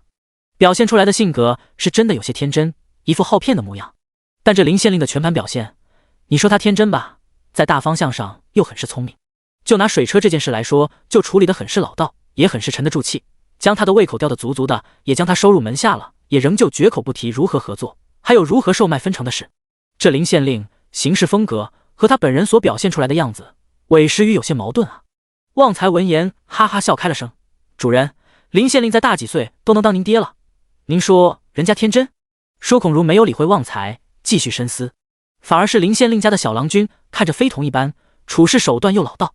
对，就是这里违和。在他舒孔如原本的预估里，林家小郎君应该是林县令如今展现出来的这副模样，而林县令该是林家小郎君那日接见他时所展现出来的模样才对。这父子两人怎么恰好相反了？父不像父，子不像子。舒孔如眯起狭长的眸子，若有所思地坐起身，吩咐道：“旺财，你等会出去，再在快县城中多找几个老人去探查一下林者云在快县动乱之前在这里为官时的政绩。”诺。旺财见舒孔如神色认真，不再多言，立即拱手应诺，出去办事。旺财出去了，舒孔如又将自己的大拇指放入了唇齿间，卖力地啃起指甲。说到底，以前他也来过这块县行商，那会儿这林县令毫无存在感，哪像现在这么显眼，委实奇怪。第149章水车售卖事宜。次日清晨，舒孔如又准时来到林府拜访林者云。舒孔如这回被门房领进林府，等在正堂里接待他的不再是林者云了，而是惯常因为交字才会与他见面的温南方。温兄。舒孔如见接见他的人是日日教他识字的温南方，立即拱手上去与他寒暄。温南方也有礼的请舒孔如入座喝茶。两人闲聊寒暄了一番，温南方率先进入正题：“舒兄，林县令准备将水车的全部代卖事宜都交由你一人全权负责。”两方推拉许久，时至今日终于步入正题。终于听到想听的话，舒孔如也松了一口气，当即喜不自胜道：“不知林县令准备将这水车作价几何？”500两。温南方淡声报出价格。舒孔如听到这价格，直接被正喝的这口茶水给呛住，连连咳嗽了好几声，才缓过劲来。温兄，是否说错了卖价？舒孔如咳得脸色涨红，艰难问道。温南方很是淡定，回道：“没错，就是这个价格。这水车技术乃无价之宝，这是底价，只有你知。至于叔兄能一台水车在别处卖多少钱，我们大人是不插手的，多出来的钱都算叔兄你的。”舒孔如面露难色，温兄，这价格是否还能再商讨一下？没有可商讨的余地。若叔兄觉得难做，我们大人也不是爱为难人的人。温南方眼皮都未抬一下，依旧谪仙般的模样，仿若狮子大开口，谈铜锈之物的不是他。舒孔如见温南方不似开玩笑，立即改口，打断他接下来的话道：“做，如何做不得？这水车乃将家初代将主设计所造，堪比天物，当然值这个价。”温南方听到想要的答案，嘴角终于勾起一丝淡笑，点头道：“如此，余弟便静候叔兄的佳音了。”话落，温南方脸上挂着淡笑，有礼的端茶送客。舒孔如神情恍惚，晃晃悠悠，如彩云端般的走出林府。在府门外等候舒孔如的侍从旺财见主人出来，立即上前扶住他，将他引入了马车内。“主人，你这是怎么了？好狠！”舒孔如一进马车，便毫无形象的瘫在马车里，直愣愣道：“什么好狠？”旺财立即掩上车帘，怕外人看了他家主人的笑话去。做生意好狠！舒孔如两眼发直，这林县令做生意当真是狠啊！林县令又不是商贾出身，怎地如此了解商贾售卖定价一事？以前他和那些世家贵胄们做生意，那些人除了粮食价钱算得精明外，别物的价值那是太不明白了，完全没有稀缺的概念，只会以造物的成本去算价。因为在世家贵胄可算不清成本问题，他们可能只会将提价10倍进行外卖。因为此，他舒孔如没少把这些世家贵胄们当傻子忽悠赚钱。这林县令嘛，倒真是奇特，竟然知道技术的价值。这水车实乃好物，他舒孔如当然可将这水车卖到500两，甚至是700两，也是可以的。但他预计准备拿的底价却不是500两，而是200两。舒孔如原本还想做一番人情的，把价格提到300两去，好让新主高兴高兴。没想到这温南方一张口就是500两，一下就把价格拉高了。他若一台水车卖700两，等他刨除人力、人工、运输成本，最多还能赚个50两不错了。本来还以为是一笔大买卖，如今这么一弄，大买卖还是大买卖，只是利润嘛，便没那么可观了。舒孔如作为商贾，实在难忍此事，风险冒这么大，但利益却那么小。这回他舒孔如算是做了赔本买卖了，但也放不了手。将家的将主明显是林府的门人，既然能造出水车如此好物，谁又能说将家的将主不会又造出别的好物来呢？有如此肥肉在前吊着，舒孔如如何能不动心？舒孔如决定放平心态，就当前期投资吧。林府，舒孔如一走，林之煌便从隔壁的厢房内走了出来，过来此间询温南方。林之煌见到温南方便笑道：“这位叔兄倒有些意思，昨日有在快县城内打探我爹之前在这为官时的各项政令，这是察觉到我爹前后不一，乃壳子了。”温南方闻言微微一挑眉道：“倒真是个聪明人，不过相处几日，如此快便察觉到令尊名不副实了。”林之煌如何听不出温南方话里对林者云的各种瞧不上，讪讪笑道：“既然舒孔如是商贾，不怕他聪明，就怕他不聪明。这样甚好，再看看他，若此人不错，我便不再隐于幕后，遮遮掩掩，直接与他坦诚相待。主公，不如先缓缓，此前那样就很好。舒孔如心思太活，暂且让他对您有个初步印象吧。”温南方不赞同，拱手建议道：“可就先看看此人真正实力吧，看他究竟能将这水车售卖多少台出去，又能售卖到多远的地方哪去吧。”林之煌颔首淡笑道。温南方见林之煌并不冒进，满意的点头，与林之煌相视而笑。第150章树地林海伦。林之煌与温南方正聊着后续水车售卖事宜，罗婆此时突然过来请安，言裴氏邀他去后宅一同用膳。林之煌见事情处理的差不多了，便与温南方话别，随罗婆去了后宅。林之煌刚进裴氏院子，就见裴氏与王璐，还有他那实际还不满2岁，却在这个时代已经虚3岁的树地林海伦，正在此院子里玩类似连环锁的小东西。王璐拿着连环锁，正在逗弄那小树地林海伦。林海伦抢过王璐手中的连环锁，用小手忙活了好一阵，见怎么也解不开，小孩子脾气顿时发作，把东西往地上砸，再踩一脚，想以此弄开。林海伦此番作态，逗得裴氏不时发出咯咯的笑声，面色很是红润好看。林之煌见这3人相处得很是不错，脸上也染上一丝笑意。华儿，你这孩子来了怎么也不出声？裴氏转头看见站在院门口的林之皇，嗔怪地横了他一眼，道：“看娘你们玩得开心，就没打扰。”林之皇笑着走进来，先对裴氏行了请安礼，复又摸摸王璐的脑袋，笑问道：“璐儿，你如今在这住的可还习惯？”王璐被林之皇是以亲近的摸头，弄得羞红了脸，低低的应了一声，表示在这住得很开心。裴氏则暗暗瞪了林之皇一眼，这王璐也就比林之皇小3、4岁，他女儿都快及笄了，说话就说话，摸啥头？林之皇对裴氏满含警告的眼风视而不见，拿起2个弟弟先前玩的类似连环锁的东西，细细研究了半晌，道：“璐儿，这是你特地带来的？”王璐点点头，怕林之皇不高兴，眼巴巴地看着林之皇。林之皇被这懂事乖巧的孩子拿湿漉漉的眼神一瞧，顿时就被蒙破防了，又举起罪恶的爪子撸了撸他的发顶。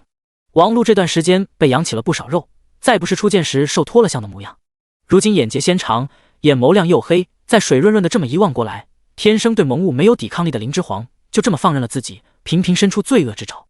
王璐顿时被林之皇撸得又羞红了脸，显得越发可爱了。别怕，林氏叔就是问问你小叔最近忙，璐儿你有什么不方便的地方，直接来找林氏叔，和林氏叔说也是一样的。林之皇柔和笑道。王璐抬头一见林之皇的脸，又红了脸，复又低下头，连连点头。裴氏见女儿完全不理会他的眼风，依旧我行我素，索性甩袖不管了。裴氏气恼的让奴仆先去摆饭，不时用眼神警告的盯着林之皇。林之皇与王璐聊完，方过来哄裴氏，上来便甜言蜜语道：“娘，又怎么了？气生多了，美人娘就该不美了。”裴氏听言，脸上的怒气顿时便绷不住，转而喜意爬了满脸，捧了脸嗔怪道：“惯会油嘴滑舌哄人，娘都多大年纪了？老都老了，还美人？”在林之皇心里，裴氏还真不老，才30有5的年纪，如何算老？这要在他那时代，这个年纪还未成家的优秀女性比比皆是。林之皇遂一本正经地反驳道：“娘看着不过28年华，作甚要妄自菲薄？”裴氏顿时被林之皇哄得笑若骄阳，用帕子捂了嘴，咯咯的娇笑声不绝于耳。罗婆在一旁看了，心里暗暗唏嘘，大娘子要真是个郎君，不知道有多少小娘子春闺梦里要撕人了。林海伦见裴氏笑了起来，也跟着呵呵直笑，小小的人儿张着手扑过来，想要让裴氏抱。林之皇见了，不由也满目含笑的仔细的打量了一番这庶弟的模样，这才发现这庶弟林海伦长得很像他那爹儿子，简直一个模子里刻出来的似的，意外的长得很是可爱。裴氏爱怜的抱起林海伦，指着林之皇对他道：“阿兄，这是你阿兄，伦儿要记住哦，以后长大要好好保护你阿兄哦，不能让他被别的男人欺负了去。”林之皇对裴氏这从小洗脑孩童的行为分外无语，但又见裴氏对这庶弟是真心疼爱的，便也没再多言。林之皇弯下腰，伸手摸摸这幼弟的头，不管他听不听得懂，直视他的眼睛，对他认真道：“阿兄今后不用你保护，你只要好好长大，阿兄便会很开心，知道吗？”庶弟林海伦还小，说话口齿还不伶俐，也不知听懂没听懂，居然满脸认真地看着林之皇，字正腔圆地嗯了一声，身体还跟着抖动了一下。林之皇见状分外诧异，这莫非又是一个符箫那样的神童？还不待林之皇细究，突然就闻到了米田共芳香，顿时一院子里的人都变了脸色。庶弟林海伦既一脸认真的嗯过后，小脸上刚露出舒服的神情，就被一仆妇迅速的抱了下去，清理裤裆了。林之皇满头黑线，见状还有什么不懂的？原是他多想了，这小孩刚才一本正经的嗯，原来是在用力拉米田共。孩童果然不能以常理揣度，林之皇哭笑不得，摸摸自己的鼻子。第151章，王璐送礼初中，感觉林氏叔很容易死的样子。在裴氏院中用完膳，林之皇便打算回前院继续处理快线公务。林之皇刚出裴氏院子没2步，王璐便从后面急匆匆地撵了上来。林氏叔，且慢，璐儿有一物想送给您。王璐小脸跑得红扑扑的，跑至林之皇身前，急切地张开双手，横手挡住林之皇的去路。林之皇停下脚步，轻轻一挥手，将挡在他身前拦住王璐上前来的仆妇遣退，望着他笑问：“何物？”王璐从怀里掏出一个金属质地的环状物品，一脸求表扬的模样，递到林之皇面前。该物表面呈青灰色，似是戴在手腕上的东西。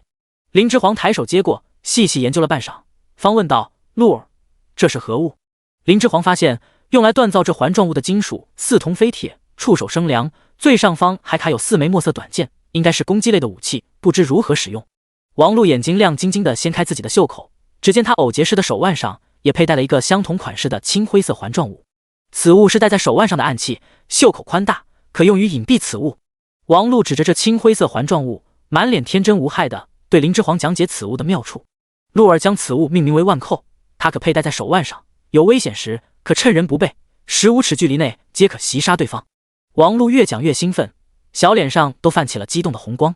萌萌哒的小朋友拿着杀伤力巨大的暗器，用可爱稚嫩的声音给你详细讲解此物用法，冷静地告诉你此物可随时暗杀他人是一种什么样的体验。林之皇好半晌才找回自己的声音，问鹿儿，这东西是你自己掌暗锻造的？是。这段时间小叔在木工房忙着木做水车和水磨房，鹿儿没事干，想到爹爹与祖父此前惨死皆是因为自身无自保之力的缘故，于是鹿儿就想造一物自保。王璐一脸求表扬的模样，继续吱声道，所以鹿儿自己掌暗锻造出了这腕扣，林氏叔不必担心，鹿儿已经试过此物，很是好用。神童啊，家学渊源，这是妥妥的机关术人才，是他林之皇求贤若渴的人才啊！为什么他还如此年幼？使用童功犯不犯法来着？林之皇痛心疾首。王璐见林之皇无反应，继续认真的劝说道，林氏叔，您长得如此瘦弱，鹿儿觉得您和父亲与祖父一样，也很容易死。鹿儿很喜欢您，不希望您早死，您就把这物收下吧。很容易死的林之皇，谢谢你啊，小朋友有被内涵到。林之皇不回话，王璐小朋友也能一个人说得很起劲，继续喋喋不休地讲解道，该腕扣有4发箭矢，一次可杀4人。林之皇发现王璐这孩子说到杀人时眼神都不动一下，还哪有此前面对他时的害羞模样，杀伐决断，仿佛在说砍瓜切菜一样随意。乱世是真的卷啊，不满9岁的孩童每日居安思危地想如何自保，这世道真是不允许有一丝天真存在啊。王璐说着，又从怀中掏出一盒东西，很是真诚郑重地递给林之皇。林之皇一言不发地抬手接来，一入手才发现这盒东西十分重，坠手的紧，差点没拿住。林之皇不由好奇这盒子里究竟装的什么，直接就打开看了，发现是满满一盒子的墨色短剑。墨色短剑明显与腕扣上的短剑型号一致，是这腕扣配套的剑矢。王璐可爱的小脸递过此物时才皱了起来，惋惜地说道，林氏叔，鹿儿现在还小，体力有限，这件矢制作需慢慢捶打冶炼，不能全部依靠剑仆来完成，制作起来比较麻烦。林氏叔，您省着点用哦，等我长大了再多多的给您做，到时您想用多少就用多少。谢谢你啊，孩子，这盒子墨色短剑粗粗看来少说也有60-70根了，你林氏叔现如今还没有这么多人要杀。林之皇将手里的东西都交给身后仆妇，伸手捧起王璐的小脸，轻声道，璐儿，你现在安全了，不要再考虑如何自保了，就在林府中好好长大吧，林氏叔会好好保护好你的。王璐情绪低落下来，小声嗫嚅道，我爹和祖父也是这么跟鹿儿说的，说鹿儿好好长大就好，他们会好好保护鹿儿的。可是第152章不成栋梁变成祸患。林之皇闻言眸色闪动，转移话题道，鹿儿，你喜欢机关术对不对？就好好的研究机关术，你现在还小，唯一要考虑的就是如何好好长大。王璐的眼眶里立即蓄满了泪水，埋头扑入林之皇怀里，双臂环紧他的腰身，便大哭起来。可鹿儿还是怕，那日鹿儿在家也是好好的，还和爹置气呢，不过一瞬间突然就有很多人冲进了我家宅子，一日之间宅子里的人都死了，鹿儿的亲人都死了，明明此前他们都还好好的。呜呜！林之皇也不禁红了眼眶，回报王璐，轻抚他的背脊，柔声道，鹿儿，过去了都过去了，现在你已经安全了。可是鹿儿还是怕，好怕，怕明明现在还好好的，下一刻还是会重蹈当初的事情，会再有人冲杀进来，把鹿儿在意的人全部夺走。王璐说到最后，语气里带上一丝狠意，犹如嗜杀的幼兽。不，一切变故皆有迹可循，并不是偶然。你的亲族会死，那是他们该死。你王家之人蓄意囤粮，趁人之危，强逼求胜的良民自卖为奴，才会有此下场。叛匪能成功造反，王家有一半功劳，有因必有果。就如林家一般，林者云作为一县之长，行事由心，偶发善心，施州接济流民没错，但导致流民聚众，却又不妥善释放流民的劳力，让这些流民看不到未来，致使他们生了乱心，这就是错。所以林者云也有报应，他失踪的嫡亲弟弟，那些身死的庶弟庶妹，还有此前颠沛流离的逃亡，皆是他要承担的恶果。握有权势者做的任何一项决定，都将引导结果发生，决定他人的生死。不论掌权者的初衷是善还是若不谨慎行事，若不走一步看10步，若只是为了满足自身私欲，随意对待自己手中握有的权柄，就是为这些话林之皇在心里酝酿了良久，终是没对王璐说出口。这些真相何其残忍！志同无辜，为恶的是他的父母亲族，他的人生观还未真正形成，心怀向善之念也还什么都不懂，如何能对他一小儿说出如此重话？林之皇叹了口气，安抚地拍拍王璐的背脊，任由他将内心的惶恐化为泪水发泄出来。王璐这孩子有一颗赤子之心，心智坚毅，聪慧机敏，能明确分辨他人对自己是好是恶，但却还没有形成明确的是非观。林之皇暗下决心，王璐还小，千万要把他教导好了，不然此子长大以后不成栋梁，变成祸患。日落，天色变得灰蒙蒙的，森林半边已变成一抹黑色。2架青铜马车停在林间，周围有50余骑兵将马车拱卫在其间，无一人发出声音，死寂中越发显得冷肃。玉清若被反手束缚在其中一辆青铜马车后，全身狼狈，站在冬夜的寒风中瑟瑟发抖，脚下布鞋早已磨穿，明显此前被马车强行带动，苦走了一路。青铜马车内，扶萧满面青紫肿胀，疼痛使他额上布满冷汗。府府门下幕僚汪长元见扶萧此等模样，面上满是焦急之色，不时问询道：“二郎君，此时感觉如何？可还能坚持？”扶萧双手紧攥成拳，明显疼痛难忍，仍是咬牙道：“无事，几次死里逃生，不过些许疼痛，无碍。”汪长元见二郎君如此，满目心痛之色。那妇人说要配制解药，必须进城去药铺抓药，配制解药方可。属下已让方辉前去打探快线最新消息了，若此城无碍，我们明日便进城，先让这妇人给您配了解药，我们再赶路。汪长元说话间，只听车外由远及近响起一阵马蹄疾驰之声。汪长元掀开马车帘子，往外看去，原是服侍门下部曲首领方辉已打探到快线消息，疾驰而返。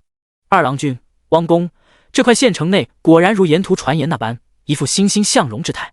叛匪已剿灭，这块县重归原来的林县令执政。若郎君不被发现身份，城中并无威胁，入城应当安全无虞。方辉到了近前，立即下马，在青铜马车外高声禀报道：“啊，如今我这副模样，倒省了一桩麻烦事。守城之兵还如何凭借画像认得出我？”扶萧闻言轻笑一声，言语中有无限的自嘲之意。明日我们便进城。汪长元立即做了决定，扶萧也不阻止。第153章扶萧之恨。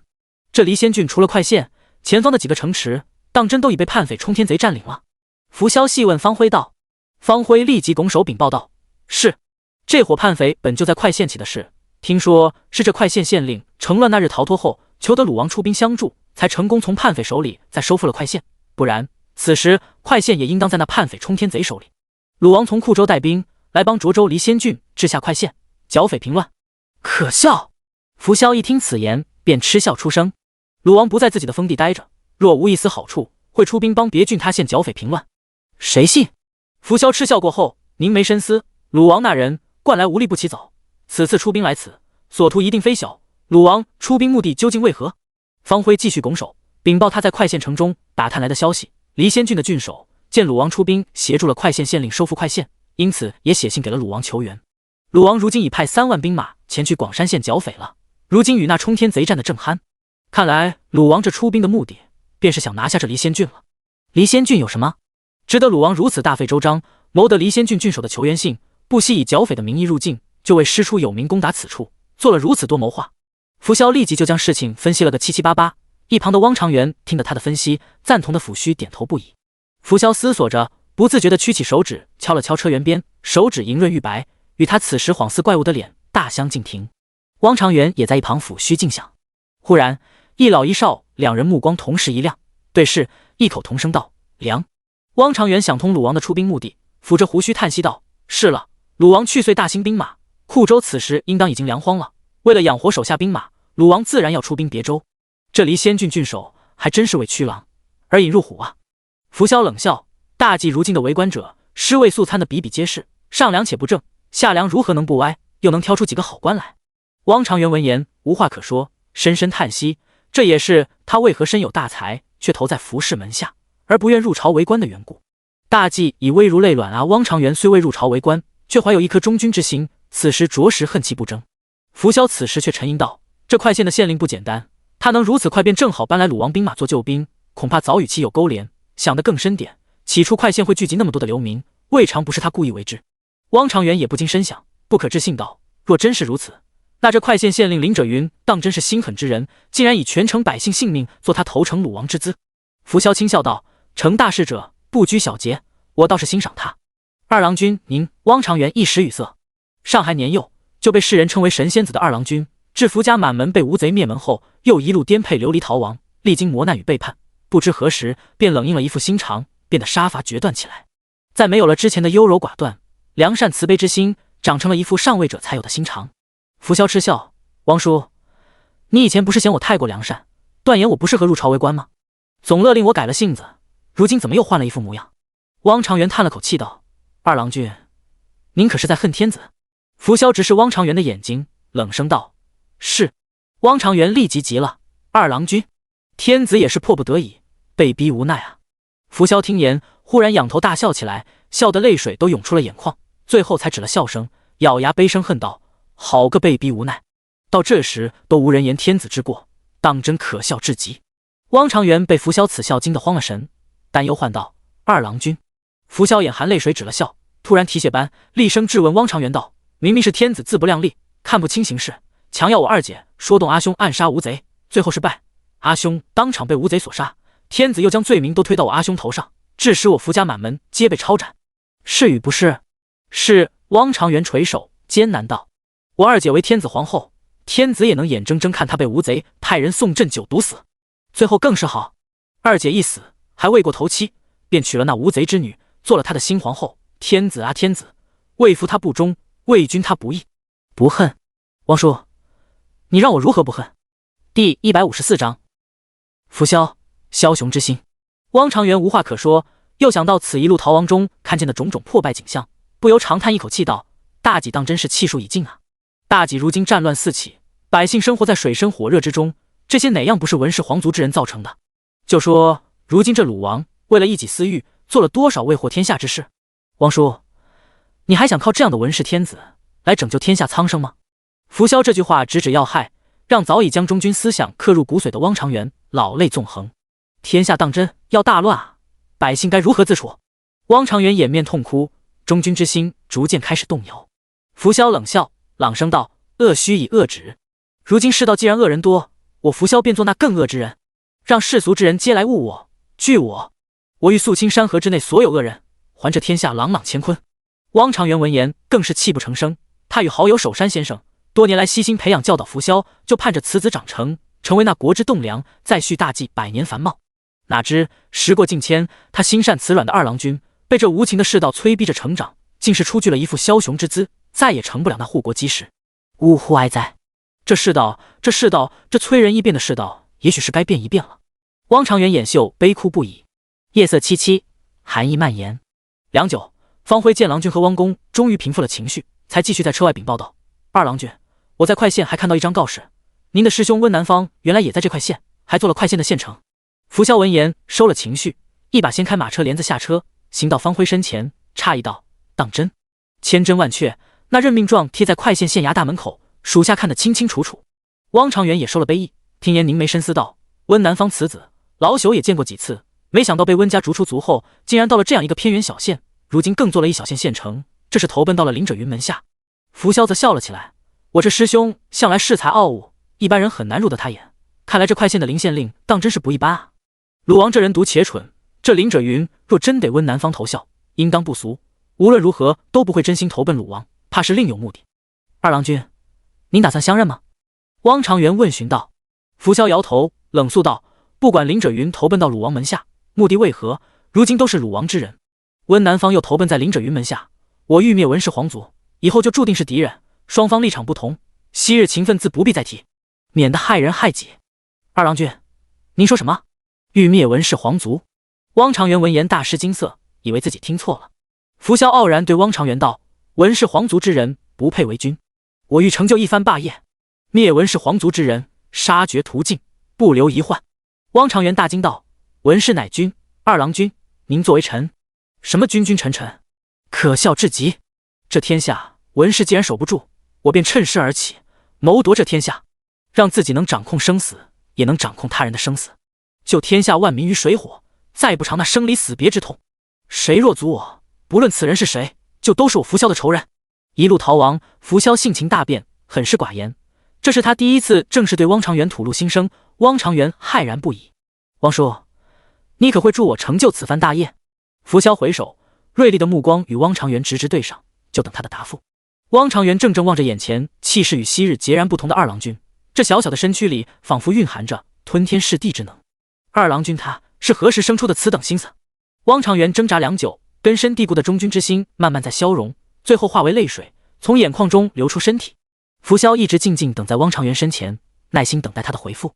最终，汪长元下了马车，俯身长拜，哭声悲呼道：“汪长元拜见主公。”拂萧低声轻笑，而后笑声逐渐放大，在寂静的山林间炸响。声音虽稚嫩，但此笑中所蕴含的狂傲气势，犹如虎啸奔腾，趁势而出。被捆绑置于马车之后的玉清若，听到拂萧与汪长元两人之间的谈话，内心骇然不已。这两人毫不避讳在他面前谈论此等大事，这事根本就没打算留他继续活下去。等他为拂萧配制出解药，他还能活吗？玉清若想到此，眸中满是惊惶之色。但此解药他玉清若又不敢不配。拂萧说了，配不出来解药，或是不配解药，晚一日先削他鼻子，再削耳朵，最后是四肢，只留他的嘴能说出解药配方的嘴。玉清若心中一片绝望。不，他还有机会。这块县县令林者云既然能让拂萧如此重视，就不是一般人物。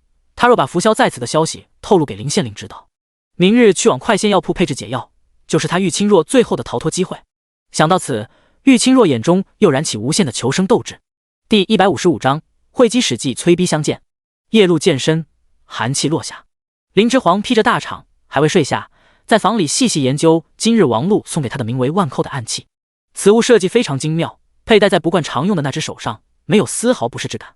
万扣两侧各有一处凸起的暗扣，一侧暗扣为保险装置，发射箭矢时需提前按开此扣，才能进行有效射发。如此设计也是为了避免平时误碰开关，导致箭矢误发，伤了自己。另一侧暗扣则为发射装置，先按下保险扣，再按下此扣，便能将短箭射出。林之煌刚才是射了一箭，此箭矢发射速度极快，力道也强劲，直接穿透了房梁，看得林之煌叹为观止。按此短箭的射击力道，只要瞄得够准，果然15尺内可随意射杀任何人。王禄这孩子没有虚夸此物，这万扣当真是好物。王禄乃王家嫡出，小小年纪便能设计出如此精妙之物，想必也是得了王家机关术的真传了。当然，王禄本身的聪慧与天赋也有一定因素。机关术啊！林之煌看着手中的射击弩，又想到了王家那处藏宝秘地的设计，越发痛心疾首。王禄如此小，便已是能造出此物，若他爹未死，该是何等厉害！林之煌这段时间专门让胡三派人出去查探了一番王家的从前，这才发现王氏族人因为家学渊源，皆为此方面人才。若不是此代身为家主的王吉带领全族之人走偏了路，一心追求所谓的世家品级，认为机关术乃工匠之技，乃低贱之技，摒弃自己家族的立身根本，哪会弄到最后那般下场？当真是可惜了。一个家族的领头人若走偏了路，神仙也难救此族。如今王家就还剩王提与王禄叔侄，林之煌如今当真是人才不够用。因为水车和水磨坊的建造与督造，王提已经是忙得分身乏术了，不能再多加安排别的建造事宜了。因为有王家那笔福财注入，林之煌如今已经没有钱财之忧。造纸作坊的建造已经开始动工，真正能开始造出纸，恐怕还要再等一段时间，毕竟那些造纸的工具也需要王提先掌按木做出来。春耕还未至，林之煌其实还想趁此段时间快些劳力还有富裕，再造一座军工房，用以产出兵器以及工程器械。奈何王禄现在还太小，不能为他所使，还是再去别处寻摸这方面的人才吧。林之煌不得已，只能将这想法缓了缓，终究还是没有突破人类底线，过早使用童工。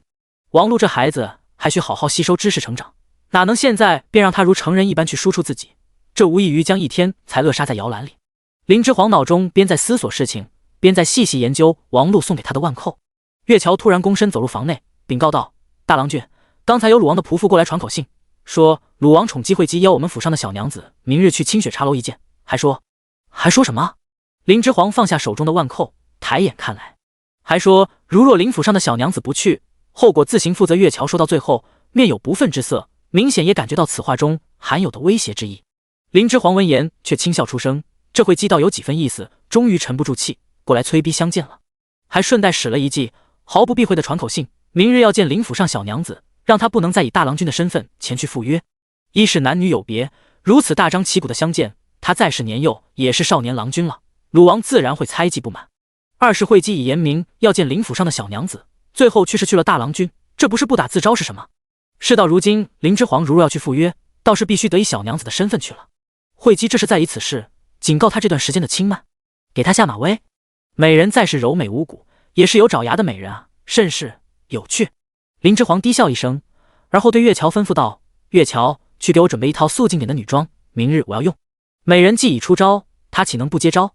岳桥面露犹豫之色道：“大郎君，明日您真要以女身前去清雪茶楼与那慧姬相见吗？林府大郎君的真实身份只有林府旧仆知晓，如今那些逃难回来的旧仆对大郎君真实的身份无一不守口如瓶，于是新来的奴仆都以为林府大郎君就是大郎君。大郎君若以女装示人，露了破绽被人发现，可如何是好？单就女装出府这事，便很容易引起他人注意，继而瞧出端倪。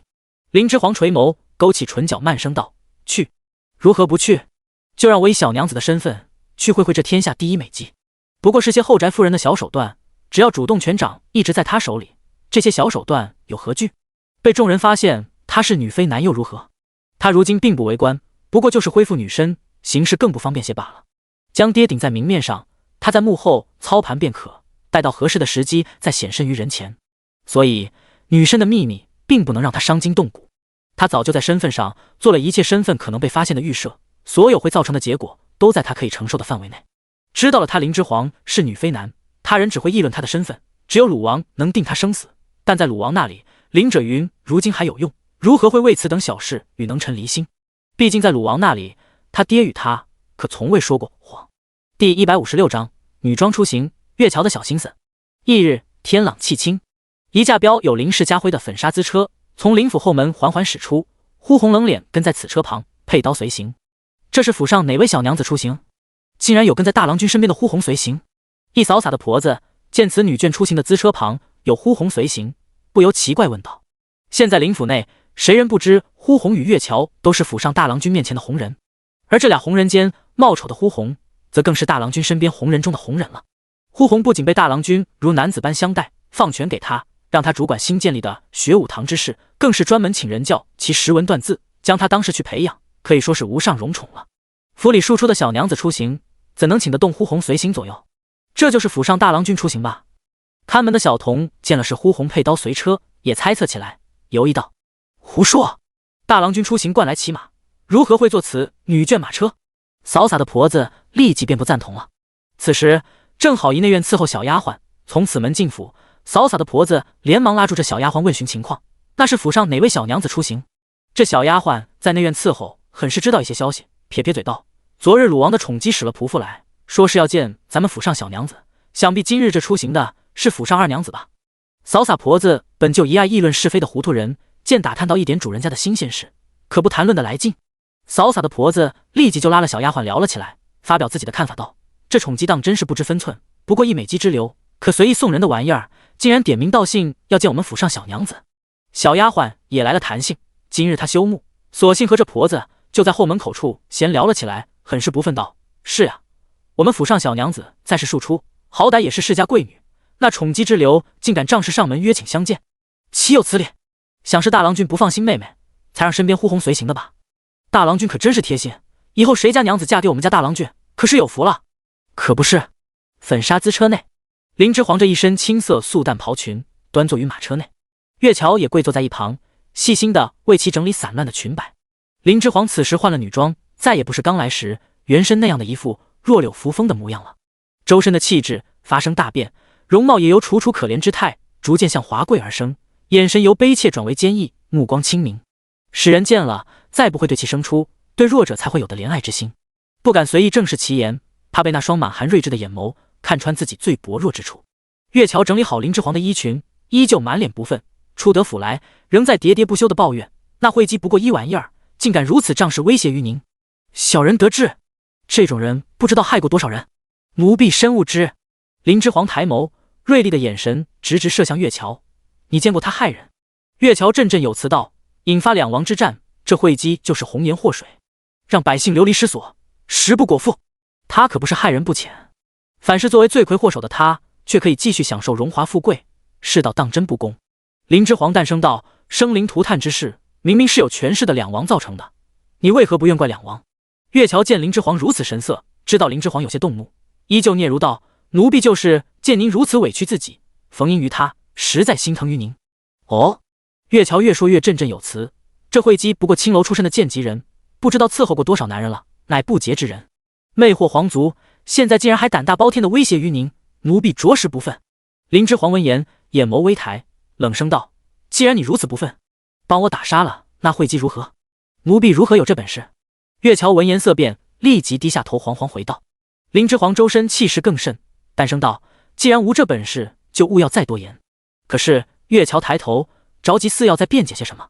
林之皇见月桥还待在言，直接冷声点破道：“贬低他人，以此来凸显自己的良善之心，又以此为重心，在言语上讨好主人，来以此巩固自己在主人心中的地位。月桥，你是这个打算吗？”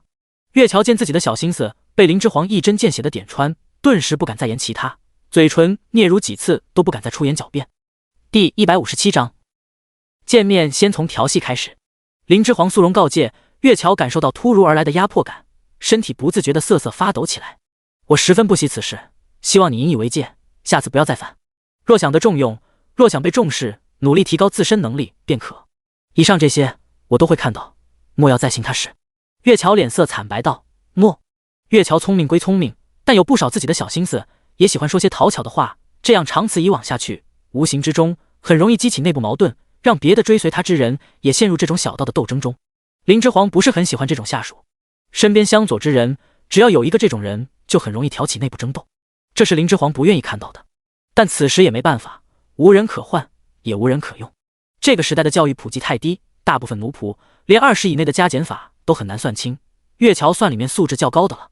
看来在他所掌辖的势力范围下，等解决了百姓的温饱问题，就该解决素质教育问题了，不然人才太缺，很多事也确实难办，都是隐忧啊。后面一路，林之皇闭目开始沉思，后续该如何教化民众之事不再言语。清雪茶楼，林之皇头戴蜜梨，步下资车。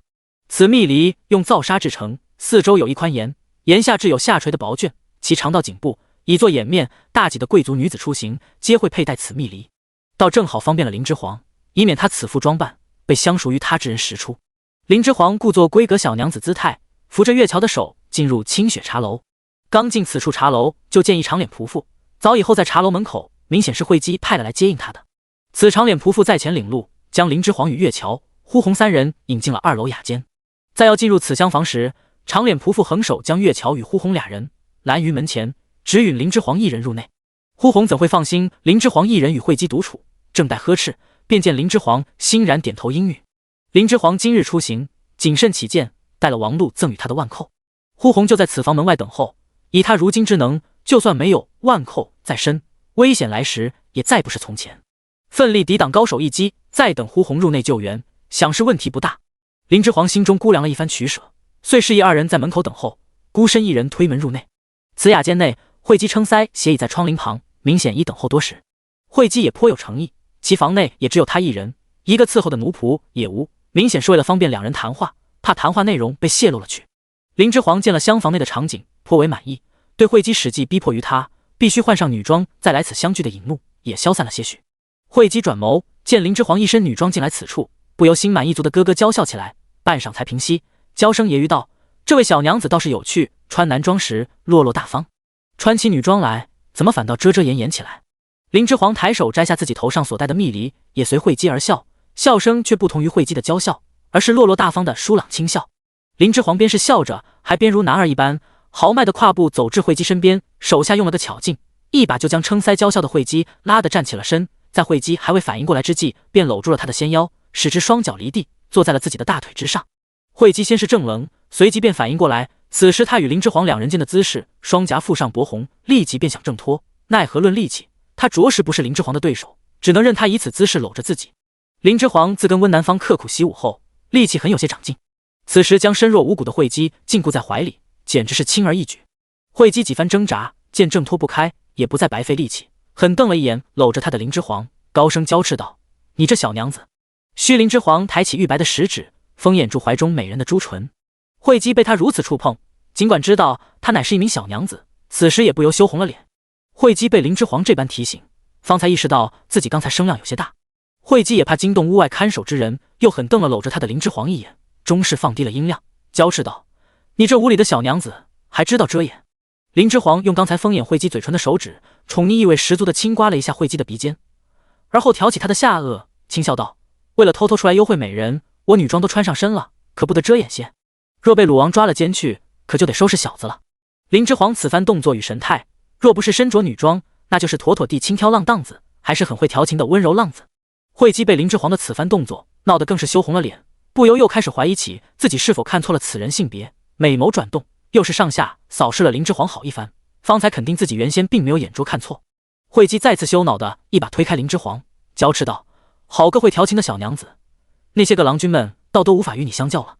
你这小娘子这般肆无忌惮的搂着我，也不嫌我这宠姬之流身上脏？我怎么不见姐姐身上哪里脏了？明明香得紧。”此次林之皇松了力道，任由惠姬从他怀里钻出，对惠姬的疾言厉色毫无所动，漫不经心的收回手，话落更是浅笑着轻嗅了一下手中的余香。此番动作若是旁人做来，可能会颇显猥琐，但做此动作的林之皇眼神清明，笑意款款，再加之他容色又绝佳，更显无双魅惑之态。此气韵，惠姬一时也看吃了去，后面反应过来，更加羞恼，掩饰般的疾言厉色道：“不要以为你如此说，我惠姬便会轻易放过了你。此次我想方设法约你出来，是有一件事想让你去办。”一番打岔下来，惠姬忍不住先暴露出了自己却有所求，两人间谈话的主位瞬间颠倒，由惠姬转为林之皇。第158章知惠姬之心。林之皇眸光一闪，心情越发舒畅起来，慢声道：“哦，美人有何事，交由本郎君去办。美人有事相托，本郎君定赴汤蹈火，在所不辞。”林之皇端起了男人说甜言蜜语时惯会拿起的架子，说的那叫个义正言辞，毫无敷衍为贺之感，明显是在作乐逗哄惠姬。惠姬见他如此作态，又转嗔为喜，咯咯娇笑起来：“你这小娘子倒是有趣，可惜真要是个郎君，不知有多少小娘子要为你夜不能寐了。”林之皇摊摊手，神色越发真诚道：“不论多少小娘子，在我心里都不及惠姬姐姐半分风华啊。”惠姬再次被林之皇的作态逗笑，花枝乱颤的咯咯娇笑了好半晌，才平息下来，随即想到什么，又做恼怒状：“你这小娘子倒是奸猾，知那日约了我后，故意拖延时间不来见我。这姐姐可误会了，鲁王还在快县，本郎君怎敢来见？什么郎君？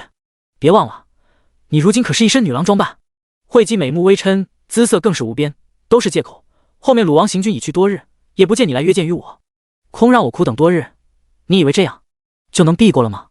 我惠姬可不是轻易能打发之辈。惠姬姐姐莫恼，妹妹我此段时间诸事繁忙，是真抽不得身来见你啊。林之皇被人当面点破，也不尴尬，越发嬉皮笑脸，换个方向继续诡辩：“你一闺阁小娘子，有何事可忙？惠姬如何能信？”林之皇对此事当然理亏，不欲就此多谈，遂岔开话题道：“姐姐，你之所求为何？快说来听听。妹妹我若能办，绝对都给你办了，算是给姐姐的赔礼，如何？”惠姬将信将疑道：“此话可当真？”林之皇做发誓状道：“比珍珠还真。若有虚言，罚妹妹我送姐姐一壶珍珠。”惠姬闻言又掩嘴笑：“你哪学来的这些俏皮话？你这小娘子当真有趣，我都有些喜欢你了。”林之皇也抚掌笑道：“那可不巧了，我也喜欢姐姐呢。”油嘴滑舌。惠姬用帕子点了点林之皇的鼻子，明显真将林之皇当自己人相待了。美人可真好哄，不过几句甜言蜜语，他便拿自己当了知心人。林之皇很快察觉到惠姬对自己的态度变化，不由就刚刚所探知到的信息，暗暗分析起惠姬此人。惠姬平时应该甚少有人同他说笑吧，身边的人哪怕是伺候他之人，恐都是在内心轻贱于他之人。他身边不管是男人还是女人，都是如此，甚少有人看得起他。而惠姬又生性敏感，明显在意他人对他的看法，尽管享受荣华富贵又如何，依然难得欢颜。缺爱之人若被人以爱的名义相哄，哪怕再聪明，也容易被人一哄挤走。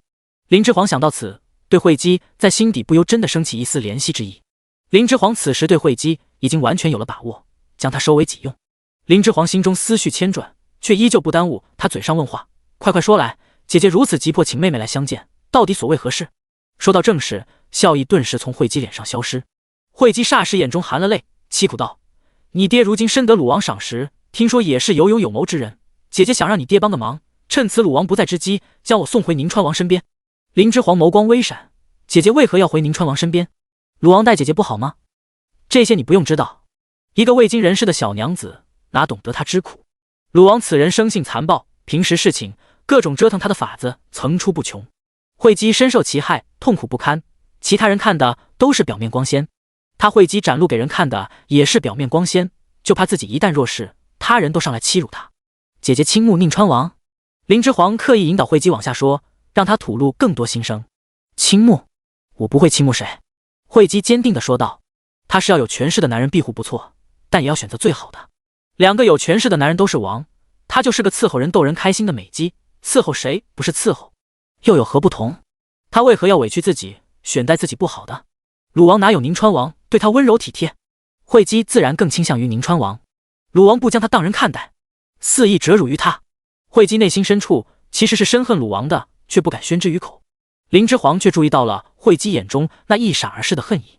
林之皇捕捉到惠姬眼中这一闪而逝的恨意，眸中金光一闪，缓声与他分析道：宁川王如今连封地都失了，早已成了丧家之犬，他自己都要靠胞兄庆阳王庇护，如何能庇护姐姐？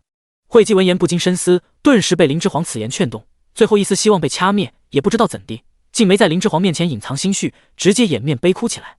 姐姐可是想寻庇护之人？林之皇见惠姬哭得悲苦，站起身将惠姬搂入怀里，怜惜地问。惠姬已在林之皇怀中连连点头，泣不成声。他惠姬不仅想寻庇护之人，还不想让鲁王好过，所以惠姬明知薛青是鲁王帐下第一大将，也故意前去勾引，就是为了让这对翁婿生嫌隙，最后都落不得好下场。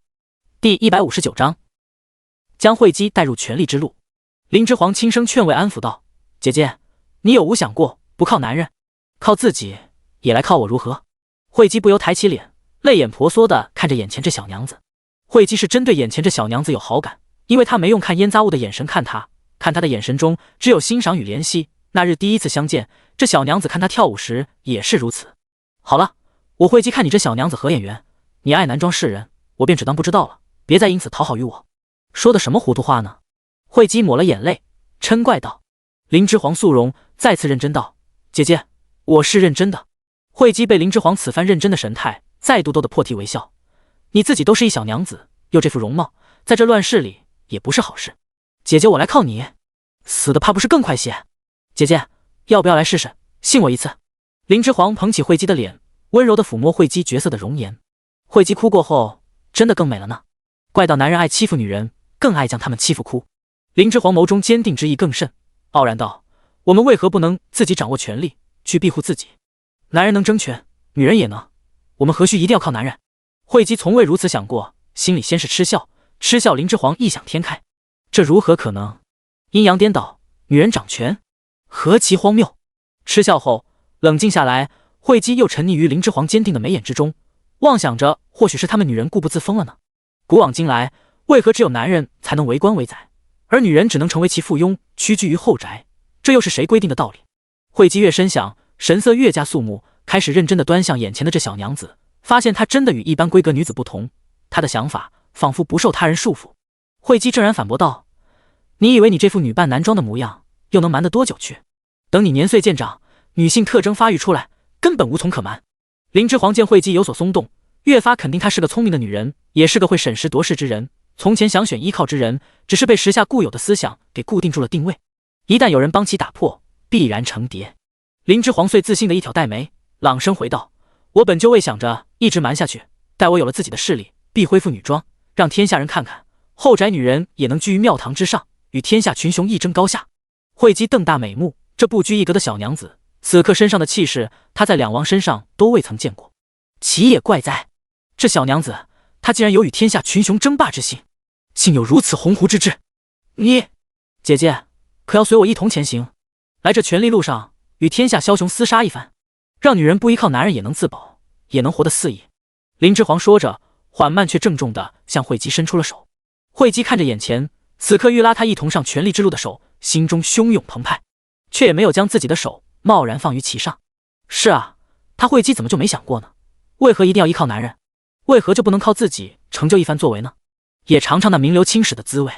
失败了也不过是一死，被男人玩弄死，和拼杀过后再死，都是死，但后一种死却是自己所选择的，这多美！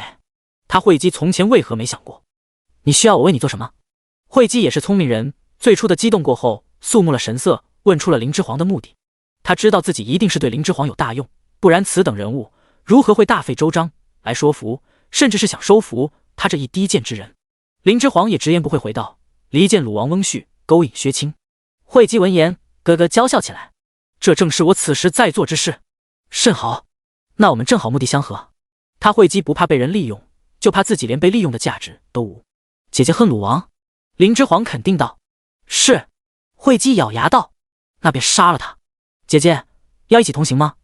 林之皇再次向惠姬伸出手。惠姬这次终于伸出了手，郑重地将自己的手放在林之皇摊开的手掌上，娇笑道：好，那便一起同行。林之皇握紧惠姬附着上来的柔仪，承诺道：事成后，姐姐可有所愿？吾必尽力完成。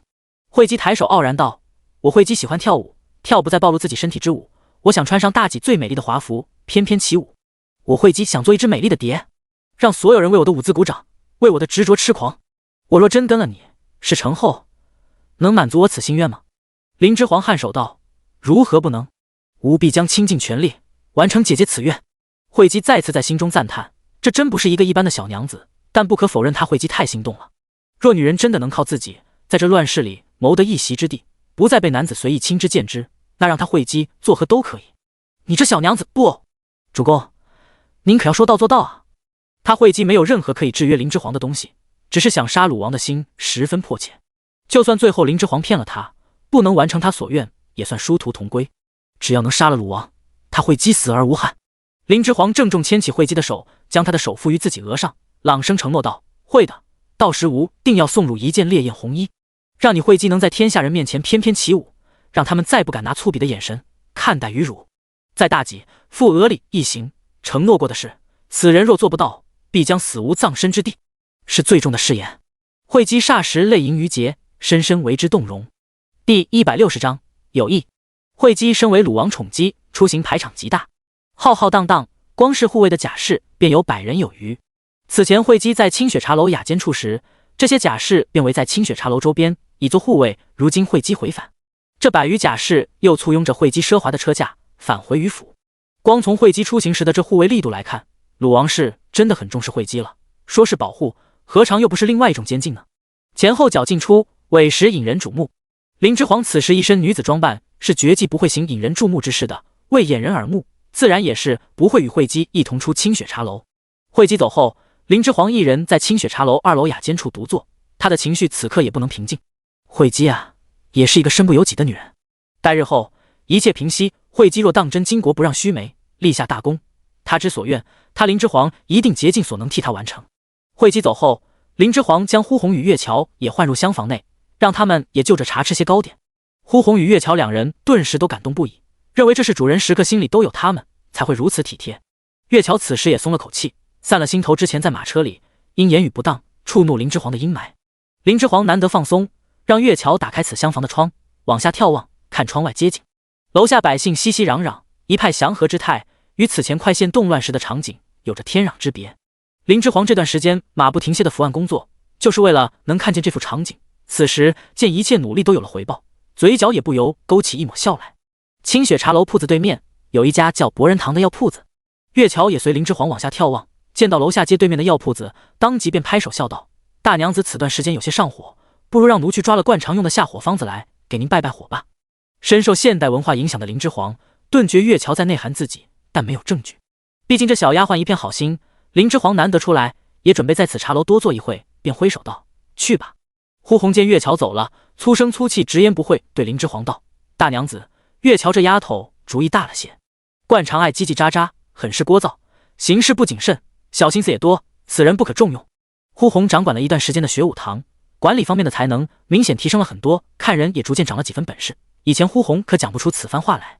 林之皇对呼红的进步很是满意，笑道：后面便将他调入内宅，就让他多去负责一些宅内的大小事务吧。月桥此人管理内宅之事是合适的，但外面的大事让他去经手确实不行。但月桥如今还并未对他林之皇怀有异心，所以作为上位者，知人善用，便要给他安排更适合他待的位置。心性与聪慧无关，心性不妥，再聪慧于大事上此人也不得用。月桥心性不稳，容易被人看穿利用，以后外面大事的确不方便让他再过多参与了，他更适合内宅管理。不能因月桥跟他跟得久些便顾忌感情，一味重用于他，那便是既苦了自己又苦了手下得用之人。清雪茶楼对面的博人堂是快县内颇有名望的老字号，时值正午，有络绎不绝的百姓手拿药方过来此药堂排队抓药。林之皇在茶楼雅间往下眺望，刚见下楼的月桥走进街对面药堂，就见2辆青篷马车正好在他所处的窗下停住。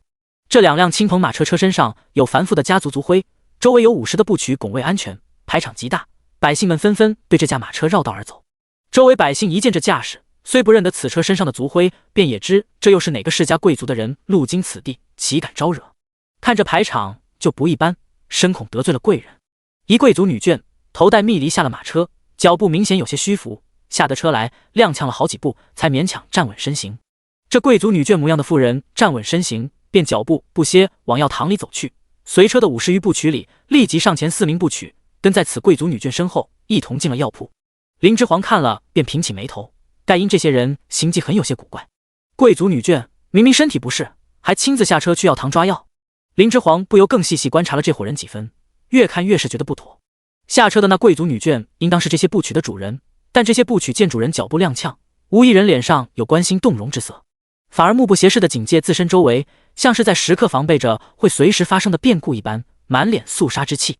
跟在那贵族女眷身后的4名带刀部曲就更违和了，浑身杀气凛冽，说是在护卫此女子的安全，但更多的像是在羁押她，行迹着实古怪。第161章，玉清若向月桥告密，拂萧在此。林之皇对身边的呼红吩咐道：“呼红，你让人去城门关那里打探一下，这伙人进城是凭借哪家的户籍录引进城的？”诺。呼红抱拳领命，立即转身下楼，吩咐事情去了。与此同时，月桥走进了药铺，先是打量了一番药铺内忙乱的众人，而后走至药柜前，脆生生地对药铺掌柜道：“掌柜的，还是此前缓解上火的方子，抓10副药来。”药铺掌柜的一抬头，见柜前是林县令府上的丫鬟月桥，脸上顿时便挂了笑，道：“可是县令大人府上的大郎君要喝的，这就来。小林，快抓了上好的下火药来。10副。好脸。”药铺掌柜的话音刚落后，后堂立即就传来药童的应和声。自打林县令在快县百姓心中化神以后，连带着林府的奴仆们出门办事，也切身感受到了快县百姓前所未有的热情，不论是办何事都十分顺利。因此月桥只要出门就惯爱打着林县令府上的大丫鬟名头在外行事。月桥酷爱这种被众人用敬仰和羡慕的目光注视的感觉，只觉得此滋味真是美极了。所以月桥在尝到甜头后，越发爱在外面宣扬自己林府大丫鬟的身份，也因此快县城中有不少人都认识他。药铺掌柜将抓好的药包递出柜台时，月桥麻利的就将早已算好的银钱递了上去。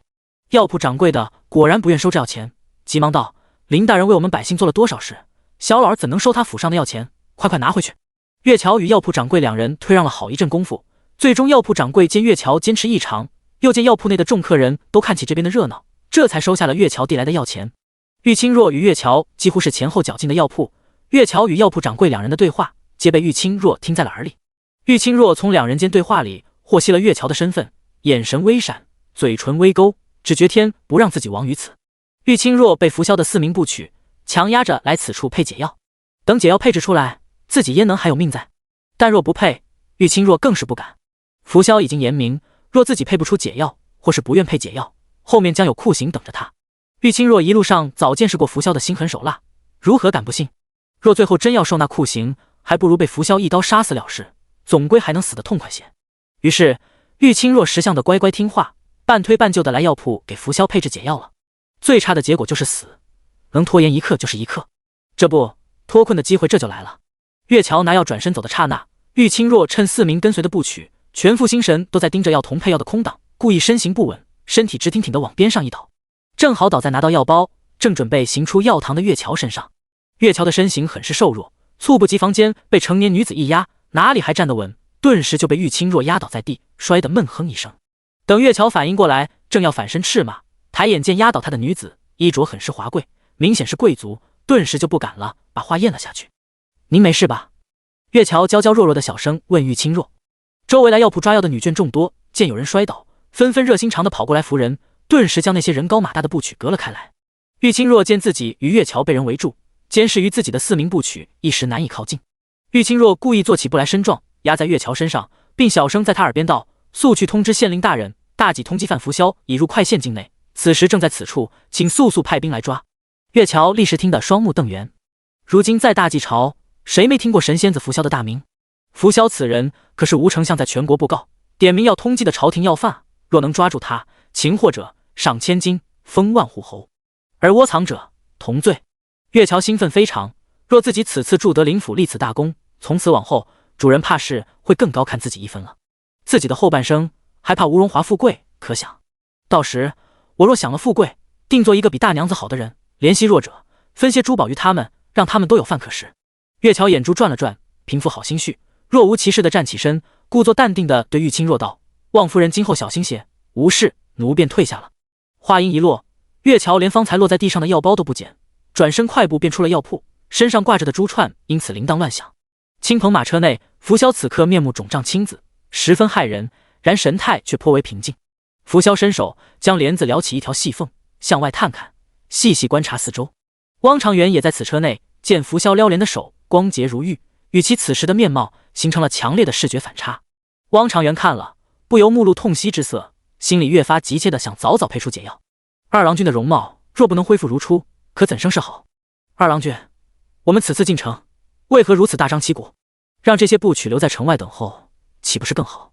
汪长元是不赞同带如此多部曲进城的，这太过打眼。拂萧摇头，不用，虚则实之，实则虚之。这块县如今繁茂，有不少贵族出行路过此地休整，我们如此并不显眼，继续用鲁家的路引出行便可。汪长元闻言，抚须道：“二郎君，您执意带如此多的部曲进城，可是在忌惮您的师兄温南方？”第162章，变故陡生。拂萧抬头轻声道：“汪公，果然还是你最了解我。是，我师兄温南方在此地，进入此城，我很有些不放心。若陡遇变故，我身份暴露，有这些部曲在，可即刻护卫我冲杀出城。在我看来，将部曲都带入城才更安全。”汪长元皱眉道：“二郎君，您是不是太过小心了？”二郎君性子越发多疑起来，也不知是好是坏。拂萧拉开窗帘的一条缝隙，向外看去，漫不经心道：“小心，总是出不了大错的。”拂萧拉帘向外探看时，月桥正好满脸兴奋地出的药铺来。拂萧眉宇皱起，立时便注意到了月桥。拂萧细瞧月桥的装扮以及仪态举止，当即便看出她乃伺候人的丫鬟，而且是世家大族出身的丫鬟。当即拂萧便觉得不妥。拂萧记忆力绝佳，他记得这丫鬟此前是空着手入的药铺，手脚利落，应是无病，来此药铺定是帮主人家抓药的。既是如此，此时为何又两手空空出来？不见手提药包，且这丫鬟还脸露兴奋之色，在药铺里能遇见何好事？拂萧眼眸微眯，月桥出的药铺，陆玉一老妪正好看见满面喜色的他，笑着对他招呼道：“哟，这不是林县令府上的大丫鬟吗？出落的越发标致了呢。”月桥听言娇笑一声，显然很是自得。这老妪认出了自己乃是林县令府上的大丫鬟，并夸赞了他。月桥拿起大丫鬟的架子，对着老妪矜持的点点头，径直便往对面茶楼2楼雅间包房而去。林县令府上的丫鬟，拂萧手指动了动，敲了敲马车窗棂，当即对车外的部曲头领卢德道：“刚那丫鬟与玉清若一前一后进的药铺，此时出来却并未带药包，恐知道了何？你带10人追上去，杀了他。若他死前还与谁有接触，皆杀之。”汪长元闻言大惊，深觉自家郎君杀心太重，忙阻拦道：“许是郎君多疑了。”汪长元话音还未落，一部曲此时快步从药铺中行出，在马车边插手禀报道：“二郎君，属下办事不力，我等抓药之际，玉清若偶然摔倒，有接触到一丫鬟，不知有无妨碍。”汪长元听言，大皱齐眉，立即对刚才所言改口，也沉声对卢德吩咐道：“解决人时动静小些。”诺。卢德领命，带着10名背后背有弓弩的手下，往茶楼追月桥而去。卢德领命而去后，拂萧又对另一部曲头领方辉低声吩咐道：“让玉清若立即将解药配齐了来，加快速度制出解药，若再敢耽搁，晚一刻便斩一手。”诺。方辉也领命往药铺奔去。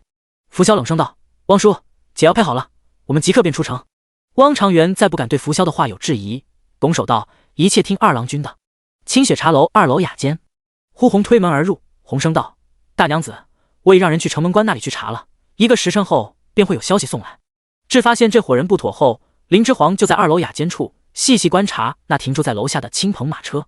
林之煌在楼上见月桥行出了药铺，向对街的茶楼自己所在之处行来，手中却并未提药包，不由有些奇怪。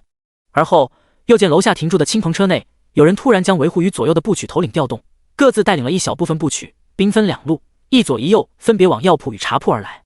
林之煌见了楼下这一番动静，不由微微地平起了眉头。此刻呼红回来禀事，林之煌也并未回头看呼红，而是深觉不妥，越加紧盯着楼下那辆青篷马车的动静。林之煌正在思索之际，月桥也行上了楼。月桥兴冲冲地推开了厢房门，几步急奔至林之煌面前，兴奋道：“大娘子，奴婢刚才在药铺里碰见一贵族女子，她向奴婢告密，您猜她说何？”林之煌冷厉的眼风立即就扫了过来。月桥再不敢故弄玄虚，继续兴奋道：“他向奴婢告密说，朝廷通缉要犯扶萧在此，就在快谢。大娘子，我们立功的机会。什么？扶萧在此？那在青棚马车内发号施令的是神仙子扶萧？林之皇脑海中当即闪过那群备有弓弩的部曲，紧随月桥身后进入茶楼的画面，脸色猛然一变。不待月桥兴奋地说完后面之言，便高声疾呼道：“呼红，有危险，都快躲！”呼红早察觉到林之皇神情有异，时刻都在警惕周围，听自家大娘子如此提醒，此刻反应也奇快。呼红霎时一手拉过林之皇，另一手果断地扫下桌案上的茶水，掀翻桌子，将桌面倒向门口处，再带着林之皇迅速地眼伸入此桌后，让此桌掩护住两人身形。月桥被这突如其来的变故惊得面色煞白，不明所以地问道：“大娘子，这是何故？”第163章，皆诛杀于此，不留活口。月桥嘴上虽问着，倒也不笨，深知自家大娘子之能，也赶忙跑了过来，欲将自己的身体往桌子后面掩藏，但终究是慢了一步。十几支箭矢急射而入，穿透此厢房的门窗纸户空隙，如骤雨一般射入该包厢之内。顿时噼里啪啦一阵咚咚作响，厢房内用于掩身的木桌横面上霎时便插上了十几支箭矢。由此可见，射箭之人欲将此厢房内的人一击毙命。不好，外面之人想将他们皆诛杀于此，不留一个活口。掩身在木桌后面的林之皇很拧起眉头，因为月桥起先没将林之皇的警告当一回事，虽然后面也向木桌处躲来，但终究躲慢了一步，肩头中箭，顿时哀声惨叫不已。月桥一叫，厢房外射箭之人便知厢房内还有人未死，于是又是一波密集的箭雨袭来。林之皇立即捂住月桥的嘴，用狠厉的眼神示意他静声。月桥被林之皇以此眼神警告，吓得浑身哆嗦起来，抽抽噎噎地眨巴着眼睛，表示自己知道了，再不叫喊。林之皇一向谨慎，出行是带了20余名部曲随护的，皆隐身在茶楼下警戒。此时这些随护的部曲见林之皇所处的厢房被人射箭袭击，纷纷抽刀行动起来。领头的胡武反应极快，当即便呼喝一声，立时就有大片人马从暗处奔出。胡武指挥着其下部区抽刀向射箭源头处杀去，自己则带着几名亲随快速地向林之皇所在的2楼厢房处冲了上来。茶楼内的客人见突然有大批人马抽刀而出，且抽刀之人皆满面凶悍之气，吓得纷纷惊叫不已，慌不择路地往茶楼外逃命而去。清雪茶楼内霎时间刀光剑影，两拨人马顿时战成一片。汪长元在茶楼外见到有大批百姓从茶楼中奔出，场面一时大乱，当即便惊道：“不是让卢德行事小心些吗？为何闹出如此大动静？”扶萧凝神细听茶楼内传出的刀兵之声，皱眉道：“非是卢德办事不力，是楼上欲杀之人，暗中有部曲相护，有部曲暗中随护，那这茶楼上之人身份必不简单。”汪长元顿时惊出一声冷汗，急声道：“闹出如此大动静，这可如何是好？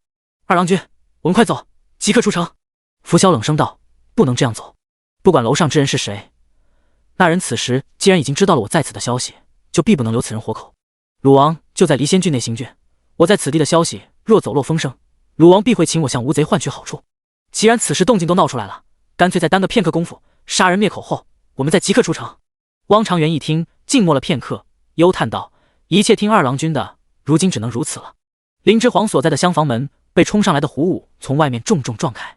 呼红起先以为冲上来的是杀手，听到有人撞门而入，从桌板后站起身，正欲攻击，就看清冲来的人是胡武，方才收起了攻击之势。部曲胡武是跟着林之皇一起逃亡过的部曲，自然知道林之皇的真实身份，也知道林之皇对于整个快县来说有多重要。此刻见林之皇安然无事，不由大松一口气：“大娘子，我们立即得走，袭杀者身手了得，我等恐不是对手。”胡武急声道。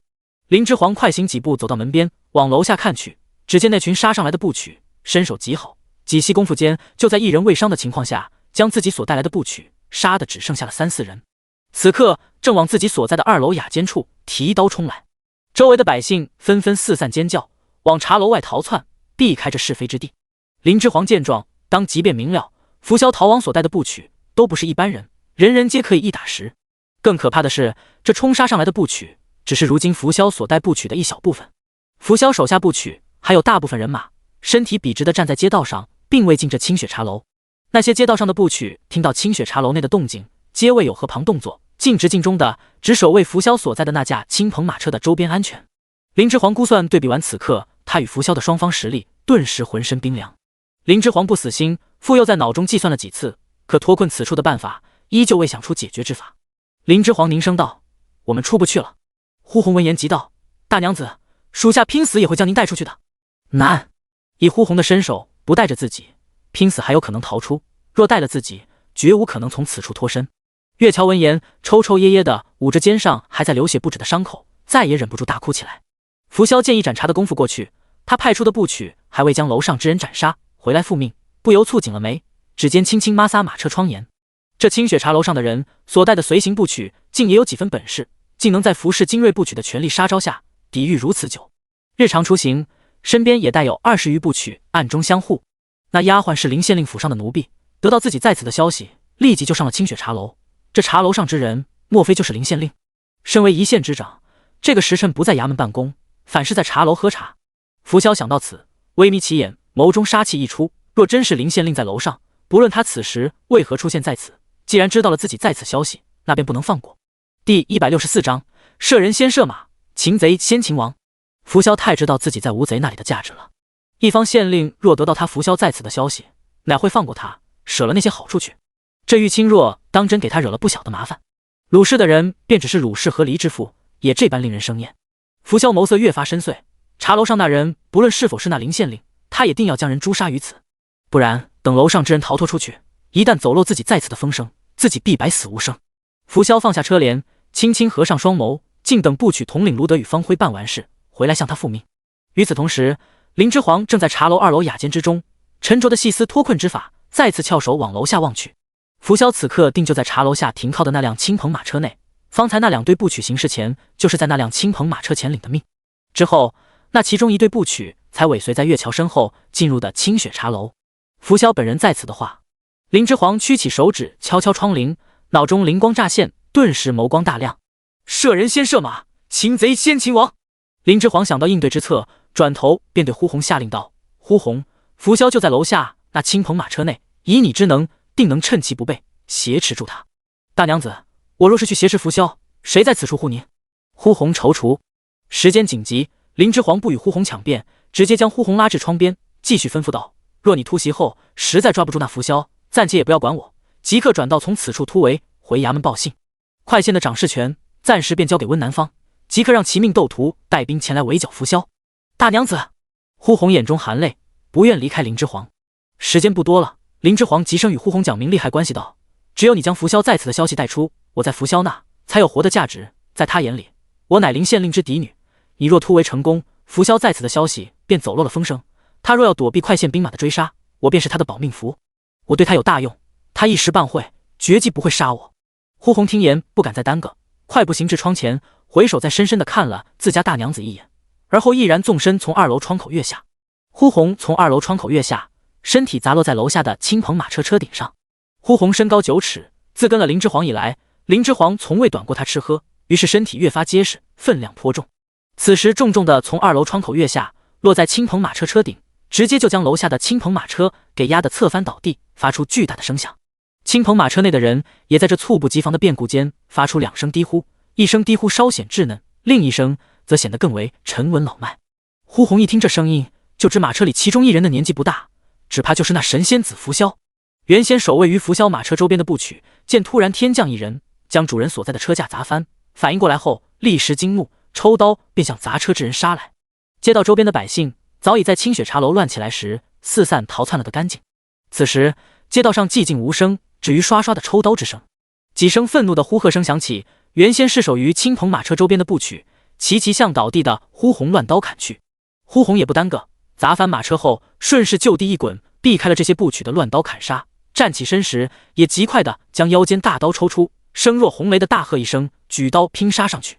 呼红悍勇非常，一息功夫就砍杀了3、4名围攻上来的部曲，血肉横飞，乱刀凌厉之间，呼红成功冲杀到了侧翻的马车车门边，一把扯下了车门前歪眼的帘子，看准车内那身形尚幼之人，大掌伸进去一抓，直接就将那身形尚幼之人给掐住脖子提拿了出来。呼红举高手中之人，扬声大喝道：“谁若再敢向前，吾便让手中之人立时身首分离。”周围砍杀上来的部曲见到呼红手中所提拿之人，立时便都如被按下了止停键，僵在了原地。一切变故都发生在电光石火之间。此时林之皇所在的厢房门也被扶萧的部曲统领卢德带领手下部曲暴力的冲撞开来。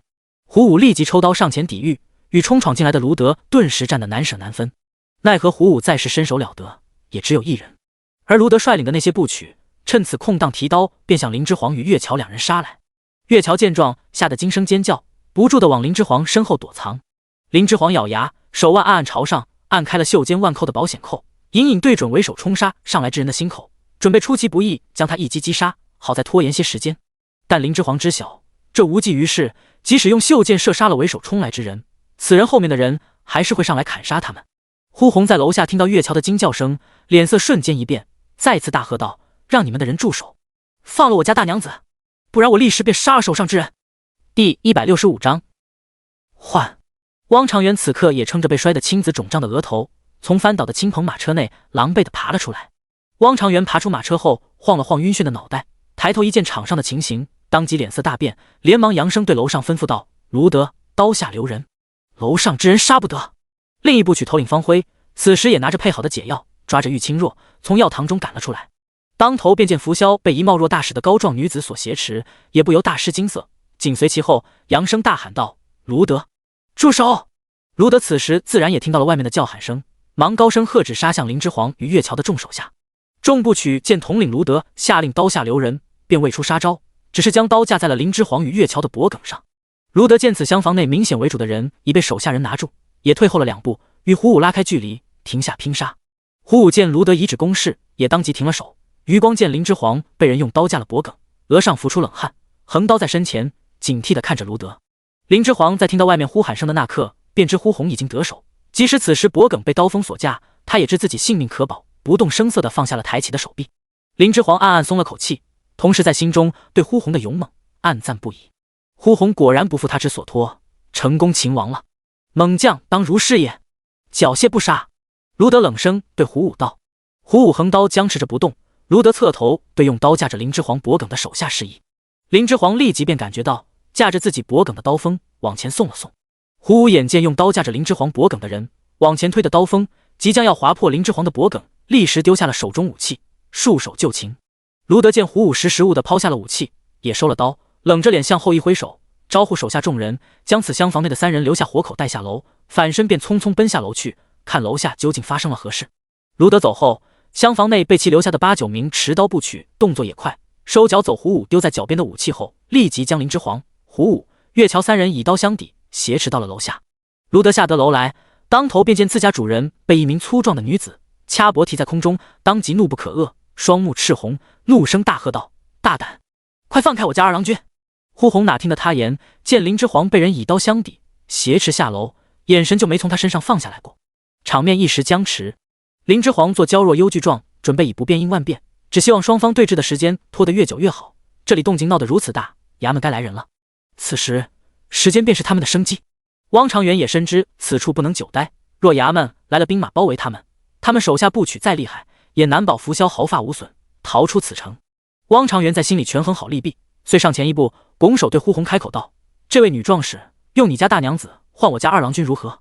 林之皇此时也不动声色，暗暗向呼红所持之人看去，顿时惊了一下。只见那被呼红所持之人身量确实是10岁左右的孩童模样，再看周围人紧张的反应，想来就是拂晓不假。但拂晓此刻却不是昔日模样，满脸肿胀青紫，十分骇人，哪里有通缉令上画的那般浴血可爱。月桥此前若不说，谁认得出他是拂晓？林之皇震惊过后，一转眼又见呼红眼神闪动，就知呼红对那文士模样打扮的人提出的建议心动了，当下背后便被冷汗淋湿。不能换，若换，他们今日都得死在这。没了拂晓做质，这群人必是要杀了他们灭口，再强闯出城去。林之皇想到此，突然如真正受惊了的贵族小娘子一般，抢先开口哭道：“对，快换我过去，这里太可怕了，我好害怕啊！你这贱婢，快救我呀，快过来换我！”呼红动摇的眼神复又坚定起来，知道大娘子这是在提醒他，一定不能换人。呼红顿觉自己被骗，怒火中烧，不由手上更是用力，将拂晓的脖颈捏得更紧。大脑恢复清明后，呼红心中此时只牢记大娘子之前的嘱托，谨慎地向后而退，欲挟持拂晓逃脱此地。呼红急速却谨慎地往后退着，向这伙部曲的包围圈外挪动，准备瞅准时机挟持拂晓逃离此地。只有自己挟持拂晓离开此处，大娘子才能真正性命无虞。奈何呼红警惕了周围一众部曲，却小瞧了被他攥在手上的拂晓。浮萧成了此场僵持中唯一的变数。原本安静被呼鸿挟于手中的浮萧，见汪长元与其谈判不成，眸光闪动，不再坐以待毙。原本无力垂落的双手突然一转，悄无声息的有2柄匕首从其袖口滑下。浮萧双手握笔，趁呼鸿全副心神都在警惕周围部曲会有袭击之时，出手极快极猛地往呼鸿掐捏他脖颈的手臂上刺去。浮萧使笔的手法极快，呼鸿还没反应过来，便顿觉手臂剧痛，被浮萧用双笔对扎了2刀4洞，手臂顿时失去了抓握力。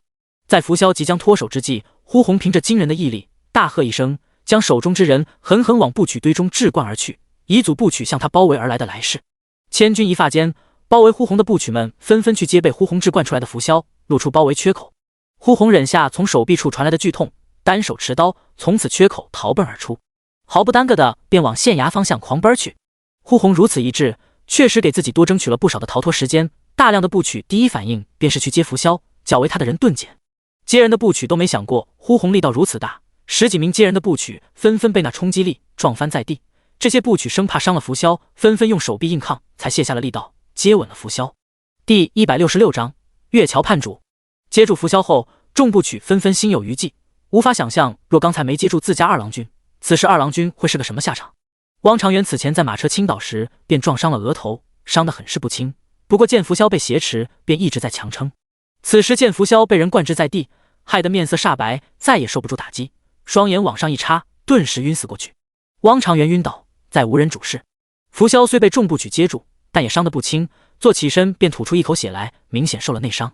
周围人见状，顿时大惊，慌得六神无主，纷纷呼喊二郎君。浮萧强运一口气，压下胸口处传来的疼痛，此时也顾不得自己身上的伤，急呼道：“拦下那人，不能让他把我在此的消息传出去。”诺！浮萧此言一出，周围的应诺声犹如山呼海啸般腾起，夹杂着替主报仇的恨意，立即有大批部曲起身，向呼鸿方向围攻而去。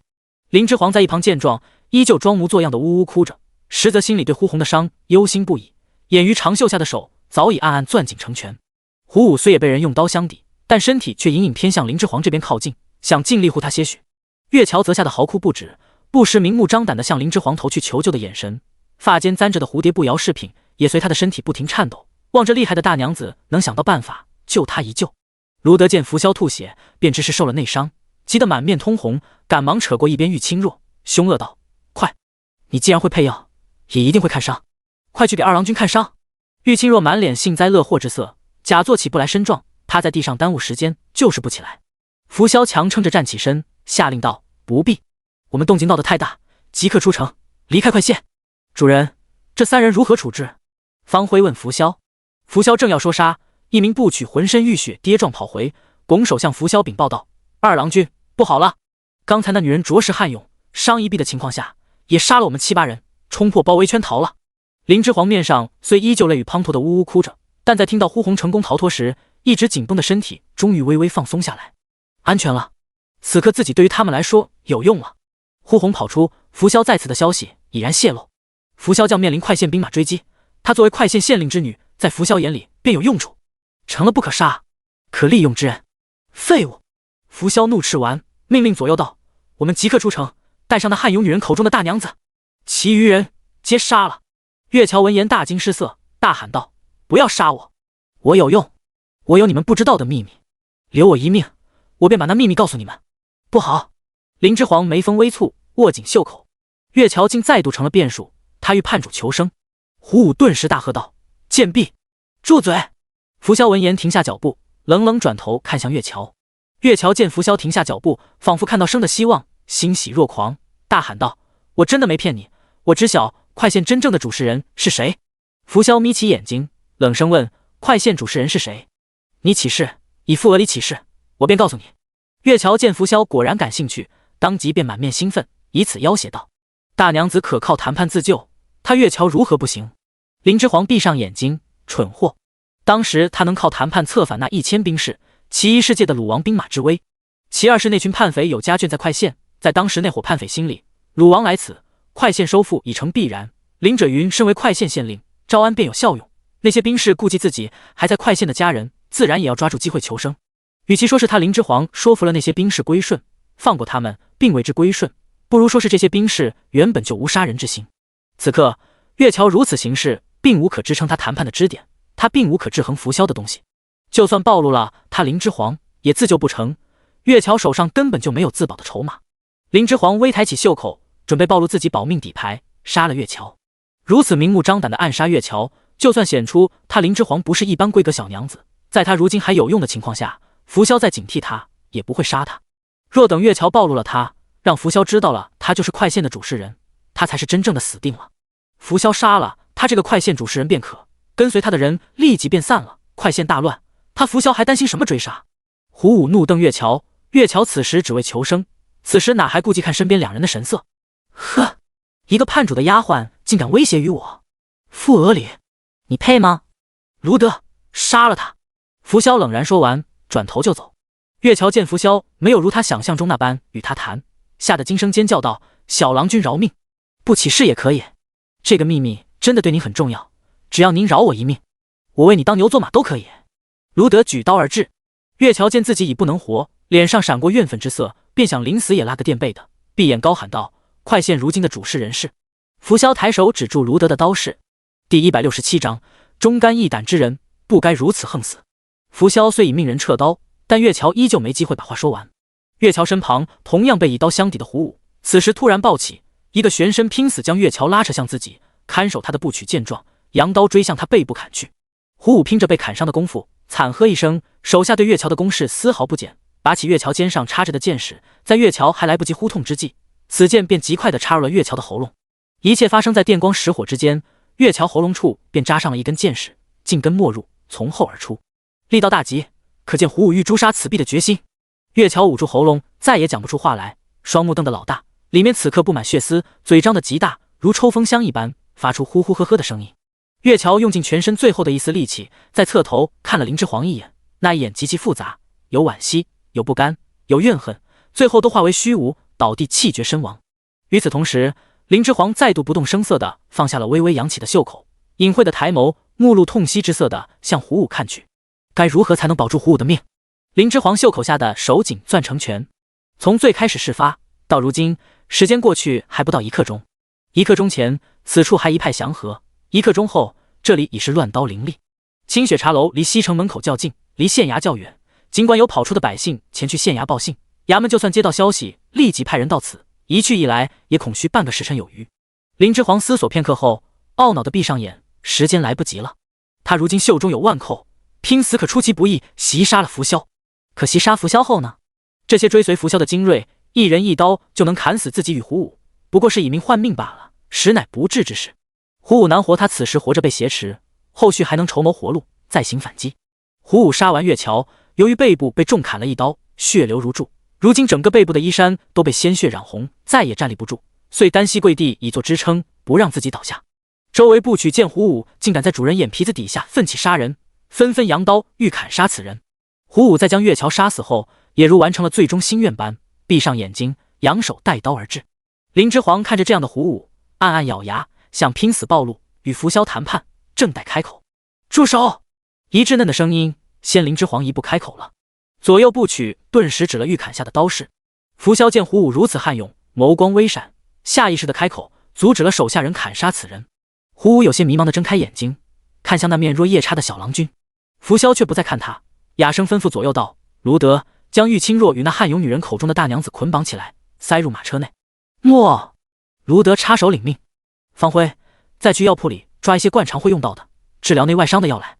我们一行人皆有受伤，后面一路恐怕又要逃亡了，恐再难不及到疗伤药物。诺。方辉插手领命。其余众人听令。在。周围部曲垂手齐声候命道：“全部收拾好自身仪容，刀上血迹立即擦干，衣物上见有血迹之人，不再适宜聚众行出城门，立即在此城散开，换一身衣裳，再独自出城。速度行动起来，若不想被围困于此城中，须得抓紧时间。”众人在此城20里地外的鹿山脚下再行会合。诺。为首在浮萧周围的部曲立即四散开来，以作准备。身上见有血迹部曲，纷纷自行引入他处，寻找机会换了衣物再出城。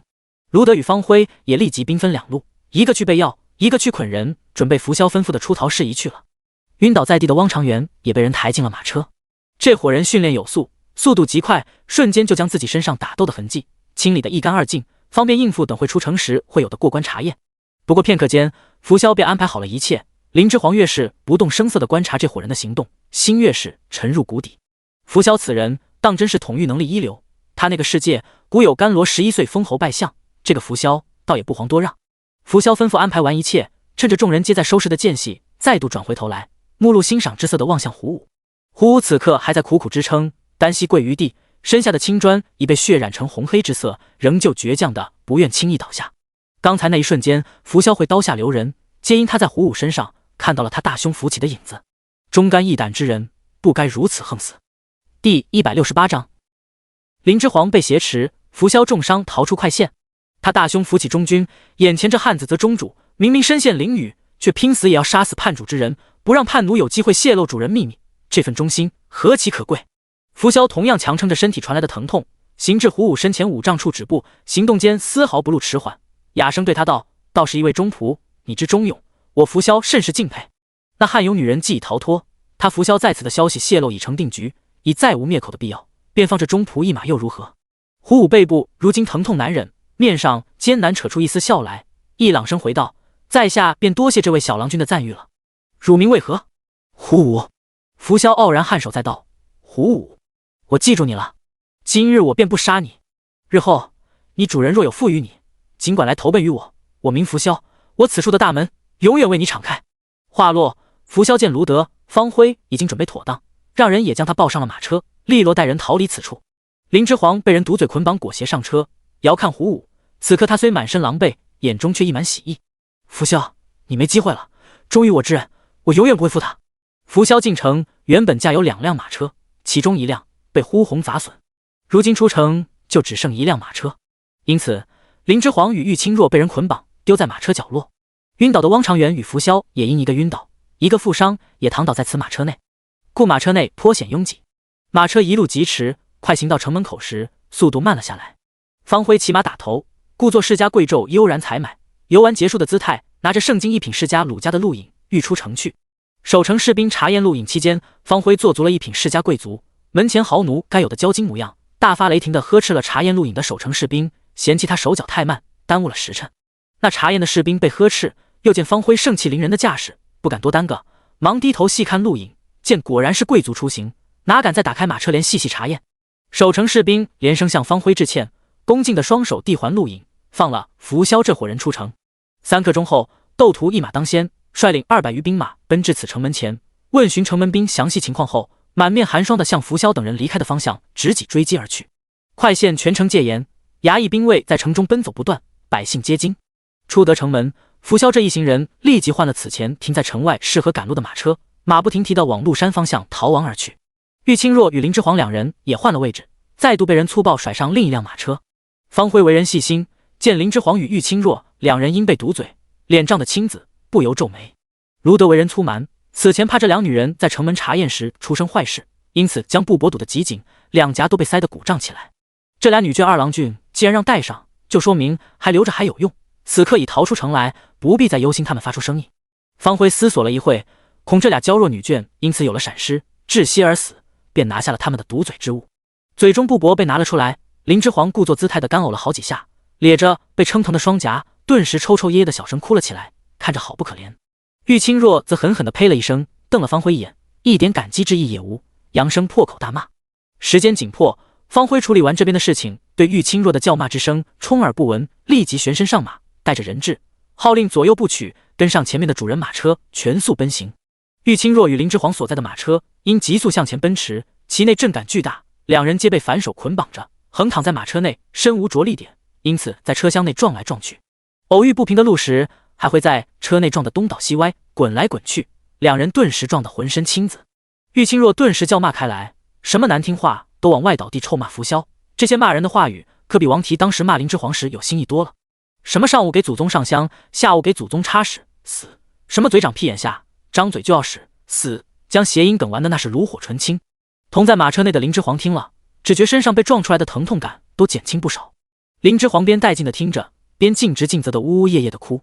玉清若骂人骂累了，转头见林之皇娇娇弱弱的样子，从被挟持便哭哭啼啼不止，顿时心情猛然变得更差，让他顿时想到了他前夫那的那些美姬，简直一个模子里刻出来似的。第169章玉清若与林之皇。玉清若顿时目露厌恶之色，斥道：“哭什么哭？哭你就能得救了吗？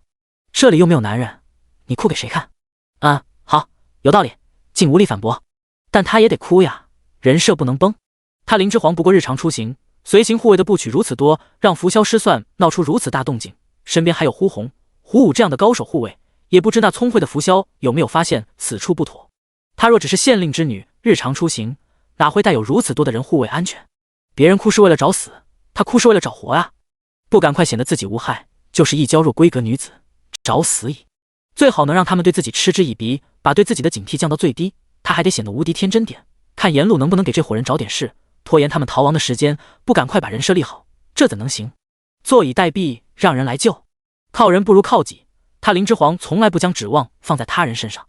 林之皇不理这呵斥他的女人，依旧我行我素的哭着，还呜呜咽咽的哭得更大声了。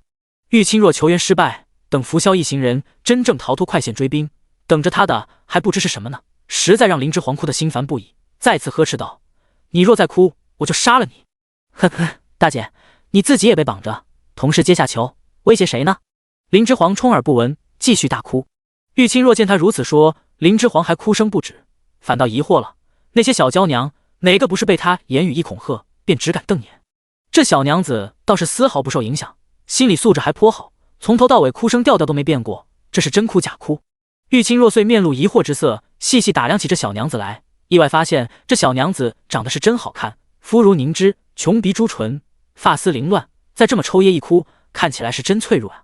顿时玉清若便没心情再打量下去了，并有些脚痒想踹人了。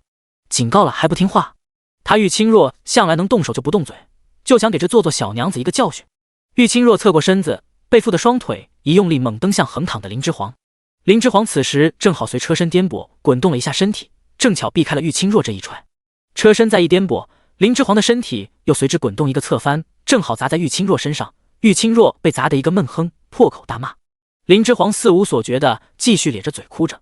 此后每一次车身颠簸，玉清若都当了林之皇的防撞肉垫。玉清若被撞得的苦不堪言，只当自己运气差，喝凉水都塞牙缝，心中愤懑之余，又开始转骂拂晓一行人等，用以解压。林之皇控制得着自己在马车内滚撞的姿势，哭着哭着也神游天外，委实忧心呼红手臂上的伤，还有胡武背上的伤。府里现在该是大乱了吧？还好有温南方能掌事，若是靠他爹……林之皇躺在疾驰的马车中，边哭边透过因马车晃动而荡起的帘子往窗外望去，马车急速而奔，越行越远，快县城门隐隐已化为了一个小黑点。林之皇心中感慨万千，这是又逃离快县了呀！烈日当空，暖阳照下，也驱不散林府此刻门前的肃杀之意。呼红满身是血的冲杀回府，带回林家大郎君被人挟持的消息。林府中人皆方寸大乱。消息传回的第一时间，经温南方提醒，林者云已速命斗徒带走快县1000守兵，前去追杀围剿拂晓等人，欲救回林府大郎君。林府书房，这可如何是好？这可如何是好？林者云赤红着双目，在原地不住转圈跺足，蹬得地面砰砰作响，哭声急喊道。温南方接到消息，在经过最初的慌乱之后，此时情绪已经冷静下来，正坐在堂侧，在凝眉理清事情的来龙去脉。温南方清楚地明白，把握住救援时机才是关键。如此紧要关头，若放任自己的情绪去施为，是任何事情都解决不了的，反而会让事情变得更糟，还谈何救回主公？传回消息的呼红此时也在书房内坐着，手臂只是做了简单包扎，还在不停往外渗血，脸上也是青紫一片，明显伤得不轻，但他不敢耽搁时间去疗伤。呼红怕他晚一刻与温南方同步消息，他的大娘子便会死于他人屠刀之下。自认大娘子为主后，他呼红还从未与大娘子分开过。此前那番情景，他迫于情势抛下大娘子一人逃回，此时想来仍心如刀锥，疼痛难当。呼红只要想到此前那番抛下大娘子逃回的情景，便难掩面上凶悍之相。即使此时身负重伤，也浑身杀气森森，不见丝毫虚弱之态。第170章，温南方查问拂晓行事动机。温南方冷凝着脸，沉声问呼红：“你说主公是在清雪茶楼被拂晓带人给挟持走的？”是。呼红立即答道。温南方凝眉，不由其道：拂晓无缘无故，为何如此行事？他既是在逃亡，为何不隐藏自己行踪，反而大张旗鼓行事，暴露自己的行踪？以他温南方对拂晓的了解，他岂会行此蠢事？是月桥那丫头引来的祸端。呼红此时提到月桥，仍恨得咬牙切齿。呼此时已经被带回治伤，昏迷前已将后续事情发展的来龙去脉清楚地告知了众人。月桥不仅将祸端引来给了大娘子，到最后关头为了保命，还欲出卖大娘子。温南方愕然，剑眉越发紧蹙，再次疑问道：如何引来的？只有搞清楚扶萧目的，他才好思考应对之策。温南方此刻不敢赌，也赌不起。主公如今在扶萧手上，他们这方便失了先招。温南方须得更加小心行事，必须查问清楚扶萧行事的动机。最后，就算斗图带兵追上扶萧，也将面临着一场谈判，而谈判结果直接决定他主公究竟是生是死。温南方如何能不谨慎？事情来龙去脉，他既要弄清楚。呼红也不敢迟疑，继续条理分明地答道：事发前，月桥去了药铺一趟，好似碰到了什么人。那人向他透露了扶萧如今在快县的消息。月桥听到此消息，不将他当作危机，反将此当作立功的契机，不直接回返衙门，反是继续回清雪茶楼，告知大郎君此事，便将祸端引给了大郎君。温南方听到这里了然，微微闭眼，抬手揉揉额角。原来如此，是扶萧自己人那边出了纰漏，泄露了他的行踪，正好被主公撞上了。呼红边回忆边道：月桥得到消息，刚进来给大郎君禀报了此事，大郎君便觉不妥，警示属下此处危险，没多久就有成片的箭矢无声地射进我们所在的厢房。温南方抿唇了然道：所以扶萧起先只是想派人暗杀于你们，并不想闹出较大的动静。呼红点头，继续道：我们三人逃过这波射杀，月桥坚壁中箭，失声惨嚎，弄出动静。大郎君出行，胡武有带20部曲，暗中跟随保护，听见动静，见大郎君所在厢房被人袭击，也反应过来，于是也便上楼相护。暗杀我们之人听见月桥惨嚎，见我们人还没死，欲冲杀上来灭口，两方人马厮杀在一起，动静便闹得越发大了。后来的事情就是胡武昏迷之前讲的那样。温南方闻言静默思索半晌，结合前后分析道：扶萧挟持主公，应该是猜到了主公在这块县身份贵重，是想留一张保命符在手上。那环儿如今有无危险？林者云听言，驻足不再转圈，连忙急声问道。温南方肃容沉稳道：扶萧没能截杀呼红，便注定行踪暴露，在如此情况下，主公活着为人质，对他更有用处。只要斗图带兵能一直紧咬在扶萧身后追击，扶萧为了关键时刻能利用人质自保，一时半会主公应当性命无虞。林者云听温南方如此分析，终于平复了情绪，复又咬牙切齿道：都是那惠姬，若不是他。呼红连忙咳嗽2声，急赤白脸对着林者云挤眉弄眼，示意他慎言，深恐大娘子是女儿身的事被林者云失言暴露，不得不做精怪向提醒木易上头的家主慎言。林者云此时也反应过来，甩袖背过身，不再言其他。温南方专注于分析事情，并未注意到林者云与呼红之间的隐秘动作。温南方沉浸在自己的思绪里，继续忧心忡忡地分析道：但大郎君不过日常出行，暗中便有如此多能人相护，让扶萧因此失算，动静闹大，打了他一个措手不及。扶萧乃聪慧绝伦之人，不会注意不到此处不妥，恐会对主公身份起疑啊。林者云的心又提了起来，又转回身，连忙问道：扶萧会如何起疑？第171章，便看我们师兄弟谁更技高一筹。温南方皱眉道：主公身份若只是一个不长势的县令之子，日常出行哪会有如此多能人相护？此点太过不寻常，扶萧一定会多想。若让他算出主公是快县真正的主事人，恐怕师弟扶萧自身年纪小，便身有大能，因此主公就算年纪小，他也依旧不会小看。主公此次在扶萧那里，恐怕很难再像应对鲁王那样蒙混过关。呼红闻言反而松了一口气。林者云亦是如此，盖因林之皇今日出行，非是男装，而是女装。扶萧再如何算无一策，也不会想到林之皇一个闺阁小娘子会是快县主事人。林者云此时又默默庆幸起来，面上藏不住心思的喜笑颜开，全身放松地坐了下来，心里不住暗喜。变故虽突然难料，但女儿今日正好乃女装出行，实乃天佑。莫非他女儿真乃天道眷顾之人？那女儿所谋之事，是不是也有可能成真？他女儿是否真乃天神历劫下凡？有神论者的林者云瞬间脑海中便想了很多，也不觉得迫使林之皇必须这女装与他见面的惠姬可恶了。温南方见自己说出此等分析，呼红与林者云两人不仅不急惶，反而松了一口气的模样，不由疑心斗起，心中暗疑：难道还有什么他温南方不知之事？想到此，温南方顿时有些恼怒，如此紧要关头，这两人到底还在隐瞒些什么？温南方最是讨厌被人欺瞒，遂决定等会细细去查下此事。他不允许有人在主公的安危面前还有任何隐瞒他之事。呼红不知自己与林者云的态度已让温南方看出端倪，继续满脸希冀地问温南方道：“温郎君，我们如今该如何才能救回大郎君？”温南方瞥了一眼呼红还在渗血的手臂，暂且放下心中疑惑，沉思下一步该进行之事。思索良久后，温南方面露沉痛之色地站起身，一抹脸，哑声道：“去信给鲁王，同时也散播符萧在离仙郡内的消息吧，让鲁王人马也知符萧在此。鲁王正好有一事想求吴贼去办，定会不遗余力派兵捉拿符萧，以此来找吴贼要好处。”林者云闻言一怔，随即大喜，抚掌道：“对，我怎么没想到呢？鲁王正可利用。七宗之一果然名不虚传。鲁王如今在广山县与冲天贼交兵，手下兵将众多，符萧若要逃离离仙境去往涿州，必要通过鲁王兵马阵地。鲁王若想抓住这小子，还不是手到擒来？鲁王收到此信，定不会置之不理。”林者云越说越是兴奋。林者云转头赞服看着温南方，继续高声道：“鲁王想让他的人名正言顺地坐上离仙郡郡守的位置，还要靠吴奎呢。这符萧可不就是最好的谈判里？我这就给鲁王去信，顺便再请求主公救我儿一救。”此前呼红带回林之皇口信，让温南方带他掌快县事务，林者云心中还未有些吃味，觉得女儿胳膊肘往外拐，此时却是一点意义也没有了。有温南方坐镇后方，再加上女儿的机敏，他就不信斗不过那神仙子符萧。林者云得到此计，喜不自胜，旋身便去书案前写信，准备快马加鞭将此消息传信于鲁王，告知他符萧逃亡至此，既能讨好主公，又能救得林之皇，实乃好计。温南方确实大才。呼红也喜，如此前有鲁王兵马相阻，后有斗图兵马来追，符萧插翅难逃。大娘子还有用，要做他的保命符，符萧自然不敢伤他。温南方却很是沉默，墨眸微垂，眼中隐有挣扎之色。师弟，不要怪师兄，各为其主罢了，你便自求多福吧。若你相信师兄，携主公回返与我谈判，师兄定不负你。看在昔日师兄弟一场的情分上，我便放你一马。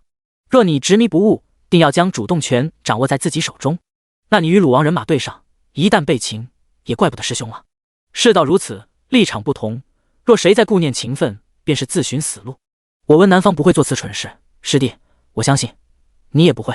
过往情分，便让他如过眼云烟，都散了吧。如此，谁也不必对谁留手，自不必生愧疚之心。温南方眸中不忍之色逐渐褪去，再抬眸，已转为坚定。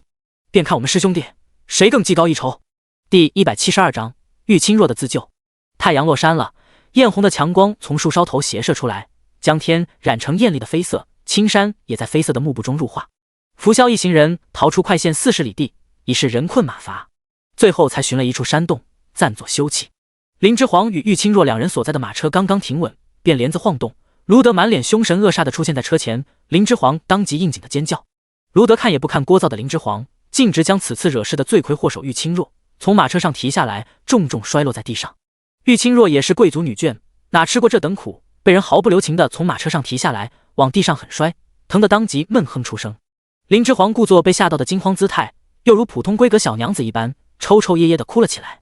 卢德唰的一声，满脸戾气的抽刀，指着摔落在地狱清若的恨声道：“贱妇！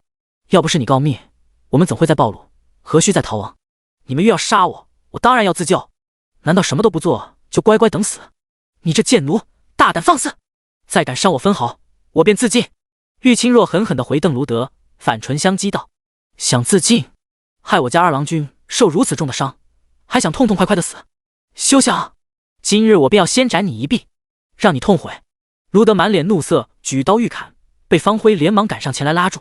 玉清若连日来担惊受怕，此时也豁出去了，眼中全是死志，不躲，反扬起脖颈大喊道：“你砍啊！谁不砍？谁孙子？你敢砍，我便咬舌自尽！就让你的二郎君毒发身亡吧，别怪我没提醒你这贱奴，这毒只有我能解。”整个山洞内都回响着玉清若掷地有声的威胁之言。横竖是死，玉清若情愿死个痛快。你！卢德暴怒，手上的刀却因怒急而不住颤抖，几次抬刀想斩人，给眼前这妇人一个教训，终究是顾念主人还有奇毒在身，还用得上这妇人没敢下手。方辉见卢德虽怒，但理智还尚存，总算是松了口气。方辉顺势将卢德拉离玉清若身边，怕卢德在怒气上头真失手弄死了他。玉清若见卢德收刀被人架着走了，依旧不依不饶，狠啐一口了唾沫道：“呸！怎么又不敢砍了？你这孙子！”卢德满面涨红，提刀冲来，想不管不顾，先斩了这妇人一臂再说，看他还敢嘴硬叫嚣。方辉见状大惊，忙使出9牛2虎之力去拉人。汪长元早在逃亡的路上就已醒了过来，此时见这边闹得不可开交，也走了过来，呵斥卢德道：“退下，莫要再添乱。”卢德见汪长元发话了，终是偃旗息鼓，含怒收刀，不敢再放肆。高大的汉子狠瞪了一眼坐在地上的女人，愤然转身离开此处，独自平息情绪去了。福霄对周围的吵闹视而不见，仿若没有生气的人一般，抬手示意那些部曲将林之皇也提下车。片刻后，林之皇也被一部曲提到了车下。那提人的部曲见林之皇娇娇弱弱的哭着，好歹怜香惜玉了些，是将他放在地上的，没有用丢的。玉清若此刻完全是豁出去的模样，见了卢德出去了，福霄又晾着他，越发惶恐自己的下场。玉清若干脆豁了出去，又开始言语挑衅满面青紫肿胀的福霄，状若癫狂的笑道：“哈，福霄，你这回算是碰到硬茬了，我虽要死了，你也好过不了。前路险阻，后有追兵，我若没看错，你的肋骨此时应也断了一根，你这逃亡路怕是难行啊！”哈哈，林之皇掩着袖子假哭，袖面下一双眼却毫无波澜。闻言后，趁众人目光都被玉清若吸引，也悄悄地抬目去打量玉清若。这女子看着不过20左右的年纪，容貌虽普通，但气质清贵，言语犀利，该是贵族出身，一般的小家可养不出这种性情的女子。会医，只一眼便看出福霄肋骨已断，不错呀。福霄他那张脸也是这女子弄的，还会使毒。是了，不然福霄为何还会留着她，逃命都不忘带上她？不然这女子又哪里来的机会，还能活着去告密？会医会毒的聪明女子啊！林之皇眼眸微动，狠狠的心动了。福霄在这时终于转眸看向了玉清若，无惧道：“那又如何？如何？你福霄在此地的消息已经泄露，快线的追兵马上也要追来了。你要逃命，伤势必然得不到休养。荒郊野外没有医者为你治伤，你就等着痛苦而死吧。”玉清若恨声道。林之皇眼眸微动，这女子当真聪慧啊！如此说，看似鲁莽挑衅，何尝又不是在无形之中展示自己的能耐，告知福霄自己会医术，且能力不低。这个女人，她在提高自己在福霄那里的存活价值。林之皇眼中兴味之色越发浓厚。第173章求生。看来你并不想活。福霄闻言轻笑，仿佛对玉清若的言语挑衅无丝毫动怒，但所吐之言却寒意森森。玉清若顿时全身汗毛倒立，又见福霄知晓他会医术后，也不为所动的模样，心立时凉了半截。玉清若识时务的紧，察觉到福霄对他的杀意，立时矮了音量，面上不自觉地露出些瑟缩之态，干笑道：“是啊，我告诉你，那解药我只配了一半，你若……”福霄这回却不欲再听玉清若说下去，面无表情地转头问方辉：“他将解药配出来了？”“配出来了，属下当时让他亲自试吃了此药，也让药堂的坐堂医者看过此药，解药应当为真。”方辉话说到此，面露为难之色，但以防万一，主人还是杀了已无用，聒噪。福霄说完此言，转头便认真打量起在一旁不停抽噎的林之皇。不可！汪长元立即出言阻止。汪长元在一旁也听出了玉清若此前那番话的言外之意，盯着他，眯眼向他确认道：“你这妇人虽为女子，但到底出身御医世家，因家学渊源，也学过医术。此妇人只用眼观，还未上手，便确定了二郎君肋骨断了一根。想必其非是如一般闺阁女子那般，只会描红绣花，应是也学了一些医术在身的。使毒还能说是身上有家人给的药粉防身，但他会配置那毒粉的解药，就说明其必也是通医里的。是他汪长元这香了，虽知他出身御医世家，但因思维惯性使然，也只将他当一般内宅妇人看待了。一直以来小瞧了这玉清若。二郎君如今身受重伤，需要医治，此女若是会医，正好可用，尚不能杀。玉清若此时见福霄一点都不担心他配置的解药是假的，轻描淡写的开口，执意要杀了他，死到临头终归是真的怕了，不敢再叫嚣。此时见汪长元想问，忙不迭的点头，直言开始展示自己的能力：“是，我医术绝佳，不输我爹。那解药我只配置了一半，你们若杀我，杀一半解药又如何？知道解药成分便可，逃出升天后再找别的医者，按那已配的半副解药研究一番，再重新配，何须再受此女威胁？”福霄不为所动，打断玉清若的话后，眼皮都未抬一下，凉凉的眼神再次扫向林之皇，明显有话要问他。汪长元却闻言大喜，连忙喝止了方辉的动作，不赞同的瞪了福霄一眼，转头对玉清若郑重的承诺道：“如此甚好，我汪长元可以赴额里起誓，只要你能医好二郎君的内伤，并解了他身上的毒，我们这伙人便都不得杀你。”玉清若见汪长元突然出言，事情峰回路转，眸光大亮，急问道：“此言可当真？”“不可！”福霄眼睑微抬，将目光从林之皇身上移开，回头制止汪长元，寒声道：“此妇乃鲁氏之妇，便是我的仇人。我更是杀了此妇和离归家，维护在侧的所有奴仆与部曲。他心中未必不恨我，我拂萧绝不留对我心怀恨意之人的性命。更何况此妇聪慧，留之必成祸患。让此妇为我治伤，更是不行。”玉清若见拂萧铁了心要除他，不敢再故弄玄虚的装腔作势，急声辩解道：“不是，我玉清若可发誓，我绝不恨你拂萧。若不是此前你欲杀我，我也不会使毒害你。我原先是感激你的。”“感激我？感激我什么？”拂萧冷笑。玉清若此时也顾不得将自己过往的不堪暴露给外人知晓了，他不能就此死在这，他还有大仇未报，他还会报复鲁家。玉清若含泪咬牙道：“其实，若不是你拂萧那日来劫车，正好杀了鲁家护送我归家的那些奴仆部曲，我早便会死在当晚了。我拂家不欲我能活着和离归家，那些人欲在我归家途中制造意外，暗害于我。是你拂萧阴差阳错的救了我一命，我如何会因为那些人的死活反来恨救命恩人？”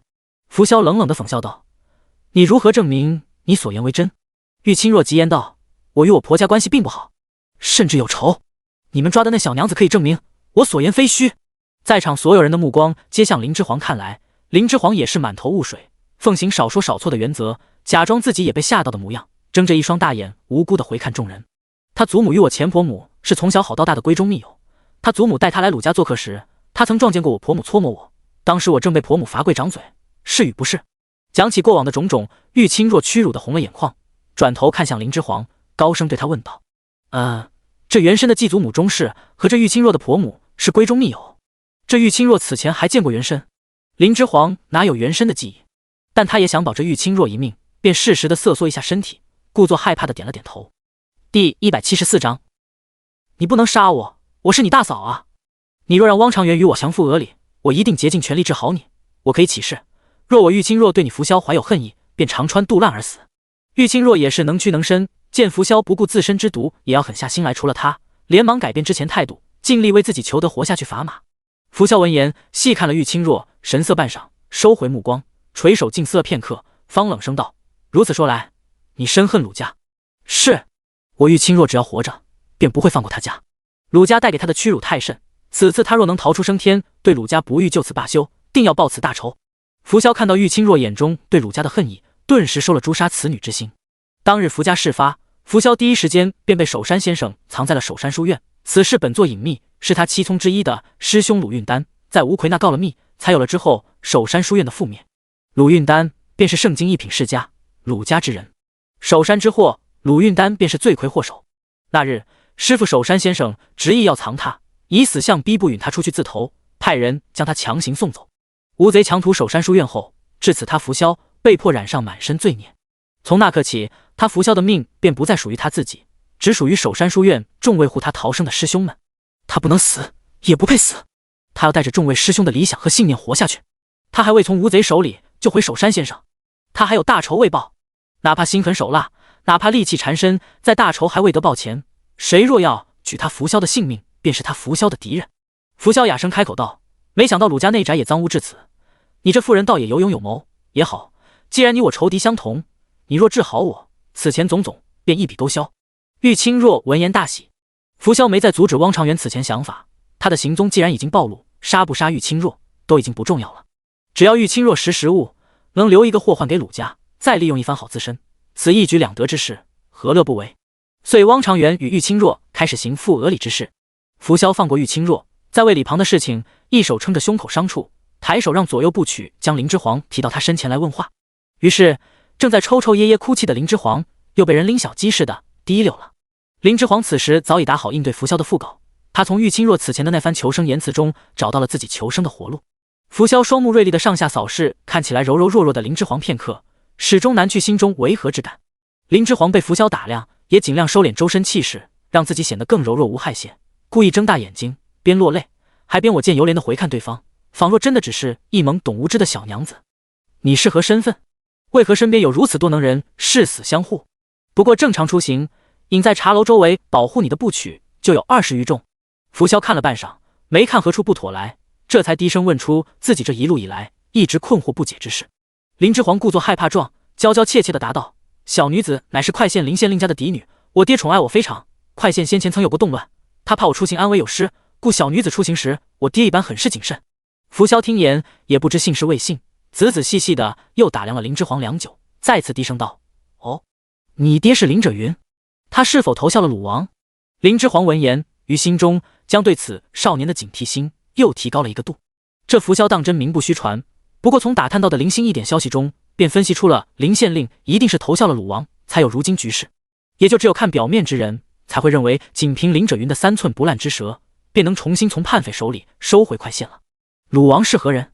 出兵3万来离仙郡，岂只是来帮朝廷剿灭叛匪的？此刻福萧估计连鲁王出兵离仙郡的真正原因都已想明白了。林之皇心里想着，面上却故作不知，摇头懵懂道：“小女子也不清楚，只知道爹和鲁王来往甚密，鲁王经常设酒宴款待我爹。”对，只有林者云受鲁王重视，他林之皇此刻才会对福萧重要，才能求得一线生机。林者云如此疼爱他，出行都派如此多人保护，他此时不正是他福萧的护身符吗？福萧听言，再次垂手思索良久，突然轻笑出声道：“这林者云倒有几分本事，巴结上了鲁王，收回快县，还把这块县治理得如此繁茂，也算有几分本事。”方辉见福萧问完话，便走了过来，拱手问道：“二郎君，这小娘子如何处置？带着她逃亡，行程恐会慢很多。”别杀我，福萧，我可是你大嫂啊！林之皇突然语出惊人，抽抽噎噎哭道。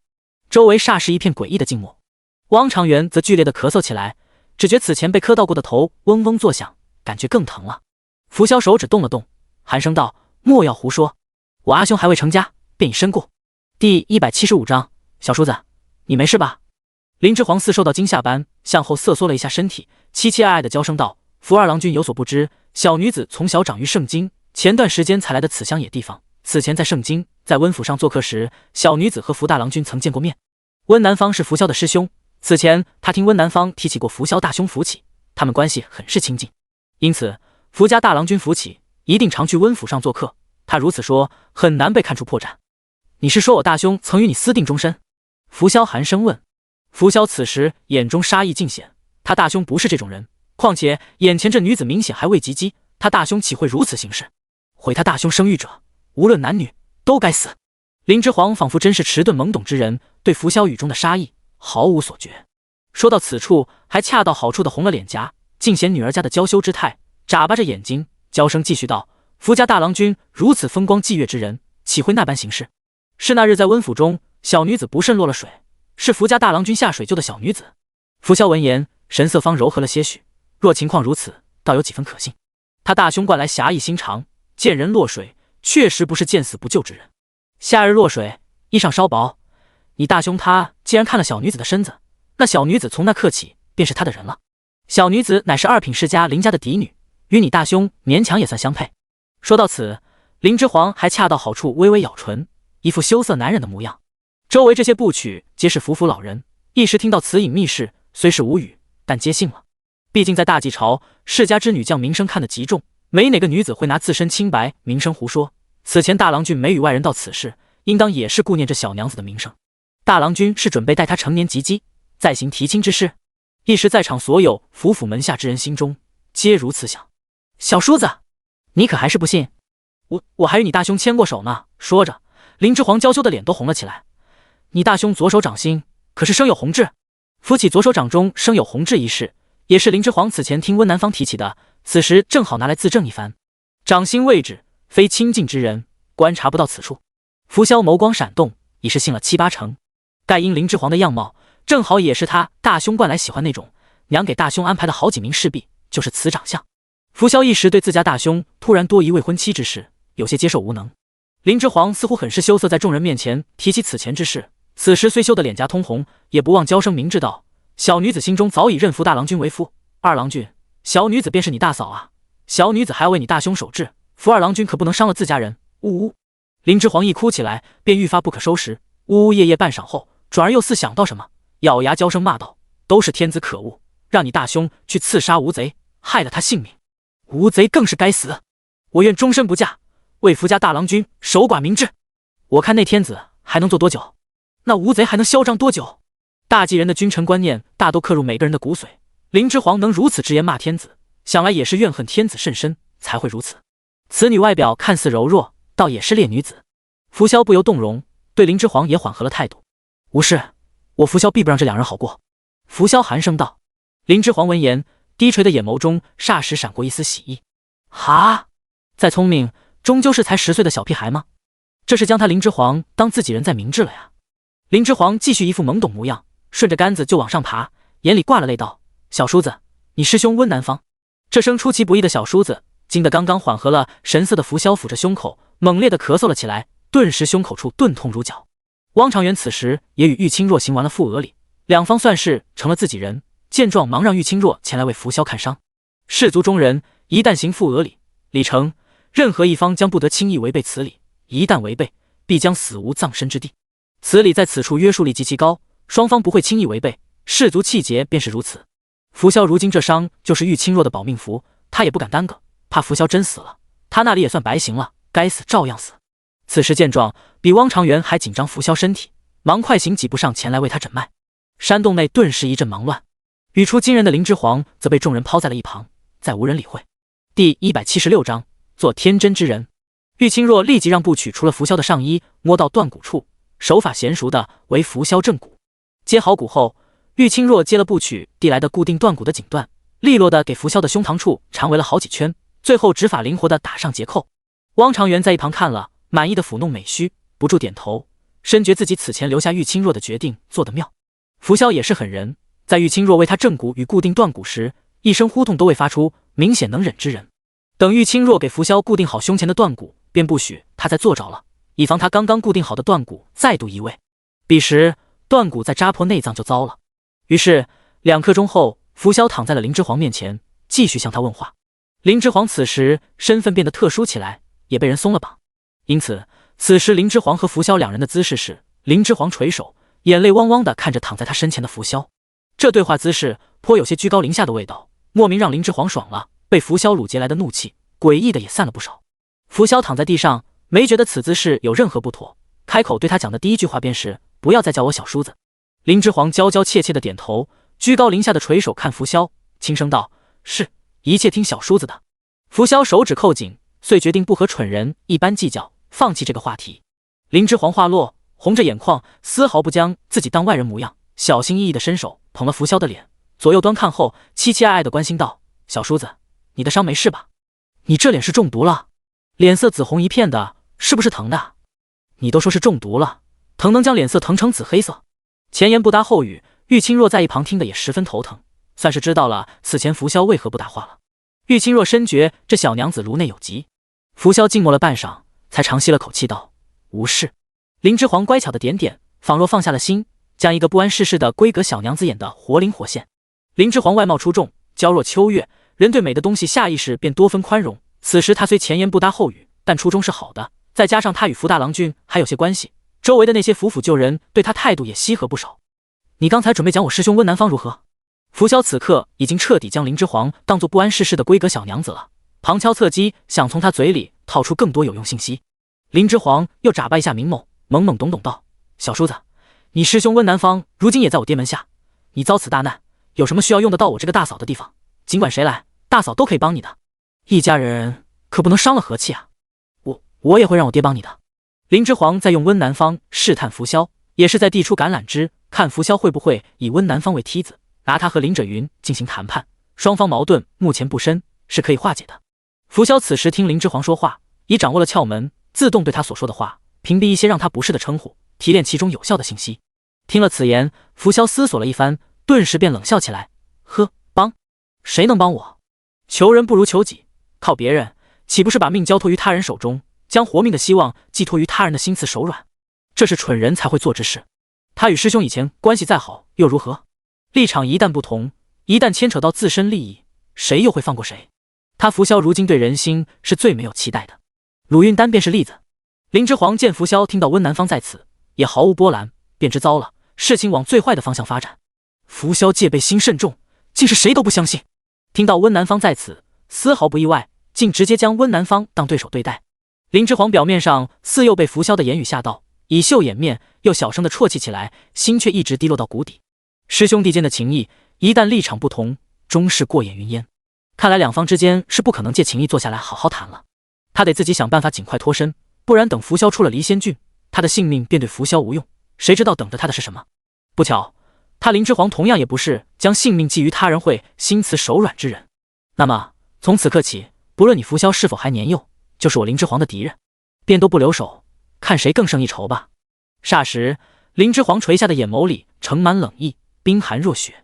扶萧眯起眸子，低声分析道：“温南方住在你府上，这么说来，温南方确实投效了你爹。这林者云竟如此厉害，师兄温南方有多恃才傲物，他如何不知能得温南方投效？”扶萧想到此，忽然高声命令左右道：“此地不宜久留，方辉，我们不能歇息，需连夜赶路，即刻出发。”诺！周围众人齐声应是。林之皇再度被人携上了马车，与扶萧一同逃亡。第177章，裴氏打破后宅之困。夜凉如水，星月当空。林府内宅，天哪，天哪！该死贱婢，华儿，是娘害了你啊！我若不插手你身边之事，将月桥安排在你身边，如何会有今日之事？华儿一个小娘子，被人劫持，又那般模样，不知会遇见何事？我儿可如何是好？我儿可如何是好啊！裴氏捶胸顿足，趴伏于榻上痛哭不已。罗婆在一旁不知如何劝慰主母，此时也是眼眶通红，驻足于裴氏榻前，泣不成声。月桥的尸体也已经被人抬回，他那干女儿真是糊涂，死到临头竟然还要叛主，真是。想到此处，罗婆再也忍不住，也捂着嘴大哭起来，扑通一下跪在裴氏床榻前，扬手便甩了自己一记重重的耳光，嘶声道：“大夫人，都是奴世人不清，养了个祸害，害了大娘子啊，您就罚奴吧。”话落，罗婆又重重的给了自己好几记耳光，脸颊顿时便红肿了起来，隐隐发紫，一看便是下了死力气扇自己。裴氏哭着爬下床，连忙搂抱住罗婆，阻拦不让她如此。行动间将床沿垂落的珠帘撞得四处摇摆。裴氏从小由罗婆照看长大，视罗婆为亲人，如何忍心看她如此自残？裴氏忙抱了她哭道：“月桥那贱婢，心思藏得深，不能以常理揣度。我儿那等人物都未看明白她，你又如何看得明白？终究是我养了那月桥啊，夫人。”裴氏与罗婆两人在房内抱头痛哭。裴氏此时是真的后悔了，边哭边在心里暗暗发誓，此次若老天保佑他女儿能平安回来，他这做娘的再不插手他身边之事，他爱如何便如何，爱用什么人在身边就用什么人在身边，他绝技再不插手。七郎郡也给陆宁送回去，以私心抢别人的孩子来养，就是恶事。人果然不能行一丝恶事，报应来得快啊！他裴氏让别人骨肉分离，老天便让他也再尝这骨肉分离之痛。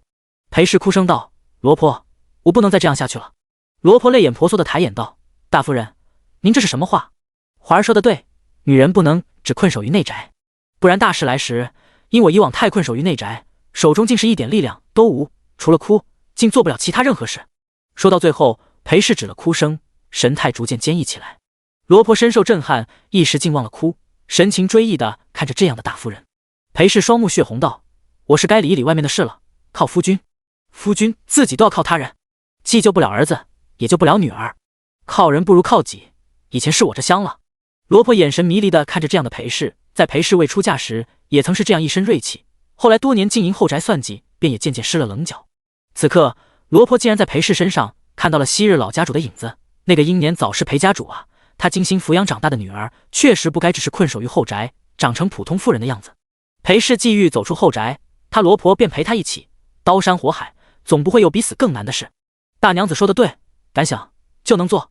裴氏与罗婆的手紧紧地交握在一起，彼此都懂了彼此眼中之意，放任自己哭了这最后一场。从此往后，他们再不留不可主宰之类。屋外一小小的黑影也在无声的哭泣，正是刚知道林之皇被劫持就赶来正院的王禄。王禄一到裴氏屋外，听到屋内的哭嚎声，便知此前所听消息为真，顿时泪不断的从眼中涌出，双手紧攥成拳。林氏叔是小娘子，被逮人了去，还有什么好？是的，王禄一直知道林氏叔是小娘子。王禄以前跟随祖父来林府做客时，见过林府上的大郎君，那是一个高壮的叔叔，哪里如林氏叔那般好看。倒是听祖父说过林府上有个大娘子，从小便在盛京长大，算算祖父给他说此事的时间，好似是成乱前2月来的快线。王禄后来细想时，便确定这就该是林氏叔了。王禄伫立在裴氏屋外，此刻稚嫩的小脸上满是狠色，没有哪一刻像现在这样那么渴望权势，那么渴望力量。他真想快快长大，拥有力量和权势，去守护自己想守护的东西，不然这无情的世道，会夺走他身边每一个喜欢在意之人。第178章，男扮女装。夜已深，寒霜降下，温南方依旧在衙门里伏案翻看今日那些目击到清雪茶楼动乱现场的百姓给的40-50份口供。这些目睹到现场的百姓口供皆言，被强人挟持带走的是一容貌绝丽的小娘子。温南方翻看完最后一份口供，微微皱眉思索了一下，因为不解，稍显躁郁的将手中的多份口供甩到案几上，抬手头痛的揉揉额角。一旁伺候的青云见状，忧心的开口提醒道：“主人，你已经连续7个时辰伏案，为何过眼了？您先去歇息一会吧。”温南方充耳不闻，扬手闭了一会眼，缓解眼睛的酸涩，待好了些许，便再度俯首伏案，继续翻看今日林府中记录人员出入情况的簿子，越看越是奇怪。今日府中之人竟没有一人言曾看到府中大郎君出过府，而林府记录出行的簿子中显示，今日府中倒是有一小娘子被鲁王宠姬惠姬请出了府，见面地点正是清雪茶楼，大郎君被扶萧挟持的地点也在清雪茶楼。林府的小黄门言，今日那架粉纱资车出府时，呼红也在那车旁带刀随侍。翻看到此，温南方心中隐隐有了些猜测，抬手抚了抚自己的额角，侧头对身旁的青牛道：“你去问问林府上的2位小娘子，此时是否还在府上？”诺。青牛领命而去。一炷香的功夫，青牛回来复命，插手道：“主人，属下刚才问过了，林府上2位小娘子此刻皆在府中。”温南方闻言，眸色越深，已经确定今日坐着资车出府与惠姬见面的便是主公了。主公为了方便与鲁王宠姬幽会见面，竟然男扮女装出门。推测到此，温南方清俊的脸顿时蒙上一层黑气。主公年纪如此小，便沉溺于美色了吗？这便是呼红与林者云想瞒之事。温南方柔和地面部线条，霎时清丽起来。若果真如此，此次让主公吃点教训也好。美色误人，有多少英雄豪杰皆败于己身的贪花好色之下？主公的年纪尚小，便沉溺于此事，如何能行？他不能放任主公再如此下去了。主公此次平安回返，他温南方一定要好好谏言一番。美人香乃英雄种，他温南方绝不允许他的主公败于美色之下。青云见温南方突然目露倦色，再次劝道：“主人，若您也倒下了，这块线还有谁能主事？您的主公恐怕更是危险啊。”温南方闻言冷哼一声，目中倦色突然一扫而空，薄怒道：“他怕什么危险？他那是牡丹花下死，做鬼也风流。”青云被温南方此言弄得不明所以，眼神飘忽，与同样不解主人为何会突然发怒的另一人对视一眼，一时不知该如何回话。主人，如今回院落休息吗？青云觑着温南方的脸色，战战兢兢地再次开口，小声问道。熄灯，回院。温南方旋身站起，遂准备回自己院落休息，大踏步向外走去，离开衙门。青云与青牛赶忙灭了衙门的灯盏，提了照路的灯笼，快步跟了上去。温南方恼归恼，边行还边思索着，主公还未成年，那容貌若是女装的话，别人应当很难看出端倪。主公既是以娇弱小娘子的身份被劫持走的，谁能想到主公是男非女？想来扶萧也不会疑他一个闺阁小娘子会对自己有何威胁的，对他的警惕之心也会降低很多，情况对主公大有利。主公不是坐以待毙之人，也应该会趁机自救。温南方顿时就不那么担心林之皇的安危了，也不那么急着救援主公了。主公如今身份既对扶萧有用，扶萧又觉他无甚威胁，一时半会保住性命应是无虞。温南方想到此，暗恼的一甩袖袍，行往自己院落的脚步更快了些。他还是好好保重自己的身体要紧，先去歇息一晚再说。主公这小小年纪便参与美色，去吃点教训也好。第179章，林婉娘夜堵温南方。月明星稀，青牛与青云提着烟灯在两侧照明，温南方快步行在前面，穿过垂花门，往自己院落而去。温南方今日身着苍蓝银竹纹的长袍，在他快步行动间，广袖被风烈烈吹起，挺拔的身姿更显无双。早躲于暗处，静候温南方回返的林婉娘见他如此形貌，到底去了心中欲要强去勾引他人的不是，更坚定了心中打算。温南方满脸倦色，心里想着事情，刚行至自己院落门口，哪想变故陡生，一面生的小娘子哭哭啼啼的从拱门侧后方冲出，跌跌撞撞的向他怀里摔来。温南方眼眸微睁，先是一愣，但身形也不慢，灵敏的偏身躲过了此女。温南方这一躲，准备投怀送抱的林婉娘却再也无法收拾，重重的摔落在了他脚边，故作娇弱的啜泣声顿时变成了惊声尖叫，好似乌鸦乱啼。提灯探路的青牛与青云起先没看清是何人，只见黑影而至，以为有危险，从后方双双快速闪身护在了温南方身前。待看清突袭的黑影是一娇弱哭啼的小娘子，准备抽剑的动作微顿，不由面面相觑。你是何人？温南方生硬如铁，见外院竟然深夜出现内宅女眷，不由大皱齐眉。林婉娘年岁尚小，今日为了心中计划，特意打扮了一番，身穿淡青色百蝶穿花窄袖交领长裙，描了眉，唇上点了红脂，打扮得很是成熟精致。却没想到温南方如此心硬，竟毫无怜香惜玉之心，故意避开他的投怀送抱，使他摔倒不说，此时竟还居高临下的垂手看他独自狼狈，连弯腰扶起他都不曾，实无君子风范。林婉娘心中暗恼，但仍旧不死心。她好不容易趁着今日府中大乱，才有机会甩掉身边伺候的奴仆，从内院跑到外院来的机会只有一次，她不想放弃。温郎君，小女子是这府上的二娘子，小女子好生冤枉啊！呜呜！林婉娘西行两步，巧妙地绕开青牛与青云两人，想抓住温南方的衣角，哭求表白一番。温南方见状，眸中不耐加深，直接后退移开一步，让林婉娘伸出的手抓了个空。如此明显的嫌弃与避开，让林婉娘僵在原地，抬起哭得雨带梨花的脸，仰看温南方。温南方也正好低头看她，月色映衬下，温南方风华更甚。林婉娘此时抬头仰视于他，如此角度看，一轮玄月正好挂在他肩侧，更显温南方人如青松般挺拔，简直如画般美好。林婉娘一时忘了初衷，竟看吃了去，暗想：难怪这温郎君能得那人蛇身亲近，当真是狼艳独绝，是无其二啊！若他林婉娘趁此机会将这温郎君抢了去，不知那人回来后见这温郎君移情于他了，脸上会出现何种表情？不知那人会不会哭着求他林婉娘将人还给他？林婉娘不禁越想越美，差点笑出声来，假作的眼泪一时便落不出来了。林婉娘赶忙收了心神，才复将眼泪再逼出眼眶来，也没心思注意眼前温南方的外貌了，心里眼里都想的是林之皇。温南方这一日都精神紧绷，直到方才推测出林之皇是男扮女装出行，被拂晓挟持走的，才放下了忧心。时下人思维惯性使然，对女子向来轻视，主公扮作了小娘子，以主公的机敏，安全应当无虞。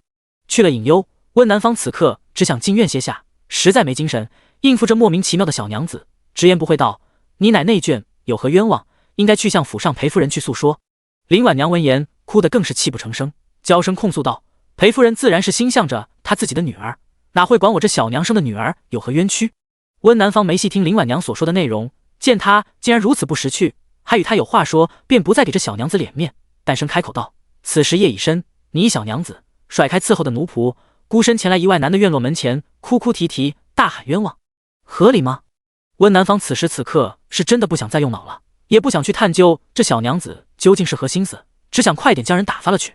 林婉娘顿时哭不下去了，也不想演了，被人扯开脸皮质问，还如何演得下去？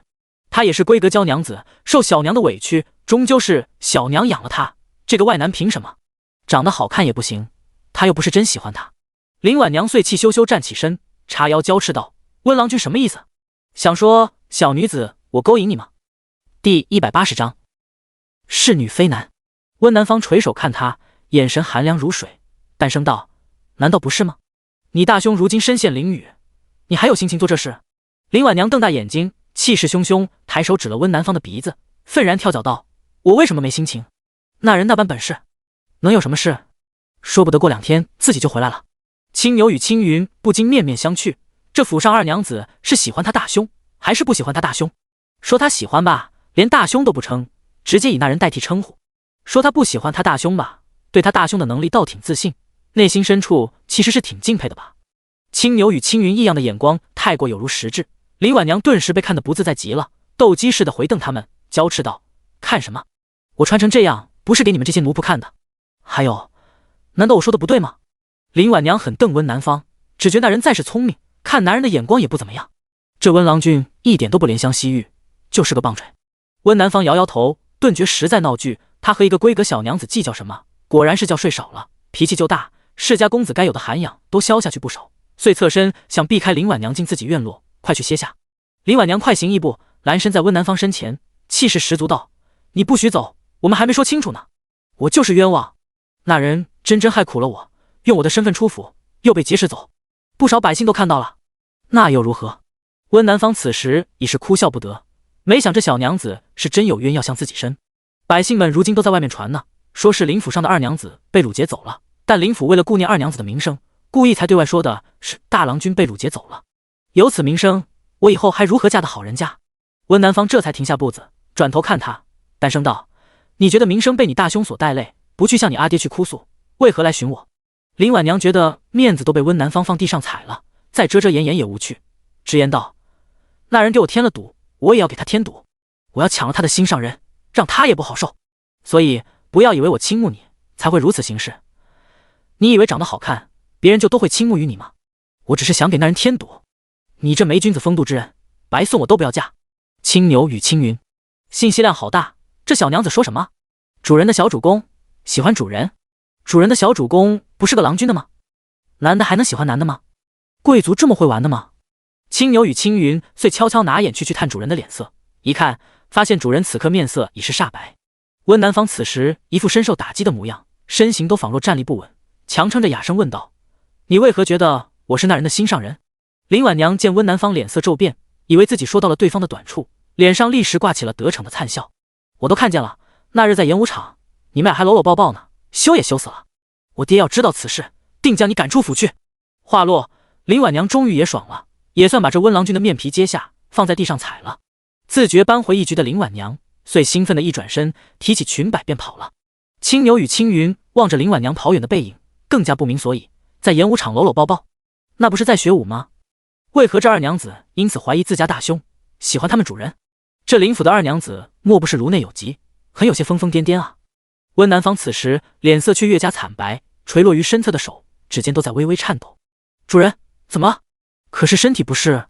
青云见状赶忙上前扶住温南方，担忧地问询道。温南方侧身避开青云的搀扶，摇摇头，脚步虚浮地往院内走。男扮女装还是女扮男装？温南方一时脑中闪过他此前忽略的很多细节。为何林之皇如此出众，但他在圣经从未见过他。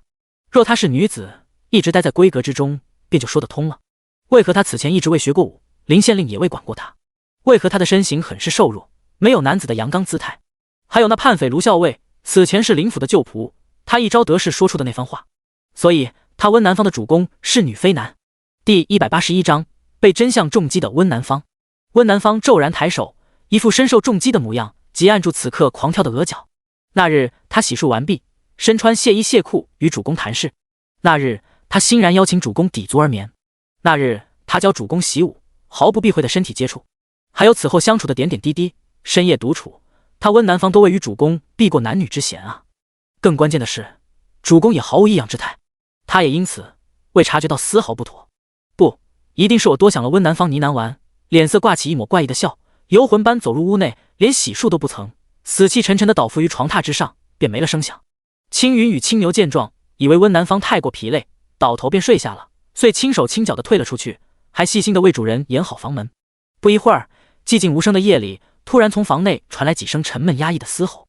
守在屋外的青牛与青云听到屋内的动静，惊了一跳的同时，也面面相觑。正待进去看看，屋内突然又没了声响，屋内人好似又睡熟了。青牛与青云不明所以的对视相询，皆摇头，遂不敢进去打扰。两人越加百思不得其解，不由暗想这疯病难道还能传染不成？翌日，温南方眼下青黑的再次出现在衙门。徜徉在木工海洋里乐不思蜀的王提今日也收到了消息，着急忙慌地赶了过来，到衙门寻自家师弟。王提一见温南方当头便问道：师弟怎么回事？福霄那小子挟持了主公？温南方点了下头，疲累的揉揉酸痛的太阳穴。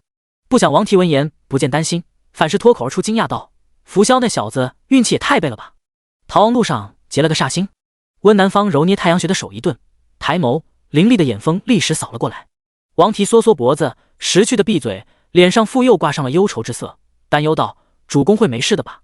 温南方见师兄王提终于正经担心起主公的安危来，这才收回自己可将人凌迟处死的眼神，哑声开口答道：只要窦屠带兵追得紧，福霄没机会逃出离仙郡，主公便无事。王提闻言若有所思的点点头，再抬头，此时方才注意到温南方此时眼下青黑明显，面色着实有些难看，不由皱眉道：从申，你一晚上没睡吗？脸色怎么如此差？可是担忧主公安危所致。王提此问让温南方思绪一下回到昨晚，摇头实在不欲多言。他此时只希望昨晚的猜测是自己多想所致。主公怎么会是女子？女子怎会有这份心胸？又怎会有这份疏朗气度？便是男子，行事也少有如此霸道之辈。主公是女子，这简直是笑话，不可能的。别多想了，眼下最紧要的还是要先救回主公，再当面问个清楚吧。自欺欺人的温南方再次凝神，不让自己多想。王提太了解温南方了，一见他这脸色便知他是有心事。若真正有关系生死大难的要紧事，温南方是绝技不会将自己的身体状况搞得如此差的。温南方便是如此，事情越是紧急，他便越是冷静。若他不冷静了，一定是无关大事的私事了。因此，王提算是彻底放下心来，不再担忧主公的安危。温南方此刻的憔悴，已说明事情还在可控范围内。担忧去后，王提不由脑洞大开，不怕死的凑上前，一脸我很聪明的模样，神神秘秘的在温南方耳边道：“别瞒我了，主公是不是故意让扶萧那小子给挟持走的？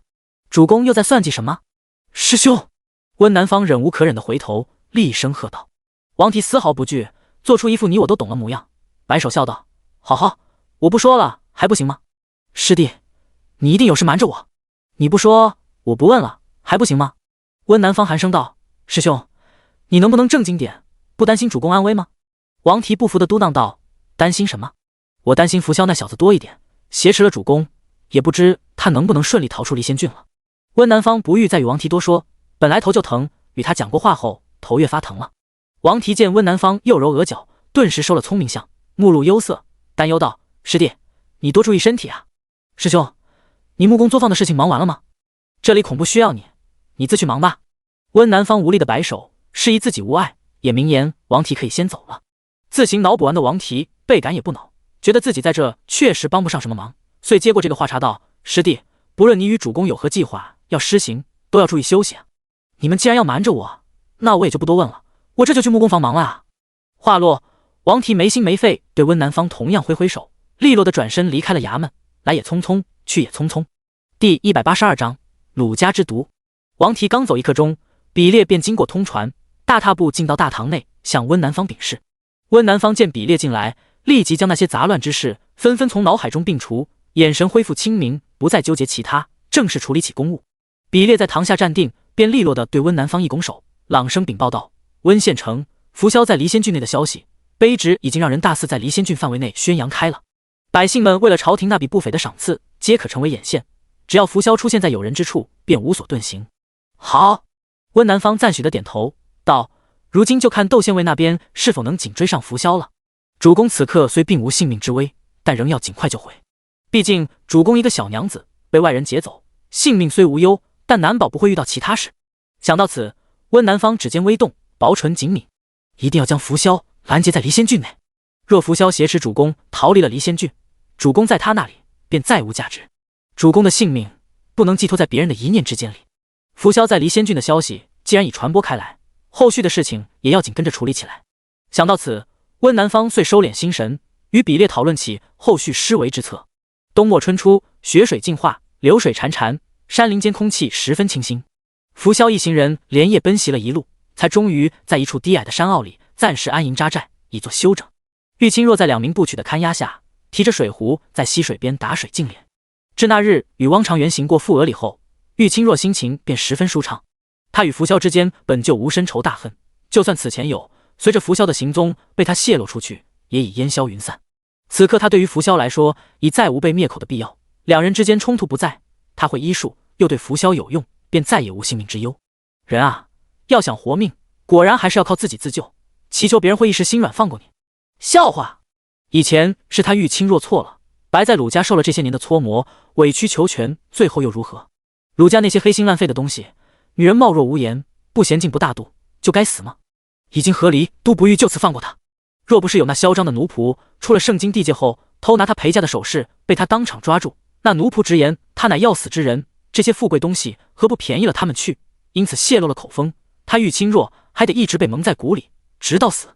鲁家之人自持身份尊贵，怕他和离归家后再嫁，怕他污了他家100年清誉，就为这可笑的理由，竟欲在他回娘家的途中制造事故，让他意外身亡，不欲让他还存活于世。难怪他夫君鲁运德最后连面子情都不顾，他归家那日最后连面都未曾露，这是笃定他玉清若已经是个死人了，和死人还有什么可讲的？这件事不知他那好叔伯参与了几分，他爹的意外失踪是否也有此番隐情？不查清这些，不报此仇，他玉清若怎能去死？扶萧阴差阳错帮他杀了鲁家那帮随护之人，并借用鲁家护送他归家的名义一路逃亡到此处。扶萧最后行踪暴露，依然是用的鲁家的录影，哈哈！等官府中人查出扶萧是以鲁家的录影一路逃亡的，消息传回盛京吴丞相里，鲁家的麻烦必然不小。谁人不知吴丞相最乃暴虐之人，就让他鲁家也尝尝刀兵强权的苦头。玉清若想到这里，畅快的大笑出声。鲁家如此欺他，他此次若真能保下性命，逃出升天，一定不让鲁家好过。笑过后，玉清若眼底坚定之色尽显。玉姐姐，何事如此开心？林之皇眨巴着眼睛，像幽灵一样出现在玉清若身边，娇声问道。林之皇自成了福大郎君的未婚妻后，福萧这伙人对他的态度便和善许多，加上他又只是娇弱的小娘子，没甚威胁，便也没再绑着他，只要他在他们可见的范围内，可随意行走。玉清若从溪边打了水，便在一处干燥的地方搭了药炉，此时正在为福萧煎制治疗内伤的汤药。林之皇悄无声息出现在身边，突然开口相询，吓得正在想事情的玉清若手下一抖，差点让他将刚煎的药给打翻了去。第183章，林之皇送药。玉清若顿时怒不可遏，一把推开林之皇，斥道：“关你何事？”接近失败，这玉清若戒备心好强，好难接近。林之皇心中腹诽不已，但顾念着娇弱人设不能崩，顺势便倒在了地上，泪眼朦胧的以袖掩面，娇怯的抬头看玉清若。玉清若一见林之皇这副模样，便牙酸，顿时面露嫌弃之意，避他如蛇蝎的后退2步。玉姐姐，我就是想和你聊天。林之皇话还没说2句，话头便被一雄浑的声音截了去。臭娘们，你做什么？卢德此时突然大踏步走了过来，声若洪雷对玉清若喝道：“你休要欺负他！”卢德自从知道了林之皇乃福家大郎君的未婚妻，并且还立志为他家大郎君守节，对他的态度便很是和善。尽管如今他们被林之皇的爹派兵追得死紧，逃得狼狈，他也依旧没有迁怒于他。在卢德看来，大老爷们之间的事，何须牵连一个无法做主的小娘子呢？刚才远远见本来便看不顺眼的玉清若，竟敢欺辱林之皇，便立即赶过来，粗声粗气为其出头了。玉清若见卢德过来，自然也没好脸色，嘴也毒，当即便冷声暗讽道：“怎么，你见这小娘子长得标致，要替你家大郎君娶了她去吗？”卢德闻言大怒，脸涨得紫红，捏紧拳头便要上来教训玉清若，被一旁的方辉看见，连忙拉住他，呵斥道：“卢德，住手！你做什么？如今二郎君治伤全靠玉清若，他也治得尽心尽力，没任何不妥之处。方辉怎能放任卢德鲁莽行事，没轻没重伤了为郎君治伤的医者？”林之皇在一旁见状，也忙抽噎娇声道：“不关玉姐姐的事，是小女子想看看小叔子的汤药煎好没，没想却打扰了姐姐。”呜呜！玉清若向天大翻了一个白眼，他敢肯定这小娘子过来找他不是那个目的，开口便问他为何如此开心，这是特意来找他的，哪是什么关心福萧的药？玉清若觉得眼前这小娘子恐是想寻哪个男人保护，在他这来找存在感来了。毕竟没个凶悍女人欺压，如何显得出娇弱女人楚楚可怜？他前夫的那些姬妾最爱玩这一招，这不，那叫卢德的棒槌便上钩了。玉清若自持已经看穿林之皇，也不戳穿他，恶意道：“药煎好了，你要给你的小叔子端过去吗？既然你这么关心小叔子，便做伺候人的活去吧。福萧那毒小子还小，你多多与他去相处吧。看你这美貌，能如何打动一个还不知情爱的小郎君？看你这小娘子的楚楚可怜，还如何为你获得优待？”林之皇完全不知玉清若此刻对他意图的揣测已是拐去了奇怪的方向，但殊途同归，他仍是获得了求之不得的接近福萧的机会，立即故作娇怯点头，柔声道：“好啊，小女子这便给小叔子端药过去。”方辉见此情景也不再多言，忙拉着满面怒色还欲为林之皇打抱不平的卢德走了。片刻后，林之皇端着福萧的药，小心翼翼地走入了福萧所在的营帐。汪长元此时也在此帐内，抬头见是林之皇端了汤药进来，便狠狠地皱了眉头：“为何是你端药来此？”汪长元冷声喝问道。汪长元对林之皇十分不喜，但因此女容色殊艳，现今他们这行人里，除他汪长元与二郎君外，全是些血气方刚好郎。汪长元实恐他如此容貌再次掀起争端。林之皇受惊的向后瑟缩一下身体，似被汪长元吓到的娇怯模样，一时间站在了营帐门后，不敢再行入内，满脸惶惶之态立在了原地。福萧转眸见林之皇如此，哑声道：“无妨，将药端过来吧。”林之皇脸上立时扬起大大的灿烂笑容，尽显天真无邪，蹦蹦跳跳的快行几步，想将药端至福萧榻前。在靠近福萧榻边之时，怎料林之皇脚下突然一个趔趄，身子向下歪倒，娇呼一声，手中的药碗顿时呈抛物线脱手飞出，径直向福萧所躺之榻翻倒过去。药碗落地点正好是福萧的头脸位置。福萧身为八虎之一，身手自然不俗，反应也快，药碗下落之时便旋身翻走下榻，避过了汤药的袭击。但福萧此时有内伤在身，如此大开大合的动作刚站稳，便胸口剧痛，忍不住闷哼了一声。第184章，师傅叫小女子为环便好。汪长元快步上前扶住扶萧，见他额头冷汗淋漓，顿时心疼不已，转头便呵斥林之皇道：“你做什么？怎么连一个药碗都端不好？”“我不是故意的。”“呜，小叔子你没事吧？”林之皇刚从地上爬起身，再次被汪长元的怒吼声吓得身子猛地向后瑟缩一下，霎时泪盈于睫，抽噎起来。“什么小叔子？你与大郎君男未婚，女未嫁，莫要如此称呼。”汪长元见林之皇如此模样，越加怒火高炽。林之皇好似全副心神都在扶萧身上，对汪长元的呵斥似听不见一般，抽噎哭着，满面关心的上前来扶住扶萧另一边，忧心道：“小叔子，你不要有事啊，都是我不好。若你大兄知道我没照顾好你，以后我与你大兄九泉之下再相见，我还有何颜面见他？”扶萧闻言咳嗽起来，胸口更是闷痛不已。玉清若此时走了进来，见帐中如此情形，再拿目光一梭踏上倾倒的药汁和空碗，当即便明白发生什么。玉清若一指仍在哭啼林之皇，怒不可遏道：“你这小娘子，莫非是故意的？如今这荒郊野外的，要炖一碗少一碗，哪能如此浪费？你是故意来捣乱的吧？”汪长元见扶萧脸色越发惨白，已无心追究林之皇的过失，连忙对玉清若道：“快来给二郎君看伤。扶萧的伤若一直好不了，他玉清若何时能脱身？”玉清若狠瞪林之皇一眼，上前一把推开还在扶萧身边搀扶的他，上前仔细为扶萧查伤。扶萧的伤若好了，他们这伙人行路速度加快，他林之皇如何还能找机会脱身？被玉清若推开的林之皇故作姿态，若不胜衣的又踉跄两下，方站稳身形。在场两个女人就扶萧的伤，心思各不相同，所做之事也迥然不同。玉清若探手一摸，果然扶萧断掉的肋骨又错位了。玉清若皱眉道：“肋骨又错位了，需重新正位，可能会有点疼。小叔子，其实被要淋一下也没有什么的。呜，你非要躲，现在好了，弄得肋骨错位，该有多疼啊！”林之皇听玉清若所言，又呜呜的哭起来，一副比汪长元还忧心的模样。汪长元、玉清若、扶萧，那不是你害的吗？小叔子，你怎能如此不顾惜自己的身体？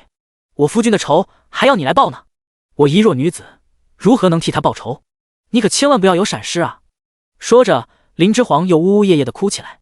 别说，林之皇哭的还挺好看，鼻尖哭得红红的，看起来好不可怜，让人对他生不起气来。扶萧强运一口气道：“你先出去吧，暂时不要来寻我。”“那如何行？这里都是一些五大三粗会武的男人，他们如何会伺候人？粗手粗脚的，再弄伤了你可怎么是好？就让嫂子来照顾你吧，你的伤一定会好得更快的。”林之皇红着眼眶，边小声啜泣，边信誓旦旦地说道：“这小娘子在家里一定很是受宠吧？也是，不然为何日常出行便有如此多部曲暗中跟随，以护安全？在家一定被家里人很是娇惯吧？不然也不会连最基本的看人眼色也不会。”汪长元此时看见林之皇便头疼，只觉他不知所云，不欲再与他多言，扬声对外喊道：“方辉，在！”方辉立即大踏步进了帐篷，俯首领命道：“将这。”汪长元一时不知道该怎么称呼林之皇，有些卡壳。林之皇含泪睁着眼睛，很是不将自己当外人，轻呢对汪长元提醒道：“先生既是福家兄弟的师傅，便也是晚辈的师傅，师傅叫小女子为环便好。”说完，林之皇还有礼的对汪长元微微一俯身子，行了个晚辈礼。这个礼行得优雅标准，让人挑不出一丝错处。汪长元瞬间牙酸了，后面恶言再也说不出口。扶萧见汪长元吃瘪，顿时闷声笑了起来。这是他逃亡后首次真正发笑。汪长元顿时愣了，回看自家二郎君，如今扶萧身上的毒已经被玉清若解了一半，脸已恢复了些，不再肿胀，只是面色青紫发黑。如此一笑，倒显出他这个年龄该有的稚嫩来。第185章扶萧去疑。因扶萧笑了，汪长元对林之皇的怒火散去了不少。帐内气氛静默了好半刻，汪长元才有气无力摆摆手，抖着唇开口吩咐道：“方辉，把这小娘子带出去，若无要事，不允许他再靠近二郎君。”方辉领命，立即大踏步上前，动作冷硬的对满脸懵懂不明白发生何事的林之皇做了一个请的手势。那怎么行？不靠近扶萧，他还如何天真懵懂的闯祸害人？林之皇顿时咧了嘴，抽噎起来，哀怨的将目光转向扶萧，凄凄哀哀道：“小叔子，你师父不认可我为福家大郎之妻，你呢？”扶萧眸光微动，不正面回答林之皇此问题，哑声道：“我需要再次正骨，你先出去吧。”二郎君竟然故意转移话题，洞悉到扶萧的心思，汪长元皱眉：“二郎君因为大郎君曾与这小娘子结缘，便真将这小娘子当亲近之人了。”林之皇也听出了扶萧话里真正的意思，心头微动，面上却一副被转移注意力的模样，很是听扶萧话的乖乖点头，一步三回头的自觉退了出去。临出帐前，林之皇又站定在门口不走了，眨巴着眼，拿哄稚童的语气对拂晓娇声叮嘱道：“小叔子，疼不要忍着，要叫出来才不会疼哟。喊出来了，痛痛才会飞走哦。这林小娘子当真颅内无疾吗？”拂晓、汪长元、方辉皆霎时无言。说完这句话，天真的林之皇才终于放下了心斑，转身如一只飞舞的彩蝶，若柳扶风的翩跹而去，自有一股说不出的娇柔姿态。随着那纤弱的背影行出帐门，帐内久久静默无声。玉清若则目露疑惑之色，再次打量起林之皇行去的背影来。男人可能不懂女人，但女人却不会不懂女人。这小娘子无论是不是真的懵懂无知、无视人脸色的本事，却真是绝佳啊！是真如此，还是此前在圣经见过她的那一两面，看着就一切若性子，与如今这天真烂漫又话多的性子很是不同。以前是装的，还是现在是装的，亦或是都是装的？玉清若唇角微翘，决定等会去单独会会这小娘子。一刻钟后，玉清若再次为拂晓正好骨绑好的固定断骨的绷带。拂晓额上鬓发此时已尽数被汗水淋湿，嘴唇泛白。玉清若嘱咐了拂晓几句，这几日最好卧榻，不要乱动，便下去再给他重新煎药去了。汪长元见拂晓伤势再次加重，心疼拂晓又遭此大罪，一直便黑着脸，对林之皇的怒火又再次高涨起来。等玉清若一走，汪长元便忍不住开口道：“林家真是不会教养孩子，竟然将嫡女养得如此天真懵懂，如此没眼色。这样的小娘子，如何能胜任一家主母之位？便是大郎君还在，这门亲事我也定要反对。妻子人选怎能只看样貌去定？大郎君看人的眼光着实不行。”拂晓垂下眼眸，他大兄还如何有机会能娶妻？汪长元怒斥完，冷静下来，这才反应过来拂家早已覆灭，而大郎君也已身死。再想到这一路从圣经逃亡至此发生的种种，顿时心中悲凉不已。帐中再度静默，一时落针可闻。片刻后，拂晓最先整理好情绪，胸前痛意也消下去不少，遂开口对一旁的方辉问询道：“如何放任他自由行动后，可有何异常举动？”方辉立即插手回道：“回二郎君，属下目前并未发现这小娘子有何不妥之处，除了偶尔哭泣，偶尔在您身边徘徊，偶尔去找玉清若说话，再未有何异常举动。有无留下什么记号标记之物？”拂晓再问：“并未，身上也未掉落过什么东西。”方辉继续答道。汪长元这才反应过来，诧异道：“二郎君在疑心这小娘子藏拙？”这小娘子一看便毫无城府，衣衫浸透，被外男看了去。这种毁规矩的事，也在如此多人面前明目张胆说，依老夫看，着实蠢得紧。第186章，斗图紧追，不过再小心些罢了。拂晓淡声道：“他之所言不知真假，只他一人可知，虽合乎情理，但小心些，并无大错。”说着，拂晓面露迷茫道：“如今看来，他倒真无任何不妥之处。这么说，我大兄真的与他有过结缘了？”汪长元却只想快甩下这生事的小娘子，皱眉道：“这小娘子不宜一直带着，等过了离仙郡，如何处置她？”拂晓黯然道：“派个人将她送回吧，毕竟也是为数不多记得我大兄的人了。”拂晓此刻虚弱地躺在榻上，缅怀他大兄，身上去了戒备与那慎重的戾气，倒有了些志同该有的模样。汪长元见了，长叹一口气，不再多言，显然是也默认了此事。山峦起伏，群山巍峨，山坳间气候阴冷，狂风怒号。斗图一马当先，身披铠甲，单手执戟在前策马狂奔，后面跟有40余骑兵紧随其后驰骋。奔行至一条岔路口，斗图面寒若冰的一拉缰绳，示意身后众人暂歇，率先翻身下马，单膝跪地，仔细观察岔路两边路面的痕迹，思考该往哪边追击。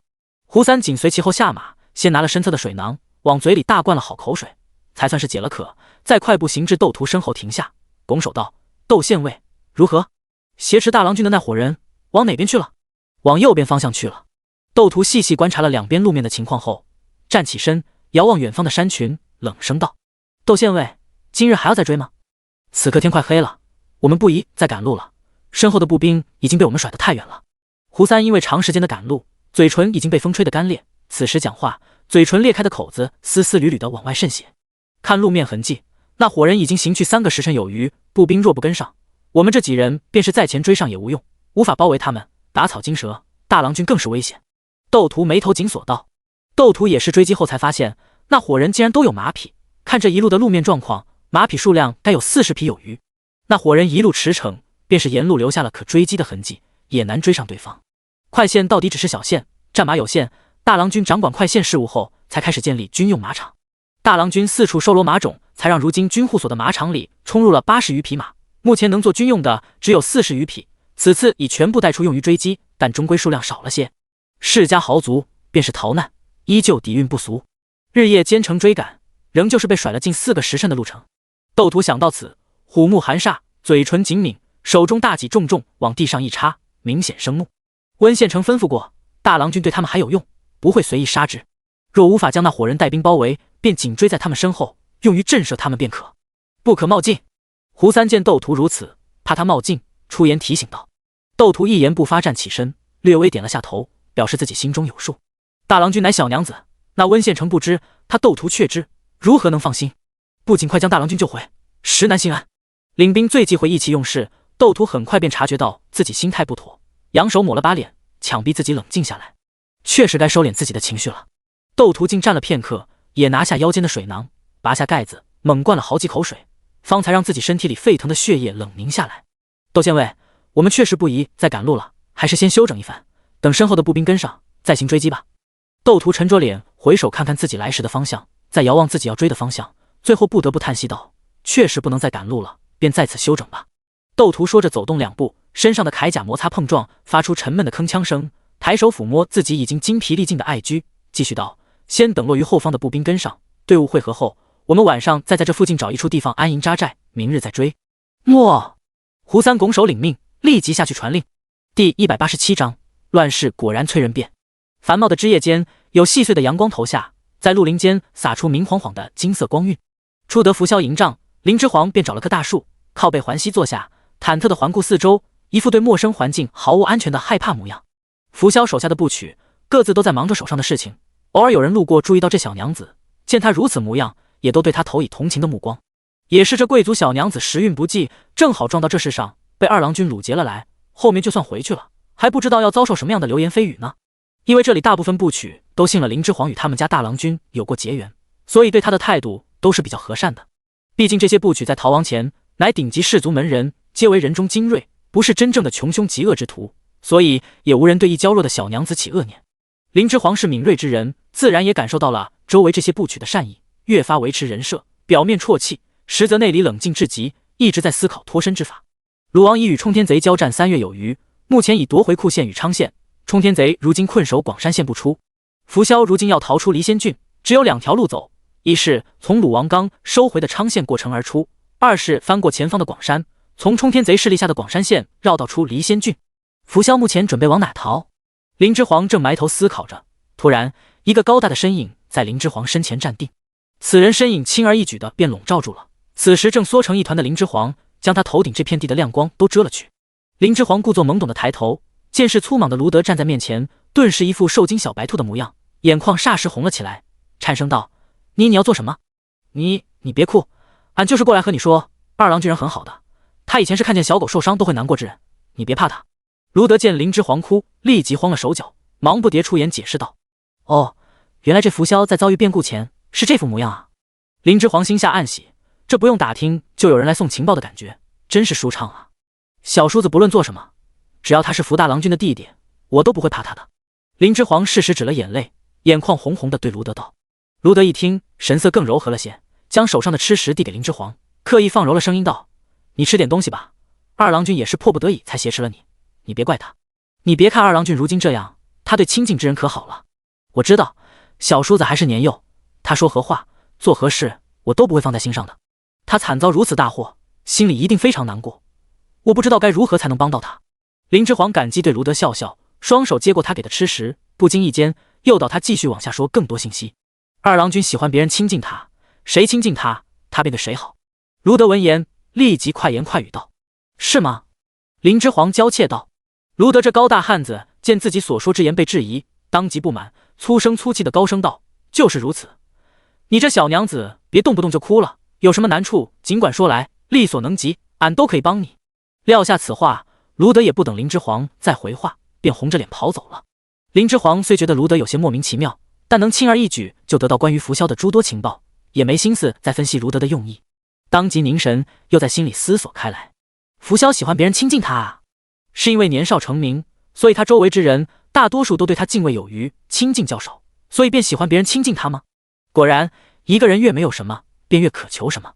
不论再如何聪明，表现得再如何成熟，还是个小孩子啊，心中还是有渴求的。林之皇眉眼微动，想到拂晓此前几次对他隐隐的回护，不由有些不忍。这个孩子遭逢巨变，致使他身边亲近他之人都已亡故，本乃天之骄子，却被迫逃亡，不能显身于人前，背负血仇，信任丧失，性格激变，才有今日的行事狠辣。这份狠辣，何尝不是在将他自己逼上绝路？和个志同敌对，实非他林之皇所愿，但也不得不敌对。拂晓已经将他挟持，他的性命如今在他拂晓一念之间，他便必须竖起全身利刺对准他。今日他这般不小心，让拂晓伤势再加重，便是绝好的机会了。拂晓因他再伤，后面他可再借嫂子的身份多去亲近照顾他，再多关心他几次。只要拂晓伤势不愈，汪长元便不敢再赶路，窦屠就该带领人马追上来了。到时他的人将拂晓这群人围了，敌对关系便可解。就如今看来，拂晓是不会屈居人下之人，想收服绝无可能。等抓住拂晓，后面该如何处置他，与温南方商议后再定吧。乱世果然催人变，他林之皇的心眼竟然不得不使到志同身上去了。林之皇悠悠地叹出口气。第188章探营。卢德走后不久，林之皇安静地坐在原地，边吃着他送来的饼，边在心里暗暗盘算事情。余光远远见玉清若向他这边走来，林之皇立时收回思绪，眼中闪过一丝笑意。他不用引人注目的过去找谁，就有人自动送上门来找他的感觉真好啊，也不枉他此前那一番做作。玉清若满面打量之色的走到林之皇身边坐下，审视的看着他，也不说话。玉姐姐，林之皇状似不经意的侧头，好似被玉清若惊到一般，娇娇弱弱的唤了他一声。玉清若见林之皇这番作态，朝天大翻一白眼，开门见山直言道：“你这小娘子和我之前见到的模样有很大不同。玉姐姐对环儿的印象很深吗？”林之皇忽闪着一双大眼睛，不答反问道。林之皇此刻无法确定玉清若究竟是个什么心思，也不知道原身究竟与他交集有多深。此刻什么都不说，反问对方，让对方先说，更有利于他从对方言语间了解原身更多的信息。玉清若见林之皇说话间又忽闪着大眼睛向他看来，瞬间拳头都攥紧了。林之皇说话眨巴眼睛的模样，真的是他玉清若最不喜欢的那类小娘子，做作的恨不得让他自插双目。玉清若强忍着心中躁意，咬牙道：“去岁见你时，你虽长得出众，但被你祖母教养的性子很是怯弱，与你如今这般天真烂漫的模样相差甚远。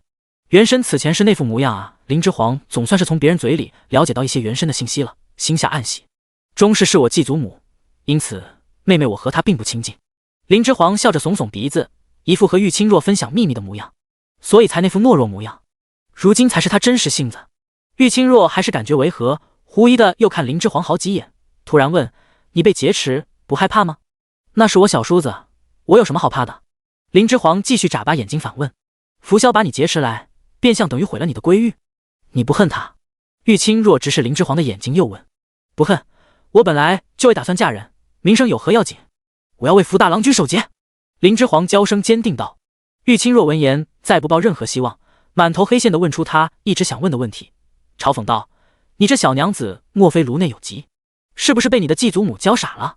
林之皇忽闪着眼睛，懵懂的侧头问：“我傻吗？”“我不傻呀。”玉清若再也忍不了，蹭的一下站起身，快步离开此地。他怕自己再待下去，真忍不住打人。林之皇看着玉清若远去的背影，微微偏头，一直隐在暗处的步曲，此时也轻手轻脚的离开此处。察觉到隐于暗处的人真正离开，林之皇眸中满是暗色，目若玄幽的遥望玉清若离开的背影，暗道：“玉姐姐，我都说我不傻了，你怎么就不信呢？还是等着我后面去找你吧。”隐于暗处的步曲离开林之皇所在之地后，即刻回到营帐内，向拂晓报告林之皇刚才的所有言行。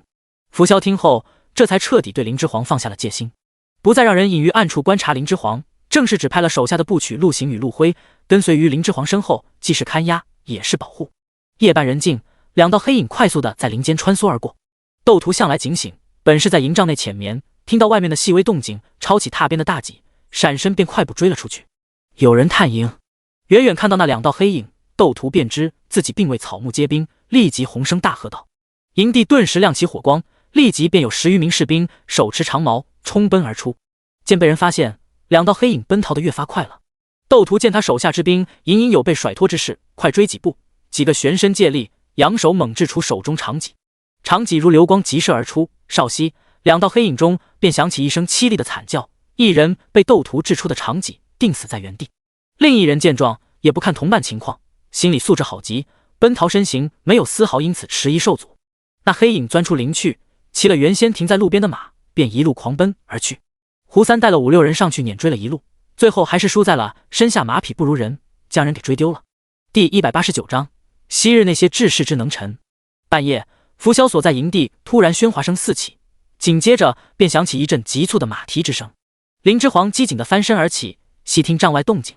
林之煌如今独身住了一个小帐，帐子外有2名部曲看守，他动静不敢闹太大，轻手轻脚地行到帐子门帘边，透过一点缝隙向外探看，隐隐见到帐外林间有一身量不足7尺之人，骑马急奔而至，于拂晓帐前勒马，身形不稳地翻身下马，勾着身体，形容狼狈地被人搀扶进了拂晓所在的大帐内。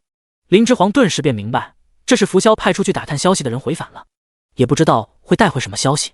林之煌见再也看不到什么，转身又躺回了榻上，不禁将自己带入拂晓立场，凝眉深思，谋算他下步究竟会如何行事。主帐内烛光微弱，忽明忽暗。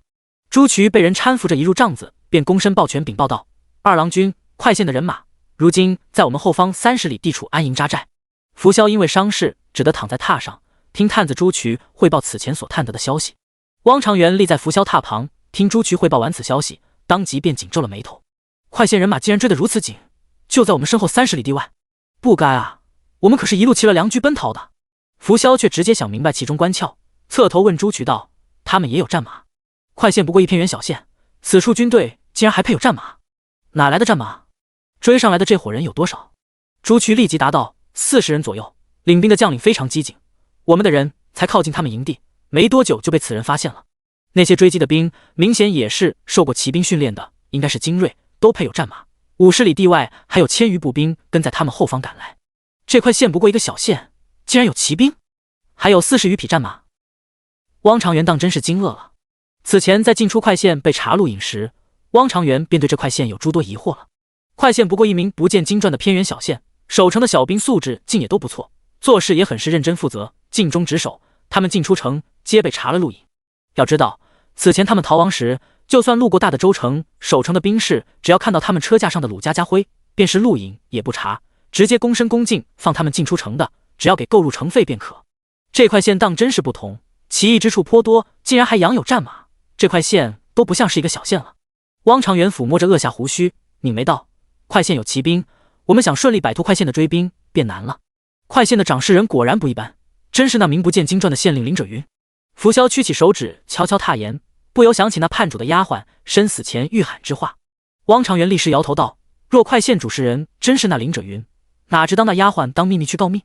不会如此说。”拂晓想到什么，神色霎时冷凝，寒声道：“莫非是温南方？”汪长元断然否定道：“温南方不是野心之人，为臣可，为主难。”拂晓闻言轻笑反问道：“我以前难道就是有野心之人？汪叔，时过境迁，可不能再以老眼光看人了。温南方也是天之骄子，乍然被逐出家门，未尝不想证明自己，也未尝不恨无贼，更有甚者，还会迁怒于我，毕竟我才是守山书院覆灭的诱因。”汪长元顿时无话可说。再往前去，就是鲁王与那冲天贼的交战之地了。等明早去前方探信的人回来，下一步该如何走，届时再行讨论。拂晓也不欲再多谈，果断结束谈话。汪长元也失了弹性，点头道：“也好，快县的步兵速度没有跟上，骑兵追得再紧也无用，今日便不再动身了。二郎君还有伤在身，时候已不早，便早些歇下吧，属下先行告退。”话落，汪长元见拂晓颔首，便转身撩了大帐帘子，躬身退了出去。刚一出大帐，汪长元便再也收不住情绪，掩面长泣。世道大乱，昔日那些治世之能臣，竟全成了乱世之枭雄。文士啊文士，天子啊天子，终是你们守不住这江山，负了这天下啊！事到如今，也别怪天下人都负你文士。汪长元伫立了近1炷香的功夫，才面有凄凄的止了眼泪，满面沉痛的往自己小帐行去，久久无法平息心绪。第190章，心态再次成长。清晨，霞光初露，林之煌身后跟着2名看押他的部曲，蓬乱着一头乌发去湖边洗漱，折腾了好一会儿，也只将脸给洗漱干净了，头发却怎么也弄不好，最后只得不伦不类绑了个马尾。林之煌这回可不是藏拙扮蠢了，是他真不会梳这个时代的女郎发型，繁复难弄得很，绝对是门技术活。以往他的头发都是月桥给梳的，月桥很是心灵手巧，在这方面很有天赋。想到月桥，又想到以往相处的种种，林之皇长长叹了口气。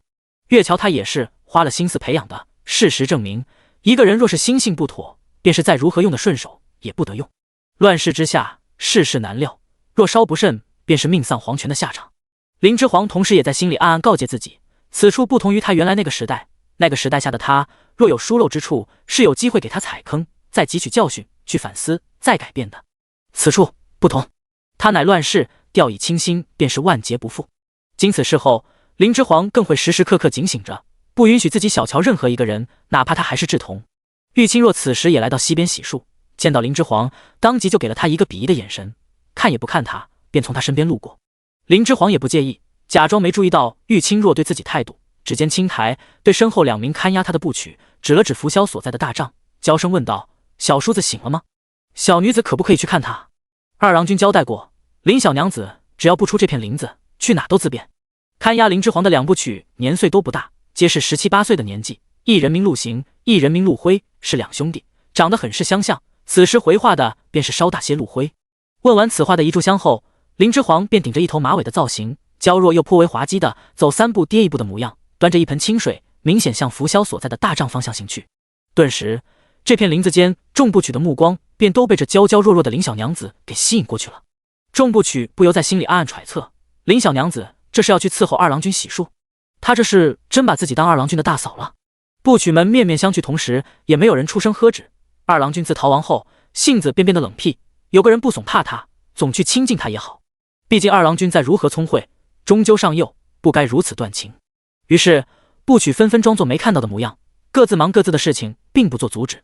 林之皇一路行到拂晓大帐门口，都做好了可怜兮兮被守帐的部曲拦在帐外的准备。哪知这俩守帐人只是上下打量了他一眼，便放他进去了。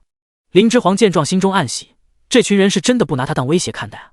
意外省了场哭戏的林之皇，天真烂漫的对俩守帐人感激的笑笑，便轻手轻脚的走进了大帐。什么人？林之皇刚进大帐，一声稍显稚嫩的厉喝猛然从榻上响起。榻上原本熟睡的拂晓突然睁开了眼睛，猛地侧头，眼神锐利的向林之皇扫视而来。好惊吓！林之皇心中微惊。林之皇当即便瑟缩了一下身体，泪盈于睫，娇声道：“小叔子，我就是看这里也没个势必服侍你，如今你又有伤在身，你又上幼，便想来照顾你。”待拂晓看清来人是林之皇，凌厉的气势便收下去些许，扬声对帐外道：“守帐之人何在？”在。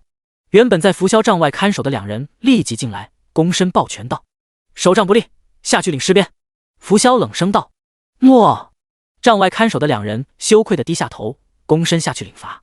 林之皇在一边听言，则吓得抱紧水盆，站在原地小声地啜泣起来。哭什么？他们被罚，是因为他们行事不当，与你无关。拂晓看着林之皇冷声道：“咦，这小屁孩是在给他解释？若真是一个天真的小娘子在此，可能还是会被拂晓这冷硬的态度和冰冷的语气吓到。但林之皇不是人精子，怎会听不出拂晓此言语下的解释之意？拂晓这小屁孩是在安慰弱女子啊！没想到这拂晓道真是个别扭之人，再如何聪明，果然还是小孩子心性啊，也是可怜人。”林之皇眼眸微动，若不是这孩子疑心慎重，碰面便手段凌厉，事情也不至于发展成如今这局面。第191章湿帕子对脸的亲近。拂晓劫持自己，温南方得到消息后，以他的手段，为了拦截拂晓，此时怕是已将拂晓在离仙郡内的消息传到鲁王那去了。鲁王想名正言顺地拿下离仙郡，想让吴奎为他办事，必不会放过拂晓。拂晓如今想走出眼下困境，难了。最好的结果就是被他的人马拿下，至少还有可谈判的余地。就看拂晓到时能拿出什么来赎买自己一命了。在利益面前，一切皆可谈。林之皇心中思绪急转，面上却要维持自己的天真人设，自然是一副听不懂拂晓话里意思的模样，哭得更凶了些。你起先想进来做什么的？拂晓被林之皇哭得心躁不已，语气僵硬的开口问道。是想帮你镜面的林之皇哭得眼眶红红，上气不接下气的答道：“过来吧。”拂晓果断冷声道。林之皇哭声一顿，睁大哭红的凤眼，看躺在榻上的拂晓，怕自己听错了一般，眨巴了下眼睛，无声的看他，用可怜兮兮的眼神向他确认真假，看着好不可怜。不是要帮我镜面吗？拂晓再次冷声道。林之皇听言，白皙的脸上一点朱唇，喜悦的弯翘而起，兴冲冲的跑到拂晓榻边坐子，将手中水盆搁在他边的木架上，身体力行开始扭镜面的帕子。拂晓见林之皇如此没心没肺的笑脸，心情奇异也好了些许。林之皇走近了，方注意到拂晓的脸，此时肿胀已消，脸上只余斑驳的青黑色块还在，似有大片胎记覆面一般，可不非常。林之煌边拧着帕子，边眨巴着明眸，柔声关心道：“小叔子，你的脸为何还是如此？玉姐姐不是已经为你解毒了吗？”拂晓漫不经心答道：“毒已解，疼痛已去，只这面上的青黑，恐要2月有余才能自然消退。这是再让自己不要忧心。”林之煌手下一顿，这孩子还真是将自己当作可亲近之人了，因为他和他大兄结缘，表现出来的性子也一眼望到底，所以便对自己不设防吗？果然还是小孩子啊，再如何智计无双，疑心慎重，终究年岁尚幼，阅历不足。玉清若下的这毒，倒有些像专门整治女人的毒。拂晓说完，转头向林之煌看来，仔细一看，这才注意到林之煌此时不伦不类的发型，视线再往下，又见他裙摆处也全是泥污，满身狼狈，再脏点都可比你起儿了。拂晓见了，心情顿糟，不耐道：“你这什么发型？”林之煌回神，抬手摸摸自己散乱的头发，羞涩的咬唇，难堪道：“我惯来是丫鬟伺候我梳发的，我不会。”拂晓默然片刻，哑声道：“我害你至如此境地，你不厌我？”林之煌连忙摇头，柔声坚定道：“小叔子，不会的，我倾慕福大郎君至极，永远不会厌恶福大郎君的阿弟的。”拂晓眼神和软了些许，好奇的再开口道：“你就如此倾慕我大兄？我大兄何处最吸引你？”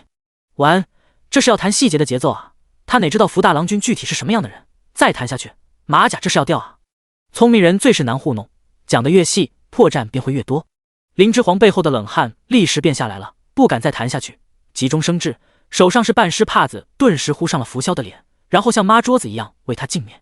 边抹，林之煌边想着：我既然是那么天真的小娘子，帕子拧不干什么的，这种事应该会被合理化吧？拂晓正值动情之际，兜头一个半湿帕子对脸盖了下来，顿时整个人都打了个激灵，还没来得及阻止，脸又被擦桌子似的狠茶，半晌回不神来。一瞬间，拂晓脑中冒过许多想法。他娘给他镜面时，都是捏着帕子在脸上轻沾的，这小娘子额令人窒息。汪公说的对，原来他大兄看人的眼光真是不行啊，既无知又爱哭，还不温柔，这手劲，脸被他擦得好疼，后面还是别让他靠近自己了。想到此，拂晓面无表情的抬手钳制住林之煌为他镜面的手。小叔子，怎么了？林之煌手被拂晓钳得生疼，立即又哭唧唧地看向他。拂晓此时已气急，很有了些小孩子该有的模样，呲着虎牙道：“镜面是这样镜的。”林之煌眨巴一下眼睛，天真烂漫道：“可是我镜得不好，我也是第一次给人镜面，做得不好吗？抹得不干净吗？抹，脸是桌子。”拂晓虎牙外露，忍无可忍的寒声反问。拂晓此时脖领处的衣衫都被这半湿帕子渗出来的水给染湿了一大片，难受至极。我不是故意的，我再重新来一遍。林之煌慌慌张张地收回自己被拂晓钳住的手，准备再来一次正确的镜面。第192章投奔冲天贼。二郎君派出去前方探路的探子折返了。汪长元此时掀开大帐帘子，从帐外大踏步走了进来。汪长元一进来，便看见在拂晓他边啜泣林之煌，当即便皱了眉头，冷声道：“你这小娘子为何在此？”拂晓深知汪长元甚是不喜林之煌，随即也冷声开口对林之煌道：“出去，小叔子，你好好休息，下次我一定照顾好你。”拂晓再度无言。话落，林之煌也不耽搁，抽抽噎噎地端着木盆便跑出去了。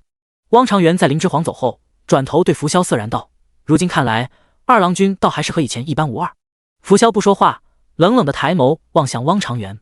汪长元笃定道：“二郎君，您可是因这小娘子与大郎君曾有结缘，心软了？”拂晓抬手正然地摸了摸自己被帕子淋湿的衣领，黏糊糊的非常让人不适，静默好半晌后才轻声道：“心软了吗？温南方如果真是快县主持人，快县县令乃林者云，向来姻亲是建立信任的最好桥梁。他们如此重视这小娘子的安危，未必不是这小娘子对于他们来说确实至关重要。”汪长元说出自己心中的猜测。拂晓抬头森然地望向汪长元。汪长元郑重拱手道：“二郎君，您知道属下说的是对的。”拂晓面无表情地垂下眼眸：“您若想走那条路，就应该心硬到底，不该被感情所累，不论是何种感情。”拂晓再度静默片刻，最后才哑声开口道：“王公，你为何不喜她？”汪长元被拂晓看穿心思，也不再遮遮掩掩，断言道：“此女长相如此，将来恐是红颜祸水。”拂晓闻言皱眉，祸端都是手中有权力之人的无尽贪欲引起的，把过错归咎在女人身上，实在有失公允。拂晓顿时觉得索然无味，不欲就此话题多聊，冷声将事情带回正题，道：“去前方探路的探子带了什么消息回来？扶萧如今年岁尚小，还无这方面的隐忧。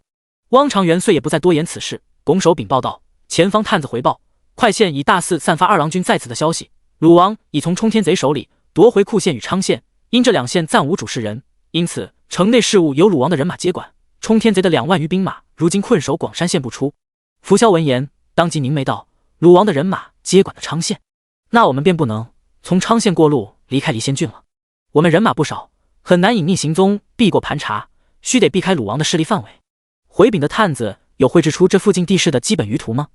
汪长元早有准备，将舆图从袖中拿出，上前几步，将舆图悬平于扶萧头脸上方，细细展开。扶萧有过目不忘之能，抬眼轻扫了一眼这张舆图，便已记住其上内容，微一摆手，汪长元这才又将舆图收入袖中。看完舆图，扶萧在脑中仔细规划了一番路线，屈指悄悄踏言，缓声道：如此说来，如今我们后路已被快县堵死，若要出离仙郡，只有2条路可走，一是从鲁王掌下的昌县路过而出，二便是从冲天贼势力下的广山县而出了。是，我们去往涿州之路只有这2条，不论走那条，恐难安全。汪长元一筹莫展，在营帐中来回踱步，思索破解之法。这2方势力都不是好路过之地啊！二郎君，快县人马就追在后面紧追，此地亦不宜久留，现如今赶往何处？我们需早做决断啊！我们绕路去广山，翻过广山，去广山县。汪长元闻言大惊失色，广山县乃冲天贼的势力范围啊，叛国之人哪有底线可言？去往那里街道，岂不是羊入虎口？不可，不安全。扶萧却胜券在握的笑道：谁说不安全？叛匪叛国，手下有才之人紧缺，可不得有人投奔。投奔冲天贼？汪长元再次大惊失色。是。扶萧傲然道：这冲天贼如今手下兵勇2万余众，我若成功投奔此贼，此场战役若由我来指挥，与鲁王大战一番，既可消耗鲁王的实力，又可趁机在他冲天贼的军中收服一些兵力，做我日后起事的力量。这是千载难逢的好时机。第193章。嘘，玉姐姐，你听我讲便可。冲天贼乃叛国之人，于名声上。扶萧躺在榻上不动，撇过头，目光寒凉地看向汪长元，冷然道：我扶萧如今也乃叛国之人，去那处投奔正好相宜。我主意已定，汪公不必再言。一时帐内落针可闻。汪长元冥思苦想了半晌，发现此番境地下确实没有比这更好的计策了。属下谨依二郎君所言，这便去安排拔营事宜。汪长元思索一番，最终认可此计，一言拱手退下，下去布置撤离细项。林之皇出的扶萧营帐，看押他的2部曲陆行与陆辉便跟了上来。林之皇寻目四望，红着眼眶双眼的又去寻玉清若。药香四溢，玉清若此刻正守着药炉子，在给扶萧熬制治疗内伤的汤药，身后同样也跟着2名看押他的部曲。林之皇很没有眼色的凑过去，夸赞道：于姐姐，你真厉害，还会医术，能不能教教我呀？走开，别来烦我。玉清若头也未回，全心全意地盯着药炉子火候，将林之皇当空气。玉姐姐为何这般厌恶于我？可是妹妹我哪里做得不好？林之皇又凑得更近些，就差把脸对人脸上，泪盈于睫，无措又伤心地回望玉清若。因为你弱，我看到弱女子便厌恶，你总归来寻我作甚？说话便说话，你凑这么近作甚？离我远点！玉清若猛地往后仰，拉开2人之间的距离，忍无可忍地大叫道：可是，我想出宫，这里就玉姐姐一个女眷，玉姐姐能不能帮我把下风？我凑近本想悄悄和姐姐说，可姐姐又不让我凑近。林之皇纠结好半晌，绞着手指，才终于羞涩小声地说出自己过来寻人的目的。玉清若此时正在给药炉山火，听闻此言，扇子一歪，差点将熬煮的药罐扇翻了去。玉清若此时终于回头，正眼瞧林之皇了，咬牙切齿道：你就是因为这事才来找我搭话的？林之皇红着眼眶点点头，看起来好不可怜，切声道：我出宫时，这些部曲便不跟着我了，劳烦姐姐陪陪我。此处荒郊野岭，着实可怕，若有野兽怎么办？林之皇身后的2名部曲顿时掩嘴咳嗽了一声，心头顿觉这小娘子真不是一般的天真无知，也难怪此前会在众人面前大声嚷嚷自己被外男看光一事，避一下人都不曾。他行五谷轮回之事，他们如何还能跟着？离他远些才是保护他，若让他们这些外男不小心瞅见什么，他才真是什么清白名声都没了。周围部曲皆暗暗摇头，对这个和他们大郎君结缘的小娘子不禁更包容了些。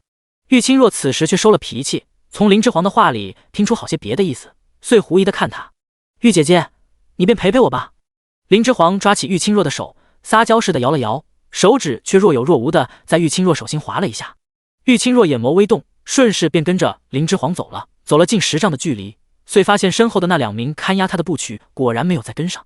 林之皇身后跟着的2部曲一时驻足于原地，不再跟随。这小娘子！等行出这4名部曲的视线范围，玉清若迫不及待的便要开口相询，哪知行于前方的林之皇先他一步，骤然回首，神情退下娇怯之态，满脸素色，身上气质随之瞬变，9具上位者才有的气势威压，顿时如海啸翻腾般扑面而来。玉清若双目猛然睁大，猝不及防被惊的失声。这小娘子好胜的气势与之前判若两人，容貌都因此刻身上气质的改变，霎时变得凌厉起来，望之令人生畏。林之皇趁玉清若还处于震惊中，未曾反应过来之际，一脸素色的极快抬手，手呈抓状袭上玉清若的脖颈，臂下使巧劲，将他抵身至一棵大树上，顿时让其动弹不得。玉清若要害被人拿住，当即色变，张嘴便欲喊。林之皇另一只手也不慢，提前预判，抬掌便捂住了玉清若的嘴。嘘，玉姐姐，失礼了，不得已需使用些非常手段，时间不多，先听我说。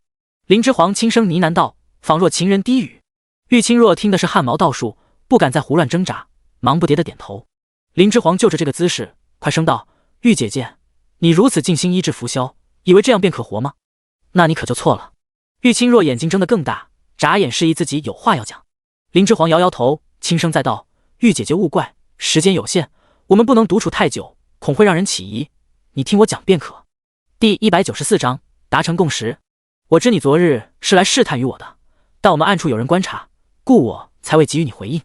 林之皇贴近玉清若，在他耳边低声道：浮萧的伤，我建议姐姐放慢治疗的速度，他若伤好了，姐姐便对他们无用，恐有危险。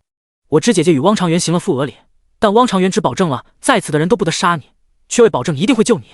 玉清若眨眼，又表示要开口说话。林之皇黛眉微挑，将手掌缓缓推开些许，留一些说话空间给玉清若，若他扬声欲喊，亦可随时应对。终于能说话了，玉清若张嘴好半晌，才自己找回声音，让加快的心跳回落，完整问出自己想问之言。除了他们，还有谁会杀我？只要他们保证不杀我，我需要谁救？玉清若将信将疑的轻哼道。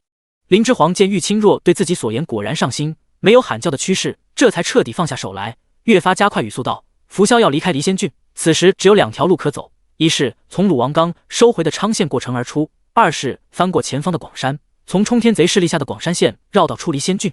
你玉清若闻言震惊在当场，这些权谋正事，眼前这小娘子如何得知的？林之皇屈起一根手指，置于自己唇上，再次示意玉清若暂时先不要说话，低声道：浮萧的行踪如今既已暴露，无论是欲走哪条路出离仙郡，稍有不慎便会与其中一方势力产生摩擦，打斗之中，那些部曲可不会顾念一个无用之人的死活，事关自己生死。玉清若这才收起对林之皇前后不一震惊，彻底放下对他此前所言的不以为然，真正正视起眼前的这小娘子。玉清若色然道：你一个小娘子怎么会懂这些权谋之术？林之皇看着玉清若不说话，静等玉清若自己想清楚刚才他所说之言是否为实。玉清若被这双沉静的眼眸注视，突然浮至心灵，想到此前在清雪茶楼那叛主的丫鬟死前欲喊之言，惊声道：快县的主事人是你？怎么可能？嘘！林之皇再次屈指封唇，示意玉清若低声。眼前的这小娘子此刻神态褪去了原先刻意表现出的怯弱与娇柔，气质霎时变得像一把出鞘的宝剑，锋芒毕露，锐不可当，沉稳而又危险。玉清若望之，越发遍体生寒，抖唇道：你在我面前暴露，不怕我出卖你？出卖我，玉姐姐又有什么好处呢？玉姐姐可是聪明人，我何必担心此事？林之皇扬起唇角，笑得胜券在握，隐隐一股肃杀之意扑面而来。不担心，是因为她不构成威胁吗？玉清若胆颤地咽下一口唾沫，这小娘子此时气势大盛，竟比之那昔年鸡威掌权者也不遑多让。林之皇不担心玉清若会出卖他的根本原因是，他此时在浮萧那里的可信任度比之玉清若可高多了。浮萧早已将玉清若设为防备之人，此处说话只有他们2人，这玉清若又有何证据证明他林之皇说过这些话？若这玉清若当真蠢笨到去告密，那也不是他林之皇要笼络之人，做了蠢事便要接受其恶果。他林之皇怯弱天真的形象，在浮萧那伙人眼里早已深入人心，到时反坑他一把也不是不行。你想让我为你做什么？玉清若心里霎时就想明白了，也不废话，一声问。林之皇此时冒风险在他面前暴露，必有所求，想让姐姐沿路留下些痕迹，方便快线的追兵追击浮萧。林之皇见玉清若如此上道，时间紧迫，同样不废话，直言说出自己所求。我也被人看押，如何能有机会？玉清若皱眉，姐姐与我不同，没有可接应之人，看押之人只会担心你是否出逃，少会警惕其他，留心的机会甚多。而妹妹我则不同，身后有兵马相救，稍有轻举妄动，便会人被发现，得不偿失。林之皇淡然而笑，条理清楚地对玉清若分析道：这小娘子竟连别人的心里都算得如此清楚，她果然是有备而来。我呢？我的心里，她是否也算得一清二楚？玉清若眼眸微动。第195章合作。如何能留信息不被发现？浮萧可并不好的糊弄。玉清若直接问关键点。玉姐姐会配药，也能在营地里接触这些东西，留下痕迹的方法有很多种，比如撒些糖粉写字，在浮萧的人马拔营走后，才会有成片的蚂蚁过来时显现出来的字。玉清若一听，当即眼睛一亮，抚掌道：好主意，我这里正好有类似的东西，不会像糖粉那样明显容易漏了痕迹，肉眼难见，却可以吸引蚂蚁来时效果更好。林之皇闻言稍一挑眉笑道：姐姐这是答应了？你能为我做什么？玉清若收敛神色，快声问道：我以傅额里起誓，一定保姐姐性命无虞。林之皇傲然道：你的命都还在浮萧手里，你连你自己的性命都可能保不住，保我？玉清若嗤笑道。林之皇闻言也不在意，摊手轻笑道：那玉姐姐也不亏不是，不过举手之劳，汪长元的傅额里保证绝不会杀你，而我的傅额里保证姐姐你绝对性命无虞，对姐姐来说保下性命的胜算岂不是更大？玉清若仔细端详眼前的这小娘子，思索了片刻后才低声道：成交。林之皇与玉清若达成共识，两人争分夺秒地行了傅额礼。礼成后，林之皇也不耽搁，立即开始吩咐玉清若该如何行事，蹲下身在地上随意捡了根树枝，写下简体字的广和昌二字，方抬头对他道：其后若浮萧欲从广山县出离仙郡，便留下这样的记号。说着，林之皇用树枝点点地上用简体字写的广字。斗图已学了简体字，简体字目前只他的亲信才能看懂，留此字，斗图看后立即便可知消息是他所留。若去昌县就写这个字。林之皇说完话，又点了点地上用简体字写的昌字。玉清若快速地记下了这两个字，向林之皇点头表示自己已记清了。两个人谈完话，也不敢在林子里待得太久，怕被看出端倪，真的相携解决了一下生理问题，才一前一后的出林子。林之皇一出林子，陆行与陆辉便跟了上来。林之皇看见他们过来，立即低了头，羞涩的红了脸颊，仿佛真是因为刚才所做之事不好意思了一般，头也不回的跑去了自己帐子。玉清若见林之皇如此，则一如既往的向天猛翻一个白眼，似很是看不上林之皇如此作态，转身继续煎药去了。两人关系恶劣，尽显无虞。至于这个白眼其后到底是何意，就只有玉清若自己心里清楚了。半个时辰后，浮萧一行人整装待发，再次拔营，往广山方向奔袭而去。林之皇哭闹着非要和浮萧坐一架马车上路，不然不愿上车。浮萧和汪长元两人无视林之皇，上了同一辆马车后，林之皇一副被遗弃的模样，哭闹得更凶了。林之皇边被人裹挟上车，边凄凄爱爱哭道：小叔子，既是逃命，你怎么不和嫂子相依为命，同乘一辆马车奔逃？快县兵马若追上来，嫂子可以喝令那些兵马不抓你的。汪长元被林之皇哭得心烦意躁，从车里探出半个身子，挥手示意不取陆行，将林之皇强行塞上车。陆行立即上去执行汪长元的命令。林之皇一副娇弱姿态，被人一提即起，塞进马车前，还锲而不舍地对浮萧所在的方向大声叫喊道：嫂子保证，真的可以保护你的。浮萧听到这声叫喊，在马车里呵的一声笑出声来。汪长元见浮萧发笑，原先恼林之皇哭闹耽搁了行程，本欲呵斥他的心也收了些。二郎君久不见，心情放松，这林小娘子能逗得二郎君发笑，也算有些用处。汪长元虽未再言其他，玉清若趁林之皇哭闹，众人心神全被林之皇吸引，未有人注意他，突然言还有药材未带，再次回返此前搭帐之所。玉清若趁收拾药材的空档，背着身后两名看押他的部曲，在一棵大树下拿出早已准备好的小瓷瓶，用无色无味的液体撒了一个广字。第196章神仙之子，当如是啊。看押玉清若的部曲也很警醒，在玉清若拿完药材离开那片地之后，其中一人还专门回返，又仔细探查了一番，确定刚才玉清若所待的地方并无任何异样，也并无留下什么隐秘的记号，这才转身追上前方队伍。林之皇与玉清若再度被安排在了同一辆马车里，只不过此次两人待遇都有所提升，没再被绑。上车后，玉清若微不可察地对林之皇点点头，林之皇便知他将事情办成了，遂不再装腔作势，哭闹拖延，做娇弱疲惫状，歇了声音。马车外赶车的部曲也松了口气，放下车帘，扬鞭便急速赶路。行路后，马车内只剩下2人。林之皇无声且隐秘地对玉清若颔首，挑眉一笑，已是嘉许。林之皇此番神态，是久居上位才会有的倦狂之态，见之则让人目眩心悸。玉清若眉眼一动，深觉这小娘子不同一般，不是凡俗。林之皇此番模样，与他在圣经时所见也完全不同。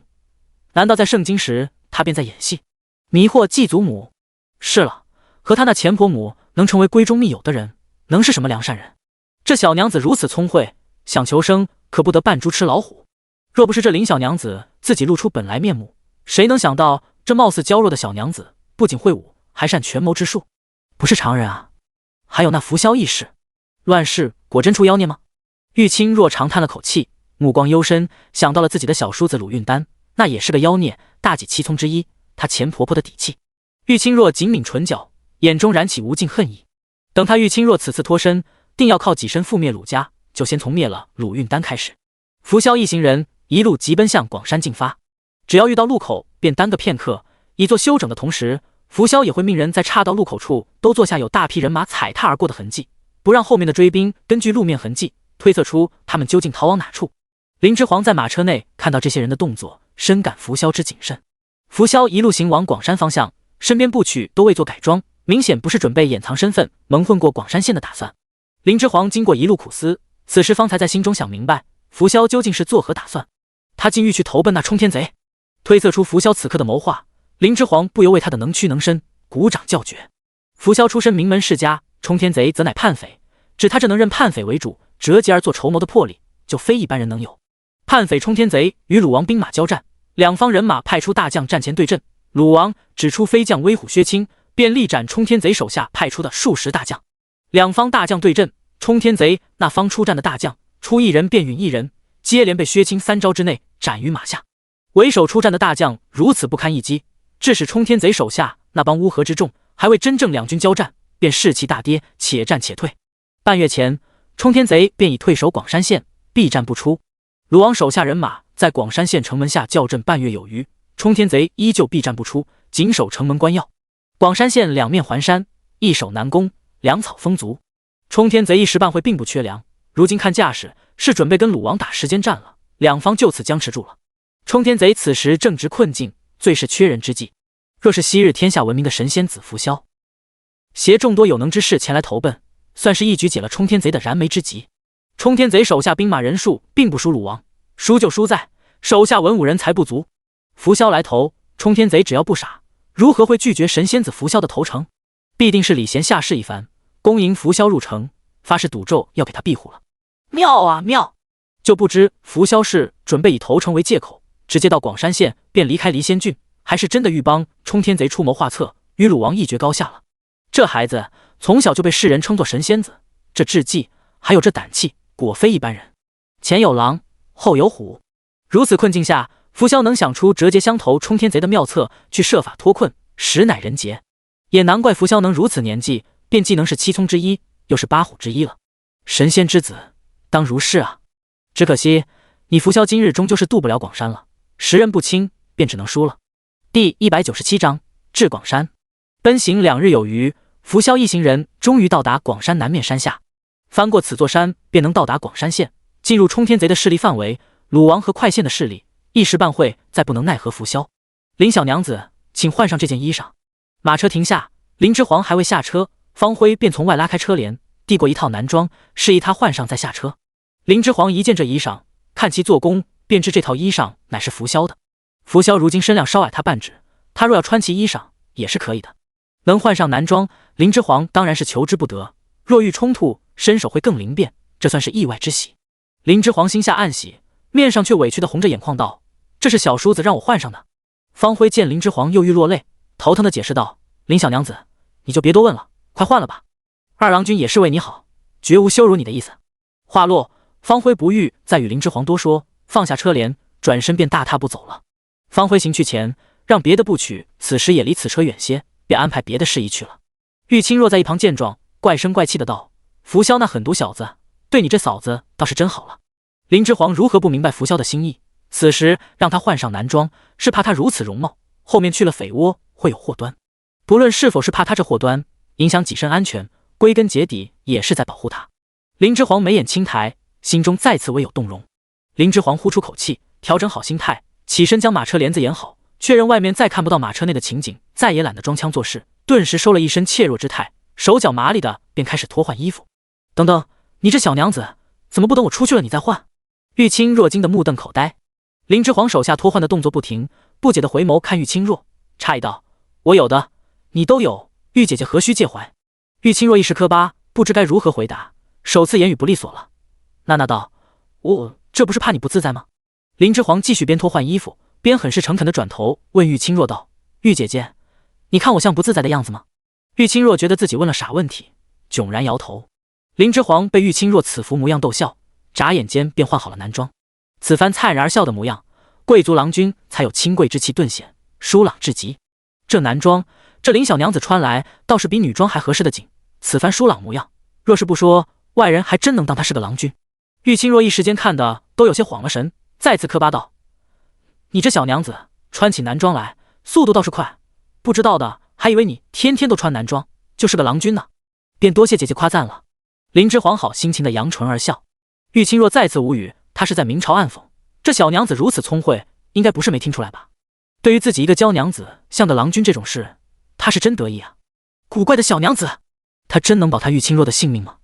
林之皇一见玉清若如此神情，便知他又在多想，遂浅笑道：“我这个与他们大郎君结缘的小娘子，在马车里换衣服，外面那些部曲都是世家奴仆出身，素质皆不低，必恪守礼仪，离得远远的，正是我们谈话的好时机。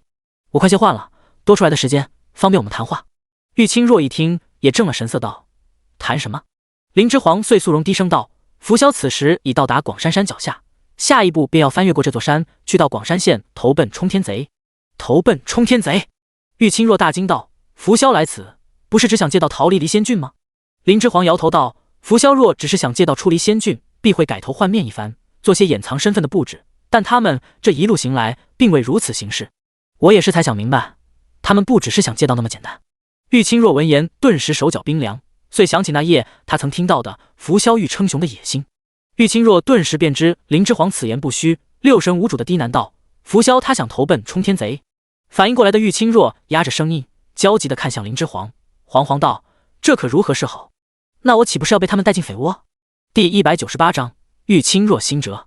林之皇沉着地摇头，上前握住玉清若的手，安抚道：“玉姐姐，莫慌，我们此前已合力留下拂晓会来广山的线索，快线的兵马会追上来的。”玉清若此刻心里无比庆幸，自己此前相信了林之皇的话，冒险留了线索，遂如抓住救命稻草般，激动地反握住林之皇的手，急切地求证道：“快线的兵马会在拂晓一行人渡山前追上来的吧？”“是吧？”快线的兵马一直紧咬在拂晓这伙人身后追击，一直没追上，是因为拂晓这伙人有良驹行路，于速度上不占优势。玉清若明白过来，瞪大眼睛，低呼道：“你的意思是说？”林之皇点头，为节省时间，接过玉清若的话头，沉稳继续道：“广山不小，翻过这座山最少需要1天1夜的时间。此前我们已将拂晓的行路线索留下，快线的兵马会即刻追上来的。拂晓他们要渡山，便失了有良驹行路的优势，还未真正翻过广山，我的人便能将他们包围擒拿。”玉清若闻言，遂放下心，胆寒的咽下一口唾沫，喃喃道：“那便好，那便好。玉姐姐，还需你记下一字。”林之皇拉过玉清若的手，在他手心写下撤字：“记这字作何？若遇有变故，劳烦姐姐再次留下此码以字为线索，做提醒快线兵马之用。”变故？什么变故？玉清若再度紧张起来。林之皇安抚地拍拍玉清若的肩，轻声道：“我性子向来谨慎，这只是为了以防万一。广山毕竟离广山县太近，世事难料，有备无患。”玉清若这才安心，舒出口气。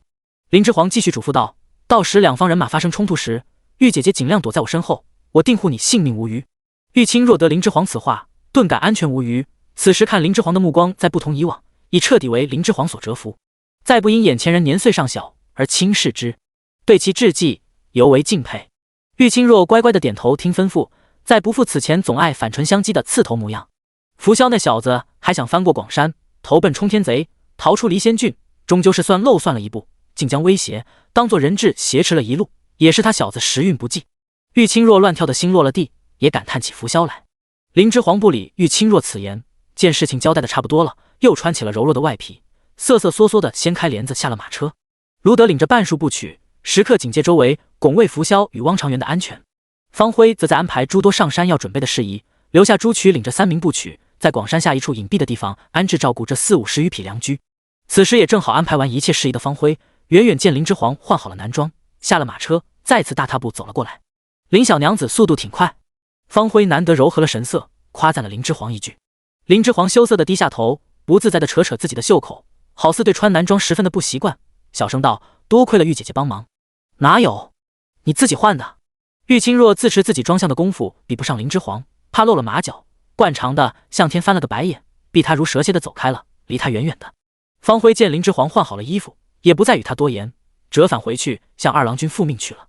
一路在拂晓身后紧追的斗图，根据山林间的生活痕迹，找到拂晓那行人曾安营扎寨之处。搜寻了片刻，便在一棵大树下发现了大片蚂蚁，蚂蚁成群结队在草丛间觅食搬运，形成一个大大简体字“广”字。斗图一见，面上便显出喜色，知这是林之皇所留，除了林之皇亲近之人，再无人识这之字了。林之皇能留下此字为线索，变现也说明他目前的处境尚好，至少是获得了一定的自由的。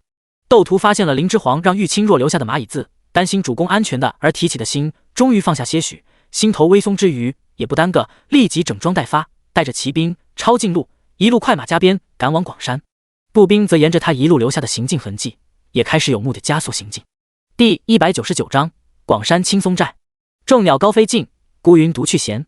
苍翠绿松的广山深处，此时有1000余山匪正在聚众议事，火光摇曳，气氛冷凝，不同寻常。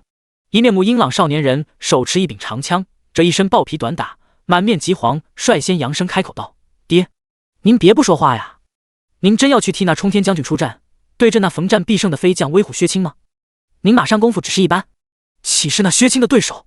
薛青都斩杀了冲天将军多少大将了，您这般上场，与找死何异？”“对啊，爹，我们花家寨投奔那冲天将军，是想让他庇护我们，何必一定要为他去拼死拼活呢？推了去不行吗？”一手握鬼头刀的矮壮少年人紧接着也粗声开口道：“对啊，大当家的，这不能去啊，不能去啊！大当家的，不能去啊！我们大家伙不能没了您领头啊！”篝火环绕的场地内顿时响起一片此起彼伏的劝阻声。此时被众山匪七嘴八舌劝阻之人，乃广山青松寨寨主花庆发，年30有5，生得臂长1丈，腰大肩宽，目目海口，形似山猿。方才最先开口说话的那面目英朗身量修长的少年人，其实乃花庆发次女，名花灵，年17，因其最爱抡枪弄棍，所以常做男儿打扮。花灵面相甚为英气，身手矫健利落，也不嫁人，少有人认出她是位女子。后开口的那手握鬼头刀的矮壮之人，乃花庆发长子花卓，年19，满脸凶悍之相，斩人头的功夫很是不俗。等场上劝阻声稍过，青松寨寨主花庆发才神色凝重的抬手，示意众山匪先安静。等场上声音稍歇，花庆发才沉声开口叹道：“各位兄弟有所不知，当时情况形势逼人啊！大当家的，此话怎讲？”场上立即有人大声喊问道。花庆发满面难色道：“冲天将军对阵鲁王，手下将领出战一个便死一个，如今他手下那些跟着他起于微末的将领，皆不愿再上战场对阵，所以冲天将军就点了后投奔他的您，2日后出去对阵。”花卓满面怒色，不忿道：“鲁王已多次下战帖，冲天将军深知不能总是避战不出，不然他身下那伙人便该散了。因此，冲天将军2日后打算再应战对阵，以点名我为先锋将军，首个出战对阵。当时形势逼人，我若敢公然拒绝，为了震慑众人，冲天将军怕是要杀鸡儆猴了。其他那些将领恐怕也会沆瀣一气针对于我，言我青松寨投靠之心不成，届时岂会放过我青松寨？”花灵闻言愤然道：“当初我们就不应该去投奔这老石子的冲天将军。”话落，花灵愤怒地一跺手中长枪，长枪的齿柄顿时没入地面，插入3寸有余，可见其力道。花庆发长叹一口气，苦道：“唉，当初也是形势所迫。冲天将军已率军拿下了广山县，也灭了广山县内的所有强权势力，他手下兵马众多，有2万余众，岂能容其他势力在他境下发展？当时不早些投奔了他，难道要等着他打上山来灭了我青松寨吗？大当家的，那如今该怎么办？”一帮山匪闻言，皆心有戚戚焉，不知该如何是好。青松寨这伙山匪大多是由被官府欺压而活不下去的普通百姓组成的势力，平时也不打家劫舍，祸害乡里。农耕时还会扮作良民下山劳作，收入多是靠收来往路过的商贾孝敬的过路费度日，轻易不伤人性命。青松寨的这伙山匪讲规矩，广山县下的一些村落，即使知道这广山里有山匪，也不惧，因这伙山匪从不扰民。偶尔遇到为恶的游侠，青松寨的几个当家还会下山帮忙除恶。因此，这些靠山的村落有匪为邻，不仅不惧，反而更是感觉安全。偶有官府中人严查，也帮其遮掩。此次广山县被叛匪冲天将军占了，又多了不少活不下去之人，青松寨的山匪一下又多了不少，直逼千数。花庆发可以说是整个青松寨的主心骨，他若有事，整个青松寨也就散了。他如今有此危机，这让这伙山匪如何能安心？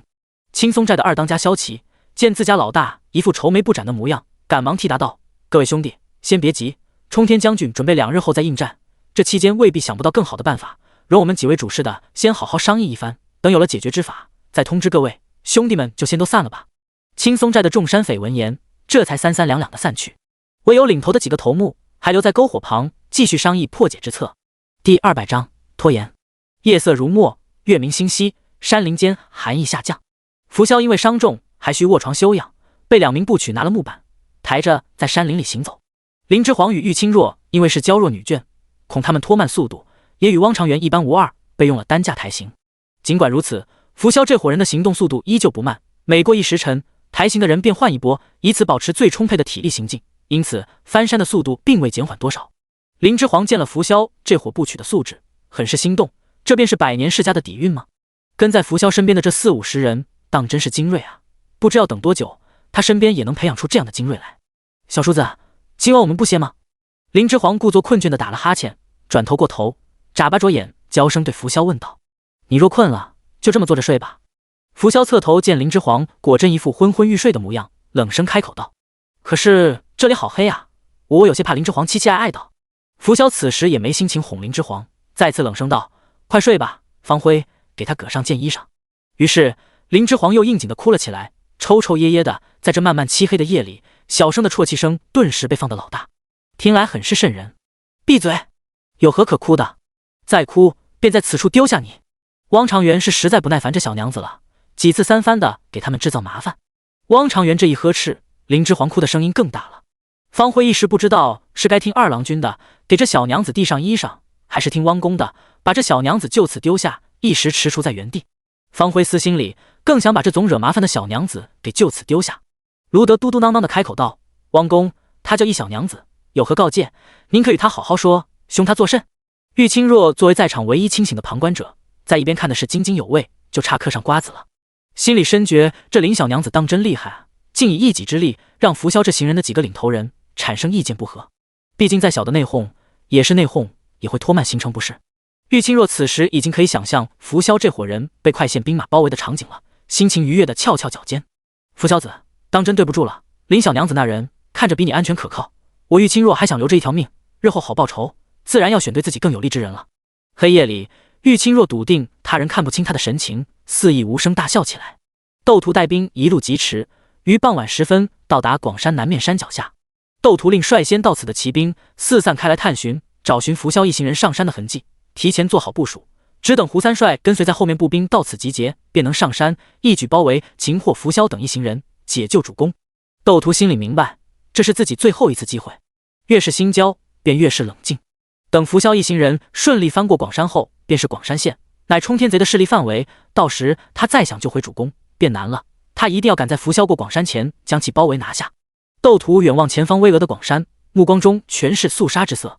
夜深，广山青松寨，青松寨众头目还在篝火中冥思苦想，各抒己见，商讨自家老大后面该如何应对冲天将军委任。报！报！急报！突然，一小喽啰高声疾呼，屁滚尿流地奔了进来，霎时打破此处冷凝的气氛。何事？花庆发当即便站起身，呵斥道。小喽啰满面惊惶回道：“大当家的不好了，广山南面山下有大批官兵来犯。”小喽啰此言一出，满场哗然。有手脚快的山匪头目已准备奔回屋里拿武器率手下众匪下山抵御了。都别慌，先勿动。花庆发嗖的一下站起身，呵斥准备乱跑的几个头目。花庆发见大堂内场面再次安稳下来，才复又转身细问报信的小喽啰，沉声道：“可是鲁王兵马准备从广山而过，偷袭广山县，来了有多少人？”来了1000余人，但没见鲁王兵马帅旗。小喽啰急声作答道：“